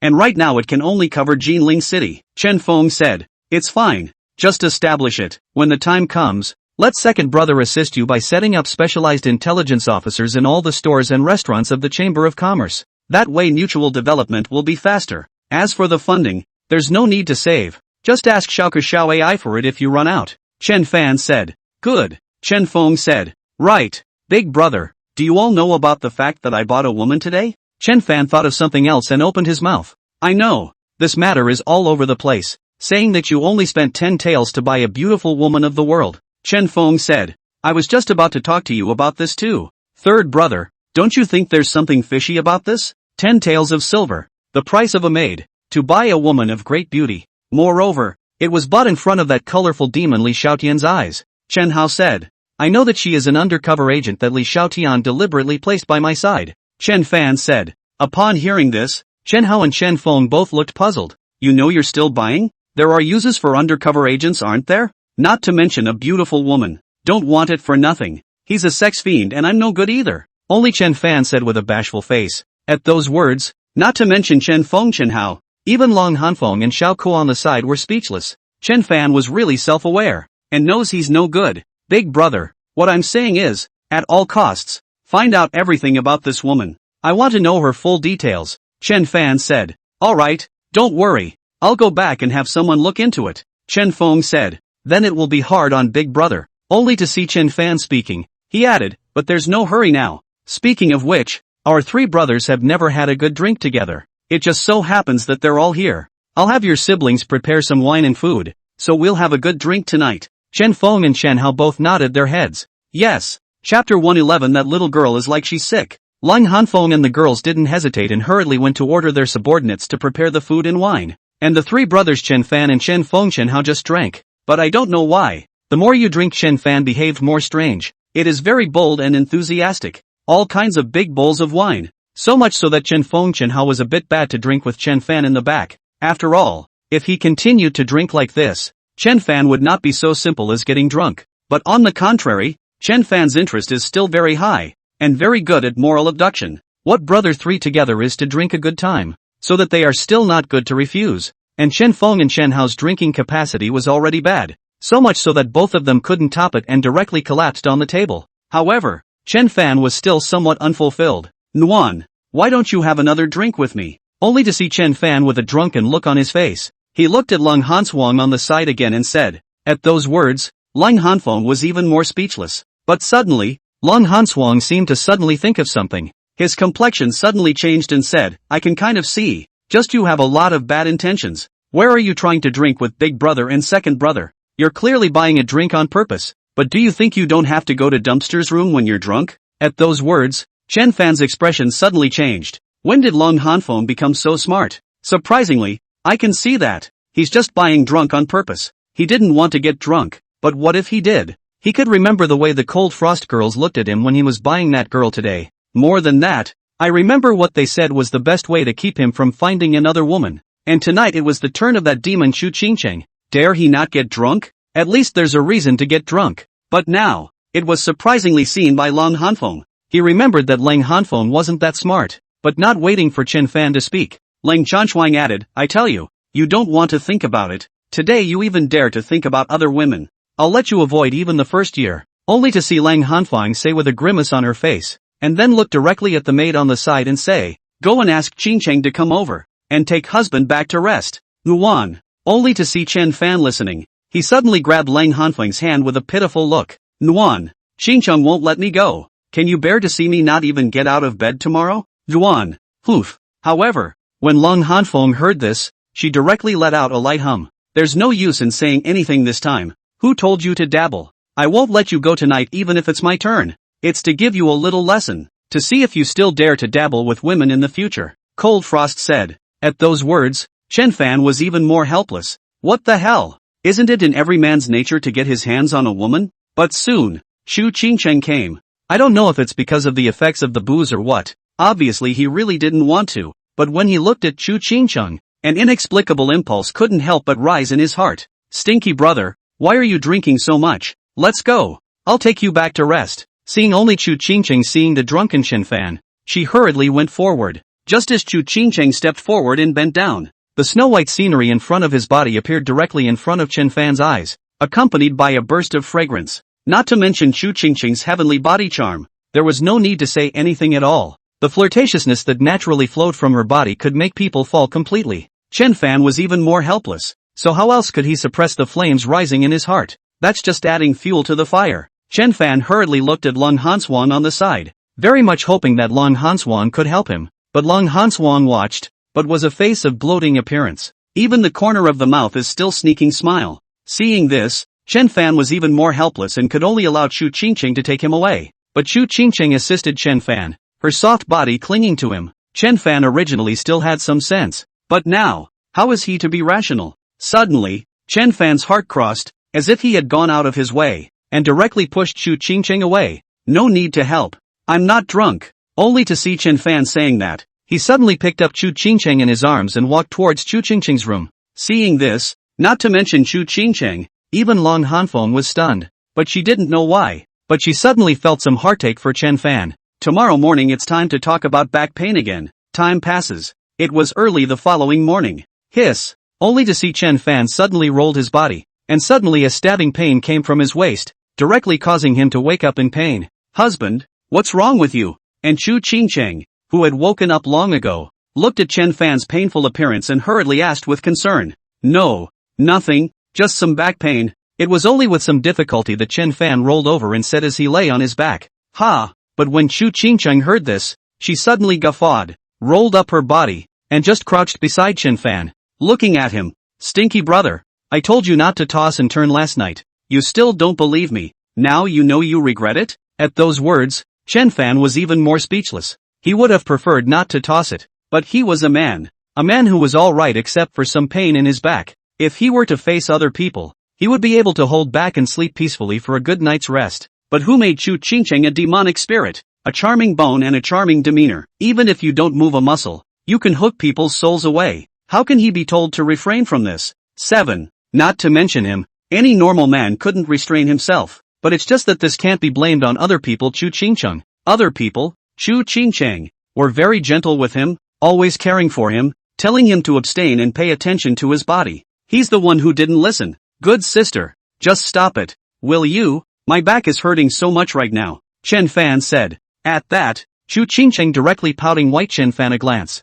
but fortunately Chen Fan is lying down, otherwise looking at Chu Chingcheng this pouting flirtatious appearance, afraid of restraining again. Let's see if you dare not know moderation in the future. Chu Chingcheng blankly glanced at Chen Fan with a pouty face, but her hand was placed on Chen Fan's waist, condensing her internal force and gently massaging Chen Fan. Chen Fan felt Chu Chingcheng's warm hand, and the pain on his waist eased a bit. Right, good sister. How was that girl yesterday? Did you find out anything from her? Chen Fan said. But Chu Chingcheng sniffed, but suddenly pinched Chen Fan heavily on his waist. What? Doesn't your waist hurt anymore? Good sister. I didn't mean that. Isn't she an undercover agent sent by Li Xiaotian? I want to find out. Chen Fan said. Can't inquire at all. Only to see Chu Chingcheng speaking with a helpless face. She added, that little girl is as if she is sick, or perhaps she has been tortured too much, and she doesn't speak to others at all. Apathy is not like a normal person. No matter what you do to her, she just acts like a dead person, not agreeing or refusing.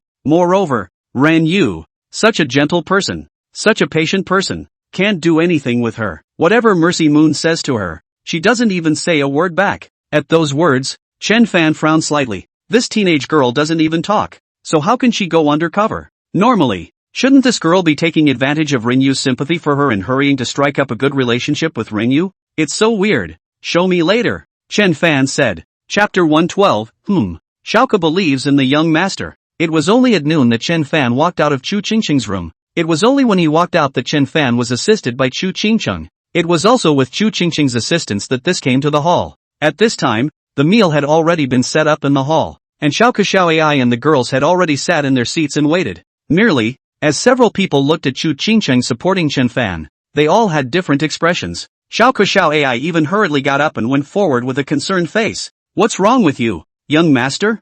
Not feeling well? I'll go ask the ghost doctor to take a look. Upon hearing this, Chen Fan was helpless and hurriedly stopped Xiao Ai, who was going to ask the ghost doctor. No need. It's just that I fell and flashed my back. Young master, why are you so careless? Does it hurt? Let me rub it for you. It must be the snow and the ground is slippery. I'll have someone shovel all the snow in the yard. And no, all the snow on the road outside as well. Coco Ai said with a heartbroken look on her face. However, when Lung Hanswang and Rinyu on the side saw this, they both hid their faces and laughed lightly. Thanks to Chen Fan's thought, he even fell and flashed his waist. It's obvious that you didn't know how to moderate yourself last night, isn't it? And Chen Fan also saw their snickering, and with a speechless face, he directly glared at Lung Hanfeng. If he hadn't been dismantled by cold frost last night, how could his waist hurt so much today? But when Lung Hanfeng saw Chen Fan glaring at her, she directly made a smug face. Seeing this, Chen Fan was even more speechless. Good boy. Young master doesn't hurt. Don't worry.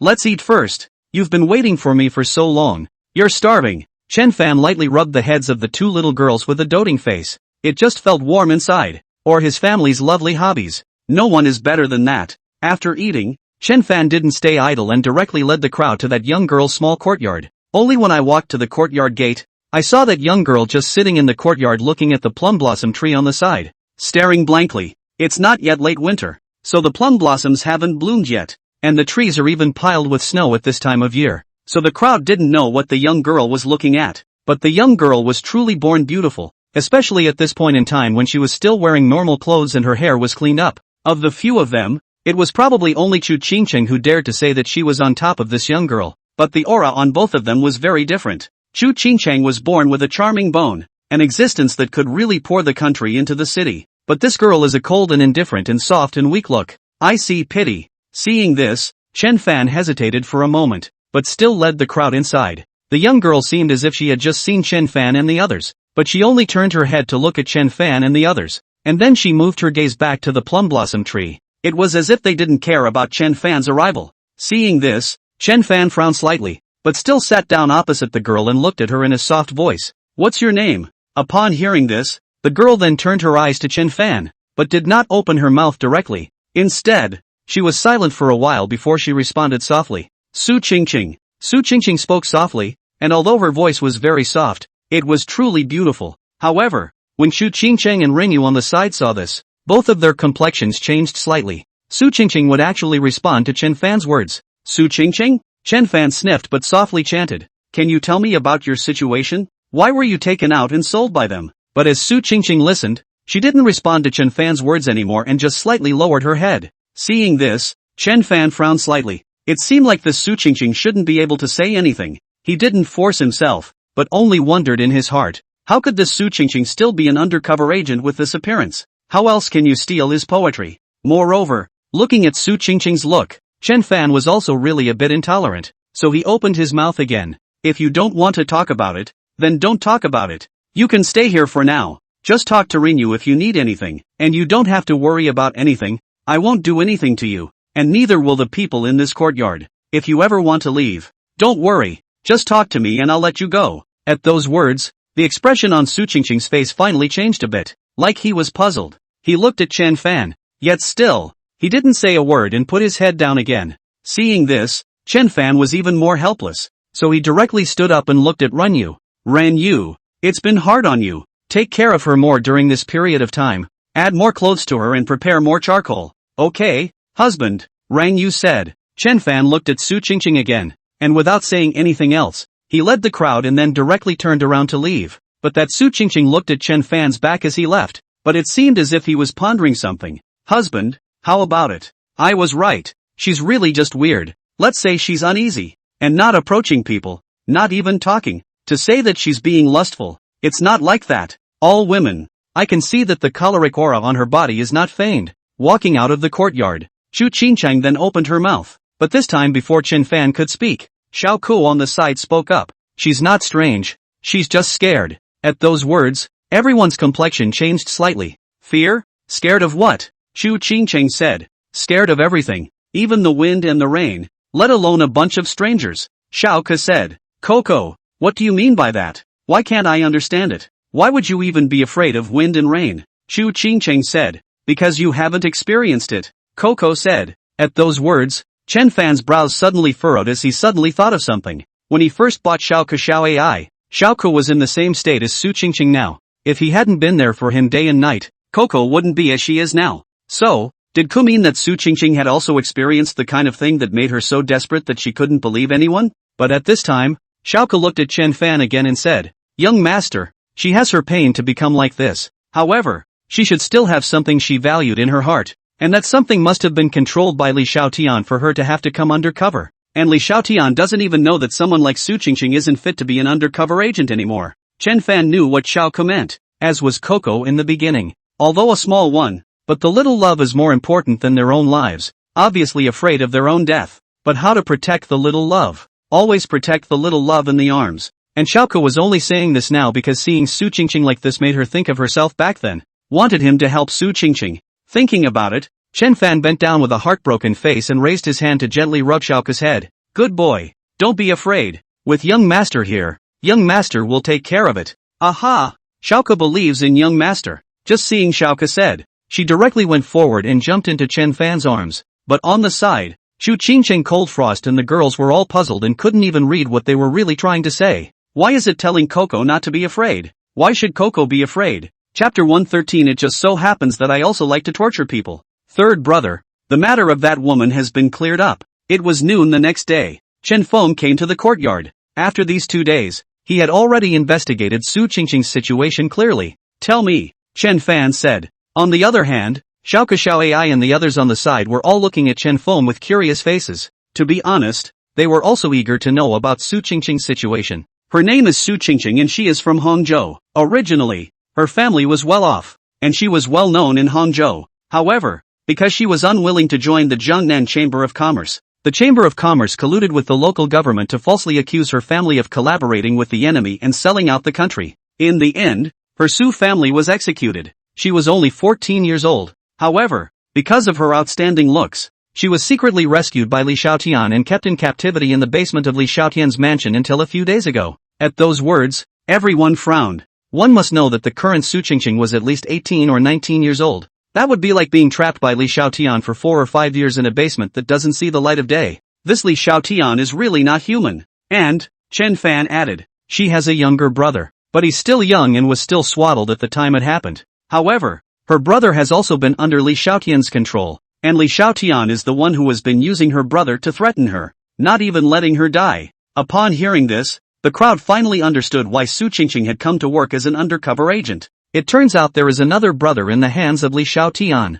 All these things were learned from the mouth of an old mother in Li Xiaotian's mansion, and the information is certainly reliable. And don't you know, that Li Xiaotian is a pervert. Every time he tried to touch Su Qingqing forced her to die, and he couldn't bear to let Su Qingqing die. So he really didn't dare to touch Su Qingqing. But although he does not touch Su Qingqing, but often tortured Su Qingqing, either a few days to let Su Qingqing soak in the water, or Su Qingqing dropped in midair for a few days not to give a mouthful of food a mouthful of water. The most perverted thing was that he even often defiled other women in front of Su Qingqing. Moreover, that old mom also said that when the Su family was executed, Li Xiaotian even brought Su Qingqing to the scene. Let Su Qingqing watch her entire family beheaded and watch them die in front of her. In the end, he even boiled the corpses of Su Qingqing's parents and elder brothers in front of Su Qingqing and fed them to the dogs, to force Su Qingqing to obey him and be his woman. What was done was inhuman. Only Chen Feng said with righteous indignation, and as Lung Hanfeng and the others on the side listened, they were even angrier to the extreme.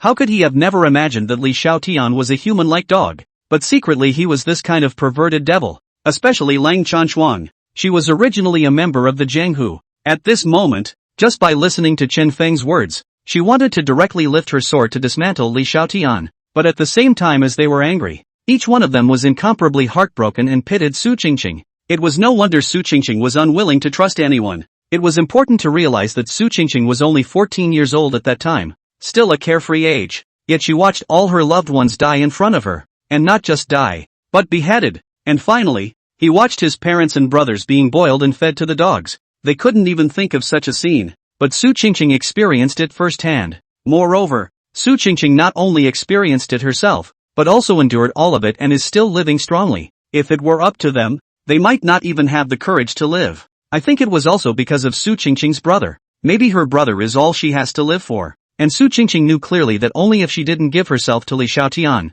Li Xiaotian wouldn't kill her, and her brother would live. That's why he endured Li Xiaotian's torture for so many years. Young master, you help her, okay? At this time, Xiao Ku, who was on the side, suddenly shed tears and tugged on Chen Fan's sleeve, saying, seeing this, Chen Fan calmed the angry emotions in his heart and raised his hand to gently wipe the tear tracks on Xiao Ku's face. Good boy. There's the young master. Only to see Chen Fan speak softly, and then look directly at Chen Feng. Big brother, you take 10 dark guards and go. No matter what, you must save her brother. Good, Chen Feng said, but don't let him notice, and try to make it an accident. Do you understand what I mean? Chen Fan said. I understand. Don't worry, Chen Feng said, and without hesitation, he got up and walked straight out. And only when Chen Feng walked out, Lung Hansuang said with a gloomy face, husband, so what if we let him notice? I'll go kill him now. This kind of scum doesn't deserve to live. Only to see Lang Hansuang say that, lifting his sword and walking away. Seeing this, Chen Fan directly pulled Lung Hansuang, who even more directly said, husband, what are you pulling me for? Don't you think this kind of scum deserves to die? It's too cheap to kill him outright. Only to see Chen Fan speaking with a cool face, he added, doesn't he like to torture people? It just so happens that I also enjoy torturing people. But for now, hold your horses. I have my plans. And don't you guys worry, I'm not going to let him off the hook. I'm going to pay him back 1,000 times over for all the things he's done. Let him know what it means to truly beg for life and not to die. Upon hearing this, Long Hanfeng calmed down, but each face was still filled with anger. Chen Fan, however, stood up. You guys should leave this matter alone. Xiao Ku and I will go see Su Qingqing. Upon hearing this, the crowd didn't say anything. Soon, Chen Fan brought Xiao Ku to Su Qingqing's courtyard. Su Qingqing sat in the courtyard as usual, looking at the plum blossom tree in a daze, motionless, like a statue. But Chen Fan and Xiao Ku were heartbroken just watching. Chen Fan still brought Xiao Ku to sit opposite her. Su Qingqing watched Chen Fan arrive and her body subconsciously backed up a bit. Looking at Su Qingqing's subconscious retreat, Chen Fan and Xiao Ku felt even more bad in their hearts. These 2 days, are you still used to it? Chen Fan looked at Su Qingqing and softly said. Upon hearing this, Su Qingqing looked at Chen Fan and nodded lightly, but did not speak. Young master is not a bad person. You cannot be afraid, Xiao Ku said. But Su Qingqing still didn't say anything. Seeing this, Xiao Ku continued. We already know what happened to you. You don't have to worry. Young master has already sent someone to save your brother. At those words, Su Qingqing's complexion suddenly changed, and her eyes suddenly opened wide as she looked at Xiao Ku. And yet still no words were spoken. At most tomorrow, they will bring your brother to reunite with you. Moreover, we are dealing with the Jiangnan Chamber of Commerce lately, so it won't be long before young master will be able to avenge your death and help you kill Li Xiaotian, so you can really stop worrying. No one will ever hurt you or your brother again. You can take your brother and live a good life. And, if you don't want to stay here, yes, the young master will also give you money to leave so that you can live a normal life. Su Qingqing still didn't say anything as she listened, just looking at Chen Fan and Xiao Ku like that, like he was thinking about something. Seeing this, Chen Fan and Xiao Ku did not know what to say, especially Xiao Ku. She knew too well what was going on in Su Qingqing's mind. Before meeting her brother, no matter what they said, Su Qingqing wouldn't believe it. It's cold in winter, so take care of yourself. We'll leave you alone. If there's anything you need, let them go and talk to Rinyu. It was only when Chen Fan softly said, pulling Xiao Ku to her feet, that he looked at the surrounding maids again and said, take care of her. But one of the maidservants spoke directly. Gongzi, Miss Su, she doesn't eat. We don't know what to do either. Upon hearing this, Chen Fan frowned slightly and looked at Su Qingqing and then at the maid. What are you giving her to eat? Look, it's these normal home-cooked dishes. Just seeing that maid say that, she carried the food box and walked over. Chen Fan looked at the meals in the food box but frowned slightly. There was nothing wrong with the meals. Just how can a man who has seen his parents and brothers boiled and fed to the dogs eat all this big fish and meat? These dishes should not be brought into this courtyard in the future. Order the kitchen to make some vegetarian food, pastries and clear porridge. Aye, Your Excellency, the maid said. However, when Su Qingqing on one side heard this, her complexion suddenly changed and she turned her head to look at Chen Fan. There was an indescribable feeling between his eyebrows. Chapter 114. The only person who could see that she couldn't eat meat. The next day, early morning, Chen Feng returned with Su Qingqing's brother. When Chen Fan heard about it, he simply washed up and brought Long Hanfang, then came to the hall. And Xiao Xiao Ai and the girls were already in the middle of the hall even earlier, all wanting to see Su Qingqing's brother. Chen Fan also saw it. It was a very skinny little boy, obviously 4 or 5 years old, but his body was so skinny it hurt, especially that pair of eyes. just like Su Qingqing's, made one's heart ache just by looking at them. And at this moment, just hiding behind Chen Feng, timidly and fearfully looking at the crowd. Third brother, he's Su Qingqing's brother. He was still in a dog cage when we rescued him. We set a fire, made it look like a misfire, and burned down all that one compound. And since we brought him back overnight, Li Xiaotian shouldn't notice anything. Chen Feng said, Big brother has worked hard for you. You go back and rest first. He'll be left to me first. Chen Fan said. Yes. Chen Feng nodded and turned to leave. And Chen Fan looked at the little boy, squatted down, and softly said, Don't be afraid. We're not bad people. We're your sister's friends. She asked us to save you. Upon hearing this, the little boy, however, like Su Qingqing, did not say anything and just looked at Chen Fan blankly. But that look filled the crowd with heartache just by looking at it. I don't think you've seen your sister in a long time. Your sister has been worried about you, so I'll take you to take a bath first, and clean up before going to see your sister, so that she won't be upset. Okay? Chen Fan softly said again.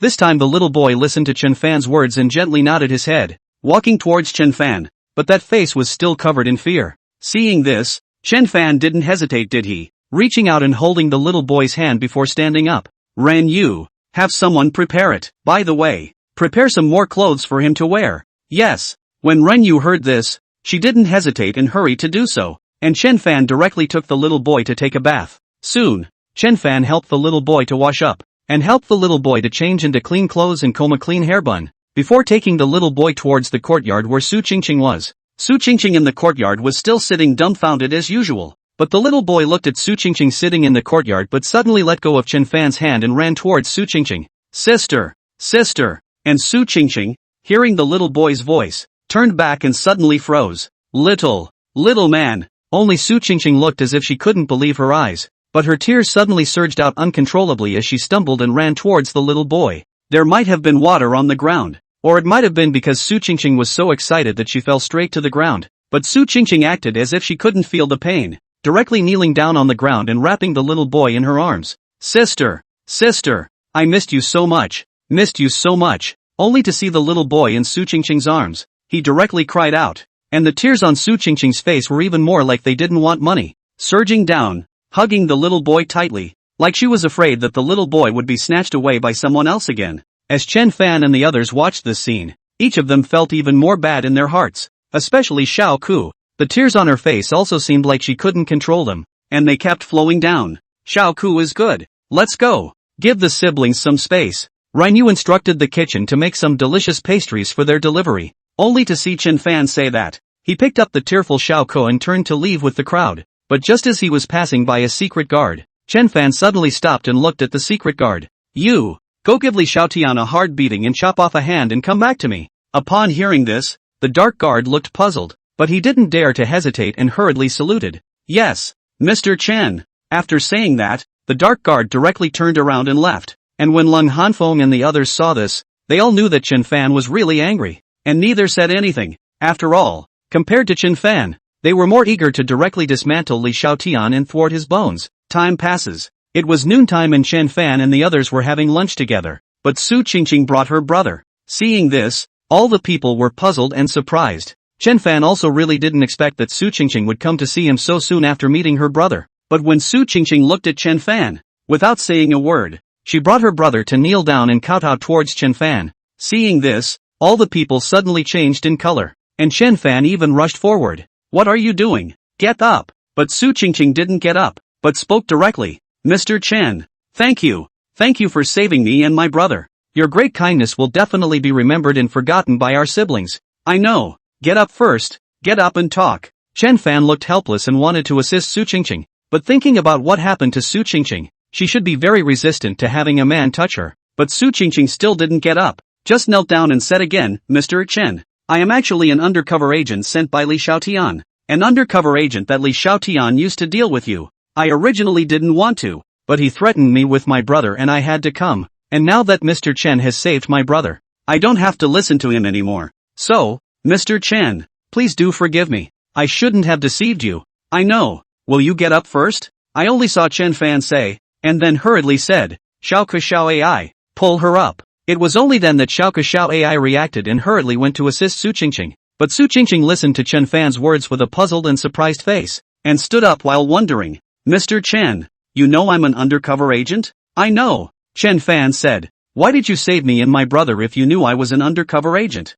Su Qingqing said. Because you were born good looking, Chen Fan said. Upon hearing this, Su Qingqing's complexion suddenly changed as she looked at Chen Fan with furrowed brows. Seeing this, Chen Fan hurriedly said, I am telling the truth. First of all, it is indeed because you were born good looking, and I am also thinking of using you to deal with Li Xiaotian. But then it was out of sympathy. And Li Xiaotian is also my enemy. So by saving you and your brother, I'm also helping myself. Can you see what I mean? Su Qingqing heard and understood. It could also be heard that Chen Fan was telling the truth. If it wasn't true, Chen Fan wouldn't have said so bluntly that it was because she was born good looking. Moreover, Chen Fan knew that she was an undercover agent, so she could indeed make a trick out of it. For example, if she got a random poem and took it to Li Xiaotian would definitely not be able to think that it was randomly composed by Chen Fan. As for Chen Fan's comment about sympathy, it couldn't be more true. After all, Chen Fan was the only one who could see that she couldn't eat meat. Chapter 115, Chen Fan didn't do anything to you,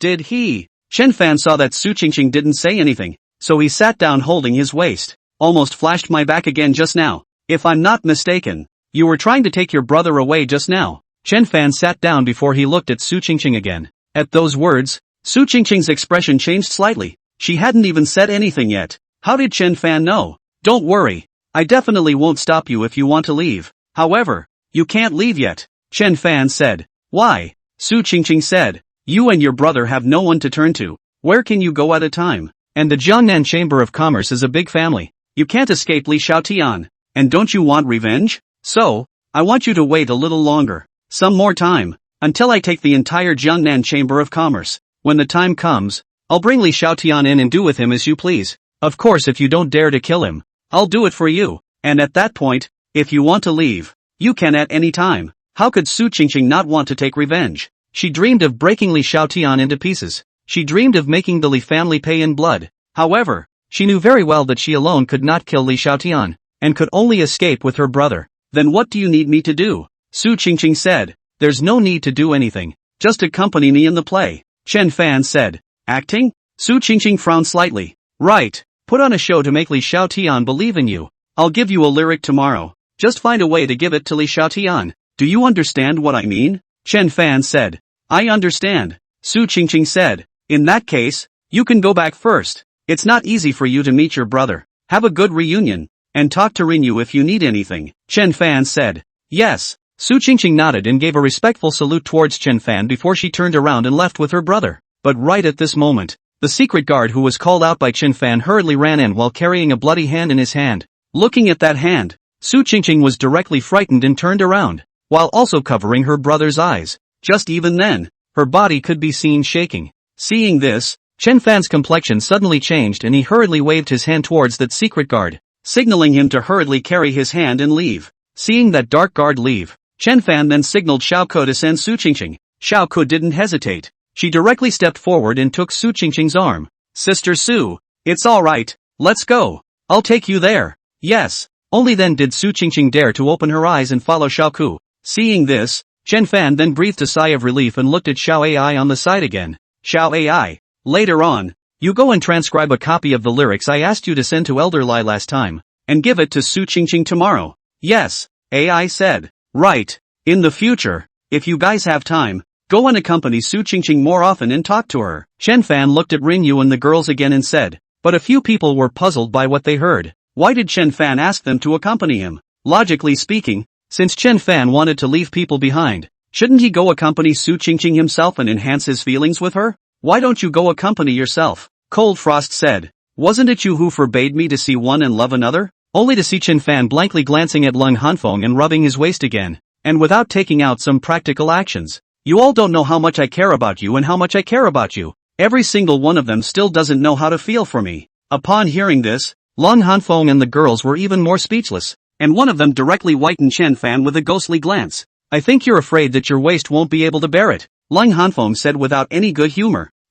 Chen Fan suddenly choked a bit. Ignore you guys. AI. Let's go. Okay, young master. I'll rub it for you later. Xiao Ai, however, had an innocent face and directly took Chen Fan's hand and assisted him, saying, it's still our Xiao Ai who knows how to feel for people. Unlike some people, saying they love me, but they can't wait to break my back. Only to see Chen Fan deliberately speaking in a conspiratorial manner and following Xiao Ai away. While Lung Hanswang and the others listened to Chen Fan's words and looked at Chen Fan's conspiratorial appearance. They were speechless, but one was still happy in his heart. After all, Chen Fan would take care of their feelings and didn't see that people Su Qingqing was born good looking and stayed around. The next day, early morning, Su Qingqing took the poems that Xiao Ai had given her, and wearing a veil, she went straight to the mansion where Li Xiaotian was. But the moment she looked at Li Xiaotian, she suddenly froze. Only Li Xiaotian's nose was bruised and swollen, and his head was wrapped in strips of white cloth, which still had obvious traces of blood on it. Most notably,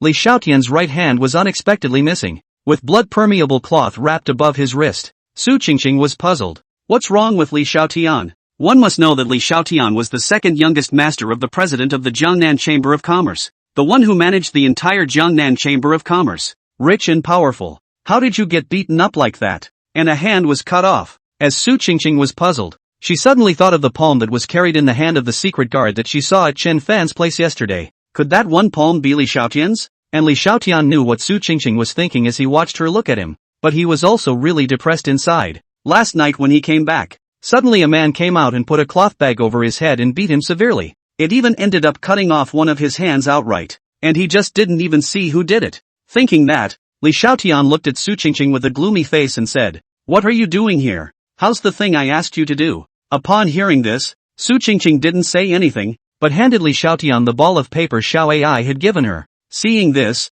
Li Xiaotian hurriedly used his only remaining left hand to open the paper ball with great difficulty. Looking at the contents on the paper, Li Xiaotian suddenly had his eyes glowing. Although the top of the paper is scribbled, it is easy to see that this is an excellent poem. And one look at the scribbled handwriting on the paper. It looked like it was a draft that had been sculpted and modified by Chen Fan over and over again. "This is the poem prepared by Chen Fan?" Li Xiaotian said with a smug look on his face. But Su Qingqing didn't say anything and nodded lightly. But her eyes just looked at Li Xiaotian's broken hand. And when Li Xiaotian saw that Su Qingqing didn't say anything, it was as if he had already gotten used to it. Putting his broken hand behind his back, before he sized Su Qingqing up, "Chen Fan didn't do anything to you these past few days, did he?" At those words, Su Qingqing frowned slightly, but after thinking about it, she deliberately nodded and shook her head. Seeing this, Li Xiaotian's complexion suddenly changed. "What do you mean by shaking and nodding your head? Did that dog Chen Fan really do something to you?" Hearing this, Su Qingqing nodded directly without hesitation. Seeing this, Li Xiaotian suddenly felt a throbbing pain in his heart, as if he was dripping blood. Chen Fan had actually already done something to Su Qingqing, and he imprisoned Su Qingqing for so many years. Su Qingqing not even let him touch. A touch to bite his tongue. And he just can't let Su Qingqing die. Can't even touch. Can only keep tormenting Su Qingqing hoping Su Qingqing can give in and be his woman. But Su Qingqing, this dead brain, was unwilling to do so no matter how much she tortured her. It had caused him to spend so many years, guarding such a great beauty, but how he could never really get it. One could only think of giving Su Qingqing to a character like Yi Ling to pave the way for the future. But now, Su Qingqing had only been bought away by Chen Fan for how long? Only a few days, and she was actually eaten up by Chen Fan. How can he not hate it in his heart? Chapter 116, The Literary Meeting Begins. ********. Animal. Pigs and dogs. I just bought it back, and I can't believe it's just. ********.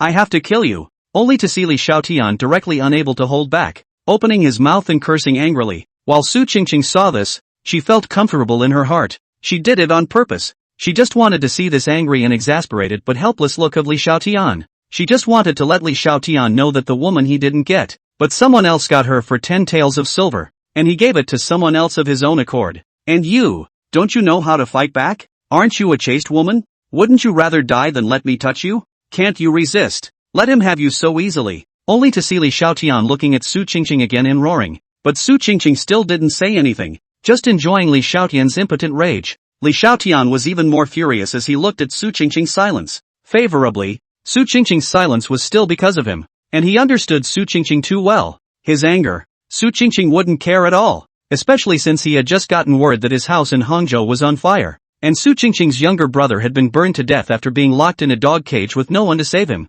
He also didn't have any chips left in his hand that could control Su Qingqing. The most important thing now was not to let Su Qingqing know that her brother had died. Alright, you go back. Continue to monitor Chen Fan, and if Chen Fan makes any movements, hurry to come and tell me, but don't let Chen Fan see anything. Don't expose it, or I'll make sure you never see your brother again, Li Xiaotian said with a gloomy face. Upon hearing this, Su Qingqing didn't say anything and turned around, and as Li Xiaotian looked at the poem in his hand, a look of sinister triumph suddenly appeared on his face. Chen Fan, this time, I want you to pay back all the old and new grudges to me. Li Xiaotian moved quickly. Only in the morning did he get the poems written by Chen Fan, and in the afternoon he ordered someone to send 50 million taels of silver bills and invitations to the literary meeting. Moreover, Li Xiaotian was obviously in a hurry and directly scheduled the cultural meeting for tomorrow. However, Chen Fan didn't care. To him, the more anxious Li Xiaotian was the better for him. After all, the more urgent Li Xiaotian was, then the more he had to speed up to raise money. And the downside was that he was able to get the properties that Li Xiaotian had secretly sold off at a lower price, and was able to buy more of the Jiangnan Chamber of Commerce's properties at a lower price. Moreover, Chen Fan originally wanted to keep Li Xiaotian for a while longer. After all, Li Xiaotian was proud and conceited on the basis that he was a bit smart, always felt that his schemes were seamless, and never put other people in his eyes.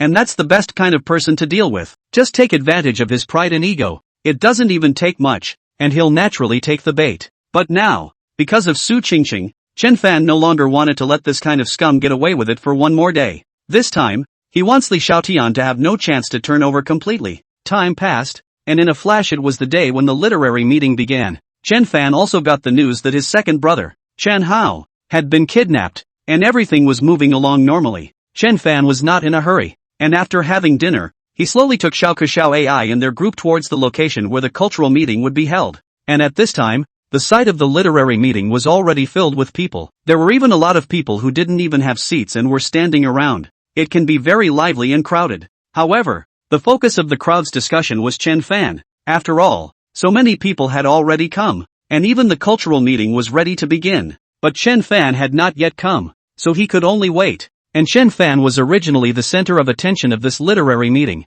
so almost everyone present was talking about Chen Fan. Some of them were talking about the amazingness of those 3 words in Chen Fan's last literary meeting. Some people were discussing the 1,000-year-old wondrous essays Luotian Fu and Spring River Flower Moon Night that Chen Fan had written in Lingyin Pavilion. Some people were talking about Chen Fan's feat of defending Jinling City. Some people are also talking about the fact that Chen Fan has gone straight from being a good-for-nothing dude to the business legend of being the richest man in Jinling in just a few months. Some were even directly reciting Chen Fan's famous works. However, those talented people who were invited by Li Xiaotian to deal with Chen Fan were all disdainful. Yiling, who was sitting on the side listening to the crowd's discussion, was a gloomy and ugly face. What he couldn't afford to listen to nowadays was other people bragging about Chen Fan in front of him. Do you guys actually have any certainty tonight? Only to see Yiling directly look at Li Changgang with a gloomy face and said, "Little prince, just don't worry. We've made all the preparations tonight. He's bound to lose tonight." Although losing couldn't directly leave him with nothing, it could definitely get his Thousand Cities wine brewing method.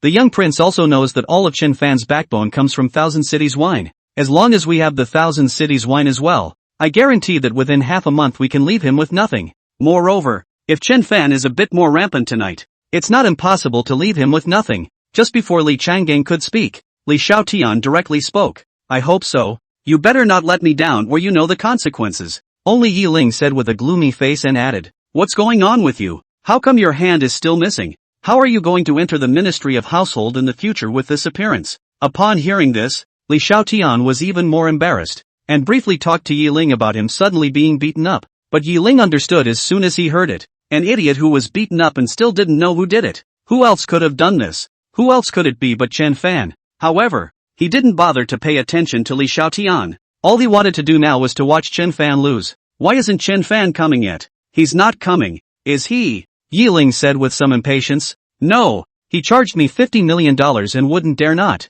I only saw Li Xiaotian speaking, but suddenly a voice suddenly came. Chen Fan Chen Gungzi Dao. Hearing the voice, everyone present suddenly stopped talking and all looked towards the place where the voice came from, and the scene suddenly quieted down. The people who had originally surrounded the scene also hastened to make way, and Chen Fan and his group walked straight in under the gaze of the crowd. As the crowd looked at Chen Fan, their expressions also became admiring and excited, while more of them were envious and jealous. It was because the women around Chen Fan were all too good looking, and each one of them could be said to be a country of their own. In particular, Chu Qingchang and Su Qingqing were beautiful, and this kind of goddess-level woman is not something that people normally think about, but people are all around Chen Fan. Even the 2 little girls are absolutely nobody's embryo. They all said that talented people were beautiful, and they boasted of their talent. But they did not have this kind of beautiful people around Chen Fan. How could they not be envious of this? How can they be told not to be jealous? But Yiling, Li Xiaotian and the others all looked at Chen Fan with a gloomy and ugly face. Especially Li Xiaotian. Looking at the way Su Qingqing was following Chen Fan, his face was indescribably gloomy and angry. That was supposed to be his woman. But now, he was following Chen Fan around in a dignified manner, just like a little daughter-in-law. Chen Fan, however, had a calm face, as if he could not see the people present, and just walked under the guidance of the waiter. When he came to his seat, he sat down directly, with a look of calmness. Xiao Xiaoai and the others beside Chen Fan also sat down and knelt beside Chen Fan. As for Su Qingqing, she even directly knelt down and sat beside Chen Fan, with a gentle look, making tea for Chen Fan. Seeing Su Qingqing's gentle appearance at this moment, Li Xiaotian's heart was dripping even more blood. Be as angry as you want. And as Yiling looked at Chen Fan's springy look surrounded by beauty, his heart was even more irritated and he directly drank lightly. What are you waiting for? Why don't you start? At those words, Li Xiaotian suddenly reacted, forcibly suppressing the anger in his heart and standing up, and the face was replaced with a smile. Since Mr. Chen is here, then I now announce that this Jinling literary meeting will now begin. Chapter 117. Do you think you're worthy? This literary meeting is divided into two stages and two themes. He only saw Li Xiaotian looking at the crowd with a smile on his face, while announcing the rules of the literary meeting, but his eyes would always subconsciously glance over to Chen Fan's side. There is no limit to the theme of the first phase, so feel free to write poems and lyrics. If your poems are recognized by 5 of the 10 great scholars in the audience, the Jiangnan Chamber of Commerce will reward you with 100 taels. At the end of the day, whoever gets the most rewards for their poems will be the winner of the first stage, and will receive a reward of 10,000 taels from my Jiangnan Chamber of Commerce, but only poems made on the spot. Does everyone have any objections? Upon hearing this, the crowd felt that it was nothing. After all, this was considered the regular play of the literary meeting. However, Chen Fan was frowning slightly. It wasn't that he thought there was anything wrong with the rule, but if the rule was so simple, how else could Li Xiaotian deal with him? Especially since Li Xiaotian had made a point of stealing one of his lyrics. What does Li Xiaotian want? Do you want to wait until the second stage to deal with him? But at this time, Li Xiaotian spoke again. Since everyone has no objections, I announce that the first stage of the cultural society will now begin. Upon hearing this, most of the people began to contemplate it straight away. However, a small number of people should have prepared in advance, and only after a while they stood up in a pretense and began to recite the poems they had made. Slowly, more and more people began to chant poems, and there were quite a few who were rewarded with 100 taels, and the atmosphere of the scene began to become lively, chanting poems and composing lyrics. But there are a few points of the appearance of the literary meeting should be. Chen Fan doesn't have their talent, and also can't write poems and lyrics. At this time looking at those talented people chanting poems and lyrics, but also very appreciative and envious. Though, the poems they wrote were not at all on the same level as those written by the sages in his mind. But at least people can write,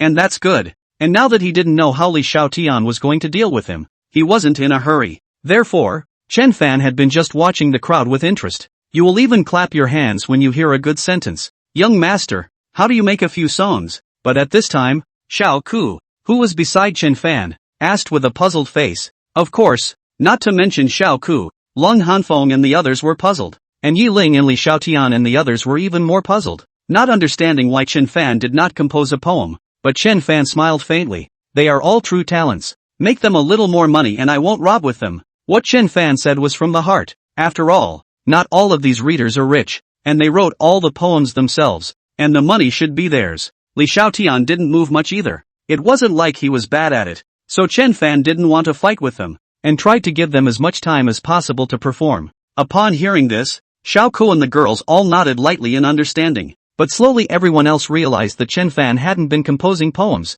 and more people looked towards Chen Fan. One's eyes were filled with doubt. You know, who is Chen Fan? The first talented man in Jinling was the one who could write Luo Shenfu and Moonlit Night of Spring River Flowers. Many of them even came here because of Chen Fan's name. All of them wanted to come to the scene to see Chen Fan's poetic style and experience Chen Fan's overwhelming literary talent. But why is Chen Fan so quiet today, not composing a single poem? Moreover, if Chen Fan didn't compose any poems, then what was the point even if they became the top of the literary society? Why isn't Chen Fan composing poems? At this time, Yiling also looked at Li Xiaotian with a puzzled expression. I don't know. It's not supposed to be a jungle, Li Xiaotian said with a slight frown. but he had only gotten a stunning lyric from Chen Fan, and he knew very well how Chen Fan could be a Zhanglang. Moreover, if Chen Fan had not been composing poems, how could he still deal with Chen Fan in the second stage? The reason why he was involved in 2 stages was that he had heard about Chen Fan's exploits at that literary meeting, where he had written 3 heirloom masterpieces in a row, although he did not believe that Chen Fan really composed 3 heirloom masterpieces in one breath.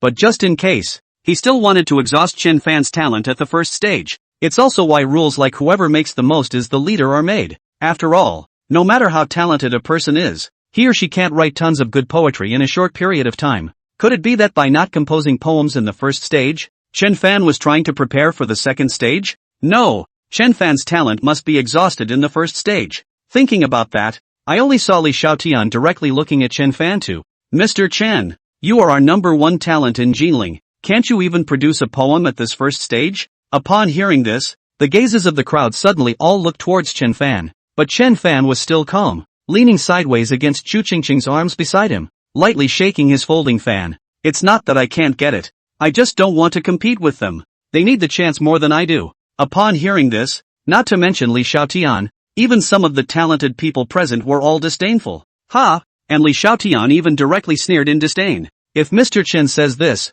does Mr. Chen himself believe it? Still don't want to compete with everyone. I think you've exhausted your talent and can't write poetry. Only to see Li Xiaotian say that, he directly gave a wink to the talented people on the side. And those talented people, seeing this, also directly followed and mocked. That is, if you can't write it, you can't write it. So why are you pretending? We readers are the ones who have to take the imperial examinations. If we are really talented, are we still afraid of not having a chance? Talking is better than singing. What first talent in Jinling? We just wrote a few articles by fluke and our talent dried up. And when Li Xiaotian heard this, he deliberately said again, Mr. Chen, you heard it. If you can't write it, you can't write it. And you talk big about giving chances. We're all talented. Who needs the chances you give? Upon hearing this, Chen Fan did not care and remained in the same relaxed manner. However, since Li Xiaotian had started to make a move, it was not his fault. Young Master Li, you don't want me to give you a step. Do you have to have me say that you're satisfied that the literary meeting organized by your Jiangnan Chamber of Commerce isn't worthy of me composing poems?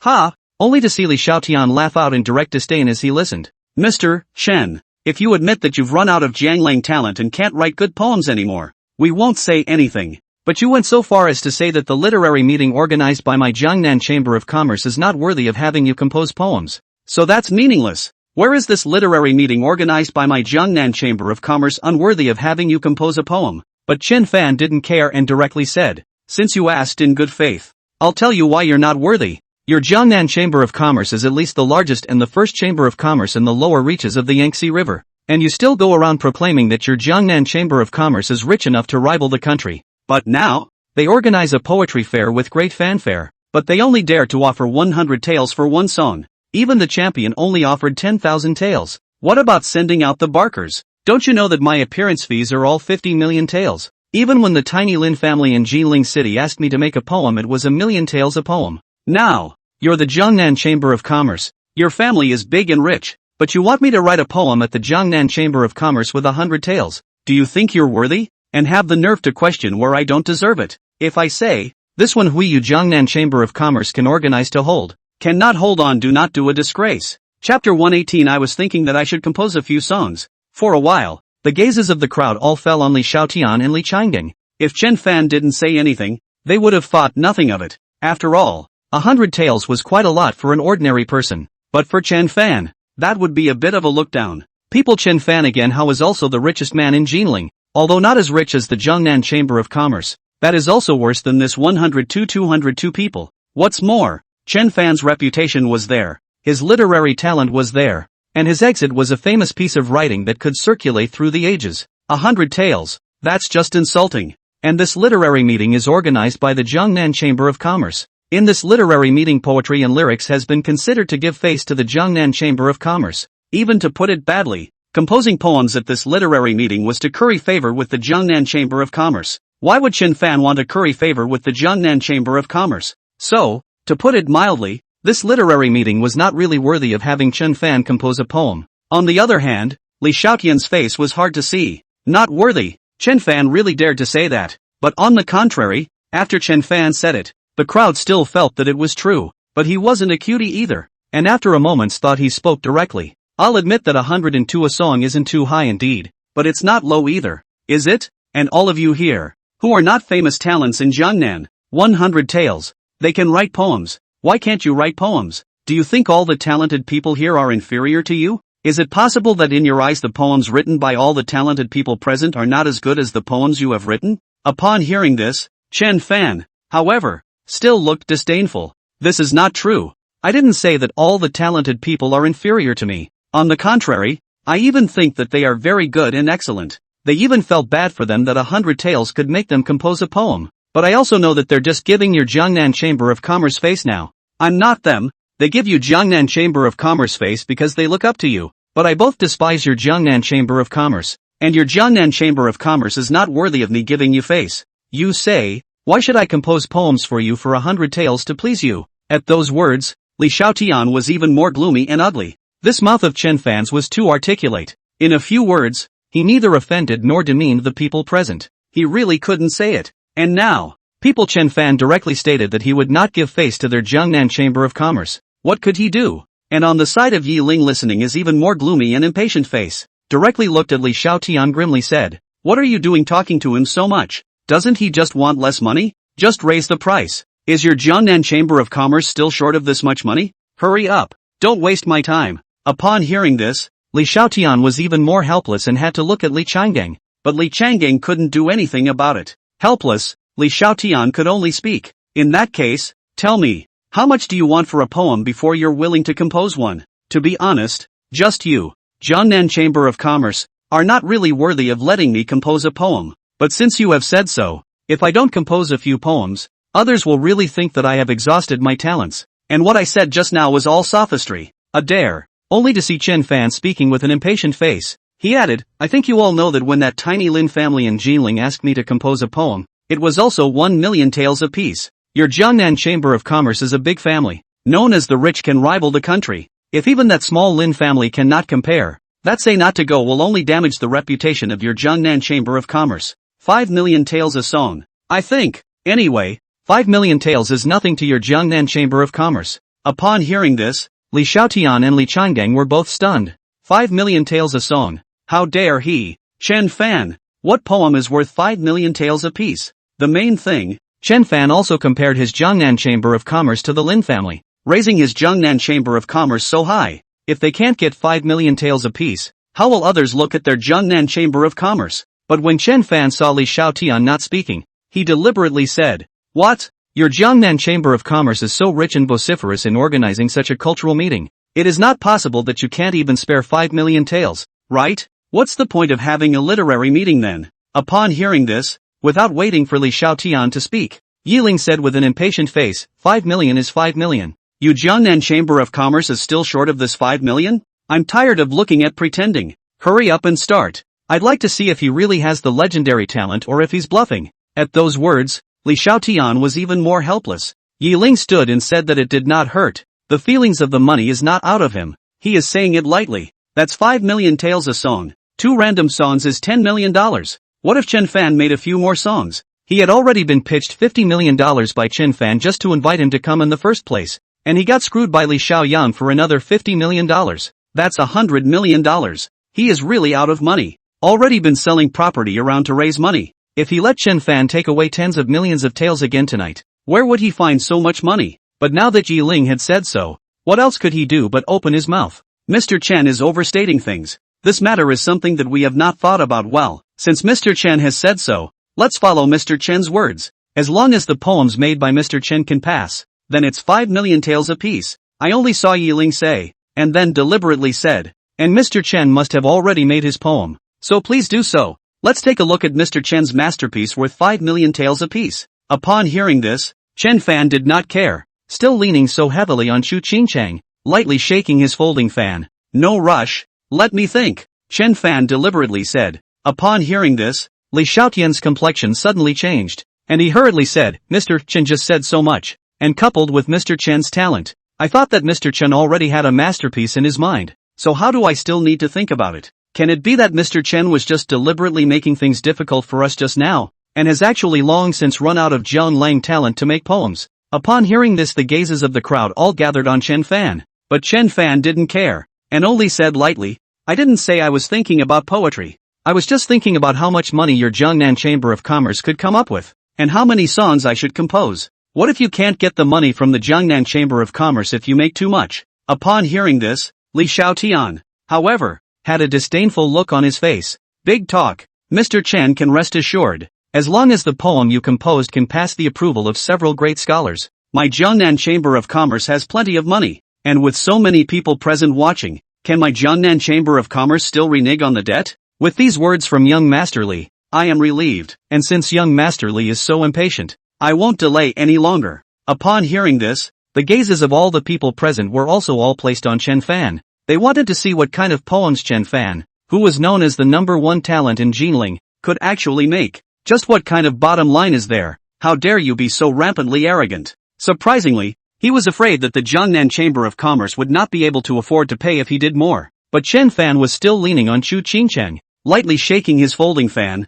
and after pretending to ponder for a while, he picked up his wine cup and lightly poured a mouthful of it, and then directly opened his mouth. "Don't you see that the waters of the Yellow River come from the sky and run to the sea without return? Don't you see the sad gray hair in the high mirror, as green as silk and as snow? Life must be happy. Don't let the golden bottle be empty to the moon. I was born with a talent. 1,000 pieces of gold will come back to me." Chapter 119, Give the Money. A total of 100 million taels. Bells and drums are not precious enough, but I wish to be drunk for a long time and not want to wake up. All the sages of old are lonely, but only the drinkers leave their names. 5-flower horse, 1,000 gold furs, and a call for wine. With you all the sorrows of the ages. Only Chen Fan was seen just holding the wine cup and chanting loudly. It was only when the words fell that he drank the wine in his cup and said, "The first song." Upon hearing this, everyone was stunned and looked at Chen Fan with a face full of astonishment, especially the talented ones. Each and every one of them was wide-eyed, disbelief written in their eyes. Life must be enjoyable. Don't let the golden bottle empty to the moon. I was born with a talent. 1,000 pieces of gold will come back to me. What the kind of goddamn sentence is that? Is that a sentence a human being could come up with? Moreover, this whole poem is bold, emotional, fluent, and highly infectious. Although it is not very long, it is a 5-note meeting with extraordinary weather. The emotion is extremely sad and angry but wild, and the language is extremely bold and indulgent but calm. Is this really a poem that people can write? In particular, those who had just composed poems were originally complacent, thinking that their poems were good, but now when compared to this one song of Chen Fan's, theirs was simply not even as good as garbage. Even Yi Ling and Li Xiaotian were dumbfounded. Although they were here to deal with Chen Fan, this poem of Chen Fan was really stunning to them. This is too well written. Even they themselves feel that, throughout the ancient and modern times, in addition to the Luo Shenfu and Spring River Moonlit Night written by Chen Fan at the beginning of no poem can be better than this poem.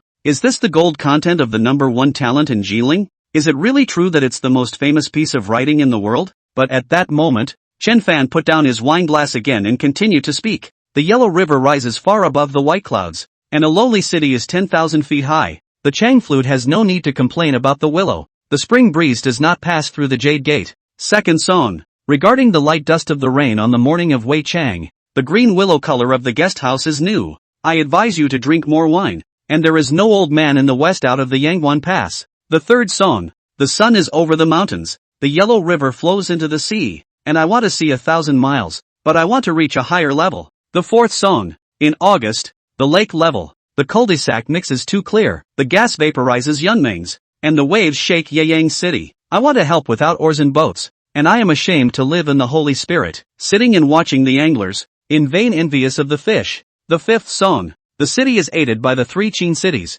and the wind and smoke look at the 5 Jin. I am a fellow eunuch, and I want to part with you, a close friend in the sea. The sky is like a distant land. We're on the wrong road, and our children are all in the same boat. The sixth song. Only Chen Fan was seen chanting just like that, but the people present all froze and froze. The entire scene could not even hear a single sound other than the sound of Chen Fan reciting the poem. Everyone was looking at Chen Fan in awe, their eyes filled with shock and disbelief. One song after another, even, and each one just takes a moment to consider and comes right off the top of your head. The quality of each song is still so high. None of the poems are spamming. Each poem has its own unique intellectual attainment. The lines of each poem are so simple, and it's nothing compared to the poems they write that are stacked with rhetoric and disease-free. Each poem singled out could hang them all. Even they dare to say that every poem will be passed down through the ages and will never be buried by history. The main thing was that Chen Fan surprisingly hadn't stopped yet. There is no end to the 50 strings of the brocade. One string and one pillar. Thinking of Chinese years,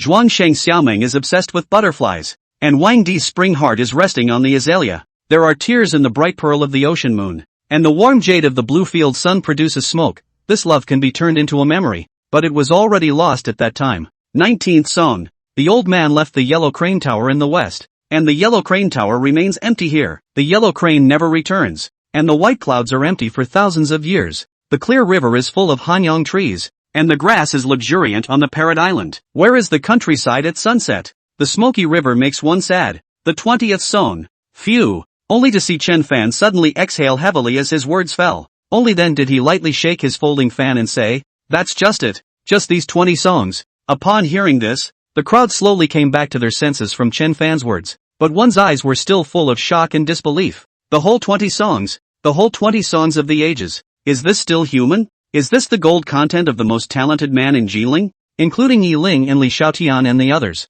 All of them were in disbelief and disbelief. They knew that Chen Fan was talented, but how could they have never imagined that Chen Fan's talent would be so good? Exit the mouth. Sentences are extraordinary. How can this be fun? But at this time, Chen Fan looked directly at Li Xiaotian again and said, "Young Master Li, Chen Mao is making a fool of himself. Just these 20 songs, a total of 100 million taels of silver." At those words, Li Xiaotian suddenly came back to his senses. Having been shocked by Chen Fan's talent just now, he had forgotten about this for a while. 500 taels for a poem. 20 songs, that's 100 million taels. A whole 100 million taels. How does this call for him to take it? And the crowd, which only came back to their senses, also suddenly remembered this, and one was even more shocked. That was 100 million taels of silver, a figure they normally wouldn't even dare to think about. What? Young Master Li wants to cheat? Seeing this, Chen Fan deliberately said again, "Jiangnan Chamber of Commerce is so rich, it shouldn't be so bad as to cheat."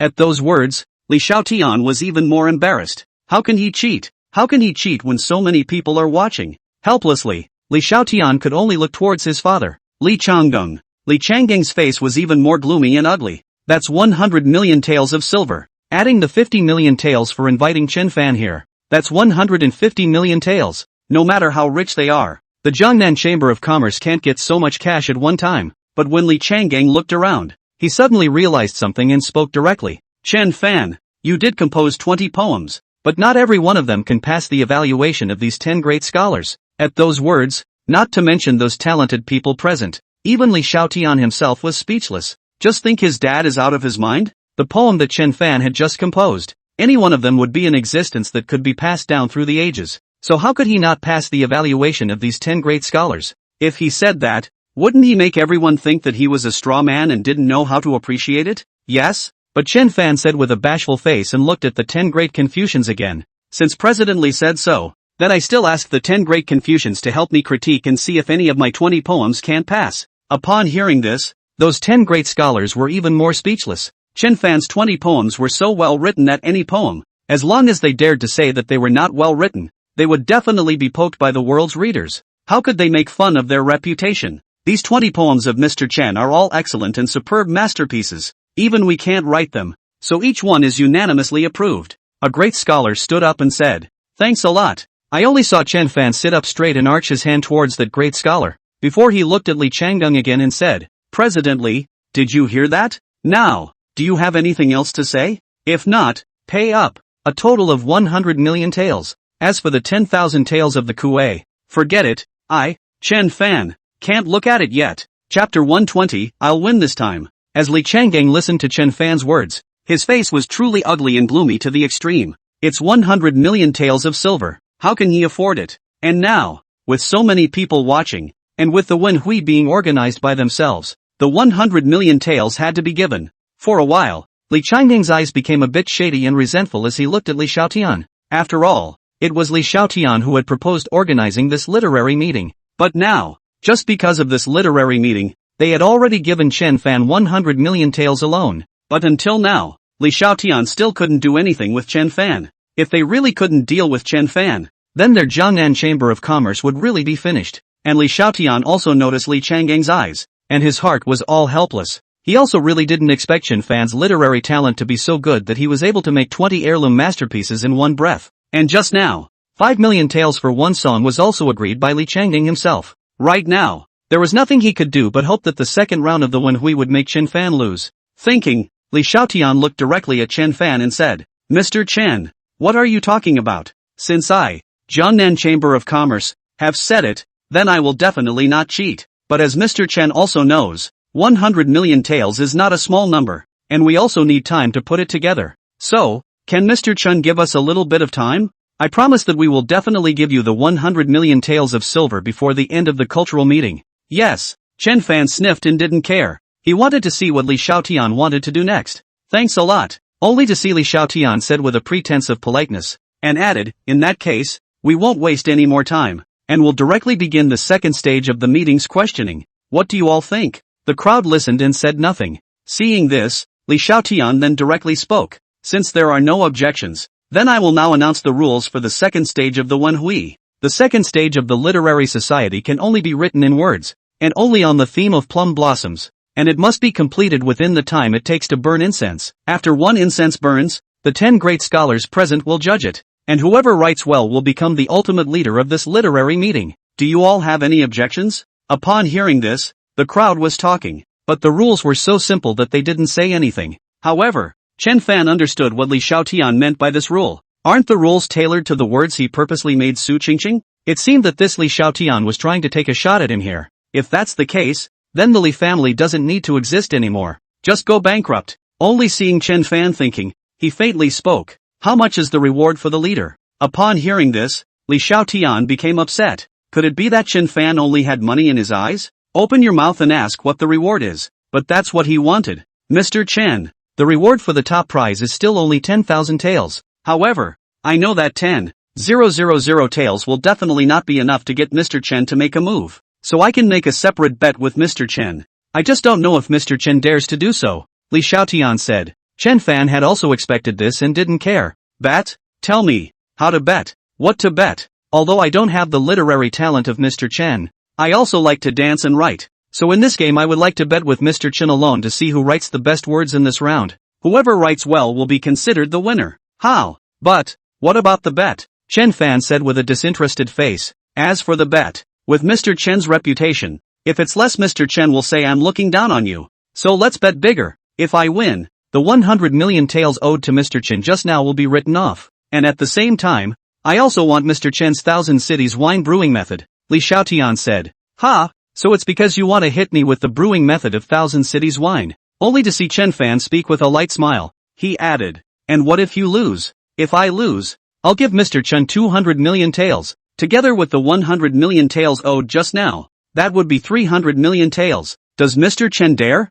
Li Xiaotian said. However, Chen Fan was disdainful. "So, you think that my 1,000 city wine brewing method is only worth 100 million taels?" Upon hearing this, Li Xiaotian frowned slightly. "Then how much does Mr. Chen think it can be worth?" 300 million. Chen Fan didn't nag and said directly. At those words, Li Xiaotian's expression changed slightly. 300 million. Chen Fan really didn't ask for more. This 1,000 cities wine brewing method could indeed be worth 300 million. Even with Chen Fan's current state of monopolizing 1,000 cities wine, the brewing method of 1,000 cities wine was more than 300 million. But with the 300 million, that's 500 million. If he lost, his Jiangnan Chamber of Commerce would really be finished. But if they don't gamble, won't they lose everything they've lost for nothing? But Li Xiaotian thought, and suddenly his heart directly opened his mouth. Good. 300 million is 300 million. If I lose, together with the bet of 100 million and the 100 million owed to you, a total of 500 million taels, I'll give it to you all together. He still couldn't believe that he could still lose this time. Let's not talk about the fact that he had Chen Fan's carefully modified words in his hand, giving him an 80% chance of winning, and he still had Chen Hao as a bottom card in his hand. He just couldn't believe that Chen Fan really didn't care about Chen Hao's death. Even if he doesn't care, Chen Hao can still influence Chen Fan's mind. Plus it's now a temporary writing of lyrics. How can Chen Fan's temporary writing be as good as Chen Fan's own carefully revised one? So, he must not lose. But the people present froze directly as they listened to Li Xiaotian's words. 500 million. That's a whole 500 million taels. The stakes are so high. Even he, the Jiangnan Chamber of Commerce, couldn't come up with 500 million taels. Could he? Besides, Li Xiaotian may be a bit smart in business, but can he write poetry and lyrics? Surprisingly, he dared to bet with Chen Fan, who gave him the courage, but at this time, Chen Fan said with a disdainful face, "Can you take 500 million? It's only 500 million. I can afford it." Li Xiaotian said, "I don't believe it. You take out the money first, or I'm afraid you'll cheat." Only to see Chen Fan said with a disinterested face, and then said, "You also don't want to use provocation to stimulate me to say that I don't dare. I don't eat your set. You take out the money. I'll gamble with you. Otherwise, give me the $100 million you owe me, and I won't play this second round." At those words, Li Xiaotian looked unsightly, but the more Chen Fan was like this, the more certain he was. Chen Fan must not have been absolutely sure that he could win before he must have asked him to take out the 500 million taels. After all, that could involve the lifeblood of Lovely Tavern, Thousand Cities wine. Chen Fan didn't dare to bet either, but $500 million he still had to discuss with his father. Otherwise he couldn't get it out at all. Then he directly stood up. "Wait a moment, Mr. Chen." Saying that, Li Xiaotian gave his father a wink, and Li Changgang had also long wanted to talk to Li Xiaotian alone, so he directly followed Li Xiaotian away, but only after entering the back hall. Li Changgang directly rebuked angrily,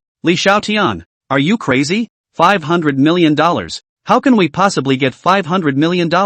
Dad, now do you think we have a way back? If we can't come up with $500 million, can we come up with 100 million? I've been raising money all this time, but until now, I only have $50 million on hand," Li Xiaotian said with a helpless face. Originally, he wanted to use $50 million to get Chen Fan to bet with him, but who knows? The first game directly lost $100 million.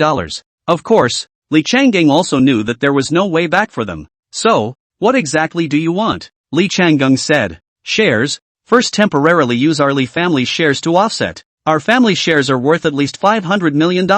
Li Xiaotian said. "Li Xiaotian, are you crazy? If the shares lose, then our Li family will be completely finished." Li Changgang directly rebuked angrily at his words. "Father, there's no way back for us, and believe me, I can definitely win this time. There's no way I can lose. I have complete certainty." Li Xiaotian said. "Good, I believe you, but let me tell you, if you lose this time, then don't blame me for not remembering the love between father and son," Li Changgang said with a gloomy face. Saying that, Li Changgang directly flung his sleeve away with an angry face. Chapter 121. Add another hand to yours. "Mr. Chen, this is my Li family's entire stake in the Jiangnan Chamber of Commerce, worth a minimum of $500 million.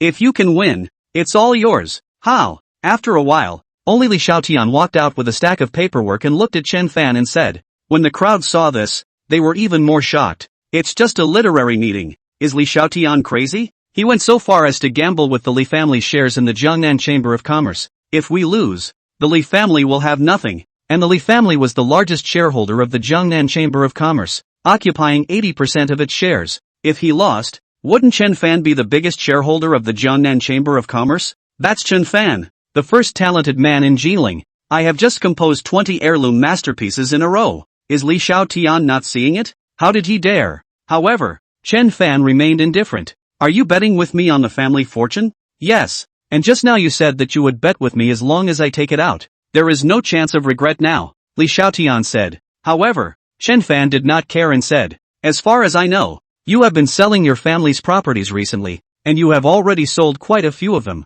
Therefore, your Li family shares are only worth $400 million at most." At those words, both Li Xiaotian and Li Changgang's complexion suddenly changed. "You're selling off the estate? When did that happen? How come I didn't know?" Only to see Li Changgang directly questioning angrily. Upon hearing this, Li Xiaotian was even more embarrassed, not understanding how Chen Fan knew that he was selling off his industry. He had obviously done it so carefully. Even his father didn't know. How did Chen Fan know? Thinking about it, Li Xiaotian didn't answer his father's words and directly looked at Chen Fan and questioned. "How did you know that I'm selling my estate? The buyer is me. How do you think I know?" Only to see Chen Fan saying with a disinterested face. He looked at Li Changgang again and said, "Just a few days ago, if he hadn't sold his industry, do you think he would have been able to come up with $50 million to invite me?" Upon hearing this, Li Changgang's complexion suddenly changed, looking directly at Li Xiaotian and questioning. "Wasn't that $50 million prepared a long time ago?" But Li Xiaotian was gloomy. Chen Fan went so far as to say that the person who bought the industry he was selling was him.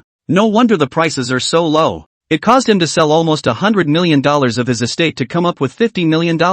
But before he could answer his father's words, Chen Fan spoke again. Presently, you wouldn't be unaware of this, would you? Young Master Li only came to Jinling and went to the casino to lose $50 million to me. Upon hearing this, Li Changding was even more stunned, his eyes widening angrily as he looked at Li Xiaotian. How would he dare to believe that Li Xiaotian had lost $50 million to Chen Fan? Rebel son! You! Li Changding was directly exasperated to the point of being unable to speak for a moment. After all, this was his most valued son. But it was surprising that he would gamble and lose $50 million to Chen Fan, and hiding it from him to keep him in the dark. In the end, they even went to secretly sell their family's assets. Surprisingly, he was even more of a loser than the loser he despised the most, Li Xiaoyang. How can he be told not to be angry? But as Li Xiaotian listened, his face was even more gloomy and difficult to see. Although the $50 million was lost by Li Xiaoyang to Chen Fan, but he had a handle on Li Xiaoyang. How dare he say that it was Li Xiaoyang who lost? It was fortunate that Chen Fan said young Master Li and not directly Li Xiaoyang. Otherwise, his rape and imprisonment of his father's favorite concubine would have been exposed. However, he kind of got it. This was deliberate on Chen Fan's part. He knew he didn't have any money. That's why he set the appearance fee at $50 million to force him to raise money. Then go buy the property he's selling at a low price. Dad, don't say any more. There's no way back for us. We can only gamble on this one. Only to see Li Xiaotian directly reprimanded with an angry face and walk directly towards Chen Fan, while taking out another stack of silver tickets. Chen Fan, just as you said, my family shares are only worth $400 million, and then here is $50 million. In total, that's $450 million. Do you dare to bet? I said $500 million. Not a penny less will be gambled. Chen Fan said with a disdainful face. You! Li Xiaotian suddenly choked on his words a bit, and for a while he didn't even know what to say because he really couldn't get any money out. But Chen Fan looked at Li Xiaotian's appearance. He was also afraid that Li Xiaotian would not bet, and added, how about this? $450 million plus one of your hands. If you dare, I'll bet with you. Don't dare. Then forget it. It's getting late anyway. I should go home and sleep. Chen Fan deliberately said. Upon hearing this, Li Xiaotian's heart crossed. Fine. I'll bet with you. But the time is shortened to half an incense burner. Do you dare? Seeing this, Chen Fan pretended to look shocked and worried and straightened up directly. You really want to gamble? You have to know that if you lose, you'll have nothing. But Li Xiaotian looked at Chen Fan like this and only felt that Chen Fan must be scared. Obviously Chen Fan hadn't thought about it. Even if it was a bet on one hand he dared. Said it is. And now I've fulfilled your conditions. You no longer have a chance to back out. Li Xiaotian said with a gloomy and smug face.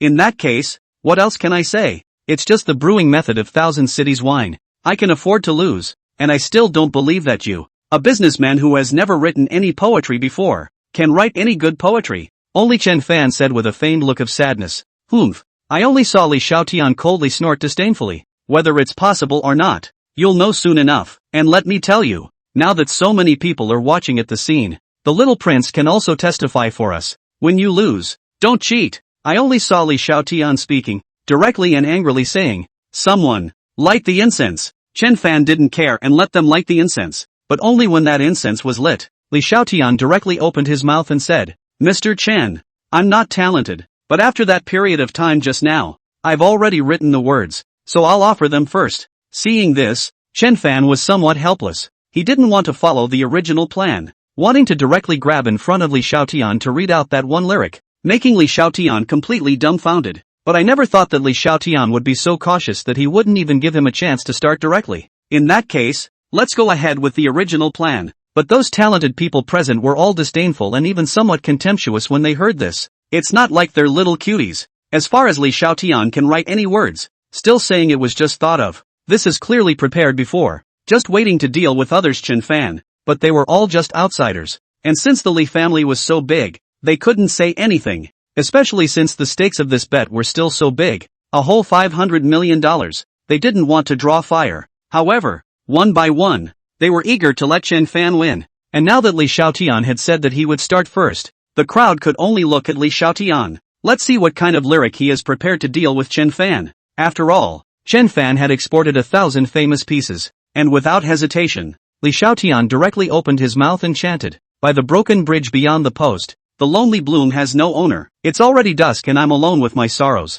More wind and rain. There is no intention to fight for spring. A group of flowers jealous. It is only the fragrance that remains. Chapter 122. Chen Fan's talent. It's too scary. accompanied by the fall of Li Xiaotian's voice. All the people were stunned. This song is really good. With a refreshing tone to write the proud and unyielding plum blossom, the writing is delicate and meaningful. The whole lyric is very sad, directly rendering an unyielding spirit of defying power. They had never seen plum blossoms written so well. It's perfectly capable of being passed down through the ages and enduring. But are such words really written by someone like Li Xiaotian? They even felt that if there was anyone in this world who could write such good words, it would be Chen Fan alone. But at this time, Li Xiaotian spoke directly again. Mr. Chen, my words are over. It's your turn. Your word. Ha! Only to see Chen Fan suddenly smile lightly with a disdainful face. Is this really the words you wrote? Upon hearing this, Li Xiaotian, however, had a disdainful look on his face. He certainly knew what Chen Fan meant. After all, this lyric was originally written by someone else, Chen Fan. But so what? It's not like it's been published, so whoever reads it out is whose. What does Mr. Chen mean by this? I naturally recited this lyric. Who else could have written it if not me? Or is it that Mr. Chen has seen a similarity in one of the literary texts? Li Xiaotian deliberately said. Ha! But as Chen Fan listened, he laughed lightly in disdain again. Since young Master Li said you wrote it as you wrote it. Anyway, I can't get any evidence, and it's not like I like to falsely accuse people. Alright, what's the point of talking so much nonsense? If your words are good, then read them out and let everyone evaluate them. There isn't much time left, Li Xiaotian said with a disdainful face. What's your hurry? Isn't it time yet? Upon hearing this, Chen Fan was not in a hurry, tapping with his folding fan, so he made a thoughtful appearance. But Li Xiaotian didn't want to let Chen Fan ponder, and spoke again. If you can't write it out, then hurry up and admit defeat. Don't put on a show here and disgrace yourself. And there's one more thing I want to tell Mr. Chen. Only to see Li Xiaotian speaking, he directly came to sit in front of Chen Fan, and said with a gloomy and disdainful face, Chen Fan, I'm telling you, Chen Hao is in our hands. If you don't want anything to happen to Chen Hao, then obediently admit defeat. Otherwise, you'll be waiting to collect Chen Hao's corpse. Ha ha, only to see Li Xiaotian say that, he directly stood up with a big smile, a smug look written all over his face. Seeing this, everyone was puzzled. What was happening? What exactly did Li Xiaotian say to Chen Fan? Why is Li Xiaotian suddenly so pleased with himself? Ha! However, Chen Fan also suddenly laughed lightly. At the sound of the voice, Li Xiaotian's complexion suddenly changed and he turned around in a hurry to look at Chen Fan. What are you laughing at? Chen Fan, however, ignored Li Xiaotian and instead looked directly at the people present and said, Gentlemen, do you want to know what Li Xiaotian said to me just now? Upon hearing this, Li Xiaotian's color even changed suddenly, wanting to stop Chen Fan. But Chen Fan did not give him the chance and directly opened his mouth. Just now, Li Xiaotian even threatened me, saying that he kidnapped my second brother and wanted me to obediently admit defeat, or else he would let me collect my second brother's corpse. I, Chen Fan, have never seen such a brazen person in all my years of living. Since you're afraid of losing, then don't gamble. If you gamble, then gamble openly and honestly. How dare you threaten me with such underhanded tactics? Do you still want your face? At those words, all the people present suddenly changed in color. Vile, shameless, how can there be such a person? If you can't afford to play, don't play. What's the point of threatening people with such tactics, even if you win? At the loss of me thinking that the Jiangnan Chamber of Commerce was good, it turns out to be a group of such people. Damn, I can't believe I've come to a literary meeting organized by such a person. Shame on me. Only to see the crowd present immediately talking. Each and every one of them looked at Li Xiaotian with a look full of contempt and mockery. As for Li Xiaotian, he was even more embarrassed. He really did not expect that Chen Fan would disregard Chen Hao's safety and directly say it in public. Chen Fan, you're talking nonsense. When did I threaten you? Don't you dare make up your mind here. Ha! Upon hearing this, Chen Fan, however, still laughed lightly in disdain. How can you still dare to do something you don't dare to admit? But it doesn't matter. So what if you admit it or not? Threatening me with my second brother. How dare you think of that? Who doesn't know what he did to me in the first place? If he hadn't begged me to take him in, if it weren't for his pity, he wouldn't even be worthy of my shoes. And I've already done my best for him. What's his death got to do with me? Plus, who knows if this is you and him teaming up to hurt me? And now you want him to threaten me. What were you thinking? Don't you have a brain? At those words, Li Xiaotian's expression suddenly changed. What did Chen Fan mean? Did he really not care about Chen Hao at all? He even suspected that Chen Hao and him had joined forces to harm him. But at this time, Chen Fan spoke again. Forget it, I'm not going to play with you. I've come up with my words, so I'll offer them up. At those words, Li Xiaotian's expression suddenly changed. Chen Fan's words were surprisingly already made. How? He had been bothering Chen Fan, but how did Chen Fan make it? But Chen Fan spoke directly. The wind and rain send spring back, and the snow welcomes spring. The cliff is already 100 feet of ice, but there is still a flower branch. Beauty does not fight for spring, but only reports it. When the mountain flowers are in full bloom, she will be laughing in the bushes. Listening to Chen Fan's words, the people present again looked stunned, including Li Xiaotian himself. It is written exactly to the words of his song, but the moods of the two words are very different. Chen Fan writes about the bold passion and steadfastness of the plum blossom in this lyric, but also highlights the self-confidence and courtesy and humility of the plum. The whole word rhyme, rhythmic, confident and high. The plum blossom of handsome and confident, passionate and unrestrained, courtesy and humility and other character styles, tracing and portraying a subtle, vivid, no doubt an excellent poem on plums,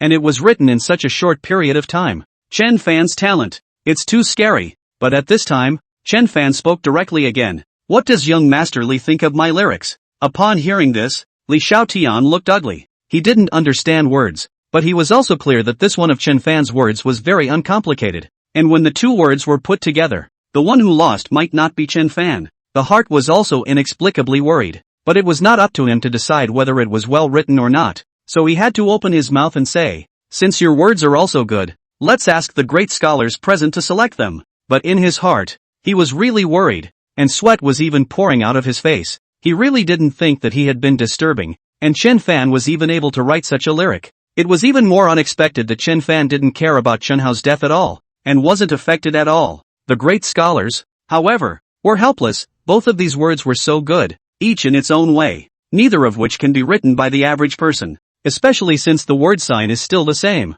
How can they be allowed to judge? Only a few great scholars looked at each other for a moment, and one of them stood up with a helpless face. Chapter 123. This lyric was written by someone else. Mr. Chen, young Master Li, only to see that great scholar arching his hand toward both Chen Fan and Li Xiaotian. Before he spoke, "Please forgive us for our ignorance. These two words are both excellent and have their own characteristics. We really can't tell the difference." At those words, everyone's expression changed, but those talented people thought it was normal. After all, both words were written too well. Each has its own characteristics, and it's hard to comment on who writes better. Oh, however, Chen Fan deliberately made a helpless face and looked at Li Xiaotian. "Sir Li, what do you think about this? Why don't we call this one a draw and we'll each write another song to compete?" At those words, Li Xiaotian was even more embarrassed. How can he write another one? With his talent, even if he had to give his life away, he couldn't write this kind of poetry. But he also really didn't expect these 10 great scholars to say so,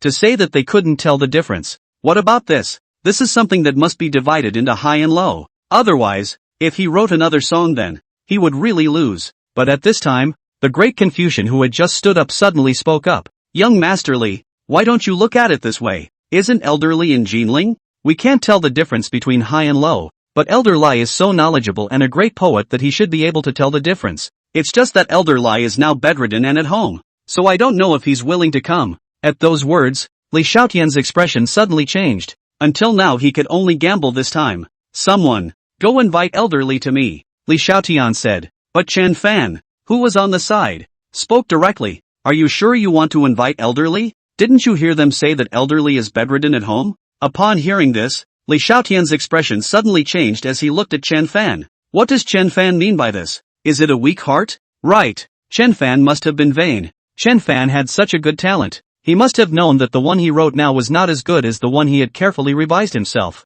Other people couldn't see it, but a great scholar like Elder Li would definitely be able to see it. That's why he stopped him, saying that Elder Li was bedridden and wouldn't let him invite Elder Li. Right. That must be it. Otherwise, if Chen Fan was sure, then he could get all the shares of his family. How would Chen Fan stop it? Li Xiaotian thought and spoke directly. "Today we must divide the winners and losers. Even if Elder Li is bedridden at home, I will still invite him here today." I only saw Li Xiaotian speak, and then scolded, "Come on people, at all costs, carry Elder Li to me. I'll bear the consequences." Accompanied by Li Xiaotian's words, those subordinates did not hesitate and left in a hurry. Seeing this, Chen Fan, however, said with a helpless face, "Why are you doing this?" "Humph." But Li Xiaotian was complacent. Chen Fan was so worried about Elder Li coming. Wasn't he just scared? "Chen Fan, I'm telling you, you're going to lose tonight. My words will definitely be better than yours." At those words, Chen Fan didn't want to pay any attention to him.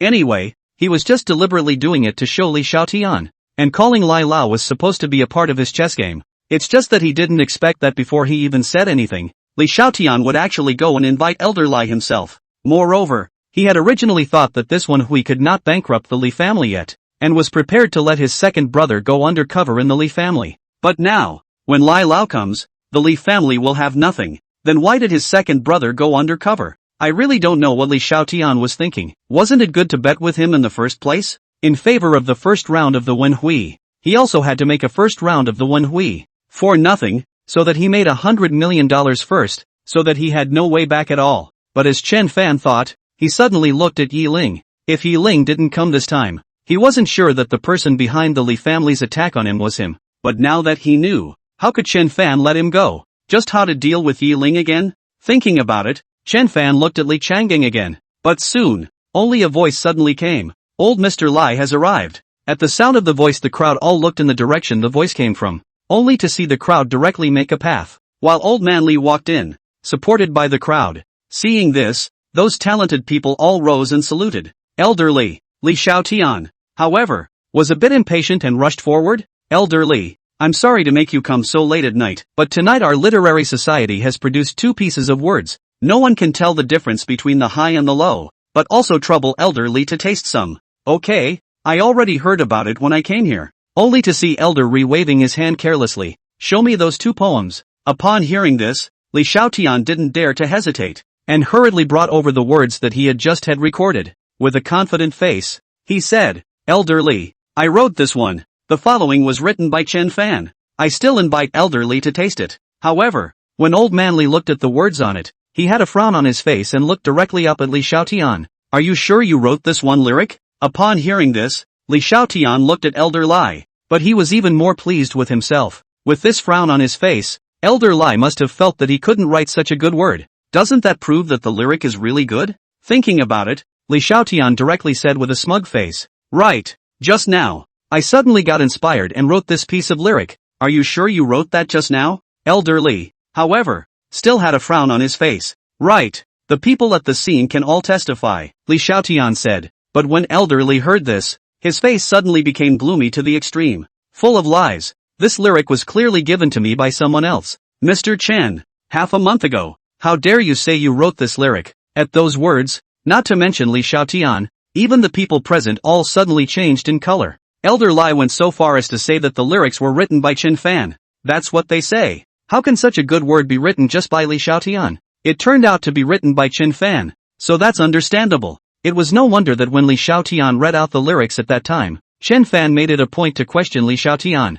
said he couldn't come up with any evidence. It turned out that Chen Fan had long known that he had written the lyric himself. However, Li Xiaotian's color suddenly changed, his face full of panic. Impossible. Elder Li, you're talking nonsense. I clearly wrote this lyric just now. Everyone present can testify to it. How could it be written by Chen Fan? I'm bull ting? Only to see Elder Li say with a disdainful face, directly addressing his subordinates, bring the anthology I wrote. Only to see Elder Li receiving an anthology and directly flipping it open. Take a good look at yourself. I included him in my anthology as early as half a month ago with this lyric. You have the audacity to be sophomoric. Could it be that this anthology of mine was bound only now? Seeing this, Li Xiaotian was even more embarrassed. As early as half a month ago, Chen Fan had surprisingly already given this lyric to Elder Lai. How is this possible? Li Xiaotian suddenly looked towards Chen Fan and Su Qingqing. Did Su Qingqing betray him? No, Su Qingqing shouldn't have known either,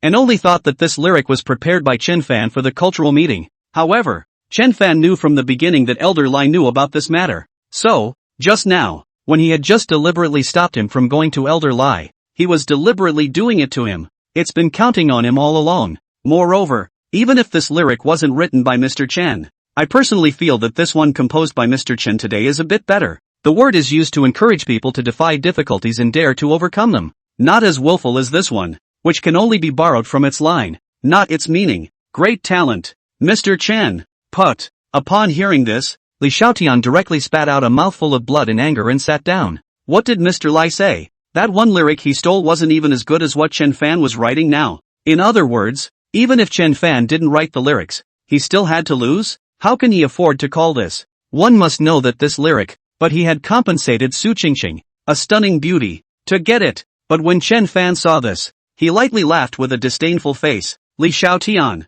did you hear that? Even if you didn't steal my words, you still lost. So, Coco AI, collect the money. Chapter 124. It turned out that he had been played by Chen Fan all along. Xiao Xiao AI didn't hesitate when she heard Chen Fan's words. She directly stepped forward and held the 15 million taels of silver tickets in her arms. And Chen Fan also stood up, holding the Li family's share instruments and walking towards Li Changgang. Li Changgang, seeing the situation, his complexion was a pale face. Lost, Li Xiaotian lost. Lost all his family shares. How could he take it? Without waiting for Chen Fan to approach, Li Changdong hurriedly looked at Yi Ling. Little prince, help us, quickly help us. However, Yi Ling's face had also become extremely gloomy a long time ago. He was letting Li Changgang deal with Chen Fan, not letting them let Chen Fan act like a pussy, much less letting them let Chen Fan directly occupy 80% of the Jiangnan Chamber of Commerce again, out of the limelight. But Li Changdong made things like this, and even dared to ask for his help.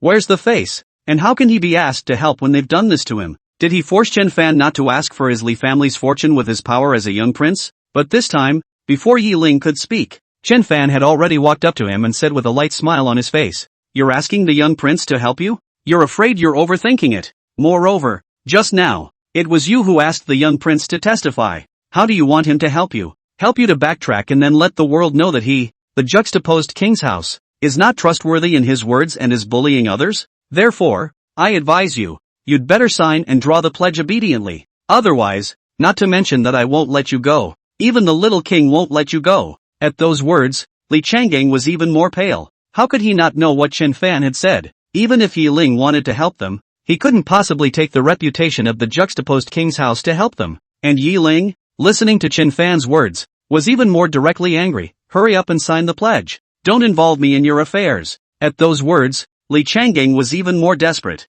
But what could he do? It had to be signed and drawn. Only the hand that held the pen was shaking. That's all his family shares in the Jiangnan Chamber of Commerce. As long as it's signed and sealed, it's all Chen Fan's. As expected of President Li, he is a man of his word, willing to gamble. I admire him. Chen Fan saw that after Li Changgang signed the pledge, he directly took that instrument over and examined it, then looked at Yi Ling again and opened his mouth. "Thank you, little lord." For this time, upon hearing this, Li Changgang's face became even more pale and unsightly. The heart could be said to be regretful to the extreme. If he hadn't agreed to help Yi Ling, if he hadn't come to Jinling to trouble Chen Fan, how would his Li family have ended up in this situation? But now it was because of Yi Ling that his Li family was left with nothing. Yi Ling, on the other hand, didn't show anything at all. The color of Li Changgang's eyes became a little sinister as he looked at Yi Ling. However, Yi Ling had a gloomy face, glared viciously at Chen Fan, and directly got up to leave. Thank him? It was clearly mocking him.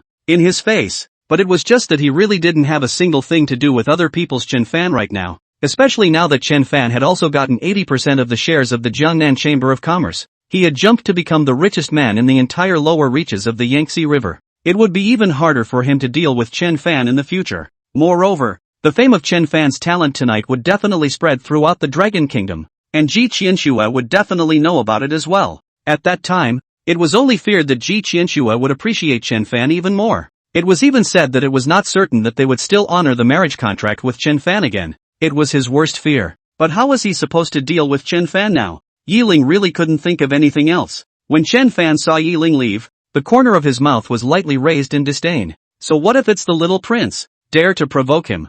Then wait to meet his revenge. But now, only to see Chen Fan laughing lightly, he directly turned around and walked towards Li Xiaotian. Li Xiaotian looked at Chen Fan walking towards him, his eyes filled with sinister anger, yet unwillingness. However, Chen Fan looked at Li Xiaotian but directly laughed lightly. You think you can deal with me by arranging an undercover agent by my side? I tell you, I let her pick up that lyric on purpose. At those words, Li Xiaotian's expression suddenly changed. What does Chen Fan mean by this? Chen Fan unexpectedly knew that Su Qingqing was an undercover agent long ago. That one lyric was actually given to him by Chen Fan on purpose. In that case, wouldn't that mean that from the very beginning Chen Fan knew what he wanted to do, deliberately accompanying him in his act, just to wait for the end when he calls Lai Lao to break him up, make him lose everything? Li Xiaotian suddenly all but reacted. Chen Fan knew about his plan from the beginning and had been pretending not to know, just to trick him into falling into Chen Fan's trap step by step. And surprisingly, he hadn't reacted until now. And only now did he realize that he had been playing into Chen Fan's hands.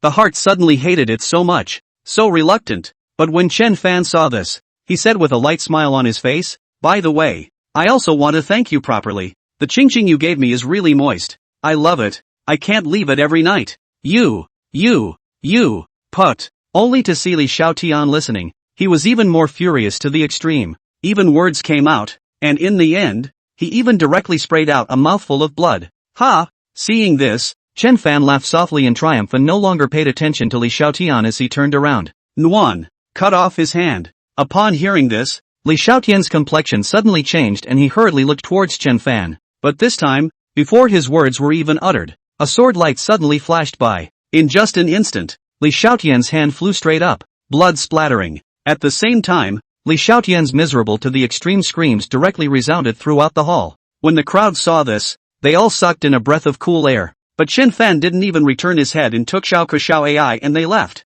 And when Su Qingqing on the side saw this, she also hurriedly got up and prepared to leave with Chen Fan. But right at this moment, Li Xiaotian suddenly forced himself to endure the pain in his wrist and looked at Su Qingqing and roared, "Su Qingqing, stop right there." At those words, Chen Fan and his group suddenly stopped in their tracks. Again, I only saw Li Xiaotian looking at Chen Fan with a shadowy face. "Chen Fan, do you think you really got her? I'm telling you, she's just a dog I keep. I told her to come back, so she had to come back. And don't you like her? I'm going to torture her to death in the future. I'll make her beg for her life." Only to see Li Xiaotian say, and then directly towards Su Qingqing chided, "What are you still standing there for? Hurry up and get back here." But Su Qingqing acted as if she hadn't heard it, and just looked at Li Xiaotian with such a clear coldness. Seeing this, Li Xiaotian's brows suddenly furrowed and he directly threatened again. "What do you mean? Could it be that you don't care about your brother's death?" But Su Qingqing was still unmoved. And only then did Chen Fan look at Li Xiaotian and said, "Li Xiaotian, why are you still so naive? If I know she's undercover, how can I let her remain under your control?" At those words, Li Xiaotian's complexion suddenly changed. "You, what do you mean? What do you mean?" "Ha!" Chen Fan let out a disdainful light laugh. "Let me put it to you this way. That fire, I had someone set it. Her brother is in my house right now." "You." Upon hearing this, Li Xiaotian was even more furious that Chen Fan had already saved Su Qingqing's brother. In that case, wasn't Su Qingqing completely Chen Fan's person? But at this time, Su Qingqing saw this and deliberately stepped forward to hold Chen Fan's arm again, saying tenderly, "My lord, let's go home." "Good." Chen Fan responded softly and turned around. Put. Seeing this, Li Xiaotian suddenly sprayed out a mouthful of blood directly again. Chapter 125, Li Xiaotian's downfall. "Mr. Chen. Thank you." Only when Chen Fan and his party walked out of the cultural meeting site, Su Qingqing hurriedly let go of Chen Fan's arm and said with a thankful face, "Thank me for what?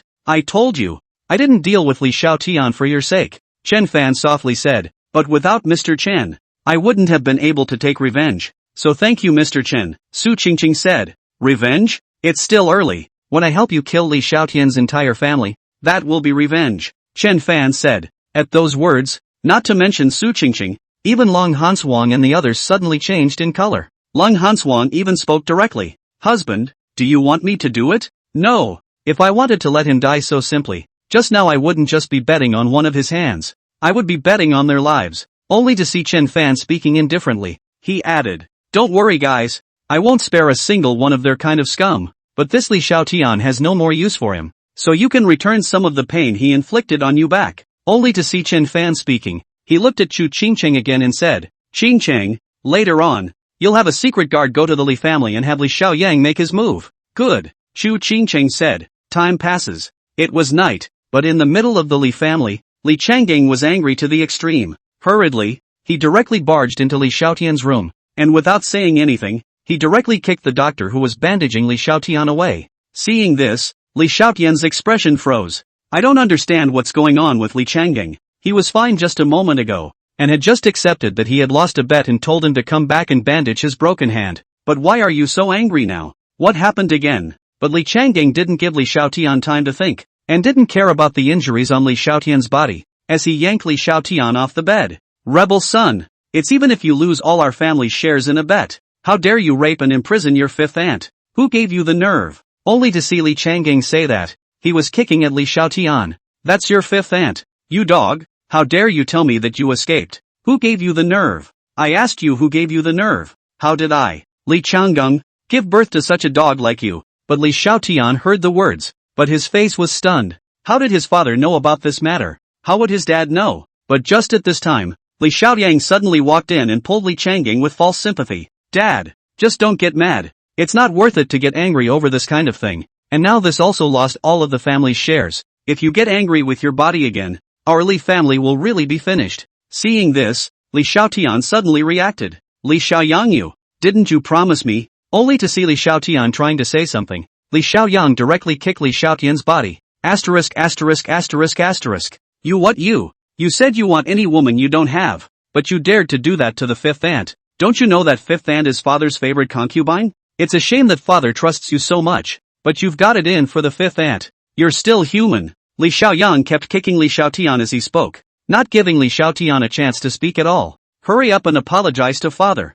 I don't know if dad can even spare you. But this time Li Xiaoyang's words only fell. Li Changang directly rebuked angrily. Asterisk asterisk asterisk asterisk having done such a thing. You still want me to spare you? Men, throw this out for me. From now on, he is not allowed to step into my Li family. My Li family has no such thing. Father, are you expelling the second brother from the family? Father, although second brother was arrogant enough to gamble away our family's shares, although he didn't take father seriously at all and defiled fifth aunt, but, only Li Xiaoyang deliberately said, looking like he wanted to plead for mercy for Li Xiaotian. But Li Changang was even more furious as he listened. Without waiting for Li Xiaoyang to finish, he directly rebuked angrily. Are you guys not hearing me? Hurry up and throw him out and don't let me see him again. My Li family doesn't have this kind of. Yes, father, don't be angry. I will throw this out. Don't be angry. Only to see Li Xiaoyang purposely saying that, he directly ordered those people to drag Li Xiaotian out again.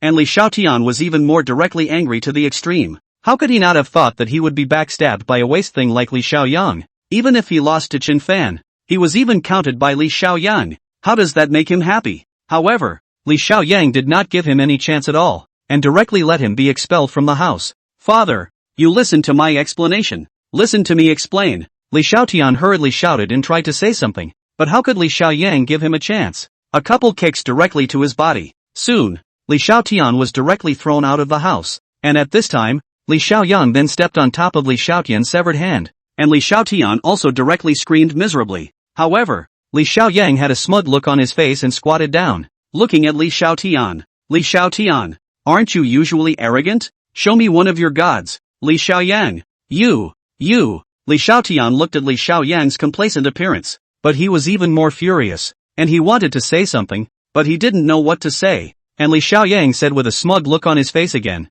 didn't you despise me the most? But today, you're still stepped on by me. Why don't you show me another arrogant one? Ha ha, men, break both his legs and throw him outside the city. Li Xiaoyang was truly excited. He had been looking forward to this day for too long. Since he was a child, he had always been stepped on by Li Xiaotian and looked down upon by everyone. But now, he had finally stepped on Li Xiaotian. Watch with your own eyes as Li Xiaotian falls from the clouds into the mud. It's a really great feeling. While Li Xiaotian listened to Li Xiaoyang's words, he suddenly panicked. Li Xiaoyang even wanted to break his legs. In that case, wasn't he completely wasted? How can he live without his legs and hands? Li Xiaoyang, how dare you? If you break my legs, I won't be a ghost. But before Li Xiaotian could finish his words, he directly fainted from the intense pain coming from his legs. And when he woke up from his stupor, he was greeted by a face he knew all too well. Su Qingqing, you. Just by looking at Su Qingqing's face, Li Xiaotian suddenly woke up with a start, and it was only then that he realized that he was actually in the middle of a dungeon,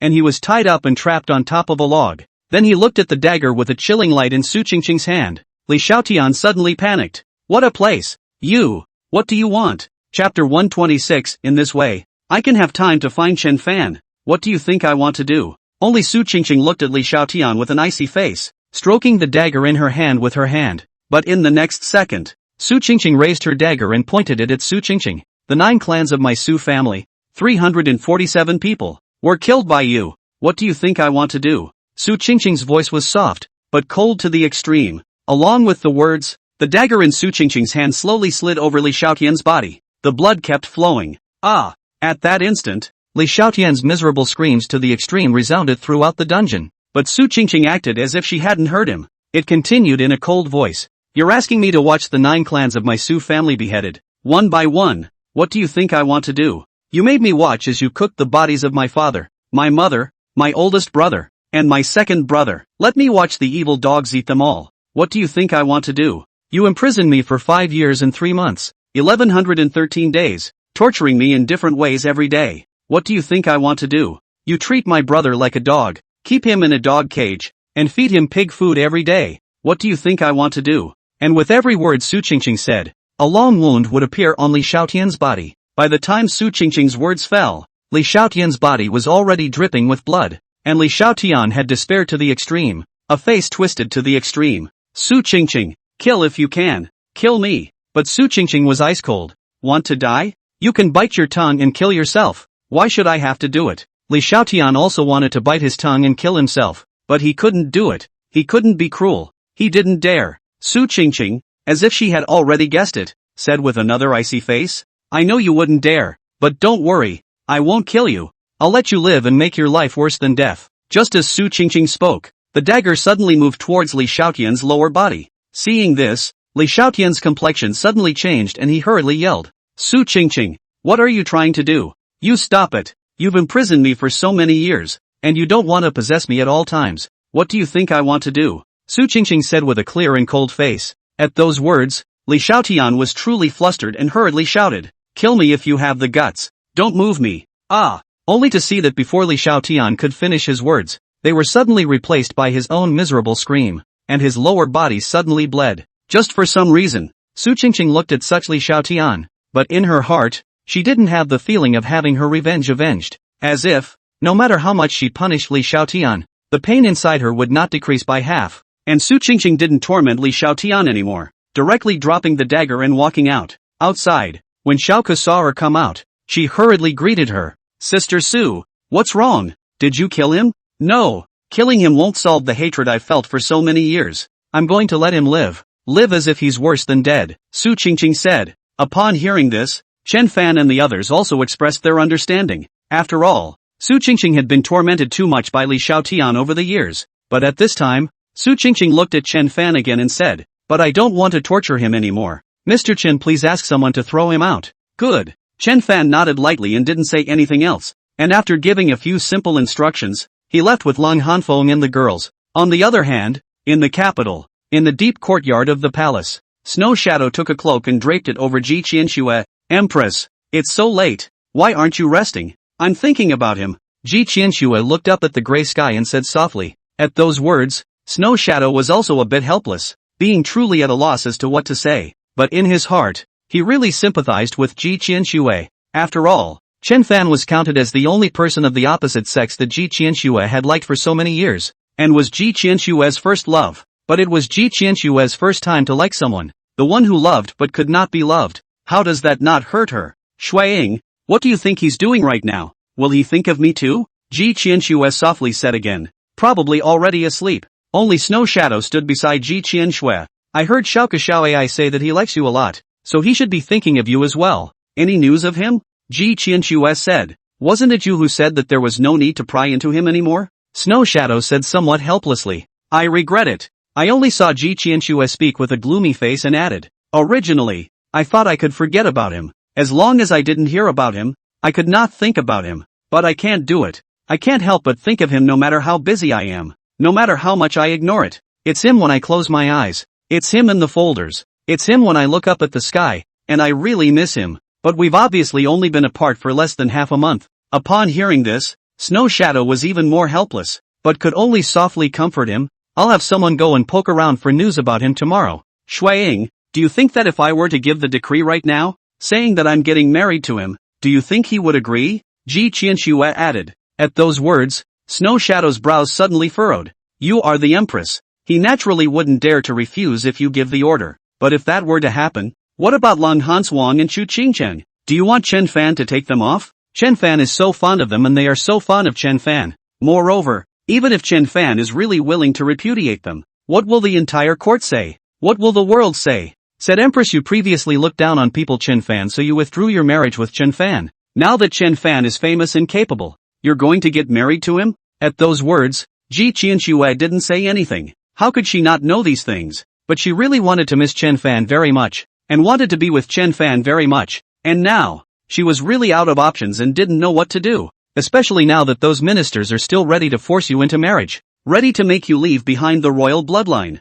Snow Shadow added. At those words, Ji Qianshue's brows suddenly furrowed. This she also knew. She was after all an empress, and now she was 24 years old. It was only reasonable for those ministers to force her into marriage, and she used to shrug it off with all sorts of excuses before, and now she didn't know how to shrug it off. However, she really only wanted to marry Chen Fan. Thinking, Ji Qianxue suddenly thought of something. Where's Ruxue? Has she not returned yet? Upon hearing this, Snow Shadow was even more helpless. Empress, do you think that you wouldn't know that the eldest princess has returned? As soon as she comes back, she will definitely come into the palace at the first opportunity to pester you. And it was you who let her go outside to practice in the first place, saying that she wouldn't be allowed to come back without your permission. And it's been 2 years, Snow Shadow said. It's been 2 years? Ji Qianxue frowned slightly. Let her come back. But as Snow Shadow listened, her brows suddenly furrowed as well. Empress, could it be that you want her to get married to plug the mouths of those ministers?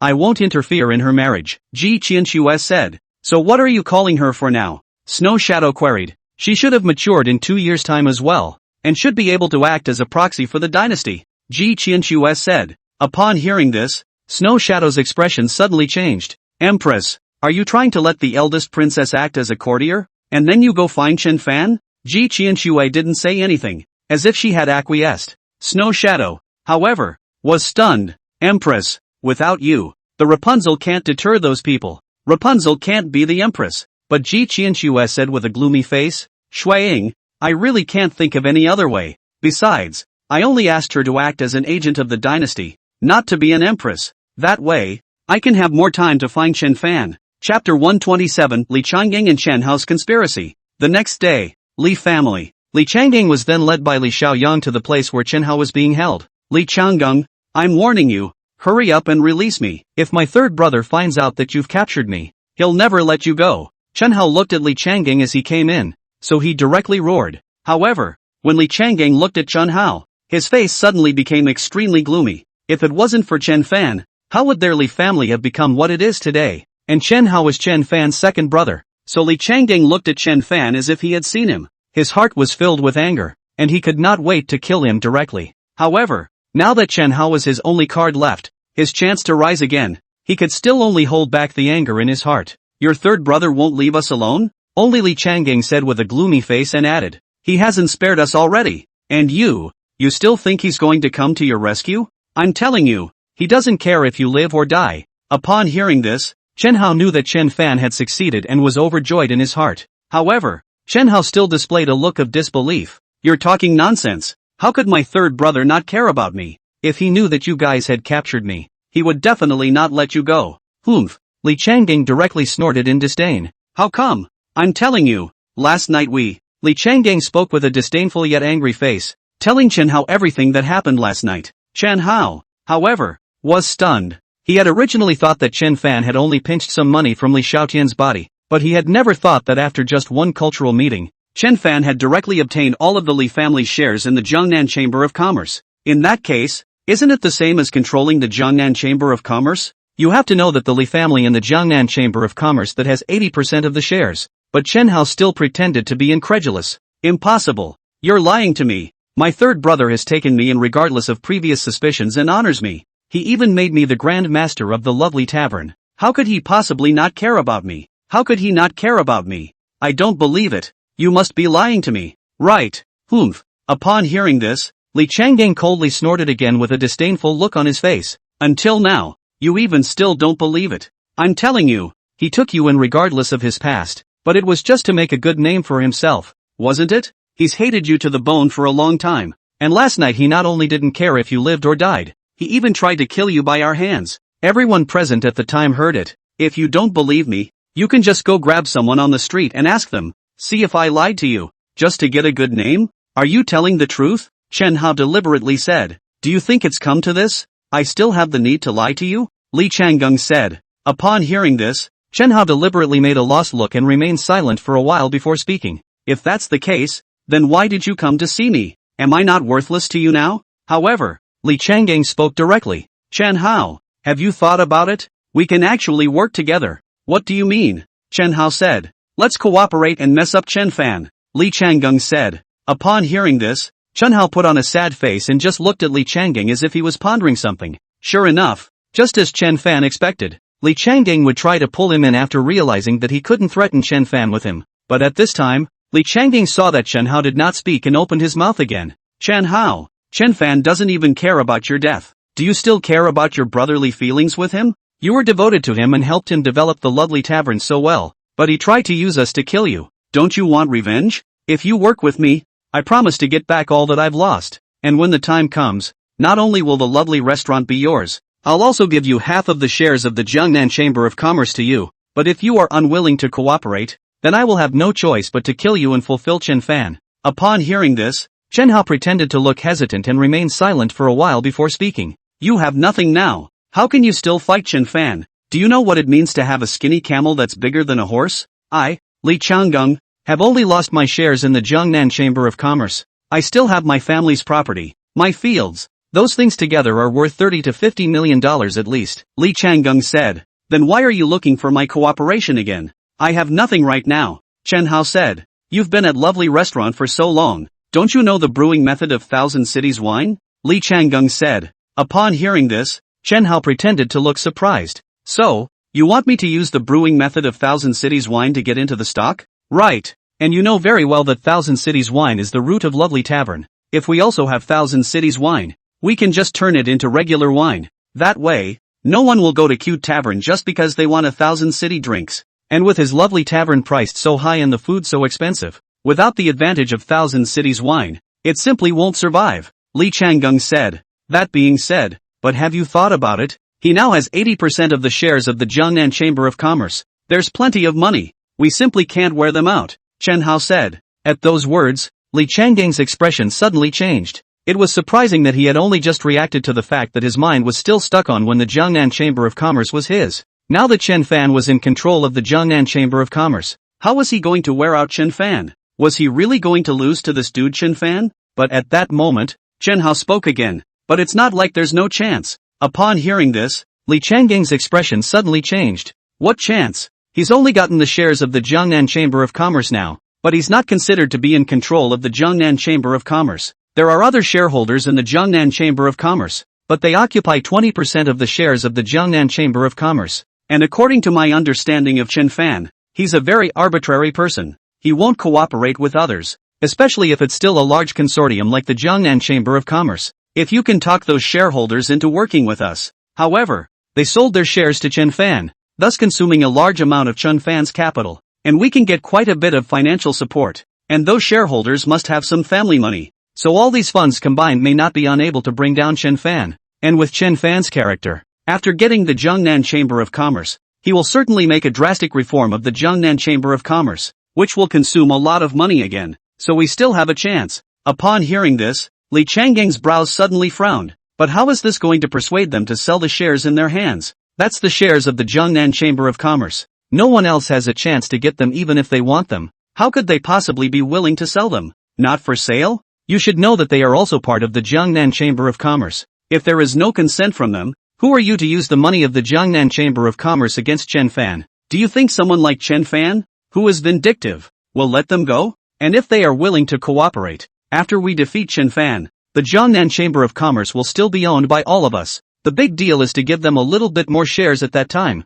Moreover, you've worked together for so many years. Do they trust you or Chen Fan? Upon hearing this, Li Changgang frowned as if he was pondering something. After a long period of silence, Li Changgang then spoke. Good. Just like you said. I'm going to go find them. And in the meantime, sell some of my family's assets out first to raise funds. Li Changgang said. I'll go with you. With me in front of this precedent, it'll be easier to talk them into it. Chen Hao said. Good. There's no time to lose. Let's go now. Li Changgang said. Chen Hao didn't hesitate and directly followed Li Changgang out. However, when Li Xiaoyang on the side saw this, he frowned. No, I have to hurry up and tell this news to Mr. Chen. We mustn't let them succeed. Li Xiaoyang thought to himself. Chapter 128, You get down here. Pucker your ass. Young master, do you think this Li Xiaoyang is out of his mind? Exactly. Can't he really see that you're just using him? In Jinling, in Chen Fan's courtyard, Xiao Xiao AI spat while piling snowman with Chen Fan.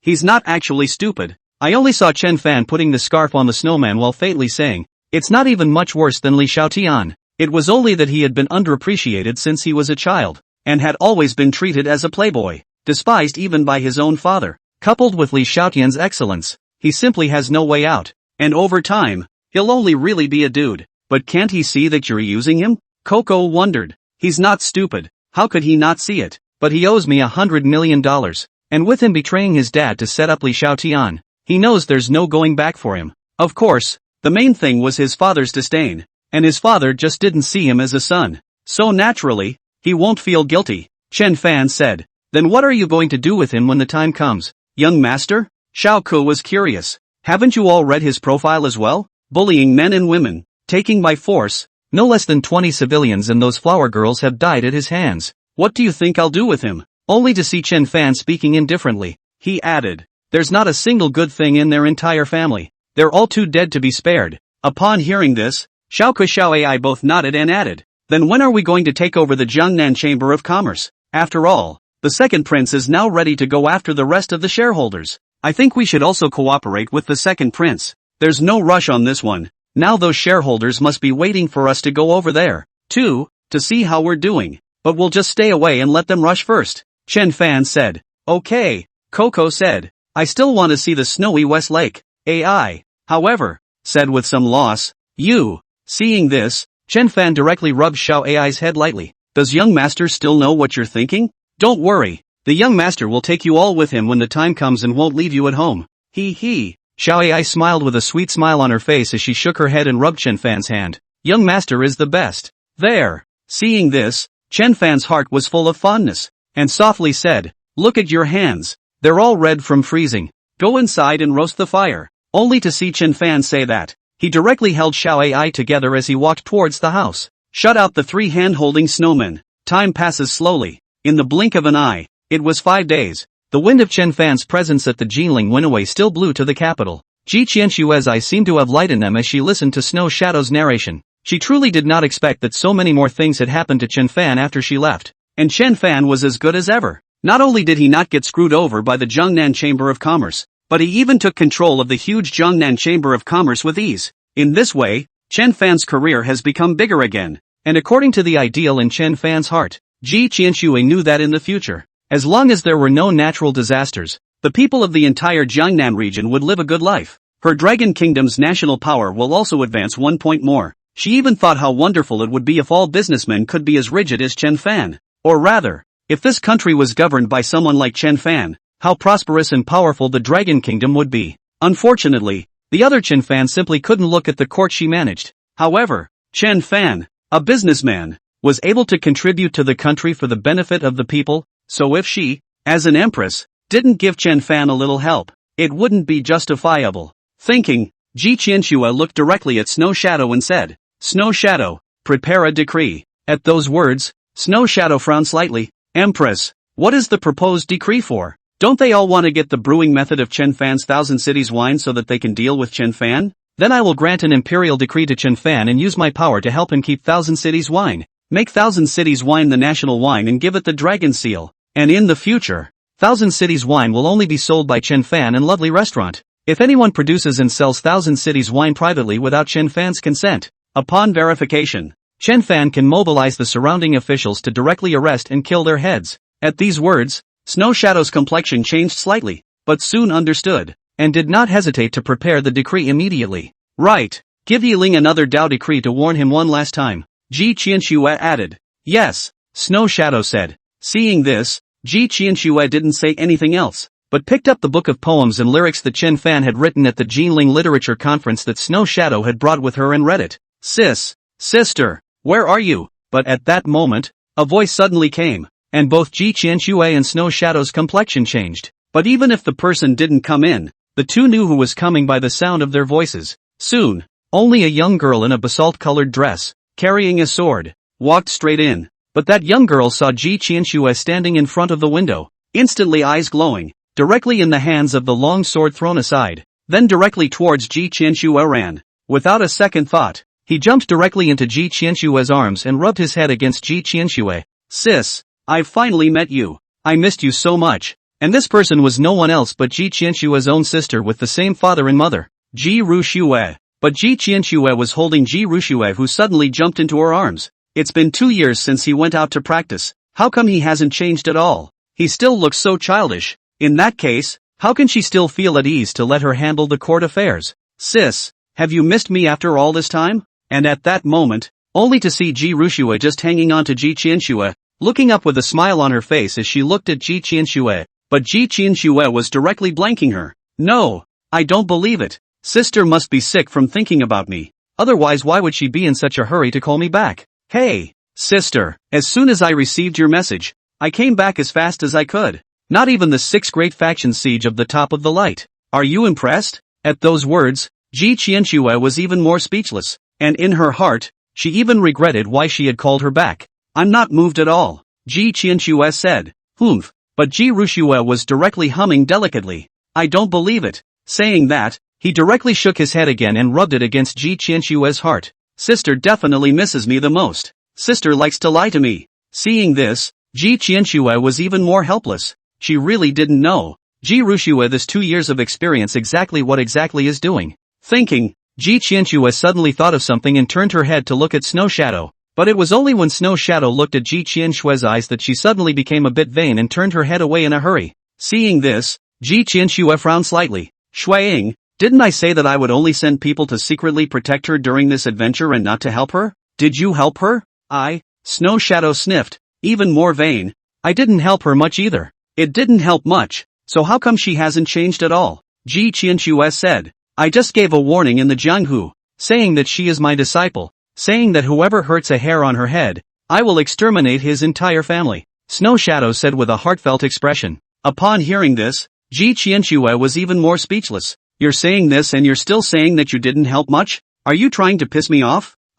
Me. The decree is written. I'll go out first, only to see Snow Shadow saying in a hurry, grabbing the jade seal on one side and stamping it on the unfinished imperial decree, picking up the decree and leaving. Seeing this, Ji Qianshue was also helpless. 1,000 precautions. How could I have never thought that Snow Shadow would help Ji Rushue? Get your ass down here. Pucker your ass. Chapter 129. How can she like someone else when her sister is hers alone? Yes. Only to see Ji Rushue listening to Ji Qianshue's words, with a smug smile on her face. She then jumped down directly from Ji Qianshue's body. Without saying a word, he went straight to his knees and plopped down on the floor, puckering his ass up, shaking her ass again while full of anticipation. She said, Sister, hit it. I'm ready. You haven't hit me in ages. I miss it. Seeing this, Ji Qianshue was even more speechless when she saw this. This stinky girl. How about? Ji Qianshue was truly regretting that she shouldn't have spoiled her so much in the first place. But Ji Rushue saw that Ji Qianshue was hesitant to make a move and spoke again.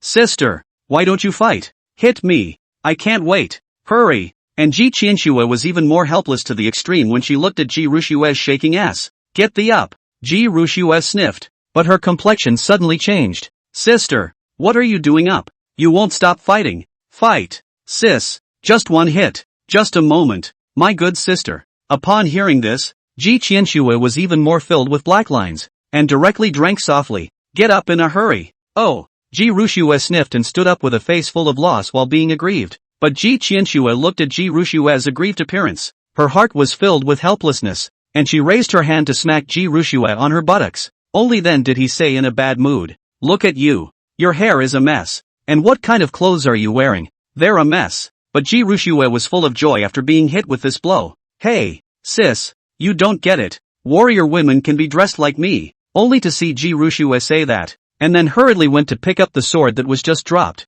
holding it in her arms, and again put on an appearance of holding the sword and bowing her head in a pretense of deep concentration. Sis, look, handsome or not, does it look like a warrior woman? But when Ji Qianshue saw this, she was speechless and gave Ji Rushue a blank look without any goodwill and said, just like you, you're still a warrior woman. It's good that you don't cause trouble for others in the Jianghu. You didn't cause any trouble, did you? How? How could I get in trouble? Only to see Ji Rushue said, directly came to Ji Qianshue's side with a proud face to show off. Sister, what do you see here? Isn't it just a sword? Ji Qianshue said. Sister, you don't know this. This is something that Sister Snow Shadow specially snatched from the Lone Sword Immortal to give to me. Do you know why Lone Swordsman is called Lone Swordsman? because that's the only sword he has, and everyone in the Jianghu knows it. So, with this sword in hand, no one would dare to mess with me. He. At those words, Ji Qianxue was even more speechless. Snow Shadow even snatched someone else's lone sword immortal sword and gave it to Ji Ruxue. Who was the lone sword immortal? The top powerhouse ranked 4th in the top 10 experts. Snow Shadow snatched all of lone sword immortal's swords to send to Ji Ruxue. In that case, who would dare to mess with Ji Ruxue? Snow Shadow is really good at this. Moreover, sister, you don't know. Those sword immortals are all still very nice to me. Not only do they often ask me to play in their mountains, they also often teach me their sword decisions, Ji Ruxue added. Upon hearing this, Ji Qianxue was even more speechless. What kind of people were at the sword immortal level that would be nice to a little girl like Ji Ruxue? It was clearly threatened by Snow Shadow, obviously for Snow Shadow's sake. On the contrary, she still couldn't do anything about Snow Shadow and Ji Ruxue. And what could she do about it now that it was over? Who told both to be spoiled by her? Then what realm of martial arts have you reached in these 2 years? Ji Qianxue added. It was thought that Ji Ruxue should have progressed quite a bit over the past 2 years with those sword immortals teaching her. If Ji Ruxue had learned a skill for her body, then these 2 years would not have been in vain. But Ji Ruxue heard. But the color of God suddenly changed. Well, sister, don't worry. I can still beat up ordinary groundlings. Upon hearing this, Ji Qianxue's complexion suddenly changed. What do you mean that you can beat the average gangster? What exactly have you been learning outside these 2 years? Sis, as you know, learning martial arts is boring, but I've learned a lot of things. For example, horseback riding and hunting, fishing and shrimping. By the way, I also trained my sister a falcon, which is very powerful. Even if you pass a message from here to the South Island, it will only take 2 days at most. I'll send it to my sister later. At those words, Ji Qianxue was even more in the dark. Emotionally, during these 2 years, Ji Ruxue was just out there having a crazy time. Nothing was learned. Thanks to her, she still thought of letting her come back to preside over the dynasty. How can he preside over the dynasty in his condition? Alright, you stop talking. I have a headache. Hurry up and go take a shower and change your clothes. You're filthy. What a sight. Oh, Ji Ruxue responded with a face of embarrassment, but then she suddenly stood on her tiptoes and caught Ji Qianxue off guard and planted a kiss on her cheek. Only then did he bounce off with a smug look on his face. Seeing this, Ji Qianxue even had a face that was not in a good mood. How was she going to manage this? But even so, he still lightly drank. Come on, order the imperial catering room to make some dishes that the little princess loves to eat and send them over. After saying this, he muttered a light laugh. You've grown quite tall. Chanting, only then did he pick up those poems written by Chen Fan again and savored them. But outside, Ji Ruxue had only walked out when she saw Snow Shadow writing an imperial decree on a stone platform to the side. Ji Ruxue said with a puzzled expression, Sister Snow Shadow, why are you writing an imperial decree here? At those words, Snow Shadow was even more speechless and directly blanked Ji Ruxue. Guess why I didn't write in it? Hey! Only Ji Ruxue suddenly reacted with an embarrassed smile. I'm sorry. Upon hearing this, Snow Shadow directly blanked Ji Ruxue without any good humor. Sorry? You still have the nerve to say. Why did you paint the Wudong Sect's ancestor statue with a beard? Ji Ruxue was suddenly a bit vain. This is not to blame for their ancestor statue being too young, which has the appearance of an ancestor. At those words, Snow Shadow was even more speechless. Then the 100 treasure chicken raised by the pure Yang realist, the 100 spirit fruit planted by the Confucian sword immortal, and the little donkey of the Lingfang warrior. Okay, Sister Snow Shadow, I know I'm wrong, just stop it. Only to see Ji Ruxue stopping Snow Shadow in a hurry, and with a smile on her face, she took out a small box from her bosom. Look, this is the gift I brought you. The snow lotus cream that the snow moon sword immortal uses to beautify and nourish the skin. Oh, and she gave it to me herself, and I didn't even bother to use it myself. Seeing this, Snow Shadow blankly glanced at Ji Ruxue with a look of displeasure. Count on you still having some conscience. Hey! Only Ji Ruxue giggled and came down again, looking at the holy decree written by Snow Shadow. But the next second was a sudden frown. Chen Fan? Isn't Chen Fan the trashy dude who has a marriage contract with his sister? Didn't sister withdraw from his marriage? Why did she still write a special holy decree to shelter him? She even warned Yiling not to deal with Chen Fan. Hey! Shuang sighed helplessly. Your sister has looked at the wrong person. Not only is he Chen Fan not a dude, but he's also a talent. To the point that your sister has regretted it since she backed out of her marriage with someone else. Now she's trapped by love every day. And she's almost sick with longing. At those words, Ji Ruxue's complexion suddenly changed. Her sister is sick with longing? How is that possible? Did her favorite sister have a crush on that dude? How can this be? How can she like someone else when her sister is hers alone? Chapter 130, Wait for me and AI to grow up. Jinling City. After these few days of waiting, Chen Fan also felt that the time was almost up and was ready to take Xiao Kuxiao AI and the girls on a trip to the Jiangnan Chamber of Commerce headquarters. The Jiangnan Chamber of Commerce is headquartered in Hangzhou, and Su Qingqing's hometown is also in Hangzhou. At this time, in the courtyard, Chen Fan looked at Su Qingqing and softly asked, "Have you thought about going to Hangzhou with us?" Think about it, Su Qingqing said softly as she pulled his brother along. But only after Su Qingqing's words fell. Ren Yu on the side hurriedly said, "Qingqing, why don't you stop staying for a while? You have no one to rely on now, and you have little one with you. How are you going to live? It's better for you to stay for a while longer, so that the Gengzi can make some arrangements first." Chu Qingqing also spoke up. "The main thing is that there are still quite a few remnants of the Li family's forces now. It's not safe for you to go over there now." Long Hanshuang also spoke up. Su Qingqing, however, only smiled faintly. "I know about your good intentions, but my home is always there, and Mr. Chen has already helped me a lot. I'm really sorry to be troubling Mr. Chen." But several people looked at Chen Fan as they listened to Su Qingqing's words. If Chen Fan opened his mouth, he should be able to keep Su Qingqing. After all, it was still Chen Fan who was the master of these. Moreover, Chen Fan had thought it through thoroughly, and the words he said were definitely better than theirs. However, Chen Fan did not take a stance, but instead looked at Ren Yu and Chu Qingcheng. "Ren Yu, Sister Qingcheng, during the time we're away, the family is relying on you. If there's nothing going on, try not to go out alone and be safe, okay?" At that, a few people were a bit lost. Chen Fan surprisingly did not open his mouth to retain Su Qingqing, but Chen Fan had said so. What could they do but respond? "Husband, don't worry about going, there are us at home. Nothing will happen. In that case, let's get going. Take care of yourselves." After saying that, Chen Fan directly picked up Xiao Ai and then walked directly towards the carriage outside the door.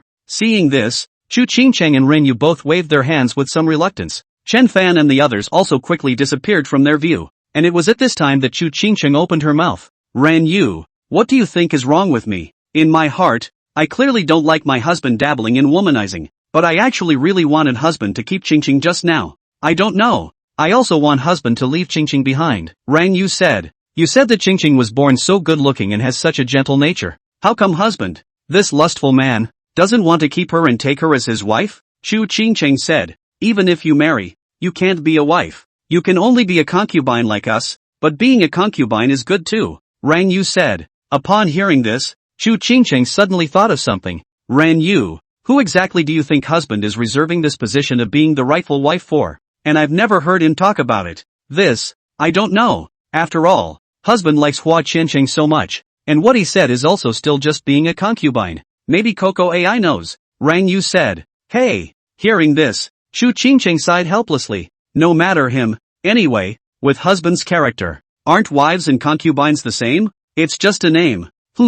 Husband has been good and kind to us," Rang Yu said. On the other hand, in Chen Fan's carriage, Xiao Xiao AI both said with a puzzled expression, "Young master, don't you like Su Qingqing? Why are you guys suddenly asking this?" Chen Fan said with a slight frown. "You clearly could have kept her just now. If you had asked, she would not have refused." Only before Xiao Ku could say anything, Lung Hanfeng spoke. Upon hearing this, Chen Fan directly looked at Lung Hanfeng with a smile and said, "Don't you dislike me dabbling in womanizing? Why do you still think that I will leave her behind? Aren't you afraid you'll have another competitor?" Upon hearing this, Lung Hanshuang blankly glanced at Chen Fan in a bad mood. "I just feel sorry for her. And since she was born so good-looking and sensible, it's quite good to marry her. Actually, it's not a big deal to marry her. How could I not like such a great beauty? Just barring that, people like her wouldn't be willing to be a concubine. She was the last adult in the Su family, carrying the last hope of the Su family. She would never allow herself to go and be a concubine to someone else. Not only would she not allow it, even the Su family's ancestors would not allow it. Not to mention I can't love all three of you alone, so why should I mess with her? She has her own life. All we can do is just give her some help when appropriate," Chen Fan said. Upon hearing this, Xiao Xiao AI didn't say anything else, and Cold Frost also expressed her understanding. After all, it was really impossible for someone like Su Qingqing to become a concubine. Not even talking about being a concubine. Even marrying a man probably wouldn't. But Lung Hanfeng suddenly thought of something. "Husband, actually, there has always been a doubt in my heart." "What doubt? You say?" Chen Fan said. It's who do you reserve the position of the first wife for? Why is everyone only allowed to be a concubine? Let's forget about us. Even Hua Qian Chang, you wanted her to be a concubine in the first place. I do really want to know what kind of person it takes to be your rightful wife, Lung Hanfeng asked. Upon hearing this, Chen Fan, however, only smiled gently and did not say anything, but Coco AI on the other side was all smiles. Seeing this, Lung Hanchuan's complexion changed slightly. What are you guys laughing at? By the way, Coco and AI, you guys must know, right? The reason why there is no proper wife is because the young master is still waiting, Xiao Ke said. Upon hearing this, Lung Hansuang frowned slightly. Waiting for what? When AI and I grow up? Xiao Xiao laughed. Upon hearing this, Lang Hanchuan's complexion suddenly changed. Waiting for you to grow up? That's right. Young master said that when we grow up, he'll marry us, Xiao Ke said. And it's already only 2 years away now. In 2 more years we'll be 18. And then young master will marry us. He, Xiao Ai said. Upon hearing this, Lun Hanfeng was even more surprised and looked at Chen Fan and Xiao Ke Xiao Ai who was holding his hand beside him. But suddenly it seemed to make sense again. No wonder Chen Fan was so anxious when something happened to Xiao Ke Xiao Ai. No wonder when Xiao Ko and Xiao Ai were in trouble, Chen Fan would say the words to let everyone be buried with him. No wonder Chen Fan cared so much about spoiling Xiao Ke Xiao Ai. It was no wonder that Xiao Ke Xiao Ai never cared about who Chen Fan would marry. It was no wonder that Coco and AI never had a look of jealousy on their faces. It was no wonder that Xiao Ke Xiao Ai never cared about Chen Fan pampering her and Chu Qingcheng and the girls. It turned out that Chen Fan's position as the main wife was reserved for the two of them. As it turns out, Coco AI has known this for a long time and is naturally emboldened. Thanks to them, they had been wondering why Chen Fan had kept the position of the first wife. Turns out it's because of Coco AI. Behave yourself, regular wife or concubine. They are all my lovers. Only Chen Fan smiled and said, pulling up Lang Hanfeng's hand, although, I will definitely pamper my family's Coco a bit more, but it will also never fail each and every one of you. No jealousy, okay? If it's someone else I might be jealous, but if it's Coco AI, I won't be. Only to see Lang Hansuang give Chen Fan a somewhat grudging look, and added, it's you, daughter-in-law directly raised. Really have you. Chapter 131, your waist will break for you. Time passed, and by the time Chen Fan and the others arrived in Hangzhou, it was already the afternoon of the second day. Winter in Hangzhou doesn't seem to be that different compared to Jinling. The same coldness, as if the cold wind treats all there equally, without a trace of mercy. However, although Chen Fan came to Hangzhou, but did not rush to go to the Chamber of Commerce, just put out the message, but the shareholders of the Jiangnan Chamber of Commerce know that he came. Instead, he led the crowd before a mansion. At first, Xiao Ko and Xiao Ai and the girls were still a bit puzzled and didn't understand what Chen Fan was doing here.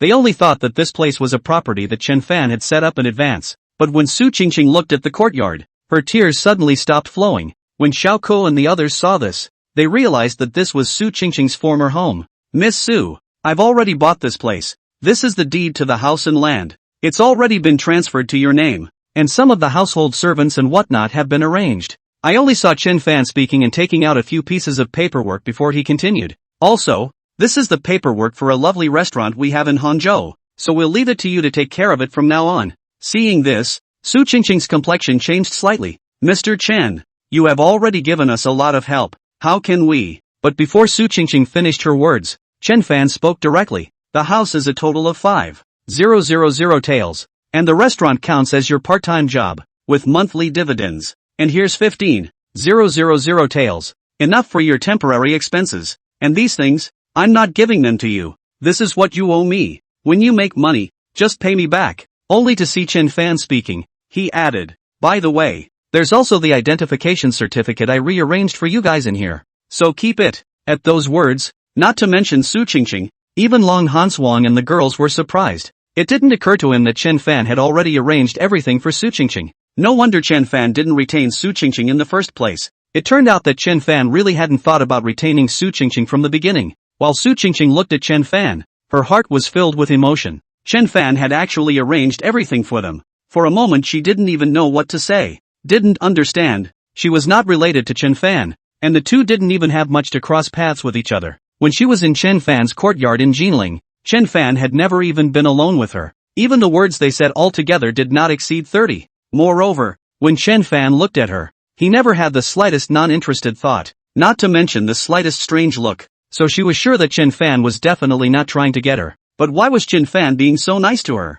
And she had only returned to Hangzhou now. with no one to turn to, and she simply couldn't refuse what Chen Fan was giving her. Most of all, Chen Fan took care of her dignity, saying that he borrowed it from her, leaving her with no reason to refuse at all. Mr. Chen, thank you, but don't worry, when I have money, I'll definitely pay you back with interest. Su Qingqing took over the paperwork and silver tickets and said, I believe it. Chen Fan responded with full indifference and added, but we've only just come to Hangzhou. We're not familiar with the place. Can we disturb you in your residence for a while? No problem. No problem. I'll go in and make the arrangements. Su Qingqing hurriedly said as soon as she heard this and led Chen Fan and the others inside. Finally, he directly arranged the biggest and best courtyard for Chen Fan and his group. Chen Fan didn't care. After taking Xiao Xiao AI to familiarize herself with the courtyard, she took Xiao Xiao AI and the girls out to stroll around this Hangzhou city. Time passed slowly, and in the blink of an eye, it was 2 days. In these 2 days, Chen Fan had hardly stayed at Su Qingqing's house, just taking Coco and the girls around to play and roam. Xiao Xiao AI and the girls came to Hangzhou for the first time, and Hangzhou is much bigger than Jinling, and the two had a good time. The smile on his face never went away. However, in the past 2 days, Lang Chanchuan followed Chen Fan, but she had a feeling that she had followed Chen Fan around like this in Jinling City in the first place. She knew that Chen Fan was ostensibly traveling around, but was actually observing the business environment and livelihood of Hangzhou. Husband, do you still want to set up an industrial park over here as well? At this time, Long Hansuang followed Chen Fan and curiously said, Aha! Chen Fan didn't care, gently nodded his head and said somewhat glumly, the economy over here is better developed than Jinling. Plus there is the Jiangnan Chamber of Commerce. The economy is self-contained. If an industrial park is established, with the interaction, the development will also be better than that of Jinling. However, when Long Hansuang saw this, he frowned slightly. If that's the case, why do you still have a sad face? Hey! Upon hearing this, Chen Fan directly sighed. Haven't you noticed that the economy over here is obviously better than Jinling, but the lives of the commoners over here are worse than Jinling? Those poor people can be seen all around the entire city. Imagine how the Jiangnan Chamber of Commerce has been exploiting the poor people for money all these years. Cold Frost also had a deep understanding of this. After all, she saw a lot of it. Just wait until we take over the Jiangnan Chamber of Commerce and set up an industrial park. That said, what I'm really worried about is that we don't have the talent available right now. Once I've taken over the Jiangnan Chamber of Commerce, I'll consolidate all the industries together and set up the lovely Chamber of Commerce. It was already difficult for second brother to manage the entire Chamber of Commerce on his own. So naturally, the industrial park could not be managed by him as well. Coco and AI are capable of managing it, but I can't afford to let them leave me and go to work. And in general, I don't believe it. Therefore, for a while, it's really impossible to find such a suitable talent to manage, Chen Fan said with a sad face. Upon hearing this, Lung Hanfeng frowned slightly and pondered for a moment. I do have a candidate. I know what you're trying to say. It's true that Su Qingqing wouldn't betray me, but she's ultimately just a girl and has been locked up in the dungeon for such a long time. Her ability is still to be proven. Chen Fan said. What if she is capable? Cold Frost said. Aren't I taking a test? Otherwise, what do you think I'm asking her to manage a restaurant for? Chen Fan said. At those words, Lang Hanfeng was suddenly somewhat speechless. It only felt that talking to Chen Fan about such things really wasn't any fun at all. She didn't say anything and it was clearly guessed by Chen Fan. It's not interesting at all. However, Chen Fan looked at Long Hanfeng with a puzzled look on his face. What's the matter? What's with the face all of a sudden? Aren't you smart? Guess it yourself. Long Hanfeng said with a sly look on her face. Upon hearing this, Chen Fan but suddenly smiled helplessly and took Lang Hanfeng's hand. Well, no offense. The main thing is that these are things that you haven't been exposed to before, so you have to react a little slower. If we're talking about martial arts and things in the Jianghu, I still don't know anything. Humph. I only saw Long Hanfeng suddenly give a proud cry. Anyway, I'm the only one by your side right now. Xinqiang and Rinyu are not here. If you dare to make me angry, then don't say I don't know how to feel for you.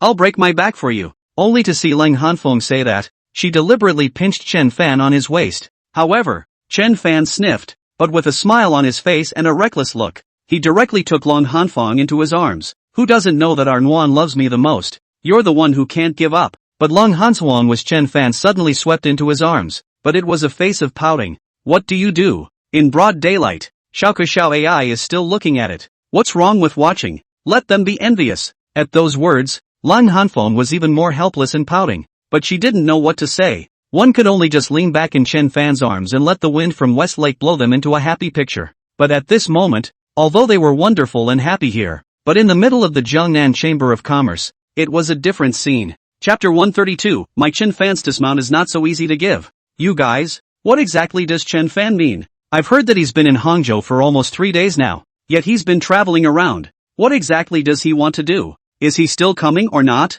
Hangzhou, Jiangnan Chamber of Commerce Headquarters. Jiangnan Chamber of Commerce remaining several shareholders one by one are all ugly face said. Ever since Chen Fan had gotten the Li family's shares in the Jiangnan Chamber of Commerce, each of them were wondering how Chen Fan would deal with them, but Chen Fan never came. And now, having come to Hangzhou, he even wandered around, with absolutely no intention of coming to see them. How does this not make them anxious? What do you guys think we should do after he comes? At this time, one of the shareholders suddenly turned his words around and opened his mouth. At those words the crowd all looked towards that shareholder, but no one opened their mouths, each with a different color, and a brief silence suddenly fell over the scene. It was only after a while that one of the shareholders spoke up. Why don't we give him a hard time? Upon hearing this, the other shareholders also spoke up. I've heard that he is cruel and vindictive. He definitely won't let us go this time. So, we might as well make the first move and let it be known that we're not to be messed with either. That is, after all, although the shares in our hands are small, they are still real shares, and this Jiangnan Chamber of Commerce is not something that he alone can say. Besides, he was able to win away the Li family's shares this time, but only because of a little literary talent. But he's just a dude after all. As long as we join hands, it's not like he's a brat that can be pinned down. That's true, he's just a dude after all. If he really had a cause, after coming to Hangzhou, why would he go wandering around? Upon hearing this, the shareholder who spoke first then spoke directly. Since everyone has said so, let's say up front that when the time comes, we'll have a united front, and we'll let Chen Fan know that we're not to be messed with. Okay, the crowd responded. They don't believe it anymore. What can a dude do to them? As for the fact that Li Changgang would lose to Chen Fan, it was only because Chen Fan had a bit of literary talent. But in the mall, literary skills are the most useless thing. The next day, early morning, Chen Fan did not delay any longer and directly took Xiao Kexiao AI and the girls towards the Jiangnan Chamber of Commerce. And when those shareholders of Jiangnan Chamber of Commerce learned about it, one by one, they were also ready and waiting for Chen Fan to come. Soon, Chen Fan arrived at the Jiangnan Chamber of Commerce headquarters. The headquarters of the Jiangnan Chamber of Commerce was a 2-story townhouse, very large and imposing, and worthy of being the #1 chamber of commerce in the lower reaches of the Yangtze River. Even Long Hanfeng and the girls looked a little shocked and surprised. Chen Fan, however, had a bland face and directly led them right into it. But right at this moment, a chubby middle-aged man directly stopped Chen Fan. Several people. Jiangnan Chamber of Commerce's important place. No one is allowed to enter. Upon hearing this, Chen Fan didn't care. Go and call your steward. Just tell him that I'm Chen Fan. What Chen Fan? Never heard of him. Want to see the steward? I am the steward. I don't know you, the guard said with a disdainful face. Upon hearing this, Chen Fan's brows suddenly furrowed. Are you sure you don't recognize me? What are you? Who am I to know you? That steward still had a disdainful look on his face as he said, Ha, in that case, forget it, I'm not going in today. Only to see Chen Fan did not care about a light laugh said and took Xiao Kexiao AI a few turned around and left. Seeing this, Lang Chanchuang was puzzled. Why didn't Chen Fan go in? If Chen Fan wanted to, she could do it immediately and let Chen Fan in. But now, Chen Fan actually turned around and left. What do you mean? But above the second floor, the other shareholders of the Jiangnan Chamber of Commerce who were watching this were all disdainful. I told you, in how literate. That's just a brat. Fight with us. What is he? But what will we do if he doesn't come? Afraid of what? Didn't you see him like that? If he wants to deal with us, then he has to walk through the door of the Jiangnan Chamber of Commerce first. Exactly. I really don't know how Li Changgang lost to such a brat. Only to see those shareholders all saying with a disdainful face. On the other hand, after walking for some distance, Lang Hanfeng then said with a puzzled expression, Husband, are we really leaving like this? Can't you see that people won't let me in? Chen Fan said, but if we don't go in, how can we completely control the Jiangnan Chamber of Commerce?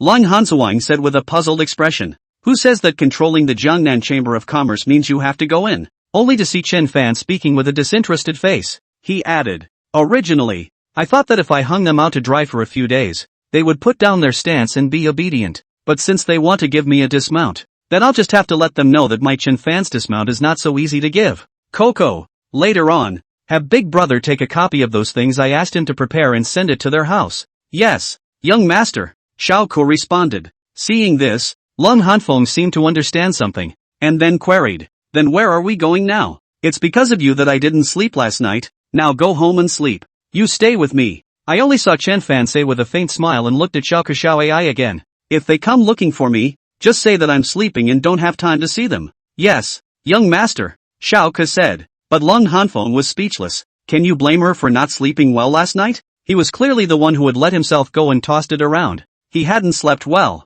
and she was still tired. Time passed, and those shareholders of the Jiangnan Chamber of Commerce returned home. Looking at the things that appeared in their homes, all of them were dumbfounded. I saw a piece of paper that clearly listed the crimes they had committed over the years, as well as the crimes committed by their children and concubines. If these things appeared in the government, the consequences they could not even believe. In particular, now that Li Changgang had fallen and they were only minor shareholders, the officials would simply not give them face anymore. And when they learned that this was a gift from Chen Fan, one of them even directly panicked. It was how he had never thought that Chen Fan had these things in his hands, and the reason why Chen Fan sent these things to their mansion now. This must be because of what happened this morning. One by one, where did they dare to hesitate? They all headed towards the Su family where Chen Fan was, and one by one, when they came to the front door of the Su family and looked at the other shareholders, they didn't need to think to know what had happened. Where's Chen Fan? The last shareholder to arrive, seeing that everyone else was there as well, asked directly, says he's sleeping and won't see visitors. One replied. Upon hearing that last shareholder to come also understood that Chen Fan was giving them the slip. This was a deliberate retaliation for them not letting Chen Fan in this morning. Each one of them regretted beyond measure in their hearts. If they had let Chen Fan in this morning, how would these things have appeared in their homes? They were still too underestimating the other Chen Fan. If the other Chen Fan didn't have a bottom card, how would he dare to come to their Hangzhou? If Chen Fan was really that easy to deal with, how would an old fox like Li Changgang lose in Chen Fan's hands? But now that it had happened, they couldn't say anything. After all, everyone had underestimated Chen Fan in the first place. What do you guys say now? If Chen Fan sends these things to the government, we're really screwed. What can be done? One can only wait. Let's see what kind of attitude he has. Since he didn't just hand them over to the authorities, he's giving us a chance. If you don't want to wait, you can go too. But now, who still dares to go? Although all kinds of reluctance, but all can only wait. Chapter 133. Ji Qianxue really did him a big favor. The next day, early morning, it's snowing in Hangzhou, and it's flurrying, and it's very pretty. But those shareholders in front of the courtyard gate half thought the snowflake beautiful. One by one, they all cowered and kept walking, now and then glancing toward the courtyard gate, yet they dare not complain a bit. Finally, the courtyard door opened, and everyone's complexion suddenly changed as they hurriedly looked towards the gate. However, Chen Fan's figure was nowhere to be seen. It was a maid, but the crowd still rushed forward. Where's Mr. Chen? Is Mr. Chen willing to see us now? Does Mr. Chen know we're waiting for him here? And the maid looked at the crowd before she spoke. Mr. Chen said that he would ask you all to go back, and that he would make a trip to the Jiangnan Chamber of Commerce today. As for now, he's not available. Upon hearing this, all of them were helpless and suffocated in their hearts. But what could they do? One could only go back to the Chamber of Commerce and wait for Chen Fan. However, shortly after those shareholders left, Chen Hao came. Ergo, how's it going? Chen Fan spoke directly when he saw Chen Hao. Everything went well. Under my swindling, Li Changgang sold all of his properties, and now there is only one courtyard left. Chen Hao said. What about the progress of the Thousand Cities wine? Chen Fan said.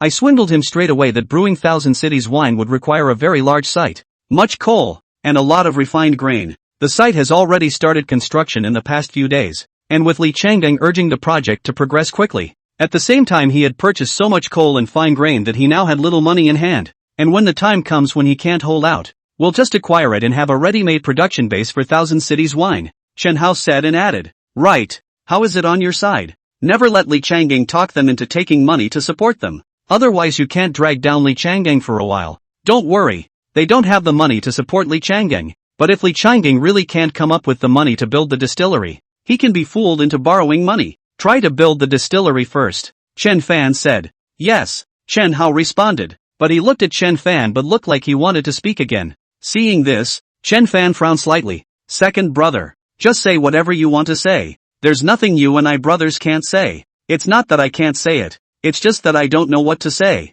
Chen Hao was a bit embarrassed. Chen Fan was even more puzzled. What can make you not know what to say? Could it be that you're getting married? Upon hearing this, Chen Hao hastily waved his hands. No. I've only met the person once. It's still early to get married. But this time, not to mention Chen Fan, Even the several people on one side, Xiao AI, suddenly changed in color. Whose girl? What's the name? Is that what you want to talk to me about? Chen Fan even straightened up directly and said with a surprised face. Upon hearing this, Chen Hao even nodded with an embarrassed face. It's the daughter of the Zhujiang governor, called Luo Shaoan. The daughter of the governor of Zhujiang? How did you recognize her? Chen Fan said with a melon-eating look on his face. It was when I first got here. Wasn't it a snow day? She slipped and fell just as I caught her, Chen Hao said. And then? Chen Fan said. Then she said thank you and left with the waiter. Chen Hao said. That's it? That's all you want to marry her? Chen Fan was a bit surprised. Upon hearing this, Chen Hao nodded lightly in embarrassment. I've asked around. She's still a little famous in Hangzhou, and she's well-read and well-mannered, and she is just 17 this year, already to the age of the cabinet. I just don't know if her father would be willing to betroth him to me, given my current status. So, you want me to help you? Chen Fan said. Aha! Chen Hao nodded lightly. It's fine. Since it's your favorite, put it on me. In a few days I'll go to meet this Jiangnan governor, and also take a look at this future second sister-in-law of mine. How about it? Chen Fan said. Good. Then I'll trouble third brother. Chen Hao was still a bit embarrassed and said. What's the trouble? When the time comes, I will definitely help you guys have a magnificent wedding. Chen Fan said. Upon hearing this, Chen Hao thanked him once again, but he didn't stay too long and left the courtyard after chatting for a while. It was just that Chen Fan was still a bit surprised that Chen Hao had a favorite woman. Husband, that Luo Shaoan is the daughter of the governor. Do you think he will look at second brother? Long Hansuang said with some concern. So what if it's the governor? My second brother is still the Grand Master of the entire lovely Chamber of Commerce. Where is he not worthy? I only saw Chen Fan say it without caring, but he knew it in his own heart. In this world, officials despise businessmen the most. Another favorite is to use his own daughter to flatter those high-ranking officials to pave the way for his own career. However, it was not easy for Chen Hao to like a girl. If he couldn't help with this favor, then what kind of brother was he talking about? But how can we get the governor to marry his daughter to Chen Hao? But right at this moment, Su Qingqing suddenly walked in, and seeing this, the crowd all looked puzzled. However, Su Qingqing was directly performing a salute towards Chen Fan. Mr. Chen, someone from the palace said that they want you to go out to receive the decree? At those words, not to mention Chen Fan, even Xiao Ai and the girls were all stunned and surprised. Taking orders? What's the order? And what is the empress in the high hall going to do? But no matter why, Chen Fan had no choice but to go out and receive the decree. But when Chen Fan heard the contents of the holy decree, he was even more shocked. Ji Qianxue went so far as to bestow Thousand Cities wine as the national wine because of his merits in defending the city against the rebellion and the fact that Thousand Cities wine was so good. And surprisingly, only let him in lovely restaurant sales, other people without his consent to private production and trafficking, he can directly mobilize the government to arrest. And the crime is still beheading. What does Ji Qianxue mean by this? Blatantly protecting him? But why the blatant need to protect him? Is it really just because he's been successful in defending the city against the rebels? Mr. Chen, your Thousand Cities wine His Majesty likes it very much, so he has given you special shelter in the hope that you will run Thousand Cities wine well and never dishonor the reputation of the national wine. And the relevant notices will be posted down soon. At this time, that eunuch looked at Chen Fan with a smile on his face and said, and I'd like to trouble the eunuch to report back to His Majesty. Chen Fan thanks His Majesty for his kindness, and will definitely run it properly. Only to see Chen Fan speaking, he signaled Xiaoke who was on the side. Xiaoke also did not hesitate, quickly took out some silver tickets. Chen Fan then went on to say, Gong Gong boat ride, a little bit of mind not respect. Well, in that case, then they will return to the palace to resume his duties. That eunuch said. Seeing that eunuch leave, Chen Fan still couldn't figure it out. What's all this fuss about Ji Qianxue for good reason? Chen Fan remembered clearly that the last time Ji Qianxue had asked him about the Thousand Cities wine. If he really wanted to shelter him, then why didn't he just give him a direct order to shelter him when he gave him the Medal of Immunity from death last time? Instead, they waited until now to issue a decree granting Thousand Cities wine as the national wine. But with this holy decree, then his lovely tavern was almost invincible. In the future, there was no need to worry about having the brewing method of Thousand Cities wine leaked. Moreover, with this one holy decree, one can directly catch Li Changgang off guard, and there is no need to think of other means. Ji Qianxue had really done him a big favor. Thinking of this, Chen Fan looked at Leng Hanfeng again in a hurry and said, Little Nuan, go after second brother and tell him to come back again. Chapter 134, Ji Rushua, do you like my sister? Chen Fan changed his plans. Originally, He had wanted to force those shareholders to surrender their shares by virtue of their incriminating evidence. But now, since he has this holy decree, it's not as simple as asking for their shares. He was to buy the shares in their hands and make them sell their family assets to cooperate with Li Changang to brew Thousand Cities wine for him. When he had ordered everything, Chen Fan did not hesitate and directly took Lang Hanswang and the girls towards the Jiangnan Chamber of Commerce. After all, right now, no one knows how the notice of this holy decree about will come down, so he must be fast. But just shortly after Chen Fan and the others had only gone out the door, Lang Hanswang suddenly sensed something and suddenly blocked in front of Chen Fan. Watch out! There's a killing aura! At those words, several people's complexions suddenly changed, but in the instant that Lang Hanswang's words had only fallen, a group of masked men with white blades suddenly appeared to surround them. Seeing this, Chen Fan was even more puzzled. Who was going to take a shot at him in this broad daylight? Yi Ling? No, if it was Yi Ling, he would have already made his move. There was no need to wait until he arrived in Hangzhou. Li Changang? It wasn't right either. There was no way that he wouldn't be unaware of any movements that Li Changang made. Those Chamber of Commerce shareholders? It shouldn't be either. And if they were, how could they have waited outside for him all night? But who could it be? If not them? Chen Fan couldn't even think of anything for a while. What people? Only Cold Frost said with an icy face as she looked at those big men. If you don't want to die, hand over all the valuable things on your body. Or don't blame us for being ruthless. Only to see that big man carrying a knife with an arrogant face said. At those words, Chen Fan frowned slightly. Lang Hanswang, however, looked directly at Chen Fan, as if asking him what he meant. But just then, a voice suddenly came. Daring, broad daylight, clear sky. You want to commit murder in the street? Then you have to ask this warrior woman whether she agrees or not. Accompanying the words only saw a black-clothed girl, clad in a black cloak and wearing a bucket hat appear directly behind those big men. Seeing this, Chen Fan suddenly pressed down on Lang Hanswang who originally wanted to strike. But those big men looked at the woman who suddenly appeared with disdain. Where did the warrior woman come from? I advise you better not interfere. Or else. But this time, before that big man could finish his words, the woman suddenly charged towards those big men with her sword. The woman's movements were dashing, and the big men had no room to fight back under the woman. In just a few breaths of time, all those big men were seen lying on the ground, wailing and begging for mercy. You're too good, mistress. We know we're wrong. Spare me, lady warrior. Please be magnanimous. Spare us this time. Instead, the woman had leaned against a side wall, holding her sword in her arms, her head lowered, and without looking at the big men, she just said with incomparably clear coldness, "Get out." Upon hearing this, those big men didn't dare to hesitate, and one by one, they hurriedly fled. The girl, on the other hand, remained still and kept that motion. Seeing this, not to mention Chen Fan and Cold Frost, even Xiao Kashao AI was speechless. I just thought the plot was so cheesy and the acting was so rough. Not quite as interesting as shadow puppets. And this girl is so middle-aged.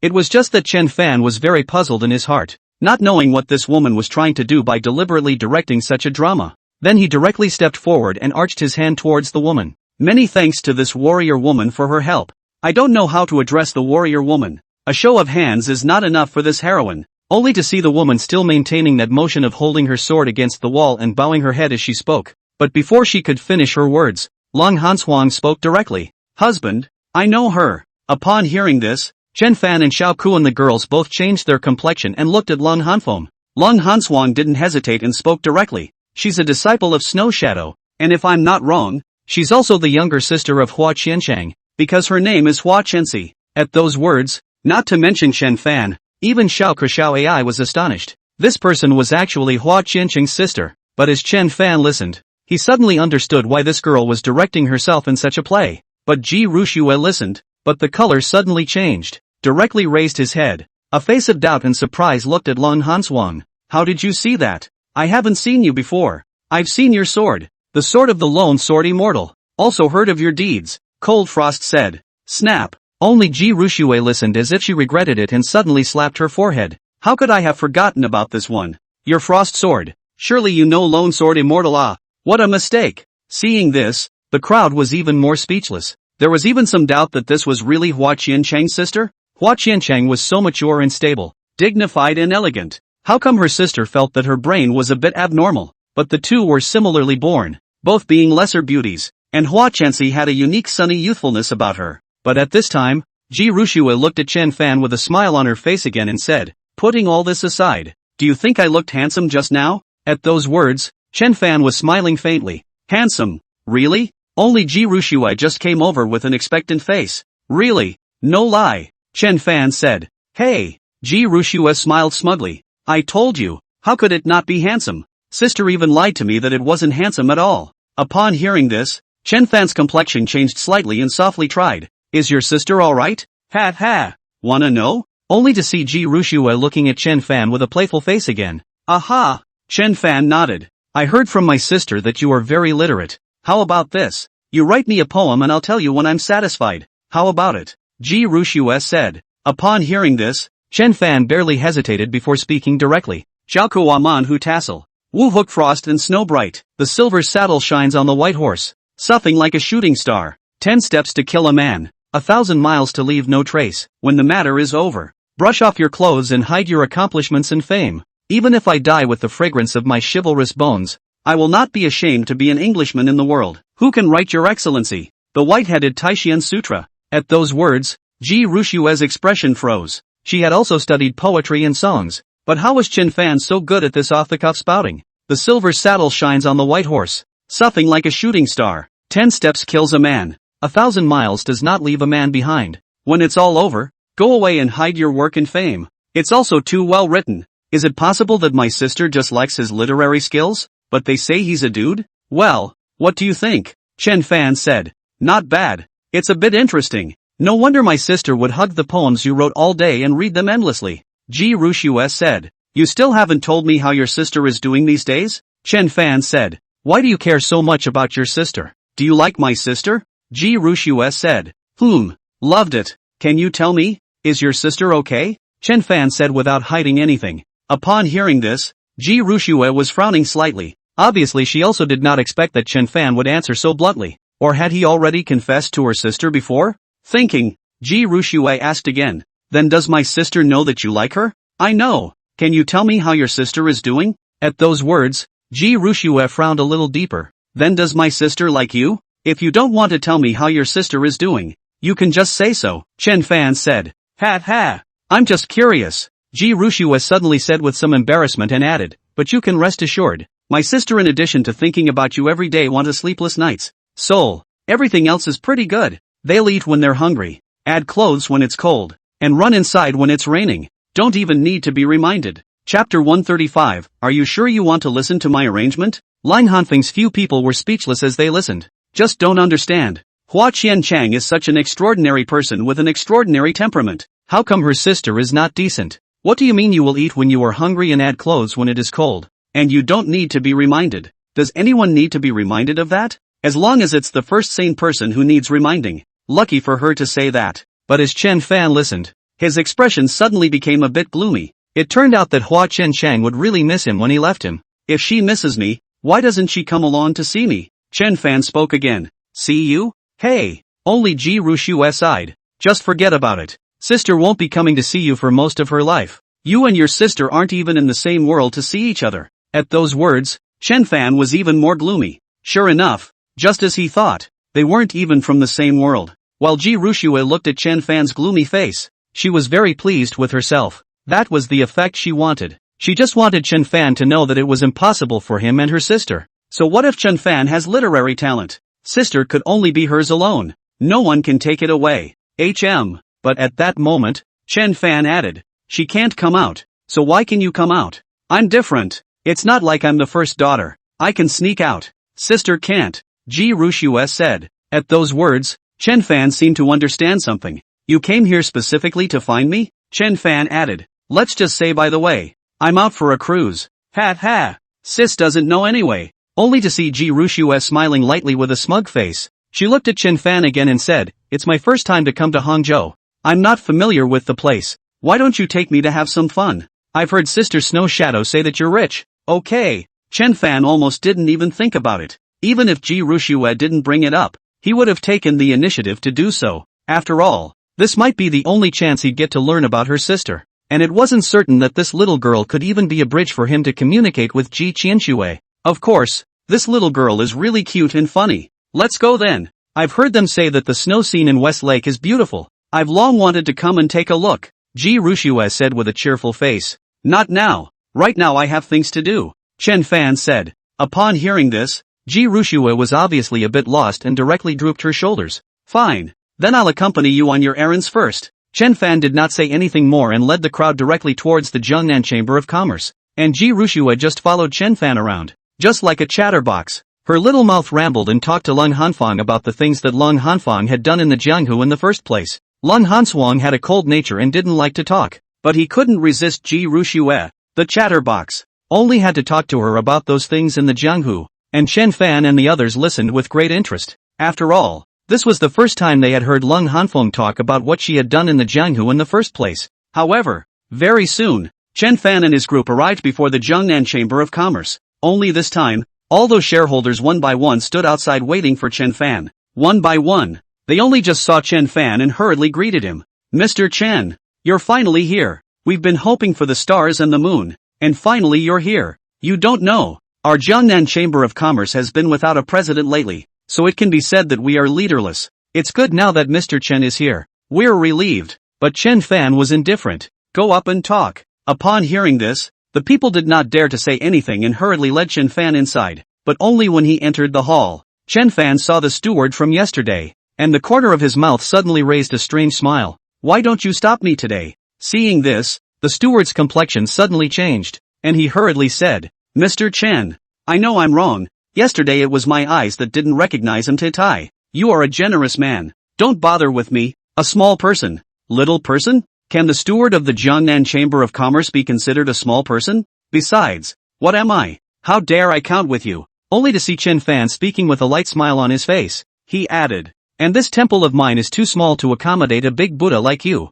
At those words, that steward directly panicked. Mr. Chen, I really know I'm wrong. Please forgive me this time. Please give me another chance. I won't dare to do it again. Yes, give me a reason, Chen Fan said. That steward suddenly choked on his words a bit, but after looking around, he suddenly had a heartbeat and directly pointed at those shareholders. Mr. Chen, I actually do know you. It was them. They're the ones who told me to pretend I didn't know you. They're the ones who told me not to let you in. It's all them. I'm just following orders. Upon hearing this, those shareholders all suddenly changed in color. You're talking nonsense. Mr. Chen is the president of our Jiangnan Chamber of Commerce. How could we not let him in?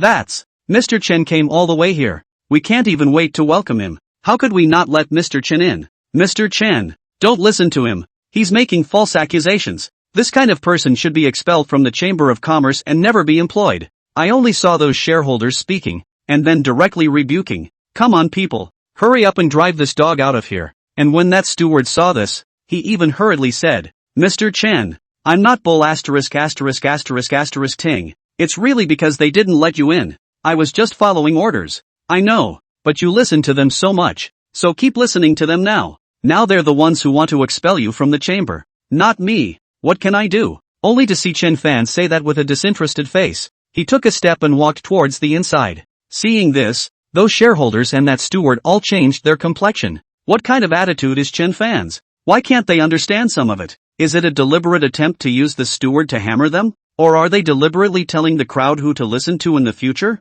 And what should be done with this official business? They are neither evicted nor not evicted. Although they could see that Chen Fan also wanted to get rid of this steward. But expelling this steward from the Chamber of Commerce would mean that the people of the Chamber of Commerce would have to listen to them instead of Chen Fan. If he was not expelled from the Chamber of Commerce, then the matter of them instructing him to stop Chen Fan and not letting him in would be completely solidified again. What the hell is this supposed to be? With no choice but to leave the decision to Chen Fan, they hoped that Chen Fan would directly expel this steward from the chamber. Mr. Chen, you're overstating things. You're the chamber's president now. His stay or departure is still all up to you. Mr. Chen, are you sure you'll listen to my arrangements? Chen Fan, however, said with a smile on his face, Mr. Chen is the president, so naturally, I will listen to Mr. Chen's arrangements. That shareholder said. Yes, Chen Fan nodded lightly. Since you all have said so, then I will make the arrangements. But I don't believe that a few of you would do as he says. A few of you have gone to invite me in person.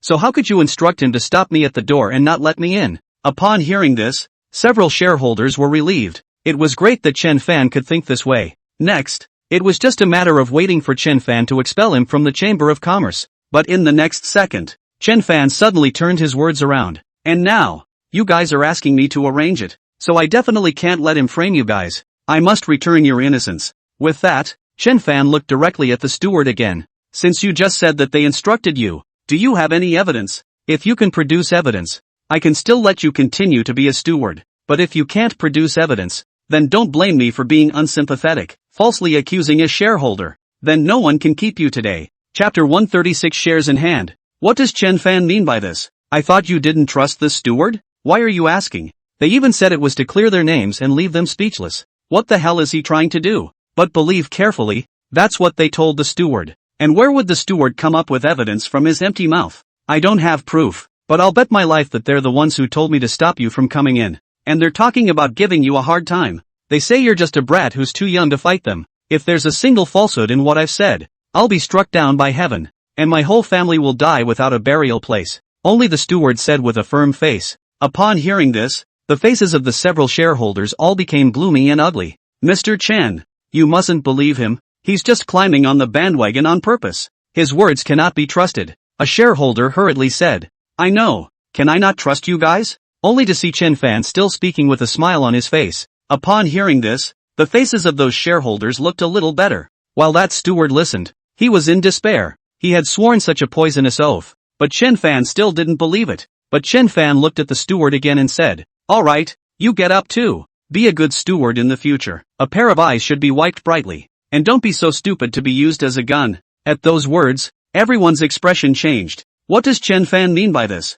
Didn't he not believe it? Why did you let the steward go? And what does he mean by this don't be taken for a ride? The steward was even more surprised that Chen Fan had really spared him and let him continue to be a steward. Mr. Chen, thank you. I know. I will do my duty in the future and never fail you, the steward said hurriedly. Upon hearing this, Chen Fan did not care, but simply waved his hand, before looking at the several shareholders again. Gentlemen, is this where we talk? Upon hearing this, the several shareholders all looked at the steward with different expressions. They really couldn't see through Chen Fan now, although Chen Fan seemed to be only about 20 years old. But with this tactic, this mind trick, no wonder he could make the Li family lose their shares. They really didn't dare to take it lightly and hurriedly took Chen Fan upstairs. The crowd went upstairs, but Ji Rushuai on one side was puzzled. She really couldn't understand Chen Fan's maneuvering. At one time she wanted to expel that steward from the Chamber of Commerce, and at another time she left that steward behind. It was clear that he wanted to use that steward to take a shot at these shareholders, but then he pulled back at the last minute. What the hell is he trying to do? And the crowd soon arrived in the conference room on the second floor. Chen Fan rightfully sat on top of the main seat, only that Chen Fan did not speak for a long time after he sat down, just sipping his tea. For a while. Not to mention Ji Rushuai couldn't understand Chen Fan's operation. Even though shareholders didn't know what Chen Fan wanted to do. Why haven't you said anything? And the hearts of those shareholders are slowly becoming a little anxious and panicky. The feeling was like the wait before an execution. It was too hard and too torturous. Finally one of the shareholders just couldn't hold on any longer and directly tried to open his mouth. Mr. Chen, do you need us to give you a report on the situation of the Chamber of Commerce? Chen Fan looked at the shareholder and smiled slightly before speaking. Forget it. It's better if I give you a report. But the crowd heard the words but their color suddenly changed. He came to report? He's only here at the Jiangnan Chamber of Commerce. What can he report? What does he know? But Chen Fan looked directly at the shareholder who had spoken and said, you borrowed the shipping loophole last year and loaded an extra 1,000 pieces of silk in the crew lounge each time.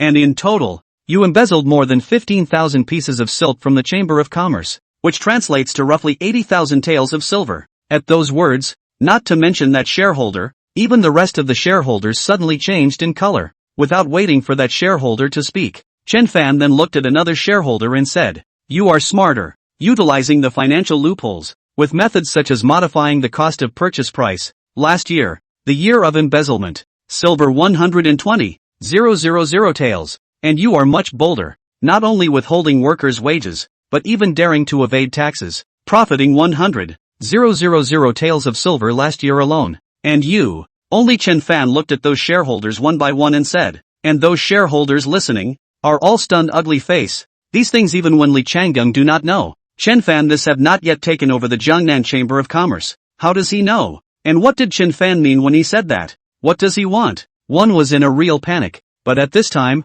Chen Fan spoke again. Tell me, guys, what should I do about what you did? Upon hearing this, those shareholders all looked worried. How were they going to answer? What? None of you talking? Since that's the case, then I'm going to say it, Chen Fan added. Upon hearing this, Those shareholders suddenly all looked at Chen Fan. They now really wanted to know what Chen Fan would do. But Chen Fan didn't hide it and spoke directly. I won't pursue what happened in the past, but I don't like it when the Chamber of Commerce under me has a situation like yours. So, if you are willing, I can acquire the shares in your hands at market price. At those words, everyone's complexion suddenly changed. What does Chen Fan mean? Surprisingly, they want to acquire the shares in their hands. It's a share in the Gangnam Chamber of Commerce. Although the shares are small, the annual dividends can be too much. Acquisition. How they shed. Without waiting for them to speak, Chen Fan continued. Of course, you can also refuse. Just in that case, you can think about whether you will still be able to gain a foothold in the Jiangnan Chamber of Commerce in the future with me around.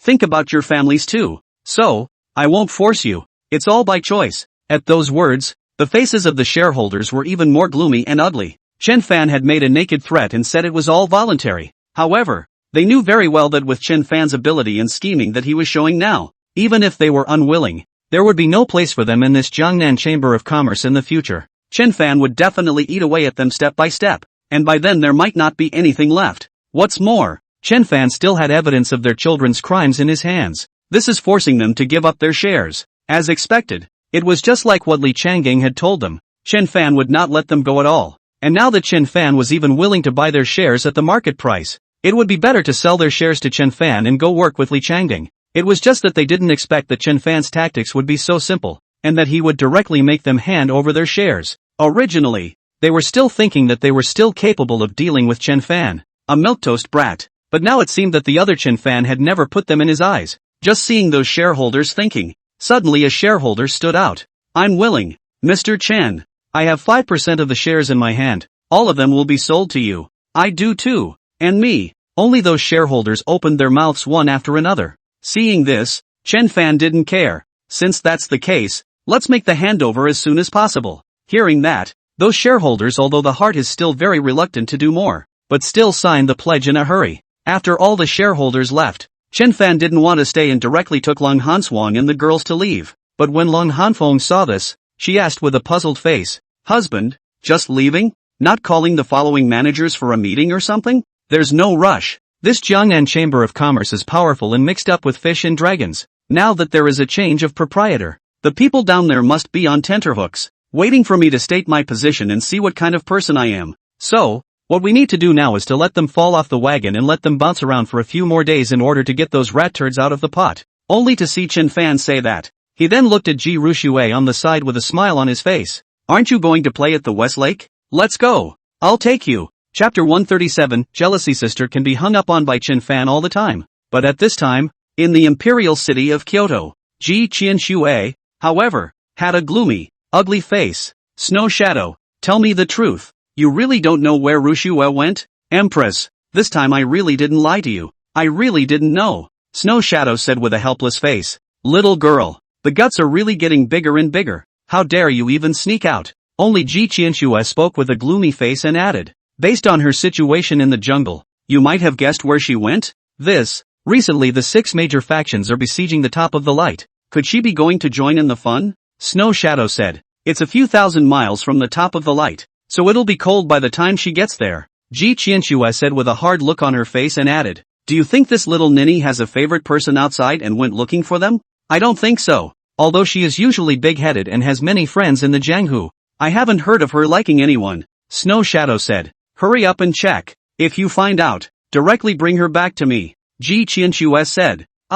Empress, Snow Shadow said in a hurry and was about to retreat and leave. But at this time Ji Qianxue spoke again. What's the situation on Chen Fan's side lately? The imperial decree should have already arrived, and he's already in Hangzhou preparing to take control of the Jiangnan Chamber of Commerce. Snow Shadow said. Alright, go down. Ji Qianxue said. Time flies, and in the blink of an eye it's another 7 days. During these 7 days, Chen Fan took Ji Ruxue around to have fun while choosing a site to prepare for the establishment of a peer-to-peer park. Chen Fan was really somewhat fond of this little girl, lively and jumpy, cheerful and sunny. The whole thing is like a cheery kitten, always full of energy. Moreover, it was also worthy of being Hua Qiancheng's sister. Her behavior and actions were jumpy, but she had her own bottom line and moral code, know what to do and what not to do. Chen Fan was also happy to play with Ji Ruxue. It was just that perhaps because of Hua Qiancheng, Chen Fan also treated Ji Ruxue as if she was his own sister. It was very good to Ji Rushue, even pampering.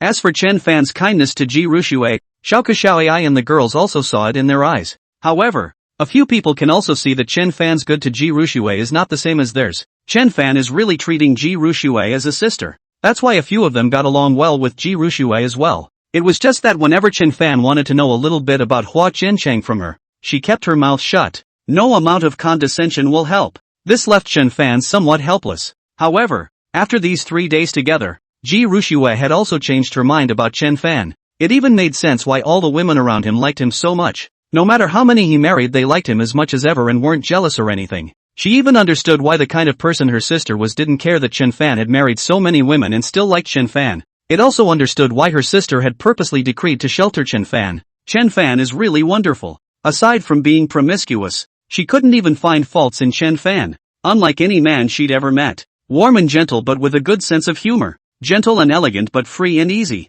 He is fastidious and resourceful at the same time. And he talks and laughs and strategizes at the same time. It even subverted her understanding of chivalry, which she used to think of as being quick to anger, hoeing down the strong and helping the weak, and robbing the rich to help the poor. But Chen Fan, as a businessman, built factories to develop the economy, enrich the country and strengthen the people, with the aim of letting the people live and work in peace and happiness. It's a 100-year plan that can make the whole region, even the country, prosperous. And the little that those so-called warriors in the Jianghu had done, compared to what Chen Fan had done, could simply be said to be insignificant, a star compared to the white moon. It was as if someone like Chen Fan was a true warrior, and those in the Jianghu are nothing more than unseemly fights and killings, or even atrocities that jeopardize the country without regard to the laws of the family and the country. For example, this time when the 6 major sects besieged the top of the light, it was said that it was to get rid of devils and defend the way of the world, but in fact, it was a war between the sects. What practical significance did it have except that it would make their 6 factions' reputation more prominent and cause the surrounding dawns to suffer without cause? Going to besiege the top of the light is not as meaningful as going to fight a bandit. Not to mention all the so-called chivalrous things she used to think she was doing. Moreover, Chen Fan's thinking is enlightened but not cured. In his eyes, wives and concubines are all the same. Not exclusive favoritism and favoritism. In his eyes, commoners and nobles are all equal and there shouldn't be a class distinction. In his eyes, the state should be the faith of the people, not the power that persecutes them. Therefore, don't talk about the women around Chen Fan. Don't talk about her sister. It was only natural for someone like Chen Fan to be liked by anyone. There was also no woman who could refuse someone as good as Chen Fan. Likewise, she didn't understand how someone like Chen Fan could be treated as a dude in the first place. If people like that are dudes, are there any normal people left in this world? And Chen Fan was really good to her. Gentle and attentive. Pampered and honest, not like anyone she'd ever seen before. The people who used to be around her, close to her, spoiled her, either because of her status or her beauty. Although she also knew that Chen Fan was good to her,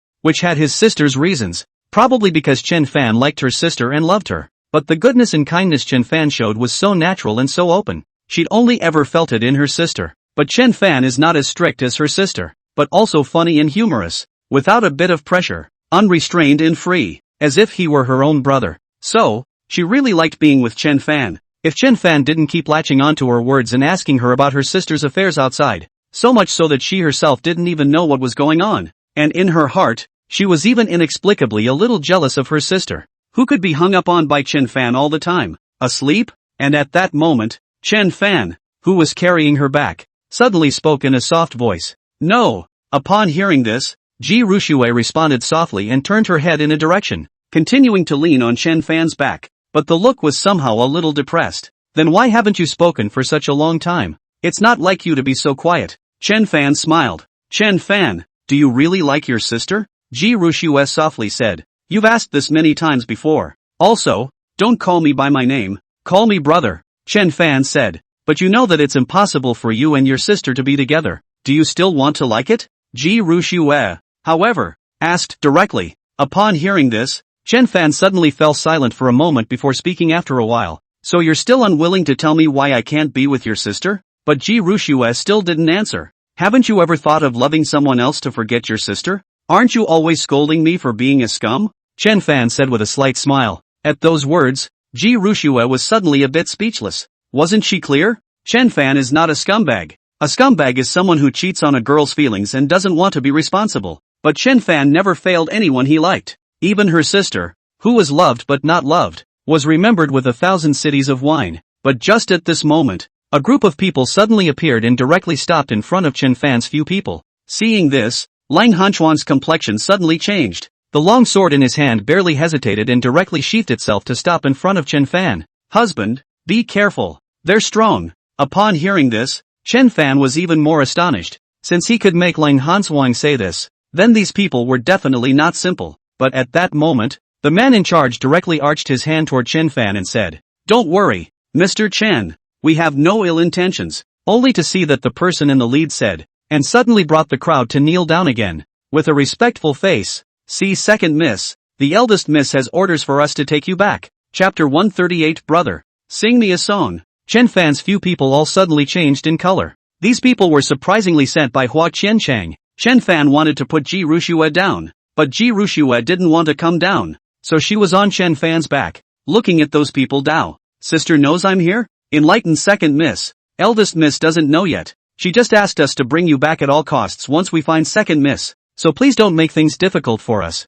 "Second miss," the man in charge said. Hearing this, Ji Rushue frowned slightly. She knew that this time her sister should be really angry. Otherwise they wouldn't have said they'd do whatever it took to bring her back. But she had only been with Chen Fan for 7 days only. She really didn't want to separate from Chen Fan so soon. She hadn't had enough fun yet. "It's too late tonight. Can we go back tomorrow?" Ji Rushue looked at the people and tried. Upon hearing this, those guards all looked at each other with a hesitant expression. Seeing this, Chen Fan suddenly walked out with Ji Qianxue on his back. "Gentlemen, it is late today, so it is indeed not suitable for rushing. And since you all have traveled so much from the capital, I'll have someone prepare some 1,000 cities wine, so please go to my lovely restaurant to rest for the night, and then set out again tomorrow, okay?" Upon hearing this, that chief of guards still looked hesitant. But when Chen Fan saw this, he added, "And I also have some friendship with your family's eldest miss, so if there's a delay, when the time comes, you'll just say that it's me who made Xiaoxi stay for another night,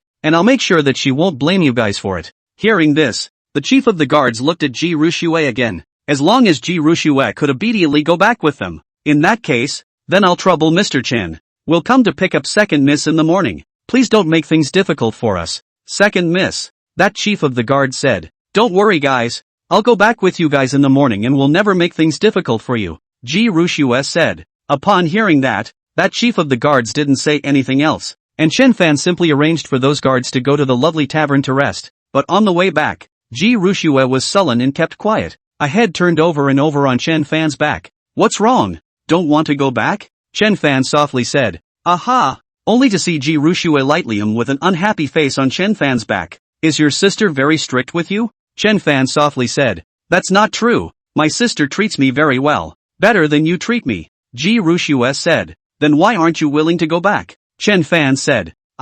Ji Rushue suddenly choked on her words. "Haven't I had enough fun yet?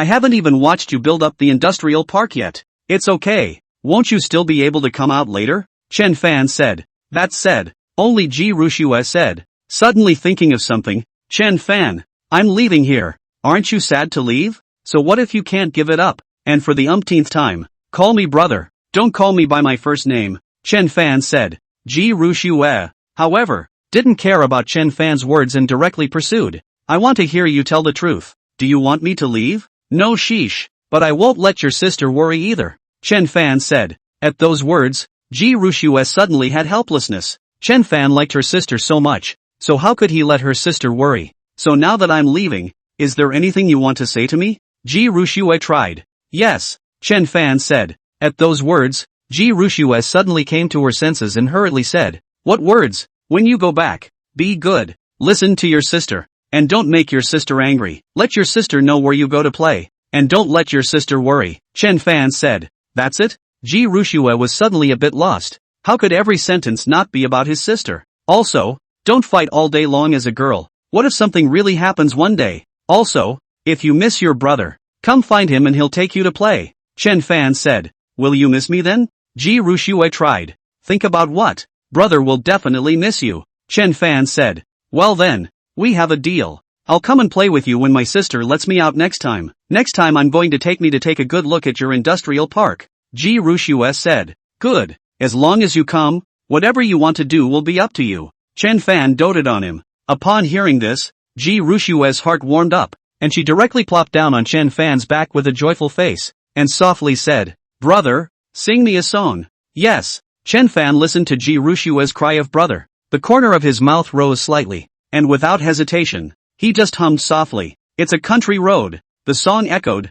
above the quiet streets of the night. Just Ji Rushue was really unwilling to leave in general. How could she not sleep at night? Either pestering Chen Fan to make barbecue for her to eat, or wanting to play backgammon with Chen Fan and fight the landlord. Either that or she was pestering Chen Fan to sing to her. Chen Fan knew her mind and spoiled her by accompanying her. But despite how much Ji Rushue didn't want to go back, time wouldn't stop there. The day will dawn after all. Ji Rushue could only follow those guards and leave. Only when she left, she helped Chen Fan bring a bottle of Thousand Cities wine and a letter to Ji Qianxue. "Young master, what kind of family do you think Hua Qianxing's family is? I always feel that her family is very powerful." After seeing Ji Rushue's convoy leave, Xiaoke then asked curiously by Chen Fan's side. "I don't know, but her family should be very strong," Chen Fan said. But at this time, Long Hanswang spoke up. "More than strong, those people who came last night were all 8th realm powerhouses, and the leader was a late 9th realm powerhouse. It's stronger than the 20 secret guards that were given to you in the first place. No ordinary Jianghu sect could possibly be their match. But Hua Qianxing's family has so many of them, and they still willingly work as guards in her family. How strong do you think her family should be? And I also found out that Hua Qianxi has no concept of money at all. In her eyes, a 10,000 tails hairpin is just like a steamed bun in her eyes. There's no difference." Xiao Ai on one side also spoke up. "Okay, leave them alone. Fate has its own way." Only Chen Fan smiled and said, adding, "In these 7 days, Li Changgang's distillery should be almost done, so it's time to go and meet him." Upon hearing this, the Cold Frost girls didn't say anything else, and these 7 days, those shareholders were all fooled by Li Changgang. Sold a lot of property to invest in the Thousand City wine, also because the investment was so huge, Chen Hao could not even hold on to it for a bit. If he didn't make a move, Chen Hao was afraid that he would be suspected after using so much money to build the winery to make wine. Chen Fan did not hesitate, and with the holy decree, he headed directly towards the official residence. On the other hand, in the middle of the distillery established by Li Changgang and the several major shareholders tasted the freshly brewed Thousand Cities wine, and each of them had a face of excitement and complacency. Sure enough, it's exactly the same as Thousand Cities wine. After spending so much funds, we've finally brewed the Thousand Cities wine. This time, we have so much Thousand Cities wine. I want to see how Chen Fan will respond. And as Li Changgang listened to those shareholders, he directly said with a smug look on his face, "Now you believe it. Today we have such a large plant and so much equipment for brewing that we can produce a minimum of 500 pounds a day. As long as we sell at a low price to other restaurants, we can definitely catch Chen Fan off guard." But when Chen Hao heard this, he hurriedly said, "President, but I still don't think we should rush." Chapter 139. Could it be that this was calculated by Chen Fan from the beginning? As Li Changgang and those shareholders listened to Chen Hao's words, they all suddenly changed in color. They invested so much money for today. It was to use Thousand Cities wine to drag down Chen Fan's lovely restaurant. But now that Thousand Cities wine has been produced, why shouldn't there be a rush? Chen Hao naturally couldn't tell them that he wanted to continue consuming their money again, and spoke directly. "Our current stock is just 3,000 pounds, which is still too little. We must accumulate some more, and when the time comes, we'll put it directly into the market at the same time, so that we can take Chen Fan by surprise. And when the time comes and we directly price it at 50 taels a catty, those restaurants that don't have Thousand Cities wine will surely go out of their way to buy it in order to compete with Chen Fan, so that we can recover our funds. If we act rashly with these 3,000 kilograms of city wine, Chen Fan will surely increase production and fight us in a price war. With Chen Fan's current strength, not only will we not be able to defeat him, but we'll also lose our money when the time comes." At those words, everyone's expression changed. All of them felt that Chen Hao had a point, but now they had already invested too much money. One by one, all the money that could be taken out has been taken out. Some have even mortgaged their family properties in order to raise funds. "You've got a point, but now everyone's out of money," Li Changgang said with a helpless face. As the initiator, not to mention all the family properties were sold. Even his own ancestral home was sold. "There's no rush. We have a little stockpile of food and can still brew up some. Let's all think of a way to gather a little more money as well," Chen Hao said. Upon hearing this, the crowd nodded. It would have to do for now, and Li Changgang also thought of something and looked at the crowd again and spoke. "But everyone must keep it a secret. We must not let Chen Fan know that we are brewing Thousand City wine. If Chen Fan discovers it, then it's really game over." But Li Changgang's words had only fallen. when suddenly, they only saw a group of officials and soldiers directly rushing in and surrounding them.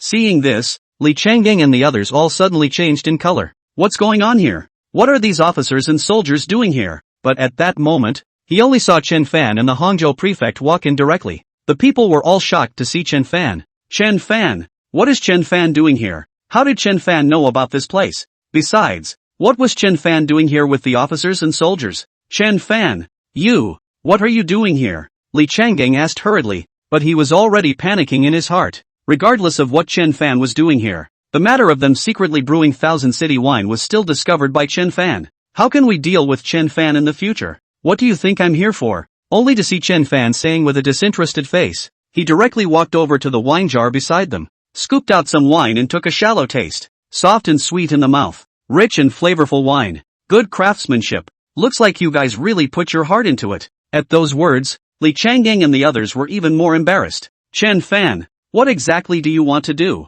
Li Changang said with a gloomy face. Lord Prefect, tell him what I'm going to do. Chen Fan, however, said with a slight smile, and that prefect did not hesitate, directly took out that one imperial decree that Chen Fan gave him and said, according to the imperial decree issued by the Empress, Thousand Cities wine is the national wine of the Dragon Kingdom, and can only be produced and sold by Chen Fan and Lovely Restaurant. If anyone produces and sells it privately, upon verification, it will be seized and all proceeds will go to Chen Fan. Anyone involved will be killed. Upon hearing this, Li Changang and the others even directly stared in disbelief. Holy writ, Chen Fan even had the holy decree to protect Thousand Cities wine in his hand. How do they not know? If Chen Fan had a holy decree, then what was the point of them brewing this Thousand Cities wine? Lord Prefect, when was this holy decree? How come we don't know? Li Changang hurriedly said. The imperial decree was issued 10 days ago and arrived in Hangzhou 7 days ago, and the notice was posted in front of the city gates the day before yesterday. I only saw the prefect speak, and then added, and now you even dare to privately produce Thousand Cities wine. Who gave you the guts? Men, take them all down for me. Upon hearing this, those officials and soldiers came forward in unison and directly grabbed all of Li Changang and the others. However, when Li Changang and the others saw this, they all looked puzzled and shocked. It was posted the day before yesterday. How come they didn't know? If they knew that, how could they still dare to brew? But of course they didn't know. When the notice was posted, Chen Fan had people block it. My lord, we really don't know. If we knew, we wouldn't dare disobey the decree even if we had 100 guts. My lord, we know we're wrong. We really don't know the holy decree. Only Li Changang and the others hurriedly begged for mercy. However, when the prefect saw this, he looked directly at Chen Fan. Mr. Chen, what do you think of this? Upon hearing this, Li Changang and the others all looked at Chen Fan, but Chen Fan was looking at the winery while saying with full indifference, if in the future, if anyone brews my Thousand Cities wine privately again, and they all say they didn't know about the holy decree, then they all won't be dealt with? And the signs have been up for 2 days, so what business is it of mine if they don't know? At those words, everyone's complexion suddenly changed. What does Chen Fan mean by this? Is this to kill them? Mr. Chen. Sir Chen, we know we're wrong, please spare us this time. It's all because Li Changang and Chen Hao fooled us into producing Thousand Cities wine. Please spare us. We were all compelled by him. Only those shareholders begged for mercy in a hurry. However, Chen Fan did not respond, but instead looked at the prefect. Lord Prefect, according to the holy decree, does this distillery and everything in it belong to me? Indeed, and they privately produce Thousand Cities wine, which is punishable by death according to the law. The prefect said. In that case, let's forget about killing the head. After all, the notice has only been posted for a short while. Change it to exile. What does your honor think? Chen Fan said. At those words, the crowd was astonished. I didn't expect Chen Fan to be willing to let them go. However, hearing Chen Fan's words, the crowd was still relieved. After all, exile is better than killing your head. And when the prefect saw this, he didn't care. Since Mr. Chen has said so, let's do as Mr. Chen said. All of them will be exiled to Qianzhou. By the way, my lord, if it wasn't for my second brother I wouldn't have known that they were privately producing Thousand Cities wine. Look at my second brother, Chen Fan said. It's all up to Mr. Chen's arrangement, the prefect said. At those words, Li Changang and the others all suddenly changed in color, especially Li Changang. Was it Chen Hao who told Chen Fan to produce Thousand Cities wine here? How? Chen Hao had been treated like that by Chen Fan. How could he still tell Chen Fan about it? Doesn't he want to see Chen Fan fall? Chen Hao, how did you? Only to see Li Changgang's face of disbelief said, but not waiting for him to finish, Chen Fan directly spoke, "President Li, you are old, why are you still so naive? If I hadn't said I didn't care about second brother, could you have let him go? Could he have gained your trust so easily and made you invest in this place at all costs? Or do you think that with you guys, you can really kidnap my second brother under my nose?" At those words, Li Changgang's complexion suddenly changed, and his eyes suddenly became huge. What does Chen Fan mean? Could it be that this beginning was Chen Fan's scheme? Could it be that this was calculated by Chen Fan from the very beginning? Even having Chen Hao kidnapped is planning for today now? Chapter 140, Chen Fan's Management Program. Li Changging suddenly understood. All of this was calculated by the other Chen Fan. From Chen Hao being kidnapped, to getting Chen Hao to work with him, and then using Chen Hao to fool him into getting these shareholders to invest. It was all Chen Fan's plan. Chen Fan had always just been using him to fool those shareholders into investing. While achieving complete control of the Jiangnan Chamber of Commerce, he also asked them to pour out their family's wealth to help him build a distillery in Hangzhou, laying the groundwork for the future arrival of Lovely Restaurant in Hangzhou. No wonder Chen Hao wanted to build the distillery so big and so well. No wonder Chen Hao even fooled them into buying so much grain and coal. This was all surprisingly calculated by Chen Fan, and he was just a pawn in his hands from start to finish. Pust. Just seeing Li Changgong thinking, he suddenly spat out a mouthful of blood. How could he not accept it? He was the president of the Jiangnan Chamber of Commerce,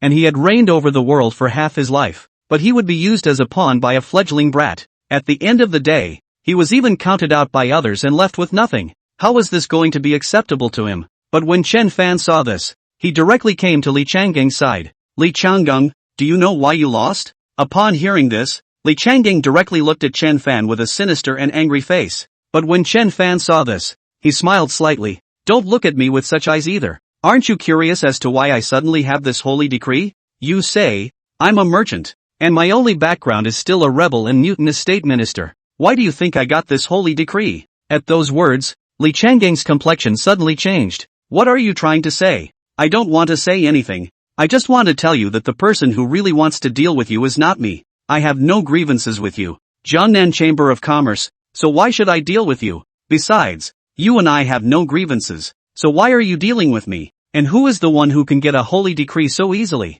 Chen Fan said. At these words, Li Changging's expression froze, as if he suddenly thought of something. "You mean?" But before Li Changging's words could be uttered, Chen Fan spoke. "Think for yourself. I'm just a pawn in someone else's hand anyway, so you mustn't hate me. We're all just playthings in other people's hands." Saying that, Chen Fan directly turned around and looked to the side at the Prefect Lord. "Prefect Lord, I have finished my words. It's all right to take them away. These 3 jars of wine, consider them as a small token of my esteem, no honor, and I hope that your excellency will smile." The prefect also couldn't understand what Chen Fan meant by what he said, but he didn't push back. After all, this was the famous Thousand Cities wine, and ordered his men to pick up the wine, and then directly led Li Changging and the others to leave. "Second brother, it's been hard on you lately." Seeing that all the people had left, Chen Fan then walked over to Chen Hao and lightly patted Chen Hao's shoulder and said, "What's hard about it?" Chen Hao smiled gently. "It's you. What did those last words mean? Why can't I understand?"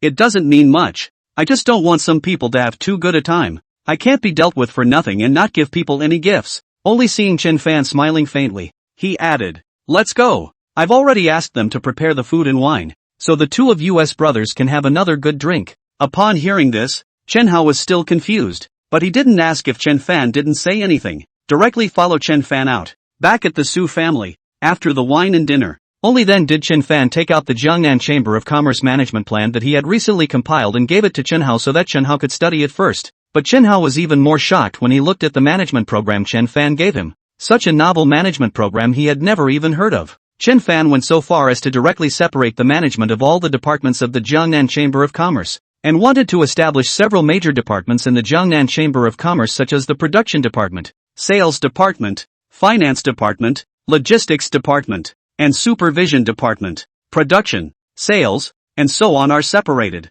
managed separately, and coordinated with each other. Although Chen Hao had only taken a cursory look at it, he knew that as long as it was run in accordance with Chen Fan's program, the entire Chamber of Commerce would become well organized, and the efficiency of the work would be greatly improved, especially since Chen Fan had an incomparably novel set of criteria for employee promotion in this program. In this way, anyone who works in their Chamber of Commerce has the opportunity to be promoted, and even have a chance to enter the management. As the saying goes, It is better to have a king than a queen. As long as this promotion mechanism is in place, then no talent will be buried as long as it is talented. And the main thing is that Chen Fan also set up a monitoring department to monitor corruption and bribery and so on. If anyone is found to be corrupt or accepting bribes, they will be fired directly and never be hired. Other employees can also report it directly, and there are significant rewards if it is found to be true. This not only eliminates corruption and bribery, but also eliminates the existence of those with connections and a series of bad situations. Third brother, this management program of yours is too good to be true,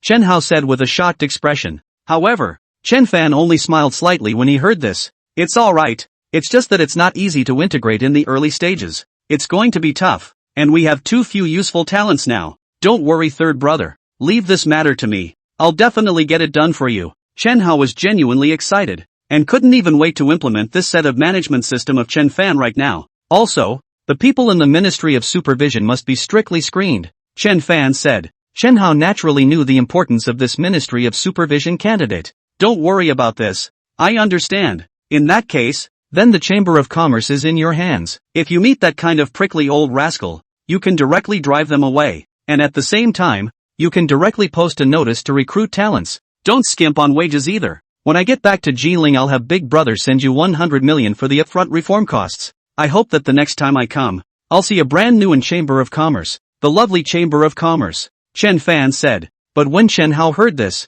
his expression suddenly changed. You want to go back? I'm going to go back and discuss with Qing Qing about assigning some of their 72 water fortresses to our Chamber of Commerce to form a security force. Meanwhile, her 72 water fortresses are best suited for the logistics sector, all of which I will have to discuss with her. And I'm going to take Su Qingqing to see the industrial park in Jinling. I'm going to leave all the industrial park matters to Su Qingqing in the future, Chen Fan said. Su Qingqing? Is she okay? Chen Hao frowned slightly. I've seen what she can do in the past few days, and it's not too bad. And as you know, there are still too few people we can use right now, so we can only let her try it out first, Chen Fan said. Okay, Chen Hao said. By the way, don't rush things between you and Luo Xiaowan for now. Wait until you make the lovely Chamber of Commerce look good first to have a little say in front of that governor, Chen Fan added. It's fine. I understand all of this, and it's just as well that I can take this time to see if there's any opportunity to make contact again, Chen Hao said. By the way, the 2 secret guards who have been protecting you, let them follow you around.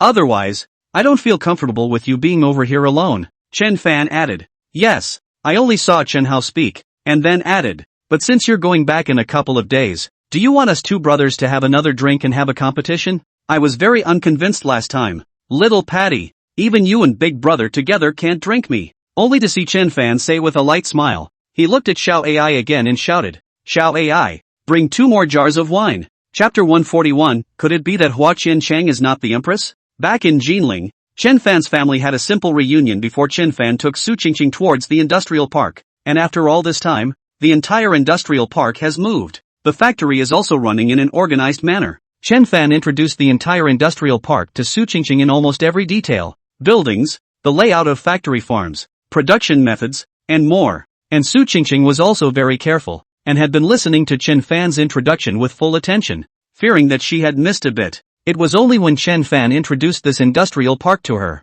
she was still shocked. The whole industrial park is too big and has very good regulations for all kinds of facilities, which was something she could easily understand thoroughly. But Chen Fan didn't care. As long as Su Qingqing didn't understand anything, he would patiently explain. Moreover, the technical team that built this industrial park was handed over to Su Qingqing to manage. But even so, Su Qingqing was still a bit worried that she wouldn't do a good job and would fail Chen Fan. Mr. Chen, do you think I can really manage such a large industrial park? On the way back, Su Qingqing asked tentatively. It's not that you can if I think you can. It's that you can if you think you can. No one is born a genius. You need to try everything to know if you can do it. I only saw Chen Fan speak softly and added, and you don't have to have any psychological burden, since I left it to you to do it. It proves that I believe in you. I won't blame you if you do it well or not, so just do it with confidence. Of course, if you don't want to do it, I won't force you. At those words, Su Qingqing's complexion changed slightly. She knew very well that Chen Fan was trusting her and helping her by letting her manage the industrial park. She wanted to revitalize the Su family and had to make a career out of it.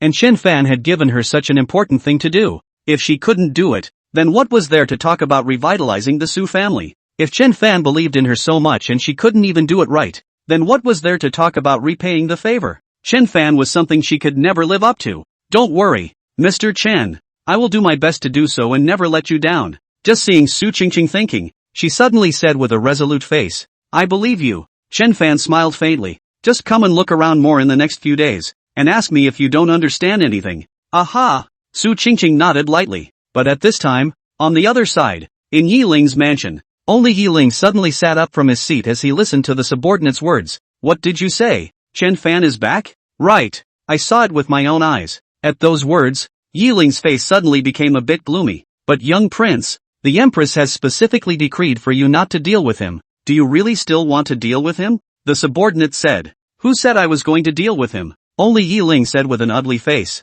and directly scolded again. Go prepare $10 million.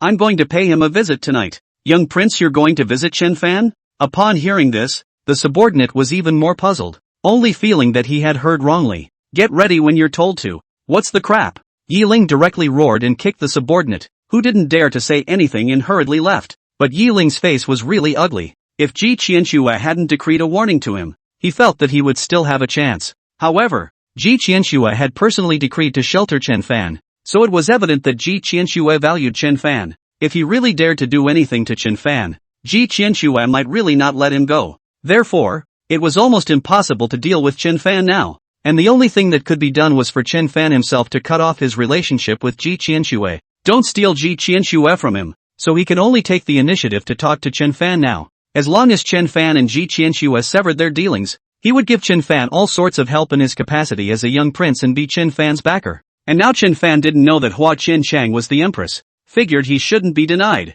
After all, who in general could refuse the shelter of his side-by-side royal family? The big deal was to give Chen Fan some more favors, and that's why he stayed in Jinling. However, when he thought that he, the young prince of the juxtaposed king's house, had to go and talk to Chen Fan about this kind of thing, he was very unwilling to do so. After all, back then, he had let slip that he wanted Chen Fan to lose his reputation and have nothing. But soon, that guard prepared 10 million silver tickets. Although Yi Ling was very reluctant, he still carried the money towards Chen Fan's residence. But when Yi Ling arrived at Chen Fan's residence, not to mention Chen Fan, even Xiao Ke Ai and the girls were all puzzled. Who is this? The untouchable young prince, the one who hates Chen Fan to the bone, came to visit Chen Fan in the middle of the night? What the hell is he selling? However, Yi Ling saw how Chen Fan's face was no better. Little prince, what is your intention? Chen Fan was not polite and asked directly. Chen Fan, I came here today to talk to you, only Yi Ling said with a gloomy face, reluctance written all over his face. But Chen Fan was puzzled. Talk? Talk about what? Here are 10 million taels of silver checks, only to see Yi Ling directly put 10 million taels of silver tickets on the table. Sort of compensation for those things I did to you some time ago. Upon hearing this, the crowd was even more puzzled. Using $10 million to compensate Chen Fan? Little prince, what exactly are you trying to say? Chen Fan said. Do you know why I'm targeting you? Yi Ling asked rhetorically. Upon hearing this, Chen Fan frowned slightly. To be honest, he really didn't know why Yi Ling was targeting him. But Yi Ling looked at Chen Fan, but with a gloomy and helpless face. He said, to tell you the truth, it's because of Hua Qianchang. Hua Qianchang is my woman. She is destined to marry me. So, I came here today with one meaning. I want you to stay away from Hua Qianchang in the future, and cut off all relations to and from her. At those words, the crowd was even more stunned. It turned out that Yi Ling had come for Hua Qianchang. Chen Fan was really not expecting it. He had initially thought that Yi Ling was here for the Empress Ji Qianxue, but I never thought it would be for Hua Qianchang. Yi Ling unexpectedly knew Hua Qianchang and even liked him. In that case, it was understandable for Yi Ling to deal with him like this. But since Yi Ling knows Hua Qianchang, the identity of Hua Qianchang, could it be that Hua Qianchang is your fiancé? Chen Fan asked tentatively. Not yet, but as long as there is no you, she will definitely agree to marry me. Yi Ling said, with the power of your side-by-side royal family. If you want to marry her, you still need her consent? Chen Fan probed. So what if I'm a young prince? As long as she doesn't agree, no one can marry her. Yi Ling said. Upon hearing this, Chen Fan frowned slightly. Who was Yi Ling? The young prince of the juxtaposed king's house. Isn't the woman he's going to marry just any woman he wants? Who dares to refuse the offer of marriage from the juxtaposed king's house? But now Yi Ling even said that he needed Hua Qianchang's own consent. As long as Hua Qianchang herself didn't agree, no one could marry her. What's the identity of Fa Qianchang? What's his background? Chen Fan really couldn't think of anything else. Could it be that Flower Thousand Castle is not owned by the Empress? Chapter 142. Naturally, some interest should be charged. Chen Fan didn't know what he was thinking. How could Hua Qiancheng be an empress? If Hua Qiancheng was an empress, how could she have any interactions with him? The one who had been withdrawn from marriage, and initiated that kind of thing with him. However, Yiling's words made him more and more curious about Hua Qiancheng's identity. Chen Fan, as long as you promise me to sever ties with Hua Qiancheng in the future and never come back to each other, and you make up paperwork, I'll make sure you have a smooth ride for the rest of your life. And at that moment, Yiling spoke again. Upon hearing this, Chen Fan raised his eyebrows slightly as he looked at Yiling. Is the young prince trying to cooperate with me? To be the backer behind me? Right. As long as you can agree to my conditions, I'll be your backer. You are also clear. I am the young prince of the Parallel Palace, the future Parallel King, with me as your backer. Not to mention that no one is daring to mess with you. Even your lovely Chamber of Commerce won't meet any obstacles in the future. Just a proud face said. Yes? So what's going on with the Jiangnan Chamber of Commerce? Could it be that the Jiangnan Chamber of Commerce's previous backer wasn't Little Prince? Chen Fan said with a smile at the corner of his mouth and a look of disinterest. At those words, Yiling's face suddenly became much more somber. Chen Fan, what do you mean? What good does it do you to offend me? But Chen Fan smiled gently. Didn't the beneficial young prince see that? The Jiangnan Chamber of Commerce has directly become mine. If it weren't for Little Prince, I really wouldn't be able to do anything about a behemoth like the Jiangnan Chamber of Commerce. Upon hearing this, Yiling's face was directly gloomy to the extreme. Chen Fan wasn't rejecting him anymore. It's already killing people. But it was true. If it wasn't for him, Chen Fan really wouldn't have been able to take down the Jiangnan Chamber of Commerce so easily. And it was also true that the Jiangnan Chamber of Commerce's previous backer was him. But even though Chen Fan said so, he still suppressed the anger within him. Chen Fan, I know that you have the gold medal of immunity from death given to you by the Empress. I wouldn't dare to do anything to you. But you're a smart man. You know yourself whether relying on me is beneficial or not. And you don't have to say this to me on purpose. And, I can tell you, no matter how good you are, you're still just a businessman. And Hua Qiancheng's status and position is not something you can imagine. Even if you become the richest man in the country, or even the richest man in the world, Hua Qiancheng cannot be with you. It's impossible for you guys to get anywhere. So you might as well say yes to me. This is better for you and for Hua Qiancheng. Upon hearing this, Chen Fan's expression changed slightly. So the gap between him and Hua Qiancheng was that big? He had originally thought that if he became the richest man in the country, he should be able to qualify to be with Hua Qiancheng. It seemed that he had still underestimated Hua Qiancheng's identity too much. But so what? At least he worked in that direction and did his best. Guilt-free. But for him to give up just because of a few words from Yiling, that would be underestimating him. Chen Fan. Likewise, did Yiling think too highly of himself? Just by virtue of him being a little prince he wanted him to give up. I really don't know where he got his confidence. Little prince, I advise you not to waste your time. To be honest, Chen Fan, can't look at this bit of your background. Besides, it's not up to you whether I can marry Hua Qiancheng or not. She likes me, and I like her, so there's nothing holding us back. On the contrary, it's you. Since Qiancheng doesn't like you, why do you need to be so bitterly entangled? It would be better to let go earlier, Chen Fan said. At those words, Yiling's face was even more directly difficult to see. He came to persuade Chen Fan to give up Hua Qiancheng, but now, Chen Fan even turned around and persuaded him to let go. He even said that he couldn't look at this bit of his background. Who gave him the confidence? So, Chen Fan, you must go against me? Yiling said with a shadowy face. So what if it is? Only to see Chen Fan said with a careless face. And then said, if it is someone else I may still have some worries. But the little prince, well, it's not within my scope of concern. If the young prince has any moves to make, feel free to make them.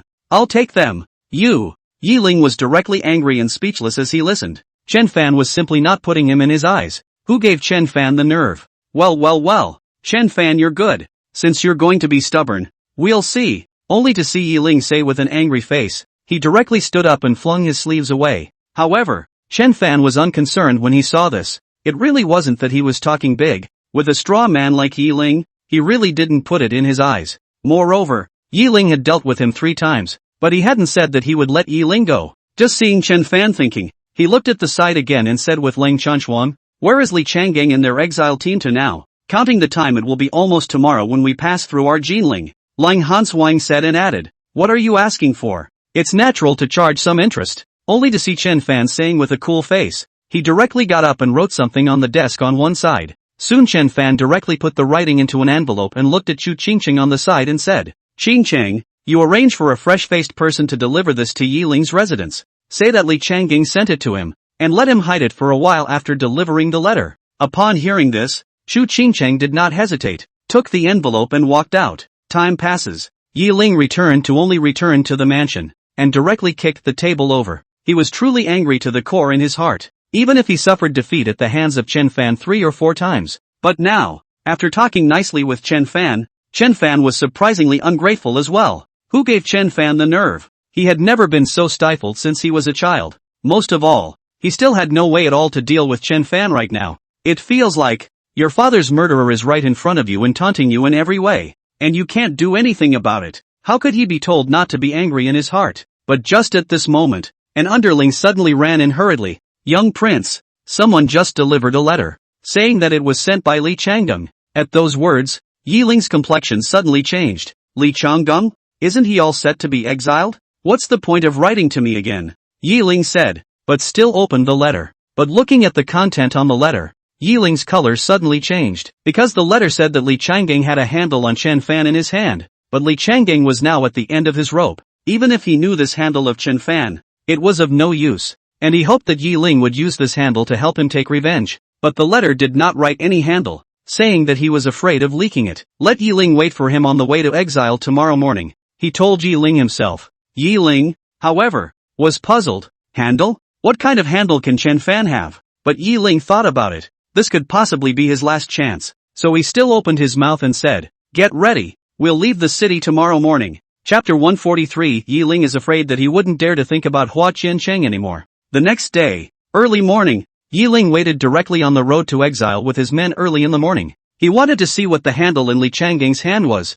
After all, Chen Fan did things in such a watertight manner. What kind of handle could he leave behind? It was just that time was slowly passing by. While the exile team was late, Yiling was also getting a little impatient waiting, especially since the weather was still cold and icy. Young prince, it's coming. But right at this moment, one of Yiling's men suddenly spoke up, only to see that at one end of the road, a team of officials and soldiers escorted Li Changging and the others directly over. Seeing this, Yiling really couldn't wait any longer and directly walked towards Li Changging. However, Li Changging looked at Yiling, but his color suddenly changed. A pair of eyes looked like they had suddenly filled with blood, full of murderous rage. Yiling even dared to appear in front of him, but Yiling was still impatient. And when he arrived in front of Li Changging, he directly said impatiently, Li Changgeng, tell me, what do you have? But this time before Yiling could finish his words, Li Changging roared as if he had gone mad, and lunged forward, directly pouncing Yiling to the ground. Yiling, I have no grudge against you. Why do you want to harm me? Why do you want to hurt me? Only to see Li Changging say that, he was a burst of crazy beatings to Yiling. The shackles and chains on his hands kept smashing on Yiling's body. Seeing this, all the people present were stunned. Not to mention Yiling didn't react. Even Yiling himself didn't react. Ah, my head. Help, help. What are you guys waiting for? Pull him away. And as the crowd listened to Yiling's screams, they suddenly reacted and rushed forward to go stop Li Changging. But Li Changging was like a madman. No matter how much they tried to stop him, he still kept smashing towards Yiling with the iron shackles in his hands. Ah! Suddenly, only a mournful and extreme scream rang out. Yiling directly covered his lower body and rolled on the ground in pain. My, kill him. Hurry up and kill him. I want him dead. Only Yiling was seen rolling around on the ground screaming miserably, and although it was winter, the beads of sweat on his face could still be clearly seen slipping down. And those guards listened, without the slightest hesitation. And no matter how crazy Li Changging was, they directly understood his life with a sword. Little king, little prince, are you alright? How are you? The guards also hurriedly came to Yiling's body and asked with an anxious face. They knew very well that if something happened to Yiling, they wouldn't be able to survive. Hurry and take me to the doctor. Hurry, if I can't keep I want all of you dead. Only Yiling roared with a face of pain and rage. The people didn't dare to hesitate and hurriedly carried Yiling towards Jinling City. But when they came to Jinling City, a family of doctors saw the situation, are secretly shaking their heads. Not only the following bags are smashed, even the internal organs are somewhat broken. What can they do? And Yiling looked at the many doctors all shaking their heads, was really panicked. Doctor, I beg you, please save me. I'll give you any amount of money if you can cure me. Young prince, you are really badly injured. Forgive us for not being able to do anything. The young prince had better hurry to find the ghost doctor. It's all shattered inside. If you don't dispose of it quickly, you might not even be able to save your life. And, if we find the ghost doctor, we might still have some chance, those dogs said. Ghost doctor? Who is the ghost doctor? Where is he? Yi Ling hurriedly said. The ghost doctor is at Mr. Chen Fan Chen's house. Upon hearing this, Yi Ling's complexion suddenly changed. Surprisingly, he was at Chen Fan's house. If Chen Fan knew that he was injured like this, he was afraid that it would be too late to gloat, and how could he possibly help him heal? And if he couldn't be cured, if Chen Fan knew about it, how would he still be able to get along in the future? But if he is not cured, then he will become a eunuch. He had no choice but to hurriedly have someone lead him towards Chen Fan's residence. But when Yi Ling came to Chen Fan's mansion, Chen Fan looked at Yi Ling's injuries. The corners of his mouth could not be suppressed. He guessed that Li Changgang would not let Yi Ling go if he saw him again after his provocation. However, the really did not think that Li Changgang would be so ruthless and directly abolish Yi Ling. Chen Fan, hurry up and call out the ghost doctor. Yi Ling looked at Chen Fan's sneering appearance. And even more so, he had an ugly angry face and directly scolded. Upon hearing this, Chen Fan didn't hesitate. Anyway, he knew that even if the ghost doctor came, he wouldn't be able to cure it. How can you cure this kind when it's all broken? Then he pretended to be flustered and said, what are you guys still standing there for? Hurry up and go call the ghost doctor. Hurry and carry the little king inside. Seeing this, Yi Ling was a bit surprised that Chen Fan did not make things difficult for him. Soon the ghost doctor came, and Chen Fan followed him in with a curious face. But the ghost doctor looked at Yi Ling's injuries and directly shook his head with a helpless face. Wasted. At those words, Yi Ling's complexion suddenly changed. What did you say? Even you can't cure it? Young prince, I'm just a doctor, not a god. You're not only shattered, but you've also injured your internal organs. It's no longer as simple as just removing them. You'll die if you don't get it right. You're lucky to have met me. Or else even if those palace doctors were there, they wouldn't have been able to save your life. At those words, Yi Ling was even more embarrassed. What does the ghost doctor mean by this? Only to save his life? How's that gonna work? What's the point of him being a man and not having to die? How will he ever see anyone again? Young prince, if you want to save this and your life at the same time, then forgive me for not being able to do it. Please find another way. At those words, Yi Ling's expression changed. Even if he couldn't see anyone, what could he do? Straight away, he raged. Save your life. Stay alive. Upon hearing this, the ghost doctor didn't hesitate and directly began to move. It was only when the ghost doctor started that the room was directly filled with Yi Ling's miserable screams that were like killing a pig. At one point, he even passed out from the pain and then woke up from the pain. Yi Ling's face was even more directly pale to the extreme, without a bit of blood, and all there was the large beads of sweat that rolled down. And the scene was so bloody that even Chen Fan himself did not dare to look at it for a while. It just felt cool down there. But Chen Fan couldn't keep the corners of his mouth down. Li Changgang's hand is also too hard. And yesterday Yi Ling also came to let him and Hua Qianqing cut off their relationship. Today his own life route is ruined. I am afraid that in the future, he will not dare to think of Hua Qianqing again. Finally, after 2 hours, the screams which slowly stopped. The ghost doctor also stood up and looked at Chen Fan with a respectful face. My lord, take a seat. Little prince, how is it? Chen Fan hurriedly pretended to be nervous. Fortunately the life was saved, and I left that thing for him, but well, it's useless, ghost doctor said. Upon hearing this, Chen Fan wanted to laugh even more, but he still held it back hard and pretended to be relieved and said, it's good that your life is saved, but this is something you can't tell anyone. I don't have that kind of leisure to talk to others yet, but Gongzi, remember that in the last 2 months, he can't get out of bed and walk around, and try to drink as little water as possible. The ghost doctor added, good, I'll make a note of it. Thank you, senior. Chen Fan arched his hand and said. Seeing this, the ghost doctor did not stay any longer, while Chen Fan pretended to look at Yi Ling on the hospital bed with a sympathetic face. How do you feel now, little prince? Is it okay? Chapter 144, What's wrong with Ji Ruxue? Yi Ling was lying on the bed, and one could see clear tear tracks at the corners of his eyes. His face was even more lifeless, just staring blankly at the bed screen. Hearing Chen Fan's words, Yi Ling then turned her head to look at Chen Fan. Only that the color in her eyes was complicated to the extreme. Makes it hard to see what he's thinking. But when Chen Fan saw that Yi Ling didn't say anything, he added, young prince, what did you say about this? How did you get hurt like this? At those words, Yi Ling's complexion suddenly became grim to the core. A sudden reaction. I know, Li Changgang must be counting all his hatred towards you on me. Thinks I'm the one who screwed over their Li family. That's why he wrote that letter to me. To lure me there. To plot against me, only to see Yi Ling speaking, his complexion suddenly became furious to the extreme again, and he directly roared, Li Changgung, how dare you harm me? Who gave you the nerve? Come on man. Somebody, go kill everyone in the Li family for me. Don't spare a single one. However, Chen Fan was speechless when he heard this, though in his design, that's it. But this Yi Ling was too stupid. Surprisingly, he didn't suspect him at all. I have to say, this Yi Ling is really cute. However, Chen Fan still pretended to be worried. Little prince, calm down, calm down. You mustn't get angry now. If the evil injures your body, it will be even more unworthy. Upon hearing this, Yi Ling exhaled heavily, but when she looked at Chen Fan's face, she said with a puzzled expression, Chen Fan, don't you hate me? Why did you let the ghost doctor save me? Hate is hate, but I still know the priorities. If something happens to you in my yard again, your father can spare me, Chen Fan said. Hearing that, Yi Ling also felt so, no matter what he had done. He was after all the young prince of the parallel king's house. If something really happened here in Chen Fan would really have to suffer. And now that he is without his lifeblood,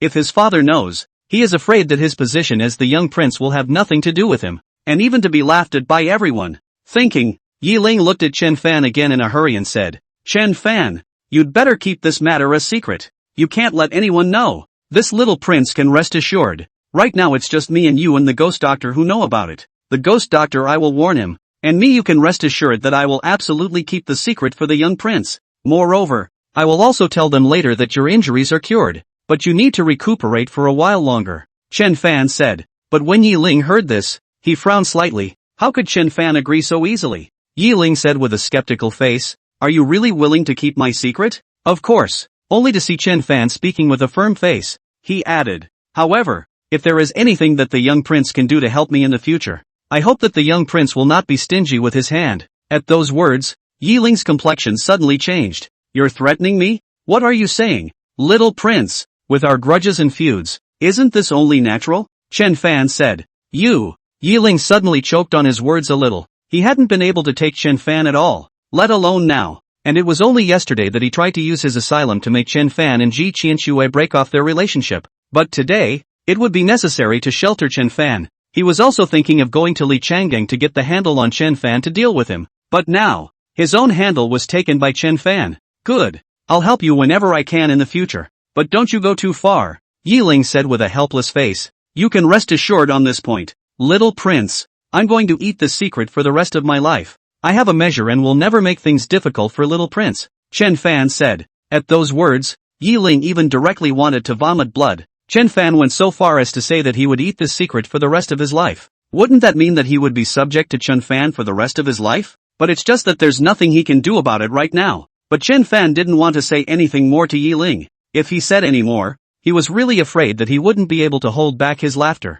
Little prince, you shouldn't be too upset. Rest well. I'll leave you alone. Just ask someone to inform me if you need anything. Only seeing Chen Fan say that, he directly stood up and turned around to leave. After only a few steps, he still couldn't help but let out a soft laugh. For Yi Ling to hear Chen Fan's laughter, his complexion suddenly changed and he directly questioned in a cold voice, were you laughing at me just now? Upon hearing this, Chen Fan's complexion suddenly changed, and he hurriedly thought about all the saddest things in his life before turning back with a serious face. Did I laugh? Little prince, did you hear wrong? But Yi Ling was still skeptical. Are you sure you're not laughing? Little prince, you may not know that I've gone through special training since I was a child. No matter how funny it is, I won't laugh unless I can't help it. Only to see Chen Fan say with a serious face. But in his head, he was still frantically searching for the most painful and saddening thing that had happened in this last life. Then maybe I misheard you. You go out. Seeing this, Yi Ling said with a face of skepticism. Upon hearing this, Chen Fan didn't dare to stay, opened the door and directly walked out. After briefly explaining a few sentences with the Yi Ling vicious guards outside the door, he hurriedly ran away. But Chen Fan had only run into the hall when he directly laughed maniacally. When Leng Hanfeng and the others in the hall saw this, they all looked puzzled. Young master, what are you laughing at? What makes you so happy? Upon hearing this, Chen Fan was able to hold back his laughter. Childish, childish, only to see Chen Fan smiling and waving his hand as he said. He added, but today is indeed a happy day. Run, you have someone prepare a table of good wine and food. Let's celebrate. Several people were speechless when they saw this, but since it was rare for Chen Fan to be so happy, several people didn't hesitate and all of them prepared the banquet. And at this time, on the other side, in the imperial city of Kyoto, Ji Rushue was finally back in the palace. She was still scared inside just because of this sneaking out. Therefore, even if you come to the imperial study, but still tiptoe, here and there to see, do not dare to go in. But just then, Ji Qianshue's icy voice suddenly came from the imperial study. Why don't you get your ass in here? At those words, Ji Rushue directly shivered, but still didn't dare to hesitate, lowered her head, and walked in with a face of fear. But when Ji Qianshue looked at Ji Rushue, she directly gulped softly. You still know to come back. I thought you wouldn't come back in this life. Puff. Only when Ji Qianshue's words fell, Ji Rushue suddenly knelt down and said with a sincere and calm face, Sis, I'm sorry, I know it's wrong. I shouldn't have snuck out and worried you. You punish me. I'll take it all. Seeing this, not to mention Ji Qianshue, even the snow shadow on the side had a slight change in color. What's wrong with Ji Rushue? If it was in the past, shouldn't it be hugging Ji Qianshue's leg and pampering and selling pity now? But today, how could you just get down on your knees and admit you're wrong? And that attitude. It was a very serious and sincere admission of fault. It's not like pretending at all, as if you really know you're wrong. So much so that Ji Qianshue didn't know what to say for a moment. But Ji Qianshue still said in a clear and cold voice, Do you really know you're wrong? Aha! Ji Rushue nodded lightly. Then tell me where you went wrong. Ji Qianshue tried. It's already hard enough for my sister to take care of everything day in and day out, but I don't know how to help my sister share even if I don't know how to do it. But I still sneak out and make my sister worry. And sister has been so good to me. Yet I won't put myself in sister's shoes. I don't know how to return the favor. And I'll only fool around and make sister sad. Sister, I really know I'm wrong. You can punish me any way you want. I'll be good and listen to you from now on. No more fooling around. Only to see Ji Rushue speak, directly kneeling and bending down. A very standard set of court etiquette. Chapter 145. Brother asked me to bring you a letter. Ji Qianshue and Snow Shadow were both puzzled. What the hell is wrong with Ji Rushue? How did you suddenly become so understanding? Empress, look at her clothes. And at that moment the Snow Shadow on one side whispered again. Seeing this, Ji Qianshue's complexion suddenly changed, and her brows all furrowed a little deeper. Surprisingly, she only realized now that Ji Rushue was wearing very formal women's clothing today, and that she had also made a point of fixing her hair. It's nothing like the old messily dressed chivalrous man, clean and dry, and even the sword, which she didn't eat without, she didn't have with her. What's going on here? Ji Qianshue and Snow Shadow both looked at each other with puzzled faces, their eyes filled with incredulity. Where's your sword? Ji Qianshue spoke directly. Sister, I sent it back to return it to the lone sword immortal, Ji Rushue said. At those words, Ji Qianshue two people are even more shocked. That is Ji Rushue eat and sleep are not separated from the sword. But now, Ji Rushue actually said that she had returned the sword to the lone sword immortal. Ji Qianshue was suddenly a little worried. This state of Ji Rushue was too abnormal. Rushue, tell me, did something happen to you this time out? Ji Qianshue said with a worried face. Upon hearing this,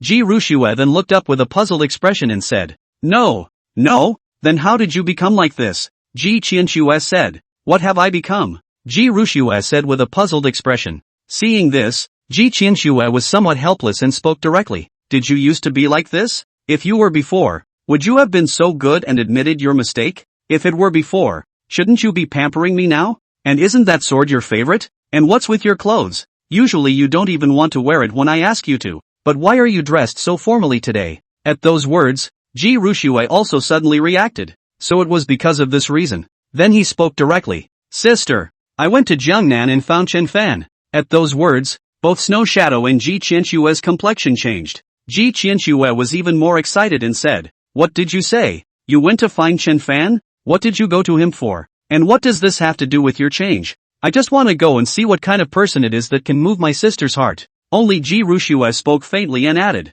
And during this time, he has taught me many things, made me realize how ignorant I was before. It also made me realize that chivalry, as I used to understand it, is nothing. Taught you a lot of sense? He bullied you? Ji Qianshue said with a slight frown. No, brother, Chen Fan treats me very well and takes care of me, Ji Rushue said. At those words, Ji Qianshue's frown deepened a bit. She had just heard clearly that Ji Rushue was trying to say brother. Suddenly, Ji Qianshue was suddenly curious about what happened between Ji Rushue and Chen Fan in Hangzhou. Get up and talk to me carefully. How did he make you like this? Ji Qianshue said. At those words, Ji Rushue was frowning slightly. How was she supposed to say this? Where do I start? What? you're not willing to say? Ji Qianxue said. No, it's just that I don't know what to say, Ji Ruxue said. Just say it piece by piece, just like why you would want to wear this outfit. Ji Qianxue said. This is what brother Chen Fan bought for me. He said that my previous clothes were not good looking. Ji Ruxue said. He said it didn't look good and you changed it? In the past, how could I tell you to change it? You couldn't even spare it. Ji Qianxue said. Ji Ruxue suddenly choked on her words a bit. Seeing this, Ji Qianxue was even more helpless and added. Then you say, how did you become so polite again? This is because brother Chen Fan said that after I come back, be good and listen to you. No more nonsense, Ji Ruxue said. Upon hearing this, Ji Qianxue frowned. She had taught Ji Ruxue for so many years, but she had never seen Ji Ruxue acting strange. But now, Chen Fan even just said that she should come back and be obedient. Why? What about your sword? Why don't you want it? Was it also Chen Fan who told you to return it? Ji Qianxue added. That's not true. It's because I myself realized what a true warrior is, and that's why I returned the sword to the lone sword immortal. Ji Ruxue said. Then tell me what makes a true warrior. Ji Qianxue said. The real true warrior should be like brother Chen Fan, hiding in the city, benefiting the people, letting the people live and work in peace and happiness. Let the country rich and strong. Let the people have hope. Is the true warrior.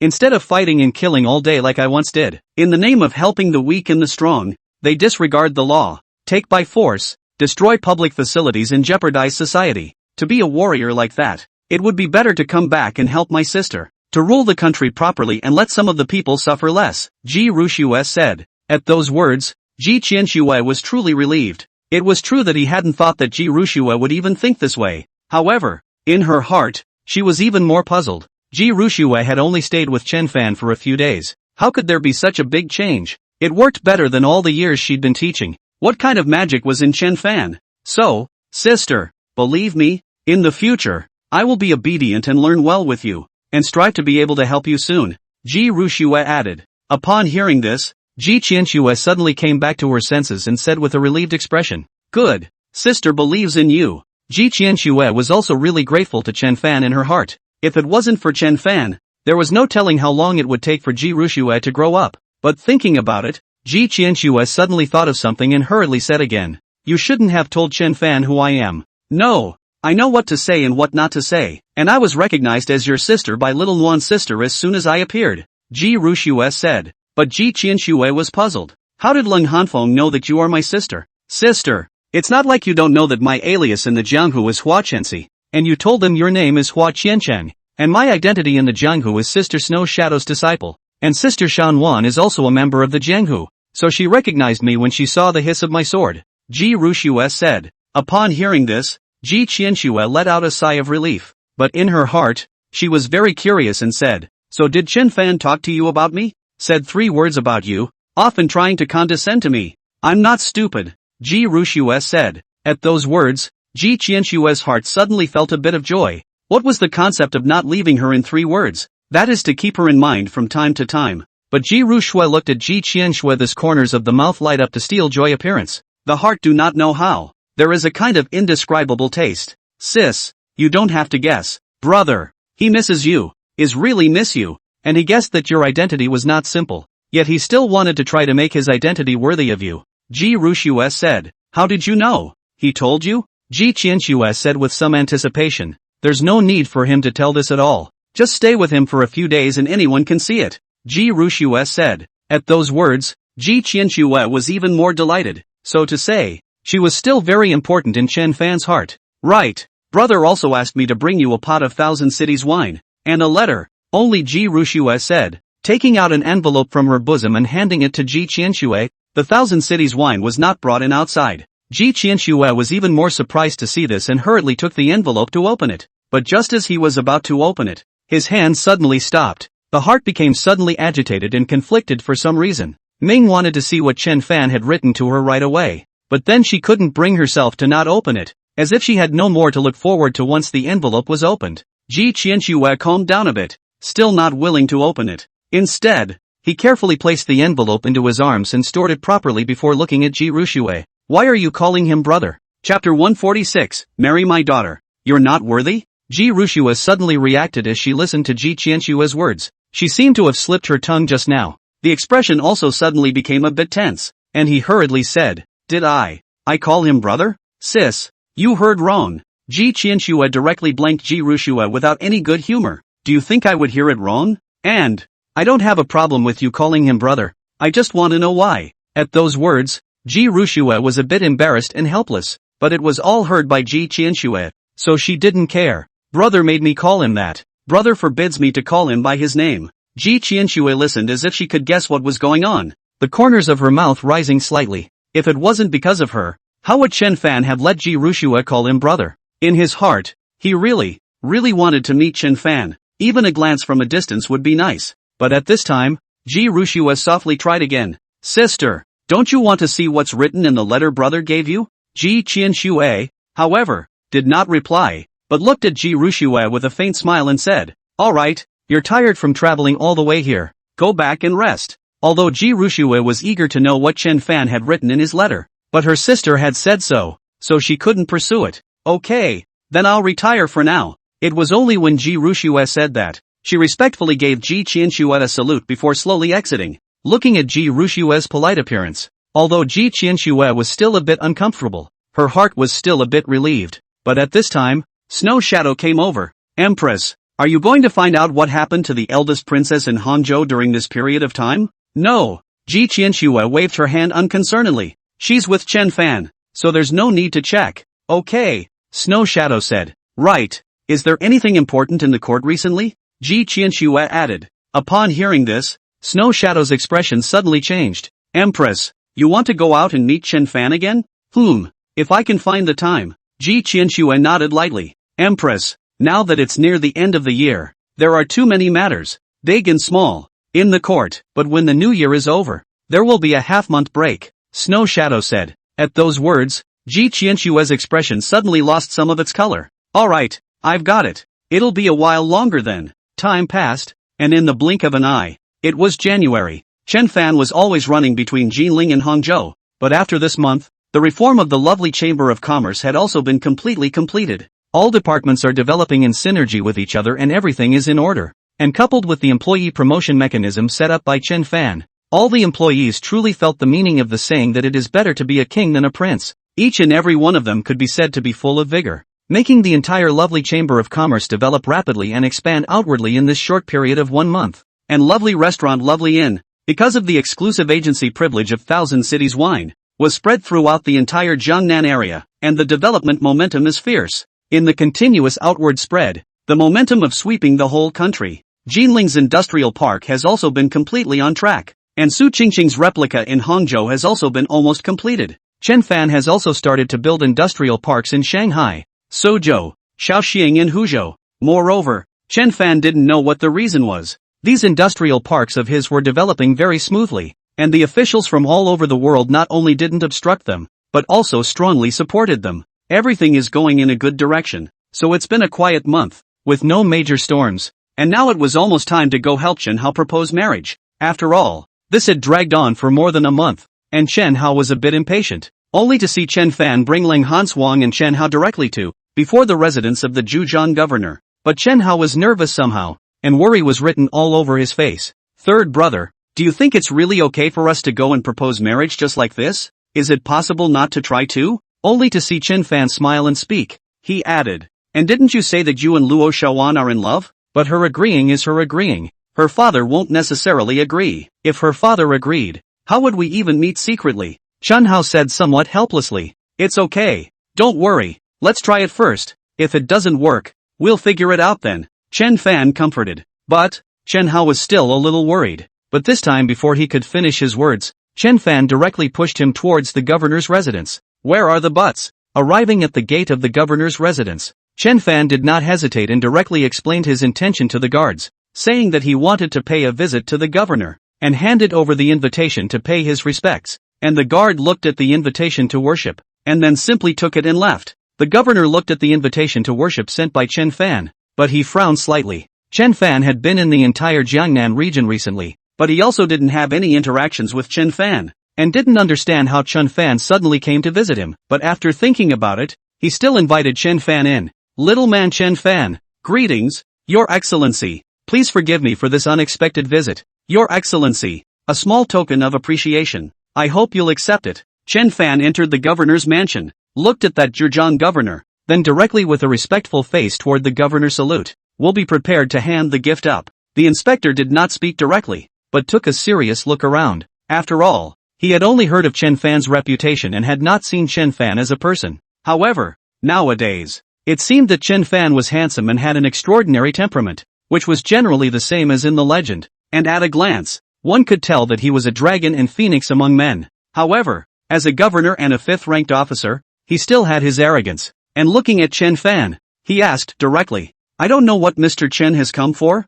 I wonder if I can sit down and talk about it in detail, Chen Fan said respectfully. Upon hearing this, the governor didn't care and directly signaled Chen Fan and the others to take their seats and ordered tea to be served. Mr. Chen, can you speak now? The governor said directly. Chen Fan listened but was a little surprised. This governor is really straightforward, but it can also be seen that people still look down on them a little. Otherwise it wouldn't have been such a blunt question, or at least a few pleasantries and flattery. However, since people were asking after him, he didn't hide anything and spoke directly. In that case, I'll get right to the point. Only Chen Fan smiled and looked at the governor. Your Excellency is like this. I came here because I want to come and propose marriage to Your Excellency. Propose marriage? The governor sniffed, and his complexion suddenly became a bit ugly. Obviously he really didn't expect that Chen Fan had come to propose marriage, but according to the rumors, Chen Fan, however, already had several concubines, and he still dared to come and propose marriage to him. Who gave Chen Fan the nerve? Propose what?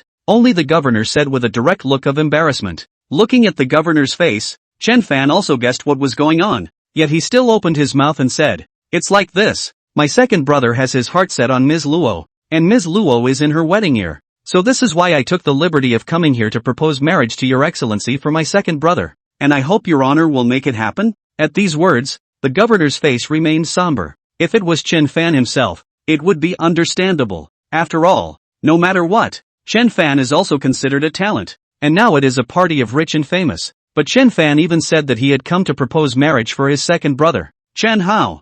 Who the hell is Chen Hao? A small chamber of commerce chief wants to marry his fifth-ranking officer's daughter? Who gave them their backbone? Come on man, send the guests away. Only to see the governor looking at Chen Fan and the others with a gloomy face. Without saying anything, he directly got up and lightly drank. Seeing this, Chen Fan and the others all changed in color. What does the governor mean by this? Is this a sign that you don't even want to talk to them much? Mr. Governor, what do you mean by this? Chen Fan asked tentatively, but the governor had a gloomy and disdainful face, and directly rebuked. Don't even look at what kind of things you are. How dare you even think of marrying my daughter? How can you be worthy? I tell you, don't even think about proposing marriage, and don't tarnish my daughter's reputation. Now get out before I get mad, or don't blame me for being rude. Chapter 147, from now on, in front of me, no laughing. Second brother, don't be discouraged for a moment, I was ill-considered in this matter. After leaving the governor's mansion, Chen Fan looked at Chen Hao's lost face and blamed himself.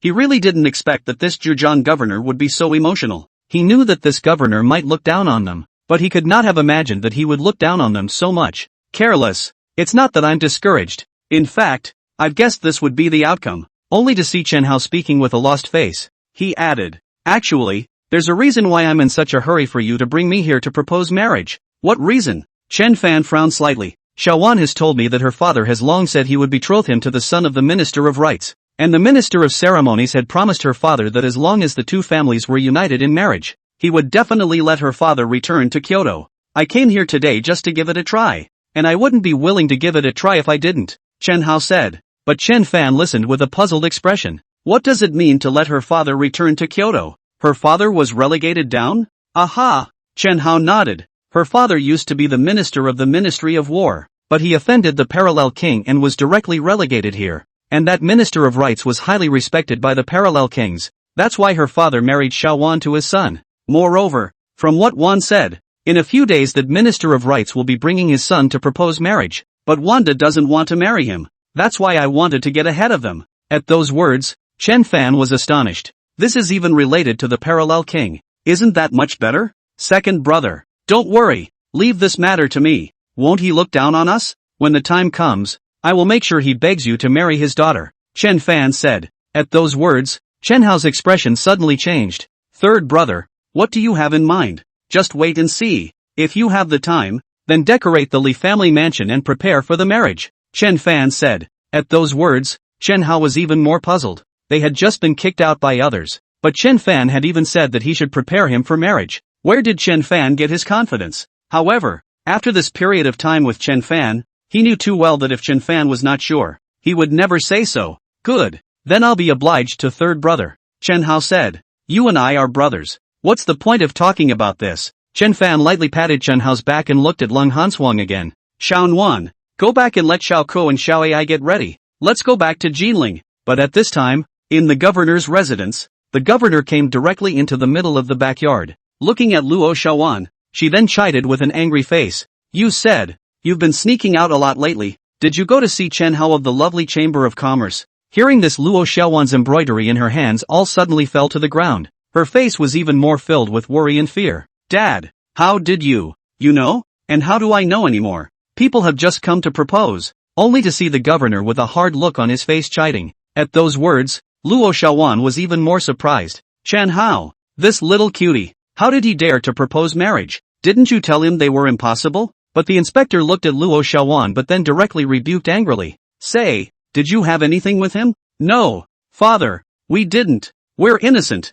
Luo Xiaowan hurriedly said. No is good. Let me tell you, I've already betrothed you to Elder Zhang's male son. In a few days, Elder Zhang will bring Elder Zhang to propose marriage. You'd better marry Mr. Zhang obediently. If you dare to go out to see that Chen Hao kid again and affect my career path, I'll break your legs. Humph. Only to see that governor angrily say, and then looked directly at the subordinates around him and scolded. Keep an eye on her. If you let her run out again, you all go to hell. Saying so, the governor then turned away with a hard look on his face. Upon hearing this, Luo Xiaowan was even more worried and sad, burying her head deeply and not daring to say a word. That's how her dad is. He doesn't think about her feelings at all. She also really didn't want to marry that what's-her-name, Lord Zhang's son, especially since she had also heard that Mr. Zhang was a no-nonsense dude who bullied men and women and did nothing wrong. But she was just a little girl. What could she do? Ho, I'm sorry, I miss you so much. Just seeing Luo Xiaowan thinking about it, tears kept flowing down her face. Time passes.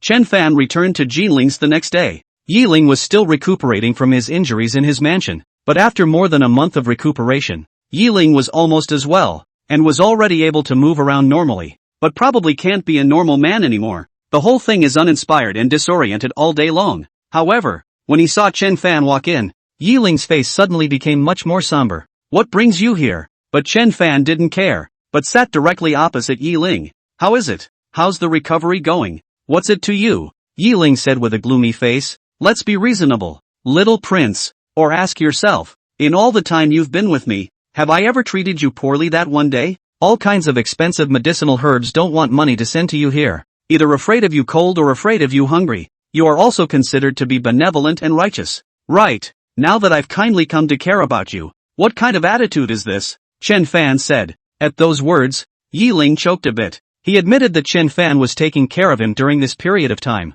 and he couldn't even tell at all that they used to have a grudge. But for some reason, as long as Chen Fan cared about him, he felt that Chen Fan was mocking him. What exactly do you want to say? Yiling said. I just came to take a look at you. If you recover well, I'll take you out for a walk. It's not a good idea to be constantly stuffed in this courtyard. Chen Fan said. Going for a walk? What do you want me to do for you again? Yiling said. Upon hearing this, Chen Fan was a bit surprised as to how this little prince had become smarter after being injured. However, since Yiling had guessed it, he didn't hide it either. Worthy of being the little prince. It's true that nothing can be hidden from you, Chen Fan said. Upon hearing this, Yiling's brows suddenly furrowed and his face became much more somber. He knew that Chen Fan could have something good in coming to him. Say, what do you want me to do for you again? Yiling said with a hard look on his face. It's like this. It's my second brother who wants to marry. Chen Fan spoke slowly and told Yiling about Chen Hao wanting to marry Luo Xiaowan. But Yiling was relieved when he heard that.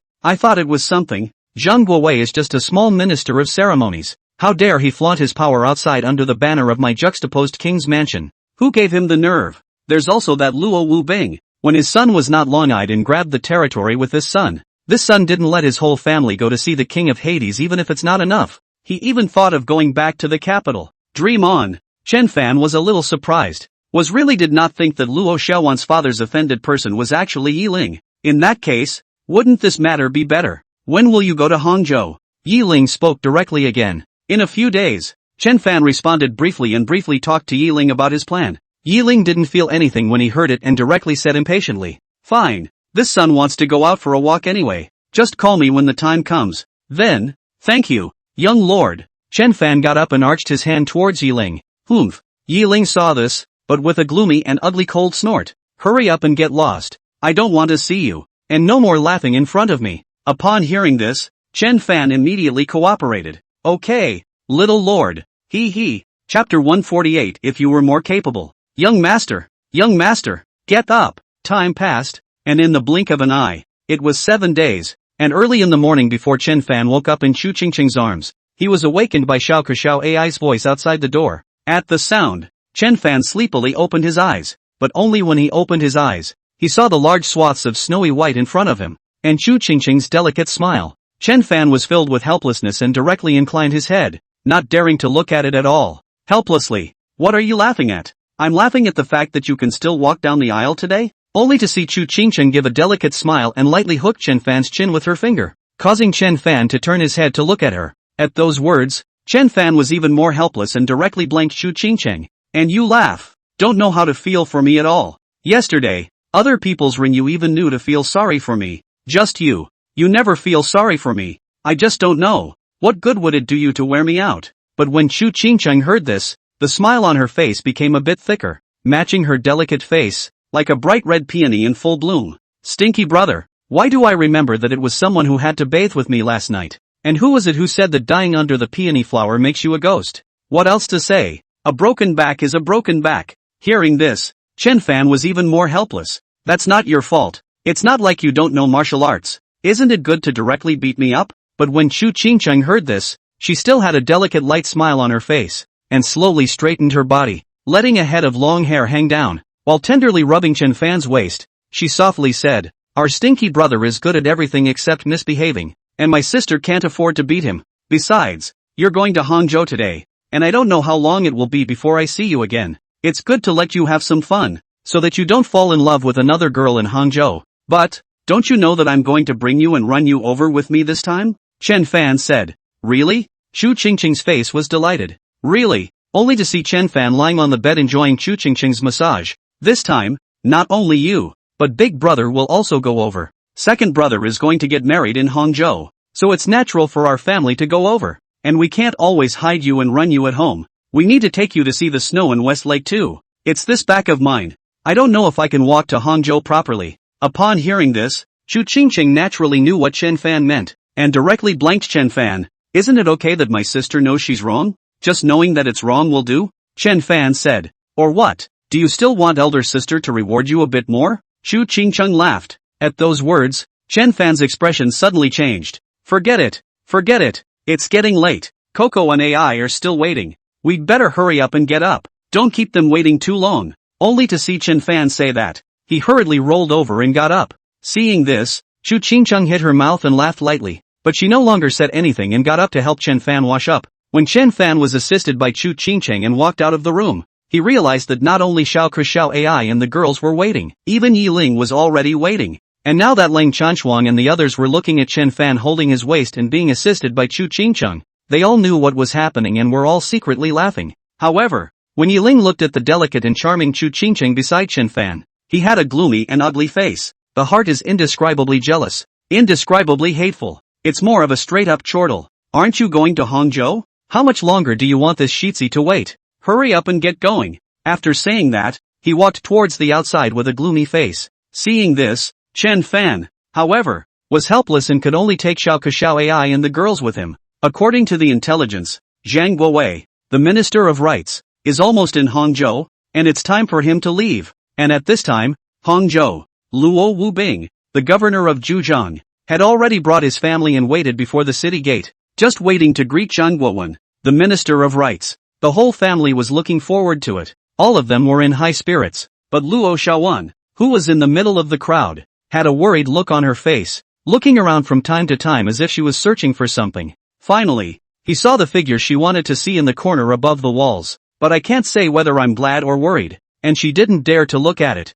like she was afraid her father would see it. But at this time, Luo Wuxuan, who was beside Luo Shaowan, suddenly spoke. Xiaowan, what's wrong with you? Why does your face look so ugly? Ah! Hearing Luo Wuxuan's voice, Luo Xiaowan's body involuntarily trembled. I didn't. It's good if you don't have any. I'm telling you, later on, Mr. Zhang Lin Zhang will be here. So behave yourself. Zhang Lin is the son of the Minister of Rights. It's your honor to marry him. Don't let Mr. Zhang down, Luo Wuxuan said. But Luo Xiaowan listened but didn't reply. It wasn't like she didn't know what kind of person Zhang Lin was. She had heard rumors about Zhang Lin in the capital before, that he was a real dude, because he is the son of the Minister of Rights. He is a bully and a womanizer. It was even a regular visitor to the capital's greenhouses. How can someone like that be a good person? And how could it compare to the Chen Hao in her heart? Although people Chen Hao is now in decline, but when they used to be the son of the Duke of State, they didn't do anything playful. And even though he's not the son of a state official anymore,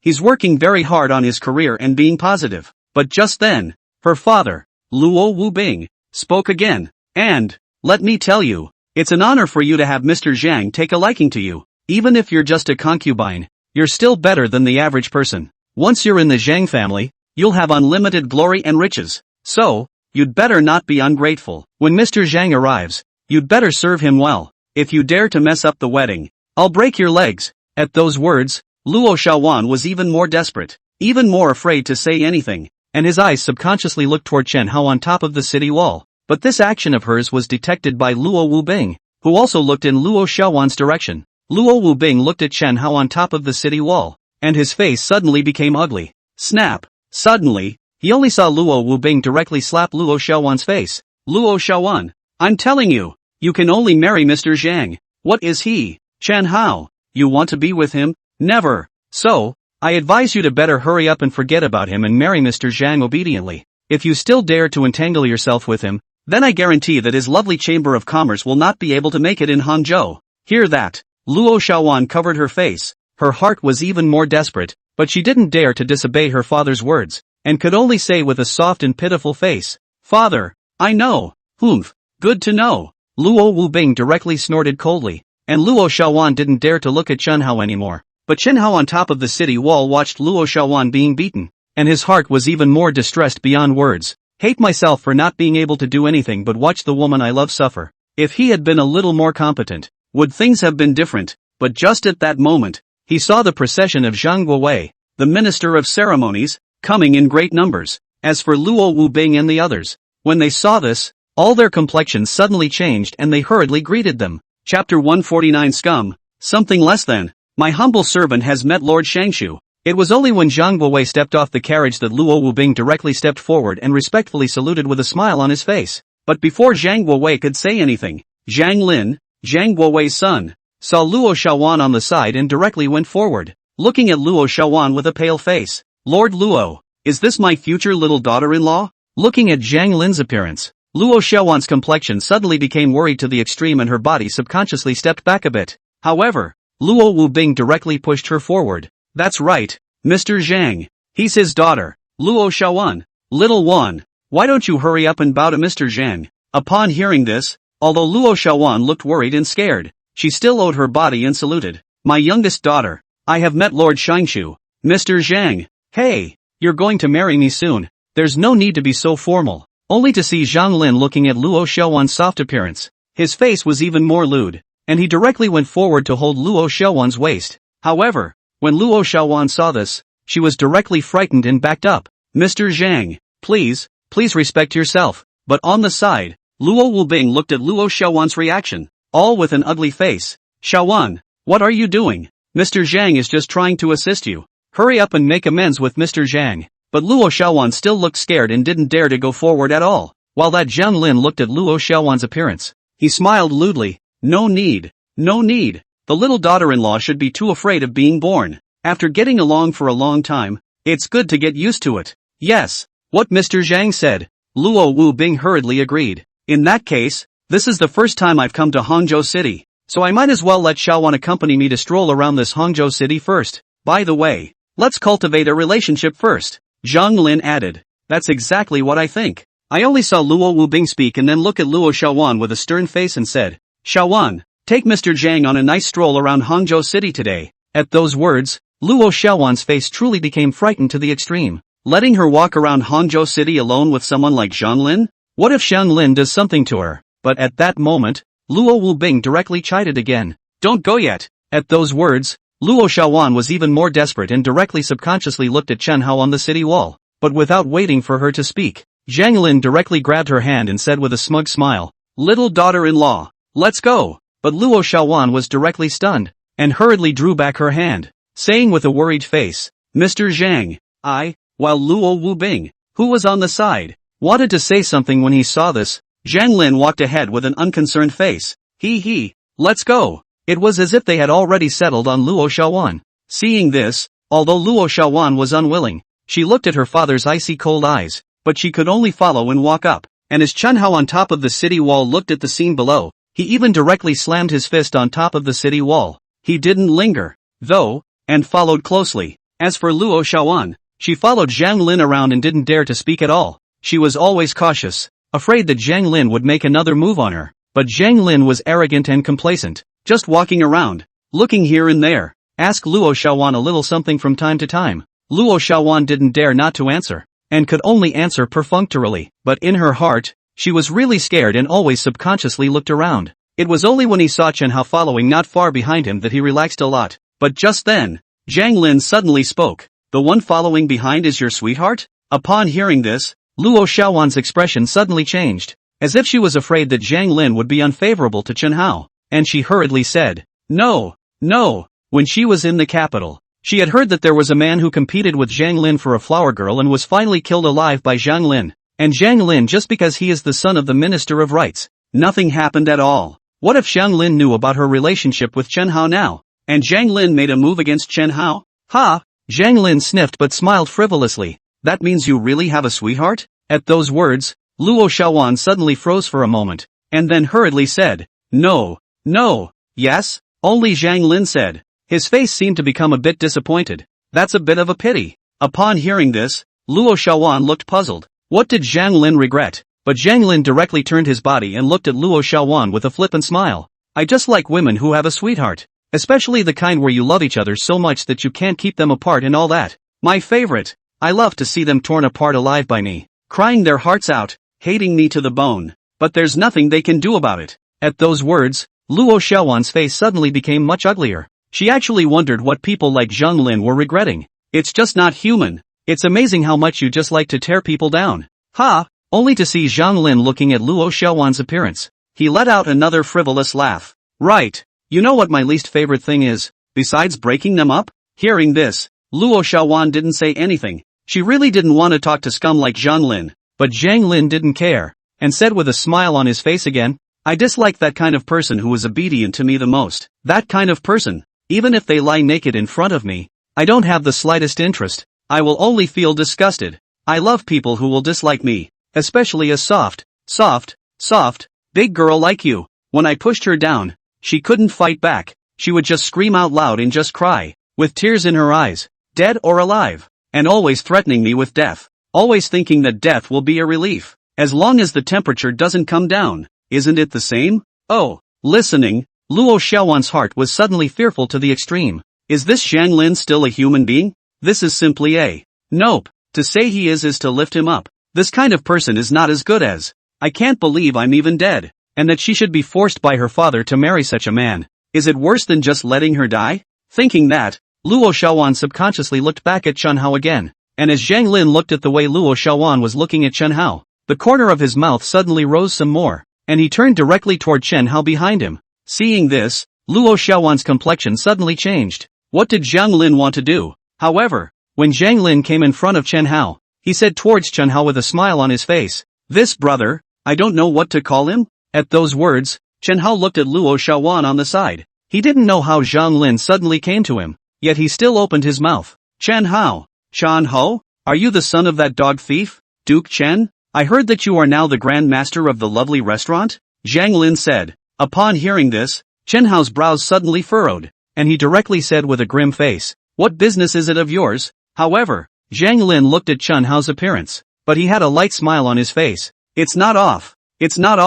But as he said that, he suddenly grabbed Luo Xiaowan's hand. Luo Xiaowan wanted to break free, but Zhang Lin grabbed her very tightly and didn't give her a chance to break free at all. However, Jiang Lin still had a smile on his face. I've heard that the Thousand Cities wine from the lovely restaurant is claimed to be the best wine in the world, so it's just the right time to try it. Come on, accompany me to drink some. Saying that, Jiang Lin even dragged Luo Xiaowan sideways. As for Luo Xiaowan, she had been trying to struggle, but she didn't have the slightest chance, and could only look at Chen Hao with a face of helpless agony. As for Chen Hao, his fists were even more tightly clenched. If he wasn't thinking about the fear of affecting Chen Fan, he even wanted to directly rush up and beat Jiang Lin severely. Chapter 150, You're still the first one who dares to take a shot at me? Nowadays, lovely restaurants were almost all over Hangzhou City, and Jiang Lin barely took a few steps before walking directly into a lovely restaurant. Just seeing Jiang Lin walk into the Kulu restaurant, he directly drove away the guests in the very center of the restaurant's hall with an arrogant face.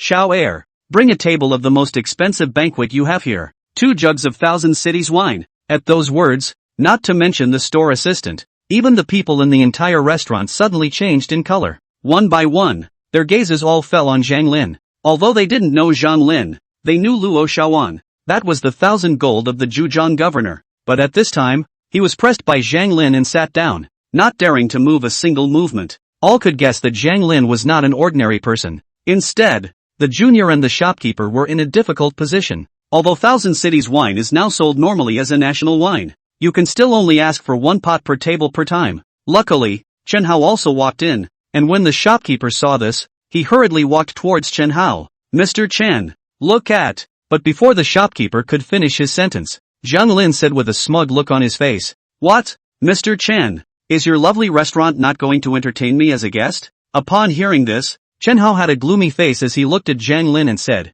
The visitor is a guest. But our lovely restaurant has rules. Thousand Cities wine. 1 person can only buy 1 pot a day. Meaning, Mr. Chen is unwilling to serve 2 pots? Jiang Lin could obviously serve another pot in Luo Xiaowan's name, but he said with a disdainful face, So much for the rules. If you have any objections to our rules, you can leave. I, lovely tavern, am not short of you as a guest, Chen Hao said forcefully. Ha! Upon hearing this, Jiang Lin directly laughed lightly with a disdainful face and added, But what if I have to drink 2 pots today? But when Chen Hao heard this, he remained gloomy and said, I said, 1 person is limited to 1 pot a day. You can leave if you don't drink it. Interesting. Worthy of being the son of that son of a dog thief, Lord Chen, who dared to rebel. That's pretty funny. Only Jiang Lin suddenly laughed softly and said, suddenly throwing out a stack of silver tickets directly. Those present, one of you will be counted as one to help me buy Thousand Cities wine in your name. I'll count you 200 taels a pot. At those words, Chen Hao's expression suddenly changed.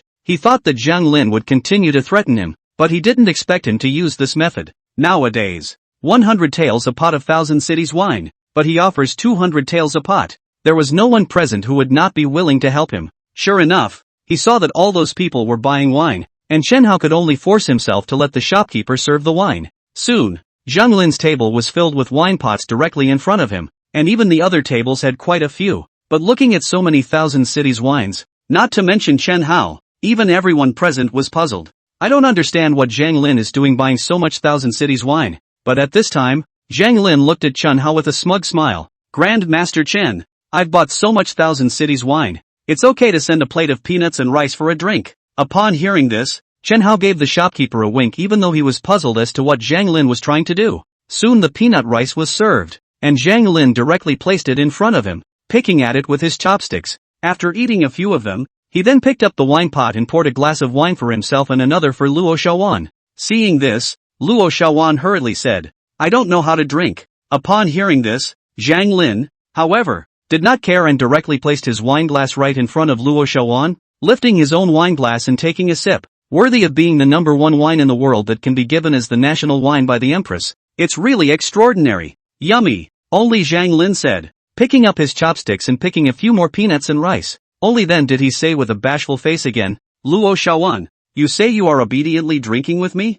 Or do you want me to go back and tell your father that not only do you not want to marry me, but you even have a lover outside? When the time comes, by the way, ask your father if he's humiliating me or my father by betrothing an impure person like you to me. Look at him, is he tired of living? He doesn't even want to be the governor of Zhujiang anymore. At those words, both Chen Hao and Luo Xiaowan's complexion suddenly changed. And Luo Xiaowan knows very well that if Jiang Lin really went back and said so, then her father, not to mention promotion, may not even be able to keep the position of governor. By then, her dad might not just break her legs, might even put it on Chan Ho's head. Hard on Chan Ho, hard on the lovely Chamber of Commerce. As far as she was concerned, it didn't matter what her father did to her. But Chen Hao can't. Chen Hao had originally rehired Chen Fan because he didn't care about his former enmity. Therefore, she couldn't get Chen Hao involved because of her in any way. I drink. Only to see Luo Xiaowan looked at the side of Chen Hao, hard across, said, directly picked up the table wine cup will directly drink.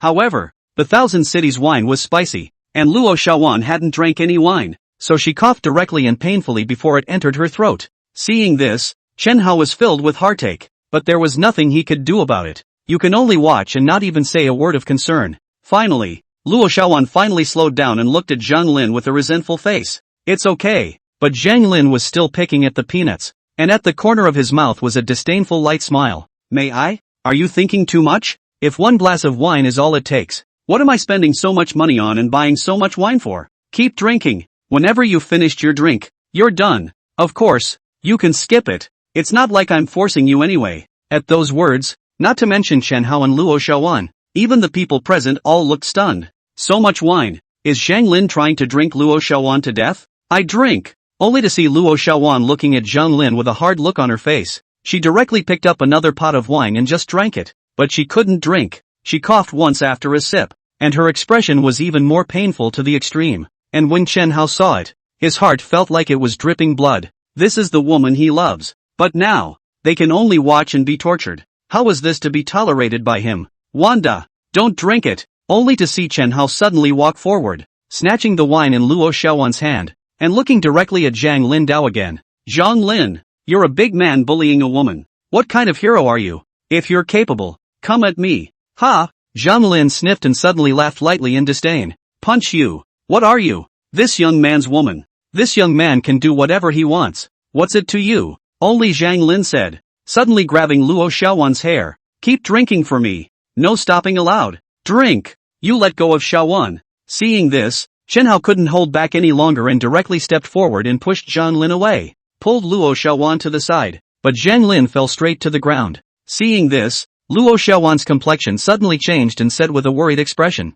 Brother Hao, you. But before Luo Xiaowan could finish her words, Zhang Lin on the ground directly laughed out loud. Ha! Oh, interesting. That's funny. In all my life, you're still the first person who dares to take a shot at me? Interesting. Only to see Zhang Lin stood up with a cold smile on his face, but his face suddenly became grim to the core, suddenly lifting up the bench. A bench directly smashed on Chen Hao's head. Chen Hao was directly smashed on the ground by a bench, while blood suddenly flowed from his head. Ho! Ho! You're okay. When Luo Xiaowan on one side saw this, her complexion suddenly changed and she hurriedly went up to check on Chen Hao's condition. However, Zhang Lin pushed Luo Xiaowan away while stepping on Chen Hao's face directly with his foot. What kind of thing are you that you dare to take a shot at me? Believe it or not, even if this young man kills you, no one will dare to judge me. Only to see Zhang Lin said and directly pressed the bench on Chen Hao. A stool leg is even directly pressed on one of Chen Hao's hands. Sat down. Ah! And Chen Hao's miserable screams rang out directly.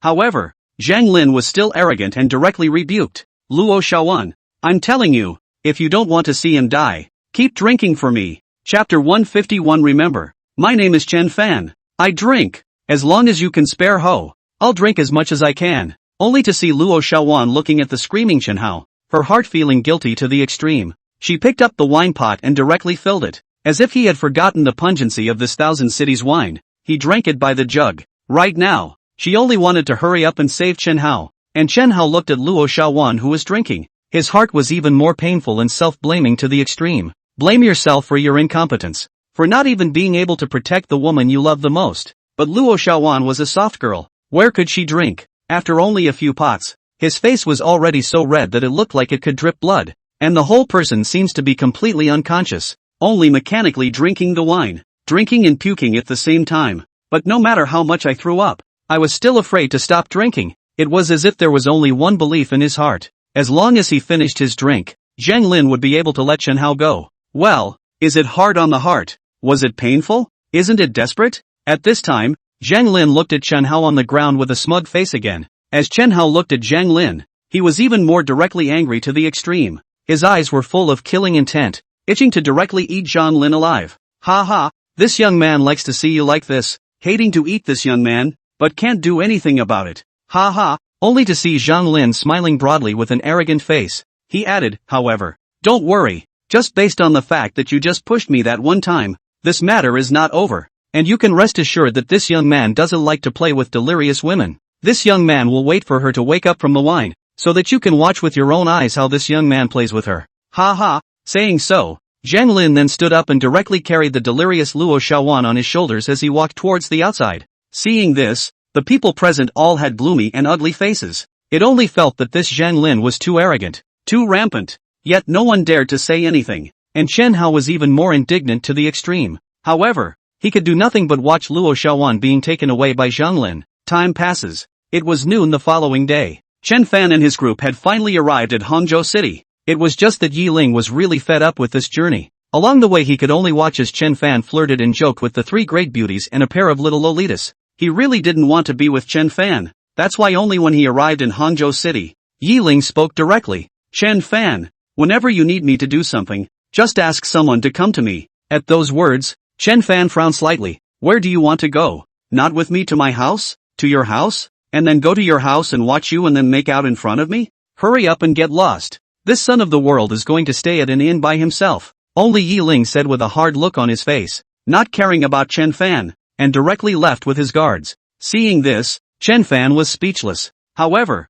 thinking about it, flirting with the Long Hanfeng girls in front of someone like Yi Ling, who was no longer considered a man, was indeed a bit cruel. However, he no longer paid any attention to Yi Ling, and with Lang Hanshuang and the girls in his party, he walked directly towards the formerly family mansion. But as he walked, Chen Fan always felt that something was wrong, and there were always people on the streets pointing at him. Chen Fan didn't know what was going on either. However, Chen Fan and his group had not gone far before they suddenly bumped into Zhang Lin. Only Zhang Lin, led by Luo Wuxuan, was strolling through the streets, while Zhang Lin suddenly froze while looking at Chen Fan and his group, especially when he looked at Chu Qingcheng and Xiao Xiao Ai. What a beautiful person and what a cute little pair of lolitas. Ha, Luo Wuxuan.